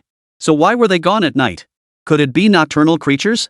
Chen Du quickly dismissed the thought. 1 or 2 might be plausible, but 5? That was simply too unusual. They couldn't all be nocturnal creatures. These beasts had only grown stronger, their habits hadn't changed. And what kind of creature brings its entire family, even cubs, out hunting? Something's off. Keep searching. If nothing turns up, we'll have to move to the next ring. Chen Du muttered under his breath, continuing to ride the breeze as he prepared to search further. Suddenly, a chill crept up his shoulder. He instinctively touched the spot, feeling a hint of dampness. Rain? Chen Du looked up just as a purple lightning bolt streaked across the sky. In the night sky illuminated by the lightning, he saw raindrops the size of beans falling from the heavens. Clearly, this was a downpour. Command Center. A cumulonimbus cloud just passed overhead. The thunderstorm is expected to continue until tomorrow morning.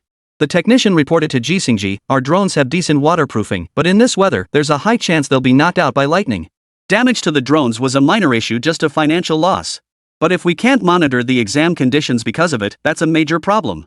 In that case, while the scoring on the communication terminals remains unaffected, the risk factor for the exam would increase significantly. The assistant recognized the gravity of the situation. Chief Examiner, should we terminate the competition? No, continue the exam, Jixingji replied calmly. This examination is of paramount importance, involving immense human and material resources. It cannot be halted merely because of rain. Besides, don't forget why they're here. They are martial artists, the future pillars of our nation. If they cannot endure a mere rain, what is the point of training in martial arts? Precisely. On the battlefield, enemies won't halt their assault just because the weather turns foul. The supervisor's thoughts aligned perfectly with Jixingji's. But just in case. Jixingji pondered for a moment before making his decision. All proctors except myself will deploy to covertly protect the candidates in the second and third rings. This was standard practice for martial arts examinations. Longwa's ability to reclaim the entire Dragon Europe continent amidst global hostility was forged through the blood and sacrifice of countless martial artists. Martial artists were the backbone of the Dragon Nation, the first and only line of defense against demonic beasts and beast-blood martial artists. Therefore, the martial arts examination, as the test that selects martial artists, could never be halted due to adverse conditions. What about the third ring? The teams that made it through the first stage are the true elite. The originally assigned personnel watching over them suffice, no additional guards are needed. Elite warriors are forged in battle. That's how I made it through. Chen Du 2. Chapter 90, Beast-Tide Riot Candidates Evacuate. The rain grew heavier and heavier. By the next morning, it had become a curtain of rain covering the sky, pelting down relentlessly. Even drones with superior waterproofing had to descend lower, dodging through the forest canopy. But doing so inevitably narrowed their surveillance range. Thud. Thud. A candidate stumbled into a cave, only to have all strength drained from his body the moment he entered, sending him crashing forward. Moments earlier, their squad had been spotted by another team hunting in the second ring. Fortunately, the downpour had washed away his tracks, allowing him to escape their pursuit. But his current situation wasn't much better. He was now in the innermost ring. And he was merely a non-combatant with barely over 100 health points. Damn it! We're all here to take the exam. Why must they try to wipe us all out? The candidate slammed his fist against the wall in fury, cursing his own lack of strength. After venting for a while, his emotions gradually calmed. He pulled out a vitality pill from his bag and swallowed it. I must restore my vitality quickly and return to the second ring to regroup. He raced against the clock to replenish his vitality. After resting for a while, he felt the energy surging back into his body.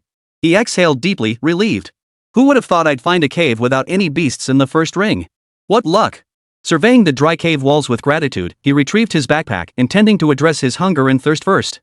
Suddenly, a sigh echoed from the cave entrance, followed by a flash of cold, white sword light. The examinee had no time to react. Darkness engulfed his vision, and he lost consciousness. Boom! A bolt of lightning streaked across the sky, illuminating the cave interior with blinding brightness. In the electric light, a figure stood within the cave. At his feet, a severed corpse twitched faintly. I wonder what kind of luck you've stumbled into. The man sheathed his sword expressionlessly, kicked the lifeless corpse aside, and walked deeper into the cave. Shortly after, he emerged carrying a small box coated in lime. Is this the new experimental specimen the organization mentioned, the one that can evolve beasts? Amidst flashes of lightning and claps of thunder, the man opened the box with a mix of skepticism and curiosity. Inside, several carefully preserved vials emitted an eerie blue glow. Too bad that incompetent fools sent by the organization blew our cover with the proctors. Otherwise, I could have easily gotten into that prestigious martial arts academy. He sighed deeply, closed the box once more, and sped deeper into the forest. Notably, he didn't travel in a straight line. Instead, he maneuvered with agility, as if following a specific route. Had anyone at headquarters witnessed this, they would have gasped in astonishment. For the path he traced was precisely the surveillance zone of the drones. In other words, he had evaded every surveillance zone, vanishing like a shadow, leaving no trace. Amidst the thunderstorm, one candidate lay dead, another vanished from the screen. Neither drew anyone's attention. Only Jisingji, who had been monitoring the candidate's vital signs, furrowed his brow. One examinee has lost vital signs. Location, inner ring? What were you doing running over there with over 100 health points? But Jisingji didn't dwell on this candidate's death. After all, every year's combat assessment saw candidates perish from overestimating their abilities. Once we have spare hands, send someone to retrieve his body. Ugh. Another accountability issue. What a headache. Meanwhile, in the core region of the first ring, a vast, endless horde of beasts gathered. Beyond the numerous beasts radiating formidable auras, the majority were groups upon groups of similar-looking beasts of the same species. Those beasts once released into the second ring had, for reasons unknown, abandoned their territories and converged entirely within the first ring. At the center of the horde, a golden ape over 4 meters tall stood upright. Its face bore an uncanny resemblance to a human's, though the blood-red scars covering it lent an eerie quality to the features. This ghost-faced ape, whose power rivaled that of an 8th Meridian first-rank powerhouse, was the ultimate test point established for this assessment and the strongest beast in this practical combat trial. Roar! As if sensing something, the ghost-faced ape suddenly let out a roar directed at the top of the giant tree beside it. In the next instant, the beast's creatures, normally fiercely territorial, simultaneously charged toward the giant tree and began scrambling upward with all their might. The sounds of struggle echoed overhead. Moments later, a cheetah-like beast landed lightly, clutching a box in its jaws. It wagged its tail at the ghost-faced ape as if seeking praise. Roar! The ghost-faced ape's mouth curved into a faint, almost human smile. He stroked the black panther's fur with his rough palm before taking the box from its jaws. Puzzled by the unfamiliar object never seen in the forest, the ghost-faced ape exerted force with both arms, and the box snapped open. Several vials of potion, glowing with an eerie blue light, appeared inside. The ghost-faced ape touched the syringe needles atop the vials. Its 2 fierce eyes darted about, quickly grasping the method of operation. Put! Sharp needles pierced the skin, injecting 2 vials of blue serum into the veins at once. Moments later, the ghost-faced ape's entire body began to tremble. Its muscles swelled like inflated balloons, and every strand of its black fur stood on end. The fur-covered skin grew increasingly coarse, and vicious little spikes tore through the flesh, piercing the body. Snap! The remaining reinforced glass vials containing the blue potion were crushed in his hand. The eerie blue liquid dripped out, drawing a frenzy of beasts scrambling to lap it up. In the next instant, the aura of the beasts that had licked the blue liquid surged dramatically, and their bodies underwent varying degrees of transformation. Unlike the ghost-faced ape, however, their transformations were not so complete. Aorg! The ape's earth-shaking roar shook leaves from the trees. Roar! All the beasts gathered around erupted into a collective frenzy, roaring with all their might as if celebrating the birth of their king. Far from the herd, the man who had initially carried the box clutched his bleeding right arm and turned to look upon hearing the roar. That posture, it's exactly like the beast god's image recorded in the organization's archives. His gaze froze for a moment before his expression twisted into madness. Go! Throw this exam ground into utter chaos. With that, countless beasts burst from the woods, charging across the mountains and valleys toward the outer perimeter. Attention all units. Abnormal energy readings detected in the first ring. A beast tide? Amid the shrill alarm in the command center, Ji leapt to his feet, his gaze fixed on the person in charge. Did you release the Beast King seed mixed with demon beast blood into the inner ring? Only the bloodline of a higher tier demon beast possessed the power to trigger a beast tide. Beside him, the supervisor watched the final footage transmitted by the drone before its crash, his face drained of color. Impossible. We rigorously screened them all. Those beasts are native blue star creatures, no demon beast blood in their veins. Besides, they naturally exist within the food chain. How could they possibly act in unison? Your responsibility will be addressed later, Ji ordered decisively. Send out the signal. Notify the Criminal Investigation Bureau and all relevant departments to come for support. Additionally, contact all proctors and direct them to designated areas to defend against the beast tide. Technical staff, arrange for the evacuation of all examinees. His presence was undoubtedly a reassuring presence. Within seconds, the previously chaotic command center settled into order. Multiple orders were systematically relayed out. After issuing the orders, he turned back to the person in charge. I'm going to investigate the source of the beast tide. You stay here and hold down the fort. The command center absolutely cannot have any problems. Yes, sir. The commander, a military man himself, responded with decisive resolve. Seeing this, Ji nodded, reached for the suitcase he always carried with him, and pressed his index finger against a specific spot on it. Fingerprint unlock successful. Armor activation. In the next instant, the entire suitcase flowed upward like liquid, spreading along Ji's arm. In a mere second, a jet-black sci-fi battlesuit materialized where he stood. A grade memory alloy combat armor. The supervisor's eyes flashed with intense envy. No martial artist could resist such armor, but alas, it was beyond their means. A suit like this was likely worth over 100 million.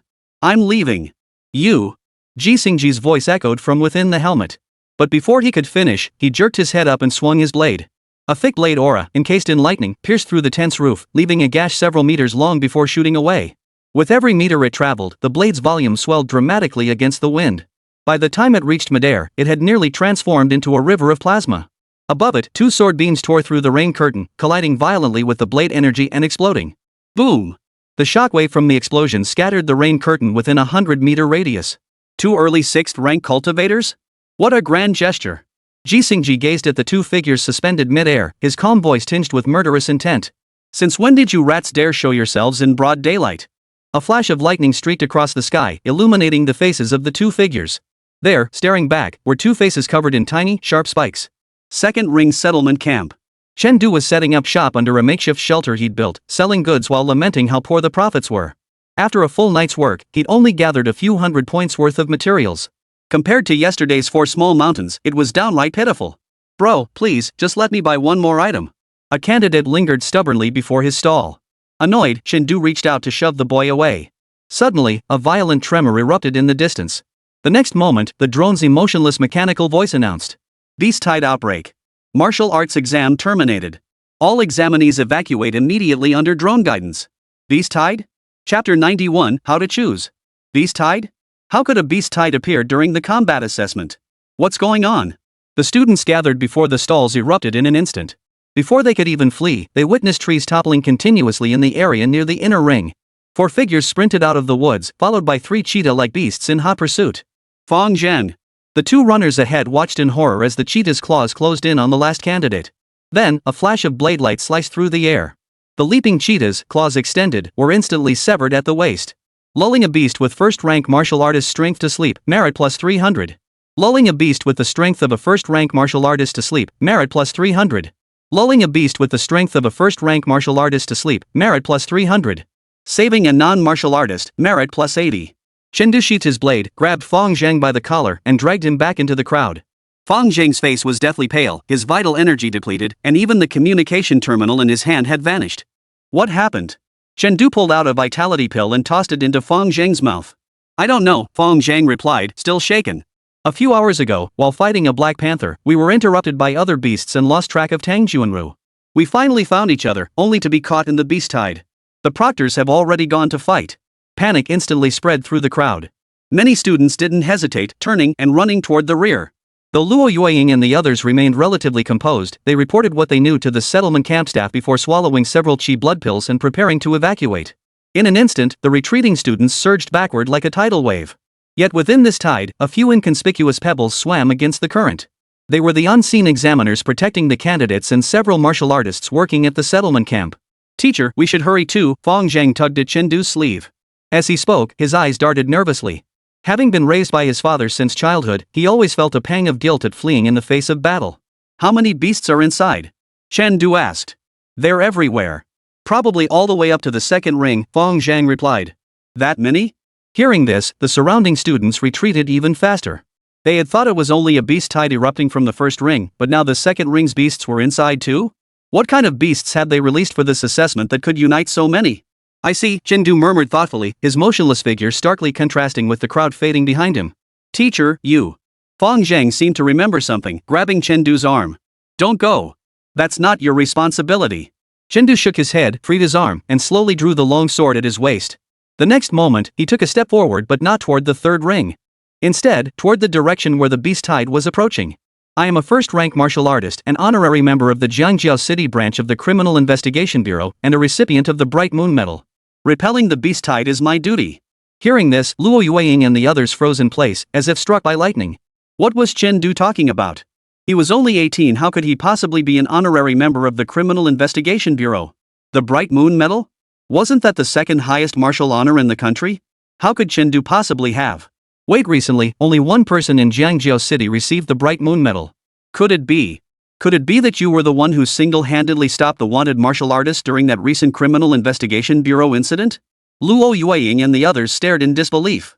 Other students who overheard froze in their tracks. They could never have imagined that the shady merchant who haggled with customers and never took himself seriously could be the warrior who stood his ground against the enemy, fighting to the death. As the sole person in the know, Fong Zhang now used every ounce of strength to hold Chen Du back. "Teacher, this danger far exceeds the last time. If you go, you'll be swallowed by the beast tide." Fong Zhang is right. Luo Yueying snapped back to her senses and joined in pleading with Chen Du. The true terror of the beast tide isn't the beast king, but the overwhelming wave of beasts surging like a tidal flood. You have no idea what special abilities those beasts possess. One misstep could be fatal. They're right. Tan Tian's voice still trembled with fear. Chen Du, the proctor this time, is a mid-tier powerhouse. With him there, we'll be fine. Let's go. However, despite this assurance, the mid-tier powerhouse had been nowhere to be seen since the beast tide began. Typically, at such a critical moment, a mid-tier expert would emit their aura to intimidate the beast tide. But for some reason, that mid-tier expert seemed to have vanished. Exactly. Tang Juanru chimed in. And with so many second and third tier examiners present, even if the chief examiner doesn't intervene, they should be able to suppress the beast tide. Chen Du, if you withdraw now, even if something goes wrong with the practical exam, you'll still be the top scholar of Jiangjiao City.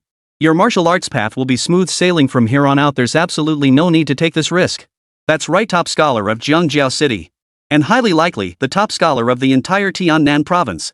Such an achievement would drive any martial academy mad with desire to pour resources into Chen Du, desperate to help him break through his cultivation realm as quickly as possible. Everyone present had studied the records of past martial arts examinations and understood what the top scholar title truly represented. And with all the honors and prestige Chen Du carried, it wouldn't be an exaggeration to say he deserved his own page in the family genealogy. With such a promising future, who in their right mind would turn it down? 99% of the students asked themselves, if they were in Chen Du's shoes, they'd probably be running faster than anyone else right now. A group of students who had only been cultivating martial arts for a few years retreating in the face of a beast tide. It wasn't shameful. Really. Unfortunately, this was not Chen Du's intention. Amidst the crackling thunder and blinding lightning, a piercing azure light illuminated his features, now stripped of youthful naivety. You're right. Coming here just to take the martial arts exam and fight for a future, not wanting to risk your lives and futures, is perfectly normal. But I've seen people with different mindsets than yours. Some were geniuses who outshone even me, while others were ordinary people with talents like everyone else's. They varied in age and strength. Yet when facing formidable foes, their choice was the same. They never retreated an inch, fighting to the very end. It was with this spirit that they fought their way into the glorious era of the Dragon Martial Age, an era where every man was as mighty as a dragon, and the people lived in peace and prosperity. Though I am weak today, I too am willing to carry forward the legacy of our forebears. What does a mere grade distinction in the martial arts examination matter? With that, Chen Du took a step forward. Consuming merit, opening the second meridian. Boom! A colossal aura swept across the surroundings, scattering the rain curtain falling overhead. Within the paused curtain of rain, a figure shot forth like a bolt of lightning. The gale gathering behind him whipped up countless droplets of rain, roaring away like a colossal dragon and shaking ancient trees along the path to topple to either side. In the blink of an eye, a path materialized before the multitude of examinees. Forward lay the path flanked by onlookers, a death march leading to the inner ring. Behind them lay a muddy, treacherous path leading to the safety of the outer perimeter.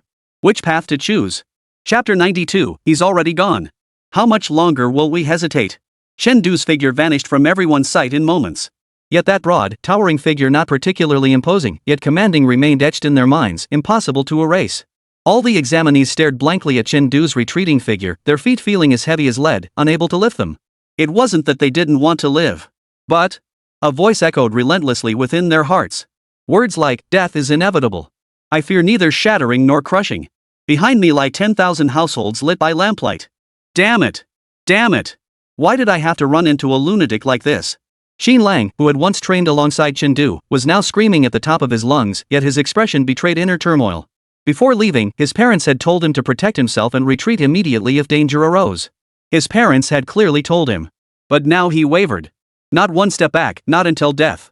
This famous declaration of the martyrs, once merely a phrase from history books, now echoed in his mind like a warning bell.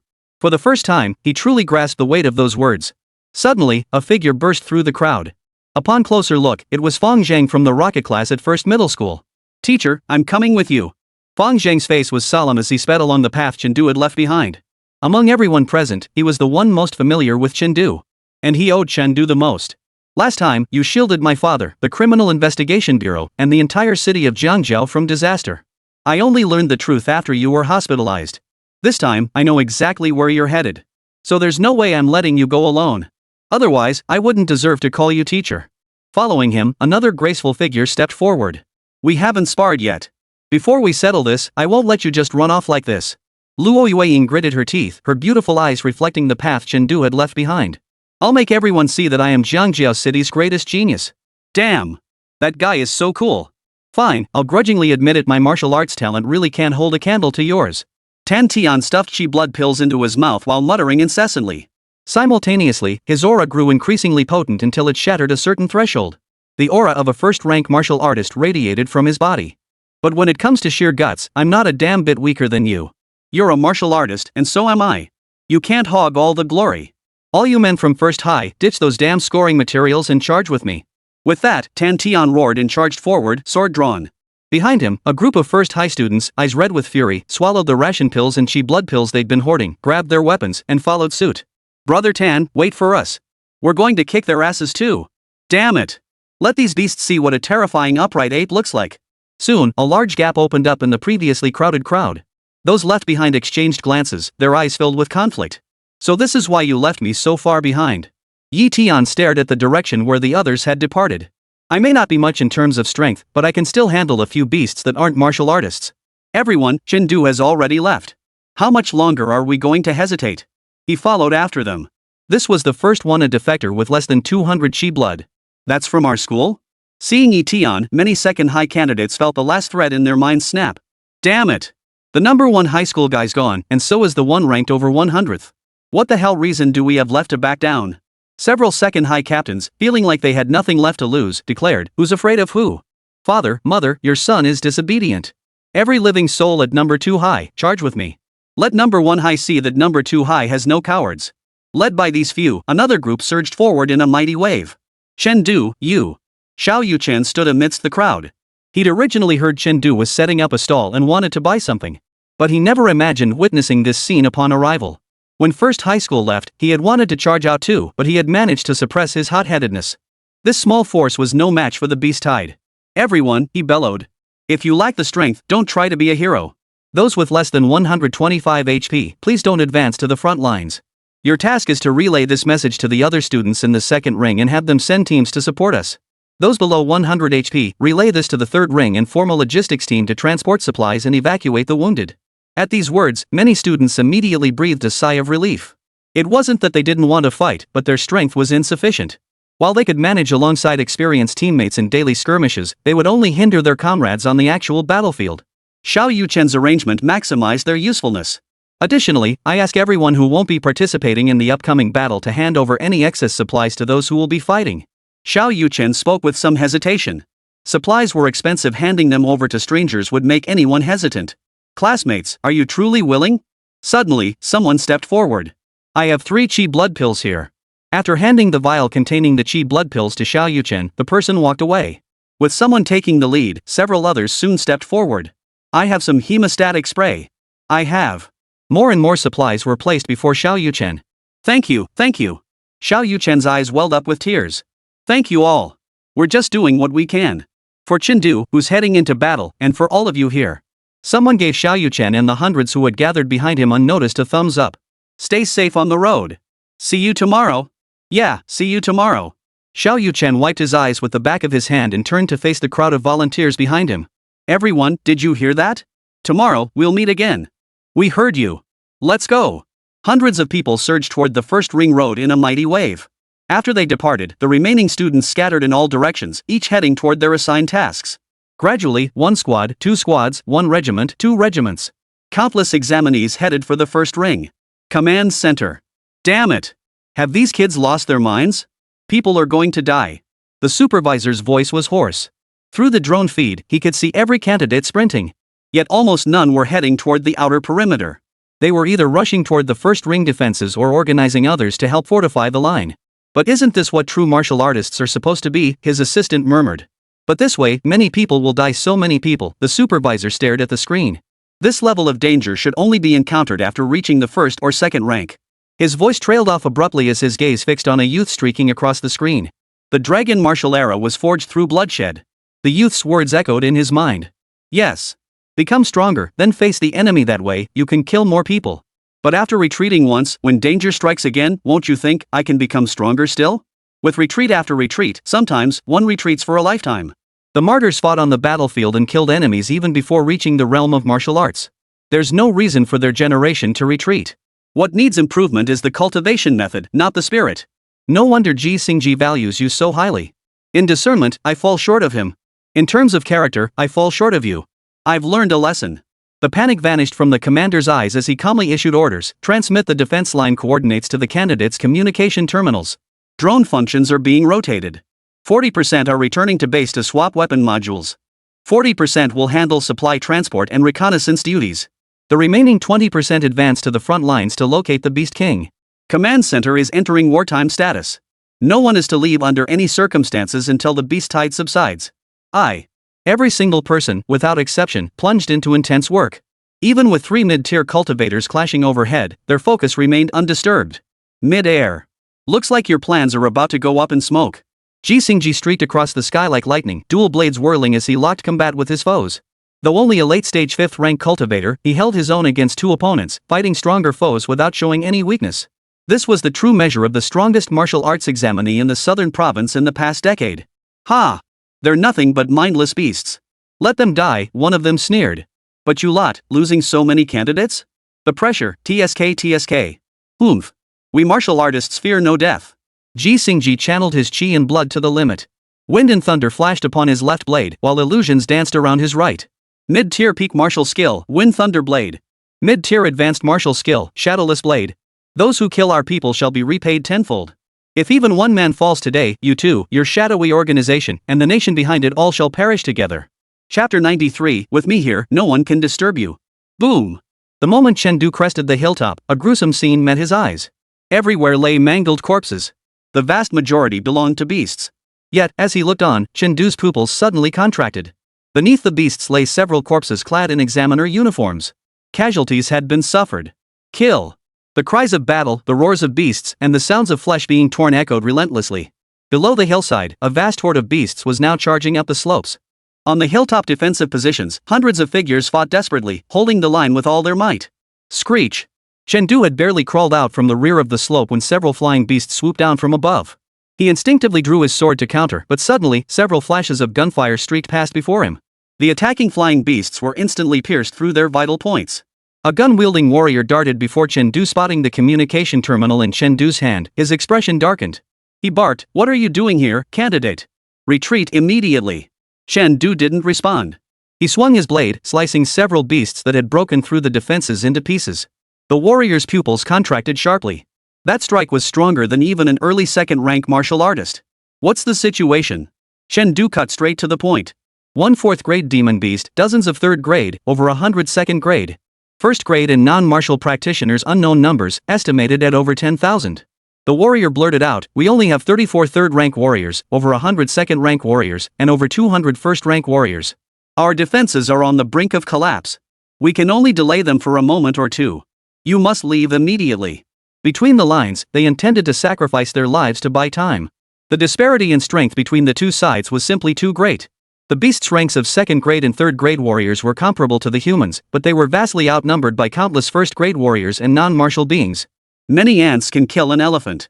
With so many beasts, even if they stood still to be slaughtered, it would take a relentless slaughter. Not to mention there was still one fourth-rank beast yet to act. "Didn't you release these beasts? How did second and third-rank ones appear?" Chen Du's expression suddenly froze mid-question. "Wait, demon beasts? Weren't those things all blocked on the other side of the energy channel?" "Yeah. Some strange mutation occurred. The ghost-faced apes originally placed in the first ring turned into demon beasts, and many other beasts mutated too, their power skyrocketing." The martial artist's voice dripped with murderous intent. "Someone's definitely messing with this. These beasts were rigorously screened during selection. There should be no demon beast bloodlines, and their strength was capped at grade 1. Unless it was deliberate, such a problem simply couldn't occur." No wonder, Chen Du narrowed his eyes. Suyu had mentioned that demon beast bloodlines naturally surpassed Blue Star's wild beasts, allowing them to effortlessly command other creatures. This was likely the cause of the beast tide. As they spoke, their hands never stopped moving. In the brief time it took to exchange those few sentences, a field of beast corpses had already piled up beside them. Yet these were but a drop in the bucket compared to the mountains and valleys teeming with beasts. Below the hillside, hordes of beasts surged toward the defensive positions as if they were endless. From all directions, hundreds of martial artists fought bloody battles, refusing to retreat even in the face of death. Chen Du scanned the scene. The attacking beasts were either non-martial artists or first-grade beasts. Not a single beast above the second rank was in sight. They're trying to wear down the martial artists' vitality with weaker beasts. Chen Du's eyes flashed as he moved directly to the front of the defense line. "Make room." Hearing his low command, the examiner at the front line didn't respond, but his vital energy surged as he unleashed a martial skill toward the beast horde before him, clearing a small patch of open ground. In the blink of an eye, Chen Du had swapped positions with him. Gazing at the beasts charging up the slope, an imperceptibly cold smile touched Chen Du's lips. "Attrition warfare? I fear nothing more than a war of attrition. You little merits, you really have my best interests at heart. Sword of the Slain Peak, activate." Rocks shattered as the illusory mountain range flickered across the sky. In an instant, 4 powerful, heavy blade energies crashed into the beast horde. The sheer power drew the attention of many third-rank martial artists. Impressive. But what a pity. Indeed, their first reaction wasn't shock but regret. While clearing the beasts this way was undeniably swift, the drain on their vital energy was immense and wasteful. Killing these beasts should only require 20% or 30% of that strike's power. Whoever this rookie was, experiencing his first major battle, didn't his martial arts academy instructor teach him how to fight in such engagements? Like everyone else, the correct approach was to maximize efficiency by focusing on precise, targeted strikes with basic attacks without even resorting to martial arts techniques. Yet to their utter dismay, this hothead not only failed to rein himself in during subsequent engagements but escalated his recklessness. He hurled blade energies left and right as if they were free, scattering them across the front lines. Finally, someone couldn't stand it anymore and blurted out a warning: "Save your health. If you burn through it now, how will you fight against second and third tier enemies later?" There were still so many enemies at full strength. Even if your ultimate had no cooldown, you still had a mana bar. Chen Du remained silent, his blade swinging relentlessly. "My ass. Go tell that to my Sword of the Slain. As for conserving my energy? No way. Not in this lifetime."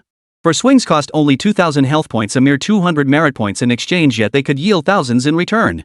Were it not for the horrific scenes all around, Chen Du might have mistaken this for a personal merit farming session.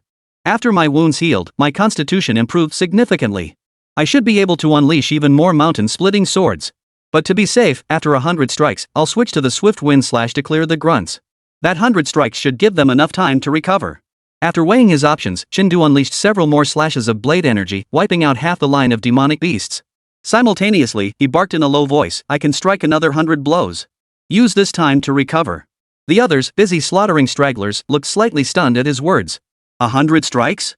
Are you treating your martial arts like basic attacks? When did someone with such absurdly high stamina reserves appear among our comrades? Instinctively, they glanced toward Chen Du's position. Their eyes widened instantly upon recognizing the communication terminal on his wrist. "What the hell is that? A candidate?" "Stop spacing out," bellowed a third-rank warrior positioned at the defense line center. "Listen to him.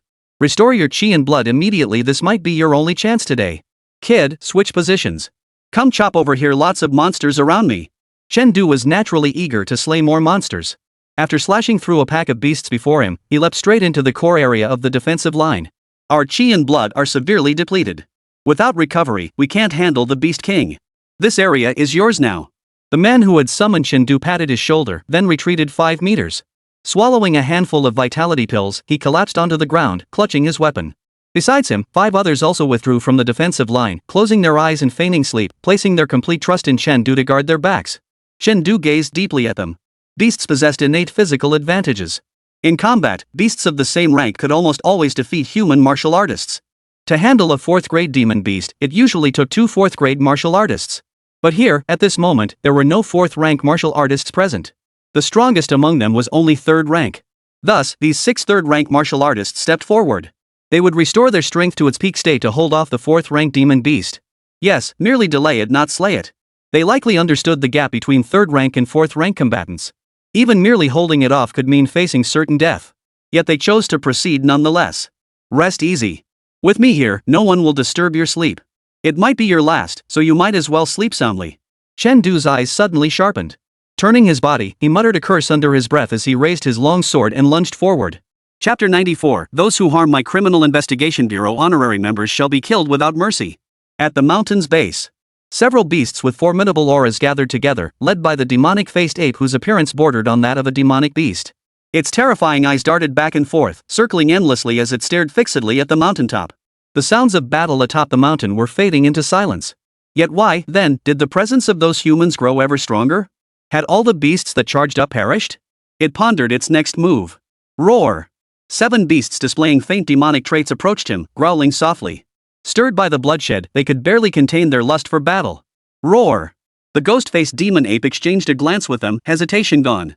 It extended a claw and tapped the heads of 2 of them. Though these lowly beasts were merely sustenance, too many had perished. Soon, when it faced the human warriors, there would be no beasts left to distract them. Roar! The 2 chosen beasts let out excited growls, charging toward the mountain peak like wild horses breaking free from their reins. Following close behind them were dozens of 2nd-grade beasts. As these beasts raced forward, Chen Du knelt on the ground, bloodied and gasping for breath. There were simply too many beasts, far too many to ever kill them all. Though he earned merit points until his hands ached, the relentless barrage of strikes left his body feeling exhausted. This was different from the last time he killed Zhang Lan. Back then, though he had also delivered nearly 100 consecutive strikes, he only had to focus on Zhang Lan alone. Now, however, he faced attacks from all sides while also having to protect his allies. The drain on his physical and mental strength had multiplied exponentially. And it wasn't just his body. The F-grade alloy longsword lying at Chen Du's feet was in no better shape. Numerous nicks had appeared along the blade, and the entire length was now covered in cracks. It wouldn't last much longer. Glancing back at the warriors in a state of suspended animation, Chen Du paused in silence before rising once more, leaning on his blade as he turned to face the beast horde. He sensed it amidst the surging tide of beasts, dozens of powerful auras mingled within. 2 of those auras were so formidable they sent a chill down his spine. 2 3rd-grade beasts. Chen Du gripped his blade tightly, preparing to rouse the other warriors. This level of power was beyond what he could handle alone. Though the martial artists hadn't fully recovered, this was as far as he could go. Yet, in the next instant, dozens of whistling sounds erupted from behind, instantly tearing several 2nd-grade beasts to shreds. Several beasts, wounded but not killed, were instead enraged by the attacks and charged swiftly toward the mountain peak. Joining the charge were all the beasts present. The beast tide erupted once more. All squads formed defensive lines as cohesive units. The command echoed across the defensive positions. Chen Du turned to see dozens of combatants, weapons strapped to their backs, rushing toward them. Leading them was Fang Yuanshan, whom he hadn't seen since the funeral. Here! A familiar voice rang out. The instant the words fell, a dark shadow flew toward Chen Du. Turning his head and reaching out, Chen Du caught the shadow in his hand. It was his E-grade alloy longsword. I heard about the support mission, so I brought this along for you. Fang Yuanshan patted Chen Du on the shoulder. Behind him, Yan Cheng and the other team members surveyed the mountain of corpses and pools of blood surrounding Chen Du, along with the numerous proctors recuperating behind him. Shock flashed in their eyes. It was unimaginable that at such a perilous moment, this youth close to the martial lord would disregard his status and future, single-handedly holding the entire defensive line. Just as he had single-handedly blocked those beast blood warriors earlier. Watching Chen Du stand shoulder to shoulder with Fang Yuanshan, Wang Yu sighed silently. One truly should not encounter someone of such extraordinary brilliance in one's youth. This boy, brimming with mischievous ideas yet exceptionally dependable in critical moments, had already ascended to heights beyond her reach. What about you guys? Chen Du's throat tightened. Among this group, he recognized Yan Cheng, Wang Yu, Han Shan clutching a gun in his left arm, and the bandaged by Qingshue's siblings. Unlike him, these team members didn't have martial lord blood crystals to heal their wounds. Injured, they could only rely on their vital energy and medicine to recover. Even though martial artists possessed bodies far stronger than ordinary people, such rapid healing was impossible. In other words, this was a group of wounded soldiers. We're here to support the honorary member exam, naturally, and also handle basic security duties at the testing grounds. Fang Yuanshan offered a brief explanation before gently pushing Chen Du aside. Take some restorative supplies first. Regain your strength before fighting again. No need. I can still fight. Chen Du waved his hand dismissively and walked over to Yin Chang in full view of everyone. Criminal Investigation Bureau member Chen Du, reporting back to duty. Boom! A thunderous roar echoed in the minds of Yin Qing's squad members. What was Chen Du saying? He was requesting to rejoin the team? He was actually requesting to rejoin the team? So he never forgot his teammates after all. Approved. Yen Chang nodded and gave a low grunt. This rough and tumble man who faced death daily now had a hint of moisture in his eyes. Seeing this, Fang Yuanshan's eyes flickered with a momentary flicker of warmth before hardening into cold resolve. He turned his gaze to the charging beasts and roared, "By order of the Criminal Investigation Bureau, any who harm our honorary officers shall be killed without mercy." Kill! The squad roared in unison, raising their weapons toward the surging tide of beasts. Even facing overwhelming odds, they showed not a shred of fear. For when Chen Du cleaved the giant boulder to send off their fallen comrade, the image of that lone figure wielding a blade had been etched into every soul. For this youth, they were willing to fight to the death.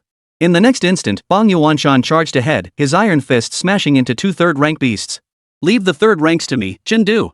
You take out the second ranks." With his seasoned experience, he had calculated the optimal strategy the instant the battle began. After all, when it came to slaying second-rank beasts, Chen Du was likely the fastest besides himself. Got it! Chen Du's eyes grew icy as his blade sliced through the beast hide like a surgical knife, severing the battlefield and isolating the nearest second-rank beast. Hold them back! Yen Chang and the others, seeing this, desperately blocked the other beasts rushing in from all directions to aid their comrades, creating an opportunity for Chen Du to face his enemy alone. Fire like assault. Rock shatter. Crushing stone. 3 consecutive slashes. The second-rank beast only had time to let out a wretched howl before being sliced into a pile of flesh. Next. After the successful kill, Chen Du followed Han Shan's guidance and swiftly charged toward the position assigned to the elite squad. At that moment, the elite squad was facing significant trouble. Thanks to Chen Du's rescue and by Qingshue's breakthrough, their squad composition 3 second-rank and 4 first-rank members made them the strongest among all teams. Consequently, their assigned sector was the most critical core area. Yet without their former captain, a late-stage second-rank warrior as their backbone, they still teetered on the brink of disaster under the relentless onslaught of the beast tide. Die! Chen Du roared, charging through the beasts, blocking their path with a single blade. He then unleashed 4 consecutive strikes, instantly slaying dozens of non-martial realm beasts and 1 second-rank beast. The previously perilous situation eased considerably under this pressure. Yet without Chen Du in the squad, Yen Cheng's team began to face its own peril. There are simply too many first-rank and non-martial artist-level beasts. Chen Du slashed down a first-rank beast with a single stroke, then looked up at the still dense tide of beasts. As for the sight of the criminal investigators behind him coughing up blood, he forced himself not to look. After the last major battle, the Criminal Investigation Bureau had lost over half its combat-ready martial artists. Despite the steady influx of awakening examiners joining the fight, their numbers were still a drop in the bucket on a battlefield of this intensity. If this continued, losing the mountain stronghold was only a matter of time. What should we do? Should we retreat to the third ring to reorganize our defenses? By now, all the candidates should have retreated, right? Chen Du frowned. 4th and 3rd grade beasts hadn't yet entered the fray in force, so retreat was still feasible. But someone would have to stay behind to cover their retreat. And whoever covered the retreat would surely die. Just as he hesitated. Teacher. Chen Du. Don't think you're the only martial artist here, we are too. Brothers, charge. Holy. There are so many of them? We've got thousands on our side, the advantage is ours. The examinees who should have retreated now surged like a tidal wave from the hillside opposite the beast horde. Chapter 95. Next, it's our turn. You? Chen Du froze. Hadn't these candidates retreated? How did they end up here? Fang Zhang, your old man's holding down the fort here. What are you doing barging in? Get out of here. Fang Yuanshan roared, still gripping 2 third-grade beasts. The moment Fang Zhang appeared, he sensed it. At that moment, his heart was filled with both relief and dread. Relieved that Fang Zhang had embraced the heart of a martial artist, though his strength might be lacking, he was already worthy of the title. The terror lay in the fact that on a battlefield of this intensity, even first-grade martial artists faced mortal peril. For someone not at the martial artist realm to join in was nothing short of courting death. I won't. Having now broken through to the third pulse surge, Fang Zhang's combat prowess had grown stronger. He was already capable of suppressing several non-martial realm beasts in battle. My teacher hasn't left. How could a student abandon their teacher and run away? You. Forget it. I'll settle this with you when I get home. With that, Fang Yuanshan withdrew his thoughts and focused solely on battling the two beasts. Yet with each strike, his attacks grew several times more fierce, driving his opponents into a relentless wail of agony. You still owe me a spar. On the other side, Luo Yueying charged headlong into the beast tide, sword in hand, never looking back. Her blade's glow soared through the air, slicing through several beasts' necks with dreamlike precision. In the next instant, the beasts struck by the sword's glow all spurted blood from their necks, collapsing lifeless to the ground. A tiny breach had been torn in the beast tide. Everyone, seize this chance. Charge with me. Tan Tian roared, using his strength gained from advancing to the first grade through 3 pulse breakthroughs to lead the candidates behind him into the gap. As more joined the fray, the breach widened until the impenetrable encirclement was completely torn apart. A path to the mountain peak stronghold was revealed. Seeing the encirclement torn apart and their ambush plan faltering, the two leading third-rank beasts roared in fury. Roar! The roar echoed, and the beasts near the opening fell into a frenzy, charging the defenses with reckless abandon. Chen Du's expression darkened. He hadn't expected these beasts to adapt. He'd assumed they were mindless fools. Splitting a charging second-rank beast in two with a single stroke, he leapt into the air and landed among the candidates. Duck! A thunderous shout erupted as 4 arcing blades radiated outward from him like a concentric circle. Boom! A deafening roar echoed as the desperately charging beasts were instantly cut down in droves. For a split second, the entire battlefield fell silent. The candidates fortifying the defensive line stared at the scattered beast fragments before them, their minds exploding in shock. This was their first glimpse of Chen Du in action, and his debut proved nothing short of earth-shattering. Near the breach, the beasts that had narrowly escaped the carnage halted their advance. The madness faded from their eyes as they stared at Chen Du, replaced by sheer terror. Even with their limited intelligence, witnessing this bipedal creature slaughter hundreds of their kin had taught them fear. Don't just stand there. As the others froze in shock, Chen Du suddenly roared, divide the battlefield. Slaughter the beasts. Clear the slope behind us. He knew full well that among Jiangjiao City's tens of thousands of examinees, reinforcements were surely on the way. These candidates had arrived first simply because they were the strongest group. If this fighting force got trapped on the mountaintop, the remaining reinforcements arriving later would face the beasts head-on without any powerful cover. They would suffer heavy casualties. Therefore, a passage for reinforcements must be preserved. Though the other examinees were experiencing their first major battle, they weren't stupid. Upon hearing Chen Du's words, they immediately understood. Those with over 200 HP points, fortify the defenses. The rest of you, eliminate the beasts on the backside of the slope. The top-ranked students from First Middle School's rocket class, form teams and target the first-grade beasts. Non-martial realm practitioners, pair up and eliminate them one by one to minimize casualties. The wounded must withdraw from the battlefield immediately. Logistics personnel will escort you out shortly. Under Xiao Yuchen and others' command, the candidates gradually shed their panic and began operating in an orderly fashion. Luo Yueying, Fang Zhang, and Tan Tian withdrew from the flanking battle to form a team targeting first-grade beasts. Only their trio possessed the capability to reliably eliminate first-rank opponents. Chen Du ceased watching them, swiftly scanning the battle status of the other candidates instead. Fortunately, most beasts here were weak, primarily first-rank creatures and non-martial practitioners, with not a single second-rank beast in sight. It seemed the fourth-rank demon beast intended to deploy its main force to the front, leaving only minor troops at the rear to distract and prevent escape. This, ironically, presented an opportunity for the candidates. Though outnumbered, none possessed the strength to withstand a Grade 2 beast. If even a few second-rank beasts appeared here, the casualty rate would skyrocket. It seemed only a matter of time before the beasts on the rear slope were completely wiped out. Chen Du, currently engaged with a second-rank beast, finally relaxed upon seeing this and returned to the main battlefield. While slaying enemies, he glanced upward. In the distance, Fang Yuanshan held one beast in each hand, overwhelming 2 third-rank beasts with relentless blows. A barrage of fist techniques poured relentlessly into the 2 third-rank beasts. Chen Du glanced back at the others. The cries of battle echoed relentlessly. With the candidates' assistance, the pressure on the main battlefield eased considerably. The most efficient killers weren't the Criminal Investigation Bureau martial artists unleashing firepower into the beast horde, but the proctors who had fully recovered and were continuously joining the fray. Unlike the Criminal Investigation Bureau martial artists, whose skill proficiency varied, nearly every examiner wielded high-level, high-grade martial arts techniques with exceptional proficiency, making their killing efficiency exceptionally high. The tide of battle is turning in our favor. Chen Du took a deep breath, dispelling the mountainous aura from his long sword. In the next instant, a cool breeze clung to the blade, causing its speed to surge dramatically with each swing. Only now could he confidently unleash the gale blade, easing the burden on his arm. Kill, he roared, unleashing a barrage of strikes. He had to kill as many enemies as possible before that 4th rank demon beast committed its main forces to the battlefield. Meanwhile, at the foot of the mountain. Roar! The demonic ape with the ghostly mask growled lowly, its eyes flashing with savage intent as it glared toward the mountaintop. It could sense those damned humans growing ever more numerous. Its plan to drain its vital energy using those lowly beasts had failed. Several beasts pawed at the ground restlessly, occasionally letting out low growls. Roar meat! Roar kill! Roar we can't wait any longer, attack all together! Hearing these roars, hundreds of beasts surrounding the area flashed savage glints in their eyes. Are you even capable? You keep making us wait and wait, but the longer we wait, the stronger the humans get. Don't tell me you're a mole sent by the humans. Sensing the collective fury of the beasts, the demonic ape with the ghostly mask pondered for a moment with its limited intelligence. It realized these roars seemed to make sense. If we'd attacked together earlier, this fight would likely be over by now. So it stopped hesitating, rose with a furious roar, and charged toward the mountaintop, leading the way.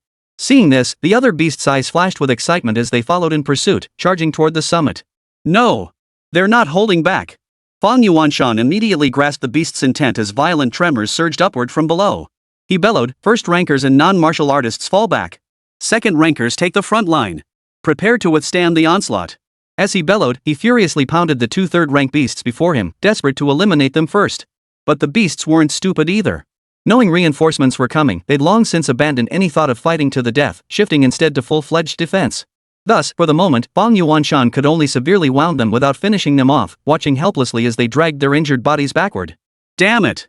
He punched the air in frustration but did not pursue. The beast tide was approaching. He had to retreat to the defensive position and guard the central core. Just then, a voice rang out from above. Sword of the Peak! In the next instant, a blade of light descended from the heavens, engulfing 2 beasts.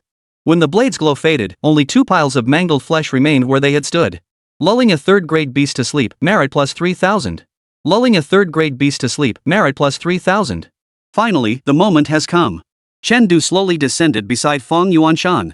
Not long after the beast's roar echoed, the pair shifted from an all-out offensive stance to a purely defensive posture. He surmised that the roar must have come from that 4th-grade demon beast. He deliberately held back, poised to strike the 4th blow after landing 3, waiting for them to lower their guard before finishing them off in one fell swoop. Perseverance paid off, 6,000 merit points secured. But my right arm is starting to ache again. Chen frowned. It seemed his body was nearing its limit. In the short term, he could probably only unleash the Sword of the Mountain 3 or 4 more times. Any more than that, and he'd suffer severe injuries again. Beside him, Fang Yuanshan had been watching Chen intently, and thus keenly caught the fleeting pain that crossed his face. Enough! You fought long enough? He shielded Chen behind him. Let's go! You can't get hurt here. I can still. Chen shook his head, about to refuse, when several arms suddenly grabbed his collar. After a dizzying whirl, he found himself face to face with a bewildered Fang Zhang, Luo Yueying, and the others. Talent truly emerges in every generation. You young whippersnappers, well done. I take back what I said about you lot being a bunch of noobs squabbling among yourselves. At your age, I wasn't nearly as good as you are now. Enough! The next battle is ours. The proctors who had been resting moments ago now rose to their feet, forming a human wall alongside the martial artists from the Criminal Investigation Bureau to shield all the examinees behind them. Wall said, let's go. Chapter 96, Run. The beast tide on the opposite slope had now receded. If Chen and the others wanted to leave, this was their best chance. Yet, aside from the wounded being carried away, not a single person moved. Thousands of candidates, blood-soaked from head to toe, clutched their weapons tightly and stood their ground. Before them, with Fang Yuanshan at the center, all martial artists from 3rd rank to 1st rank spread out in orderly rows to either side. The surging tide of beasts was completely blocked by this human wall. The ghost-faced demon ape and the other 3rd rank beasts mingled within the horde. This time, they did not let the lower-tier beasts attack first, they stood by and watched. Instead, from the very start of the battle, they lunged madly at the 3rd rank martial artists in the center. The remaining 2nd rank and 1st rank martial artists became the targets of the other lower-tier beasts. Although many 2nd rank and 1st rank warriors had perished in the earlier skirmish, their numbers remained terrifyingly high, 70 to 80 2nd rank and 2 to 300 1st rank warriors. Combined with thousands of non-martial realm beasts, encircling and slaughtering over 100 2nd rank and 200 1st rank martial artists posed no difficulty whatsoever. Damn it, it must be those beast blood martial artists. Fang Yuanshan cursed under his breath. For this practical assessment, every beast in the entire Jiangjiao region had been captured, yet there were only about 100 1st rank beasts in total. If Pang Jingtong's organization hadn't secretly tampered with these beasts, feeding them some kind of technological enhancement, he'd eat his own words. Beside him, 6 3rd rank martial artists wore grim expressions, their eyes fixed warily on the ghost-faced demon ape. Facing a 4th-rank demon beast, even though they were all late 3rd-rank warriors and outnumbered at 6-1, they dared not let their guard down for a moment. Everyone, prepare to move. Don't waste the golden opportunity that boy risked his life to secure. At any cost, we must pin this ugly thing to the ground. Aye. The other 5 responded in unison. The moment they saw the ghost-faced demon ape, they understood. They absolutely could not let it charge into the crowd of examinees. That would be a one-sided slaughter. Even if they couldn't pin it down, they would try with their lives. Ha! An eerie laugh echoed. A human-like sneer spread across the demon ape's face. Then, its legs bent, and tiny spikes bristled all over its body. This was a demon beast's instinct erecting its quills usually signaled an impending attack. Beasts are beasts, what a hideous laugh. ING hell. Laugh all you want. Give me back my comrades and the examinees' lives. The lead proctor among the 6 suddenly clenched his fists, his eyes reddening. Gripping his long sword tightly, he lunged at the ghost-faced demon ape. The other 5 immediately followed. 6 swords sliced through the demon ape's body one after another. The clang of metal was followed by the sound of blades tearing through flesh. The demonic ape, seared by pain, swung a backfist. Boom! With a dull thud, one warrior flew backward like a. In an instant, he was swallowed by the horde closing in from all directions. Damn it! The lead examiner's face darkened. He hadn't expected to lose a comrade in their very first engagement. Though this demon ape's power fell short of a true demon beast, it still exceeded their capabilities. Continue. The remaining 5 had no time for grief. They raised their swords and charged once more. Meanwhile, Chen remained behind. The instant the 2nd-rank martial artist clashed with the beasts, he erupted with a surge of chi and blood, charging into the swarm from the flank. These beasts were all 1st-rank or non-martial artist level, relatively weak opponents. The swift wind blade excelled in speed but lacked frontal combat prowess. Slaying a 2nd-rank beast would take considerable time, yet against 1st ranks, it delivered a devastating blow. Even if a single strike didn't finish them, 2 or 3 blows would. Therefore, Chen resolved to act as support 1 slash per beast, regardless of whether it fell, then immediately moving on to the next. Someone else would finish them off. This was the fastest way to kill. Chen Du's shift in combat tactics caught all the beasts off guard. Before the beasts could react, they were slashed, severely wounded, and then cut clean in half by the rushing 1st-rank martial artists.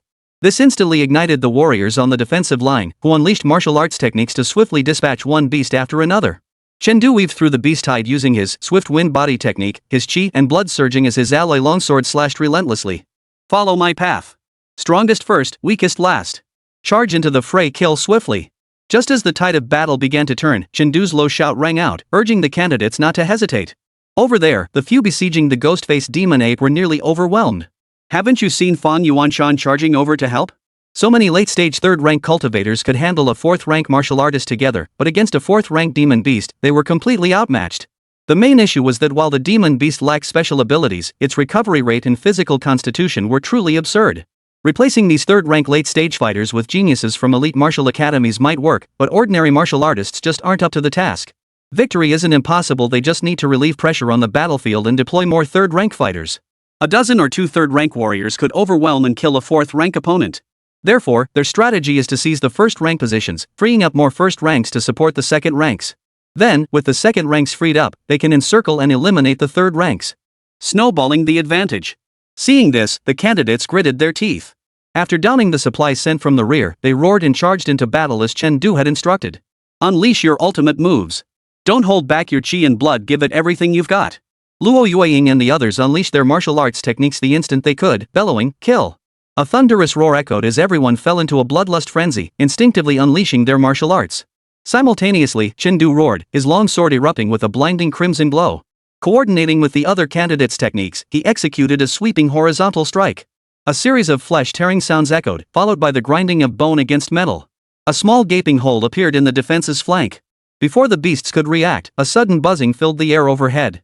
In the next instant, a torrent of bullets poured down from above, while hundreds of drones plunged directly into the beast horde, exploding with a thunderous roar. That's all our combat drones, a voice called down from above. Shortly after the voice faded, the drones, having exhausted their ammunition, crashed into the horde and detonated.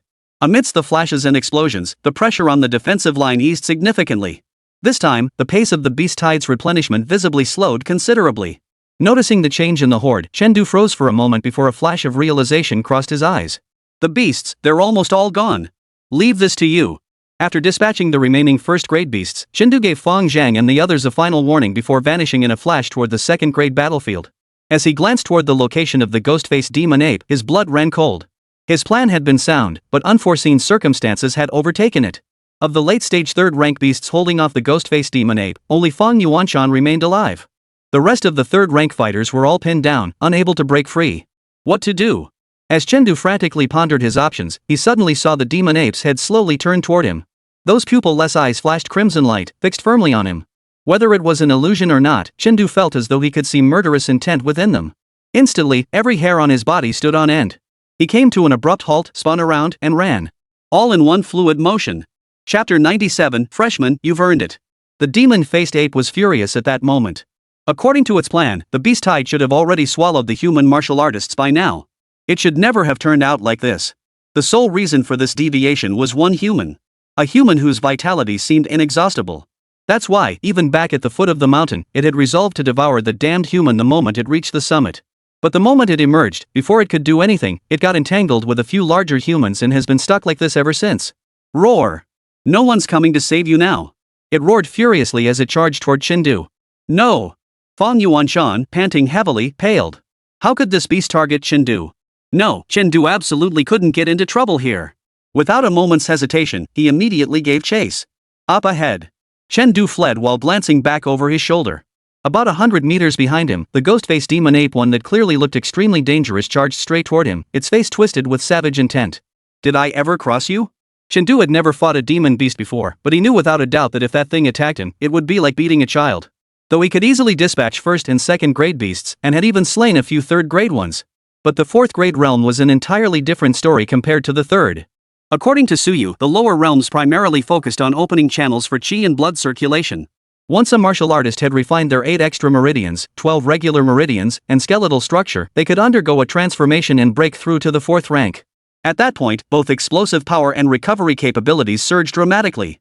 If this holds true for martial artists, imagine the potential of demonic beasts, whose innate physiques surpass even those of martial artists. In other words, even if he used the mountain-splitting blade to strike the ghost-faced demon ape, it might not necessarily break through its defenses. Didn't Suyu say demon beasts are combative and prioritize attacking the strongest? You call this attacking the strongest? Chengdu cursed inwardly. Seeing the demon ape acting as if no one else existed, fixated solely on killing him, it was clear it had come for him. With no energy left for anything else, he focused solely on desperately maneuvering his body, sprinting toward the hillside away from the crowd.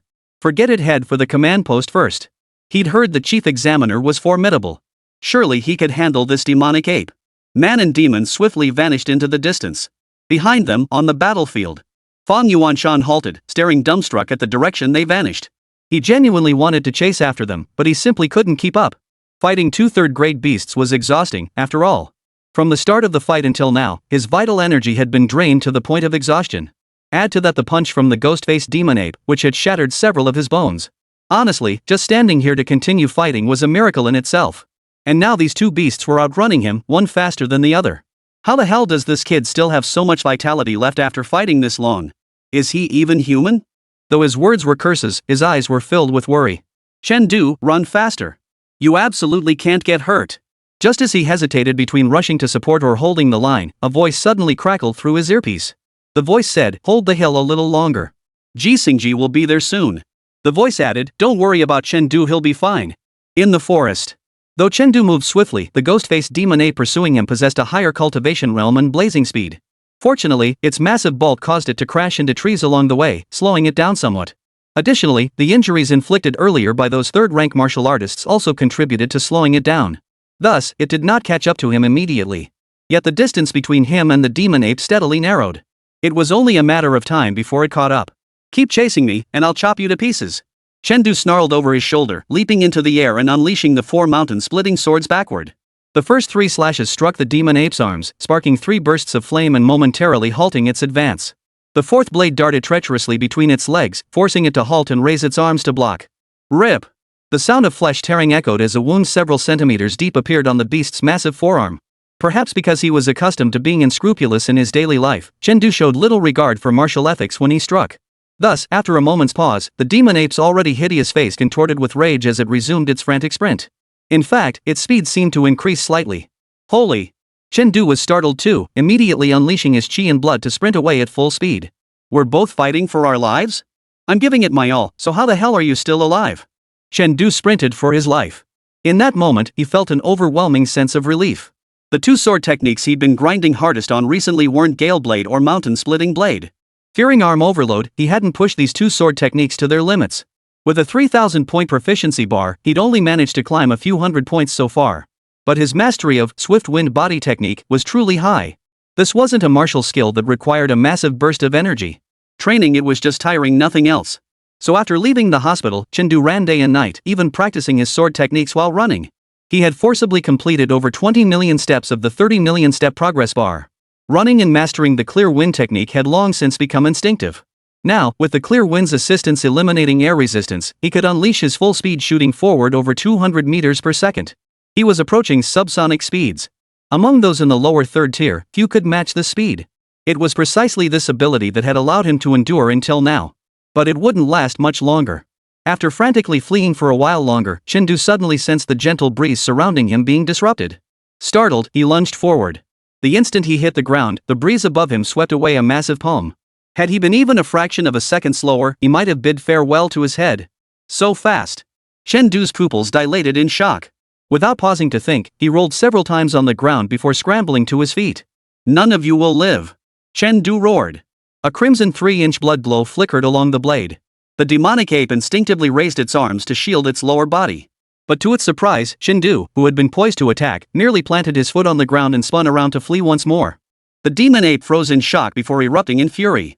Howling, it lunged at Chen Du once more. Soon, it caught up to Chen Du once more.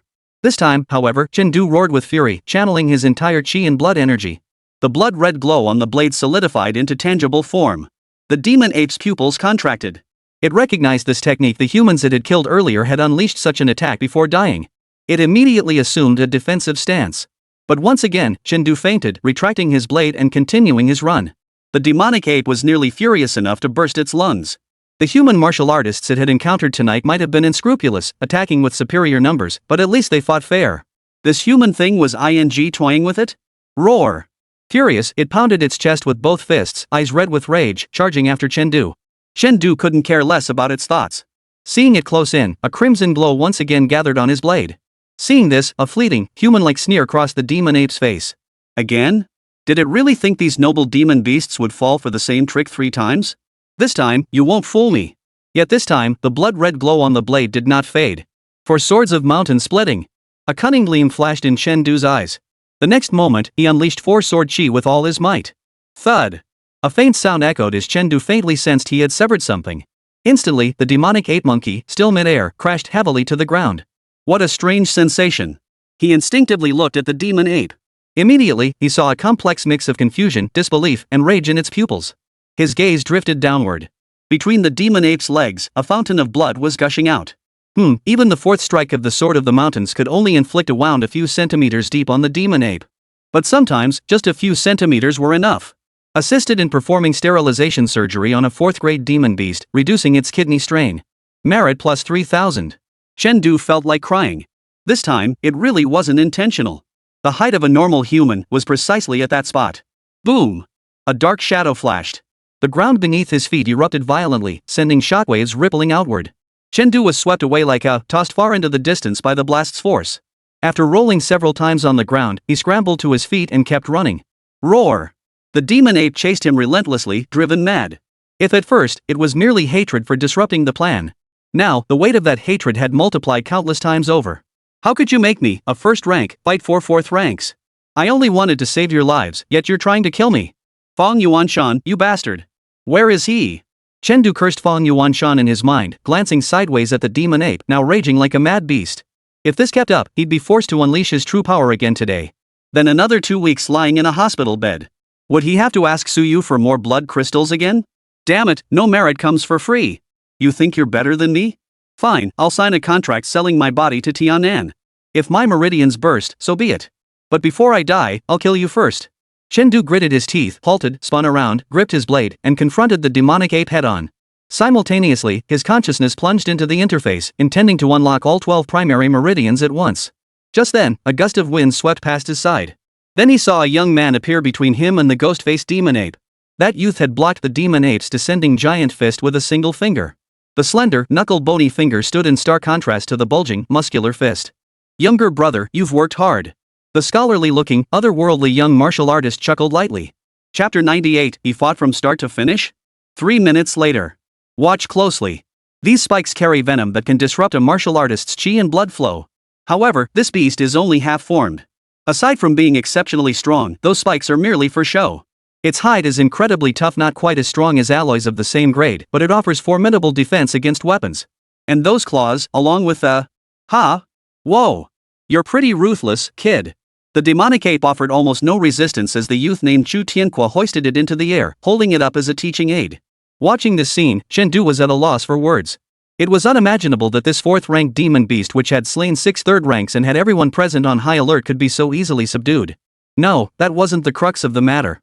Shouldn't they have dealt with this sooner and headed to the front lines? Alright, any more questions? Chu Tianque asked with a smile. Worried about that side? Chen Du nodded. No worries.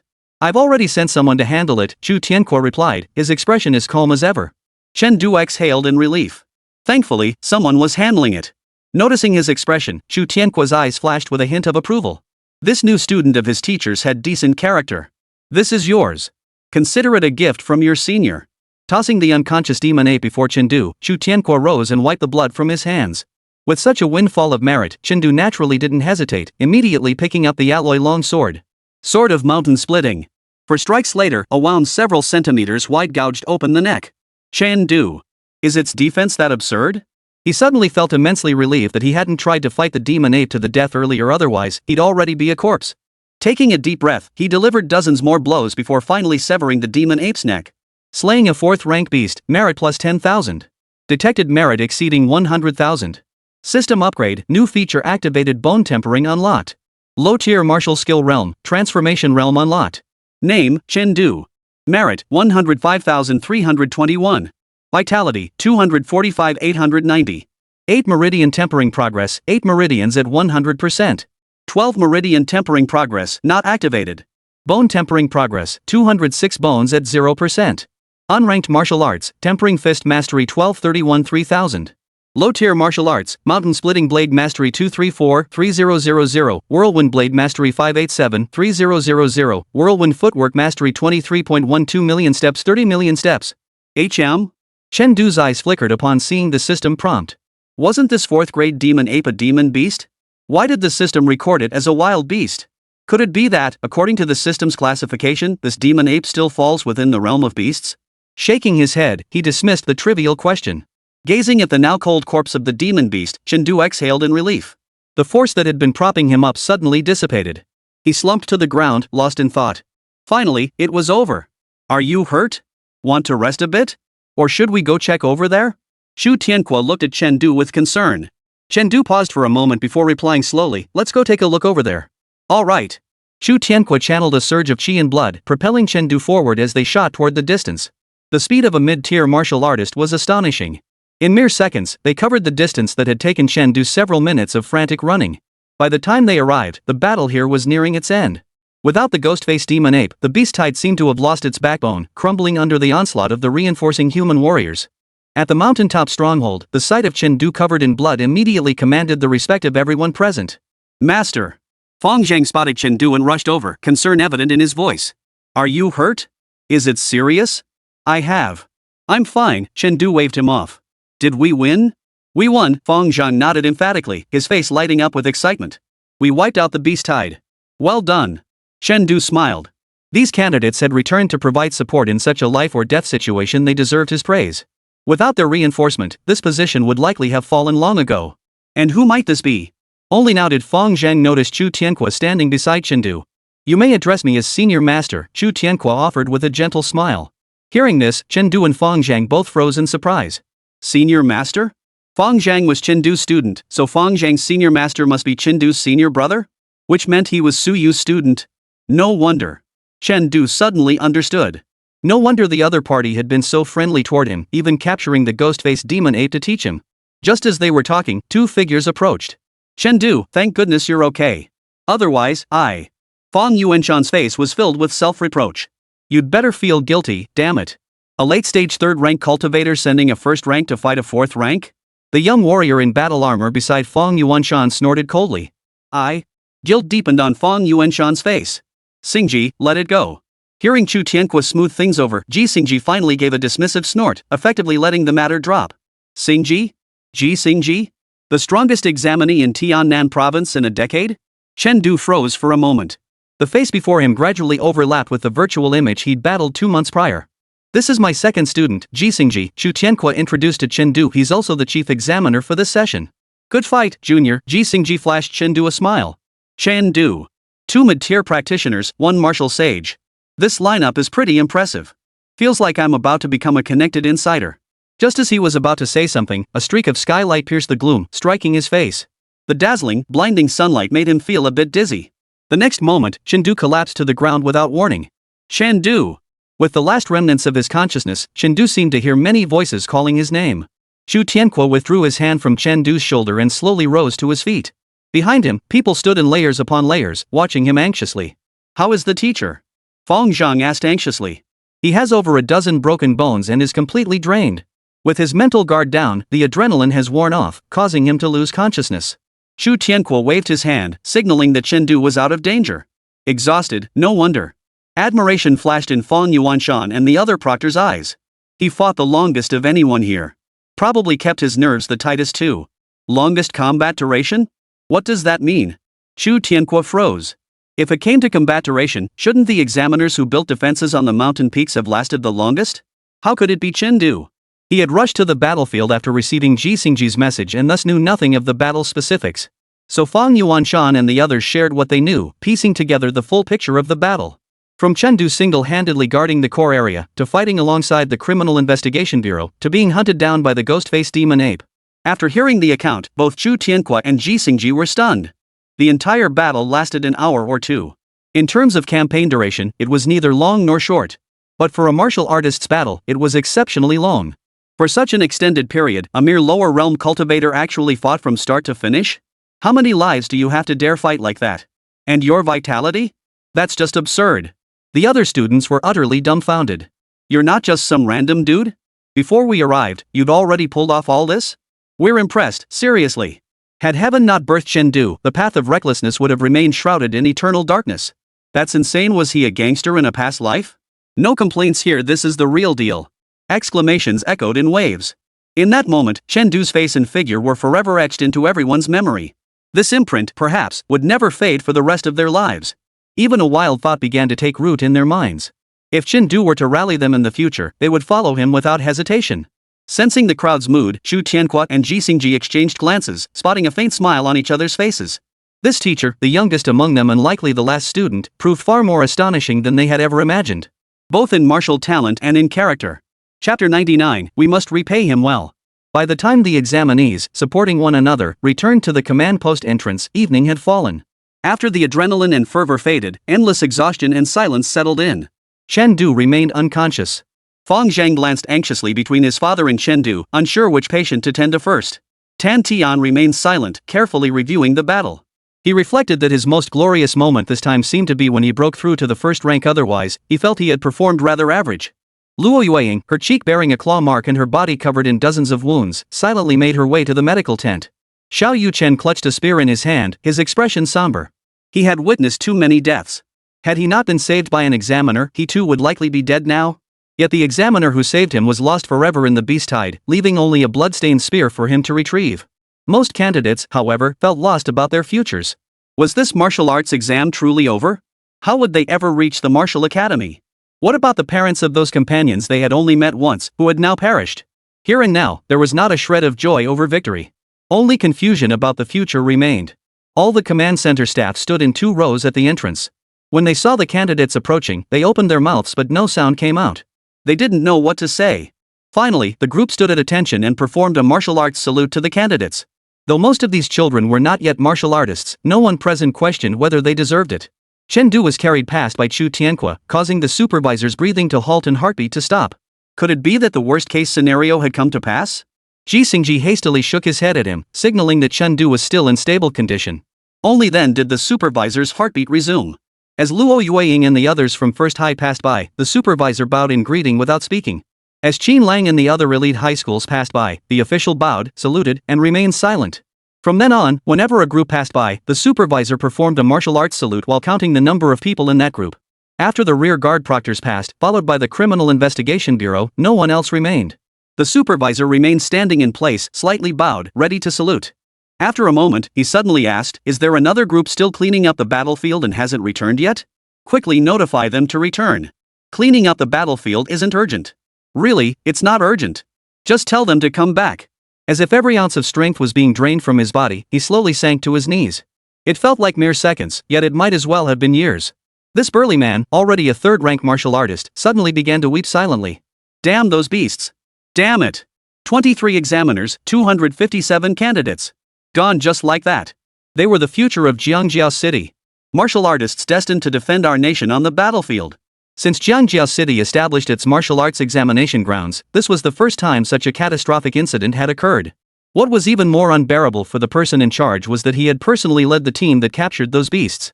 After kneeling on the ground and weeping for a while, he suddenly drew his sword and strode toward the mountains, his eyes bloodshot.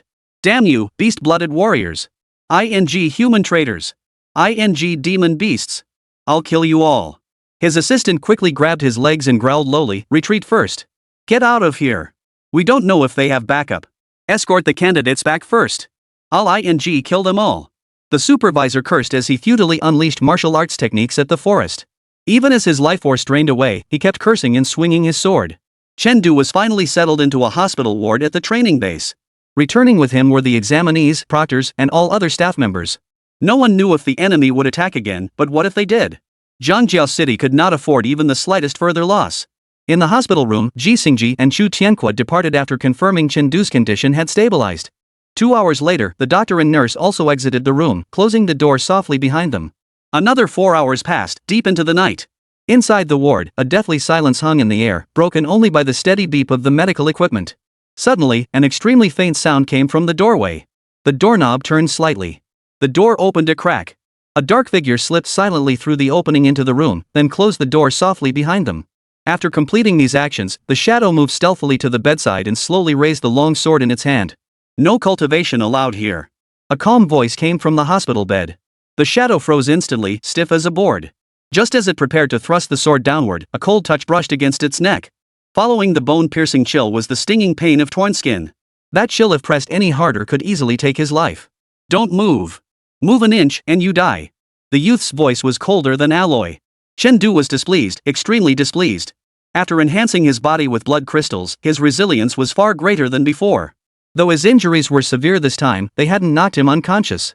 His morning unconsciousness stemmed from battling a 4th-rank demon beast, a contest of wits and courage where he dared not let his guard slip for a second, draining his energy. But by afternoon, he had already regained consciousness. Yet Chu Tianque and the others insisted he keep feigning unconsciousness, obediently serving as bait. And so he feigned unconsciousness until now. "I just got injured while practicing martial arts and came looking for medicine." "Oh, see that table over there? I see it. There's no medicine there." The man froze in confusion. "If there's no medicine, what the hell are you talking about?" Removed one incorrect option for a 2nd-rank martial artist. Merit plus 80. 2nd grade? Then it's fine. Chen Du relaxed. With his current combat prowess, he could easily overpower an ordinary 2nd-rank martial artist. "If there's no medicine, I'll just ask in another room." The man spoke slowly, "We're all classmates. Let's talk this out. Besides, are you really going to resort to violence against a fellow student?" Chen Du pondered seriously for several seconds. "True. I can't raise a hand against a classmate." Hearing this, the man's heart sank a little lower. Indeed, even a martial arts prodigy unseen before was still just a child, if not yet fully developed. So gullible. "So go talk to them." Chen Du shifted his long sword aside and delivered a kick straight to the man's chest, sending him crashing through the door and tumbling outward. Outside, Ji Xingji and Chu Tianque stood expressionless. Before the man could rise, each grabbed one of his arms. "Spill everything you know." A crackling electricity flashed in Ji Xingji's eyes, lending his gaze a mesmerizing intensity. "Otherwise, you won't even get to choose how you die." The man trembled violently, shaking like a sieve. He thought, "It's over. This is a 5th rank." At that moment, Chen Du, clad in a hospital gown, slowly emerged from the ward and leaned against the doorframe. "Senior, if he confesses like this, we can't guarantee the truthfulness." "True," Ji Xingji and Chu Tianque nodded in agreement. Indeed, these scoundrels were notorious for their cunning. Even if they confessed, there was no guarantee of truth. Overhearing their exchange, the man grew frantic. "I never said I wouldn't confess. Why did you jump to conclusions?" Before he could speak, Ji Xingji struck him with a palm strike, knocking him unconscious. But none of us have the skills for this kind of thing, Chu Tianque frowned. The Criminal Investigation Bureau does, but they're still in the hospital ward. Small problem. Chen Du snapped his fingers. I happen to know a thing or two about interrogation. Leave it to me. You go catch that first-class beast for me, senior. Oh, and the bigger the better. Once you catch it, snap a photo for me. Depending on the situation, I might need you to find some other things later. This much trouble? Ji Xingji was puzzled. Of course it is, Chen Du declared solemnly. That bastard caused us so much trouble. We absolutely have to repay him properly. How else could we possibly repay his efforts? A mere second-grade cultivator actually impersonating Tang Juanru from First High to infiltrate us, what a tremendous effort on his part. Chapter 100, The Second Bright Moon. Chen Du felt no sympathy whatsoever for this mastermind behind such devastating casualties. As for not finding medicine? No worries, just gather whatever works on beasts in the woods. What? You ask what to do if Tang Juanru isn't in the zone? Does it even matter? Anyway, this time the beast was looking for a male. It was like pulling out the big guns. But you gotta hand it to them, second-rank martial artists have some serious stamina. That first-rank beast was finally worn out. Tang Juanru still lives. But some live only in name. Finding a soulmate for a second-rank martial artist, merit plus 90. Calming the agitated heart of a first-rank beast, merit plus 60. I'll talk. I'll tell you everything. Please. Just kill me. When Chen Du and the others returned to the small room, Tang Juanru, bound to the floor by her limbs, was on the verge of collapse. Glancing at the barely conscious Tang Juanru, Chen Du said calmly, I ask, you answer. 5 minutes later, Chen Du handed the extracted information to Ji Xingji. She collapsed mid-interrogation. This is all we got. Scanning the notes in his hand, Ji Xingji's expression turned slightly peculiar. Was his junior really this well-rounded? How did he even learn interrogation techniques? And those methods, holy crap, they're terrifying. Who the hell invented them? Wait, if memory serves, Chen Du had worked at the Criminal Investigation Bureau before. Whoa! Come to think of it, the Jiangjiao branch of the Criminal Investigation Bureau also had some special interrogation techniques. Wait, could he have learned this stuff from them? The thought made Ji Xingji's expression darken. That bastard Fang Yuanshan, did he corrupt Chen Du? Damn it, I should have beaten him up earlier today. No way. I can't stand it. I've gotta bag him. You focus on recovering. I've got business to attend to. Ji Xingji patted Chen Du's shoulder with a smile before turning to leave. Why do I feel like there's a murderous aura around the senior? Chen Du cast a suspicious glance at Ji Xingji's retreating figure before shaking his head. Probably just annoyed his opponent got away. Come to think of it, the two who had engaged Ji Xingji were early 6th-rank cultivators. Even if they weren't exceptionally strong among their peers, they were still 6th-rank cultivators.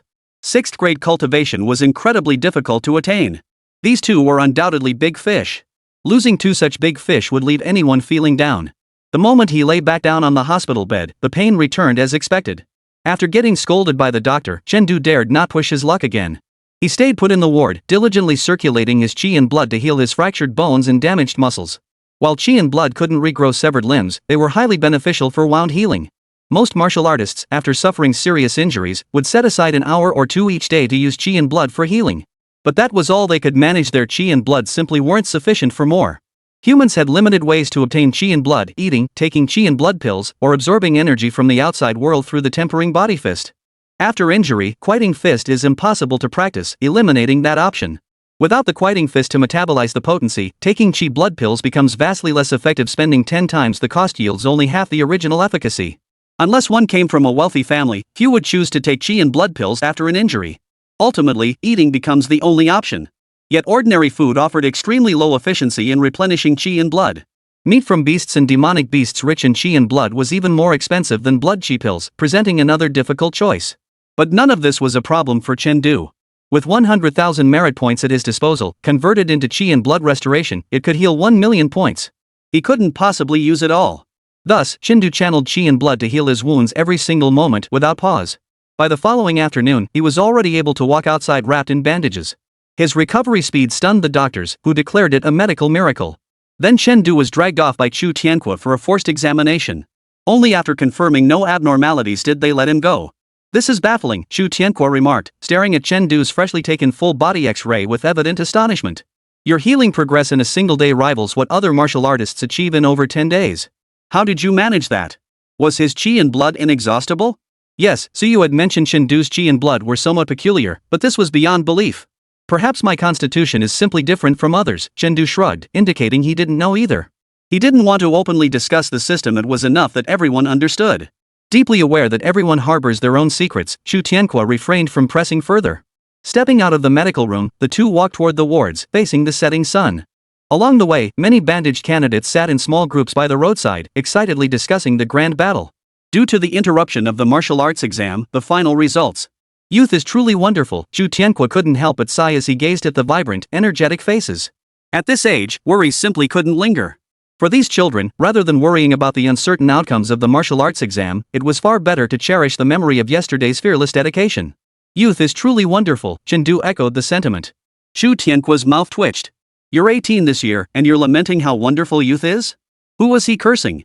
After walking a while longer, Chu Tianque suddenly asked, why did you step forward back then? Weren't you afraid of dying? Before I could even process it, my body had already acted on its own. Besides, someone had to step up. Why couldn't that person be me? Chen smiled. Besides, I never thought I'd die. This was the truth. With all 12 meridians fully activated, even if the meridians were strained to the point of bursting from the strain. But before that happened, he was the world's strongest second-rank cultivator with over 2,000 points of vitality. With all his might wielding the mountain-splitting blade, it was anyone's guess who would fall first. Of course, how long he'd be bedridden afterward and how many blood crystals he'd need to recover, well, that wasn't his concern. Before I could even react, my body had already moved on its own. Chu Tianque pondered this carefully, finding the words rather intriguing. So you didn't regret not getting the top score in the martial arts exam? I remember you wanted to be the top scholar. He'd heard from Jixingji that before the beast tide struck, Luo Yueying and the others had already surpassed Chendu's score. Truthfully, following standard procedures, Chendu could have easily surpassed Luo Yueying and the others, he just needed to withhold the next batch of scoring materials. But fate had other plans. Becoming the top scholar was my way of repaying my high school teachers and principal for their kindness. Chendu paused before continuing, but if I hadn't stood up then, even if I had become the top scholar, I wouldn't be a martial artist anymore. Besides, even if my combat assessment score isn't the highest, so what? He suddenly blinked and grinned slyly, my martial arts score is high. Chu Tianque froze for a moment, then chuckled helplessly. Right. How could he have forgotten that part? Chendu's martial arts score was 50 points higher than everyone else's. Meaning even if his combat assessment score wasn't as high as others, he'd still be number one. This kid is really sharp. Ha! Testing. Suddenly, the broadcast voice echoed throughout the entire training base. Next, we announce the final results of the combat assessment. Practical combat assessment scores will be based on the scores recorded at the time the beast tide occurred. Additionally, the practical assessment score has been adjusted from 200 points to 100 points. The scoring criteria remain unchanged, 50 points for kill ratio and 50 points for loot ratio. The remaining 100 points from the original assessment will now be evaluated based on overall performance during the beast tide response. Scores have been updated on the official exam website. All candidates are advised to check their results independently. The above concludes all announcements regarding this martial arts examination. Next, we announce the individuals and groups recognized for their meritorious service during this emergency incident. The following groups have been awarded medals.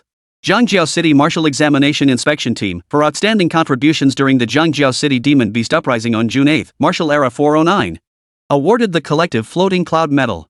Zhangjiao City Criminal Investigation Division, for its outstanding contributions during the Zhangjiao City Demon Beast Uprising on June 8, Martial Era 409, is awarded the Collective Star Medal. All examinees who participated in the defense of Zhangjiao City for their outstanding contributions during the Zhangjiao City Demon Beast Uprising on June 8, Martial Era 409, are collectively awarded the Star Medal. The following individuals received commendations. Honorary Member of the Criminal Investigation Division, Zhangjiao City Candidate, Lieutenant Chen, on June 8, 409 WL, during the Zhangjiao City Demon Beast Uprising incident, single-handedly turned the tide and was awarded the individual Bright Moon Medal. Zhangjiao City Candidate Luo Yueying, on Boom. After the list of awardees was read, the entire training base erupted. Chapter 101, Merit Skyrockets. Receiving a medal represented the highest honor one could attain on paper. The medals awarded varied in weight. From lowest to highest, they are ranked as follows: Star, Floating Cloud, Bright Moon, and Red Sun. However, despite being divided into 4 tiers, the highest-ranked Red Sun medal is rarely awarded. It is only bestowed upon martial artists who have achieved national-level meritorious service. Such feats carry a mortality rate so high it's practically a suicide mission, earning the Red Sun Medal its grim nickname, the medal you take to the grave. Consequently, the highest honor a martial artist could realistically aspire to was the Bright Moon Medal. And today, such a medal was bestowed upon an examinee, a mere first-rank martial artist who hasn't even entered the martial academy yet? And to an individual. It must be understood that earning an individual medal is far more difficult than earning a collective one. It signifies that the warrior's merit must be singled out and recognized. It cannot be attributed to the collective. Chen Du from 4th middle school awarded the Bright Moon Medal? Are you serious? Wasn't Chen Du fighting alongside us? I'll admit he's efficient at taking down monsters, but he's nowhere near deserving of something as absurd as the Bright Moon Medal. You know nothing. Didn't you see the reverence in every examiner and criminal investigation bureau warrior's eyes when they looked at Chen Du? Yeah, why? Why? Because he single-handedly held the core defense line, fighting fiercely for 5 minutes without retreating. Then he joined forces with the Criminal Investigation Bureau and battled for another 20 minutes. You wiped out all the second-rank monsters in our sector, lured away that ghost-faced ape, and came back alive. After pulling off all that, they'd worship you too. Holy? You gotta be kidding me. Even if I popped those chi blood pills like candy, I couldn't handle that. And didn't they say that Ghostface Ape mutated into a 4th rank? 3rd rank taking on 4th rank? I wish I was lying to you, but damn it, reality won't let me. Holy. This fires me up. I'm gonna study Chen Du and then surpass him. He can be replaced. Cut the crap. You? With your measly 150 HP? You were the supply guy yesterday, weren't you? And you're comparing yourself to Chen Du? Don't even try. At the training base, Chen Du's name was once again etched into everyone's minds. For a moment, even the martial arts exam results faded from everyone's minds. Thankfully, we kept the Beastblood Warrior incident under wraps. Chu Tianhua suddenly sighed. Others might not understand. But as Chen Du's senior brother, how could he not understand his junior's true situation? Personal Bright Moon medals. That bastard Chen Du had another one. 2 Bright Moon medals at this age. Who would believe that if he told anyone? Even Pulp Fiction wouldn't dare write something like that. Beside him, Chen Du felt a quiet thrill of satisfaction. It wasn't so much the thrill of receiving the Bright Moon Medal, but rather the fact that his merit points had skyrocketed. All the examinees were currently in the training base. That broadcast had reached tens of thousands of ears. Though not everyone contributed merit points, and the average contribution per person was only a few points, the sheer volume made a massive difference. One wave had boosted his merit by 100,000 points. 100,000. That's enough to unlock a martial skill and max out its proficiency level. Truly, fortune favors the bold. Even though I nearly got chased to death by that demonic ape, the rewards were worth it. Looks like I won't have to worry about merit points before entering the martial academy. Chen Du stretched lazily, feeling refreshed. Not far away.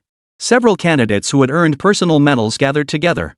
This year's candidates had produced quite a few talents. Top performers from First High like Luo Yueying, Tan Tian, and Fang Zhang had each earned a medal. Notably, Xiao Yuchen, who hadn't yet reached the first pulse breakthrough stage, also earned one. The reason given was his competent command and composure under pressure. And it was true. Had he not organized the team and assigned roles efficiently, the less powerful candidates would have charged recklessly forward. With 200 HP, one could at least withstand a direct hit from a first-grade beast or a non-martial beast. At 125 HP, a single hit would leave one crippled if not dead. Had they charged headlong, casualties would have skyrocketed exponentially. Xiao Yuchen froze completely, taking a long moment to recover as he took deep breaths. Chen Du from their school had taken the Bright Moon and remained so calm he couldn't lose face. Alright, he couldn't suppress the smile anymore. The corners of his face, strained into a forced smile, gradually widened until both rows of teeth were exposed. He was the type who barely scraped into the top 10 martial academies by the skin of his teeth. His admission hinged on sheer luck. And now, he had a star medal. With this on his resume, even if his scores were a bit lacking, he was guaranteed admission to the top 10 martial academies. Just a star medal. Beside him, Luo Yueying compared her own medal to Chen Du's. She bit her pearly teeth lightly, clearly displeased. His was the Bright Moon 2 tiers above hers. Seeing her reaction, the crowd nearby collectively choked on their spit. Girl, what are you doing? It's just a personal star, you know. At least smile a little. You're making us look like a bunch of idiots who got a group star and are grinning like fools. I actually have a star medal too? Tan Tianla beamed with delight. Then, catching Chen Du out of the corner of his eye, his expression instantly turned composed. A mere star medal? Nothing to boast about. My goal is the red sun. But despite his words, his hands moved behind his back, wiping and wiping. After several wipes, he still felt they weren't clean enough. He decided to walk into the room and wash his hands. Teacher! Fang Zhang rushed excitedly toward Chen Du, shouting before he even reached him. The Bright Moon! It's the Bright Moon! From childhood, he had been taught that medals were the ultimate proof of a martial artist's achievements.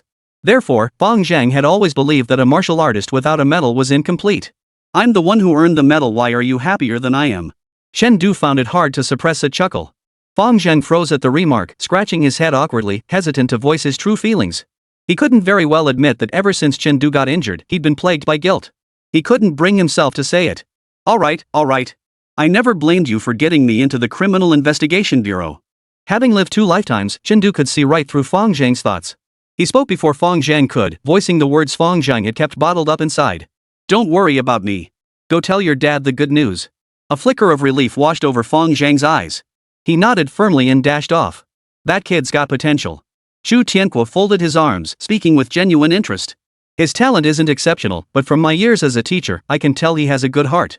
His cultivation level shouldn't be too low in the future. And he genuinely seems to regard you as his teacher. Should anything happen in the future, he'll undoubtedly stand by your side. Teacher? I've only guided him a few times with the swift wind blade. Oh? He practices the swift wind blade? That's perfect. Why don't you have him apply to join us? He might not be able to become a teacher's student, but he could certainly be your student. We'll see about that later. Chen Du didn't linger on the topic. The path was his to choose. Fang Zhang could go wherever he wished. Chen Du couldn't and wouldn't interfere. So why aren't you busy, senior brother? Aren't you here to proctor the exam? Chen Du asked again. Ji Xingji was swamped with work over there. How come you're so free? I'm 30 years old and already a teacher. Proctoring exams is something undergrads take on just to scrape by for credits. Chu Tianque curled his lips.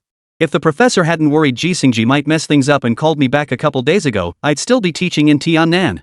Luckily, if the teacher had delayed even a few minutes, I wouldn't have made it back in time.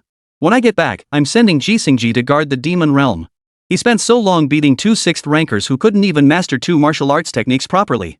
What a disgrace. The 5th rank prodigy, regarded by outsiders as a once-in-a-lifetime talent, was being berated like a child by Chu Tianque. Chen Du dared neither ask questions nor interject, keeping his eyes fixed on his nose and his nose on his heart. Only when Chu Tianque paused did he inquire, Demon Realm? It's the other end of the energy passage. For convenience, we call it the Demon Realm. Once we return to the Martial Academy, we'll teach you about it systematically. Oh. Chen Du asked no more questions. The atmosphere gradually quieted. Seeing this, Chu Tianque also felt it was time to take his leave. After all, Chen Du had now set his sights on Tiannan Academy. He'd even addressed his senior as senior brother. There was no need to worry about him being poached by other schools. Alright, I should head back. Will you come with me to Tiannan? Or, I still have some matters to attend to in Jiangjiao. Once I've taken care of them, I'll come to Tiannan to thank you in person, teacher. Chen Du shook his head. There were still people in Jiangjiao he needed to thank in person. And some people he needed to see in person. Chapter 102, What score did I get? The next morning, as dawn broke. Jiangjiao City. Along both sides of the road leading to the training base, 2 rows of security barriers had been set up. Behind them, a dense crowd packed tightly together. Teachers and parents had gathered to greet the trainees, eager to learn their results firsthand. Journalists with cameras and microphones darted around, interviewing the crowd. I wonder how Chen Du and Xiao Yuchen did on the exam. Meng Deshan paced restlessly among the crowd. According to tradition, he should have been waiting inside the training base with a group of teachers. But the day before yesterday morning, the proctors suddenly started shooing everyone out. With no other choice, they had to return to the city after undergoing inspections to wait. This wait stretched on for 2 days. His heart was filled with such urgency. So as soon as he received word that the exam had ended today, he notified all the teachers and hurried over. Look! The convoy is here! Someone shouted, and Meng Deshan immediately looked up. At the end of the road, shrouded in mist, the glow of headlights pierced through the haze. Pull over. Ji Xingji, his face ringed by dark circles, mustered his energy and relayed the order to the driver through his earpiece. For safety's sake, he had specifically escorted the convoy back. The convoy slowed to a halt. All examinees, exit the vehicles and return home. Ji Xingji's voice echoed through the intercom system in every vehicle. The drowsy examinees froze upon hearing the announcement, then lifted their heads to glance at the buildings outside the windows. A spark of excitement flashed in their eyes. Woohoo! We're home. Finally home. My parents are here to pick me up. I'll be heading out first, everyone. Let's go. Everyone, tomorrow at the hotel my treat. We're not leaving until we're drunk. Cheers and wolf howls erupted continuously. Students rushed to get off the bus, some too impatient to wait in line, even pushing open windows to jump out and run toward the crowd. Chen Du wasn't quite as excited. He stayed in line inside the bus, slowly making his way forward. As he got off, Ji Xingji approached from the side. I'll be staying in Jiangjiao City this week to handle follow-up matters. Here's my contact information. After exchanging numbers, Ji Xingji prepared to leave. But after taking a few steps, he hesitated and turned back, adding, remember, if you need anything done, come to me first. Got it. Chen Du nodded with a smile, though doubts began to surface in his mind. Why did it feel like second brother seemed eager to be troubled? You must contact me. Ji Xingji emphasized, repeating himself. Please trouble me.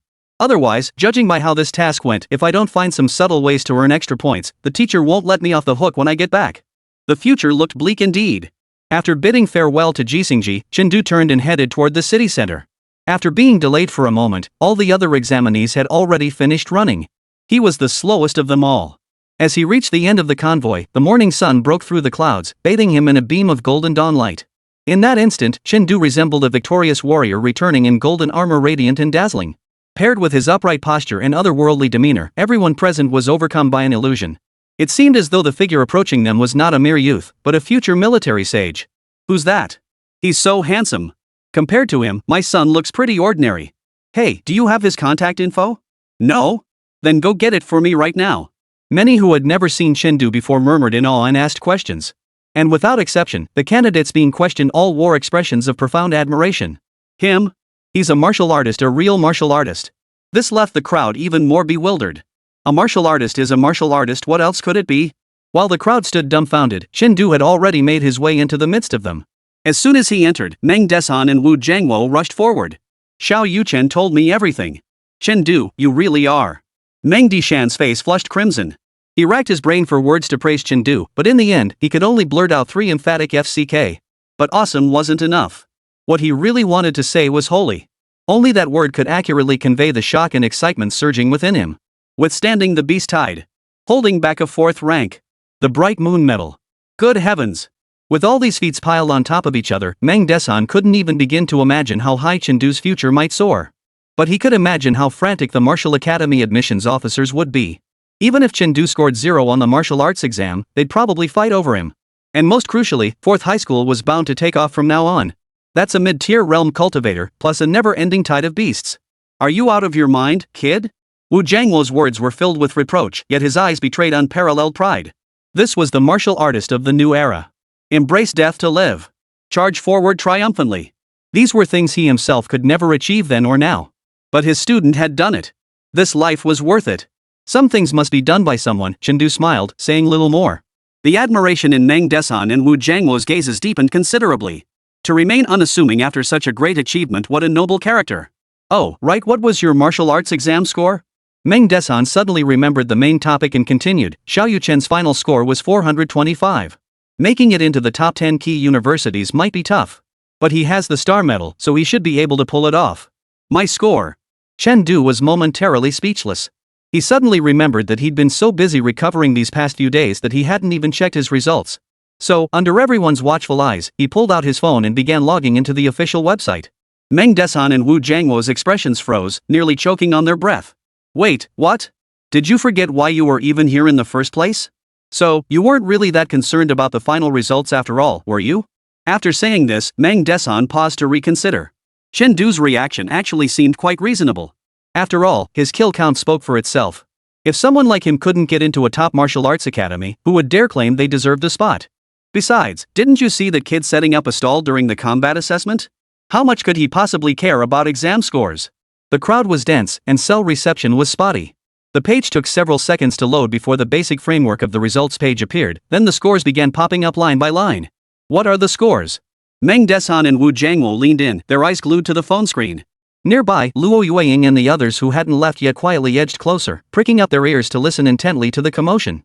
Candidate name, Chen. Vital energy score, 50. Literary arts score, 48. Body tempering fist proficiency, mastery. Martial arts score, 180 additional 80 points. Footwork score, 130 additional 80 points. Practical combat assessment score, 200. Total score, 608. Ranking, first. Holy crap? Thinking they were seeing things, Meng Desan and Wu Jiangwo rubbed their eyes and looked again. The next moment, both pairs of eyes widened in disbelief. Holy. Provides immense stimulation to a first-rank martial artist, aiding them in entering slumber. Merit plus 40. Provides immense stimulation to a second-rank martial artist, aiding them in entering the realm of dreams. Merit plus 80. Chen. Doctor. 2 patients in shock here, hurry. Chen was just moments away from tearfully earning another 1,300 merit points. Chapter 103, Repaying Favors, Seeking Revenge. Room 608. Yes. The top hospital in Tiannan province. That's right, number 1. Number 1 in Tiannan. How many years has it been since Jiangjiao City produced a provincial martial arts exam champion? Could you show a little more excitement? Alright, I'm excited. Don't get up yet, listen to the doctor and stay lying down. After howling for a while, Meng Desan and Wu Jiangwo were reluctantly carried away on stretchers. As they left, the doctor eyed Chen Du like he was some kind of freak. These were martial artists, after all. You knocked them unconscious with just a few words? After they left, Chen Du slowly exhaled and turned to walk away. Now that the exam results were out, he should inform Duan Qi and the others. After all, they had signed contracts. He could also inquire about the matter of testing at the Extreme Martial Arts headquarters they had discussed earlier. Lost in his thoughts, he was completely oblivious to the two dumbfounded faces in the crowd behind him. Do you think he didn't care about his scores at all? Luo Yueying was speechless for a moment before slowly turning to Tan Tian. Probably, yes. Tan Tian's face bore a helpless, bitter smile. What could be more crushing than realizing you gave it your all, only to find the other party didn't even care about your score? That helpless feeling of being on completely different levels. Damn it! The two stared at each other in silence for a moment. Then Luo Yueying suddenly declared, I changed my mind. I'm going to Tiannan. Tiannan? You're not applying to Yinjing? With your 548 points, you're guaranteed a spot at Yinjing Martial Arts Academy. Tan Tian was stunned. Passing up the top martial arts academy to go to the third-ranked one? Yinjing, it feels too old-fashioned, Luo Yueying said, a hint of nostalgia flickering across her face. You might not know this, but the admissions office at Yinjing Martial Arts Academy actually approached me once. To be honest, after meeting with Yinjing Martial Arts Academy, I was a bit disappointed. There was something missing about them, though I couldn't quite put my finger on it. It wasn't until meeting the chief examiner and that mid-tier martial artist these past few days that I realized what Yinwu was missing. It was freedom. Founded in the era of the old martial artists, Yinjing Martial Arts Academy was established to defend the nation's borders. Its ethos leaned toward stability and preservation. But Tiannan is different. Founded in the Dragon martial era, this martial academy is vibrant and full of youthful energy, as evident from this chief examiner and the mid-tier martial artist. And another thing that struck me was that Chen Du is likely headed for Tiannan. What? Tan Tian's pupils contracted slightly. Chen Du is Tiannan province's martial arts examination champion. If he went to Yanwu, he'd definitely be a key cultivation candidate. How can you be so sure he'll go to Tiannan? Are you stupid? Luo Yueying sighed in exasperation. That chief examiner is Ji Xingji, the top graduate from Tiannan 4 years ago and the championship team leader who led Tiannan to victory 3 years ago. Don't you recognize him? Plus, I suspect the other mid-tier martial artist beside Ji Xingji is Chu Tianqua, the strongest instructor among Tiannan Martial Academy's younger generation, a 6th-tier martial artist. When those two saw Chen Du, they practically had little brother carved on their foreheads. How could Chen Du not go to Tiannan? Tan Tian. So, out of all these people fighting tooth and nail in the exam, am I the only one who actually wants to get in? Wait, you guys got guaranteed spots, why are you pushing yourselves so hard?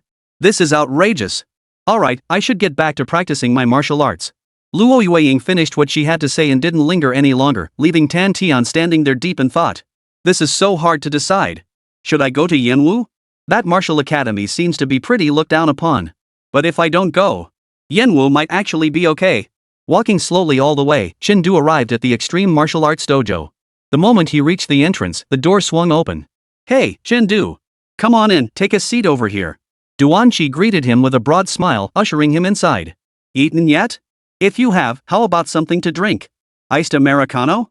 Oh, you're still in school? Then maybe sparkling water? Chen Du. Great. Probably another one who knows his martial arts exam results. His hunch proved correct.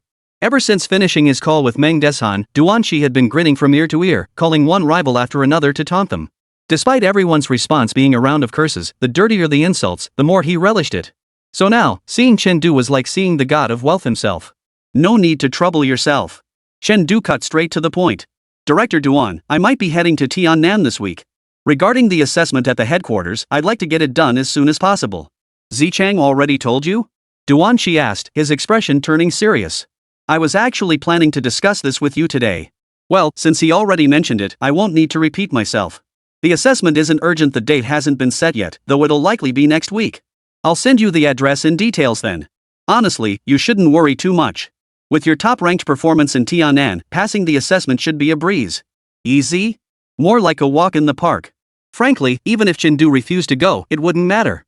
With his results alone, this branch's performance evaluation would already rank among the top. The thought that next year's bonuses and funding allocations might double made Duan Qi struggle to keep a straight face, fighting the urge to laugh out loud. I see. We'll discuss it then. Chen Du smiled and handed a gold embossed card to Duan Qi. One more thing, I'd like to transfer 2 million from this card to Instructor Wen as a token of appreciation. Could you handle that for me, Uncle Duan? Had Wen Zichang not offered him the opportunity to attend classes as an auditor without expecting payment, granting him a chance to accumulate merit, he likely wouldn't have amassed so much virtue in such a short time. He was the type to hold grudges, but he also valued kindness. Those who wronged him like the Wang family and those jerks in Class 3 wouldn't escape unscathed.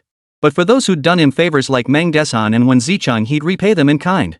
He intended to settle these matters before leaving Jiangzhou. In truth, after the martial arts exam, most of it was already done.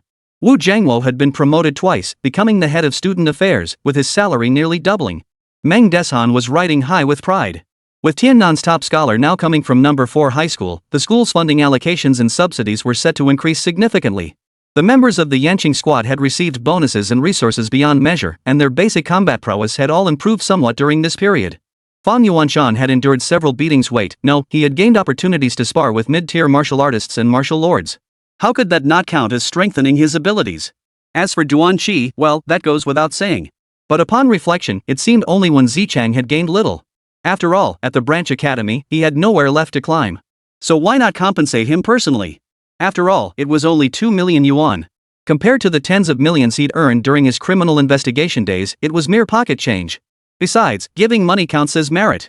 No matter how you look at it, it's a win-win. 2 million? What? Duan Qi froze upon hearing the figure. Even for a second-rank martial artist, 2 million wasn't a small sum. A second-rank martial artist like Duan Qi earned roughly 1 million annually, and only half of that might go toward cultivation, the rest was spent on medical expenses. Chen Du was handing over 2 million equivalent to Wen Zichang, getting 4 years' worth of cultivation resources for free. What a stroke of luck. That kid Zichang has sharp eyes and even sharper luck. Duan Qi sighed with admiration. Following Chen Du's instructions, he transferred the money and added a note. Bonus from the top scholar. Though Chen Du hadn't said it outright, he felt compelled to make it clear. This favor must be etched into Wen Zichang's memory. Unconditional gift of 2 million yuan to a second-rank martial artist. Merit plus 200. Glancing at the notification that popped up in his line of sight, Chen Du rose to take his leave. I've got some things to attend to. I won't keep you any longer. At that very moment, when Zichang was practicing martial arts on the training ground, when a notification suddenly sounded from his phone. Martial artist treasure received 2 million yuan. When Zichang's hand trembled, nearly sending his sword flying. What the hell? 2 million? Don't scare me, someone stolen money accidentally transferred to me? He grabbed his phone, desperate to verify the source of the funds.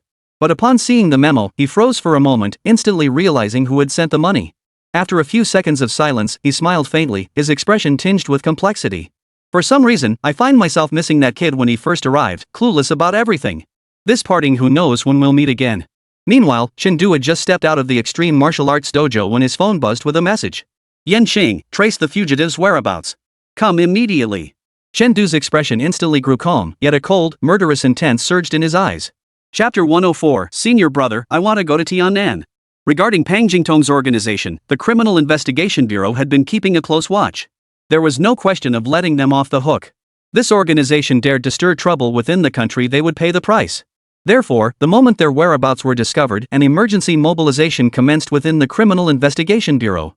Even the agents injured in the beast tide rushed to join the effort, disregarding their wounds. By the time Chen Du arrived at the Criminal Investigation Bureau, everyone had already assembled. Chen Du, your injury? Fang Yuanshan asked with concern, noticing the bandages on Chen Du's body. I'm fine. But you? Chen Du glanced at Fang Yuanshan's face, pale as paper. Maybe you should stay in bed. A 4th rank punch isn't something you can just shrug off. Truthfully, he hadn't expected Fang Yuanshan to show up for today's operation. As the only person to have faced a 4th rank demon beast head-on and survived, it was impressive enough that he was still conscious. Expecting him to fight was pushing it too far. Don't worry. I'm only commanding today. I won't be the one leading the charge on the battlefield. Fang Yuanshan's gaze drifted toward a figure not far away. There, a young man sat calmly playing with his phone, a long sword gleaming with pale blue light resting at his side. Chen Du looked closer. The man possessed sharp, sword-like eyebrows and starry eyes, an exceptionally handsome face, and he looked incredibly familiar. Damn it, wasn't that Jisingji? Come to think of it, this whole thing is thanks to you. Otherwise, I'd have had to go find that bastard Duan Qi. Fang Yuanshan echoed Duan Qi's own sigh of regret. A 5th rank martial artist? That's expensive to hire. Someone like Jisingji, who could take on 2 6th rank martial artists single-handedly, was beyond pricey. But the moment Chen Du's name was mentioned that this was the organization responsible for his severe injuries, Ji Xingji practically threw himself at the task, impossible to stop. Forget payment, Fang Yuanshan even suspected that if he'd refused, Ji Xingji would have offered him money. Hey, junior classmate, you're here. Ji Xingji casually tossed his phone aside and walked over, draping an arm around Chen Du's shoulder. It feels like ages since we last met. Days. Chen Du's mouth twitched. If memory served, they'd only met a few hours ago. His gaze drifted to the phone screen. A martial artist's eyesight was sharp. Even from over 10 meters away, he could clearly make out the zoo and chat method displayed on the screen. Chen Du now seriously suspected Ji Xingji had come over to greet him because his gaming had completely shattered his mental state. None of that matters. Noticing Chen Du's gaze, Ji Xingji swiftly reached out, silently tucking his phone into his chest. Since you're here, let's get going. Need to gear up? No need. Chen Du declined the offer. Killing them doesn't require that gear. A knife in hand is enough. At his current combat strength, no one below 3rd rank stood a chance against him. As for those above the 3rd rank? Don't even ask. His tone remained calm, yet it sent a chill through everyone present. Had the young intern, unnoticed, already reached such heights? Chen Du Huangyu stared intently at his profile, refusing to look away for even a second. A vague premonition stirred within her. Soon, she would never see Chen Du again. The youth was moving far too swiftly, so fast that if she faltered even for a moment, she might lose sight of his retreating figure entirely. What a twisted fate, Yan Xing sighed. Huang Yu's feelings for Chen Du were no secret. In fact, most of the unmarried female officers in the Criminal Investigation Bureau harbored feelings for him to some degree. Unfortunately, the moment he first laid eyes on Chen Du, he knew. This young man's heart held passion, held ambition, held many things. Except for love, there was no room left for it. So what? Huang Yu shot Yan Cheng a glare. Liking someone doesn't mean you have to have them. I'll keep watching his back until he becomes a martial marquis. Right, you're absolutely right, Yan Qing conceded. Form up. Get in the vehicles. Chen Du and Ji Xingji shared one vehicle. Oh, right. The teacher wrote a letter. It arrived at my place today, addressed to you personally. Ji Xingji handed a letter to Chen Du, then tossed over a knife.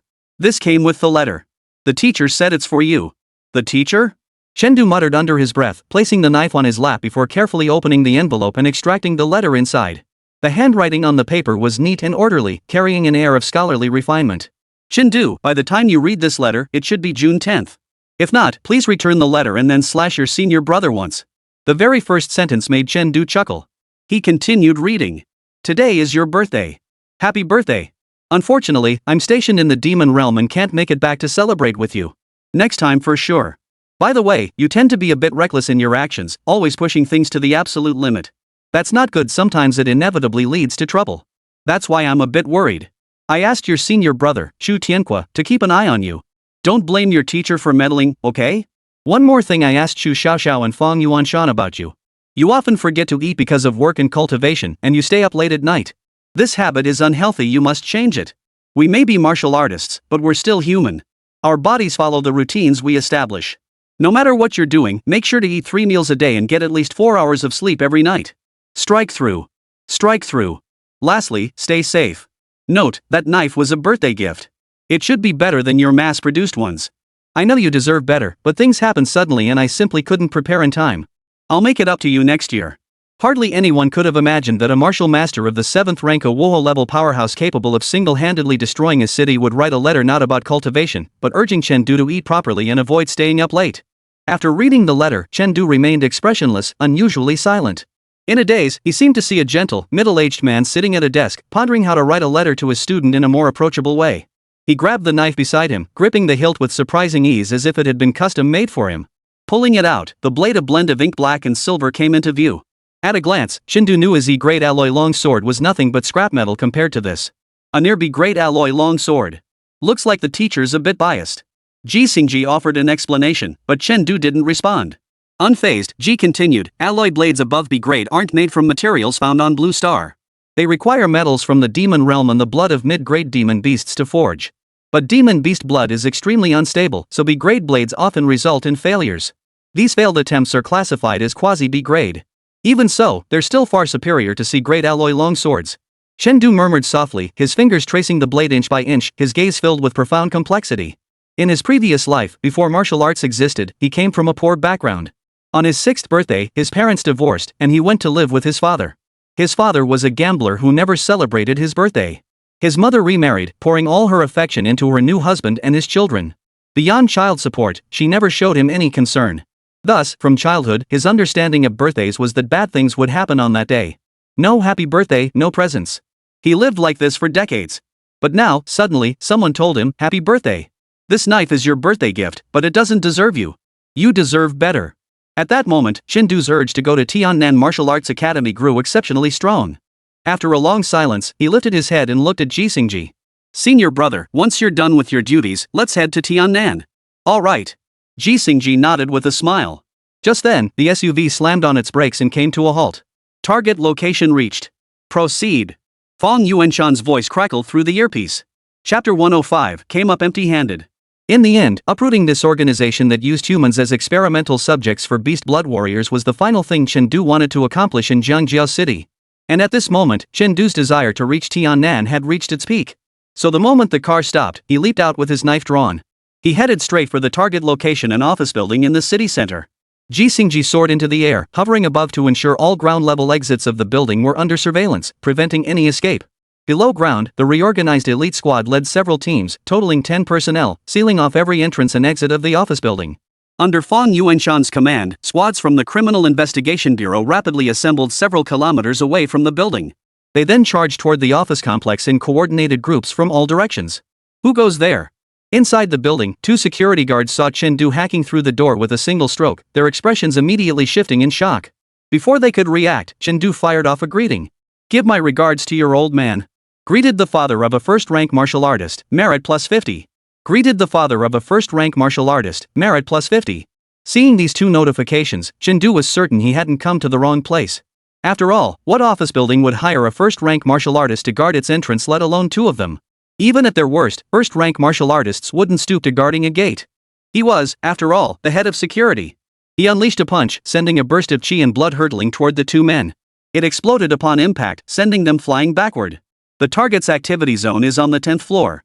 Our undercover colleagues have already evacuated the 5th to 9th floors. No need to hold back, go all out. This time, we'll wipe out every last one of those bastards. Fong Yuanshan's gritted teeth voice crackled through the earpiece. Got it. Chen Du responded silently, slicing open the elevator door with a single stroke. To avoid stepping on traps along the way, he decided to ascend directly through the elevator shaft. Empowered by the Great Achievement Body technique, his ascent remained swift even vertically. Within seconds, he pried open the 10th floor elevator doors and cautiously peered out. The stairwell was deserted, not a soul in sight. The imagined scenarios, a staged office scene or a group of beast blood warriors closing in, did not materialize. I have entered the 10th floor. No sign of the target. Chen Du stepped silently into the hallway and began surveying the floor. However, after a full circuit, he saw not a single person, let alone any beast blood warriors. Is the intel wrong? Chen Du frowned. This place looked exactly like a real office space. Everything seemed normal except for the complete absence of people. Yet the intelligence he'd received, along with the security downstairs, had explicitly stated something was amiss here. Just to be safe. He searched again, refusing to believe it, and this time, he finally noticed something peculiar. The walls on this floor felt unnaturally thick. He punched the wall, his fist exploding a large hole in it. Light streamed through the hole, illuminating the interior of the wall. There, hidden within, was a passageway leading downward. The passage was streaked with dried, dark red bloodstains. Chen Du's expression darkened. The target has escaped through the secret passage. All units, check all entrances and exits. Team A reporting, ground level clear. Team B reports, hallways clear. Underground Team A reports, no sign of the target. Team C underground reports no sign of the target. What about Team B underground? Underground Team B, come in. Team B? Team A reporting, 2 bodies discovered in the passageway under Team B's jurisdiction. Identified as 2 members of Team 5. Team 5's captain is missing, only his combat suit was found. Damn it! Fong Yuanshan slammed his fist on the table, his urgent voice echoing through the headset. All surface personnel proceed underground. After regrouping, initiate pursuit. Support team, deploy all drones to scan for nearby life energy fluctuations. Report any anomalies immediately. Chen Du, you. I'm already in Team B's sector and currently pursuing. To avoid detection, I'll remain silent from here on. With that, Chen Du removed his headset. They seem to have acquired the ability to block chi and blood sensing now. I didn't sense that hidden second-grade cultivator last time, and I haven't sensed anything this time either. Jixingji's voice carried a note of gravity.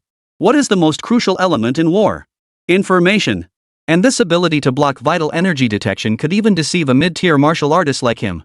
This meant the enemy possessed the ability to bypass defenses undetected, easily creating information gaps between opposing sides. This is humanity's crisis. And it was Chen Du's crisis at this very moment. For Chen Du had no idea how many enemies lay ahead, nor who among them was truly hostile. Don't forget to avoid alerting the enemy. The ordinary people in the underground parking garage hadn't been fully evacuated yet. If the enemy infiltrates their ranks, it creates a situation where the enemy operates in the dark while we are exposed. At that point, only overwhelming force could enable a counterattack the instant the enemy struck. "Let me handle this," Ji Xingji said. But Chen Du suddenly interjected, "Senior brother, I want to handle this myself." Ji Xingji frowned. "Don't be polite. Your safety is the top priority. It's not about politeness. I just have ways to handle this kind of tactic." Seeing Ji Xingji still hesitant, Chen Du paused before adding, "Senior brother, if you truly can't let go, stay close by. Only intervene if I'm clearly outmatched." With that, Chen Du accelerated once more and charged forward. Left behind, Ji Xingji sighed helplessly. "This makes me, your senior brother, feel utterly inadequate. It's rare to get a chance to show off in front of a junior. But honestly, this kind of personality might actually save me a lot of trouble down the line. Though it's possible he'll stir up trouble, and when he does, it'll be big trouble." In the underground parking garage ahead of the passageway, a group was fleeing at breakneck speed. Over a dozen people moved their legs with incredible agility, yet not a single sound escaped them. Despite the summer heat, they wore long-sleeved suits, covering themselves completely, even wearing masks that obscured half their faces. Only their hands were exposed. They looked much like ordinary commuters, save for the occasional flash of menace in their eyes that added a jarring note. Suddenly, the person leading the pack halted abruptly. In the next instant, the entire group halted in unison, alertly scanning their surroundings. Then, the frontmost figure turned to face the middle-aged man at the center of the group. "The sensor I placed in the rear has been triggered." That sensor was specially designed to activate only when a lightweight, extremely fast-moving creature passed within 5 meters. Its activation now meant, without a doubt, that someone was closing in from behind. Hearing this, the middle-aged man asked, "How many times did it trigger?" "Once." Meaning only one pursuer had caught up. The middle-aged man paused for a second, then gave the order, "Split into small groups. Blend in as office workers and head toward the garage exits. If the pursuer is Ji Xingji, scatter immediately. Xiao Zhao, you're coming with me in the car." With that, the group dispersed instantly, leaving only the middle-aged man and the man called Xiao Zhao entering a vehicle. Chapter 106, Useless to Me. The middle-aged man was Pang Jingtong, the one who had earlier escaped from Fang Yuanshan. Seated in the driver's seat, he asked Xiao Zhao from the back seat, "With a mid-grade item in your possession, you still dare expose yourself at a time like this? But what about you? With a mid-grade artifact in your possession, you still dared to evacuate only today? Shouldn't you have fled on the day of the martial arts exam?" Xiao Zhao toyed with a stack of nameplates in his hand. Engraved on each badge were names and a distinctive emblem in the corner. That emblem also appeared on the identification cards of the criminal investigation team members. It usually appeared alongside the words Criminal Investigation Bureau. The person holding these nameplates was none other than the missing captain of Team 5 from the earlier channel. Wu Kao. Pang Jingtong shook his head, unwilling to accept it. "They've repeatedly sabotaged my plans. I can't let this go." A hint of madness lay deep within his bones, evident from his decision to attack the medical station instead of fleeing immediately. Without exacting revenge, he felt an unbearable itch in his heart. Moreover, their organization undoubtedly had backing from other nations. How could they be so thoroughly defeated by a mere Zhangjiao precinct? If accountability came down from above, heads would roll. Thus, the beast tide of the martial exam was born. For this beast surge, they spent a full fortnight refining the potions. They then traded the merits earned during this period for the assistance of 2 6th-rank martial artists within the organization. Finally, they sent a 4th-rank martial artist to infiltrate the practical exam grounds, smuggling in potions to enhance the beast's power and demon beast blood.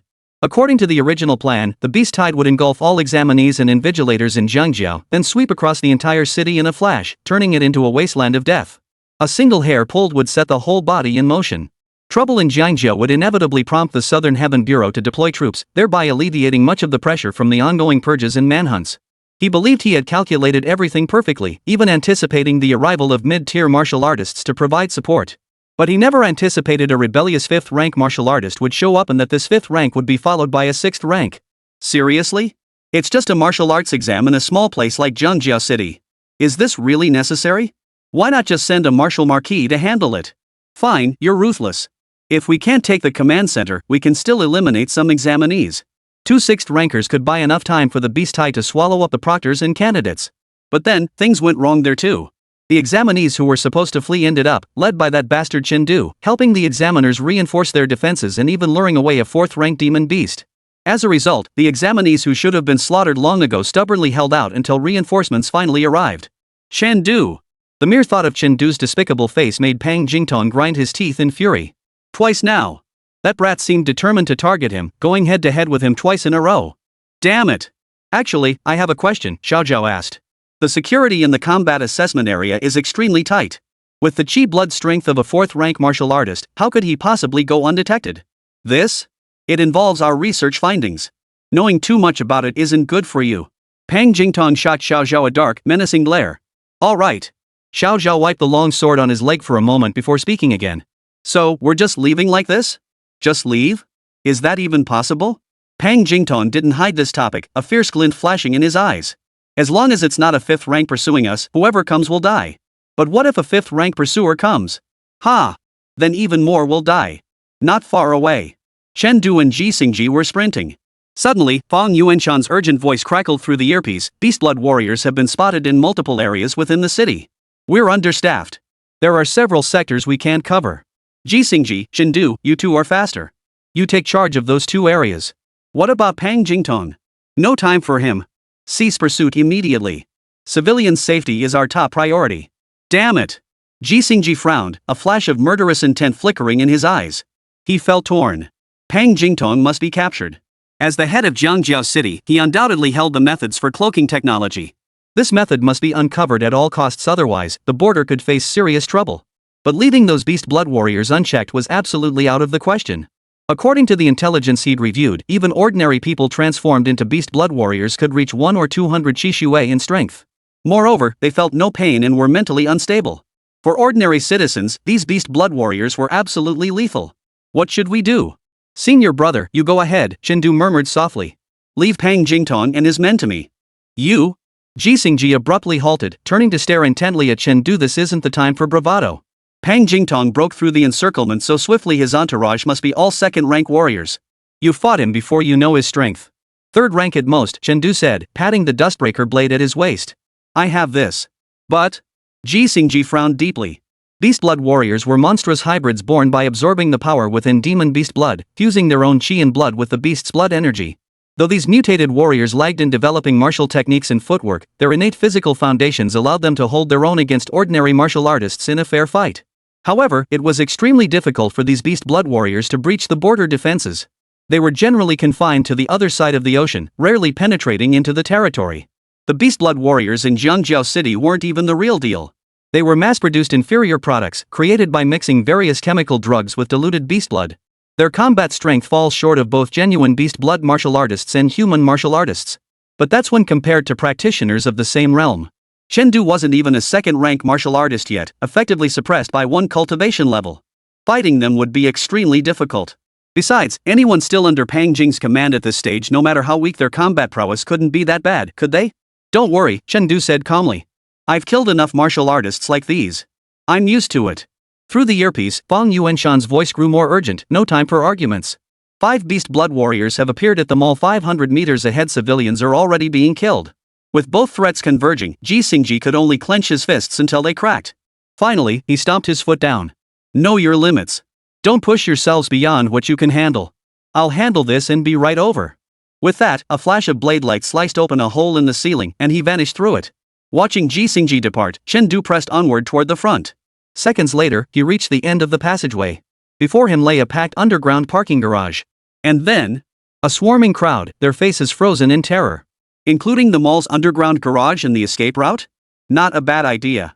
Too bad. Chen Du's gaze swept over the crowd, a cold smile playing at the corners of his mouth. It won't work on me. Chapter 107, Stay Put. Chen Du wasn't entirely certain if any beastblood warriors were mixed in with the crowd. After the last major battle, he had studied the specifics of beastblood warriors in detail, learning that the manifestations of their beast-like traits varied depending on the individual. Some manifested on the face, others on the body, and some even in hidden places like the scalp. Therefore, appearance alone was insufficient to accurately identify a beastblood warrior. But Chen Du never relied on appearance to identify beastblood warriors. Criminal Investigation Bureau. Freeze. Don't move. Chen Du bellowed. But the crowd was in complete chaos, everyone scrambling for their lives. Aside from a few glances, no one paid him any mind. Wanted warriors were killing people in the mall above. People were dying. Who had time to care about you criminal investigation bureau folks? Saving our own skins is the priority. Sometimes, those who disrupt order hold more sway than those tasked with maintaining it. Faced with this situation, Chen swiftly sliced several cars blocking the road in half with a single stroke, then dragged the drivers out and tossed them onto the ground. Now, will you listen to me? Crowd. Now no one dared move. They stood frozen in place, staring at Chen in terror. A dozen or so beastblood warriors mingled among the crowd, exchanged glances, holding their ground without rash action. Very good. Chen clapped his hands. Next, line up 10 people in a row. At this command, the crowd erupted in chaos. A murderer was upstairs who wanted to stay here? Young man, who are you from the Criminal Investigation Bureau? Didn't your administrative bureau say it serves the people? Making us stay here now is like telling us to wait for death. Yeah, who the hell do you think you are? Get out of the way. Let us through now. Keep blocking our way, and we'll file a complaint against you. I know your chief, Fong Yuanshan. Here's the deal, escort me out, and I'll have him promote you. Faced with life or death stakes, some pleaded with reason and played the victim, others tried to bribe him with promises, while the most brazen resorted to outright insults directed at Chen. You people. Forget it. I'm not saying another word. The words were on the tip of Chendu's tongue, but he swallowed them back. Some of you might be hiding something shady. I need to screen each of you. Once I'm done, I'll let you go. But he feared alerting the snake. Therefore, he couldn't speak. He could only act. Shut up. Do as I say. You have 10 seconds. Anyone not in position by then will be treated as a fugitive. Chen commanded. Simultaneously, he swung his blade, leaving a gash dozens of meters long in the ground. The trail ended precisely at the feet of one man. The crowd froze for a moment, unable to believe Chen would actually strike. Damn it! Do as he says. Those who snapped out of their shock immediately panicked, scrambling to form orderly lines. Chen wasn't idle either. After mentally mapping out a route, he planted his toes on the ground and began swiftly moving through the rows of people. I've seen you before. How have you been lately? Your son, the one I beat up, has he been discharged from the hospital yet? How's your mother's health? I'm your father. With each person he passed, he tossed a quiet greeting over his shoulder. The crowd wasn't large, just over 100 people, and he finished greeting everyone in under a minute. Simultaneously, he received 13 notifications of increased merit, and a fair share of silent curses from those he passed. What the hell is he up to? All 13 beastblood warriors were baffled, unable to fathom what Chen was scheming.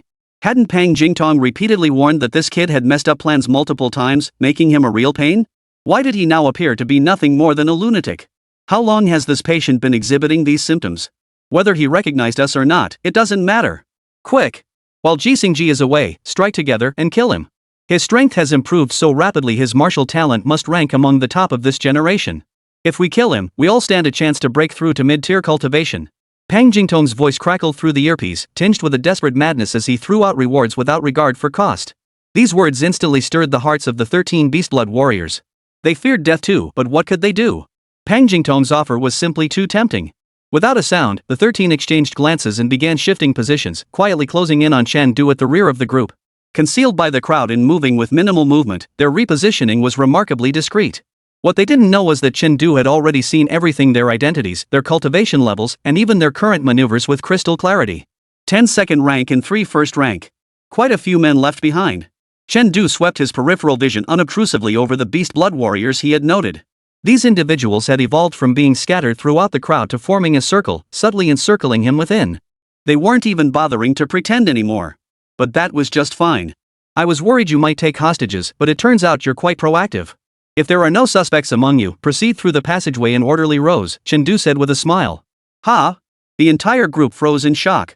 I said, we can go now. Chen repeated himself, then walked over to the front row and kicked a few people in the backside. Only then did the crowd snap out of their daze, rushing excitedly toward the aisle. As they ran, their minds raced with 100 ways to draft the complaint letter. Chen paid them no mind, simply repeating the process row after row, kicking each person in turn, men and women alike. Soon, only the last 2 rows remained in the venue. That is, the 20 individuals mixed among the beastblood warriors. It's time to move. 13 beastblood warriors instinctively raised their chi and blood, ready to strike at any moment. Suddenly, without warning, Chen channeled his vital energy into his long sword and swung it down. The blade flashed brilliantly, striking the ceiling above the passageway entrance. Reinforced concrete rained down. This sudden strike caught the 13 warriors off guard. What's going on? Had he been exposed? That split-second delay allowed Chen to use his hands, feet, and blade to fling the remaining 7 ordinary people out. Squeezing through the gap between the falling rebar and concrete, the 7 landed outside the passageway, utterly bewildered. Boom! Only then did the sound of collapse echo from behind them. It's collapsing? Run, quick! Damn lunatic! There are still 13 people inside. Report them! We have to report them! Amidst curses and shouts, the crowd ran farther and farther away. At the other end of the passageway, Chen swung his blade once more, sealing off the mall's entrance to this area. He turned to face the beast blood warriors. Nice acting. Chapter 108, 1 against 15. Recognized? The 13 beast blood warriors looked utterly astonished, and even Pang Jingtong and Xiao Zhao, seated in the car nearby, wore identical expressions. How is that possible? Xiao Zhao gasped. Even I couldn't distinguish these warriors. How did he recognize them? As a martial artist with years of investigative experience at the Criminal Investigation Bureau, he prided himself on his keen eye. Yet even he couldn't pick out those beast blood warriors from the crowd. How had Chen managed it? As expected, there's something peculiar about this kid. He can easily see through our disguises. Pang Jingtong frowned, then ordered, "Kill him. He must not leave alive today." The words barely left his mouth when the 13 beast blood martial artists abandoned their concealment. Wielding various weapons, they simultaneously lunged at Chen. Mountain Cleaver. Flashes of steel erupted. Instead of advancing, Chen retreated, his meter-long straight blade held horizontally before his chest. Using retreat as an offensive maneuver, he swung down with a single, decisive strike. The third strike of the great achievement, Mountain Splitting Blade, amplified fivefold, unleashed a staggering 3,000 points of vitality. Combined with a near B-grade weapon, the sheer force of this strike seemed capable of cleaving mountains utterly unstoppable. Boom! The clanging of metal against metal echoed incessantly. 13 opponents were sent flying by the single strike. Among them, 3 first-rank warriors had their weapons shattered cleanly. Before they even hit the ground, they were reduced to fragments of martial artists. The remaining 10 second-rank warriors had their garments torn to shreds, their faces flushing in unusual crimson. Chen staggered back several steps, expending all his force until it drained completely. Several bloody gashes appeared on his body. But they were merely scratches at worst, minor injuries. Damn, he's strong. Chen was formidable. Throughout these 2 major battles, he had been the core of the martial artists' frontline. Otherwise, why would both operations have gone awry because of him? But at this moment, seeing it with their own eyes, Pang Jing and his beast blood warriors all froze in shock. For the Chen before them now was far stronger than any of them had imagined. Having weathered multiple battles, Chen now demonstrated vastly superior skill compared to when he had slashed Pang Jingtong a month prior, whether in the precision of his strikes, the execution of his martial techniques, or his mastery over his chi and blood. Had he not been wounded, the exchange of blows just now would have left him unscathed. Thus, even with Pang Jingtong's formidable composure, he could no longer remain seated. His original plan had been to flee immediately, leaving the fate of these 13 men to chance. After all, though he was a third-grade martial artist admittedly formidable, he wasn't invincible. Otherwise, Chen wouldn't have severed his bone with a single strike back then. But now, Chen possessed the capability to threaten their new research findings, and a grudge had been forged. If they waited until Chen cultivated to mid-tier, or even Martial Marquis, their entire organization would be finished. They'd be caught one by one, and they wouldn't stand a chance against him. That scenario was absolutely unacceptable. Chen must die here today. Go all out. Don't hold back. With that, Pang Jingtong gave Xiao Zhao a knowing glance before slamming his foot on the accelerator. The modified SUV roared to life, plowing through several vehicles blocking the path ahead and charging toward Chen with a deafening roar. Hiding someone else? Facing the suddenly charging car, Chen expression remained unchanged as he directly channeled his blood energy. A series of mountain ranges materialized between him and the car. Sword of the Peaks. Chen commanded. And so, the mountain ranges were cleaved apart. Along with the charging car. In the instant the car split in two ghostly figures darted out from within. One wielding a sword, the other a spear, they lunged straight at Chen. The next moment, a gust of wind swept across the scene, carrying Chen figure away from where he stood. Simultaneously, countless wind blades materialized from all directions, slicing through Pang Jingtong and Xiao Zhao's bodies. Pang Jingtong fared better. A third-rank martial artist's physical defense was relatively high, and the wind blades only left white marks on his skin. But for Xiao Zhao, only at the late second rank level, it was far less fortunate. The wind blades left deep, bloody gashes across his body. This was the effect of the near-masterful, swift wind body technique, combined with the swift wind blade. What are you standing around for? Kill him! Pang Jingtong roared. The remaining 10 beast blood martial artists snapped out of their daze, surging in from all directions to join Pang Jingtong and Zhao Fuxing in their assault. Captain of the 5th Squad, Zhao Fuxing. A flash of murderous intent flickered in Chen eyes. Having spent over a month at the Criminal Investigation Bureau, he recognized the man standing beside Pang Jingtong. They had even shared meals and worked on cases together. He remembered how the man had wept uncontrollably at the funeral. Never did he expect that their next meeting would be as enemies. Facing 12 enemies closing in, Chen uttered 4 simple words that severed their last shred of connection. "Surrender your weapons, and I won't kill you. Otherwise, I won't hold back," he said. Facing 12 opponents, 11 second rank and 1 third rank lurking in the rear, waiting for an opening was extremely difficult. So what Chen meant was, "I'm going all out. Whether you live or die is up to fate." Upon hearing these words, Zhao Fuxing paused, but only for an instant. He continued his charge.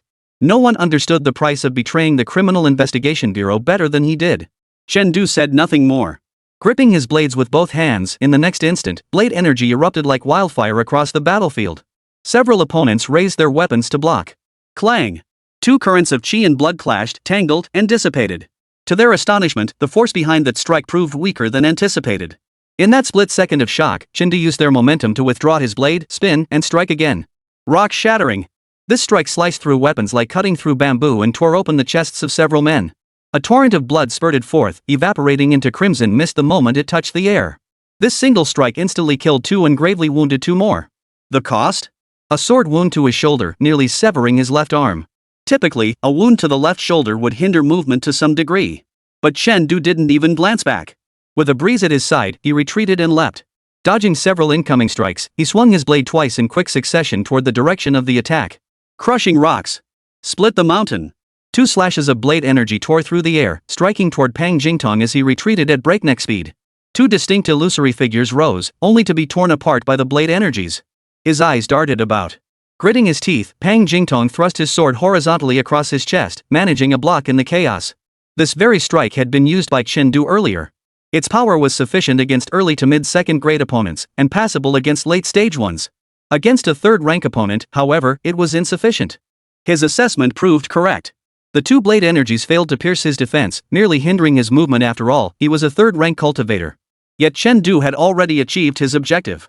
He never expected to slay Pang Jingtong with merely the first 2 forms of the Sword of the Mountain Splitter.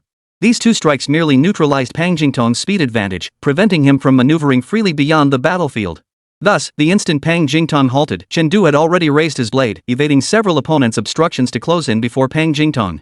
Thus, after 2 flashes of blade light, a third, even more dazzling blade light erupted. Sword of the Mountain. A mountainous phantom materialized, coalescing upon the blade as it descended with colossal force. Clang! Most alloys possess considerable toughness, so the clang of their clash was not as crisp as one might expect. But this one rang out with an almost jarring sharpness. Pang Jingtong's sword was merely D-grade, outclassed by Chen blade by a full tier and a half. This meant a fatal disparity in sharpness and durability between their weapons. Unsurprisingly, the blade sliced clean through the sword before continuing its downward swing. With a faint squelch, Pang Jingtong's entire body flew backward as if struck by a train.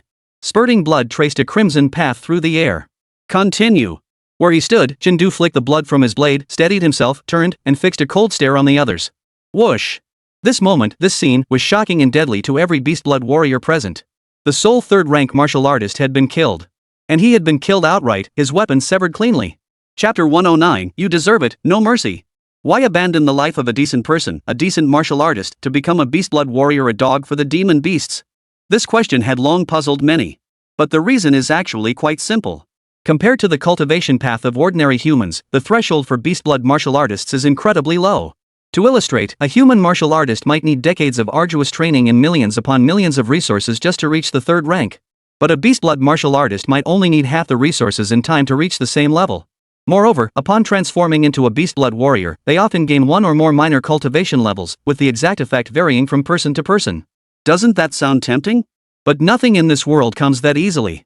Becoming a beast-blood martial artist hinges on 2 critical issues. First is combat effectiveness. Due to the incompatibility between demon beast blood and human chi blood within the body, the combat power one can wield is weaker than that of both demon beasts and humans. The second is that if they fail to obtain demon beast blood within a fixed time frame, their vital energy will erupt violently. At best, their cultivation level will plummet. At worst, they'll meet their end. Every beast blood warrior knows this, yet they lose their way when faced with shortcuts. The beast blood warrior before Chen was no exception, nor was Zhao Fuxing. And how many of them, willing to betray humanity for martial cultivation, could truly be called fearless? Thus, when Pang Jingtong's corpse crashed heavily to the ground, blood gushing from the massive gash across his chest, all signs of life extinguished. The remaining beast blood warriors froze in place, their eyes filled with utter disbelief. Pang leader, is dead? Impossible. He was a third-rank warrior. The head of Jiangjiao City. If he's dead, what will become of us? What kind of monster is this kid? Chen Du gave them no time to ponder. With a flick of his blade, he charged at one of them. He'd never been one for idle chatter, and besides, the sensation he'd felt when his blade pierced flesh just now had been peculiar. Pang Jingtong probably wasn't dead. The notification for increased merit hadn't appeared. But he was undoubtedly gravely wounded. Seizing this moment to dismantle the enemy's remaining combat strength was the priority. Moreover, the pain within his body was intensifying. The wounds he'd sustained 2 days prior were taking their toll. Kill him. He's spent. Zhao Fuxing sensed something amiss and acted first, blocking Chen Du's blade with his spear. His shout roused the others present. Yet no one dared to advance. On his last legs sounded nice, but who didn't know that these pure-blooded martial artists were most terrifying when facing death? That was the moment when killing one was no loss, and killing two was again a desperate fight to the death. They had transformed into beast-blooded warriors to become masters across the ocean who wanted to die here? You bunch of Zhao Fuxing roared in fury. Bitter frustration choked his throat. What happened to the pre-arranged escape route? What about the 15-to-1 advantage that was supposed to be ours? And this is what we get. Now they think of running? Absolutely ridiculous. Unless Chen Du is eliminated, no one here will leave alive today. Can't even grasp such a simple situation? What a bunch of useless teammates. If he lives, none of you will escape. Don't forget his agility and vitality regeneration far surpass yours. If you split up, you'll be picked off one by one. Hearing Zhao Fuxing's words, 5 or 6 faces finally twisted in alarm as they reluctantly threw themselves back into the fray. Facing the encirclement, Chen Du steadied his surging chi and blood before charging forward with his blade. Truthfully, he was still at a disadvantage. Though he defeated Pang Jingtong with apparent ease, that was largely because Pang lacked combat experience and had poor mastery of martial techniques and footwork. Zhao Fuxing possessed none of these weaknesses. Originally a candidate for elite squad captain, his combat prowess far surpassed Yan Cheng's. Now, having broken through to the late second rank with beast blood, his strength had skyrocketed. In a sense, he was even more formidable than Pang Jingtong. Chen Du. Most of the world is now under the control of beast blood warriors. Beast blood martial arts are the future. You're a smart man with great talent, why not join us as a beast blood warrior? One tempting proposition after another poured from Zhao Fuxing's mouth. He didn't expect these words to sway Chen Du, he merely hoped to draw out some weakness. Unfortunately, Chen Du remained utterly silent. He seized every chance to strike, retreating when overwhelmed. Occasionally, he would gather his chi and blood to unleash a powerful attack. When they slowed down to defend, Chen Du would simply keep running. When they neglected defense, Chen Du's slashes would tear through them. When they tried to break off pursuit, more blade energies flew straight at their backs. After a minute of this relentless chase, Zhao Fuxing and his men were utterly exhausted. They couldn't catch him, couldn't outrun him, and couldn't wear him down. How could they possibly fight this? Does this bastard have an endless supply of vitality? Since the fight started, he must have used up 3,000 or 4,000 vitality points. How does he still have more? Is he even human? Complaints rose in waves. Just as the group was cursing, another wave of blade chi flew over, slicing one man clean in half at the waist. Damn it! Zhao Fuxing cursed under his breath. Stop holding back, transform. With that, he was the first to undergo the transformation, gray scales covering his cheeks. Seeing this, the others gritted their teeth and activated their abilities, transforming into half-human, half-beast monstrosities. Beast transformation was the ability they gained after becoming beast blood warriors. Fully unleash the demon beast blood within your body, comprehensively enhancing your physical constitution and maximum vitality. The cost is that the beast's physical traits become more pronounced and stamina consumption doubles. Activating beast transformation signified they were prepared to fight to the death. Chen Du remained expressionless, resorting to the same tactic once more as he charged toward one of them. Behind him, Zhao Fuxing pleaded earnestly, Chen Du, you can still surrender now. Don't compound your mistakes. As he spoke, Zhao Fuxing thrust his spear straight toward Chen Du's back. This time, you're finished. A savage grin twisted his lips. Yet just as he believed victory was assured, Chen Du abruptly halted and plummeted downward. Thud! The spear that should have pierced his heart instead sank into his shoulder blade. Almost simultaneously, a faint smile spread across Chen Du's face. Gripping the spear shaft with his left hand, he pulled with all his might, slamming his entire body into Zhao Fuxing's chest.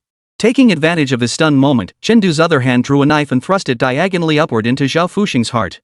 Zhao Fuxing let out an agonized scream, yet refused to accept death so easily. He reached for the dagger at his waist, determined to fight Chen Du to the death. The next instant, Chen Du turned his back to Zhao Fuxing. Channeling his chi and blood according to the final technique of the Ji Gale blade, he used the momentum of the long blade to thrust it deep into Zhao Fuxing's body. The wildfire born of the whirlwind raged within Zhao Fuxing, instantly reducing his internal organs to pulp. Only then did the two men fall from midair, crashing to the ground with two dull thuds. The instant they landed, Chen Du scrambled to his feet, his form slightly unsteady. Half a spear protruded from his shoulder, a stark and glaring sight. Zhao Fuxing crashed face up onto the ground.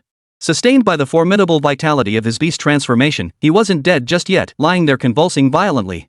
Chengdu slowly turned, his gaze toward Zhao Fuxing filled with complexity. "Put me out of my misery. I beg you." Though Zhao Fuxing could no longer make sound, Chengdu could vaguely make out the words through the movement of his lips. "If only you'd known then what you know now." Chengdu shook his head, showing no sign of acting. "Pain becomes familiar with time. Suffer more before you die, and you might just be human again in your next life. You deserve every bit of it. No need to thank me. But I can at least offer a small favor, make your journey less lonely." The thought flashed through his mind, and his form shot forward like lightning, instantly charging toward the nearest Beastblood warrior. "Run! Run now!" The remaining Beastblood warriors completely broke down, turning to flee in all directions. Yet in the obstacle-filled garage, Chengdu's speed surpassed theirs. In an instant, his figure blurred like a gust of wind, darting through the parking lot. With each flash of his blade, another figure fell. Thud! Thud! Guided a second-rank martial artist to the afterlife, ending their sinful existence. Merit plus 1000. Executed a second-rank martial artist, ending their sinful existence. Merit plus 1000. Soon, only one Beastblood warrior remained standing. Zhao Fuxing's gaze remained fixed upon him, filled with regret, sorrow, anger, and a myriad of other emotions. Suddenly, his gaze froze, slowly shifting toward the last Beastblood warrior and the underside of the nearby vehicle. There, he saw a flash of cold steel. Chapter 110, I know who you are now, he. Pang Jingtong was indeed not dead. After Chengdu's strike had drained his vital energy and severed his weapon, there was little left to strike. Thus, he had narrowly escaped death. However, though he hadn't died, he was now gravely wounded. Escaping was out of the question. With such severe injuries, he couldn't possibly explain himself anywhere. Thus, he was now consumed by a single obsession, to kill Chengdu. Thus, amidst the chaos of the battle, he silently crept beneath the vehicle while directing his men to steer toward the very carriage he occupied. Through the undercarriage, he could clearly see Chengdu slowly approaching. This sight reignited the fading light in his eyes. Outside the vehicle, Chengdu was covered in wounds. His old injuries had flared up, the pain like knives scraping at his nerves. Fighting while wounded was exhausting. This exhaustion couldn't be alleviated even by the over 10,000 merit points he'd earned. Kill this one, then finish off Pang Jingtong. That'll be it. Gazing at the trembling Beastblood warrior before him, Chengdu raised his blade then paused. Why did the enemy's fear feel fake? Could a normal second-rank warrior really tremble like this? Is this right? No, it's not. I know a pretty good old Chinese medicine doctor. Want me to hook you up? Watching the other person's convulsing hand, Chengdu paused for a second before speaking softly. His voice was extremely soft, so soft that even standing slightly farther away, it was hard to make out clearly. Yet the surviving Beastblood warrior and Pang Jingtong both stood directly before Chengdu at that moment. So they both heard it. 2 rows of prompts appeared in Chengdu's field of vision. Refer a doctor to a second-rank martial artist suffering from kidney deficiency, merit plus 60. Refer a doctor to a third-grade martial artist suffering from severe blood loss, merit plus 100. Across from him, the 2 who had tensed their bodies, ready to strike, suddenly froze, their eyes going blank. An old Chinese medicine practitioner? What the hell? How could there still be matters involving an old Chinese medicine practitioner at a time like this? Something's wrong. This is suspicious. Recalling Chengdu's previous bizarre remarks, Pang Jingtong's eyes widened. He erupted with explosive energy, flipping the car over as he lunged toward Chengdu. Kill. The sole survivor, driven by despair and terror, chose a final desperate gamble. He raised his weapon and lunged forward. Then, clang! 3 shadowy figures vanished. Simultaneously, for crisp blade cries rang out. Then came the explosive clash of blade energies colliding. Then came the dull thud of bodies hitting the ground, followed by the sound of flesh rolling and scraping across the earth. Chengdu stood rooted to the spot, sheathing his blade. Guided a second-rank martial artist to the afterlife, ending their sinful life. Merit plus 1000. Executed a third-rank martial artist, ending their sinful life. Merit plus 3000. Slaying a sinner drenched in the blood of his own kind, avenging 367 souls. Merit plus 36,700. Even Chengdu, who had seen his share of the world, felt a chill run down his spine upon reading the final line. Over 300 lives lost directly, how many more indirectly? Chengdu suddenly realized he had underestimated the danger these Beastblood martial artists posed. Just as his teacher had said, every single Beastblood warrior deserved to die. Turning away from the 2 corpses, Chengdu walked over to Zhao Fuxing's side. This former comrade in arms hadn't yet breathed his last, but the light in his eyes was now extremely faint. To his right lay several crooked characters scrawled in blood. Disaster. Family. Irrelevant. Disaster won't touch my family? Chengdu sneered. Why didn't you think of that sooner? Sometimes he truly couldn't understand how these people, when charging headlong down the wrong path, never once thought of their families. Now that someone's about to die, they suddenly remember? Too late. But I'll only tell Director Fong about your betrayal. Chen Du sighed. As for your family, I can't be bothered to involve them. But if any of them ever try to seek revenge, I'll either lock them up one by one or kill them on the spot. After all, there was some history between them, so he couldn't push things too far. Otherwise, all those classmates who had crossed him back in the day would be sitting in prison now, families and all. Though it wasn't exactly at his request. After speaking, he noticed the spark in Zhao Fuxing's eyes had faded away at some point. His merit points jumped up by 1,000. Whether it was because his wish had been fulfilled or he'd simply been driven to his grave by anger, he couldn't say. At that moment, a faint vibration reached his ears. Chengdu followed the sound and finally confirmed it was coming from Pang Jingtong's corpse. Gritting his teeth against the pain, he fumbled for a lit mobile phone on the corpse. Caller ID 0093. Should I answer? Chengdu fell into deep thought. After a moment's thought, he decided to answer it. The call connected and an electronic voice spoke from the other end. Pang Jingtong, I've received the experimental data. You may escape death, but you won't escape punishment. Change your face when you return and head to the border to atone for your crimes through service. Hey, are you there? It's your dad. Chengdu paused, then fired back. Proactively assuming responsibility as the father of a 6th rank martial artist, merit plus 1,000. 6th rank? The border? Chengdu's eyes narrowed. A beast blood martial artist had appeared among the 6th rank? This meant the problem might already be beyond his ability to handle. Unlike his shock, the other end of the line fell into an eerie silence. After over 10 seconds, the 6th rank finally spoke. Pang Jingtong, dead? Yes. Did you kill him? No. Then you did it. Let me guess, Ji Xingji? Fong Yuanshan? Duan Qi? Or Chengdu? Oh, I know who you are now, hee hee. For some reason, though the voice was unusually calm, Chengdu felt as if something had latched onto him. He hadn't felt this way even when facing that 4th rank demon ape head-on. But now, separated by a phone call, every hair on his body stood on end. Terrifying as it was, he couldn't let himself lose the upper hand verbally. Chengdu forced himself to calm down, letting out a light chuckle. I know who you are now. 6th rank cultivation isn't easy, huh? Hee hee. Fight fire with fire. Upon hearing that familiar tone, the other end fell silent for a moment before hanging up. Chengdu smiled faintly before tossing his phone aside. Threaten me? Who's afraid of who? I'll be at Tiannan Martial Arts Academy in 2 days flat. If you've got the guts, come get me. A dozen martial lords won't be enough to take me down. 20 seconds later, Ji Xingji arrived at the scene. Seeing the parking garage reduced to ruins, he said nothing, only patting Chengdu on the shoulder. Damn impressive. Senior brother, just now. Chengdu relayed the contents of the call. After listening, Ji Xingji's brow furrowed. If it's truly as you say, the waters behind this matter run very deep. I'm afraid even I can't intervene. We'll have to leave this to Master to decide. 10 minutes later, Fong Yuanshan arrived with the Criminal Investigation Bureau. When they saw the bodies strewn across the floor and Zhao Fuxing lying lifeless on the ground, everyone fell silent. Chengdu. You handled all this alone? Fong Yuanshan's voice trembled slightly. Chengdu nodded, his tone calm. Pang Jingtong is dead. The remaining beast blood warriors have all been dealt with. However, their research materials have been moved. Further investigation is needed. Well done. Fong Yuanshan stepped forward, patting Chengdu on the shoulder with eyes full of admiration.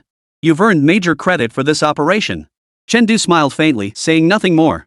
3 days later, the Jiangjiao City Criminal Investigation Bureau held a press conference, officially announcing the dismantling of Pang Jingtong's organization and the apprehension of all involved individuals.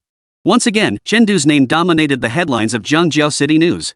Chengdu, top martial arts exam graduate of Tiannan Province, assists Criminal Investigation Bureau in eradicating overseas organization.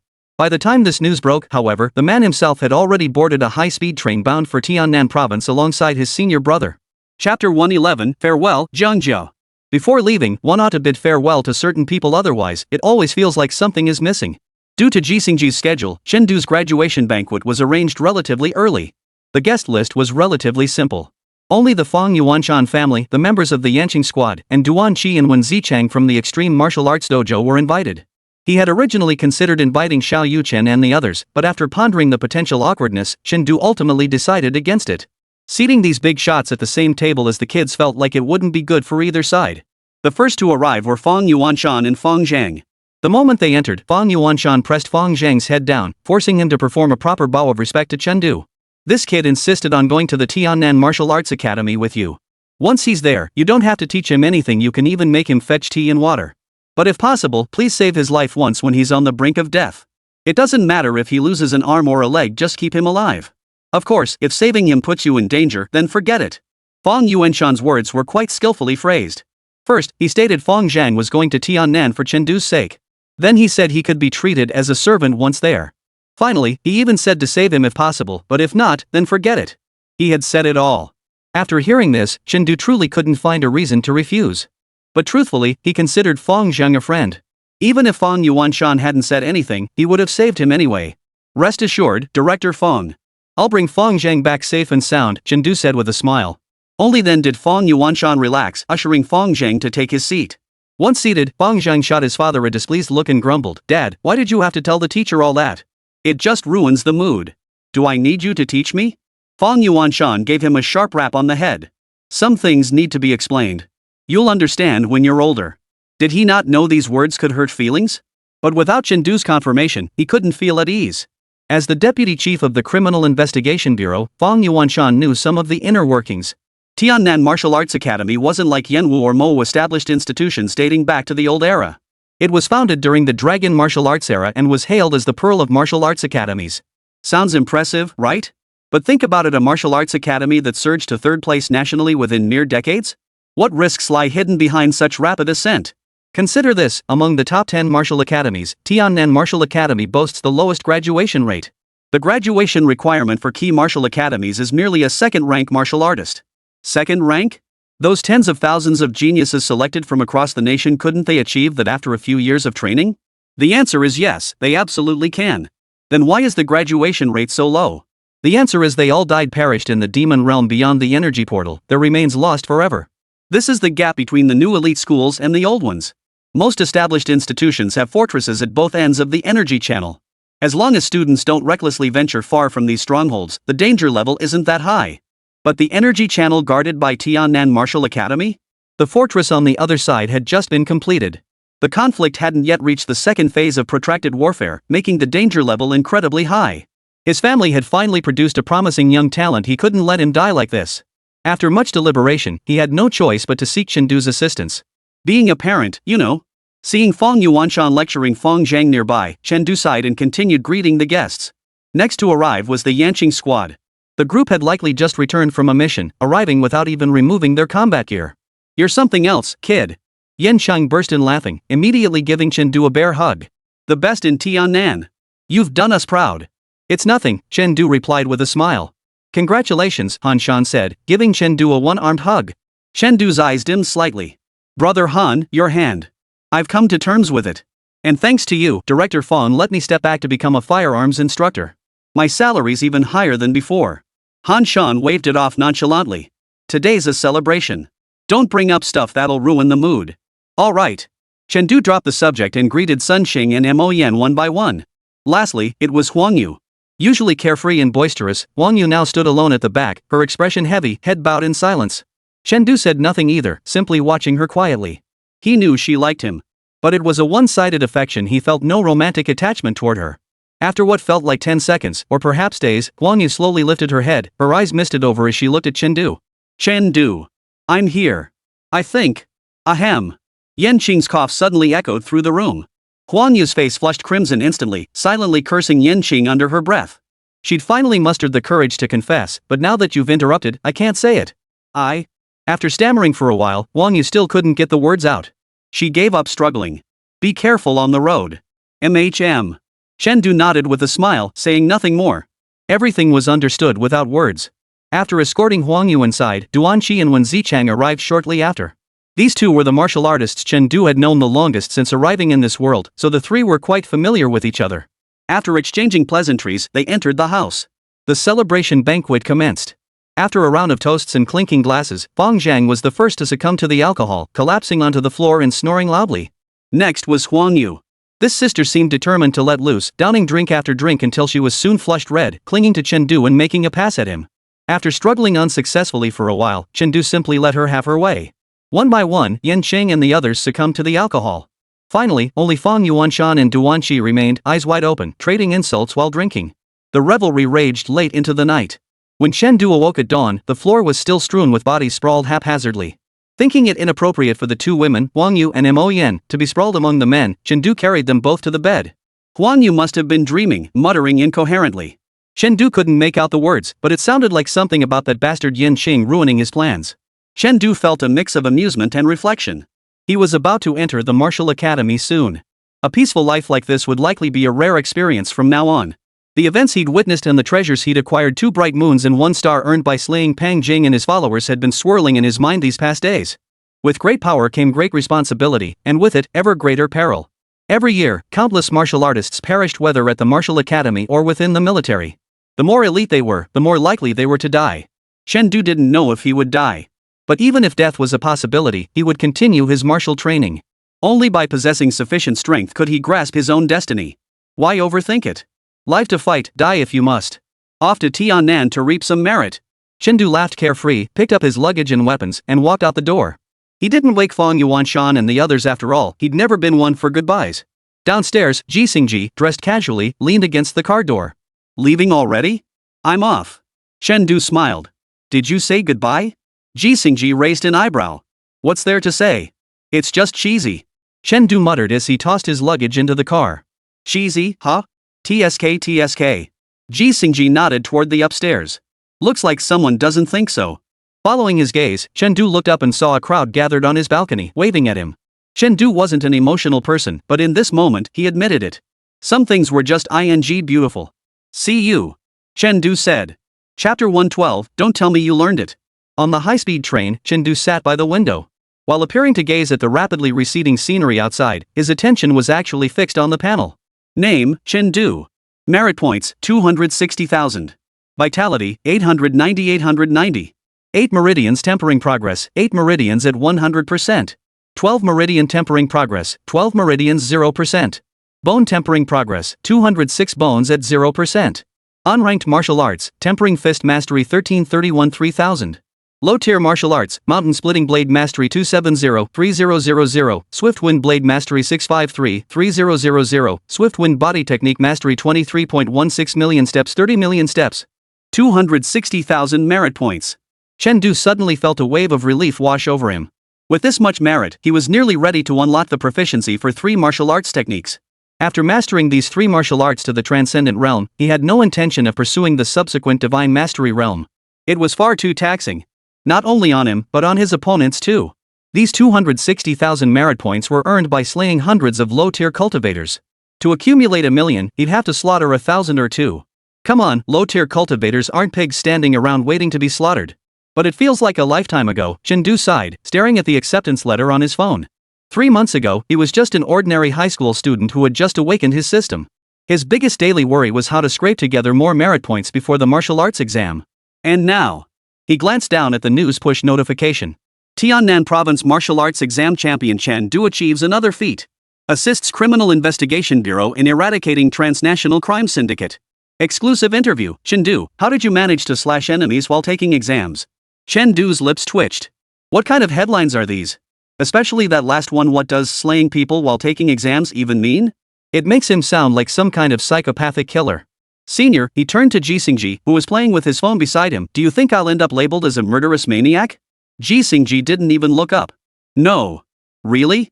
Yeah, they'll just call you a hothead. Chen Du. He silently withdrew his gaze, deciding not to discuss his social image with this unreliable senior brother any further. After spending these days together, he and this senior brother had become extremely familiar with each other. This former top genius of the southern region, despite his halo, was really just a clear-headed college student proper when he needed to be, and utterly cheeky when he wasn't. The high-speed train glided smoothly along, the scenery outside the window gradually shifting from urban landscapes to rolling mountain ranges. Chen Du leaned back in his seat, closing his eyes to rest for a moment. Feeling bored with nothing to do, he finally spoke up. Senior brother, is there anything I should pay attention to when breaking through to the second rank? By his calculations, he had lingered at the first rank for quite some time. It was time to prepare for the breakthrough to the second rank. Second rank. Ji Xingji's lips twitched slightly. Asking this question now is a bit of a blow, isn't it? Do you realize that when I was your age, I was only at mid-first rank, still in the meridian opening stage? And that was with my exceptional talent. If I'm not mistaken, most of your peers are still preparing for their third meridian breakthrough or even struggling to break through their first one. And here you are asking me how to break through to the second rank? Ji Xingji had intended to advise Chen Du against being overly ambitious and to focus on refining his cultivation first. But then he remembered that just days ago, this kid had taken down over a dozen second-rank cultivators and 1 third rank. His words suddenly felt pointless. Gathering his thoughts, he replied, though both second rank and first rank are low tier, the breakthrough process is fundamentally different. Breaking through to the first rank only requires opening one meridian, which isn't fundamentally different from non-martial artists refining their bodies. But to break through to the second rank, one must circulate chi and blood along fixed paths within the 8 extraordinary meridians, forming a cycle. Then, using this cycle as a foundation, one must open the 12 regular meridians. Otherwise, rushing to force open the 12 regular meridians would overwhelm the body. Seeing Chen Du's somewhat confused expression, he snapped his fingers. Simply put, it's like laying a foundation. It's like when you unleash the sword of the mountain, now the powerful burst backfires, damaging your body. But once you establish the cycle, that damage will lessen. Chen Du nodded. Now I get it. He then pressed further, so what about connecting the 8 extra meridians? My teacher has specific course materials for that. I'll send them to you. After receiving the file from Ji Xingji on his phone, Chen Du began reading. But as he read on, his expression slowly changed. Does it seem simple? No, it actually has a certain level of difficulty. Ji Xingji chuckled softly. A first-rank martial artist can only unleash martial arts techniques by controlling their chi and blood to circulate along specific pathways. But that's the result of deliberate control. Now, the challenge lies in achieving this flow of chi and blood along those pathways without conscious effort. This is the small threshold between the first and second ranks. This hurdle has stumped many practitioners. The reason is simple: while geniuses can achieve subconscious chi circulation with ease, most ordinary people find it far from straightforward. Thus, it necessitates thousands upon thousands of repetitions of chi and blood circulation. And circulating chi and blood incurs depletion. With depletion comes the need to replenish chi and blood through chi blood pills. A single breakthrough attempt could easily cost tens or even hundreds of thousands. As he spoke, Chen Du suddenly asked, "Senior brother, how long did it take you to complete the cycle back then?" "Me?" Ji Xingji pondered. "About a week, I think. It took some time to break the old habit of relying on chi and blood. Senior brother took longer, around 10 days. His tone carried a hint of quiet pride. He had every reason to be proud. Even among the geniuses who made it into the top 3 martial academies, it was perfectly normal for most to get stuck at this stage for months. If this was the case at the top 3 martial academies, the lower-tier institutions were even more challenging. Otherwise, the second-grade realm wouldn't be the graduation requirement for key martial academies. Yet he had achieved it in just 1 week. That was an extremely short time. It was the kind of achievement that would cause gasps of astonishment anywhere else. 7 days. As Ji Xingji spoke, the look of disbelief on Chen Du's face grew more pronounced. "You might not believe me if I told you. I've already mastered it. It's not so much that I've mastered it, but rather that my chi and blood have always flowed along this path. To tell the truth, it all came about by coincidence. The hardest part of forming this cycle was breaking the habit of circulating chi and blood in daily life, a habit formed over the decade or so before breaking through to become a first-rank martial artist. But Chen Du had possessed chi and blood for barely 100 days at most. He simply hadn't developed that habit. Moreover, with his chi and blood reserves never fully depleted, he essentially immersed himself in martial arts techniques every day. Over time, the way his chi and blood circulated naturally took on the shape of martial arts techniques. He had no experience of using chi and blood according to the daily habits common to others. Seeing Chen Du's expression, Ji Xingji seemed to realize something. His smile froze, and his eyes widened. "Don't tell me you've already mastered it?" Chapter 113. Does the Martial Academy have summer break? I had no idea. Tiannan. The train pulled into the station. Ji Xingji stepped off the train with a look of utter despair, his eyes vacant and expression blank. He muttered phrases like 7 days for me, 7 seconds for him under his breath. Chen Du followed him off the train, luggage in hand. As he scanned his surroundings, a flicker of astonishment crossed his eyes. In just this brief moment, he sensed the presence of at least dozens of martial artists' auras. Among them, those of the first and second ranks were not few, and there were even over a dozen auras stronger than Pang Jingtong's. This is Tiannan, Chen Du mused silently. As the provincial capital of Tiannan, it was no wonder that second and third grade cultivators, a rare sight in Jiangjiao City, were commonplace here. As Chen Du sensed the energy, he made no effort to conceal his own vital energy fluctuations. Consequently, many eyes turned toward him. Upon seeing that face, young beyond belief, their pupils contracted. A martial artist? And not just a novice at the first rank. Judging by the intensity of that chi blood fluctuation, he was likely already a second-rank martial artist. A second-rank martial artist so young? Is this real? Wait, who's that person beside the youth? The crowd shifted their attention to Ji Xingji beside Chen Du, their pupils dilating in shock. Ji Xingji. A disciple of the martial sage, the strongest prodigy in the past decade of Tiannan province, and the most formidable active student at Tiannan Martial Academy. Then could this young genius he brought along be? A sea of eyes instantly locked onto Chen Du as countless speculations swirled through people's minds. At that moment, Ji Xingji had already recovered from the shock of the genius's fall. Sensing the crowd's stares, he frowned and grabbed Chen Du's arm. In the next instant, the two cut through the thronging crowd, appeared at the exit gate, passed through ticket inspection, and stepped outside. Do mid-tier cultivators need to go through ticket inspection too? Chen asked curiously. The more he cultivated, the clearer his understanding of a powerful warrior's combat strength became. A mid-tier martial artist's casual strike could easily surpass the power of the fourth strike of the mountain-splitting sword by dozens of times. Forget building-level attacks, a single swing could obliterate an entire neighborhood.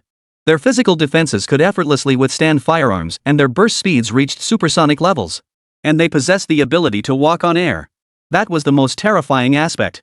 Imagine every move you make exposed to your opponent's sight, unable to outrun them, impossible to hide, utterly at their mercy. At this level of cultivation, they are no longer truly human. Yet Jixingji was now obediently waiting in line, going through ticket inspection just like any ordinary person. This behavior was somewhat subversive to Chen Du's understanding. In his view, a mid-tier martial artist should be capable of traversing heaven and earth, and thus shouldn't be bound by the rules of ordinary people. Of course I do, Jixingji replied, reading Chen Du's thoughts with a meaningful look. Do you find it strange? Chen Du nodded. That's a perfectly normal reaction, Jixingji said as he led Chen Du into the subway station. For years ago, I thought the same way. But do you know what the master said back then?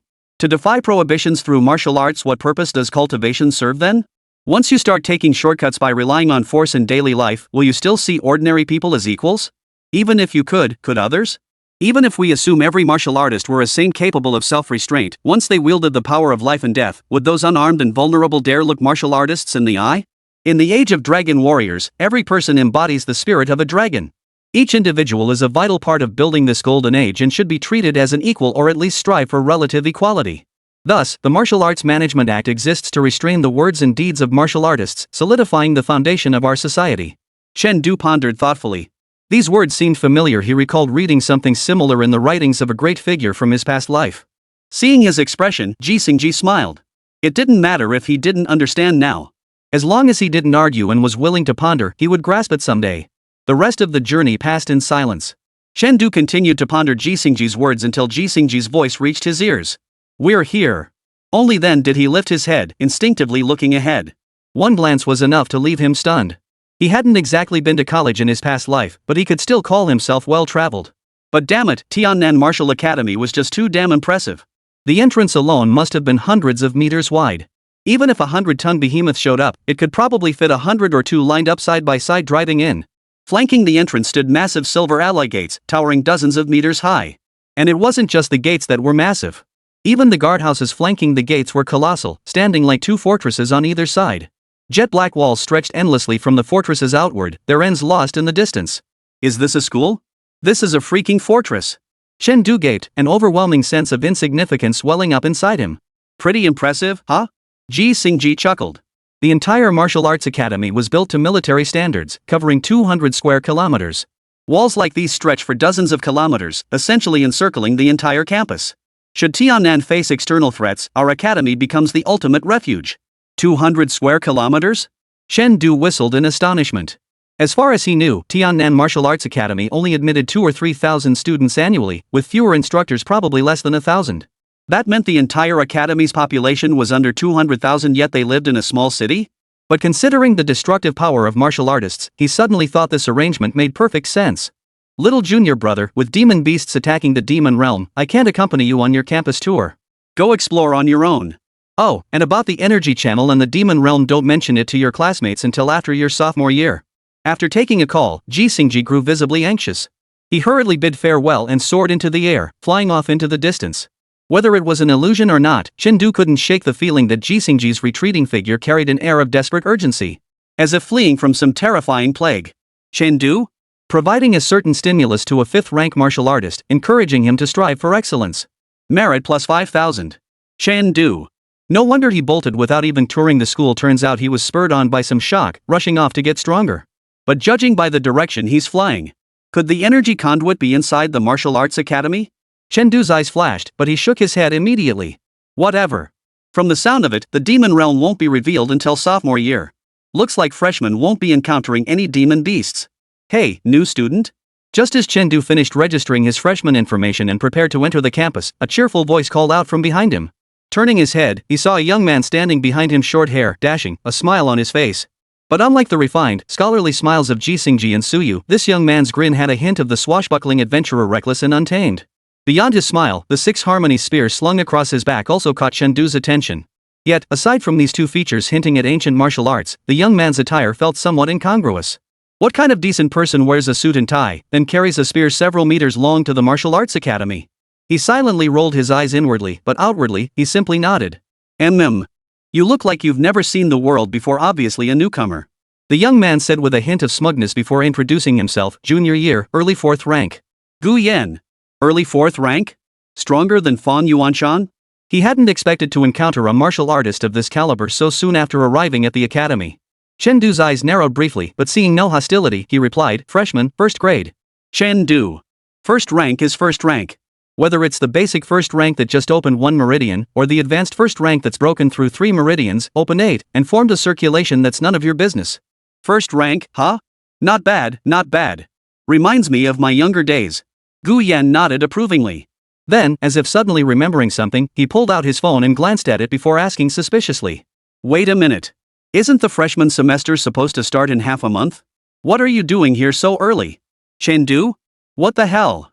Does your martial arts academy even have summer break? Nobody told me. Chapter 114, at this point, might as well set a trap. Gu Yan. Chengdu. Gu Yan, don't tell me you came here knowing absolutely nothing. Chengdu, yeah. Who knew the martial arts academy had winter and summer breaks? And with the atmosphere already like that, how could I say no? That's why Fang Zhan was waving goodbye to me too. I thought we were taking different buses, but turns out we even left on different days. Damn. Gu Yan finally managed to blurt out after a long pause, then sighed. Speaking of which, do you guys get your admission letters this early after submitting your applications? Chengdu? Admission letters? Gu Yan was stunned. Seriously, dude? You came all this way without even getting your acceptance letter? Who gave you the confidence you'd definitely be admitted? Liang XX? Chengdu was speechless too. He wasn't worried about his scores. If the top student in the entire Tiannan region couldn't get into Tiannan Martial Arts Academy, then this year's admissions might as well be cancelled. But the main thing was, showing up empty-handed felt way too careless. No one mentioned an admission letter to me. My advisor and senior called me, so I came. Will not having one cause any problems? Chengdu asked uneasily. Oh, that shouldn't be too much of a problem. Gu Yan paused mid-sentence, his eyes suddenly widening. What did you say? Advisor and senior? Aren't advisors assigned after placement exams at the start of term? How could you have an advisor before even enrolling? Chengdu, there's still a placement exam? I thought Wuho could directly accept students. Wuho. Gu Yan froze. Wuho directly accepting students? Is this kid that well connected? Wait, aren't most of the Wuho masters at school now teaching large classes instead of taking on individual students? Which ones still specifically take students? A figure flashed through his mind, and Gu Yan abruptly turned to Chengdu. Your Suyu student? Yeah. Why? Chengdu's words trailed off mid-sentence as Gu Yan, who had been acting like a model student moments ago, had already sprinted off. What Chengdu managed to utter the last syllable, his face blank with confusion. Wait, what just happened? Just being Suyu's student, is that so terrifying? Are all of you from Tiannan Martial Academy this strange? Unbelievable. Chengdu muttered under his breath as he started walking toward the campus. He'd thought he'd run into a helpful senior who could show him the way. Instead, he ran into a lunatic. Oh well, I'll just explore on my own. But a 4th rank cultivator? Feels like it'll be tough to take him down anytime soon. No big deal, Gu Yan still has 2 years before graduation anyway. 2 years, by then I'll be at least mid-tier myself. I'll pin him to the ground and demand to know what the hell he's running from. Tiannan Martial Arts Academy was simply too vast. Without a guide, it was impossible to get a handle on the campus layout in such a short time. Thus, he wandered the campus until evening before finally checking into the freshman dormitory. During the check-in process, the staff member kept staring at him as if he were some kind of protected animal. But Chengdu clearly read a hint of schadenfreude and pity in that gaze. At first, he merely found it odd. But on his way to the dorm, several upperclassmen passing by gave him the same look. Something felt off. Damn it. 1 or 2 might be coincidence, but this many? That's definitely intentional. But why are they looking at me like that? Chengdu racked his brain for answers when suddenly, Gu Yan's peculiar reaction flashed through his mind. Could it be related to the master? His eyes flickered. Though he didn't know what being Suyu's disciple entailed, he had fought countless battles. A sense of impending storm stirred within him. Keeping a watchful eye on his surroundings, he made his way to the room and pushed open the door. It must be said that Tiannan Martial Arts Academy, as the 3rd-ranked academy in the nation, provided excellent living conditions for its students. The dormitory was exquisitely decorated and high-end. The over 200 square meter space was divided into a bedroom, a living room, and a cultivation room, complete with a south-facing balcony. Yet none of this particularly caught Chen Du's attention. After entering the room, he inspected every corner 3 or 4 times. Only after confirming everything was in order did he set down his luggage and plop down on the sofa. Nothing suspicious so far, but something about these people feels off. Better safe than sorry. After a moment's thought, Chen Du retrieved 2 pairs of contact lenses from his bag and applied them to his pupils. Iris recognition successful. Confirmed personnel information: Chen Du, honorary member of the Jiangjiao City Branch, Tiannan Bureau, Criminal Investigation Department of the Great Xia. Visual assistance system activated. Switch specific functions via the micro-terminal. This visual aid system, resembling contact lenses, was one of the Criminal Investigation Bureau's newly developed pieces of equipment. Bang Yuanshan had provided it to Chen Du for testing and data collection as a favor, considering Chen Du to be practically family. It proved perfectly suited for the current situation. Switching the system to night vision thermal imaging mode, Chen Du rose, walked to the door, and turned off the lights. The room plunged into complete darkness. Yet Chen Du's vision remained crystal clear. Just turning off the lights isn't enough. Chen Du pulled out a series of items from his bag: ultra-thin yet sturdy alloy wires, recyclable landmines that detonate underfoot. All designed to ambush someone. It was hard to imagine that a college student with such clear eyes would carry such things in his luggage. Chen Du had no choice. Gifts from the Criminal Investigation Bureau were just that hardcore. No one worried he'd misuse them. Come on, someone with 2 bright moon medals and a star medal? Calling him a model citizen wouldn't be an exaggeration. How could someone like him misuse such lethal tools? Chen Du, he would. But the main thing was they could be recovered if he didn't use them all at once. He could save them for later. Otherwise, Chen Du wouldn't have been so reckless as to deploy all the traps at once. Mission accomplished. After setting the traps according to the manual, Chen Du stood up, intending to head into the bedroom. But as soon as he took a step, his foot faltered. He turned back, removed the entire cover from the light switch, and cut several wires. Only after completing these tasks did he nod in satisfaction and enter the bedroom. From start to finish, the knife Suyu had given him never left his waist.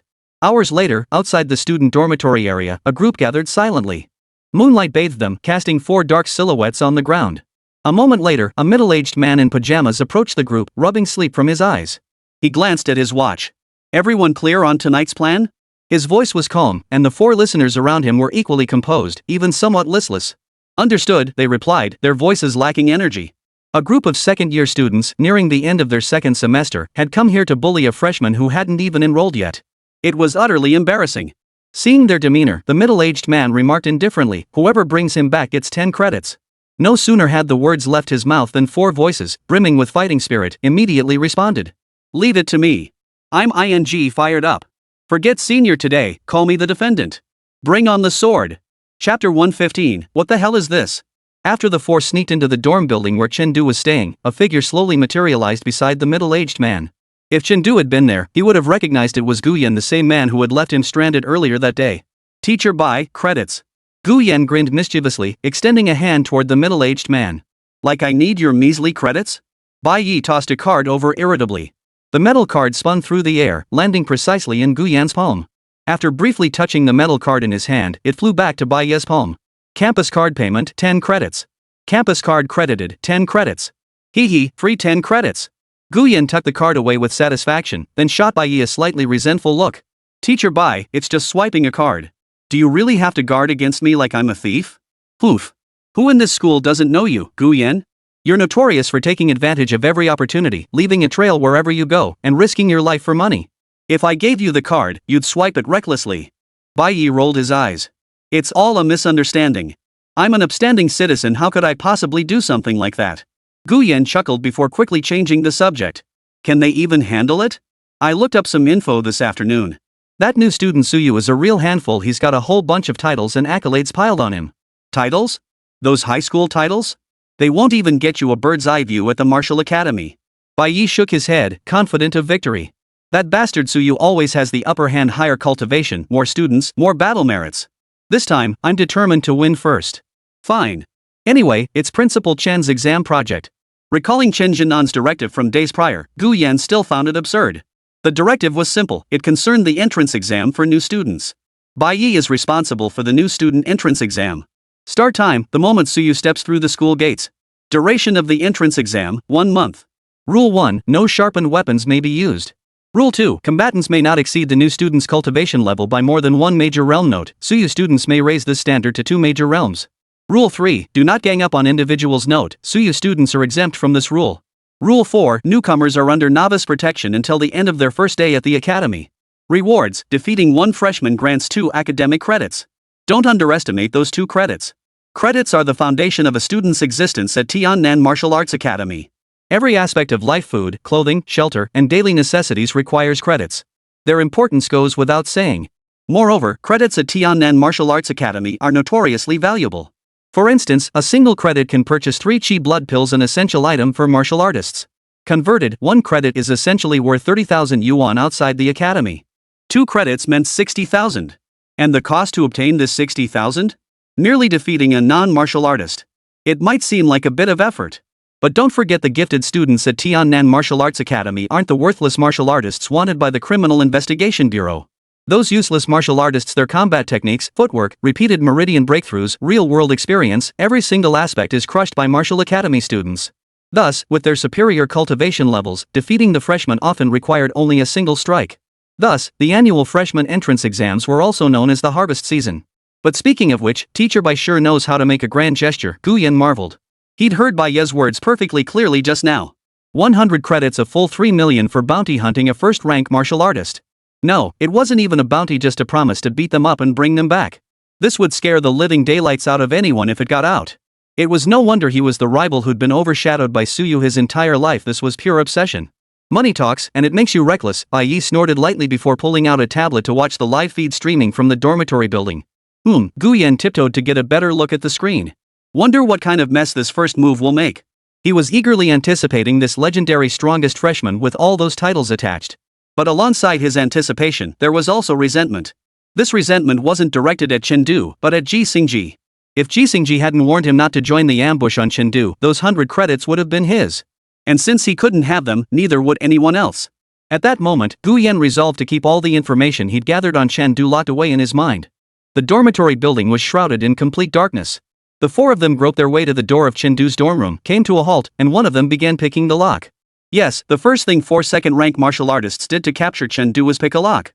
As he worked, the lockpicker cursed, "Damn it, what genius came up with this stupid school rule? Deducting credits for damaging public property? Why doesn't he just go fly a kite? Cut it out. The schools had these ridiculous rules for ages. Haven't you gotten used to it yet? Can't they just relax the rules during the new student assessment period? You just got here? These rules have been around for decades. When have they ever eased up? The school's counting on them to cut costs." Click. Amidst their grumbling, the door lock emitted a faint clicking sound as its mechanism turned. A flicker of satisfaction crossed the face of the one picking the lock. "Got it. Hold on." One of them whispered, tiptoeing forward to press his ear against the door and listen for sounds inside. The room was silent, save for the steady rhythm of breathing. Newbies are newbies. Even as Su teacher's student, he doesn't have much caution. Too bad. After this lesson, they'll probably never sleep soundly again. The man chuckled silently. Is Chengdu a genius? Without a doubt. Otherwise, he wouldn't have caught the attention of the martial lord. But no matter how gifted he was still just a kid who'd never seen battle. And the Tiannan Martial Academy specializes in teaching geniuses a lesson upon enrollment. Once you're in, if you're a tiger, you must lie low. If you're a dragon, you must stay hidden. Taking a few steps back, he pulled out his phone and typed 2 lines of small text. Target asleep. Don't try to be clever once we're inside. Give it your all. We'll split the credits evenly afterward. After reading the text on the phone, the other 3 nodded. Outside the dormitory building, Bai Yi, watching the screen, flashed an almost imperceptible look of disappointment. This wasn't the reaction he'd hoped for or expected to see. Though he and Suyu were at odds, above all else, he was a mentor at Tiannan Martial Academy, a 6th-rank martial artist of the human race. Everything he did stemmed from a desire to make the human race stronger. I thought that by deliberately leaving a few clues this afternoon, I could make him wary. But I never imagined it would end up like this. Bai Yi sighed. He can't seriously believe that everyone trained by our Tiannan sect is some noble, upright hero. No, the heroes we need aren't like that. We need villains who'll stop at nothing for the human race, villains brimming with schemes and treachery. After all, only the schemers survive the longest, capable of inflicting the greatest damage upon those demonic beasts and human traitors. Gu Yan nodded silently beside him, neither confirming nor denying. Harsh words, but true. Anyone who frequented the battlefield knew that idealistic heroes rarely survived long in combat. Inside the dormitory building. In the darkness, the leader held up 3 fingers. 3, 2, 1. As the last finger dropped, the 4 of them shoved open the door and burst inside with lightning speed yet utter silence. A certain hunger for credits flashed in their eyes. Blinded by the lure of massive credits, they failed to notice the faintly off-kilter atmosphere in the darkness. In the next instant, the one leading the charge felt as though he'd kicked something. Ding! A crisp mechanical click sounded. What the hell is this? The man froze, instinctively looking down. A black circular object came into view, its interior gradually filling with a red glow. Holy? The man froze in shock. Boom! The next moment, a deafening explosion erupted, accompanied by blinding flames. Chapter 116, My name is Guyen. Holy! Who the hell throws a grenade at their own doorstep? Holy, glue? And it's the 50200 model? Isn't that ING military grade stuff? Don't touch anything with that glue-covered hand. If it sticks to we're both screwed for life. As traps kept going off one after another, the four of them were thrown into complete chaos. Especially after the flames fell, plunging the room into darkness. With their vision impaired, the panic only intensified. They hadn't reached the stage of enhancing their vision yet. First-rank martial artists cultivate 8 meridians, second-rank martial artists cultivate 12 primary meridians. Only third-rank martial artists, during the tempering of their bones, enhance their vision and hearing. Currently at the second-rank stage, they hadn't begun bone tempering, so their vision wasn't much better than an ordinary person's. And in darkness, panic was inevitable. Finally, damn it! Stay calm! The leader of the four cursed under his breath, then forced himself to calm down. Turn on the lights first. He kicked one man aside, then dragged two others into a back-to-back defensive stance while stripping off his glue-covered clothes. Yes. The man who'd been kicked stumbled blindly toward where he remembered the switch being. Fortunately, the martial arts academy dorms were all built to uniform standards. While details might vary, the basic layout was consistent. Soon, he found himself near the switch. You bastard, you're finished once the lights come on. He thought to himself as he reached out to press the switch. The next second, sparks and arcs erupted. Ah! A piercing scream followed by trembling, furious curses, ing hell. Who the hell dismantled the switch? Damn it! It electrocuted me. That he could curse like that was actually a good sign. It meant he wasn't seriously injured. And it was only thanks to the robust physique of a second-rank martial artist that he wasn't fried to a crisp. And this is precisely why Chen dared to flip the switch. As long as no one got killed, it wasn't a big deal. Outside the dormitory building, staring at one of the four screens now completely blacked out, Bai Yi and Guyen exchanged glances, seeing the same look of bewilderment on each other's faces. The Tiannan Martial Arts Academy's tradition of capturing new students had persisted for decades, and accidents were not unheard of. Incidents like gang fights, fatalities, games of hide-and-seek gone wrong, and even freshmen turning the tables on seniors had all happened before. But this? This was the first time they'd seen a senior get beaten into such a sorry state before they'd even met face to face. This kid, is he that wild? Guyen's mouth twitched slightly. He practically brought an entire arsenal in here. Amidst his astonishment, he felt a twinge of pity. Damn it, those action recorders strapped to the four guys were top-of-the-line gear capable of zero-latency 4K transmission with night vision. Each one cost a fortune in credits. To scrap one right off the bat? What a waste of resources. Why didn't he just give it to me? It's partly about being reckless, but also about me underestimating an old hand. After saying that, Bai Yi paused and added, though it's not entirely the veteran's fault. Even I didn't expect this kid to be so devious. Who could have imagined a kid this young could get his hands on a real hand grenade? That's military-grade stuff. Since they were useless against demonic beasts, the Martial Academy had never bothered to prepare for such threats. Compared to firearms, the Academy placed greater emphasis on individual combat prowess, teaching martial arts techniques and battle experience. Over time, the students even the instructors had grown complacent about the threat posed by firearms. This ambush was meant to guard against Chengdu's covert attack at most. Who'd have thought this eccentric would use a bunch of firearms to teach everyone a lesson? Inside the room, the four upperclassmen had regrouped and regained their composure. Standing cautiously by the doorway, they scanned the interior, wary of potential traps. Compared to their spirited arrival, the four now looked utterly disheveled. Stripped down to nothing but their underwear, they were covered in sticky transparent slime and black residue from the grenade explosions. The one who turned on the light was the worst off. He hadn't taken off his clothes when he got electrocuted, so now his body was covered in charred, blackened fabric fragments. It's okay, there are no more traps in the room. After a thorough check, one of them slowly exhaled in relief before snapping, damn it, when I catch that bastard, I'll boil him alive. Damn it, how am I supposed to show my face now? We caught a freshman and he's lost all his clothes? I might as well die. No way. Strip that kid naked, tie him up, and hang him on the playground. The four men cursed loudly, yet their expressions didn't seem particularly angry. One of them even pulled out his phone and typed a message. The target's likely in the bedroom preparing to ambush us. We'll just blast the door open later. Damaging a bedroom door only costs a few credits, I've done it before. Reading the message, the other three grinned savagely. They drew their weapons, ready to force their way in. Just then, a voice suddenly echoed from behind them, catching someone at this hour? Take me along too. The four turned to look. The hallway was dark, the lights off, obscuring the newcomer's face. They could only make out that the figure stood directly facing them, and that the build wasn't particularly imposing. Who are you? Someone asked. Gu Yan, the figure replied calmly. Gu Yan? The four froze, then exclaimed in shock, one of the strongest juniors in the third year? Gu Yan, the breaking army gun? Wait, weren't you assigned to hunt down the demon god organization? Finished already? And you're a fourth rank trying to capture a first rank? That's a bit beneath you, isn't it? 4 credits? What's dignity got to do with it? The figure chuckled, slowly approaching the group. Yet beneath the darkness, those clear eyes shrouded by a thin veil flickered slightly. They couldn't even recognize Gu Yan's voice clearly. These people weren't very familiar with him. Then again, with tens of thousands in a single grade, how could anyone know everyone? But this worked to his advantage. The visitor wasn't Gu Yan, of course. Gu Yan was downstairs watching the livestream with Bai Yi. Why would he personally come over? The one who arrived was none other than Chen, the one the four had mentioned, who had been hiding in the bedroom all along. He hadn't been asleep anyway, so he'd heard every sound the four made as they pried open the lock. But unsure of their strength, he didn't rush out recklessly. Instead, he used the explosion as cover to climb through the window into the adjacent room. After observing how the four handled the traps, he realized that these Tiannan Martial Arts Academy students seemed rather average. His caution was understandable after all. Casually encountering a fourth-rank cultivator that afternoon had significantly raised his expectations for Tiannan Martial Academy. All 4 are stronger than me.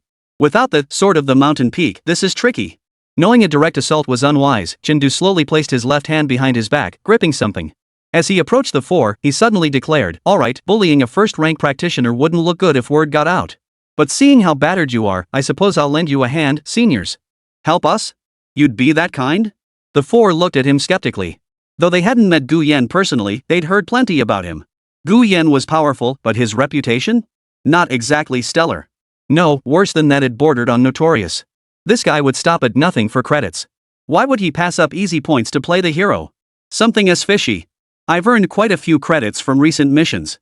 I wouldn't stoop to chasing such a small amount now. Chen remarked casually. Hearing this, the guard the 4 had just raised immediately relaxed considerably. True enough. While that mission didn't require entering the demon realm, given the demon god organization's recent string of major incidents within the country killing hundreds of criminal investigation bureau agents, the reward was exceptionally generous. With that many credits under his belt, he might genuinely look down on their measly offerings. Then thank you, senior, one of them said, holding out both hands. A cool, heavy cylindrical object landed in his hands. What's this? The 4 exchanged puzzled glances as they scrutinized the item Chen had handed over. A token of my appreciation. Chen smiled, turned to leave, and brushed his hands over his ears. Gifted 1 Type 405 stun grenade, merit plus 40. Buzz. The next instant, a blinding white light erupted, accompanied by a piercing sound. Ah! Damn it, my eyes. I can't hear anything. Gu Yan, you bastard. Taught a 2nd rank martial artist the perils of the mortal world, merit plus 100. Taught a 2nd rank martial artist the perils of the world, merit plus 100. Taught a 2nd rank martial artist the perils of the world, merit plus 100. Teach 2nd rank martial artist the perils of humanity, merit plus 100. Chapter 117, Insulting the Teacher? Deducting 10 credit points. Gu Yan, I knew you were just trying to steal our credits. It's just a mission, damn it. All you do is pick on juniors. If you're so tough, go challenge Jisingji. Damn it, don't embarrass me. The 4 of them were all students about to enter their junior year. They'd been in plenty of fights and sparred countless times, but a life or death battle? That was something they'd never really experienced. Even within the martial arts academy, life or death battles were extremely rare. They were all classmates, bound to run into each other day in and day out. Killing someone would leave everyone with egg on their face. Such encounters typically only arose when assigned missions like assisting the Criminal Investigation Bureau in apprehending fugitives, guarding the borders, or defending cities in the Demon Realm. Among these, only border defense and Demon Realm missions were truly perilous. Yet both demanded exceptionally high cultivation levels, at least 3rd grade as a minimum requirement. Thus, these 4 students, who had just finished their sophomore year, had only ever assisted the Criminal Investigation Bureau. And on this point, Chen certainly had something to say. Seriously, what kind of Criminal Investigation Bureau mission could possibly match the danger level of the battles they'd fought against Pang Jing's organization? Those 3 battles had claimed the lives of hundreds of martial artists. Even mid-tier practitioners had been drawn into the fray. This level of intensity surpasses even some minor battles. Consequently, in terms of combat effectiveness, these 4 simply couldn't hold a candle to Chen. Compounded by the fact that Chen had already applied various debilitating techniques before the fight even began, the ensuing battle became a one-sided beating. Induces infant-like sleep in second-rank martial artists, merit plus 400. Bestows infant-like sleep upon a second-rank martial artist, merit plus 400. Bestows infant-like sleep upon a second-rank martial artist, merit plus 400. Induces infant-like sleep in a second-rank martial artist, merit plus 400. Soon, all four were knocked unconscious and bound tightly. Their vitality hovers around 1600-1700, and their martial skill proficiency is quite high, but their execution is a bit hesitant. Chen set down the bloodstained scabbard, a trace of gravity flickering across his brow. He had to admit, the students of Tiannan Martial Academy were truly extraordinary. These four were barely in their early 20s, yet their martial arts and footwork had reached mastery, and their qi and blood cultivation was high. Had he not benefited from all those traps earlier, and without using the Sword of the Fallen Peak, he might not have been able to defeat them. After interrogating these few, I'll break through to the second rank. With that thought, Chen crouched before one of them, raised his hand, and delivered several sharp slaps across the face. Ow! Guyan, who the hell are you? The man snapped awake and started cursing, only to receive several more slaps that instantly silenced him. Big brother, you speak. I ask, you answer. Yes, boss. Why did you come to arrest me? Arrest you? We're here to arrest the new. Yeah. Chen didn't hide it. At this point, hiding it was pointless. Then, under his, well, let's just say persuasion, the upperclassman became as docile as a little chick, truthfully revealing all the details about the new student exam. After listening, Chen wore a thoughtful expression. Interesting. Chen Jinan was clearly trying to intimidate the new students, to knock the cockiness out of these youngsters. And the target of this maneuver was likely himself, hence the deliberate choice of Bai Yi, who clashed head-on with the teachers. The purpose of all this was likely to keep him in line. After all, the series of actions he'd taken lately had certainly been hard on the old man's heart. Too bad he'd hit a brick wall. So, can I go now? The person asked tentatively, their expression tinged with a hint of hope yet also a touch of constipation. How could he not be upset after being beaten up by a freshman? Yet, in response to his inquiry, Chen shook his head. What if you're lying to me? Then. Smack! A dull thud echoed as the man's expression froze, plunging him back into deep slumber. Inducing infant-like sleep in a second-rank martial artist for the second time, merit plus 200. Chen certainly didn't suspect the other was lying to him after all. The auxiliary visual system could determine the probability of human deception. The senior's probability of telling the truth was 85%. But he didn't let him go. Rarely could he legally harvest merit points, how could he let the sheep escape? So next, he roused the second lucky soul. I ask, you answer. After one full cycle, Chen tapped the first senior awake for the second time. Bro, what the hell are you doing? The senior was on the verge of tears. In just a few short minutes, who knew what he'd been through? Picking locks. After picking it open, getting blasted by a grenade, getting glued shut. Searching for switches. Electrocuted until he saw his grandmother. Thought it was a gift from his senior. But the other guy pulled the pin. Even after being captured, they didn't let him off easy. Knocked out, only to be roused for interrogation, then knocked out again. Barely asleep before being woken once more. Is this freshman some kind of devil? He was just trying to earn some credits and finish the professor's research project. Is this really necessary? Don't worry, I verified what you said. It's true, Chen said with a smile. Then can I go now? Hope flickered in the senior's eyes. No? Ha?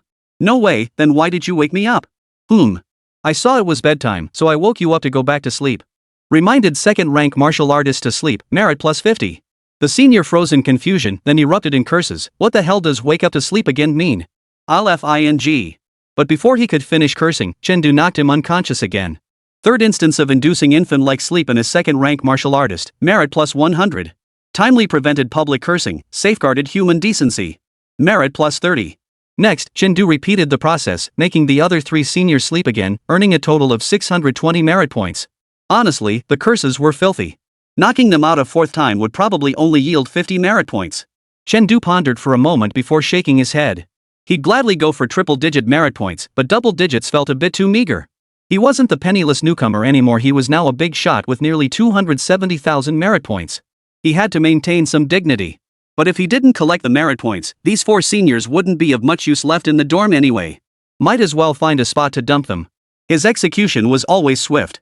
Once the idea formed, he acted immediately, finding a tree downstairs and hanging the four of them from its branches.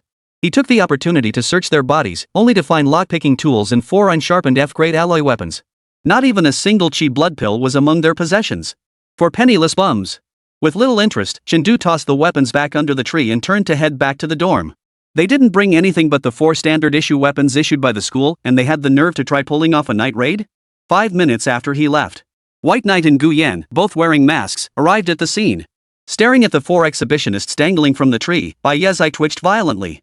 Gu Yan, however, was doubled over laughing. Chen Du is just too much. Ha ha ha ha ha, right up my alley. Considering you pulled off such a grand stunt, I'll overlook the identity theft. It's just borrowing an identity. Nothing beats seeing teacher Bai get humiliated. His laughter was infectious, so much so that he didn't even hold it against Bai Yi for sending him to rescue people without giving him credit. Today's a happy day, he hummed as he hurried to the rescue. But just as he reached the tree, whether from ground tremors or wind gusts, four weapons propped against each other suddenly toppled over, revealing a cylindrical, specially designed stun grenade beneath them. Gu Yan froze. Holy? Then. Buzz. The blast's detonation was followed by a piercing scream. Then came the click of a camera shutter. Click. Gu Yan, damn it. Bai Yi, you shameless bastard. You set me up. Delete those photos. Bai Yi, insulting a teacher? 10 points deducted from your academic record. Gu Yan, you F me F. Ha? Bai Yi delivered a direct kick, sending Gu Yan flying upward like a cannonball. The world grew quiet. Bai Yi stood rooted to the spot. After a moment of silence, a faint smile touched his lips. This is interesting. Worth planning out properly. In that instant, countless revenge schemes had already begun to form in his mind. Chapter 118, There's not a single good soul in Tiannan Martial Arts Academy. Dormitory building. Bringing light to a 4th-rank martial artist in darkness, merit plus 600. Chen Du's lips curled into a cold sneer as the notification popped into his vision. Sure enough, tonight's incident had something to do with that bastard Gu Yan. He must have bolted this afternoon to tip off the others, then stayed outside to watch the show. Got blindsided, huh? Time to collect some interest. I'll remember this grudge between us. We'll settle it properly later. Mentally jotting Gu Yan down in his mental ledger, Chen Du shifted his focus back to the interface. Name, Chen Du. Merit, 270,000.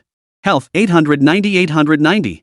8 meridians tempering progress, 8 meridians at 100%. 12 meridian tempering progress, 12 meridians 0%. Bone tempering progress, 206 bones at 0%. Unranked martial arts, tempering fist mastery 1331 3000. Low tier martial arts, mountain splitting blade mastery 270 3000, swift wind blade mastery 653 3000, swift wind body technique mastery 23.16 million steps 30 million steps. It's time to break through. Consume merit to temper the first orthodox path. Consume 30 merit points, first true path tempering progress plus 1%. Consume 30 merit points, first orthodoxy tempering progress plus 1%. Consume 30 merit points, first orthodox path tempering progress plus 1%. First orthodoxy fully refined, maximum vitality increased by 110 points. 120? Chen Du froze for a moment. Wasn't it supposed to only increase the maximum vitality by 100 points after completing one main path refinement? Why was it 120 for him? Could it be because I enhanced my body with blood crystals before, giving me a stronger foundation than most? But why did each meridian only gain 50 points during the first grade refinement of the 8 meridians? After pondering for a while, Chen Du couldn't think of any other possibilities and could only attribute the reason to the blood crystals. Putting his doubts aside, he continued refining the meridians. After completing the second one, a faint, throbbing ache spread through his body. At this point, Chen Du knew his enhancement had reached its limit. 1130 vitality. Chen Du glanced at his stats panel. Honestly, this vitality cap still fell short of those second-grade seniors. To defeat them head-on, he might still have a chance in a one-on-one fight. After all, despite the several hundred points difference in vitality, his opponent was the kind of prodigy others spoke of. But even among geniuses, there were degrees of difference. With his combat experience and infinite health, he could wear one down to death. But that advantage only holds against a single opponent. If the enemy outnumbers him, or if they reach the third-grade realm, he's guaranteed to lose. The rest wouldn't be as careless as tonight's 4. I need to figure out a way to get some gear or something. Chen Du pondered for a moment before dialing the Tiannan Criminal Investigation Bureau. Even late at night, the Bureau had personnel on duty, a standard practice everywhere. This is Chen Du, honorary member of the Criminal Investigation Bureau. I am requesting to redeem my star medal for. A long list followed. Truth be told, being an honorary member with a star medal meant he couldn't exchange for the assistance of top-tier powerhouses, but acquiring some third-tier gear was no problem at all. 10 minutes after submitting the list, the staff responded, Comrade Chen, we've received your request. The equipment will be delivered to the gate of the Tiannan Martial Arts Academy at noon. Do you require an escort? Escorts? Chen Du paused, instinctively asking, what rank? Currently, it's tentatively set at 3rd grade, but if you have specific requirements, we can dispatch 4th grade martial artists for escort. Then make it 4th grade. Send as many as you can. Chen Du didn't hesitate. Oh, and if anyone tries to seize the supplies? Mid-grade criminal investigation martial artists possess the authority to decide combat actions independently. With that explicit permission to engage in combat, Chen couldn't possibly misunderstand. So basically, whoever tries to steal it gets taken down? Heh, looks like another opportunity to set someone up. Hanging up, Chen dialed another number, this time for Fong Zhang. The call connected. Teacher, I suddenly received an admission letter and text message. Why are we being told to report to Tiannan Martial Arts Academy all of a sudden? Fong Zhang's voice came through the phone. Chengdu, it's probably because I triggered the new student assessment. The school wants you to come as soon as possible to take the exam. Fong Zhang, new student assessment? What's that? Chengdu, it's a friendly match against the upperclassmen. You could call it a friendly match. Isn't there a saying that you don't know someone until you've fought them? So by that logic, I guess me and those 4 unlucky guys are friends now too. Seniors? Fong Zhang froze. You mean the seniors from Tiannan Martial Arts Academy? Whoa! Getting to spar with the strong? This is getting exciting. But just as his excitement flared, Chengdu's next words poured a bucket of cold water on it. Chengdu, given Luo Yueying's skill level, she'd probably just be the senior's punching bag. As for you, you'd likely be the one practicing knot tying techniques on him. Fong Zhang? Don't be so discouraging. Anyway, head over to the Extreme Martial Arts Dojo right now. Have them pack up some supplies, load up your bag as much as possible. Put it on my tab. Once you've got the stuff, catch the earliest bus today and get to school as fast as you can. When you arrive, just give them my name. Chengdu didn't explain it clearly. Though Fong Zhang didn't fully grasp Chengdu's instructions, his long-standing admiration for him made him agree immediately. That should take care of it. Chengdu hung up the phone, a sly gleam flashing in his eyes. The seniors would surely assume he had little left in reserve once they got the intel. After all, the backpack he'd carried to school wasn't particularly large, it couldn't hold much at best. But to bridge the combat power gap, resorting to underhanded methods was the only way. Therefore, they would undoubtedly keep a close watch on him, denying him any opportunity to make deals with others. That Fong Zhang would definitely be targeted, and predictably, the attackers wouldn't be particularly strong. Those seniors weren't stupid, they were as cunning as monkeys. With the precedent set, they wouldn't act unless they were certain of victory. But could they hold back once? Could they hold back twice? That's the most brilliant part of this plan. Both supply runs are legitimate. If you fail to intercept the first one, I'll demonstrate my terrifying reserves of chi and blood. Would you dare not intercept the second? It's bound to get messy. Hope Fong Zhang has honed his footwork enough during this time. Well, if anything happens, don't blame me. Blame that bastard Chen Jinnan for setting such high standards for me. Just thinking about all the special treatment that old bastard Principal Chen Jinnan had imposed on him, Chengdu silently added another entry to his mental ledger. Let me explain, what the hell does "except Suyu's disciples" even mean? What's this about others having one-on-one duels, but when it comes to me, I have to take on a whole group? At this thought, he couldn't help but feel a wave of sadness wash over him. Teacher, you're not at school, and everyone's picking on your students. There's not a single decent soul at this damn Nanwu Academy. Chapter 119, Eating a Meal Together and Getting Carried Away? It was nighttime. Of the 24,523 candidates admitted to Tiannan Martial Arts Academy, 24,522 received their enrollment notices. The one missing was already on campus. As the instigator of the new student assessment, naturally, no notification was needed. This sudden announcement of the start of term left the vast majority of incoming students utterly bewildered. Early enrollment wasn't unheard of, but damn it, getting both the acceptance letter and enrollment notice at the same time? That was a first. That night, countless candidates jolted awake from their sleep, frantically packing their bags and rushing to catch transportation. That night, countless reporters were jolted awake by phone calls, scrambling to pack their gear and stake out the entrance of Tiannan Martial Arts Academy. At dawn, the sky was just beginning to lighten. A youth with a carefree air about him arrived at the gates of Tiannan Martial Arts Academy. He dragged a long staff disproportionate to his frame, carried a massive backpack, and wore simple martial arts attire. He appeared to be only 15 or 16 years old. At first, no one paid him any mind, assuming he was just a youngster visiting relatives at the academy. Until... boom! Several massive spherical objects were hurled by the youth onto the academy's entrance. They were the heads of mutated beasts. Most crucially, the residual power of those beasts still lingered. They were clearly second-rank demonic beasts. Instantly, the journalists crouched at the academy's entrance narrowed their eyes. Their gazes fixed on the youth like beasts spotting prey. This youth was actually a martial artist. You can take pictures, but only of my back. The youth spoke indifferently, striding directly toward the security booths flanking the gate. After a few minutes, the martial artist guarding the booth returned to his seat. The youth, meanwhile, strode slowly into the academy. With each step he took, a faint crimson glow flickered through the air.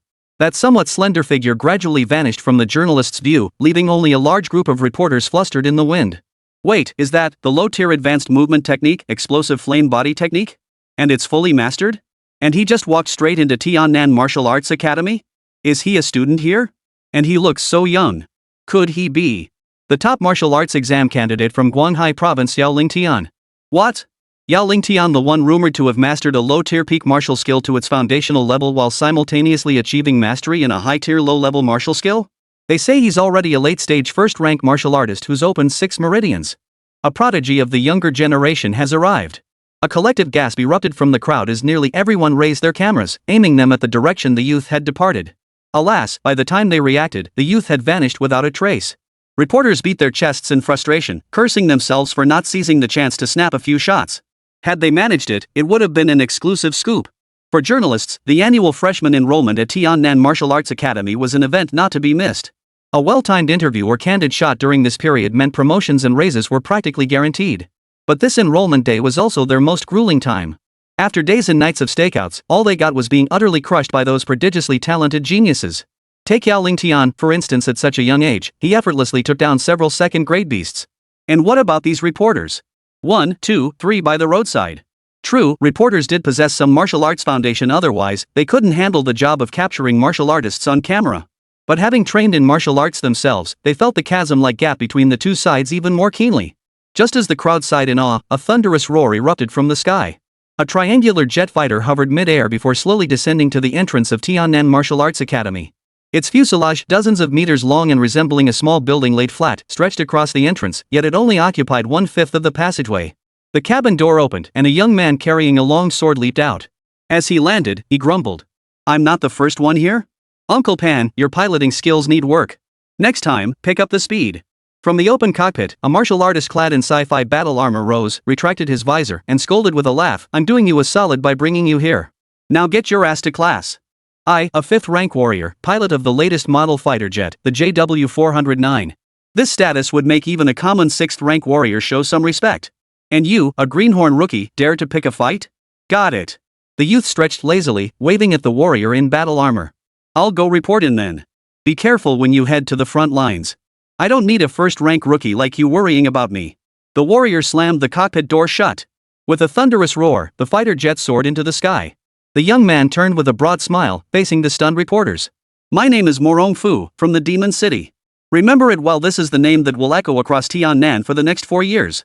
Arrogance and self-importance were plain for all to see. "Who is this guy, acting so cocky?" whispered one reporter, his face still tinged with displeasure. "What's so special about the Demon City? So what if there's a guy who flies planes? It's not like Tiannan doesn't have its own heroes." Yet despite the grumbling, their camera lenses long as spearheads honestly focused on Morong Fu's face. Hundreds of photos snapped in a single second. Who? Morong Fu? Holy? The 10th-ranked martial artist in the Demon City, son of the martial marquis. Other reporters weren't about to be left behind. They rushed forward, set up their equipment, and started snapping away. A few bold ones even ran up to start interviewing him. Morong Fu welcomed them all, speaking eloquently before the cameras. The reporters were overjoyed. Such a cooperative genius was a rare find these days. But this process lasted only about 5 minutes before the martial artist guarding the entrance came running up, smiling as he interrupted the proceedings. "Photos and interviews are fined $50 per shot. 10 grand for an interview segment. Card or cash?" "What?" The reporters were stunned.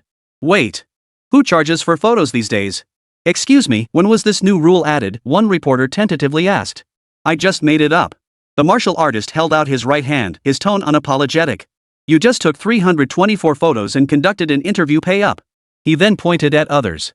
"You won 46 photos. You 804 shots. You snap photos pretty fast, huh? Interested in joining our Martial Arts Academy's news office? These are Martial Arts Academy people?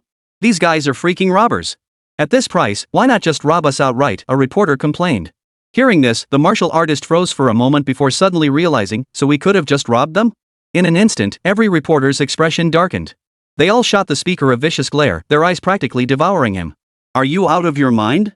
And you had to point it out? Like we'd be scared." Knowing escape was impossible and resistance futile, the reporters ultimately paid up obediently to take their photos. What else could they do? When you're under someone else's roof, you have to bow your head. Besides, they'd pay the fee anyway, they could always claim it back later. If they didn't get shots of the hot newcomer, they'd be torn apart back at the station. The martial artist collected the money with satisfaction and turned to leave. Just as he took a step, he suddenly seemed to remember something and turned back to look at Morong Fu. You have 1 minute left for your interview. Make it count. Morong Fu froze at the words, then spread his hands helplessly. With so many people here, I can't possibly interview them all in just 1 minute.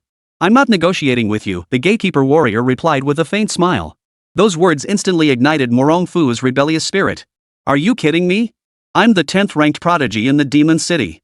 Getting into the Demon City Martial Academy or the Yinjing Martial Academy is a sure thing. Coming to your Tiannan Martial Arts Academy is me doing you a favor. And you, a mere gatekeeper, dare threaten me? Did you get delusions of grandeur after eating a cheap meal? End the interview in 1 minute? I refuse. So, 1 minute later, a figure screamed as someone tossed him from the school gate straight into the academy grounds. Looking for death. The martial artist guarding the gate brushed dust off his hands before speaking into his earpiece. Among this batch of candidates, there's one named Morong Fu. Add a few meal packages for him, 10 credits per package. I'll cover it. Chapter 120, Chen must not get the supplies. Ah, my footage. The reporters let out a collective wail, yet dared not utter a single complaint. Are you kidding me? This gatekeeper is actually a mid-tier martial artist. Who in their right mind would hire a mid-tier martial artist as a gatekeeper these days? On the rooftop of the teaching building, 2 martial artists stood tall against the wind, their gaze fixed on the school entrance. This batch of freshmen isn't weak at all. The one seated on the edge of the roof flipped through the roster in his hands. Yao Lingtian, Morong Fu, Luo Yueying, all prodigious talents. Mr. Fu, you're mistaken. They may be geniuses, but they're hardly prodigies. Another voice chimed in from the side, only the strongest in each grade can be called prodigies. Take Ji Xingji, who just graduated from senior year, Gu Yan in his senior year, Zhou Yi from our class, and Chu Qingchen in his sophomore year. I know what you mean. You're implying Chen was the first-year prodigy, right? True, that kid truly lives up to the title. The man perched on the rooftop edge chuckled. He took down 4 of us right off the bat? That's demonic talent for sure. But I've observed him. His strength lies mainly in combat and navigating traps. His raw combat power is average. With our 3rd rank cultivation, taking him down would be a breeze. But with the demon realm entrance imminent, I don't want complications. Just cut off his supplies and send other students after him. Don't go overboard. I wish it were that simple. But I'm short on credits for that C-grade alloy weapon I want to trade for. He'll just have to suffer a bit. No big deal if he comes looking for revenge later, I'll take it. Fu Shengming said nonchalantly. As you wish. The other person murmured indifferently before fading away with the wind. After he departed, Fu Shengming's gaze quietly shifted toward a certain direction, a faint smile playing at the corners of his mouth. Found you, Chen. High up in a towering tree on campus. Chen concealed himself within the dense foliage. Damn, he's strong. Glancing toward the direction where Morong Fu had vanished, a hint of astonishment flashed in his eyes. That single move alone was likely not much weaker than his master's. This gatekeeper must possess at least 6th rank combat prowess. Is this how Tiannan Martial Academy operates? Hiring a gatekeeper nearly as strong as a martial marquis? Just as he pondered this, his phone buzzed.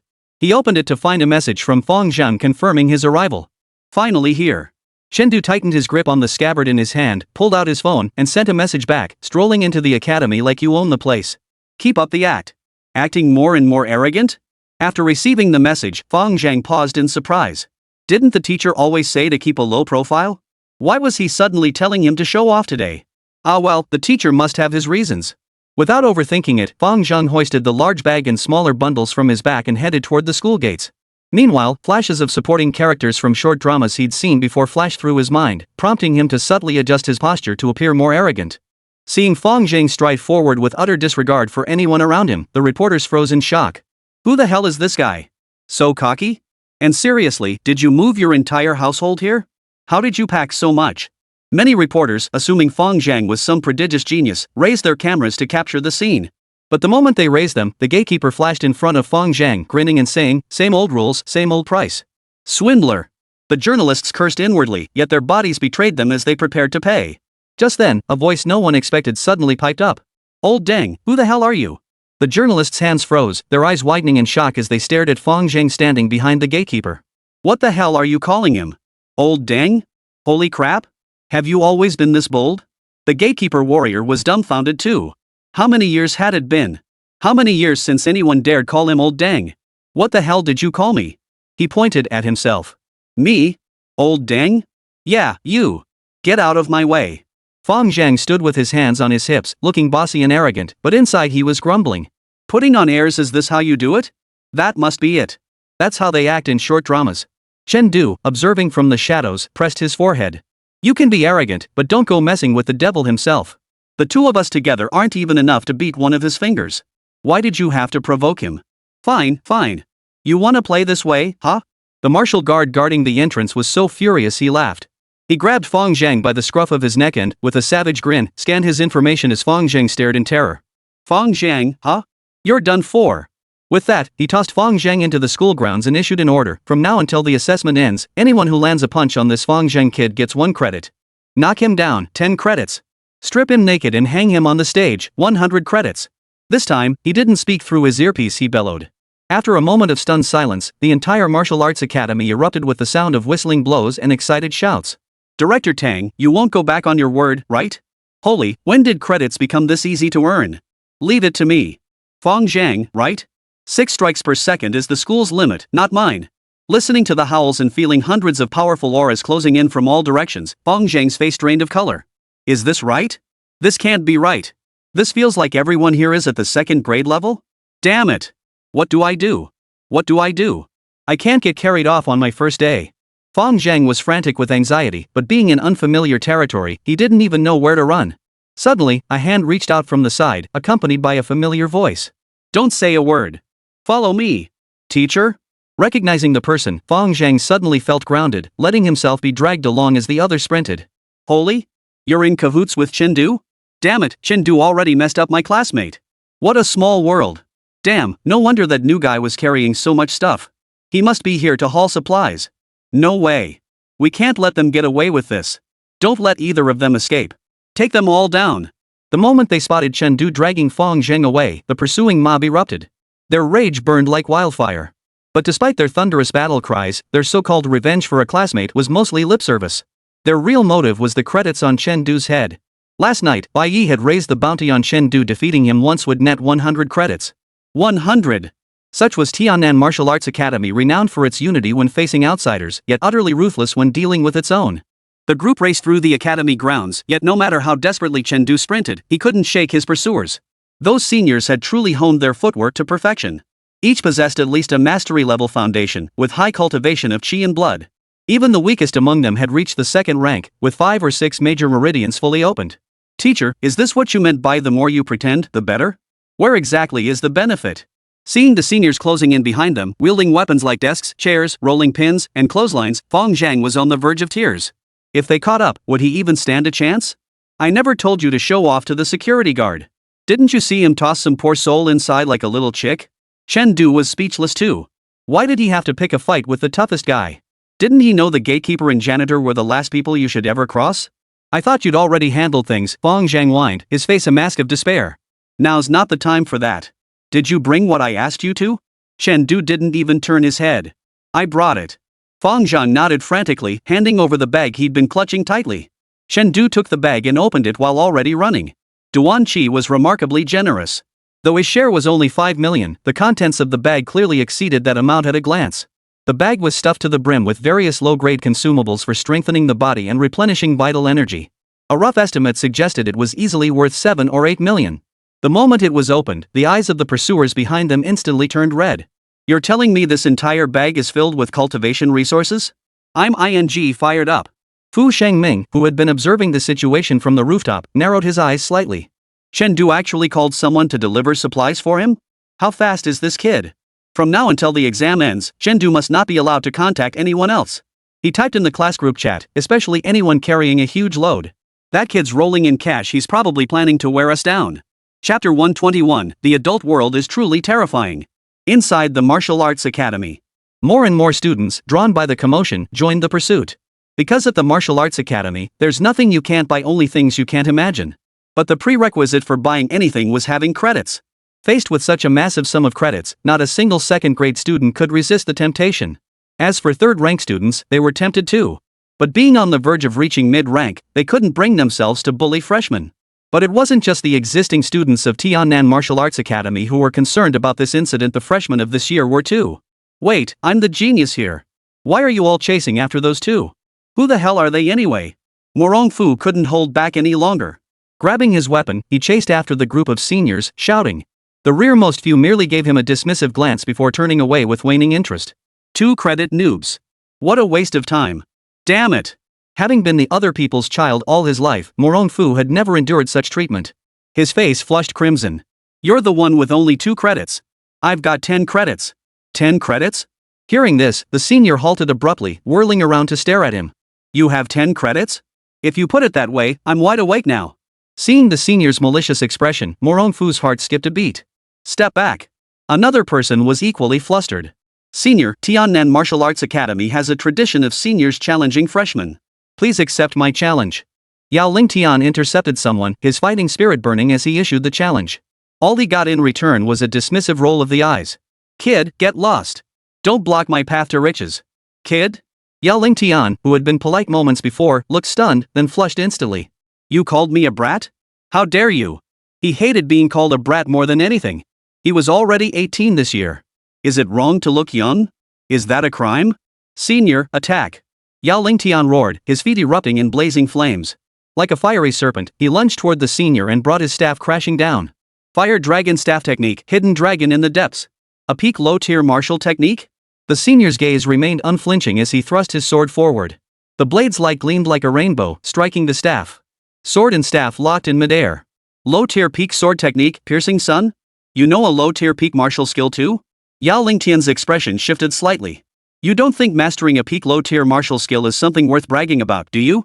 The senior executed a sword flourish and launched an offensive toward Yao Lingtian. The sword light was fierce yet elegant, his footwork intricate yet fraught with danger.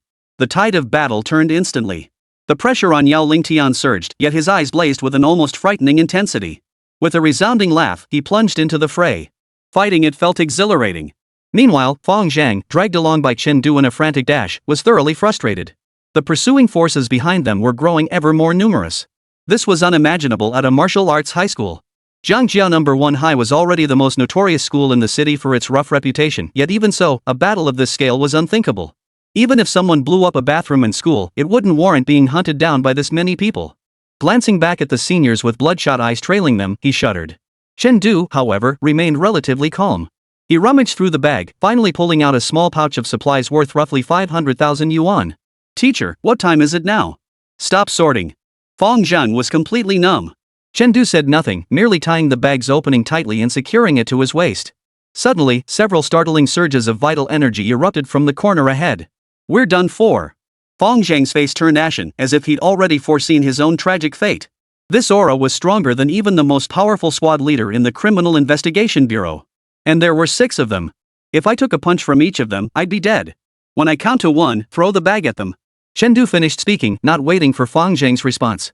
In an instant, a gust of wind enveloped him, transforming into an upward thrust that propelled him into the air. As he soared to about 10 meters high, the seniors ahead arrived. Seeing Chen Du flying up, they all revealed savage grins at the corners of their mouths. See how you borrow momentum mid-air. In the blink of an eye, all 6 leapt forward simultaneously, closing in on Chen Du. At that moment, a barely perceptible smile flashed across Chen Du's lips. I've been waiting for you to jump. Wind! He silently commanded. In the next instant, he and Fang Zhang's figures shifted sideways with uncanny precision, breaking free from the 6 men's encirclement. The swift wind technique? Or nearly mastered to perfection? Those who could gain admission to Tiannan Martial Academy were all prodigies, so the 6 instantly recognized Chen Du's technique, astonishment flashing in their eyes. To master such movement techniques at this age?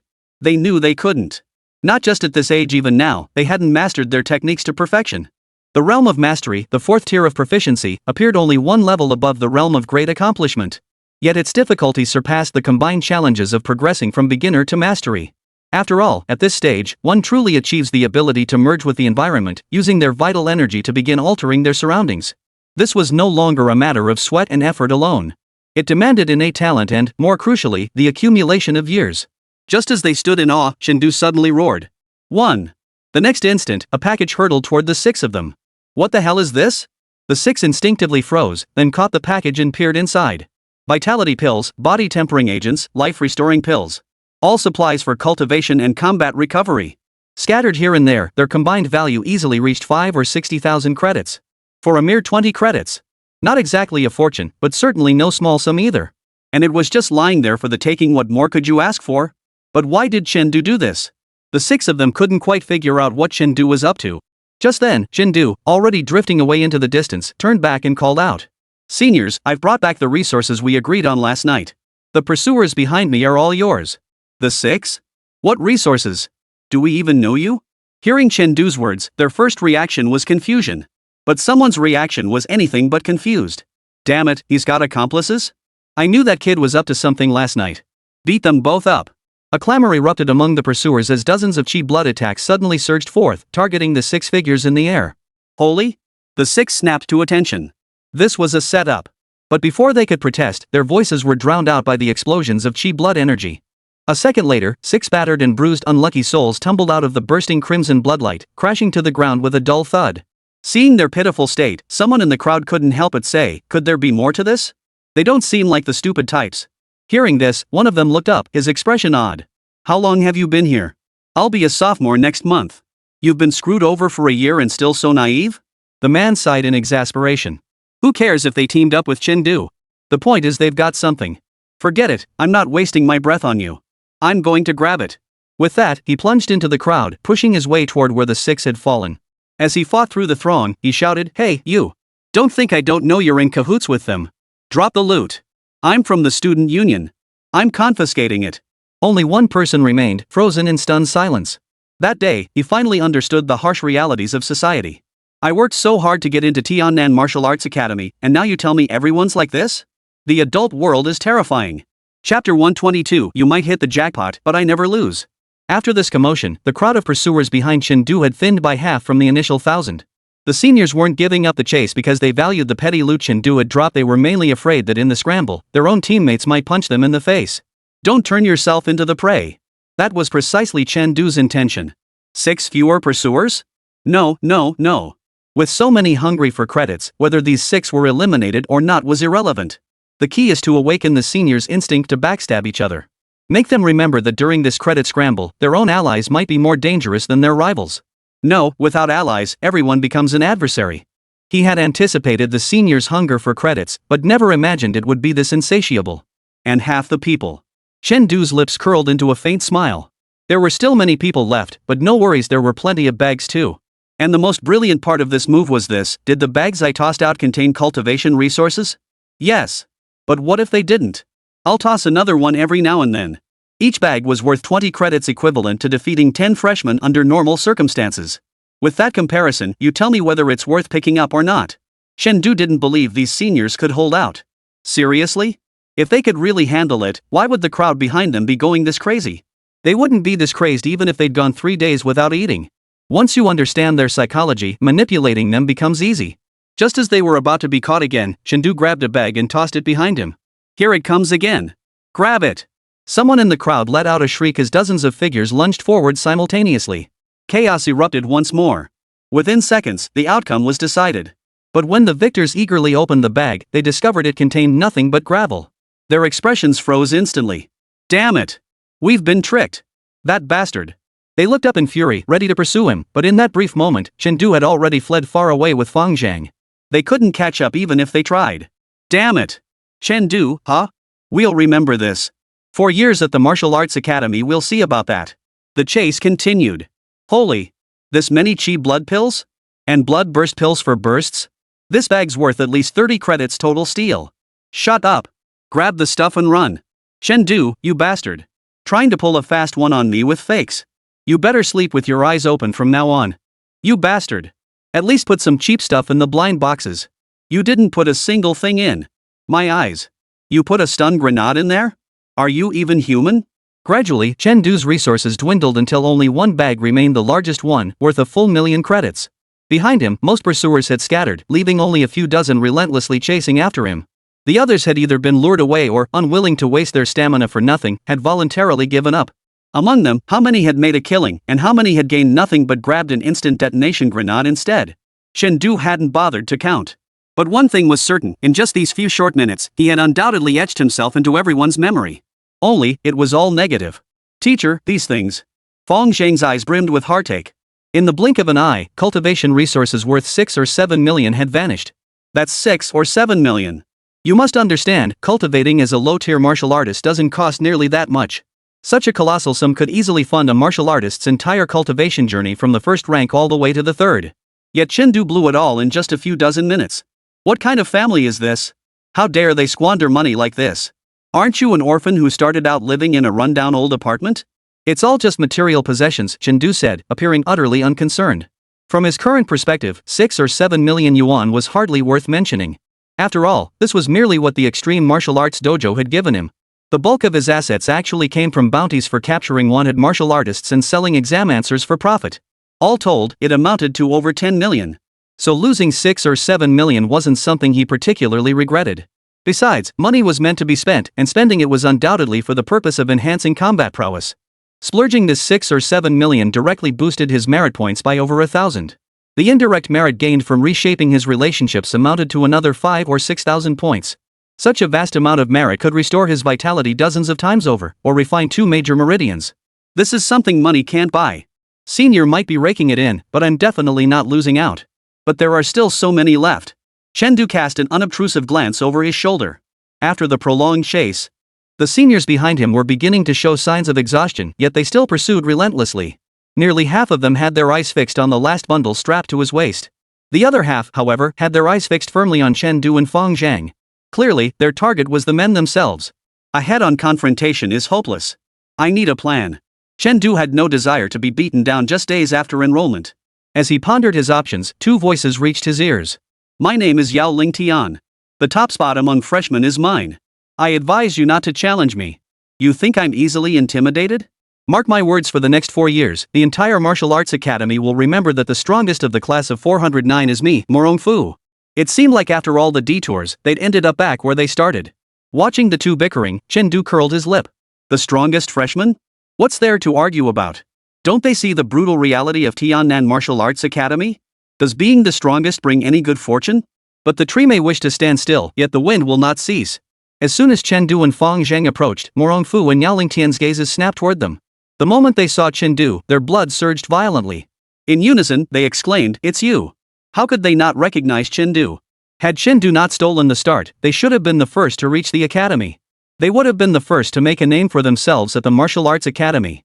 But Chen had stolen all that from them. Both were prodigies, how could they swallow their pride?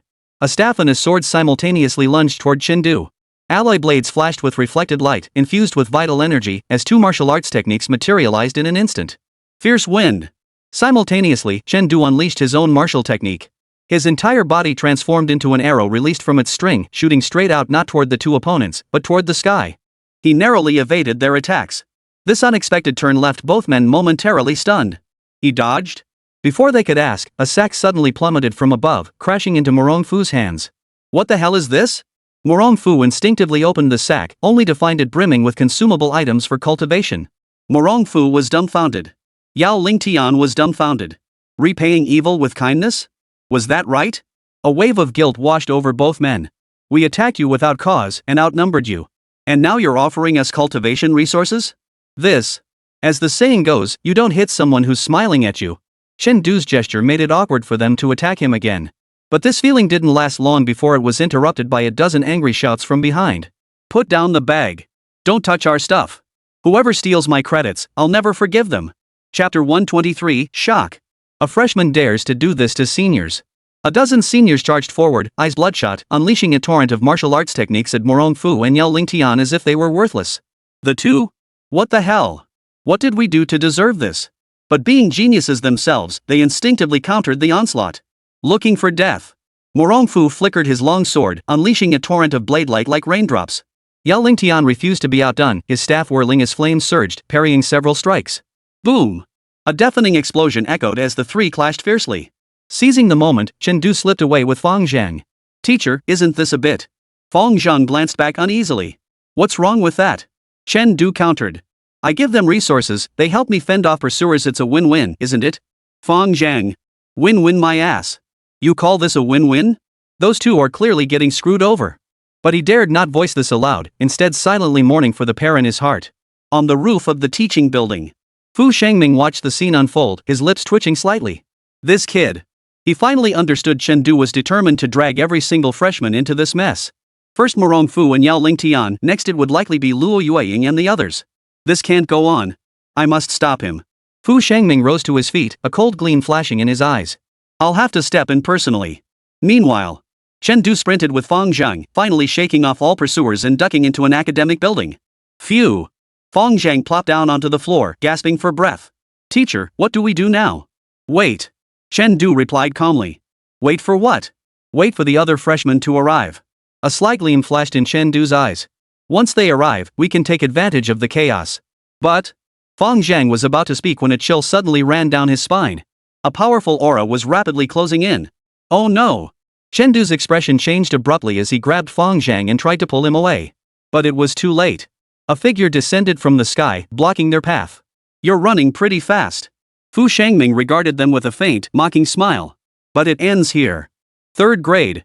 Feeling the powerful chi fluctuations emanating from the opponent, Chen Du's pupils contracted. This is trouble. Senior, let's talk this out. Chen Du forced a smile. I can give you resources. Resources? Fu Shangming scoffed. Do you think I'm lacking in resources? Then what do you want, senior? Credits. Fu Shangming said indifferently, defeat you. 100 credits. 100 credits? Chen Du froze, then realized, is that the bounty teacher Bai Yi put out? Smart. Fu Shangming nodded approvingly. So, just give up peacefully. Sorry, I refuse. Chen Du took a deep breath and slowly drew the long sword from his waist. Oh? Fu Shangming raised an eyebrow. Still want to resist? I have to try. Chen Du grinned. What if I win? Interesting. Fu Shangming smiled too. Then let me see what you've got. No sooner had the words left his mouth than both men struck simultaneously. Watching Chen Du draw his blade, Fu Shangming suddenly burst out laughing. You don't seriously think you can leap over 2 major cultivation realms, do you?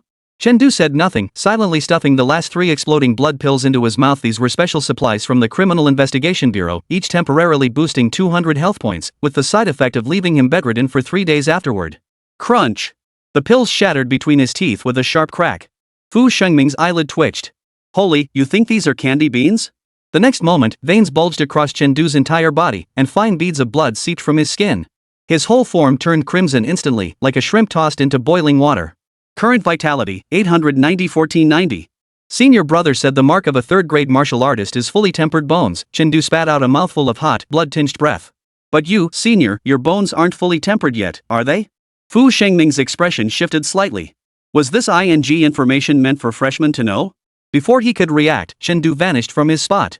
Not a footwork technique, pure brute force from the exploding blood pill propelling him off the ground. Slash! The blade's glint cascaded like a waterfall. Fu Shangming blocked hastily, only to see Chen Du flick his wrist, causing the blade's trajectory to suddenly curve in an uncanny arc. Clang! Sparks from the metal collision flashed painfully bright in the dim corridor. Fu Shangming stumbled back 3 steps, his face frozen in shock. Transcendent Realm Swift Wind Blade? Chen Du grinned, his mouth full of blood. Impressive eyesight, senior. As he spoke, 3 more slashes erupted, each aimed directly at vital points. Fu Shangming grew increasingly alarmed with every exchange. This wasn't some freshman. Even veterans battle-hardened over a decade on the battlefield weren't this ruthless. What was most outrageous was the kid's angles. Each strike was so devious it was infuriating. What looked like a neck slash would suddenly drop 3 inches to stab the kidneys mid-air. What seemed like a sweeping leg cut would tip upward at the last moment, aiming for the groin. UING. Fu Shangming dodged the devastating blow with an iron bridge stance, cursing furiously. Who taught you such dirty tricks? Chen Du abruptly withdrew his blade and retreated, flashing an innocent smile. Self-taught. Fu Shangming had barely relaxed when suddenly, the ground vanished beneath his feet. Snap! The meticulously laid alloy wire trap snapped tight, hoisting him upside down onto the ceiling. Damn it! Fu Shangming dangled upside down, finally snapping. You set traps inside your own teaching building? Chen Du wiped the blood from his nose, looking perfectly nonchalant. Honorary member of the Criminal Investigation Bureau. You call that underhanded? That's tactical proficiency. He pulled out a small notebook from his pocket and began writing earnestly. Early stage 3rd grade martial artist, bone tempering progress approximately 60%. Recommended tactic, sweeping blade plus ground sweep blade combo. Fu Shangming's eye twitched. You're keeping combat notes? Calm down, senior. Chen Du closed the notebook and suddenly flashed a genuinely kind smile. I've got a survey to fill out. What's it like getting beaten by freshmen? I'll give you a taste of your own medicine. Anger level of a 3rd rank martial artist plus 999. 10 minutes later. Chen Du dragged the unconscious Fu Shangming to the rooftop of the teaching building. He used a fire hose to wrap him up like a rice dumpling, thoughtfully attaching a note to his forehead. Defeated. Remember to transfer 100 credits to my account. Chen Du.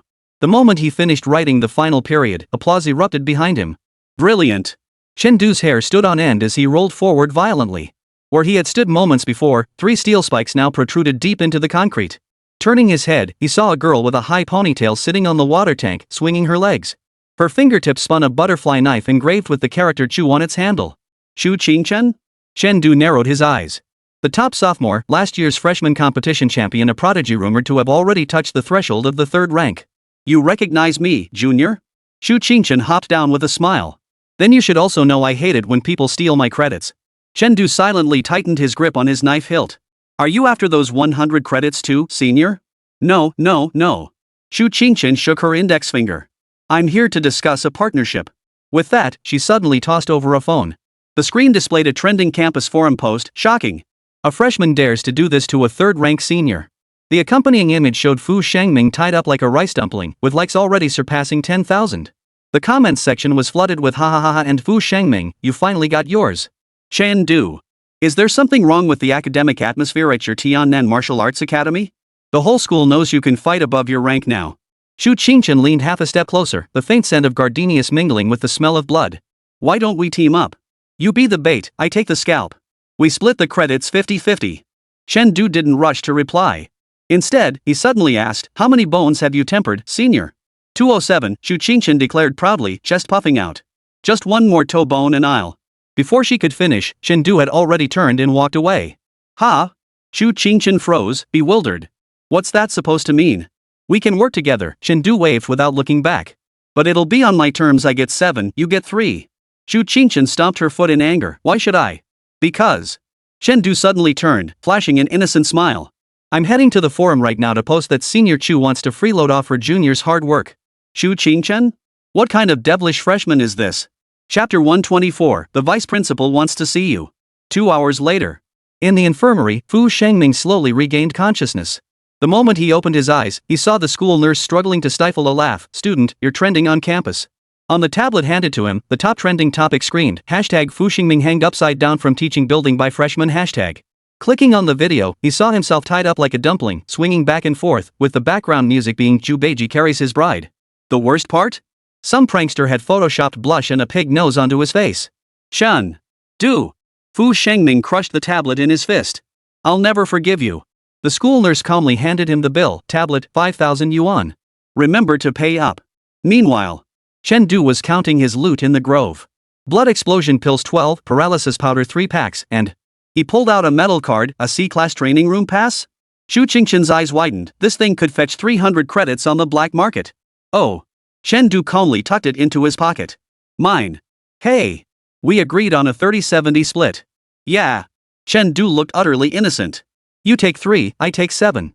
Chu Qingchen was so furious he drew his butterfly knife. You think I won't? Before he could finish, the sound of marching footsteps echoed from the distance. Both turned simultaneously only to see over 20 third-year students advancing toward them with murderous intent. Leading the group was none other than Fu Shangming, who had just been publicly shamed on the forum. They're here for you. Chu Qingchen instantly sheathed her weapon and turned to flee. But Chen Du grabbed her collar. Senior, deserting during our partnership means penalty fees. I'll pay you my ass. Chu Qingchen cursed, watching the crowd grow closer. That's the third-year Iron Hand Brigade. Every single one of them is a third-grade martial artist. Chen Du suddenly flashed an eerie grin. Funny, I've been waiting for them. He pulled a remote control from his pocket and pressed a button lightly. Boom! The entire forest was suddenly bathed in blinding white light as hundreds of drones roared out from the treetops. Each drone carried a small speaker beneath it, now looping a message. Senior Fu Shangming, your pre-ordered instructional video How to Get Outclassed by Freshmen has begun recording. Fu Shangming's face instantly turned as green as spinach juice. Chen Du, you son of a. From his perch in the trees, Chu Qingchen surveyed the chaotic battlefield and suddenly realized something. Who the hell was hunting whom here? Chen Du crouched on a tree branch, watching the Iron Hand Corps members below in utter disarray. He suddenly sighed. Senior, your Tiannan Martial Academy seniors, is this it? Chu Qingchen nearly fell from the tree upon hearing this. You call that just that? There are over 20 second-rank and third-rank cultivators.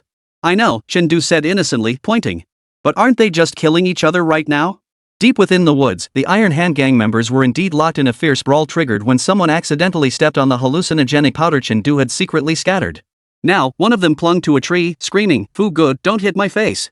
Even more absurdly, the brawl had split into 2 factions. Brother Fu said to take them alive. Bull. He clearly said beat them to death. You're the one talking nonsense. You're the one farting non-stop. Chu Qingchen watched with a twitching mouth. When did you slip the drugs in? While we were running for our lives. Chen Du counted on his fingers. First sprayed the tree with hallucinogens, then buried nitrous oxide grenades in the roots, and also. Stop, stop, stop. Shu Qingchen's scalp prickled. Did you empty the entire Criminal Investigation Bureau's warehouse, you bastard? Chen Du gave a shy smile. Not much, just a tiny bit. He pulled a metal canister from his backpack, its label clearly marked in red, special supply for the Criminal Investigation Bureau and strictly for official use only. Shu Qingchen. Was this junior practically a walking arsenal? Pretty much. Chen Du suddenly dropped his smile, pulling a small remote control from his pocket. Time to close the net. Wait. Shu Qingchen tried to stop him, but the madman had already pressed the button. Puff puff puff. Dozens of smoke grenades erupted around the forest, instantly shrouding the entire area in pale pink haze. Even more absurdly, the drone swarm began blasting an insanely catchy, brainwashing anthem, Brother Fu, so adorable. Shen. Du. Fu Shengming's blood-curdling roar pierced the fog. I'll kill you. Shu Qingchen watched Chen Du, who had already pulled out and donned a gas mask, and suddenly felt utterly exhausted. You planned this all along, didn't you? Not at all, Chen Du blinked innocently. Just improvising. He handed her an identical gas mask. Want one, senior? 500 credits each. Are you robbing me? 600. Once the smoke cleared, the scene was nothing short of spectacular. Over 20 third-grade martial artists sprawled haphazardly on the ground. Some were grinning like fools, others wailed pitifully, while two clung to each other, dancing a waltz. Fu Shengming, still somewhat lucid, leaned against a tree trunk, retching. Chen Du. You just wait, you bastard. Sure thing, Fu Ji. Chen Du nodded obediently, casually jabbing a tranquilizer needle into the other man's neck. As Fu Shengming fell backward, eyes rolled back in his head, a single thought filled his mind, are this year's freshman demons. 1 hour later. The Tiannan Martial Arts Academy's Academic Affairs Office was in an uproar. What? The Iron Hand Corps wiped out? The duty teacher's thermos clattered to the floor. By a freshman? The student delivering the news looked dazed. Not only that, the freshman filmed the whole thing as a vlog and posted it on the campus network. The teacher trembled as he clicked on the video. It opened with Chen Du's beaming smile. Hello everyone. Today I'll show you how to take down 23 third-grade martial artists using just 200 credits. The video even thoughtfully included a consumption list at the end. Hallucinogens 50 credits. Laughing gas cartridges 30 credits. Smoke grenades 20 credits. Total 198 credits. Saved up 2 credits to buy an ice pop, hee hee. Teacher on duty. Is it too late for him to quit now? Meanwhile, Chen Du was counting his loot. 7C grade weapons, 15D grade weapons, Chi blood pills. He suddenly frowned.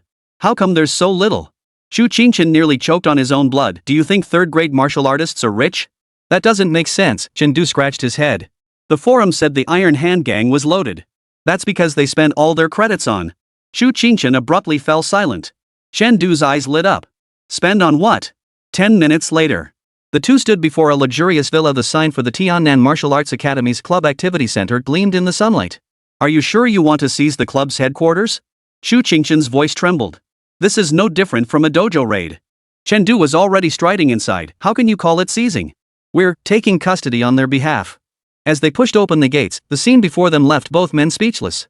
The walls of the hall were covered in banners. Best Club of the Year. Martial Arts Innovation Award. The most eye-catching one hung right in the center, presented by the Global Fan Club of Fu Shengming. Chen Du fell silent for 3 seconds before suddenly pulling out his phone. Hello? Campus Daily? I've got a major scoop. Stop it. Shu Qingchen lunged forward to grab the phone. Do you want every club on campus hunting you down? It was too late. That afternoon, another viral post exploded on the Tiannan campus forum. Shocking. Iron Hand Squad leader Fu Shengming is actually an idol? Exclusive private photo collection included. The accompanying photo showed Fu Shengming dressed in idol-style stage outfits, with a clearly photoshopped background. But that didn't dampen the enthusiastic curiosity of the onlookers. The post instantly shot to the top of the trending list, with comments flooding in, "Ha, and bro Fu, debut already." Word has it that after seeing this, a teacher from the Student Affairs Office immediately texted Fu Shengming, "Hey, thinking of transferring to the arts department?" Night fell. Chen Du lay in the club villa he'd just taken over, blissfully counting today's gains. His phone suddenly vibrated a message from Ji Xingji. "Hey, little brother, you're having quite the time, huh? You've even gotten the principal involved." Chen Du replied, "Nothing special. Ji Xingji. The vice principal specifically requested to see you at tomorrow's opening ceremony. Remember to dress formally. Also, take down those banners in the villa." Chen Du shot upright. The vice principal wants to see me? Good news or bad? What do you think? Ji Xingji sent a smiley face. You publicly shamed the guy's own son on the forum. Chen Du's hand trembled and his phone clattered to the floor. Oh. Fu Shengming is the principal's son? Is it too late to withdraw now? Chapter 126. Not a single sane person in this school. Chen Du stood in the student council activity room, surveying the floor littered with military weapon parts. He silently tightened his gas mask. What are you spacing out for? Xiao Yu tossed him a screwdriver without looking up.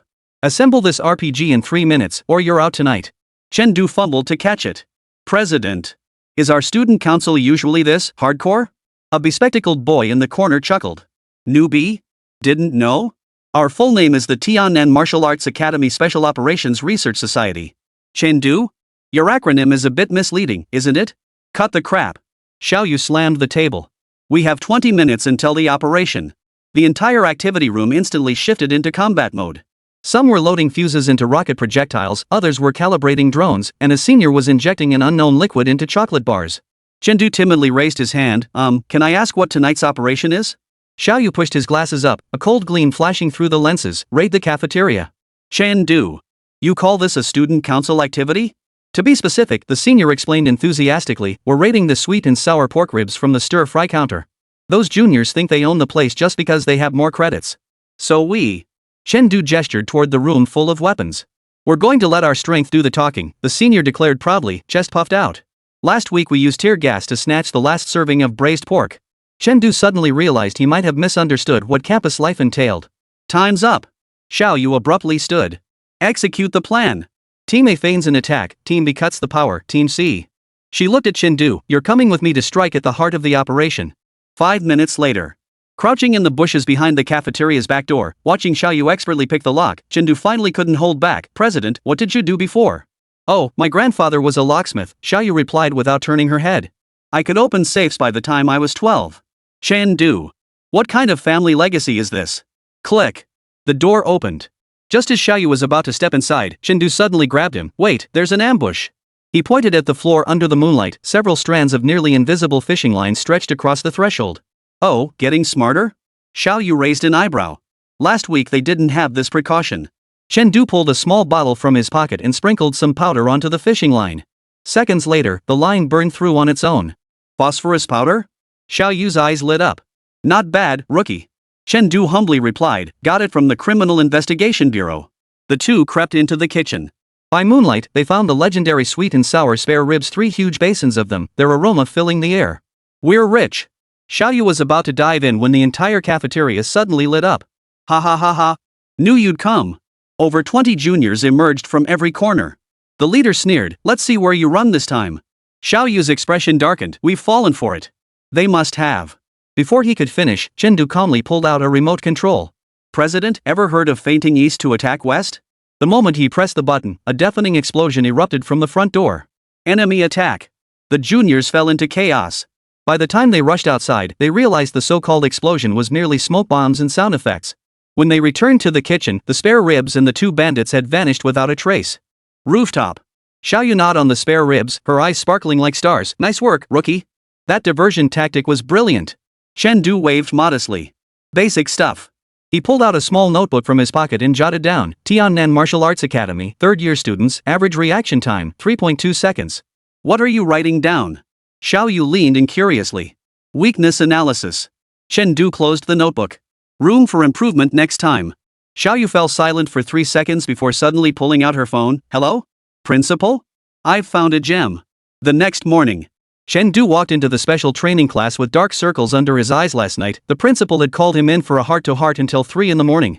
No sooner had he sat down than Chen Du leaned over mysteriously. Heard you joined the student council? MHM.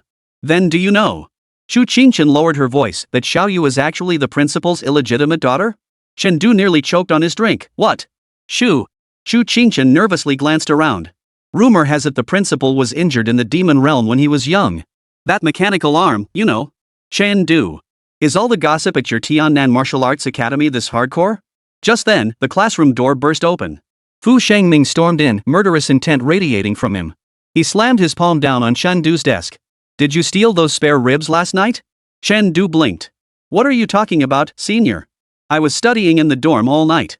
He pulled out a copy of Demon Beast Anatomy, with a sweet and sour spare rib bone still wedged between its pages. Fu Shengming trembled with rage. You damn. Silence. The old professor entered the classroom. Today's practical session, pair up to dissect a second-grade demon beast. Chen Du immediately raised his hand. Professor, I request to be paired with Senior Fu. Fu Shangming? 5 minutes later. Senior, your grip on the scalpel is wrong. Chen Du helpfully grasped Fu Shangming's hand. It should be like this. Snap.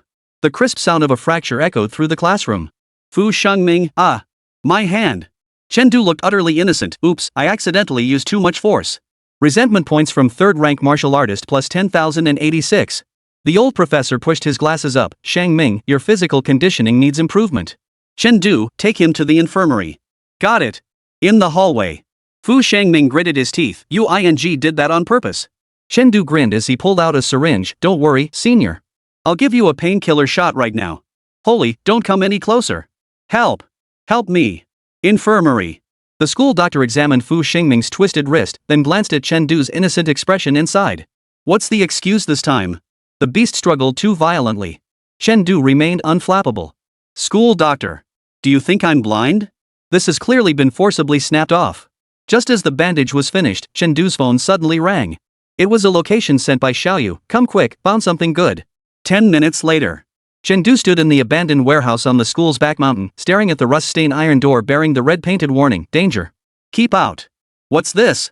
The underground training facility beneath the old school site, Xiaoyu said, rubbing his hands together excitedly. Rumor has it, it holds the legacies of generations of students.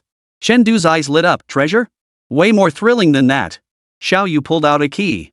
I snagged, borrowed the principal's access card. The moment the door swung open, Chen Du sucked in a sharp breath.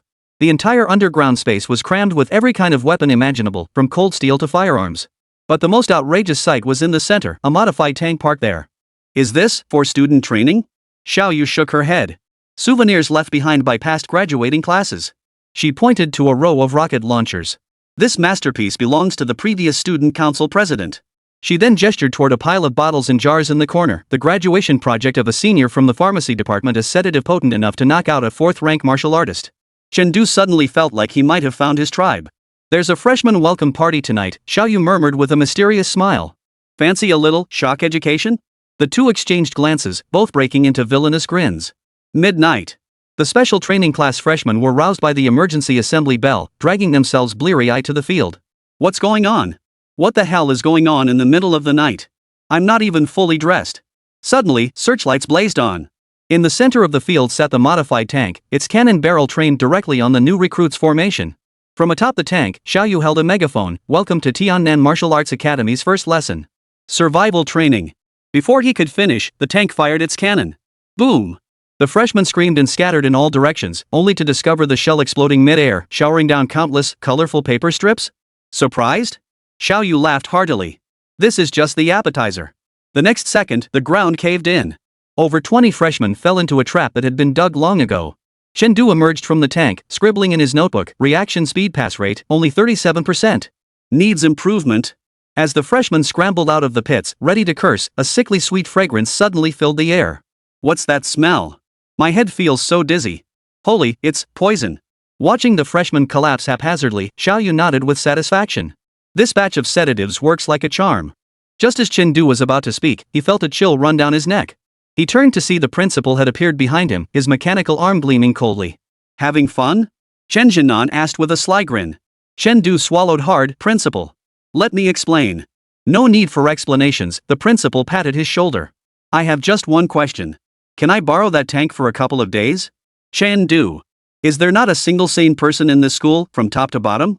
Chapter 127, Journey to the Demon Realm. Chen Du watched the principal's eager expression and suddenly felt an ominous foreboding. Principal, you wouldn't be thinking of. Of course. Chen Jinan shoved him aside and deftly jumped into the tank's cockpit. It's such a waste for this beauty to just sit in storage gathering dust. Xiaoyu silently took 2 steps back. Principal, the fuel tank is full. Perfect. Just perfect. Chen Jinan rubbed his hands together excitedly as his mechanical arm tapped furiously on the control panel. Just as Chen Du tried to intervene, the tank roared to life with a thunderous boom. Its turret swung 180 degrees, aiming directly at the classroom building. Wait. Principal, calm down. Chen Du was terrified out of his wits. There are still people in class over there. What's there to fear? Chen Jinan waved dismissively. Back when I was a student, I blew up 3 buildings. Chen Du. What kind of glorious tradition is this? Principal. Xiaoyu suddenly shouted, "The board of trustees car is here." Chen Jinnan's expression changed instantly as he leaped out of the tank. "Quick! Clean up the scene!" The three scrambled to fill the pit with dirt, arranged the dazed freshmen into morning exercise poses, and finally stuffed copies of martial arts fundamentals into their hands. Just as they finished, a black sedan pulled up slowly. The window rolled down, revealing a stern old face. "Principal Chen, what exactly is this?" "Morning study session." Chen Jinnan replied without batting an eye. "Our Tiannan Martial Arts Academy has a strong academic atmosphere. The students organized an all-night study session on their own initiative." The old board member narrowed his eyes, pointing at the still smoking tank barrel. "And this? Teaching equipment," Chen Jinnan declared with righteous indignation. "The latest multimedia devices." Old board member. "Do you take me for a blind man? That's clearly a Type 59 modified tank." As soon as the board member's car pulled away, the freshman lying on the ground began groaning and stirring awake. "Where am I? My head hurts so bad. Ha! Why's there a book in my hand?" Chengdu and Xiaoyu exchanged a glance and instinctively stepped back behind the principal. "Students!" Chen Jinnan suddenly bellowed with full force, "Congratulations on passing your first lesson." The freshmen looked utterly bewildered. Being caught off guard in a surprise attack is the ultimate test of a martial artist's instincts. The principal delivered his speech with convincing conviction. "Students who performed exceptionally well will receive." He casually pulled a key from his pocket, a week's access to the C-level training room. The freshmen erupted in excitement, completely forgetting how they had fainted.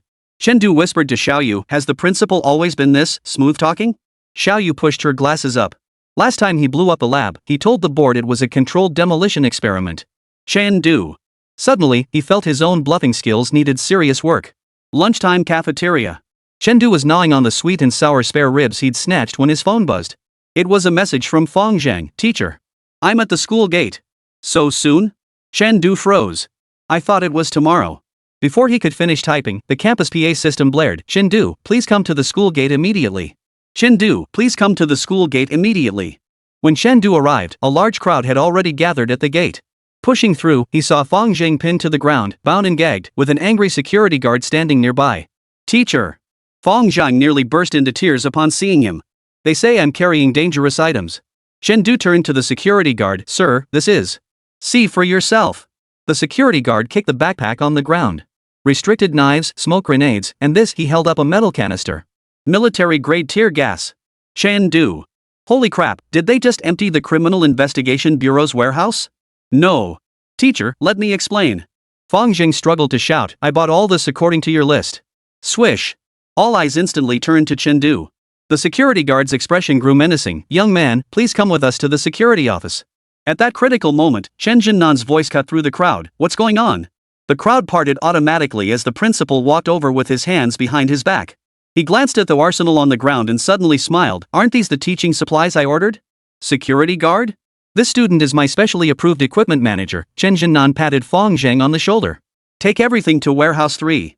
Only after the security guard left, still looking skeptical, did the principal turn to Chengdu, "Your apprentice?" Chengdu nodded. "Impressive. He's got potential." Chen Jinnan stroked his non-existent beard with satisfaction. "Bring these teaching materials to my office tonight at 8. Chengdu. You're planning something big. Afternoon martial arts combat training." The instructor was a burly man with scars covering his face. Rumor had it he lost a leg in the demon realm and now wore a mechanical prosthetic. "Today we practice close quarters combat," boomed the instructor's voice like a bell. "The rules are simple: knock your opponent out of the circle to win." Chengdu was paired with Fu Shengming. Had. Fu Shengming clenched his fists, joints cracking loudly. "Kid, you're done for." Chengdu blinked. "Senior, your zipper's down." "Bull. I'm wearing athletic." As Fu Shengming bent down to check, Chengdu swept his legs out from under him, sending him crashing to the ground. He swiftly dragged Fu out of the circle. "Chengdu wins," the instructor announced expressionlessly. Fu Shengming jumped up in rage. He cheated. "Instructor, do enemies on the battlefield ever discuss martial ethics with you?" Fu Shengming. Resentment points from third-rank martial artist plus 9,999. In the second round, Chengdu faced an unfamiliar senior. "Kid," the senior sneered, "I won't be as dumb as Fu Shengming." Before he could finish, Chengdu suddenly pointed skyward. "Look. A UFO." The senior instinctively looked up. Bang! A low kick landed squarely on target. The senior knelt down, kneeling with a serene expression. The instructor's mouth twitched. Chengdu wins. Round 3. The opponent got smarter this time, charging in with eyes closed. Chengdu calmly pulled a small bottle from his pocket and smashed it onto the ground. Put. A pungent stench instantly filled the air. Ugh!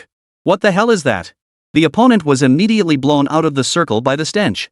Chen calmly donned his gas mask, herring extract. Cures all forms of defiance. Instructor. Are these freshmen just too out of control?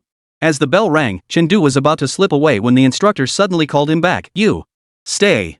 Once everyone else had left, the instructor flashed a grin. Kid, interested in learning the 18 ways to screw people over? Chen? I see you've got potential, the instructor said, rubbing his hands together.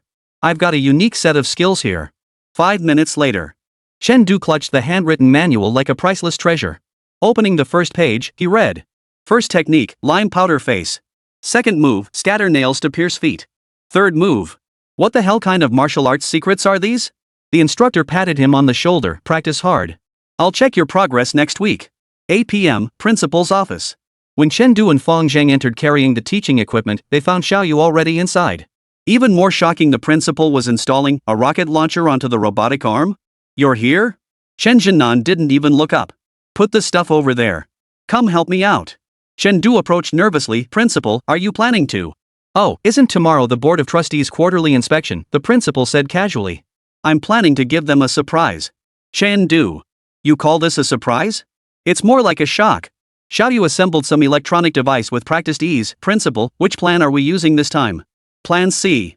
Chen Jinan grinned. Last time Plan B blew old Li's wig right off his head. He's been complaining about it ever since. Chen suddenly felt like he might have boarded a sinking ship. Fong Jing timidly raised his hand. May I ask what Plan C entails? The principal and Xiaoyu turned simultaneously, their faces breaking into eerie grins. A fireworks display.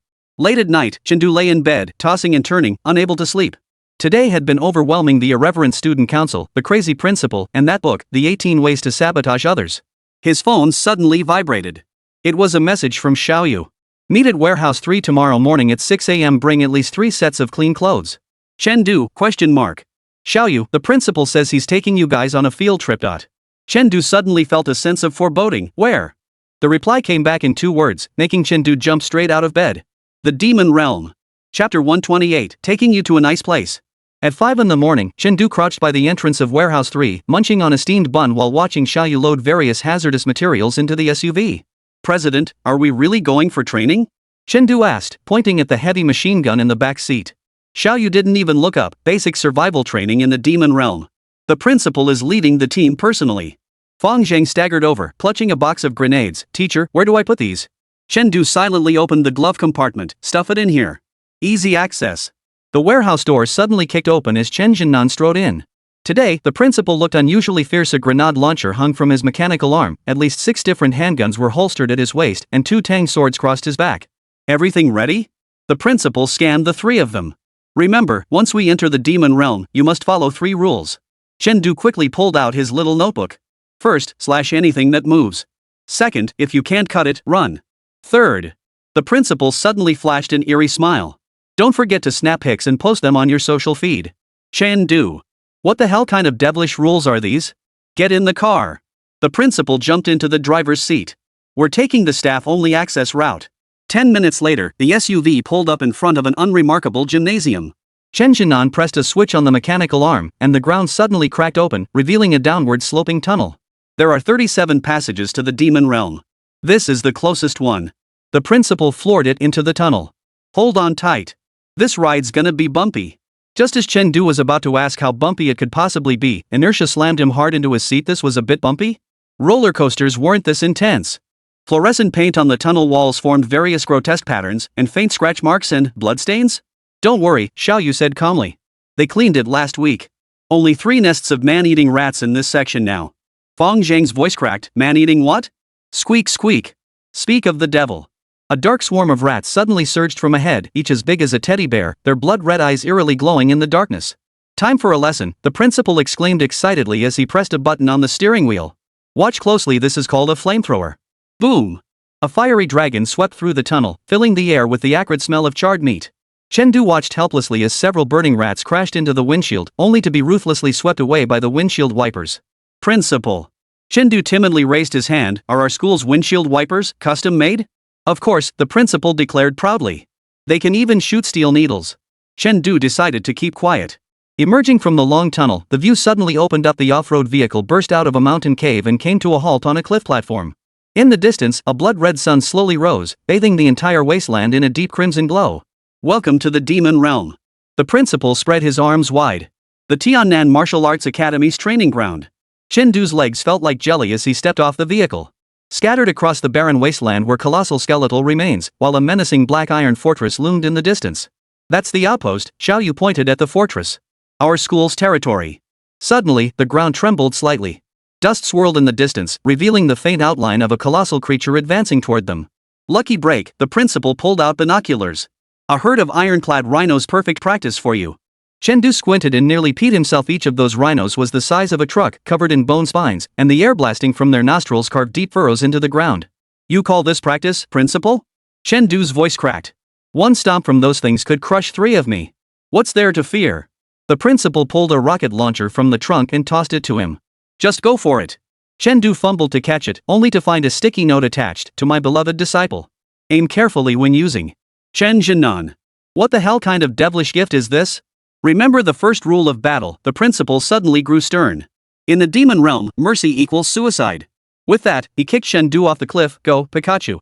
Amidst Chen Du's screams, the principal turned to the remaining 2. Which one of you is next? Fang Zhang immediately dropped to his knees. Principal, I'm afraid of heights.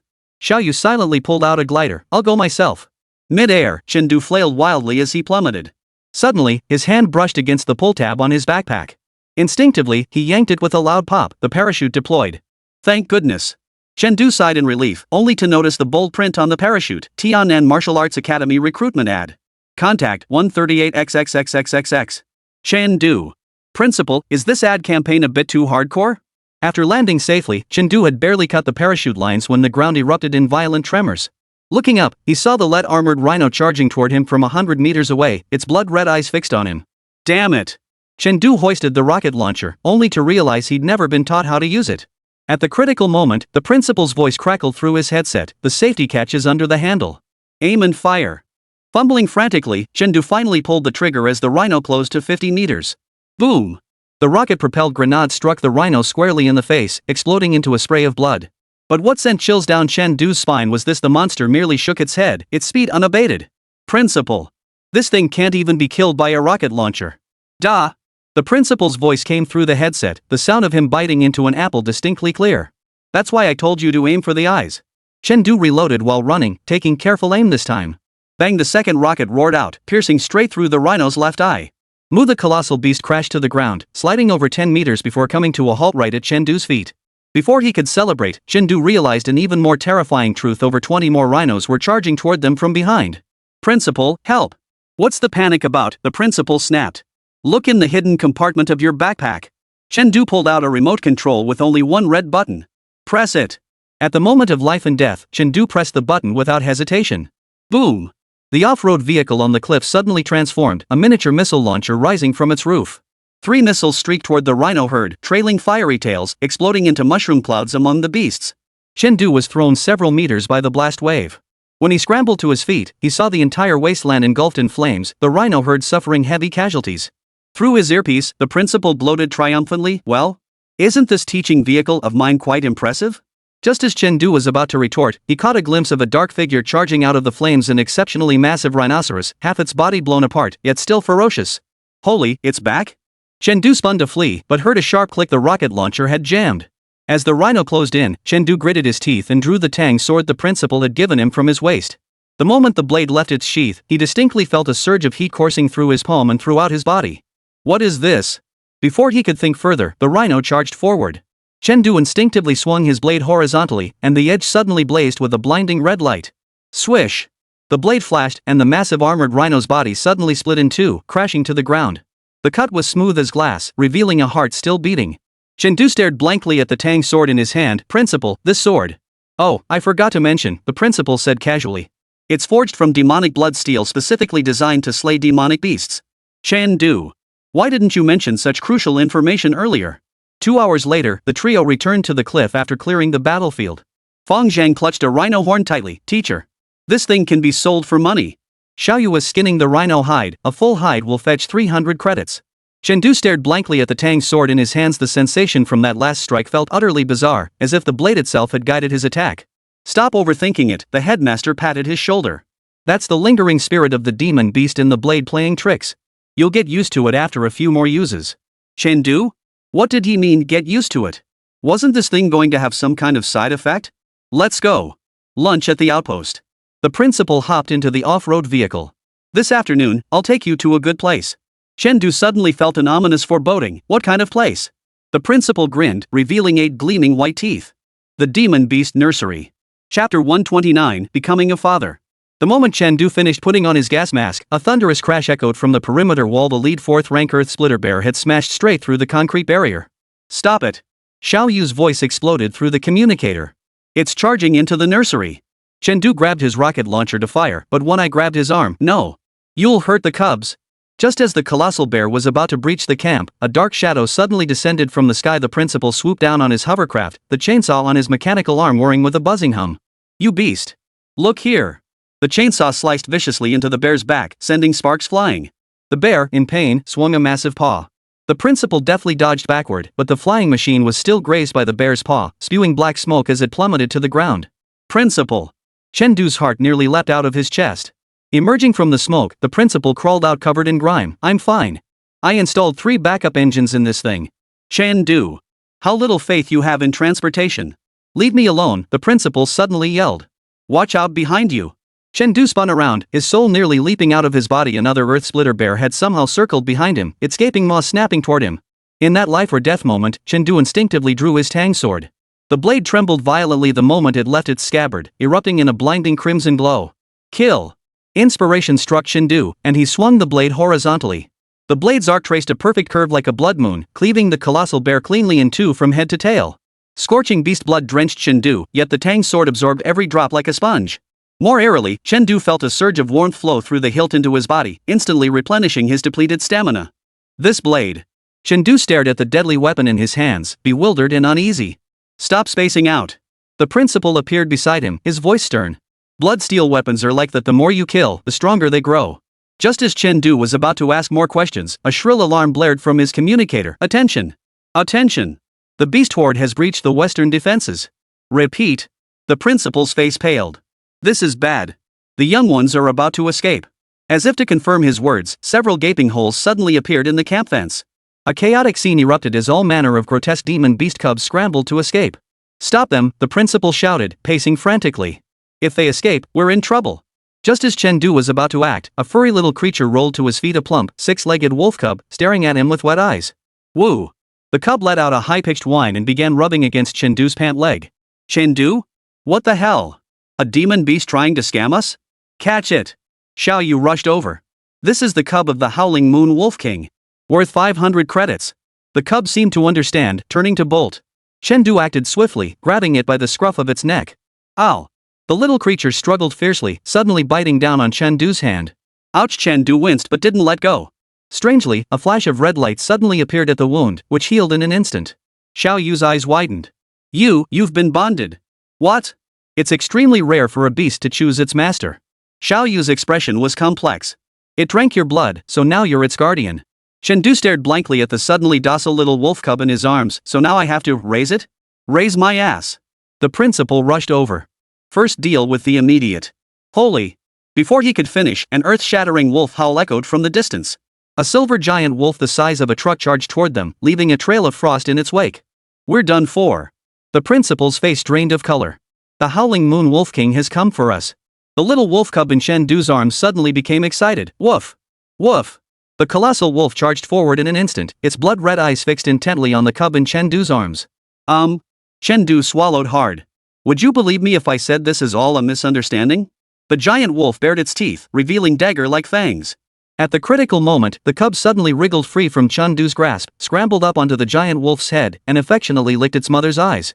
The giant wolf froze, then lowered its head to sniff Chen Du. Suddenly, it nudged him over with its nose, sending him tumbling. What's it doing? Chen Du asked nervously. Xiao Yu whispered in explanation, it's wolf etiquette. She's acknowledging you. Just as Chen Du relaxed, the giant wolf suddenly grabbed his collar and bolted. Wait! The principal tried to chase after them but was held back by other earth-splitting bears. Chen Du! Hold on! Chen Du was carried along at breakneck speed, the wind whistling past his ears. He tried to struggle but found himself utterly powerless. The wolf's saliva contained a paralyzing toxin. After an unknown distance, the wolf finally halted, tossing Chen Du before a cave entrance. The cub rolled out of his arms and scampered gleefully into the darkness. Is this an invitation to dinner? Chen Du thought, trying to find humor in his misery. The giant wolf nudged him with its head, gesturing for him to enter. Chen Du steeled himself and stepped inside the cave, only to be stunned by the sight before him. The cave floor was piled high with the bones of various beasts. In the most prominent spot sat a crystal throne, occupied by a werewolf wearing a suit and tie. Welcome, human, the werewolf bowed elegantly. I am the chieftain of the Silver Moon clan. Chen Du's jaw nearly hit the floor. You? Hello? My daughter seems quite taken with you, the werewolf remarked, glancing at the small wolf cub gnawing on Chen Du's shoelace. According to tradition, you should become her bound mate. Chen Du? What bonded companion? How did he suddenly become a werewolf babysitter? Don't be nervous, the werewolf smiled. It's just providing blood periodically. In return. He clapped his hands, and several werewolf attendants carried in 3 large boxes. These contain specialties from the demon realm enough to exchange for anything you desire in the human world. The boxes opened. The first was filled with sparkling crystals, the second contained various rare medicinal herbs, and the third. Chen Du's eyes widened. Inside was a menacing-looking shotgun, its barrel engraved with demonic patterns. A demonic energy weapon, the werewolf declared proudly. Powered by demonic force. One shot can flatten a small hill. Chen Du swallowed hard. This is far too valuable. Take it, the werewolf suddenly lowered his voice. Actually, I have a favor to ask. Just as expected. Chen Du's heart tightened. Speak. My daughter. The werewolf glanced at the cub playing happily nearby. She'd be safer in the human world. Chen Du thought he'd misheard. You want me to take her back? Exactly. The werewolf sighed. The demon realm's been unstable lately. Rebels want to capture her to threaten me. Just as Chen Du was about to refuse, the little wolf cub suddenly threw itself into his arms, whimpering pitifully. This. 1 demon crystal per month as payment. The werewolf added. Chen Du gazed at the little furball clinging to him, his heart suddenly softening. All right. The werewolf beamed with delight and immediately produced a scroll. This is the contract. Just press your fingerprint. The moment Chen Du pressed his fingerprint, the principal's furious roar echoed from the cave entrance. Chen Du! Are you still alive? The principal burst in, accompanied by over a dozen fully armed martial artists, blood still dripping from the mechanical arm. Principal! I'm fine. Chen Du hurriedly raised his hands. Spotting the werewolf, the principal instantly shifted into combat mode. Silver Moon. Release my student. No need to panic, Principal Chen, the werewolf bowed gracefully. We've just concluded a deal. The principal looked at Chen Du suspiciously. What deal? Chen Du lifted the little wolf cub in his arms. Well, I might be becoming a father? Chapter 130, The Power of Gossip. Principal. Everyone. On the way back to the outpost, the principal sighed for the umpteenth time. So you're now the contract holder for that howling moon wolf cub? Chen Du nodded, the cub sleeping soundly atop his head. Do you understand what this means? The principal asked sternly. Feeding it milk? It means you've been dragged into the power struggles of the demon realm. The principal nearly lost his temper. The Silver Moon clan is in the midst of a civil war, and this little one is the direct heir. Chen Du froze. That important? Why else do you think they gave you all those treasures? The principal rolled his eyes. Never mind. We'll talk about it back at school. 3 days later, at Tiannan Martial Arts Academy. Chen Du walked toward his classroom, followed by a bouncing little wolf cub wearing a bow tie around its neck. Look! That's the freshman raising a demon beast. So cute, can I pet it? Don't! I heard it bit off Fu Shengming's finger yesterday. Chen Du sighed, glancing at the little wolf cub. Ever since arriving in the human world, the creature had displayed astonishing destructive power. The principal's office had been demolished twice, and Fu Shengming avoided it whenever possible. Chen Du! Xiao Yu rushed over. Trouble! The board of trustees found out you brought back a demon beast and are causing a scene in the principal's office. Chen Du's heart sank. What will happen? At best, confiscation. At worst, Xiao Yu mimed slitting her throat. Chen Du scooped up the wolf cub and dashed off. Let's find the principal. Inside the principal's office, several white-haired elders pounded the table in fury. Chen Jinan. You're getting more and more out of hand. How dare you tolerate students smuggling demon beasts onto campus? The principal sat with his legs crossed. It's not the first time. This time is different, roared the senior board member leading the group. That's the heir of the Silver Moon clan. It will cause a diplomatic incident. The door burst open as Chen Du rushed in, panting heavily. Honorable board members. The responsibility is mine. Please spare the principal. The old board member sneered coldly. Fine. Then dispose of this beast right now. No. Chen Du clutched the wolf cub tightly. We have a contract. Contract? The old board member sneered. It's worthless scrap paper before human law. As the standoff intensified, the principal suddenly smiled boldly. Are you sure you want to do this? Absolutely. The principal slowly pulled out his phone. Then I'll have no choice but to inform the lady about your spending records at the nightclub last month. The old board member's face instantly drained of color. You, how could you? And Director Sang's gambling debts, Director Wang's illegitimate child. The principal ticked off each item. Shall I reveal them all? The board members fell into collective silence. Finally, the old board member gritted his teeth and spat. This is the last time. Then he slammed the door and stormed out. Chen Du stared in disbelief. Principal, what are you doing? Standard procedure. The principal tucked away his phone. Remember, at Tiannan Martial Arts Academy, nothing can't be solved with dirt. Chen Du. Suddenly, he desperately wanted to know if the principal had any dirt on him. Oh, right. The principal's expression turned serious.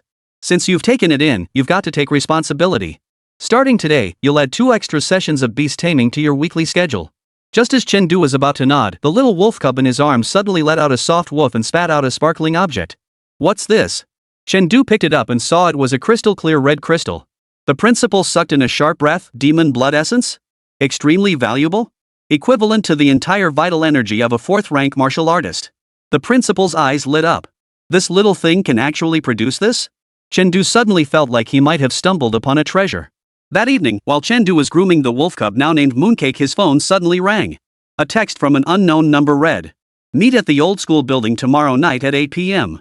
You'll be interested in what I have to say about the Silver Moon Clan. An insider. Chen Du frowned. When he tried to call back, it rang dead. Strange. Mooncake suddenly perked up his ears and growled lowly toward the window. Chen Du looked up alertly, just in time to catch a fleeting shadow darting past. Someone's watching us? It seemed this university life was far more complicated than he had imagined. Chen Du stared at his phone screen for a long while. Mooncake circled around his feet, occasionally nudging his calf with its fluffy head. Mooncake, who do you think sent this text? Chen Du scratched the wolf cub's chin. Could it be that jerk Fu Shangming trying to screw me over? Mooncake tilted his head and suddenly sneezed, spraying a small cluster of ice crystals that froze Chen Du's slipper into a solid chunk of ice. Holy crap! Chen Du yanked his foot away. Did you mess up your skill points? Didn't your dad learn to breathe fire? Mooncake blinked innocently with its big eyes, its tail wagging like a propeller. The next day in martial arts class, Chen Du was clearly distracted. Fu Shangming executed a shoulder throw, sending him flying 3 meters away. Hey, why are you as limp as a rag doll today? Fu Shangming looked down at him. Did that little beast suck all your energy dry? Chen Du dusted himself off and stood up. Senior, did you text me last night? My ass. Fu Shangming's face suddenly flushed red. I'm blocking your number right now. Chen Du nodded thoughtfully, so it wasn't Fu Shangming. Then who was it? Hey! Fu Shangming suddenly lowered his voice. I heard that thing you're keeping is the heir to the Silver Moon Clan? Ha! Be careful. Fu Shangming was unusually serious. There's demonic energy on campus lately. Chen Du froze. What do you mean? Just as Fu Shangming was about to speak, the instructor's whistle pierced the air. Assemble. Today we'll practice disarming a knife with bare hands. At 7:30 p.m., Chen Du crept stealthily toward the old school building. The place had long been abandoned, its walls peeling like psoriasis, every window pane shattered beyond repair. Mooncake, wait here. Chen Du stuffed the wolf cub into his backpack. Bark if you sense danger. Mooncake whimpered in displeasure but obediently crawled inside. Pushing open the rusty iron gate, Chen Du stepped inside and immediately sensed something was off. It was too quiet, not even a chirp of insects. Moonlight streamed through the broken windows, casting mottled shadows across the floor. Anyone there? Chen Du called softly. Snap! A floodlight suddenly illuminated a figure lurking in the corner. Hooded and shrouded in shadow, the person remained unseen. Mr. Chen Du, the voice rasped, thank you for coming. Chen Du's hand crept toward the tang sword at his waist. Who are you? One who cares about the fate of the Silver Moon Clan. The stranger slowly lifted his head, revealing a pair of eyes glowing green. Chen Du sucked in a sharp breath. You're a demon? Clever, the stranger chuckled softly. But not clever enough to actually come alone. The moment the words left his mouth, the door behind Chen Du slammed shut. 3 hooded figures emerged from the shadows, closing in to surround him. What do you want? Chen Du's blade was already drawn 3 inches from its sheath. Simple, the demon leader extended a hand. Hand over Princess Silvermoon, and we'll spare your life. Chen Du scoffed. With just a bunch of nobodies like you? Petty fish? The demonic creature suddenly lunged forward with blinding speed, leaving afterimages in its wake. I am a 5th-rank demon general. Chen Du barely managed to block with his blade before a tremendous force hurled him backward. He crashed through 2 walls before coming to a halt. Cough, cough. Chen Du spat out a mouthful of blood. 5th rank, he really has something. Scared now? The demon general grinned savagely as he approached. Hand over. Wah-ah! A deafening wolf howl erupted, followed by every windowpane in the old school building shattering. Chen Du's backpack exploded. The mooncake's body rapidly expanded midair, transforming in an instant into a silver giant wolf the size of a calf. This can't be. The demon general recoiled in terror. She hasn't even reached the shape-shifting stage yet. The enlarged mooncake swatted 2 demonic creatures aside with a single paw, then turned to Chen Du and gave a couple of woof-woof barks. You want me to ride you? Chen Du asked uncertainly. Mooncake stamped her feet impatiently. Chen Du scrambled onto her back. The next second, Mooncake launched forward like a cannonball, smashing through the wall and bolting outside. Pursue her. She must not escape. The demon general's furious roar echoed from behind. Chapter 131, To Enter or Not. Mooncake raced through the campus, Chen Du clinging tightly to the wolf's neck as the wind stung his face. Mooncake. Head for the principal's office. Mooncake made a sharp turn, charging toward the administration building. 4 demonic pursuers closed in relentlessly. The demonic general leading them began gathering demonic energy, preparing a ranged attack. Just as they were about to be caught, a dark shadow suddenly plummeted from the sky. Boom! A mechanical arm slammed into the ground, sending shockwaves that knocked 2 demonic creatures flying. Principal Chen Jinnan stood lazily in the middle of the road, a cigarette dangling from his mouth. What's all this noise at this hour? Principal! Chen Du nearly cried out, they're trying to steal the mooncakes. The principal narrowed his eyes at the demons, messing with my students on my turf? The demon general gritted his teeth, Chen Jinnan. This has nothing to do with you. Bull! The principal erupted suddenly.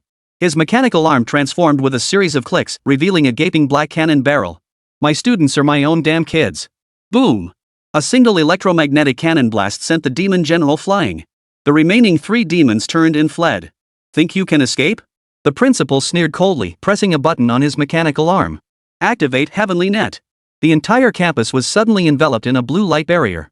The 3 demons collided with it, instantly electrocuted and convulsing violently. Chen Du stared in disbelief. The school has this capability? Of course, the principal declared triumphantly. We use it for fireworks during the annual school anniversary. Chen Du. What the hell kind of multi-purpose shield is this? In the infirmary, Xiaoyu was bandaging Chen Du's wounds. So the mooncake suddenly transformed to save you? Xiaoyu looked curiously at the little wolf cub lying by the bedside. The cub had now returned to its original form and was licking Chen Du's finger incessantly. Yeah. Chen Du nodded. But she seems to have overexerted herself. She can't transform back. The principal pushed open the door, dragging a half-dead demonic creature by the collar. We've confirmed that they're renegades from the Silver Moon clan. Chen Du frowned. How did they infiltrate the school? Good question, the principal replied grimly. There's a mole. Just then, Fu Shengming burst in frantically, Principal. Trouble. The board members have arrived with armed forces, demanding to confiscate all demon beasts. The principal cursed under his breath, that bastard Oldly. That's not all. Fu Shengming gasped, they've also brought an envoy from the demon realm. The room instantly turned freezing cold. The principal fell silent for a moment, then suddenly laughed. Interesting. Very interesting. He turned to Chen Du, kid, looks like we're gonna have to make a run for it. Ha? Pack your things. Meet at Warehouse 3 in 10 minutes. The principal patted his shoulder. I'll show you the world. 10 minutes later, Chen Du arrived at Warehouse 3 clutching a mooncake. Besides the principal and Xiaoyu, he found over a dozen students fully armed. What's this? The elite of the special training class, the principal grinned. Also members of the escape squad. Xiaoyu handed him a backpack, inside are 3 days worth of rations, a first aid kit, and, the principal's special smoke grenades. Chen Du opened it and nearly fainted. This wasn't a smoke grenade at all. It was clearly a miniature nuclear bomb. A small note was stuck on it, pull the pin, throw it, then run for your life. Chen Jinan.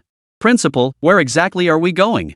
The principal activated the mechanism for the underground passage, revealing a pitch-black tunnel, the demon realm, the Silver Moon clan's headquarters. What? Chen Du nearly bit his tongue. That's walking straight into a trap. Wrong. The principal winked mysteriously. This is called a strategic retreat. With a rumble, the modified armored vehicle rose from underground, its heavy machine gun mounted and ready. Get in. The principal leapt into the driver's seat. Time for a little vacation. Chen Du clutched his mooncake as he exchanged bewildered glances with Xiaoyu. I can't shake the feeling. Chen Du swallowed hard. The principal's idea of a vacation might not be what we're thinking. Xiaoyu nodded in agreement. Last time he said he was taking us on a picnic, and we ended up raiding a drug lord's hideout. As the armored vehicle roared into the tunnel, Chen Du heard the furious shouts of the board members from behind. Chen Jinan. Get back here. The principal's response was to press a button. The tunnel entrance collapsed with a thunderous boom. All right, kids. The principal turned on the vehicle's stereo, filling the cabin with pulsing beats. The 7-day tour of the demon realm begins now. Chen gazed at the sleeping mooncake in his arms, then at the unknown darkness ahead in the tunnel. Suddenly, he felt. College life sure is thrilling. The armored vehicle bounced through the tunnel like a trampoline. Chen gripped the handrail tightly, feeling like his breakfast was about to come up. Mooncake, however, was thrilled, bouncing around the cabin and occasionally spitting out a few ice shards. Principal! Chen yelled at the top of his lungs, how long is this damn tunnel? The principal, cigarette dangling from his mouth, steered with one hand, normally a 3-hour drive. Before he could finish, a blinding red light suddenly flared ahead in the tunnel. Holy! Alert! The principal slammed on the brakes, and the mechanical arm clicked and transformed, revealing a cannon barrel. Before Chen could react, a thunderous crash echoed as a massive chunk of the tunnel ceiling collapsed. Amidst the swirling dust emerged a figure over 2 meters tall. It was a man clad in a black trench coat, half his face concealed by a metallic mask. The exposed half was deathly pale. Most eerily, his right hand held not a weapon, but a lantern glowing with green flames. Principal Chen, the man's voice scraped like fingernails on a chalkboard, in such a hurry to leave? The principal's expression darkened instantly. The underworld messenger. Old Li even summoned you lot? Chen whispered to Xiaoyu, who is this? An enforcer from the demon realm, Xiaoyu replied, his face turning pale. Specializing in hunting down fugitives. The underworld enforcer raised the lantern, its green flame flaring up with a whoosh. By joint warrant of the Silver Moon Clan and the Board of Trustees, we seek the capture of the fugitive Chen Jinan and... He glanced at the mooncake in Chen arms and suddenly grinned. Oh! An unexpected bonus. Mooncake bristled, baring its teeth at the underworld enforcer, though its tiny frame trembled like a sieve. Young man, the headmaster suddenly lowered his voice, on my count of 3, you take the little beast and run to the right side of the tunnel. There's an emergency exit there. Chen panicked, what about you? Me? The principal grinned, his mechanical arm beginning to charge. I'll teach this brat a lesson in respecting elders and caring for the young. 1, 2, 3. Boom!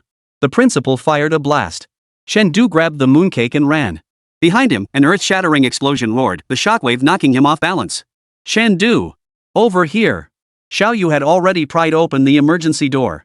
The moment the 3 squeezed through, they heard the principal shout over the communicator, 200 meters ahead, there's a fork in the road. Turn left.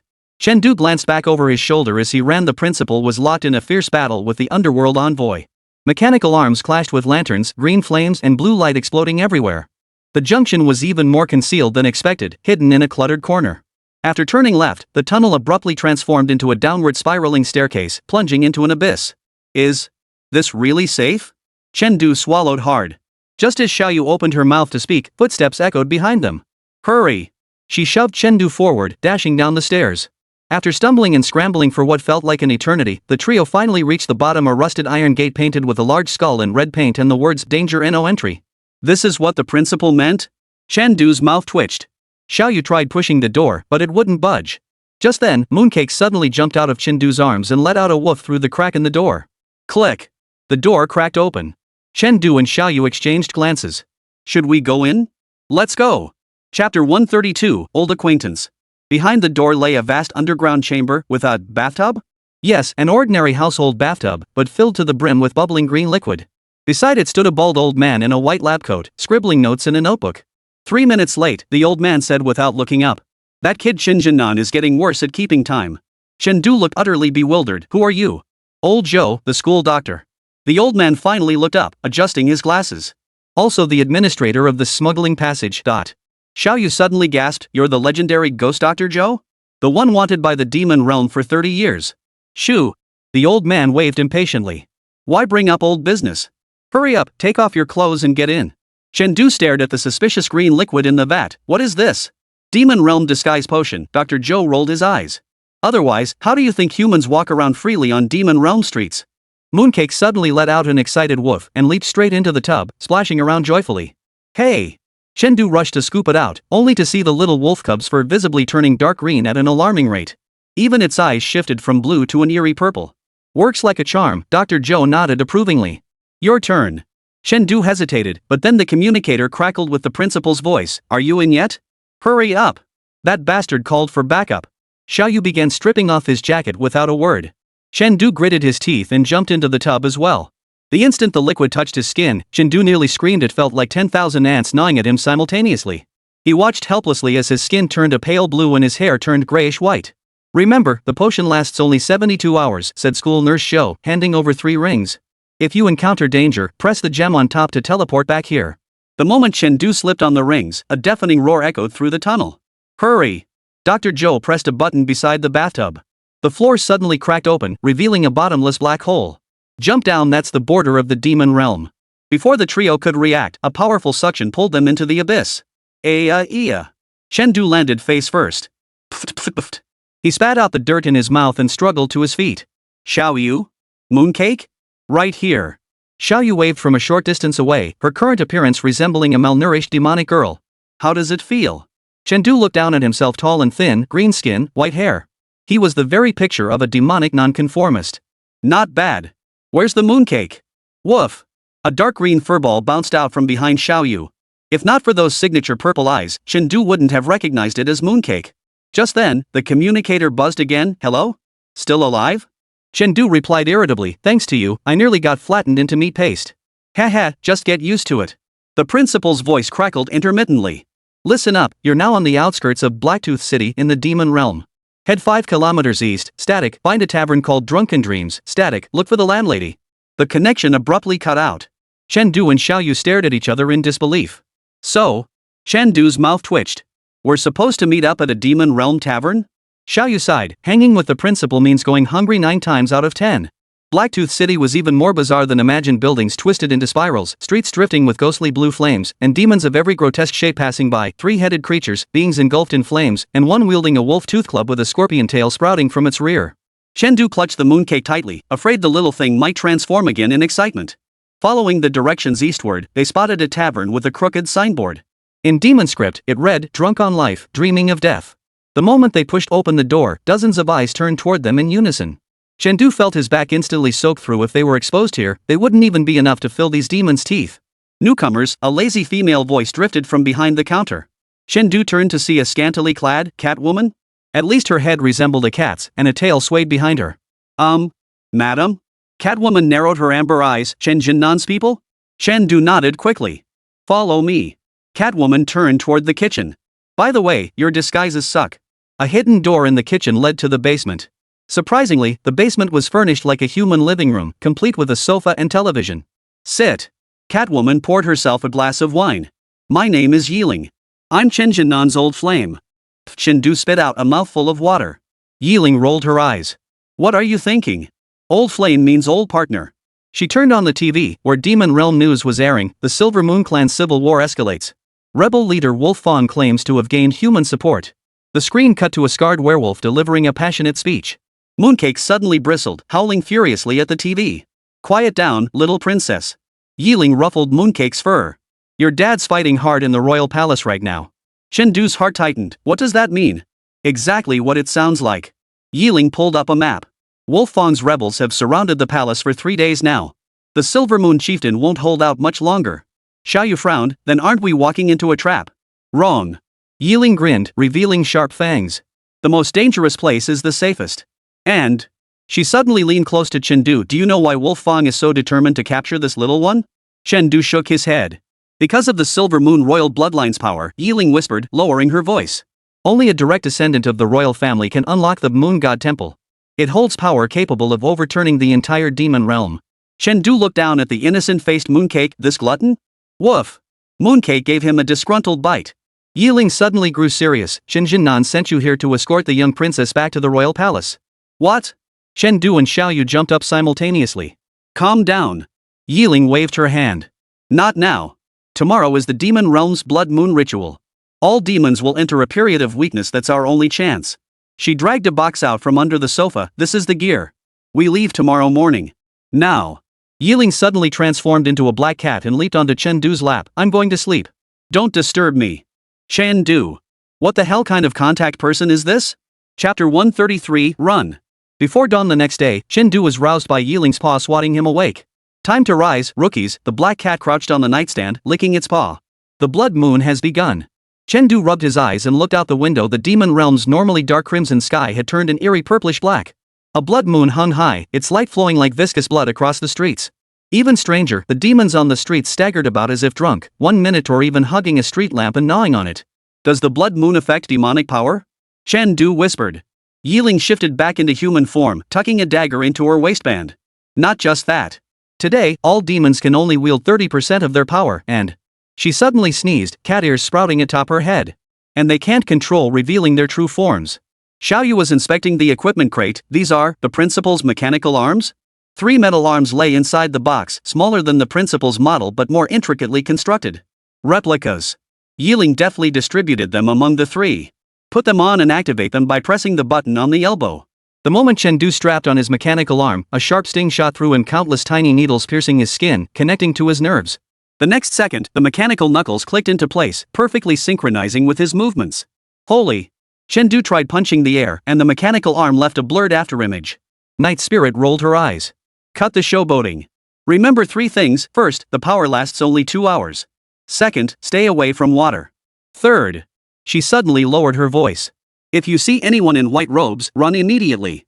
Those are Moon Temple priests. As the trio slipped out the tavern's back door, Blacktooth City lay eerily silent. Occasionally, a fallen demon lay moaning by the roadside, too weak to even acknowledge their presence. The royal palace is atop the eastern hills. Yiling transformed into a black cat and leapt onto Chen Du's shoulder. Take the sewers. Chen Du's face turned green. Again? The demon realm sewers were far more spacious than human ones, though the stench was far more pungent, a mix of rotting flesh, sulfur, and some acrid herbal scent. Mooncake buried her head in Chen Du's chest the entire time, her tiny body trembling uncontrollably. Light up ahead, Xiaoyu suddenly whispered. Turning the corner, the sewer opened up dramatically, revealing a massive underground cavern. Standing in its center was an elevator? The demon realm has this thing? Chen Du stared in disbelief. Yiling shifted back into human form and entered a code on the control panel, direct to the royal palace dungeon. Installed by Qin Jinnan 20 years ago. As the elevator doors opened, an elderly man clad in white robes stood inside, leaning on a moon-shaped staff. The air froze instantly. The Moon Temple priest. Night Spirit's hair stood on end. The old man slowly raised his head, revealing a face covered in silver vein wrinkles. Yiling, you dare betray your oath. Before Chen Du could react, the elder swung his staff, unleashing 3 silver beams. Clang! Chen Du instinctively raised his mechanical arm, somehow blocking the silver beams. Yet the immense force still hurled him backward, slamming him hard into the wall. Run! Night Spirit instantly transformed into a black mist, coiling around the old man. Go save the Silver Moon Clan chief at the palace. Xiaoyu grabbed Chen Du and rushed toward the elevator. As the doors closed, Chen Du saw Night Spirit struck by the silver beams. With a piercing scream, she reverted to a black cat and plummeted to the ground. Yiling! The elevator began ascending, the old priest's figure fading into blurry obscurity. Mooncake whimpered mournfully in Chen Du's arms. Damn it! Chen Du slammed his fist into the wall. The principal never mentioned there'd be a priest. Xiaoyu checked their gear. What do we do now? Stick to the original plan, Chen Du gritted his teeth. Rescue the Silver Moon Clan chief, then avenge Yiling. The elevator stopped. As the doors opened, a thick, pungent stench of blood assaulted their senses. The dungeon was even more sinister than imagined, walls hung with torture devices, some still dripping blood. Sounds of combat and wolf howls echoed from the corridor's end. The trio crept forward. The sight before them made Chen Du's blood run cold. A dozen battered werewolves formed a protective circle around a figure seated upon a throne. Silvermoon, the clan chieftain Chen Du had seen in the video.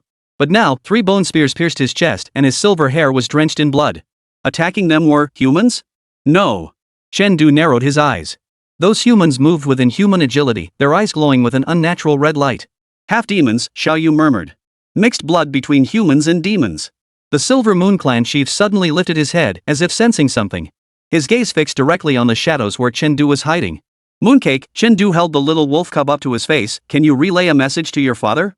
Mooncake tilted its head and suddenly let out a soft woof. The sound was faint, but the Silver Moon Clan chief visibly flinched before giving an almost imperceptible nod. The plan is simple. Chen Du flexed his mechanical arm. I'll launch a frontal assault. Xiaoyu, you find an opening to rescue them. Mooncake. The little wolf cub suddenly bit his finger, making Chen Du flinch in pain. A drop of blood fell onto Mooncake's forehead and was instantly absorbed. Damn it, you again. Before Chen Du could finish, Mooncake's body suddenly began to glow. No way, not again? Transforming now? But this time was different. Mooncake didn't transform into a giant wolf. Instead, it turned into a ball of silver light and shot into Chen Du's mechanical arm with a whoosh. What the hell? Chen Du watched in horror as the mechanical arm began to deform. Silver patterns spread across its entire body, finally forming a moon pattern on its chest. Mooncake's voice echoed in his mind, contract complete. Now we can merge. Chen Du? Before he could react, his body surged forward uncontrollably. The mechanical arm locked onto its target automatically, firing an energy cannon that obliterated the three half-demons into dust. Left turn. Sweep. Jump. The Mooncake's voice commanded in his mind. Chen Du performed various high-difficulty maneuvers like a marionette, leaving a trail of fallen half-demons in his wake. Chen Du! Xiao Yu shouted from afar, the clan chief has been rescued. Just as Chen Du prepared to retreat, the dungeon gates exploded. A familiar figure emerged from the smoke, the underworld messenger, clutching the barely alive night spirit. Run! The black cat gasped weakly. The underworld envoy sneered coldly as the green flame in his lantern surged. Found you. Chapter 134, The Corpse. Chen Du tried to move, only to find control of his body had returned. Mooncake's power had abruptly ceased. Energy depleted. The Mooncake's voice grew fainter. Need to rest. Hey! Don't let me down now. Chen Du panicked. The underworld envoy advanced step by step, hand over Princess Silver Moon. I can grant you a swift death. At the critical moment, a massive hole suddenly blasted open in the dungeon ceiling. A figure crashed down like a cannonball, landing squarely on the back of the underworld messenger and pinning him into the ground. As the dust settled, Chen Du recognized the arrival. It was the principal. Only now, Chen Jinan was covered in blood, sparks flying from his mechanical arm, and his right eye was covered by a pirate-like eye patch. Principal. Your eye. Fake. Tactical goggles. Without turning his head, the principal tossed a metal sphere. Catch. Chen Du caught the sphere, instantly unfolding it into an energy shield that blocked the silver beam fired from afar. It was the old priest. He had pursued them too. Where's old Zhou? The principal demanded while pummeling the nether envoy. At the tavern. Chen Du suddenly realized, wait, you said he was in the tunnel. That was a holographic projection. The real old Zhou had long since. The principal suddenly took a heavy blow from the nether envoy, staggering backward. Damn it! You talk too much, kid. Focus on fighting. Just as Chen Du moved to help, Xiao Yu's shrill scream pierced the air behind him. Turning, he saw the old priest had circled around unnoticed, his staff pressed against Xiao Yu's throat. Game over. The old priest sneered. Hand over Princess Silver Moon, or else. Or else what? A weak yet commanding voice echoed. Chieftain Silver Moon rose with Xiao Yu's support, a bone spear still lodged in his chest, yet his presence radiated a completely different aura. Moon Shadow, you finally stopped hiding. The elder priest's staff glowed silver. When you colluded with the human tribe to kill the high priest back then, did you ever imagine this day? The Silver Moon clan chief Moon Shadow suddenly laughed. Back then? Then do you know why the high priest had to die? He tore open his robe, revealing a hideous crescent-shaped scar on his chest, because he sought to awaken that thing. The old priest's face paled. Impossible. The moon goddess's remains were clearly all in the underground palace. Moon Shadow suddenly turned to Chen Du, and now, the key is in your hands. Chen Du looked utterly bewildered. What key? It's me. Yu Ebing's faint voice echoed in his mind. The bloodline of the Silver Moon royal clan is the key. The principal suddenly cursed. Damn it. Old Li tricked me. He said it was just ordinary political infighting. Understand now? Yue Ying smiled bitterly. The rebels are backed by the Moon God Temple, and behind the Moon God Temple lies. Boom! The entire dungeon shook violently. Countless cracks split open in the ceiling, and the light of the blood moon poured in like a tangible substance. Even more terrifying, that light coalesced mid-air into the shape of an eye. It's awakened. Mooncake's voice trembled with terror. The moon god is rising. The old priest suddenly fell to his knees, shouting fanatically, Hail the return of our lord. The underworld messenger seized the moment to break free from the headmaster. The lantern's green flame transformed into chains, coiling toward Chen Du. Hand over the key. Amidst the chaos, the principal suddenly rushed to Chen Du's side, shoving something into his hand. Press it. Get everyone out of here. Chen Du looked down. It was the teleportation ring given to him by school Dr. Zhou. What about you? The principal grinned, his monocle glowing red. I'm going to pull off something big. As he spoke, his entire mechanical arm began to overload, blinding blue light erupting from every crevice. Chen Jinan. Have you lost your mind? The underworld envoy recoiled in terror. Self-detonation will cause a spatial collapse. Exactly what I want. The principal roared with laughter. I've always wanted to see what it feels like to blow up a god. Chen Du tried to protest, but Xiao Yu grabbed him by the arm. Go! The instant the ring was pressed, Chen Du saw the principal charge toward that colossal eye. His mechanical arm fully extended, transforming into a massive cannon. Blinding white light engulfed everything. When Chen Du opened his eyes again, he was back in the basement with Dr. Zhou. Everyone lay sprawled on the floor except the principal. Where's the principal? Chen Du struggled to his feet. Dr. Zhou, busy treating the Silver Moon clan chief's wounds, didn't look up. He's dead. The two words struck Chen Du like a sledgehammer to the chest. Impossible. He staggered backward. The principal was so powerful. He's not dead. Yu Ebing's voice suddenly echoed in his mind. I can sense it. He's just trapped in a temporal rift. Just as Chen Du was about to ask for clarification, the basement door burst open. Fu Shengming charged in, followed by a dozen fully armed students. Chen Du! Fu Shengming's face was deathly pale. It's catastrophic. The demon realm is merging with the human world. School nurse Zhou leapt to his feet. What? Fu Shengming pulled out his phone, displaying campus surveillance footage. A crimson pillar of light shot skyward from the center of the playground, within which the faint outline of a city could be discerned, none other than the demon realm's Blacktooth city. It's not just our school, Fu Shengming's voice trembled. Projections of the demon realm are appearing worldwide. Civilians have already been sucked in. Chen Du stared down at his mechanical arm, where the silver patterns formed from the mooncake glowed faintly. Chen Du. The young wolf cub's voice trembled with tears. This is our fault. The moon god temple forcibly awakened the moon goddess, shattering the barrier between our realms. The Silver Moon Clan chief weakly lifted his head. There's still a way to stop it. Find the moon goddess's remains and reseal them. Where do we find them? Chen Du demanded. The clan chief and Principal Zhou exchanged glances before answering in unison. Beneath Tiannan Martial Academy. Chen Du suddenly recalled the painting on the wall of the principal's office. The moon depicted there was identical to the eyes of the mooncake after its transformation. So? Chen Du's voice trembled. There's a deity buried beneath our school? School Dr. Zhou pushed his glasses up. To be precise, the corpse of a deity. Chen Du stared at the clock hanging on the infirmary wall. So? Chen Du turned to look at the Silver Moon Clan chief lying on the hospital bed. There's a deity's corpse buried beneath our school? A deity of your demon clan? The clan chief, now to be called Yueying, nodded weakly. To be precise, it's half the corpse of the moon god. Half? Xiao Yu, who was charging the mechanical arm, flinched at the words. School Dr. Zhou pushed his glasses up. When the moon god was slain, her body split into 3 parts. Her heart was buried in the moon god temple of the demon realm, her right arm lies in the Kunlun secret realm, and her left arm. He pointed at the ground beneath them, right here. Chen Du suddenly recalled the painting in the principal's office. So the principal knew all along? Of course, Dr. Zhou rolled his eyes. Tiannan Martial Academy was founded specifically to suppress the divine remains. Fu Shengming burst in. Bad news. The light pillar on the field is expanding. 3 students have already been sucked in. Chen Du leapt to his feet. Take me there. Chapter 135. Not human. Chen Du stared at the wall clock in the infirmary. Each tick of the second hand felt like a knife piercing his heart. 6 hours had passed since the demonic projection appeared, and the campus was filled with screaming, fleeing students. So? Chen Du turned to the Silver Moon Clan chief lying on the hospital bed. Our school has the corpse of a deity buried beneath it? One of your demon clan's gods? The clan chief, now he should call her Moon Shadow, nodded weakly. To be precise, it's half the corpse of the moon god. Half? Xiao Yu, who was charging his mechanical arm, flinched at the words. School Dr. Zhou pushed his glasses up. When the moon god was slain, her body split into 3 parts. Her heart was buried in the moon god temple of the demon realm, her right arm lies in the Kunlun secret realm, and her left arm, he pointed at the ground beneath them, right here. Chen Du suddenly recalled the painting in the principal's office. So the principal knew all along? Of course, Dr. Zhou rolled his eyes. Tiannan Martial Academy was founded specifically to suppress the divine remains. Fu Shengming burst in. Bad news. The light pillar on the field is expanding. 3 students have already been sucked in. Chen Du leapt to his feet. Take me there. Chapter 135. Not human. Chen Du stared at the wall clock in the infirmary. Each tick of the second hand felt like a knife piercing his heart. 6 hours had passed since the demonic projection appeared, and the campus was filled with screaming, fleeing students. So? Chen Du turned to the Silver Moon Clan chief lying on the hospital bed. Our school has the corpse of a deity buried beneath it?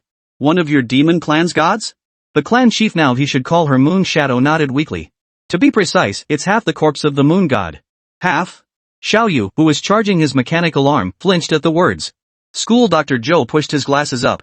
When the moon god was slain, her body split into 3 parts. Her heart was buried in the moon god temple of the demon realm, her right arm lies in the Kunlun secret realm, and her left arm. He pointed at the ground beneath them, right here. Chen Du suddenly recalled the painting in the principal's office. So the principal knew all along? Of course, Dr. Zhou rolled his eyes. Tiannan Martial Academy was founded specifically to suppress the divine remains. Fu Shengming burst in. Bad news. The light pillar on the field is expanding. 3 students have already been sucked in. Chen Du leapt to his feet. Take me there. The sight on the playground made Chen Du's legs go weak. The crimson pillar of light had expanded to a 10-meter diameter, revealing the distorted architecture of the demon realm within. Even more terrifying, standing at the edge of the pillar were over a dozen figures clad in white robes, the priests of the moon god temple. How did they get here? Xiao Yu gasped. The lead priest suddenly turned his head, locking eyes with Chengdu through the light barrier. A sinister smile curled his lips. He made a gesture, and the other priests immediately formed a circle, beginning their chant. The ground began to tremble. They're summoning the divine remains. Yueying had appeared beside them, her face deathly pale. We must stop them. Just as Chengdu moved forward, his mechanical arm suddenly grew scorching hot. Mooncake's voice echoed in his mind. Use my power to open the passage. What passage? Underground. Principal's office. There's a secret passage. Without a word, Chengdu sprinted toward the administration building. Along the way, he encountered several teachers organizing an evacuation. They tried to stop him, but Xiaoyu took them down with a single karate chop. The principal's office door was locked. Chengdu swung his mechanical arm to smash it open. The moment the door swung back, he froze. The painting of the moon on the wall was bleeding.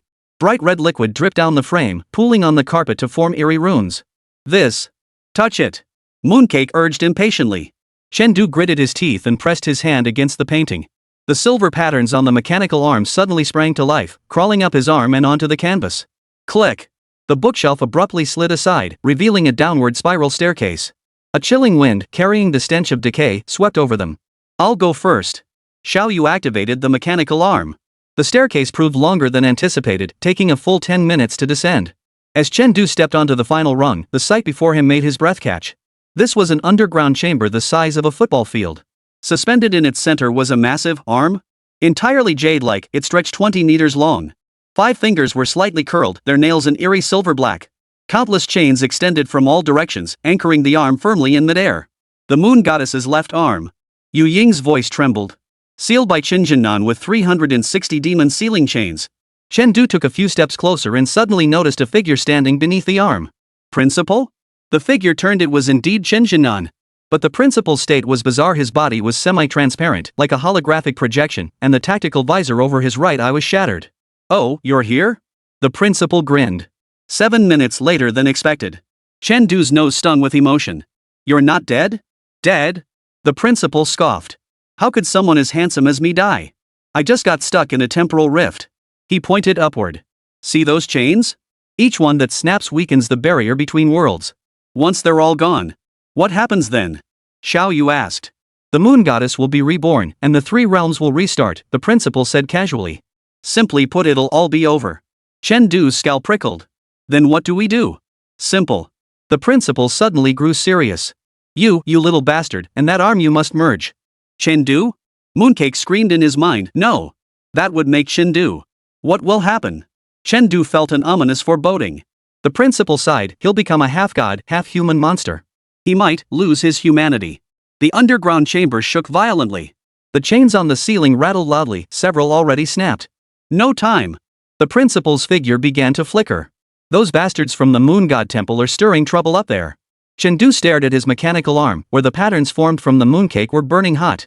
He recalled his classmates hunted by the demonic tribe, thought of Yi Ling whose fate remained unknown, remembered the principal's back as he self-detonated. What should I do?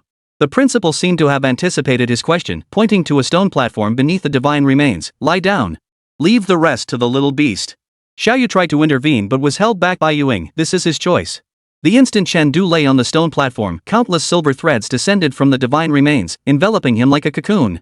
Excruciating pain surged through him as he felt something force its way into every pore. Hang in there. Yue Ying's voice trembled with tears. It'll be over soon. In the final moment, Chengdu saw the principal's phantom give him a thumbs-up gesture. Kid, remember. The world plunged into darkness. When Chengdu opened his eyes again, he found himself floating in midair. No, to be precise, he had grown a third arm, a 20-meter-long silver colossal arm. Holy! He tried moving his new arm, only to punch straight through the wall of the underground chamber. Control your power. Mooncake's voice sounded much more mature. You now possess the body of a demigod. Chengdu looked down at himself. Silver patterns covered his entire body. His hair had turned moonlight white, one eye gleamed gold while the other shimmered silver, and an ethereal wolf's tail drifted behind him. Xiaoyu and Yuing stared at him in utter shock. What are you waiting for? The principal's apparition began to fade. Go get him. The battle on the playground had reached a fever pitch. The demons summoned by the priests were slaughtering students. Fu Shengming led the martial arts club in desperate resistance, but they were retreating step by step. Hold the line. Fu Shengming shouted, blood streaming down his face. For our credits. For our credits, the students roared as they charged back. Just then, the ground erupted. A massive silver arm burst through the earth, smashing 3 priests aside with a single blow. Through the dust, Chen Du slowly rose, his newly formed divine skeletal arm stretching behind him like a deity descending. Is that Chen Du? Fu Xingming's jaw nearly hit the ground. The lead priest, far from alarmed, beamed with delight. The key. The divine body. Excellent. He raised his staff high. Hail our Lord. Chen Du cut him off mid-sentence, sweeping his divine arm horizontally and slamming the priest into the ground. Welcome my ass. The battle became a one-sided slaughter. Empowered by the divine arm, Chen Du moved like a humanoid Gundam, reducing all demons to dust in his wake. As the last priest fell, the crimson pillar of light suddenly trembled violently. No! Mooncake cried out. The moon goddess is forcing her descent. The sky split open. A colossal eye slowly opened, its pupil an eerie silver black exactly like the claws of the divine skeleton arm. Chen Du, boomed a thunderous voice from above, my body. The divine skeleton arm suddenly rose uncontrollably, soaring toward the heavens. It's summoning its own part. Mooncake panicked. Cut the connection now. Chen Du struggled desperately, but his body still rose slowly from the ground. At the critical moment, a blue beam shot from the distance, striking the eye in the sky. Argay agonized roar echoed from the sky. Chen Du turned to see Principal Zhou standing atop the lab building, flanked by a massive electromagnetic cannon, the very same model the principal had used earlier. What are you staring at? Dr. Zhou pushed his glasses up. I was a weapons expert back in the day. Seizing the opportunity, Chen Du channeled all his strength into his divine skeleton arm and unleashed a punch directly at the eye in the sky. Boom! Space shattered like a mirror, forcing the eye to close in pain. The crimson light column began to contract, and the demonic projection gradually faded. Not enough! Mooncake shouted. We must seal the passage completely. Inspiration struck Chen Du. He plunged the divine skeleton arm into the ground, in the name of the moon god. Silver patterns instantly spread across the entire campus, forming a massive sealing array. As the final pattern completed, a furious roar of resentment echoed from the sky before it fell silent once more. Chapter 136, I'm back. 3 months later, at the reopening ceremony of Tiannan Martial Arts Academy. Chen Du sat on the podium, the divine skeleton arm behind him now shrunk to normal size, though its color had turned a dark silver. Mooncake perched on his head, now able to freely control its size during transformation. Now, please welcome outstanding student representative Chen Du to speak. Chen Du approached the microphone, surveying the teeming crowd below classmates, teachers, and numerous demonic race representatives. Night Spirit crouched on the principal's shoulder in her black cat form. Though still a spectral presence, the principal could now briefly solidify. Ahem. Chen Du scratched his head. First, I'd like to thank the school for giving me this opportunity to show off. The audience erupted in laughter. A lot has happened these past 3 months. We stopped the moon goddess's resurrection, repaired the interdimensional portal, and... He glanced at the principal. Also rescued a certain old codger who loves to self-destruct. The principal raised his middle finger. My current state is unique, I'm both human and divine. Chen Du raised his divine skeleton arm. So the principal assigned me a new task. He snapped his fingers, and a spatial gate abruptly opened behind him, revealing glimpses of the demon realm within. Gatekeeper of the 2 realms. Chen Du grinned. From now on, anyone looking to cause trouble better get past my fists first. Amidst thunderous applause, Fu Shangming suddenly raised his hand. What's the pay? Room and board included, 3,000 credits per month. Holy! Fu Shangming leapt to his feet. Are you hiring? The principal snatched the microphone. Yes. Sign up start tomorrow. Requirements: must be able to fight, tough as nails, fearless of death. Those with a tendency to self-destruct get priority. School. Dr. Zhou pressed his forehead beneath the stage. This school is beyond saving. After the ceremony, Chen Du stood alone in the center of the playground. Where the crimson light pillar had once appeared, tiny silver flowers now bloomed. What are you thinking about? Mooncake nudged his cheek with her head. The future, Chen Du murmured softly. Am I human or god now? Silly, Yu Ebbing's voice carried a hint of laughter. You're just you. Chen Du smiled, his divine skeleton arm gently ruffling the little wolf cub's head. In the distance, the principal argued with the construction crew foreman. Xiaoyu led the student council in maintaining order, while Fu Shangming hawked at the recruitment booth. Everything was as usual. Chen Du crouched on the windowsill of the principal's office, his divine skeleton arm transformed into a small stool beneath him. He was stealing glances at the principal's special supply cigarettes hidden in a drawer. Mooncake lay perched atop his head, its tail occasionally swishing against the back of his neck. Ahem! A sudden cough behind him made Chen Du jump in fright, sending him tumbling off the windowsill. Headmaster. Weren't you off to the board meeting? Chen Jinan's ghostly form hovered midair, mechanical arms akimbo. I went to a meeting, not to be reincarnated. You're eyeing my cigarettes again, aren't you? Chen Du scrambled to his feet with an awkward grin as his skeletal arm whipped back to its normal size. Not at all. I was just checking if you'd gotten damp.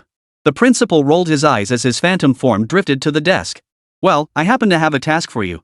He reached into the drawer, passing right through it, and cleared his throat awkwardly. Xiaoyu, understanding the gesture, pulled the drawer open and retrieved the documents. The demon realm's been restless lately. The principal slammed the documents down. The Silver Moon Clan and the Crimson Flame Clan are at war over a bag of spicy noodles? Chen Du glanced at the documents. The principal's aura blurred with fury. Bull. It's because... Wait, it really is because of spicy strips? The documents clearly stated, the Silver Moon Clan's young Princess Mooncake's sister stole the Crimson Flame Clan's sacred artifact, some expired spicy noodles, triggering a large-scale brawl between the two clans. Chen Du. What the hell kind of fantasy plot twist is this? Anyway, go mediate this, the principal said, massaging his temples. And find out where that bag of spicy strips came from. I suspect someone's stirring trouble. Demon Realm, Silver Moon Clan territory. Chen Du crouched in the no-man's land between the two opposing armies, the war-igniting relic laid out before him, its packaging faded, yet the words Weilong still legible. This is it? Chen Du poked at the spicy strips with a twig. It's been expired for 3 years. Silver Moon Clan Chief Moon Shadow's face flushed crimson. The Crimson Flame Clan insists it's their ancestral sacred relic. Across the field, Chief Big Beard of the Crimson Flame tribe bristled. Bull. This is clearly the divine food left behind by our tribe's sacred fire priestess on her deathbed. Chen Du suddenly noticed small print on the back of the spicy noodle packet. He leaned in closer. Tiannan convenience store price, 2 credits. Holy crap, it's actually campus merchandise? Just as Chen Du was about to complain, the mooncake suddenly emerged from his collar and gobbled the spicy strips in one bite. The scene fell instantly silent. Burp Mooncake let out a chili-flavored belch. Holy crap! Chen Du quickly grabbed its neck. Spit it out. That's evidence. But it was too late. Clan Chief Chian's face had turned crimson. You have gone too far. Just as the conflict threatened to escalate, a thunderous roar echoed from the sky. Everyone looked up to see a helicopter emblazoned with Tiannan Martial Arts Academy hovering overhead. The door opened, and School Dr. Zhou shouted through a megaphone. Everyone, stop. The test results are in. That packet of spicy strips was injected with demonic stimulants. Chen Du froze. What the hell? After the helicopter landed, Dr. Zhou descended wearing a gas mask and handed Chen Du a report. The spicy strips contain berserker hormone. Consumption causes demons to lose their minds. Moon Shadow and Chief Crimson Flame exchanged glances. So? Chen Du realized someone deliberately provoked conflict between the two tribes? School Dr. Zhou nodded, and the technical methods are highly professional. It looks like military work. The principal's phantom suddenly materialized from Chen Du's wristband. I just checked, a shipment of military supplies was stolen recently. The situation suddenly grew complicated. 3 days later, in the underground conference room of Tiannan Martial Arts Academy, Chen Du studied the holographic data, his brow furrowed. So it's military defectors colluding with radical factions from the demon realm, aiming to reignite the war between the two realms? Not just that. The principal pulled up another file. What they truly want is... The projection shifted to a moon-shaped device. The lunar god core, Xiaoyu explained. The legendary device said to control divine remains. Chen Du instinctively touched his divine skeleton arm. Where is this thing? That's the problem, the principal sighed. It's been split into 3 parts. We only have 1/3. Fu Shengming raised his hand. Where are the other 2 parts? One is in a military top-secret warehouse, and one is in... The principal suddenly fell silent. All eyes turned to the mooncake hovering above Chen Du's head. The little wolf cub blinked innocently, then suddenly sneezed, sending a small metal fragment flying. It clattered onto the table. Chen Du picked it up and saw it was a moon-shaped component. Mooncake. Chen Du grabbed it by the scruff of its neck. When did you swallow it? Last time, in the basement. Mooncake whined pitifully, it smelled so good. The principal pressed his temples. No wonder the moon goddess temple has been fixated on this little beast. The meeting hadn't concluded when alarms suddenly blared. Fu Shengming burst in. It's bad. The lab building's under attack. School Dr. Zhou's injured. When everyone arrived, the lab building was already in shambles. Dr. Zhou leaned against a corner, his white coat stained with blood, still clutching a data disk tightly in his hand. Military personnel. He gasped. They took the core component. Just as Chen Du was about to press further, a deafening explosion erupted outside the window. Everyone rushed to the windowsill to see a familiar figure standing in the center of the playground. The underworld messenger. And this time, it was a physical manifestation. Chen Du. The lantern-bearer's green flames roared like a raging inferno. Hand over the key. Before Chen Du could respond, the principal's apparition suddenly swelled. Everyone back up. Something's wrong with this bastard. Something was indeed wrong. A moon-shaped device was embedded in the underworld messenger's chest, emitting an eerie red glow. The lunar core. The principal's voice trembled. They've forcibly activated it. The underworld envoy raised his lantern with a maniacal laugh. Today, the barrier between the two realms shall. Before he could finish, a silver flash erupted, and the underworld envoy's head was suddenly severed. Silence fell over the crowd. Mooncake had somehow transformed back into his giant wolf form, clutching a blood-dripping tang sword in his jaws, the very one Chen used daily. Done. Mooncake shook his head. Talkative villains die fast. Chen Du. What the hell kind of wolf is this? The principal suddenly shouted, watch out. The core is still active. Sure enough, the headless Yomi envoy's corpse didn't collapse. Instead, the core in its chest blazed with an intense red light. A crimson pillar of light shot skyward, several times thicker than last time. It's over. The principal murmured. It's rebooting. At that critical moment, school nurse Joe struggled to his feet and inserted the data disk into the terminal. Initiate. Final protocol. The entire campus shook violently. Silver patterns erupted across all building surfaces, converging toward a single point. The principal's office. Boom. The office exploded, a blue pillar of light shooting skyward to collide with the crimson beam. Within the blinding light, a complete mechanical form slowly rose. That's. Chen Du's eyes widened. The mechanical body opened its eye, revealing a familiar monocle. I'm back. Chapter 137, Student ID. Can it be reissued? The principal descended from the sky. The mechanical body perfectly replicated his original appearance, even down to the tactical eyepiece over his right eye. The moment he landed, the entire playground shook 3 times. Old Joe, your craftsmanship has improved, the principal flexed his new body. Though my butt feels a bit chilly. School Dr. Joe rolled his eyes. Of course it is. We rushed the job, didn't he? Get around to installing your underwear. Chen Du rushed forward to give the principal a hug, only to be stopped by a mechanical arm pressing against his forehead. Hold it. I'm electrified all over. One hug and you'll be a grilled skewer. The headless corpse of the underworld envoy still twitched, its moon god core in the chest emitting a shrill alarm. The principal walked over and yanked the core out. Damn thing. Made me drift in a temporal rift for 3 months. The crimson light pillar began flickering erratically. No. Xiao Yu shouted. The portal's collapsing. Unfazed, the principal ejected a USB drive from his mechanical arm and inserted it into the core. Xiao Chun, lending this little beast to you. Before Mooncake could react, the principal grabbed him by the scruff and pressed him against the core. The little wolf cub let out a whimper, a drop of blood seeping from his forehead and landing precisely at the core's center. Verification complete, a synthetic female voice announced. Bloodline of the Silver Moon Royal Clan confirmed. The crimson light beam instantly transformed into a soft silver-white glow, slowly contracting. That's it? Fu Shangming looked utterly bewildered. The principal grinned. What else? I wasn't vacationing in that temporal rift. I've had plenty of time to study this damn core inside out. He turned to Chen Du. Now, it's time to deal with your problem. Chen Du froze. What problem do I have? The principal pointed at his divine skeleton arm. You can't exactly keep this thing attached to you forever, can you? 3 days later, in the newly constructed laboratory of Tiannan Martial Arts Academy. Chen Du lay on the operating table, his divine skeleton arm secured within a specialized container. School Dr. Joe and the principal were fine-tuning the equipment, while Mooncake crouched nearby, nervously gnawing on the table leg. The plan is simple, the principal said, welding torch clenched between his teeth. We'll convert the divine skeleton arm into a detachable prosthetic. Store it in the vault normally, and attach it when needed. Chen Du swallowed hard.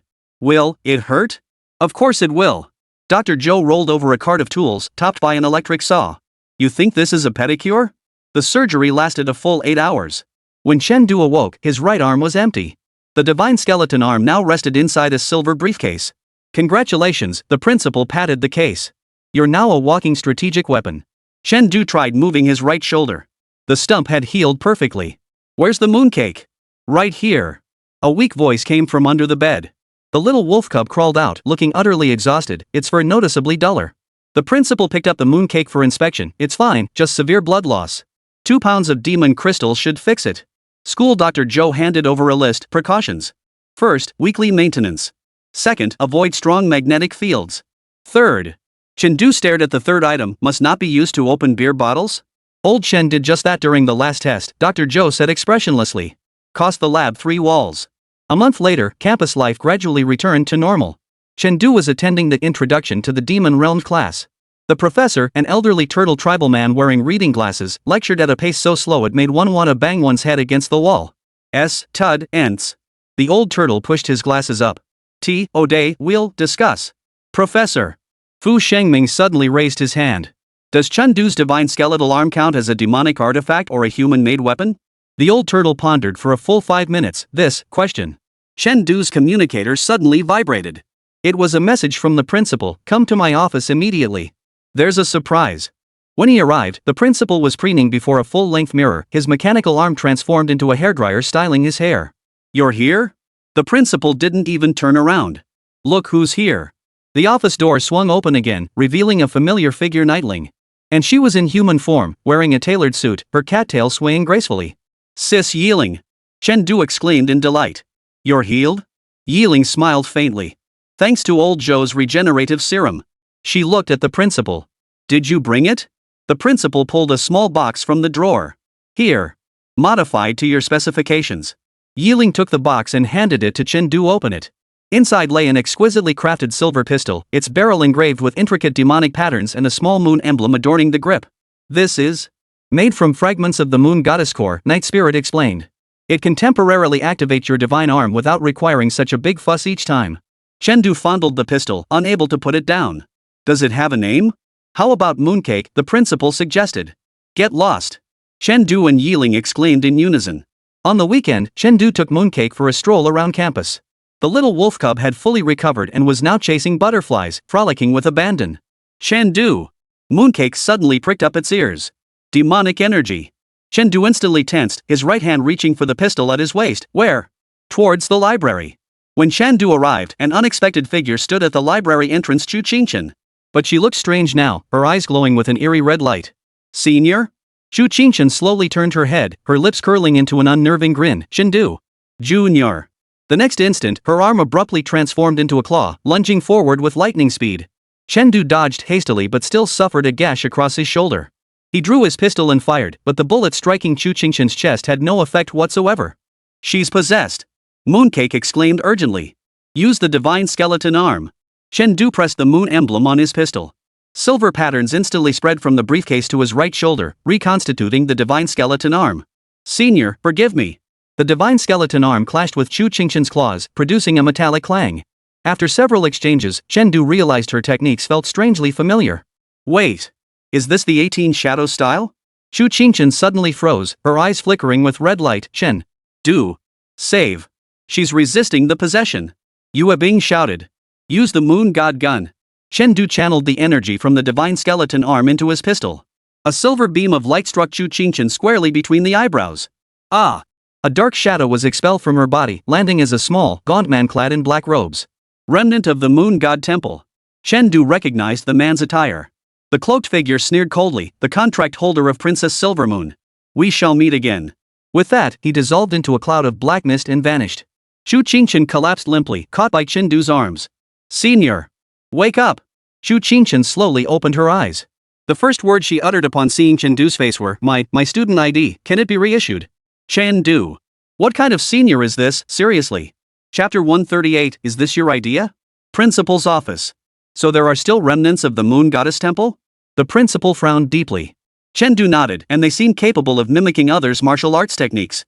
School Dr. Zhou examined Chu Qingchen's condition, its shadow puppet technique, a high-ranking priestess's ability from the moon goddess temple. "This is troublesome." The principal paced back and forth.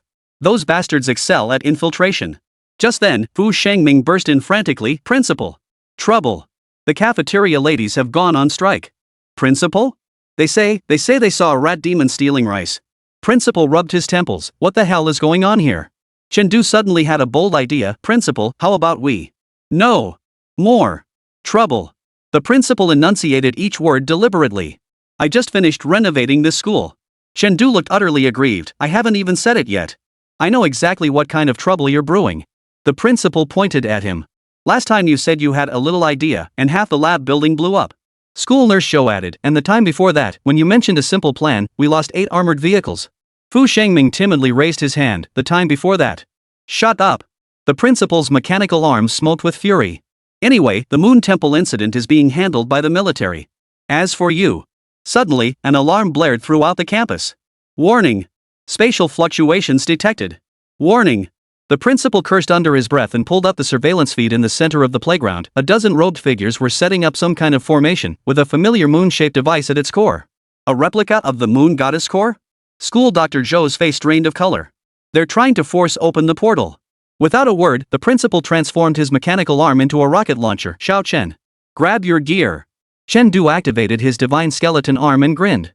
How big can we make this? The principal had already charged out the door, as big as we can make it. I've got full coverage insurance. On the playground, the battle instantly reached a fever pitch. Black-robed priests summoned all manner of monstrous creatures, while students mounted an organized counterattack under the principal's command. Chen Du's divine skeleton arm unleashed its might, swatting 3 or 4 enemies away with a single blow. Left. Xiao Yu shouted over the communicator. They're activating the core. Chen Du turned to look. The lead priest had already activated the core, and a crimson pillar of light shot skyward once more. Is this never going to end? The principal blasted away the demons blocking their path. Xiao Chen. Use that move. Chen Du understood. His divine skeletal arms suddenly disintegrated, transforming into countless silver threads that coiled around the moon god spear. Mooncake leaped from his shoulder, morphing into a giant wolf mid-air. Man and wolf become one. Chen Du leapt onto the wolf's back, the silver threads binding him and Mooncake into a single entity. The moon god spear absorbed their combined energy, beginning to operate at overload. Take this massive blast. A blinding beam erupted from the barrel, striking the moon god's core directly. The collision of energies unleashed a terrifying shockwave that peeled back a layer of the entire playground.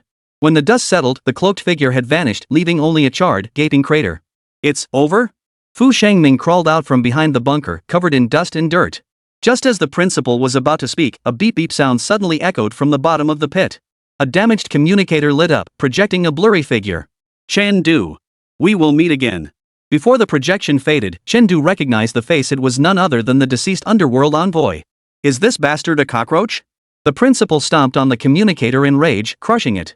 Chen Du disengaged the fusion state, and Mooncake reverted to a small wolf cub, collapsing weakly onto his shoulder. Energy depleted, need to sleep for a bit. School Dr. Zhou inspected the pit bottom. The good news is the passage hasn't opened. The bad news is. What is it? Chen Du asked. They transmitted the core data away. Dr. Zhou's face darkened. This means. The principal finished his sentence. It means they can build more cores and keep causing trouble. Silence fell over the scene. Chen Du suddenly smiled. So, we've got work to do again? The principal patted his shoulder. Welcome to the Moon God Special Operations Unit. Our code name is. How about Mooncake? Get lost. In the principal's office, Chen Du stared at the freshly printed roster of the Moon God Special Operations Unit, his mouth twitching uncontrollably. Principal, are you sure this list isn't printed wrong? The list boldly stated. Team Leader, Chen Du codename, Mooncake. Deputy Leader, Xiao Yu codename, Fishball. Members, Fu Shangming codename, Airha, Zhu Qingchen codename, Shadow Dance, Mooncake codename, Little Master. The principal sat with his legs crossed, his robotic arm trimming his toenails. What's the problem? Big problem. Chen Du slammed his fist on the table. Why the hell is my codename Mooncake? The principal looked utterly innocent. Aren't you the one who hugs that little beast every day, calling it Mooncake, Mooncake? Chen Du. Xiao Yu stifled a laugh and raised her hand. Can I request a new codename? Fishball sounds like a hot pot ingredient. Denied. The principal's gavel fell decisively. Who do you think led the Demon King to the hot pot restaurant during our last mission? Fu Shangming timidly asked. Then what about my codename? Second-rate dog suits you perfectly. The principal rolled her eyes. Who treated the surveillance room like a restroom during the last infiltration mission? Zhu Qingchen silently raised her hand. I. Shut up. The principal pointed at her. Shadow Dance is already a polite code name.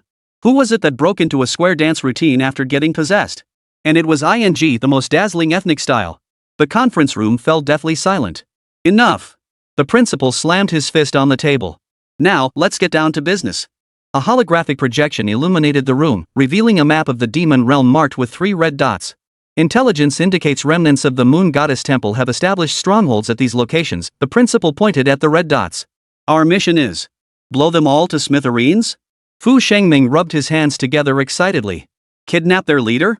A dangerous gleam flashed in Xiao Yu's eyes. Poison them? Zhu Qingchen pulled a small vial from his sleeve. Chen Du sighed. Can't you guys be a little more creative? The principal nodded with satisfaction. Mooncake's the sensible one. What's your plan? We could. Chen Du flashed an innocent smile. Add laxatives to their drinking water, then plant bombs in the restrooms. Principal. Is this what you call creativity? Chapter 139, Where's the bathroom? 3 days later, at the Demon Realm Black Market. Chen Du, clad in a hoodie, crouched before a street stall, picking through goods. Boss, is this laxative potent enough? The lizard man vendor flickered his tongue, guaranteed to take down even third-grade demon beasts. Give me 10 pounds. Chen Du pulled out a bag of demon crystals. Throw in 2 packets of itching powder too. Meanwhile, Xiao Yu was haggling with a rhino man selling explosives. These bombs are useless. They can't even blow up a toilet. The Rhino Man flared up. What do you know? This is the latest anus-shattering model. The blast radius is precisely controlled to 3 meters around the toilet. Fu Shengming leaned in. Got a sample? Got it. The Rhino Man produced a pink sphere. Press this button, toss it in the toilet, and I guarantee. Boom!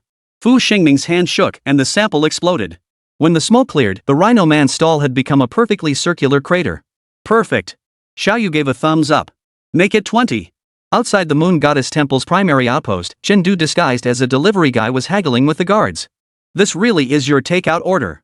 Chen Du waved the food box in his hand. Spicy hot pot, extra numbing, extra spicy, extra toppings. The werewolf guard sniffed. We didn't order. Oh, come on. Your boss must have ordered it. Chen Du shoved the box over without waiting for a response. Don't forget to give us a 5-star review. 10 minutes later, waves of agonized screams echoed from within the outpost. Holy! Where's the bathroom? I can't hold it anymore. Who the hell put laxatives in the hot pot? Hidden in the tree, Chen Du pressed the detonator. Boom! Boom! Boom! Over a dozen toilets simultaneously ascended to heaven, giving the Moon God Temple members squatting inside a taste of what it means to fly through the heavens and escape to the earth. Mission accomplished, Chen Du said into his communicator. Next target. The second stronghold was built on a cliff, easy to defend but hard to attack. How are we doing this? Fu Shengming rubbed his hands together eagerly. Xu Qingchen pulled out a small bottle, my latest invention, Itch Powder Pro Max Edition. Xiaoyu asked curiously, what makes it special? Not only does it make people itch so badly they question their existence. Xu Qingchen gave a sinister smile, it also makes them unable to resist stripping down. Chen Du silently took 2 steps back. Senior, have you been under a lot of stress lately? That night, the scene at the Moon Goddess Temple's second outpost was utterly bizarre. Dozens of black-robed figures frantically scratching themselves while performing an erotic striptease, only to tumble off the cliff one by one. The principal's roar crackled through the communicator. Who gave you permission to play like this? The surveillance footage is practically needing censorship filters. The third stronghold was the most troublesome, built within an underground cavern with a barrier guarding its entrance. Busting in won't work, Xiaoyu analyzed. We need a way to infiltrate. Chen Du suddenly had an idea. Didn't the principal mention they're hiring chefs lately? 5 minutes later, Chen Du stood at the outpost entrance dressed as a chef, with Fu Shengming pushing a food cart behind him. Halt! The guard blocked their path. What business do you have here? Chen Du presented his forged chef's ID, new pastry chef. Specializes in mooncakes. The guard eyed him skeptically. Make us a mooncake. Chen Du calmly kneaded dough and prepared the filling. Finally, he pulled a mooncake mold from his pocket. This is? The guard's eyes widened. Special 5-nut mooncake, Chen Du grinned. With a little something extra. As the guard took his first bite, his entire body began to glow. Holy crap! The guard stared at his transparent hand. What's happening to me? Our latest invention, the visibility mooncake, Chen Du explained. It makes whoever eats it temporarily see-through. Awesome! The guard wolfed down the rest in a few bites. I'm going to report this to the boss right now. Watching the guard dash excitedly into the base, Fu Shengming whispered, is this mooncake really that magical? Miraculous my ass. Chen Du pulled a spotlight from under the food cart. It only works with this special UV light. Half an hour later, every Moon Goddess Temple member in the base had turned into a transparent person, exposed under the UV light and rounded up without exception. Mission accomplished. At the celebratory banquet, the principal raised his glass and declared this operation was a success, but... He shifted his tone. Can someone explain why the surveillance footage from the third stronghold shows a Moon Temple priest crying and shouting, I'll never eat mooncakes again? All eyes turned to Chen Du. Well, Chen Du scratched his head. Maybe my mooncakes were so delicious it moved him to tears? Principal. Yeah, right. Midway through the banquet, school Dr. Zhou rushed in and whispered something into the principal's ear. The principal's expression instantly turned grave. There's been an incident, he said, setting down his wine glass. We've just received word that the underworld envoy has stolen the Silver Moon Clan's sacred artifact, the Moon God's Tear. Chen Du's heart sank. What is that? The energy core of the Moon Goddess, the principal said gravely. With it, the underworld envoy can activate all the replicas. Xiaoyu frowned. What does he want? Reopen the passage between the two realms and welcome the Moon Goddess's descent. The principal looked at Chen Du and, he specifically requested you to meet him alone. Before Chen Du could respond, Mooncake erupted, no way. It's too dangerous. The principal sighed and handed Chen Du a locator device. Midnight tomorrow, at Burial Moon Canyon in the Demon Realm. It's your choice whether you go. The following night, Chen Du stood alone at the entrance to Burial Moon Canyon. The divine skeleton arm rested in a specially made case, the moon god's spear tucked at his waist. Chen Du. Mooncake perched on his shoulder, her voice trembling. I feel something's wrong. From deep within the gorge came the hoarse voice of the underworld messenger, you're right on time. Chen Du gripped the gun handle tightly. Cut the crap. Where's the moon god's tear? The shadow envoy stepped out of the shadows, holding a crystal vial containing a droplet of silver liquid. Surprisingly, someone else stood beside him. Night Spirit. Night Spirit? Chen Du's eyes widened. How did you? Night Spirit's face remained expressionless, her eyes glowing with an eerie crimson light. Surprised? The shadow envoy chuckled softly. My new puppet. Chen Du's anger flared. What have you done to her? Merely unlocking her greater potential. The underworld envoy raised the crystal vial. Now, hand over the divine remnant arm otherwise. Night Spirit suddenly drew a dagger and pressed it against her own throat. Stop. Chen Du hurriedly dropped the box. Don't hurt her. The shadow envoy nodded with satisfaction, about to step forward to take the box, when disaster struck. A red light flashed in Yiling's eyes. She twisted the dagger and plunged it directly into the underworld envoy's back. You? The underworld envoy spun around in disbelief.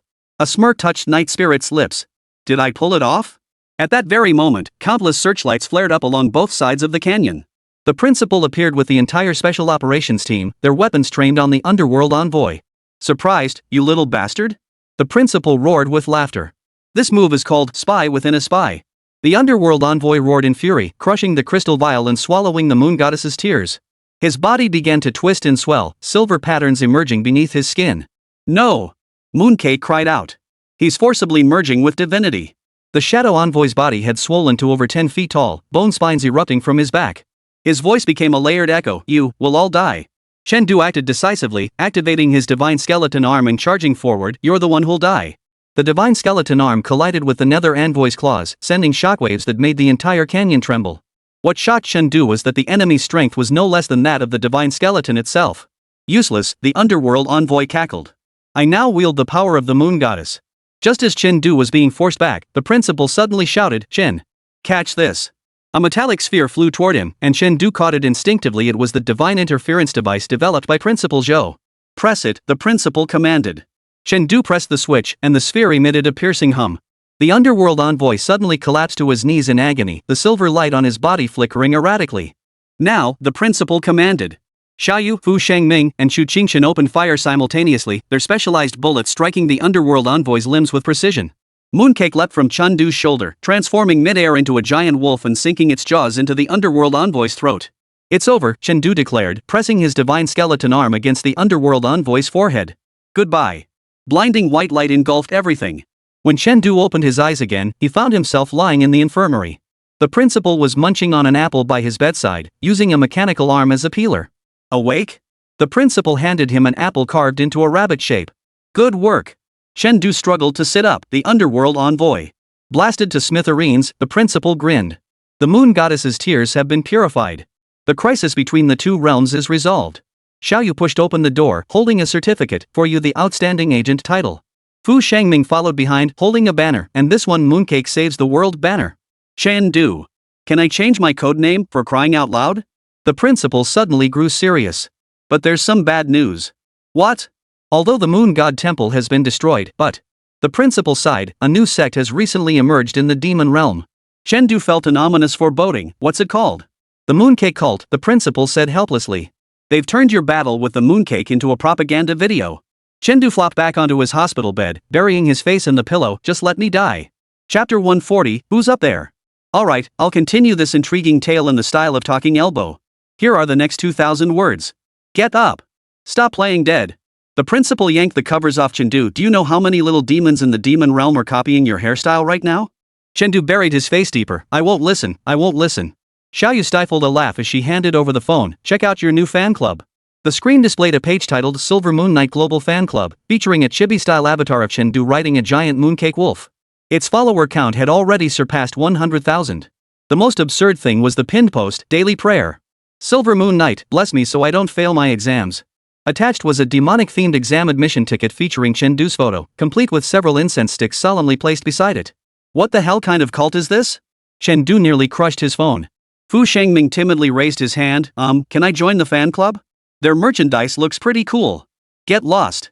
The principal patted Chen Du on the shoulder. You'll get used to it. Back in the day, I blew up 3 cities in the demon realm, and they even erected a statue of me. Chen Du. Is everyone at Tiannan Martial Arts Academy mentally unstable? A month later, campus life gradually returned to normal. Chen Du was waiting in line at the cafeteria when he suddenly noticed today's sweet and sour spare ribs were exceptionally plentiful. The lady serving him piled 3 heaping scoops onto his plate. "Auntie, this." "Eat up," the lady beamed, her face crinkling with laughter. "My granddaughter adores you. She sleeps with your life-sized pillow every night." "Chen Du? What life-size pillow?" As soon as he turned with his tray, Chen Du was surrounded by a group of younger female students. "Senior! Senior! Can we get your autograph?" "Sir Knight! Look at me! I'm collecting the tray," he touched. Chen Du fled in panic. Hiding in a bathroom stall, Chen Du had barely caught his breath when a familiar voice suddenly came from the next stall. "Mr. Chen Du, I'm a reporter from the Demon World Daily. Could I interview you about your views on the rapid expansion of the mooncake cult?" Chen Du kicked open the stall door to find Fu Shangming squatting on the toilet. "You bastard." Fu Shangming pulled up his pants with an awkward grin. "Part-time job, just a part-time job." "Principal's office." Chen Du slammed a stack of fan letters on the desk. "Principal. I can't take it anymore." The principal kept his head down. "Marking papers, just bear with it. It'll pass. Yesterday some mooncake fanatic broke into my dorm and said he wanted to be my mount." Chen Du raged. "He's a freaking turtle." The principal finally looked up, adjusting his tactical goggles. "Actually, I have an idea." "What?" "Since we can't stop them." The principal flashed a shrewd grin. "We might as well collect licensing fees." "Chen Du, you've really reached the end of your rope as principal, haven't you?" 3 days later, Tiannan Martial Arts Academy's official store launched the Silver Moon Knight merchandise series. First day sales exceeded 1 million credits. Chen Du stared at the sudden influx of 50,000 credits in his account, lost in thought. "This money, it hurts my conscience to keep it." Mooncake perched on his head, gnawing on a demon crystal. "If it hurts, buy me more demon crystals to eat." The peaceful days didn't last long before new troubles arose. One day, while Chen Du was in class, he was suddenly summoned to the principal's office. Upon pushing open the door, he found not only the principal and school nurse Zhou, but also an unexpected visitor, Yueying, the clan chief of the Silver Moon clan. "There's trouble," the principal cut straight to the point. "Mooncake's mother is here." Chen Du froze. "What?" Yueying cleared his throat awkwardly. "Well, my wife heard our daughter is doing well in the human world and wanted to pay her a visit." "Isn't that a good thing?" Chen Du scratched his head. School Dr. Zhou sneered coldly. "Good my ass. Lady Inui is notorious in the demon realm for her temper. She once flattened half the Qiyan clan with a single swipe of her claw." Chen Du suddenly felt an ominous foreboding. "When will she arrive?" "She's already at the school gate." The principal pointed at the surveillance screen. On the screen, a silver giant wolf the size of a small mountain crouched at the entrance, students scattering in all directions. Most absurdly, a banner hung around her neck. "Give me back my daughter." Chen Du's legs went weak. "Is it too late to run now?" "Too late." The principal pressed the remote control with malicious glee. The office door clicked shut. "You made your bed, now lie in it." At the school gate, Chen Du clutched a mooncake and approached the giant wolf with trembling steps. Hello, ma'am." The giant wolf lowered its head, its golden eyes fixed intently on Chen Du, its hot breath ruffling his hair. "Mommy." Mooncake bounced joyfully onto the giant wolf's head. "I missed you so much." The giant wolf's gaze softened instantly. She licked her daughter from head to toe with her tongue, then fixed her stare back on Chen Du. "Human," her voice echoed directly within Chen Du's mind. "What have you done to my daughter?" Cold sweat poured down Chen Du's forehead. I didn't do anything." "Then why does she bear your contract mark?" The giant wolf bared her dagger like fangs. "And why is the entire demon realm abuzz with rumors about you too?" "Chen Du? What rumors?" Mooncake hurriedly explained. "Mom. Those cultists are spreading lies. Chen Du is just my contract holder." "Bonded partner?" The giant wolf sneered coldly. "Then why is the fan club chanting Silver Moon CP?" Chen Du nearly collapsed. "Auntie, you know about CPs?" "Cut the crap." The giant wolf smashed half the school gate with one paw. "Either dissolve the contract, or what? Or follow the demon realm's rules." A dangerous gleam flashed in the giant wolf's eyes. "Undergo my trial." Chen Du swallowed hard. "What kind of trial?" 3 basic tests." The giant wolf held up its paw. "Strength, wisdom, and culinary skills." Chen Du. Wasn't that last one a bit out of left field? First test, strength. The venue was set in the school gymnasium. Lady Silvermoon had resumed human form, a 1.9-meter tall silver-haired femme fatale clad in beast-hide armor, radiating a murderous aura the moment she stood there. "The rules are simple," she said, pointing to the barbell in the center of the floor. "Lift it." Chen Du stared at the barbell, which looked as big as a truck, his calves cramping up. "This. Use the divine skeleton arm." Mooncake reminded him mentally. Chen Du activated the arm, silver patterns instantly spreading across his body. He took a deep breath, gripped the barbell. "Lift." The barbell didn't budge an inch. Lady Silvermoon sneered. "Is that all you've got?" Chen Du's face flushed crimson, then inspiration struck. Principal, lend me a hand. The principal, hiding in the stands, froze before understanding. His mechanical arm fired a laser beam, striking the barbell's base with pinpoint accuracy. With a hissing sound, the barbell glowed red hot. Chen Du's divine skeleton arm seized the moment to absorb the thermal energy, causing his strength to surge. Lift. This time, the barbell lifted off the ground and was raised directly overhead by Chen Du. Lady Silvermoon raised an eyebrow. A bit of a trick, but you pass. Second test, wisdom. Lady Silvermoon produced an ancient chessboard, ancient demon realm chess. Best of 3 games. Chen Du stared at the complex rules, utterly baffled. Just as he was scratching his head in frustration, Xiao Yu's voice suddenly came through his earpiece. Don't panic. The principal's giving you cheat codes from the backstage. Sure enough, with every move, the principal whispered instructions through the miniature earpiece. By the end of the 3 games, Chen Du had won effortlessly. Lady Silvermoon narrowed her eyes. Are you sure you didn't cheat? Absolutely not. Chen Du declared without a flicker of guilt. This is pure natural talent. Lady Silvermoon abruptly yanked off his earpiece. Then what's this? The scene grew intensely awkward. Mom. Mooncake quickly tried to smooth things over.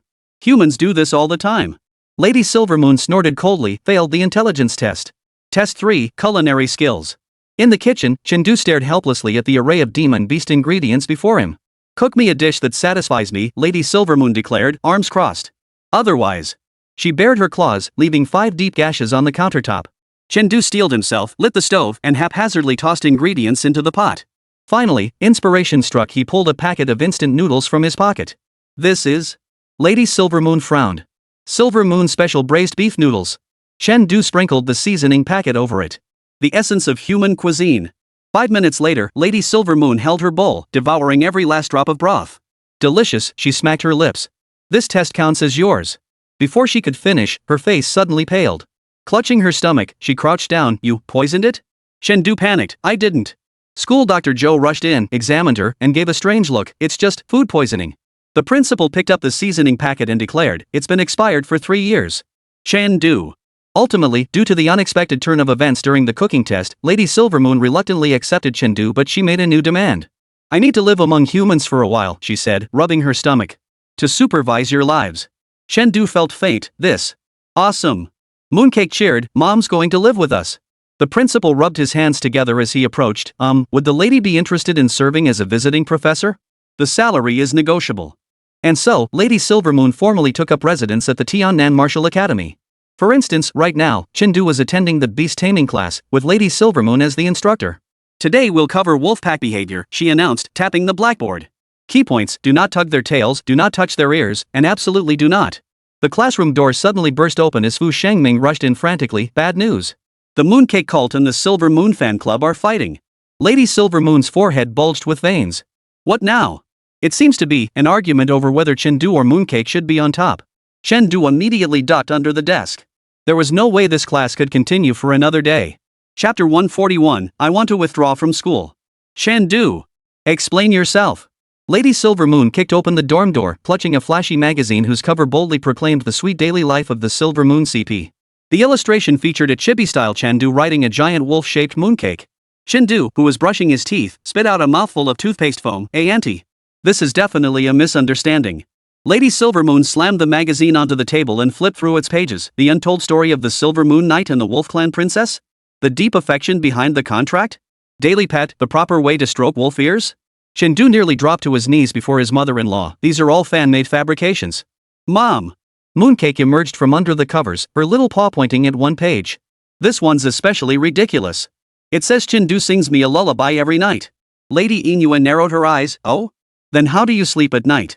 I just rest my head on his pillow. Mooncake suddenly realized she'd let something slip and quickly covered her mouth with her paw. Chen Du. Oh crap, there's no way out of this one. Principal's office. Chen Du, sporting 2 dark circles under his eyes, slumped lifelessly on the sofa. Principal, I'd like to apply for withdrawal. The principal was trimming his toenails with a robotic arm. What's up? Is your mother-in-law too much to handle? She's more than just difficult. Chen Du wailed, tears and snot streaming down his face. Last night she insisted on sleeping on the floor in our dorm room. Then in the middle of the night, she suddenly sat up and stared at me like she had 2 searchlights for eyes. The principal shook with suppressed laughter. Well, you'll get used to it. Back in the day, my father-in-law once trimmed my eyebrows with a wolf's tooth club. Just as Chen Du was about to retort, the office door burst open. Xiao Yu rushed in frantically. Oh no! Lady Silvermoon just beat up the cafeteria lady. What? Chen Du leapt to his feet. She said the lady put cilantro in the sweet and sour spare ribs. Chen Du's vision went black. The Silver Moon clan despised cilantro. This was a matter of life and death. By the time they reached the cafeteria, the situation was already out of control. Lady Silvermoon had reverted to her giant wolf form, smashing 3 tables with a single swipe of her paw. The cafeteria lady wasn't backing down either. Clutching a soup ladle, she was straddling the wolf's back, yanking at its ears. Stop! Chen Du shouted, only to be hit squarely by a flying plate. In the end, it was the principal who found a solution. Grabbing a megaphone, he bellowed, stop fighting, or faculty benefits will be suspended. The cafeteria lady instantly stopped. What perks? A case of Weilong spicy strips for each of you. The ladies immediately jumped off the wolf's back and smoothed their aprons. Why didn't you say so earlier? We're all on the same team. After the commotion subsided, the principal convened an emergency faculty meeting. This can't go on, the principal pounded the table. We need to find something for Lady Silvermoon to do to distract her. School Dr. Joe pushed his glasses up. My lab needs a test subject. You want the demon army to overrun the school? The principal rolled his eyes. Fu Shengming raised his hand. How about making her a dorm supervisor? All eyes turned to him. Think about it, Fu Shengming reasoned. As a dorm supervisor, she can keep an eye on Chen Du while putting her meddlesome tendencies to good use. The principal slapped his thigh. Brilliant! It's settled. And so, Lady Silvermoon officially became the dorm supervisor for the girls' dormitory at Tiannan Martial Arts Academy. That very day, she confiscated over 300 copies of the fanfiction Silvermoon CP, piled them beneath the dormitory building, and burned them to ashes. Chen Du watched the towering flames and felt an inexplicable chill between his legs. Less than a week of peace passed before new trouble arrived. That day, as Chen Du pushed open the office door, he saw the principal and Lady Silvermoon sitting stiffly, their expressions grave. There's been an incident, the principal said, handing him a photograph. Do you recognize this man? The photo showed a bald old man in a white lab coat, furtively pouring something into the mooncake food bowl. Chen Du shook his head. Never seen him. Who is this? The infamous mad scientist of the demon realm, Gobuli the gene madman. Lady Inoue gritted her teeth. A scoundrel who specializes in bloodline fusion research. Chen Du's heart sank. What did he do to mooncake? Nothing yet, the principal said, pulling up surveillance footage. Last night he snuck into the school and laced mooncake's demon crystal with some kind of agent. Thankfully, Night Spirit caught it in time and swapped the crystal. School Dr. Joe handed over a test report. The chemical analysis shows it's a bloodline activator, a substance that forces demonic beings into premature maturity. Maturity phase? Mooncake poked his head out of Chen Du's pocket. Does that mean I can grow as big as Mom? Lady Silvermoon's expression darkened. No. Entering maturity now is far too dangerous. Chen Du was confused. What would happen? At best, bloodline disruption. At worst, the principal mimed an explosion. Boom! Chen Du grabbed mooncake tightly. Then what should we do now? Find Gobuli and get the antidote. Lady Silvermoon stood up. I just got intel he's hiding in the demon realm's black market. The principal patted Chen Du's shoulder. This mission falls to your special operations team. Remember, bring him back alive. Demon realm black market and underground laboratory. Chen Du, clad in a hoodie with soot smeared across his face, was haggling with the crocodile man guarding the entrance. Bro, I'm really here for the assistant position. Chen Du waved his forged resume. Look, I graduated from a top-tier demonic university. The crocodile man glanced at the resume. Demon Realm New Oriental Culinary Institute? Ahem, cross-disciplinary talent, you know. Just as the crocodile man hesitated, Xiao Yu's voice came through the earpiece. Got it. Surveillance hacked. Fu Shengming, east side guards neutralized. Shu Qingchen, west side clear. Chen Du suddenly knocked the crocodile man down with a karate chop. Sorry, bro, script change. The strike team swiftly stormed the lab, finding it filled with demonic organs preserved in formaldehyde. At the central lab bench, Gobuli was gesticulating wildly before a moon-shaped device. Ha ha ha ha. I'm about to activate the moon god's bloodline. Without a word, Chen Du smashed the lab door open with his divine skeleton arm. Gobuli. You're under arrest. The old man turned around, not panicking at all. Instead, he became even more excited, waving his arms wildly. Perfect. The test subject has come right to me. He slammed his hand down on a button. The laboratory ceiling abruptly opened, and a beam of moonlight shot straight down, landing precisely on Mooncake. Chen Du! I'm so hot! Mooncake suddenly curled up in agony, her body beginning to glow. Mooncake! Chen Du tried to rush forward, but was blocked by an energy barrier that suddenly rose. Gobuli cackled maniacally. Too late. The moon goddess bloodline is about to awaken. Mooncake's body grew larger within the glow, its fur shifting from silver to dazzling gold. The faint outline of wings even began to appear behind it. I can't control it. Mooncake's voice grew mature and anguished. Lady Silvermoon suddenly appeared, shattering the barrier with a single swipe. Daughter. Hold on. But it was too late. With a deafening wolf howl, Mooncake completed her transformation. A 5-meter-tall golden giant wolf appeared in the laboratory, its eyes burning with silver-white flames. Perfect. Absolutely perfect. Go Bully danced with excitement. The first fully awakened moon god bloodline in history. The golden wolf lowered its head to gaze at Chen, its eyes devoid of any familiar emotion, only cold, divine detachment. Mooncake. Chen voice trembled. It's me. The wolf opened its gaping maw, unleashing a torrent of silver flame. At the critical moment, Lady Silvermoon shoved Chen aside, but the flame grazed her instead, instantly freezing half her body. Mom! The golden wolf suddenly spoke in human language, a flicker of clarity passing through its eyes. Seeing the danger, Go Bully turned to flee. Xiaoyu lunged forward, the special handcuffs snapping shut around him with a sharp click. Mooncake! Chen rushed toward the giant wolf, heedless of the danger. Look at me. Remember when we first met? You bit my finger. The golden giant wolf's eyes flickered with silver flames as it slowly lowered its head, its massive nose gently nudging Chen. Chen. A familiar voice echoed in his mind, swiftly replaced by icy detachment. No. I am the moon goddess. Lady Silvermoon struggled to her feet. Daughter. Suppress it. Think of your happiest memory. The giant wolf writhed in agony, smashing the laboratory walls to pieces.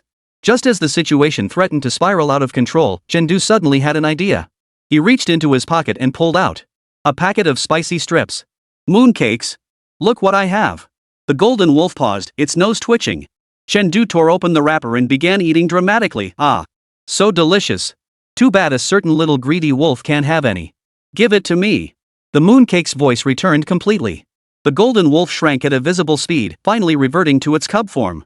It pounced and snatched the spicy strips. Go Bully stared in disbelief. No, this can't be. How could the moon god's bloodline? Defeated by spicy strips? The principal appeared at the doorway, mechanical arm holding an empty bag. Weilong beef jerky cures all forms of defiance. At the post-operation debriefing, the principal handed each member of the task force a little red flower. Well done. The principal patted Chen on the back. Especially that bag of spicy strips, a stroke of genius. School nurse Joe was analyzing the mooncake data. Strange, the bloodline has stabilized. Lady Silvermoon pondered thoughtfully, perhaps happiness is the best stabilizer? Holding the sleeping mooncake, Chen suddenly remembered, oh, what exactly is that moon device Go Bully has? The principal's expression turned grave. It's a replica of the crown of the moon goddess, capable of forcibly activating divine power. He lowered his voice. What's more troubling is that he mentioned this as only the beginning. What does that mean? Chen heart tightened. It means. The principal sighed. Someone in the demon realm is systematically reviving the moon goddess. The conference room fell silent. Suddenly, Chen communicator buzzed. Answering it, he heard Fu Shengming's panicked voice. Chen. Trouble. Your mother-in-law and the cafeteria lady are fighting again. This time over the last packet of spicy strips. Chen. Chapter 142, Blood Moon Ritual. I got this spicy snack pack first. The cafeteria lady clutched the snack bag tightly in one hand, her other hand gripping a metal spatula. Lady Silvermoon's wolf ears perked up, her claws gouging 5 deep scratches into the floorboards. Bull. That's clearly my daughter's spoils of war. Chen crouched on the cafeteria chandelier, clutching a trembling mooncake. He whispered into his communicator, Principal, should we just use the tranquilizer gun? No way, the principal's voice crackled through the earpiece. Those tranquilizer darts cost 50 credits apiece. But we can't just watch them tear the cafeteria apart. Before he could finish, the cafeteria auntie hurled a wok like a boomerang, hitting Lady Silvermoon squarely on the nose. The pain instantly transformed her back into a giant wolf, and she swiped her paw, shattering half the food window. Holy! The sweet and sour spare ribs window. Chen felt his heart bleed. Mooncake poked her head out from his embrace. How about? I give up my spicy strips? No way. Chen suddenly had a flash of inspiration. I've got a better idea. He leapt down from the chandelier, using his divine skeleton arm to cushion the fall. As he landed, he grabbed a bottle of Lao Gan Ma chili sauce from the dining table. Hey, you too. Look here. Chen held the bottle high. The latest limited edition Lao Gan Ma Weilong collaboration spicy sauce. The cafeteria lady and Lady Silvermoon froze simultaneously, both pairs of eyes fixed on the red jar. Only 100 bottles worldwide. Chen shook the jar. And now there are. Before he could finish, 2 blurred figures lunged toward him simultaneously. Chen prepared, sidestepped with a roll, tossing the chili sauce to Fu Shengming hiding in the corner. Catch! Fu Shengming fumbled to catch the sauce. Before he could even warm it up, the 2 female heroes cornered him against the wall. Young man. The cafeteria auntie flashed a kind smile. Hand over that chili sauce, and I'll give you 3 years of free sweet and sour spare ribs. Lady Silvermoon bared her claws. Hand it over, or we'll let you experience the 10 great tortures of the Wolf Clan. Fu Shangming swallowed hard, then suddenly flung the hot sauce toward the ceiling. Principal, catch. Everyone looked up to see a mechanical arm extend from the ventilation duct, catching the sauce jar with precision. Ahem. The principal's voice crackled over the PA system. As principal, it is my duty to safeguard such hazardous materials. Dismissed. Madame Silvermoon and the cafeteria lady exchanged a glance, suddenly reaching a consensus. Let's beat up the principal first. Agreed. Chen Du watched the two formidable women charge toward the administration building, their backs radiating murderous intent. He silently crossed himself. Take care, principal. The next day, in the principal's office, Chen Du stared at the principal, wrapped like a mummy, struggling to stifle his laughter until his face turned purple. Go ahead and laugh if you want. The principal's mechanical arm was changing his bandages. Damn it, that old hag really hit me hard. Principal, what brings you here? Chen Du forced himself to maintain a serious expression. The principal projected a hologram. Take a look at this. The image showed ruins somewhere in the demon realm. A cloaked figure was performing some kind of ritual, surrounded by black-robed figures kneeling all around. This is the underworld envoy, the principal said gravely. He's not dead yet. Chen Du sucked in a sharp breath. Impossible. I saw him with my own eyes. That's the twisted nature of the moon god's bloodline. The principal pointed at Mooncake. As long as a shred of divine essence remains, he can reincarnate through another host. Mooncake bristled. I won't let him parasitize me. Not you. The principal switched screens to display a genetic map. According to Go Bullies' confession, the messenger of the underworld prepared at least 7 backup vessels in the demon realm. Chen Du's scalp prickled. 7? The good news is we've located 3 of them. The principal pulled up a map. The bad news is. The office door burst open as Lady Silvermoon stormed in. Daughter. Hurry back to the demon realm with me. What's going on? Chen Du looked utterly bewildered. Lady Silvermoon brandished a crystal containing a strand of black mist. We just received word that the underworld envoy attacked the Silvermoon clan's ancestral lands and stole the moon god's blood. The principal's face darkened. The final crucial component. Chen Du suddenly caught on. Wait, you said the bad news was? The bad news is, the principal sighed, the underworld envoy's next target is the Mooncake. The office fell into an eerie silence. Inside the special training room, School Dr. Zhou was conducting a thorough examination of Mooncake. The situation is more complicated than anticipated, Dr. Zhou said, adjusting his glasses. After the forced awakening last time, the activity level of the divine essence within her has increased by 300%. Lady Silvermoon paced anxiously. Is there any way to suppress it?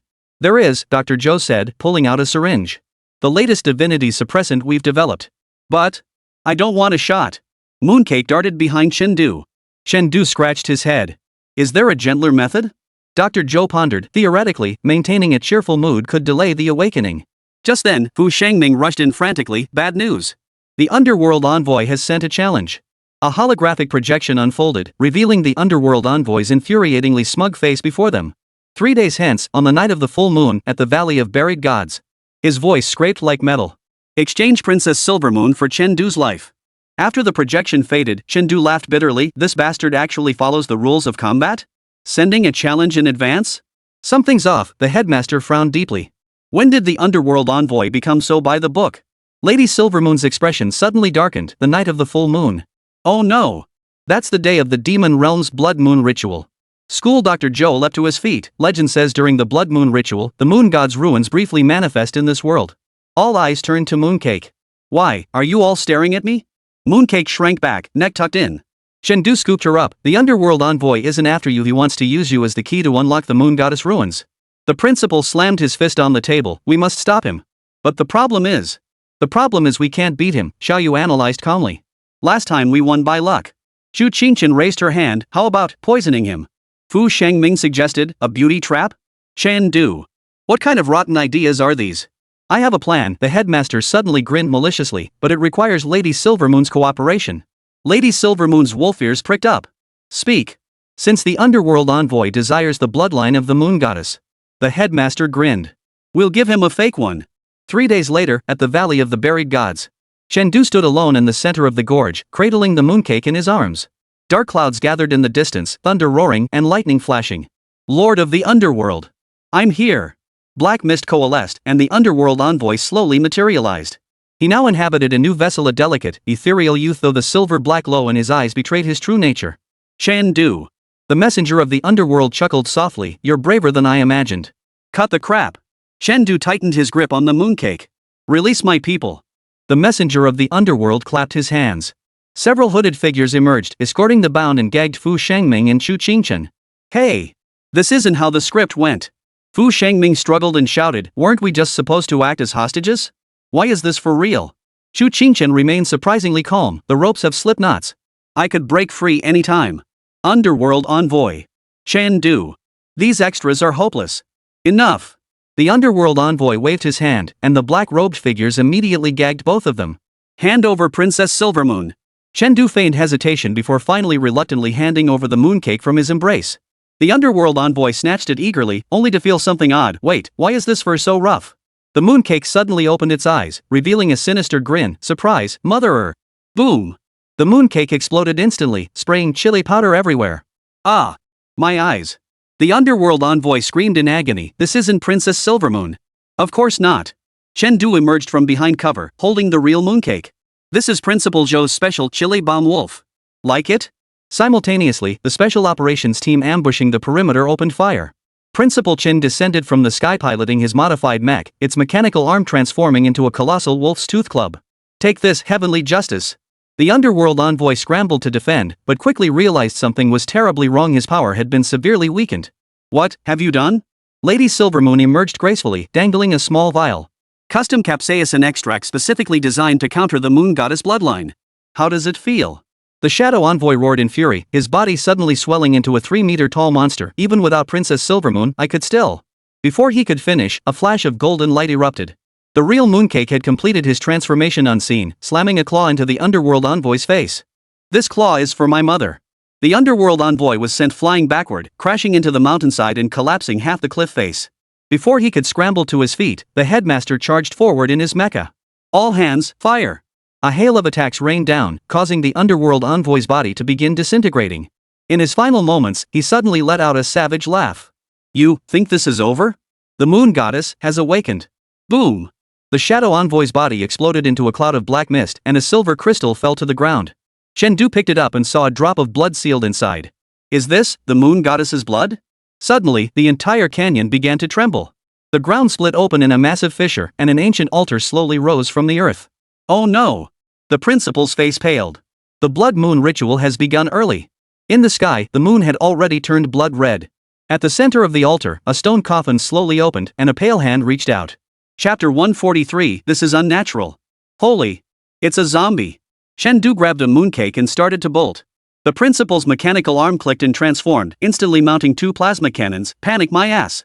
I've been a professional exorcist for 30 years. The stone coffin lid exploded with a thunderous crash. A young man in a white nightgown, sporting a messy bedhead, sat up and yawned sleepily. "Who's there? Disturbing my sleep this early?" Silence fell over the entire scene. Chen Du's jaw nearly hit the floor. This is the moon god? Lady Silvermoon's wolf ears drooped. "Doesn't quite match the clan murals." "Murals?" The youth scratched his belly. "Oh, those are just my edited art photos." The principal's tactical goggles flashed wildly. "Energy scan indicates this guy's a total noob?" The moon goddess roared in fury. "Show some respect. I merely woke up with low blood sugar." Before she could finish, a thunderous rumble erupted from her stomach. Mooncake poked his head out from Chen Du's embrace. "He seems hungry?" School Dr. Zhou pushed his glasses up. "Recommend feeding observation." Fu Shengming pulled out half a pack of spicy strips from his pocket. "How about these?" The moon god's eyes lit up. He teleported over, snatched the spicy strips, and began wolfing them down. Human food really is delicious." Chen Du whispered to the principal. "Did Go Bully pull a fast one on us? This isn't some world-ending demon god." The principal's mechanical arm began smoking. "Damn it, wasting my ammo money." In the principal's office, Moon Goddess was wolfing down her 10th bowl of instant noodles. "Slow down." Chen Du watched in horror. "No one's trying to take it from you." Moon Goddess gulped down a mouthful of Coke and belched contentedly. "Haven't eaten in 5,000 years. Cut me some slack." The principal tapped the desk. "Let's get down to business. Did the underworld envoy go to all this trouble to resurrect you just so you could bankrupt our cafeteria?" Yushin's expression suddenly darkened. "Actually, I escaped." "What?" "Those lunatics at the Moon Goddess Temple locked me up in the Divine Realm for 5,000 years, the Moon Goddess declared indignantly. "They forced me to work overtime every single day. It was either performing miracles or divine revelations, not even a weekend off." Chen Du. "So even gods are corporate slaves these days?" Lady Silvermoon frowned. Then what about the underworld envoy? My HR director, the moon god, sighed, utterly disillusioned. The one who hunts down absentees. The headmaster suddenly perked up. So, you're currently unemployed? You could put it that way. The principal and Lady Silvermoon exchanged a glance, then both broke into sly grins. Comrade Moon God. The principal affectionately slung an arm around his shoulder. Interested in joining Tiannan Martial Arts Academy as a visiting professor? Full benefits package, room and board included. A week later, Tiannan Martial Arts Academy launched a new course, Practical Theology. The registration system crashed within 3 seconds of opening. Good morning, students. From the podium, Moon God waved listlessly in his I Love Overtime t-shirt. Today we'll learn how to use divine power to make instant noodles. With a snap of her fingers, a steaming bowl of instant noodles materialized on the desk. Students below frantically took notes. Lesson 2, Divine Delivery.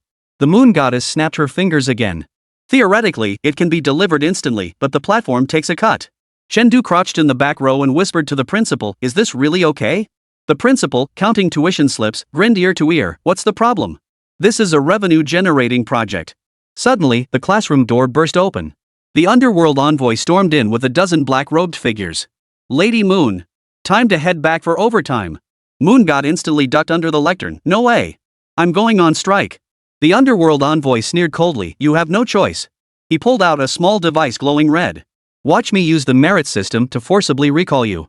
The principal slammed his fist on the desk. "Arresting people on my turf? Did you ask my Italian canon?" A confrontation erupted.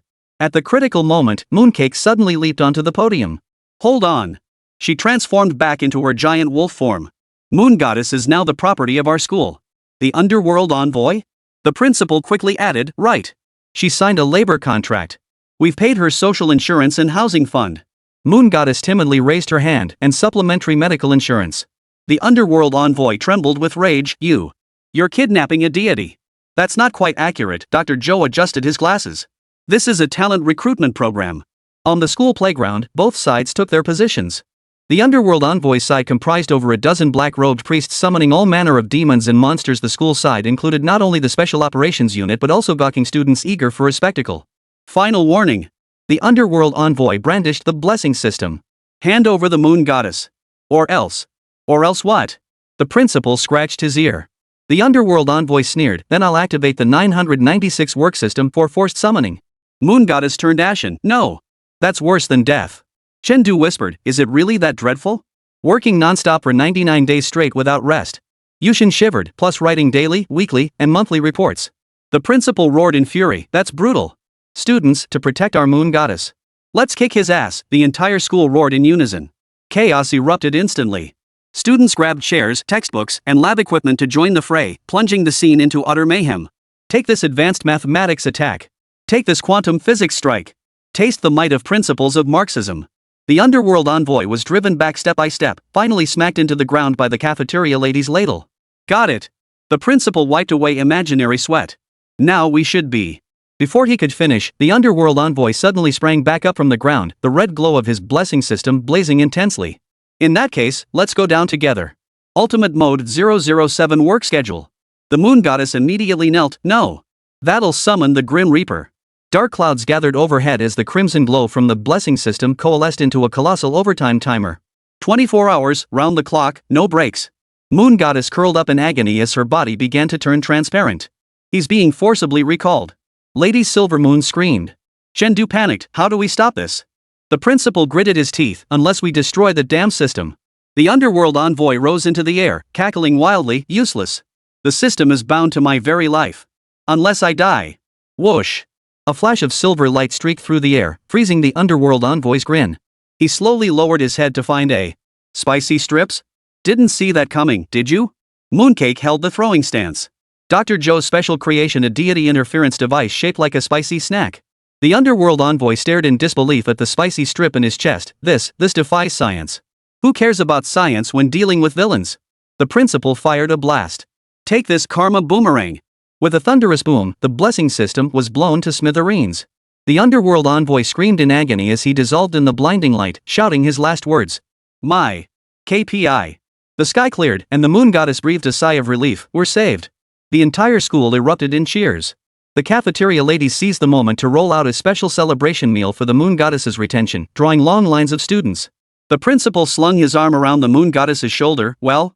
Now you know who the real good boss is, huh? Tears welled up in the moon goddess's eyes. Principal, I'm sticking with you from now on. Chen Du watched the scene unfold, suddenly overcome by a sense of foreboding. Somehow, I feel like things are only going to get livelier from here on out. Sure enough, the next day a notice appeared on the campus bulletin board. Notice regarding the implementation of a flexible work schedule. All faculty and students must pray to the moon goddess once daily counts toward academic credits. Completing 3 miracles per month will earn rewards. Chen Du gazed at the moon goddess sipping tea and snacking in the principal's office, then glanced at the newly added course Divine Management Studies on his schedule. He let out a deep sigh.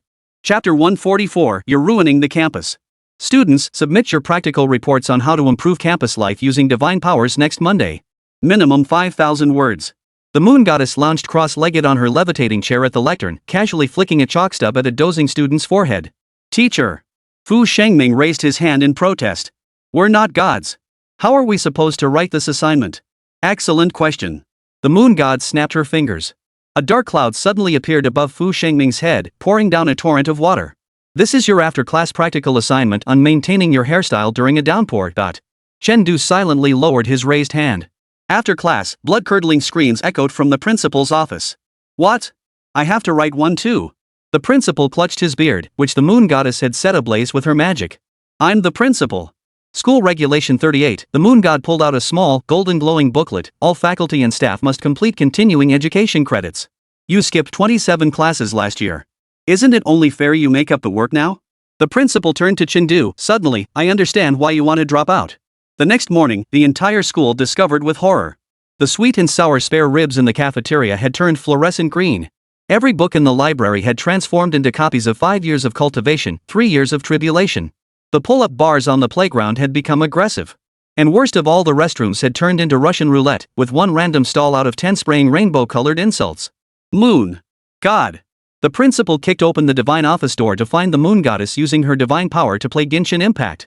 Oh, you're just in time, the moon god said without turning around. Help me clear this dungeon. The principal's mechanical arms smote with fury. You're destroying the entire campus. No need to panic, the moon god waved casually, instantly restoring the campus to normal. I was just testing everyone's emergency response skills. He pulled up the surveillance footage. Look how quick-witted Chen Du was. He snapped a photo and posted it on his social feed the moment he saw the ribs change color. The principal stared in disbelief. Hashtag Tianan Martial Arts Academy Cafeteria Anomaly hashtag had already trended on social media, accompanied by a photo of Chen Du holding the green ribs with a beaming smile. That kid actually used this to promote his goods? Late at night on the rooftop, Chen Du unexpectedly found Moon God drinking alone under the moonlight. Hey, wanna try some? The moon goddess swirled her bottle.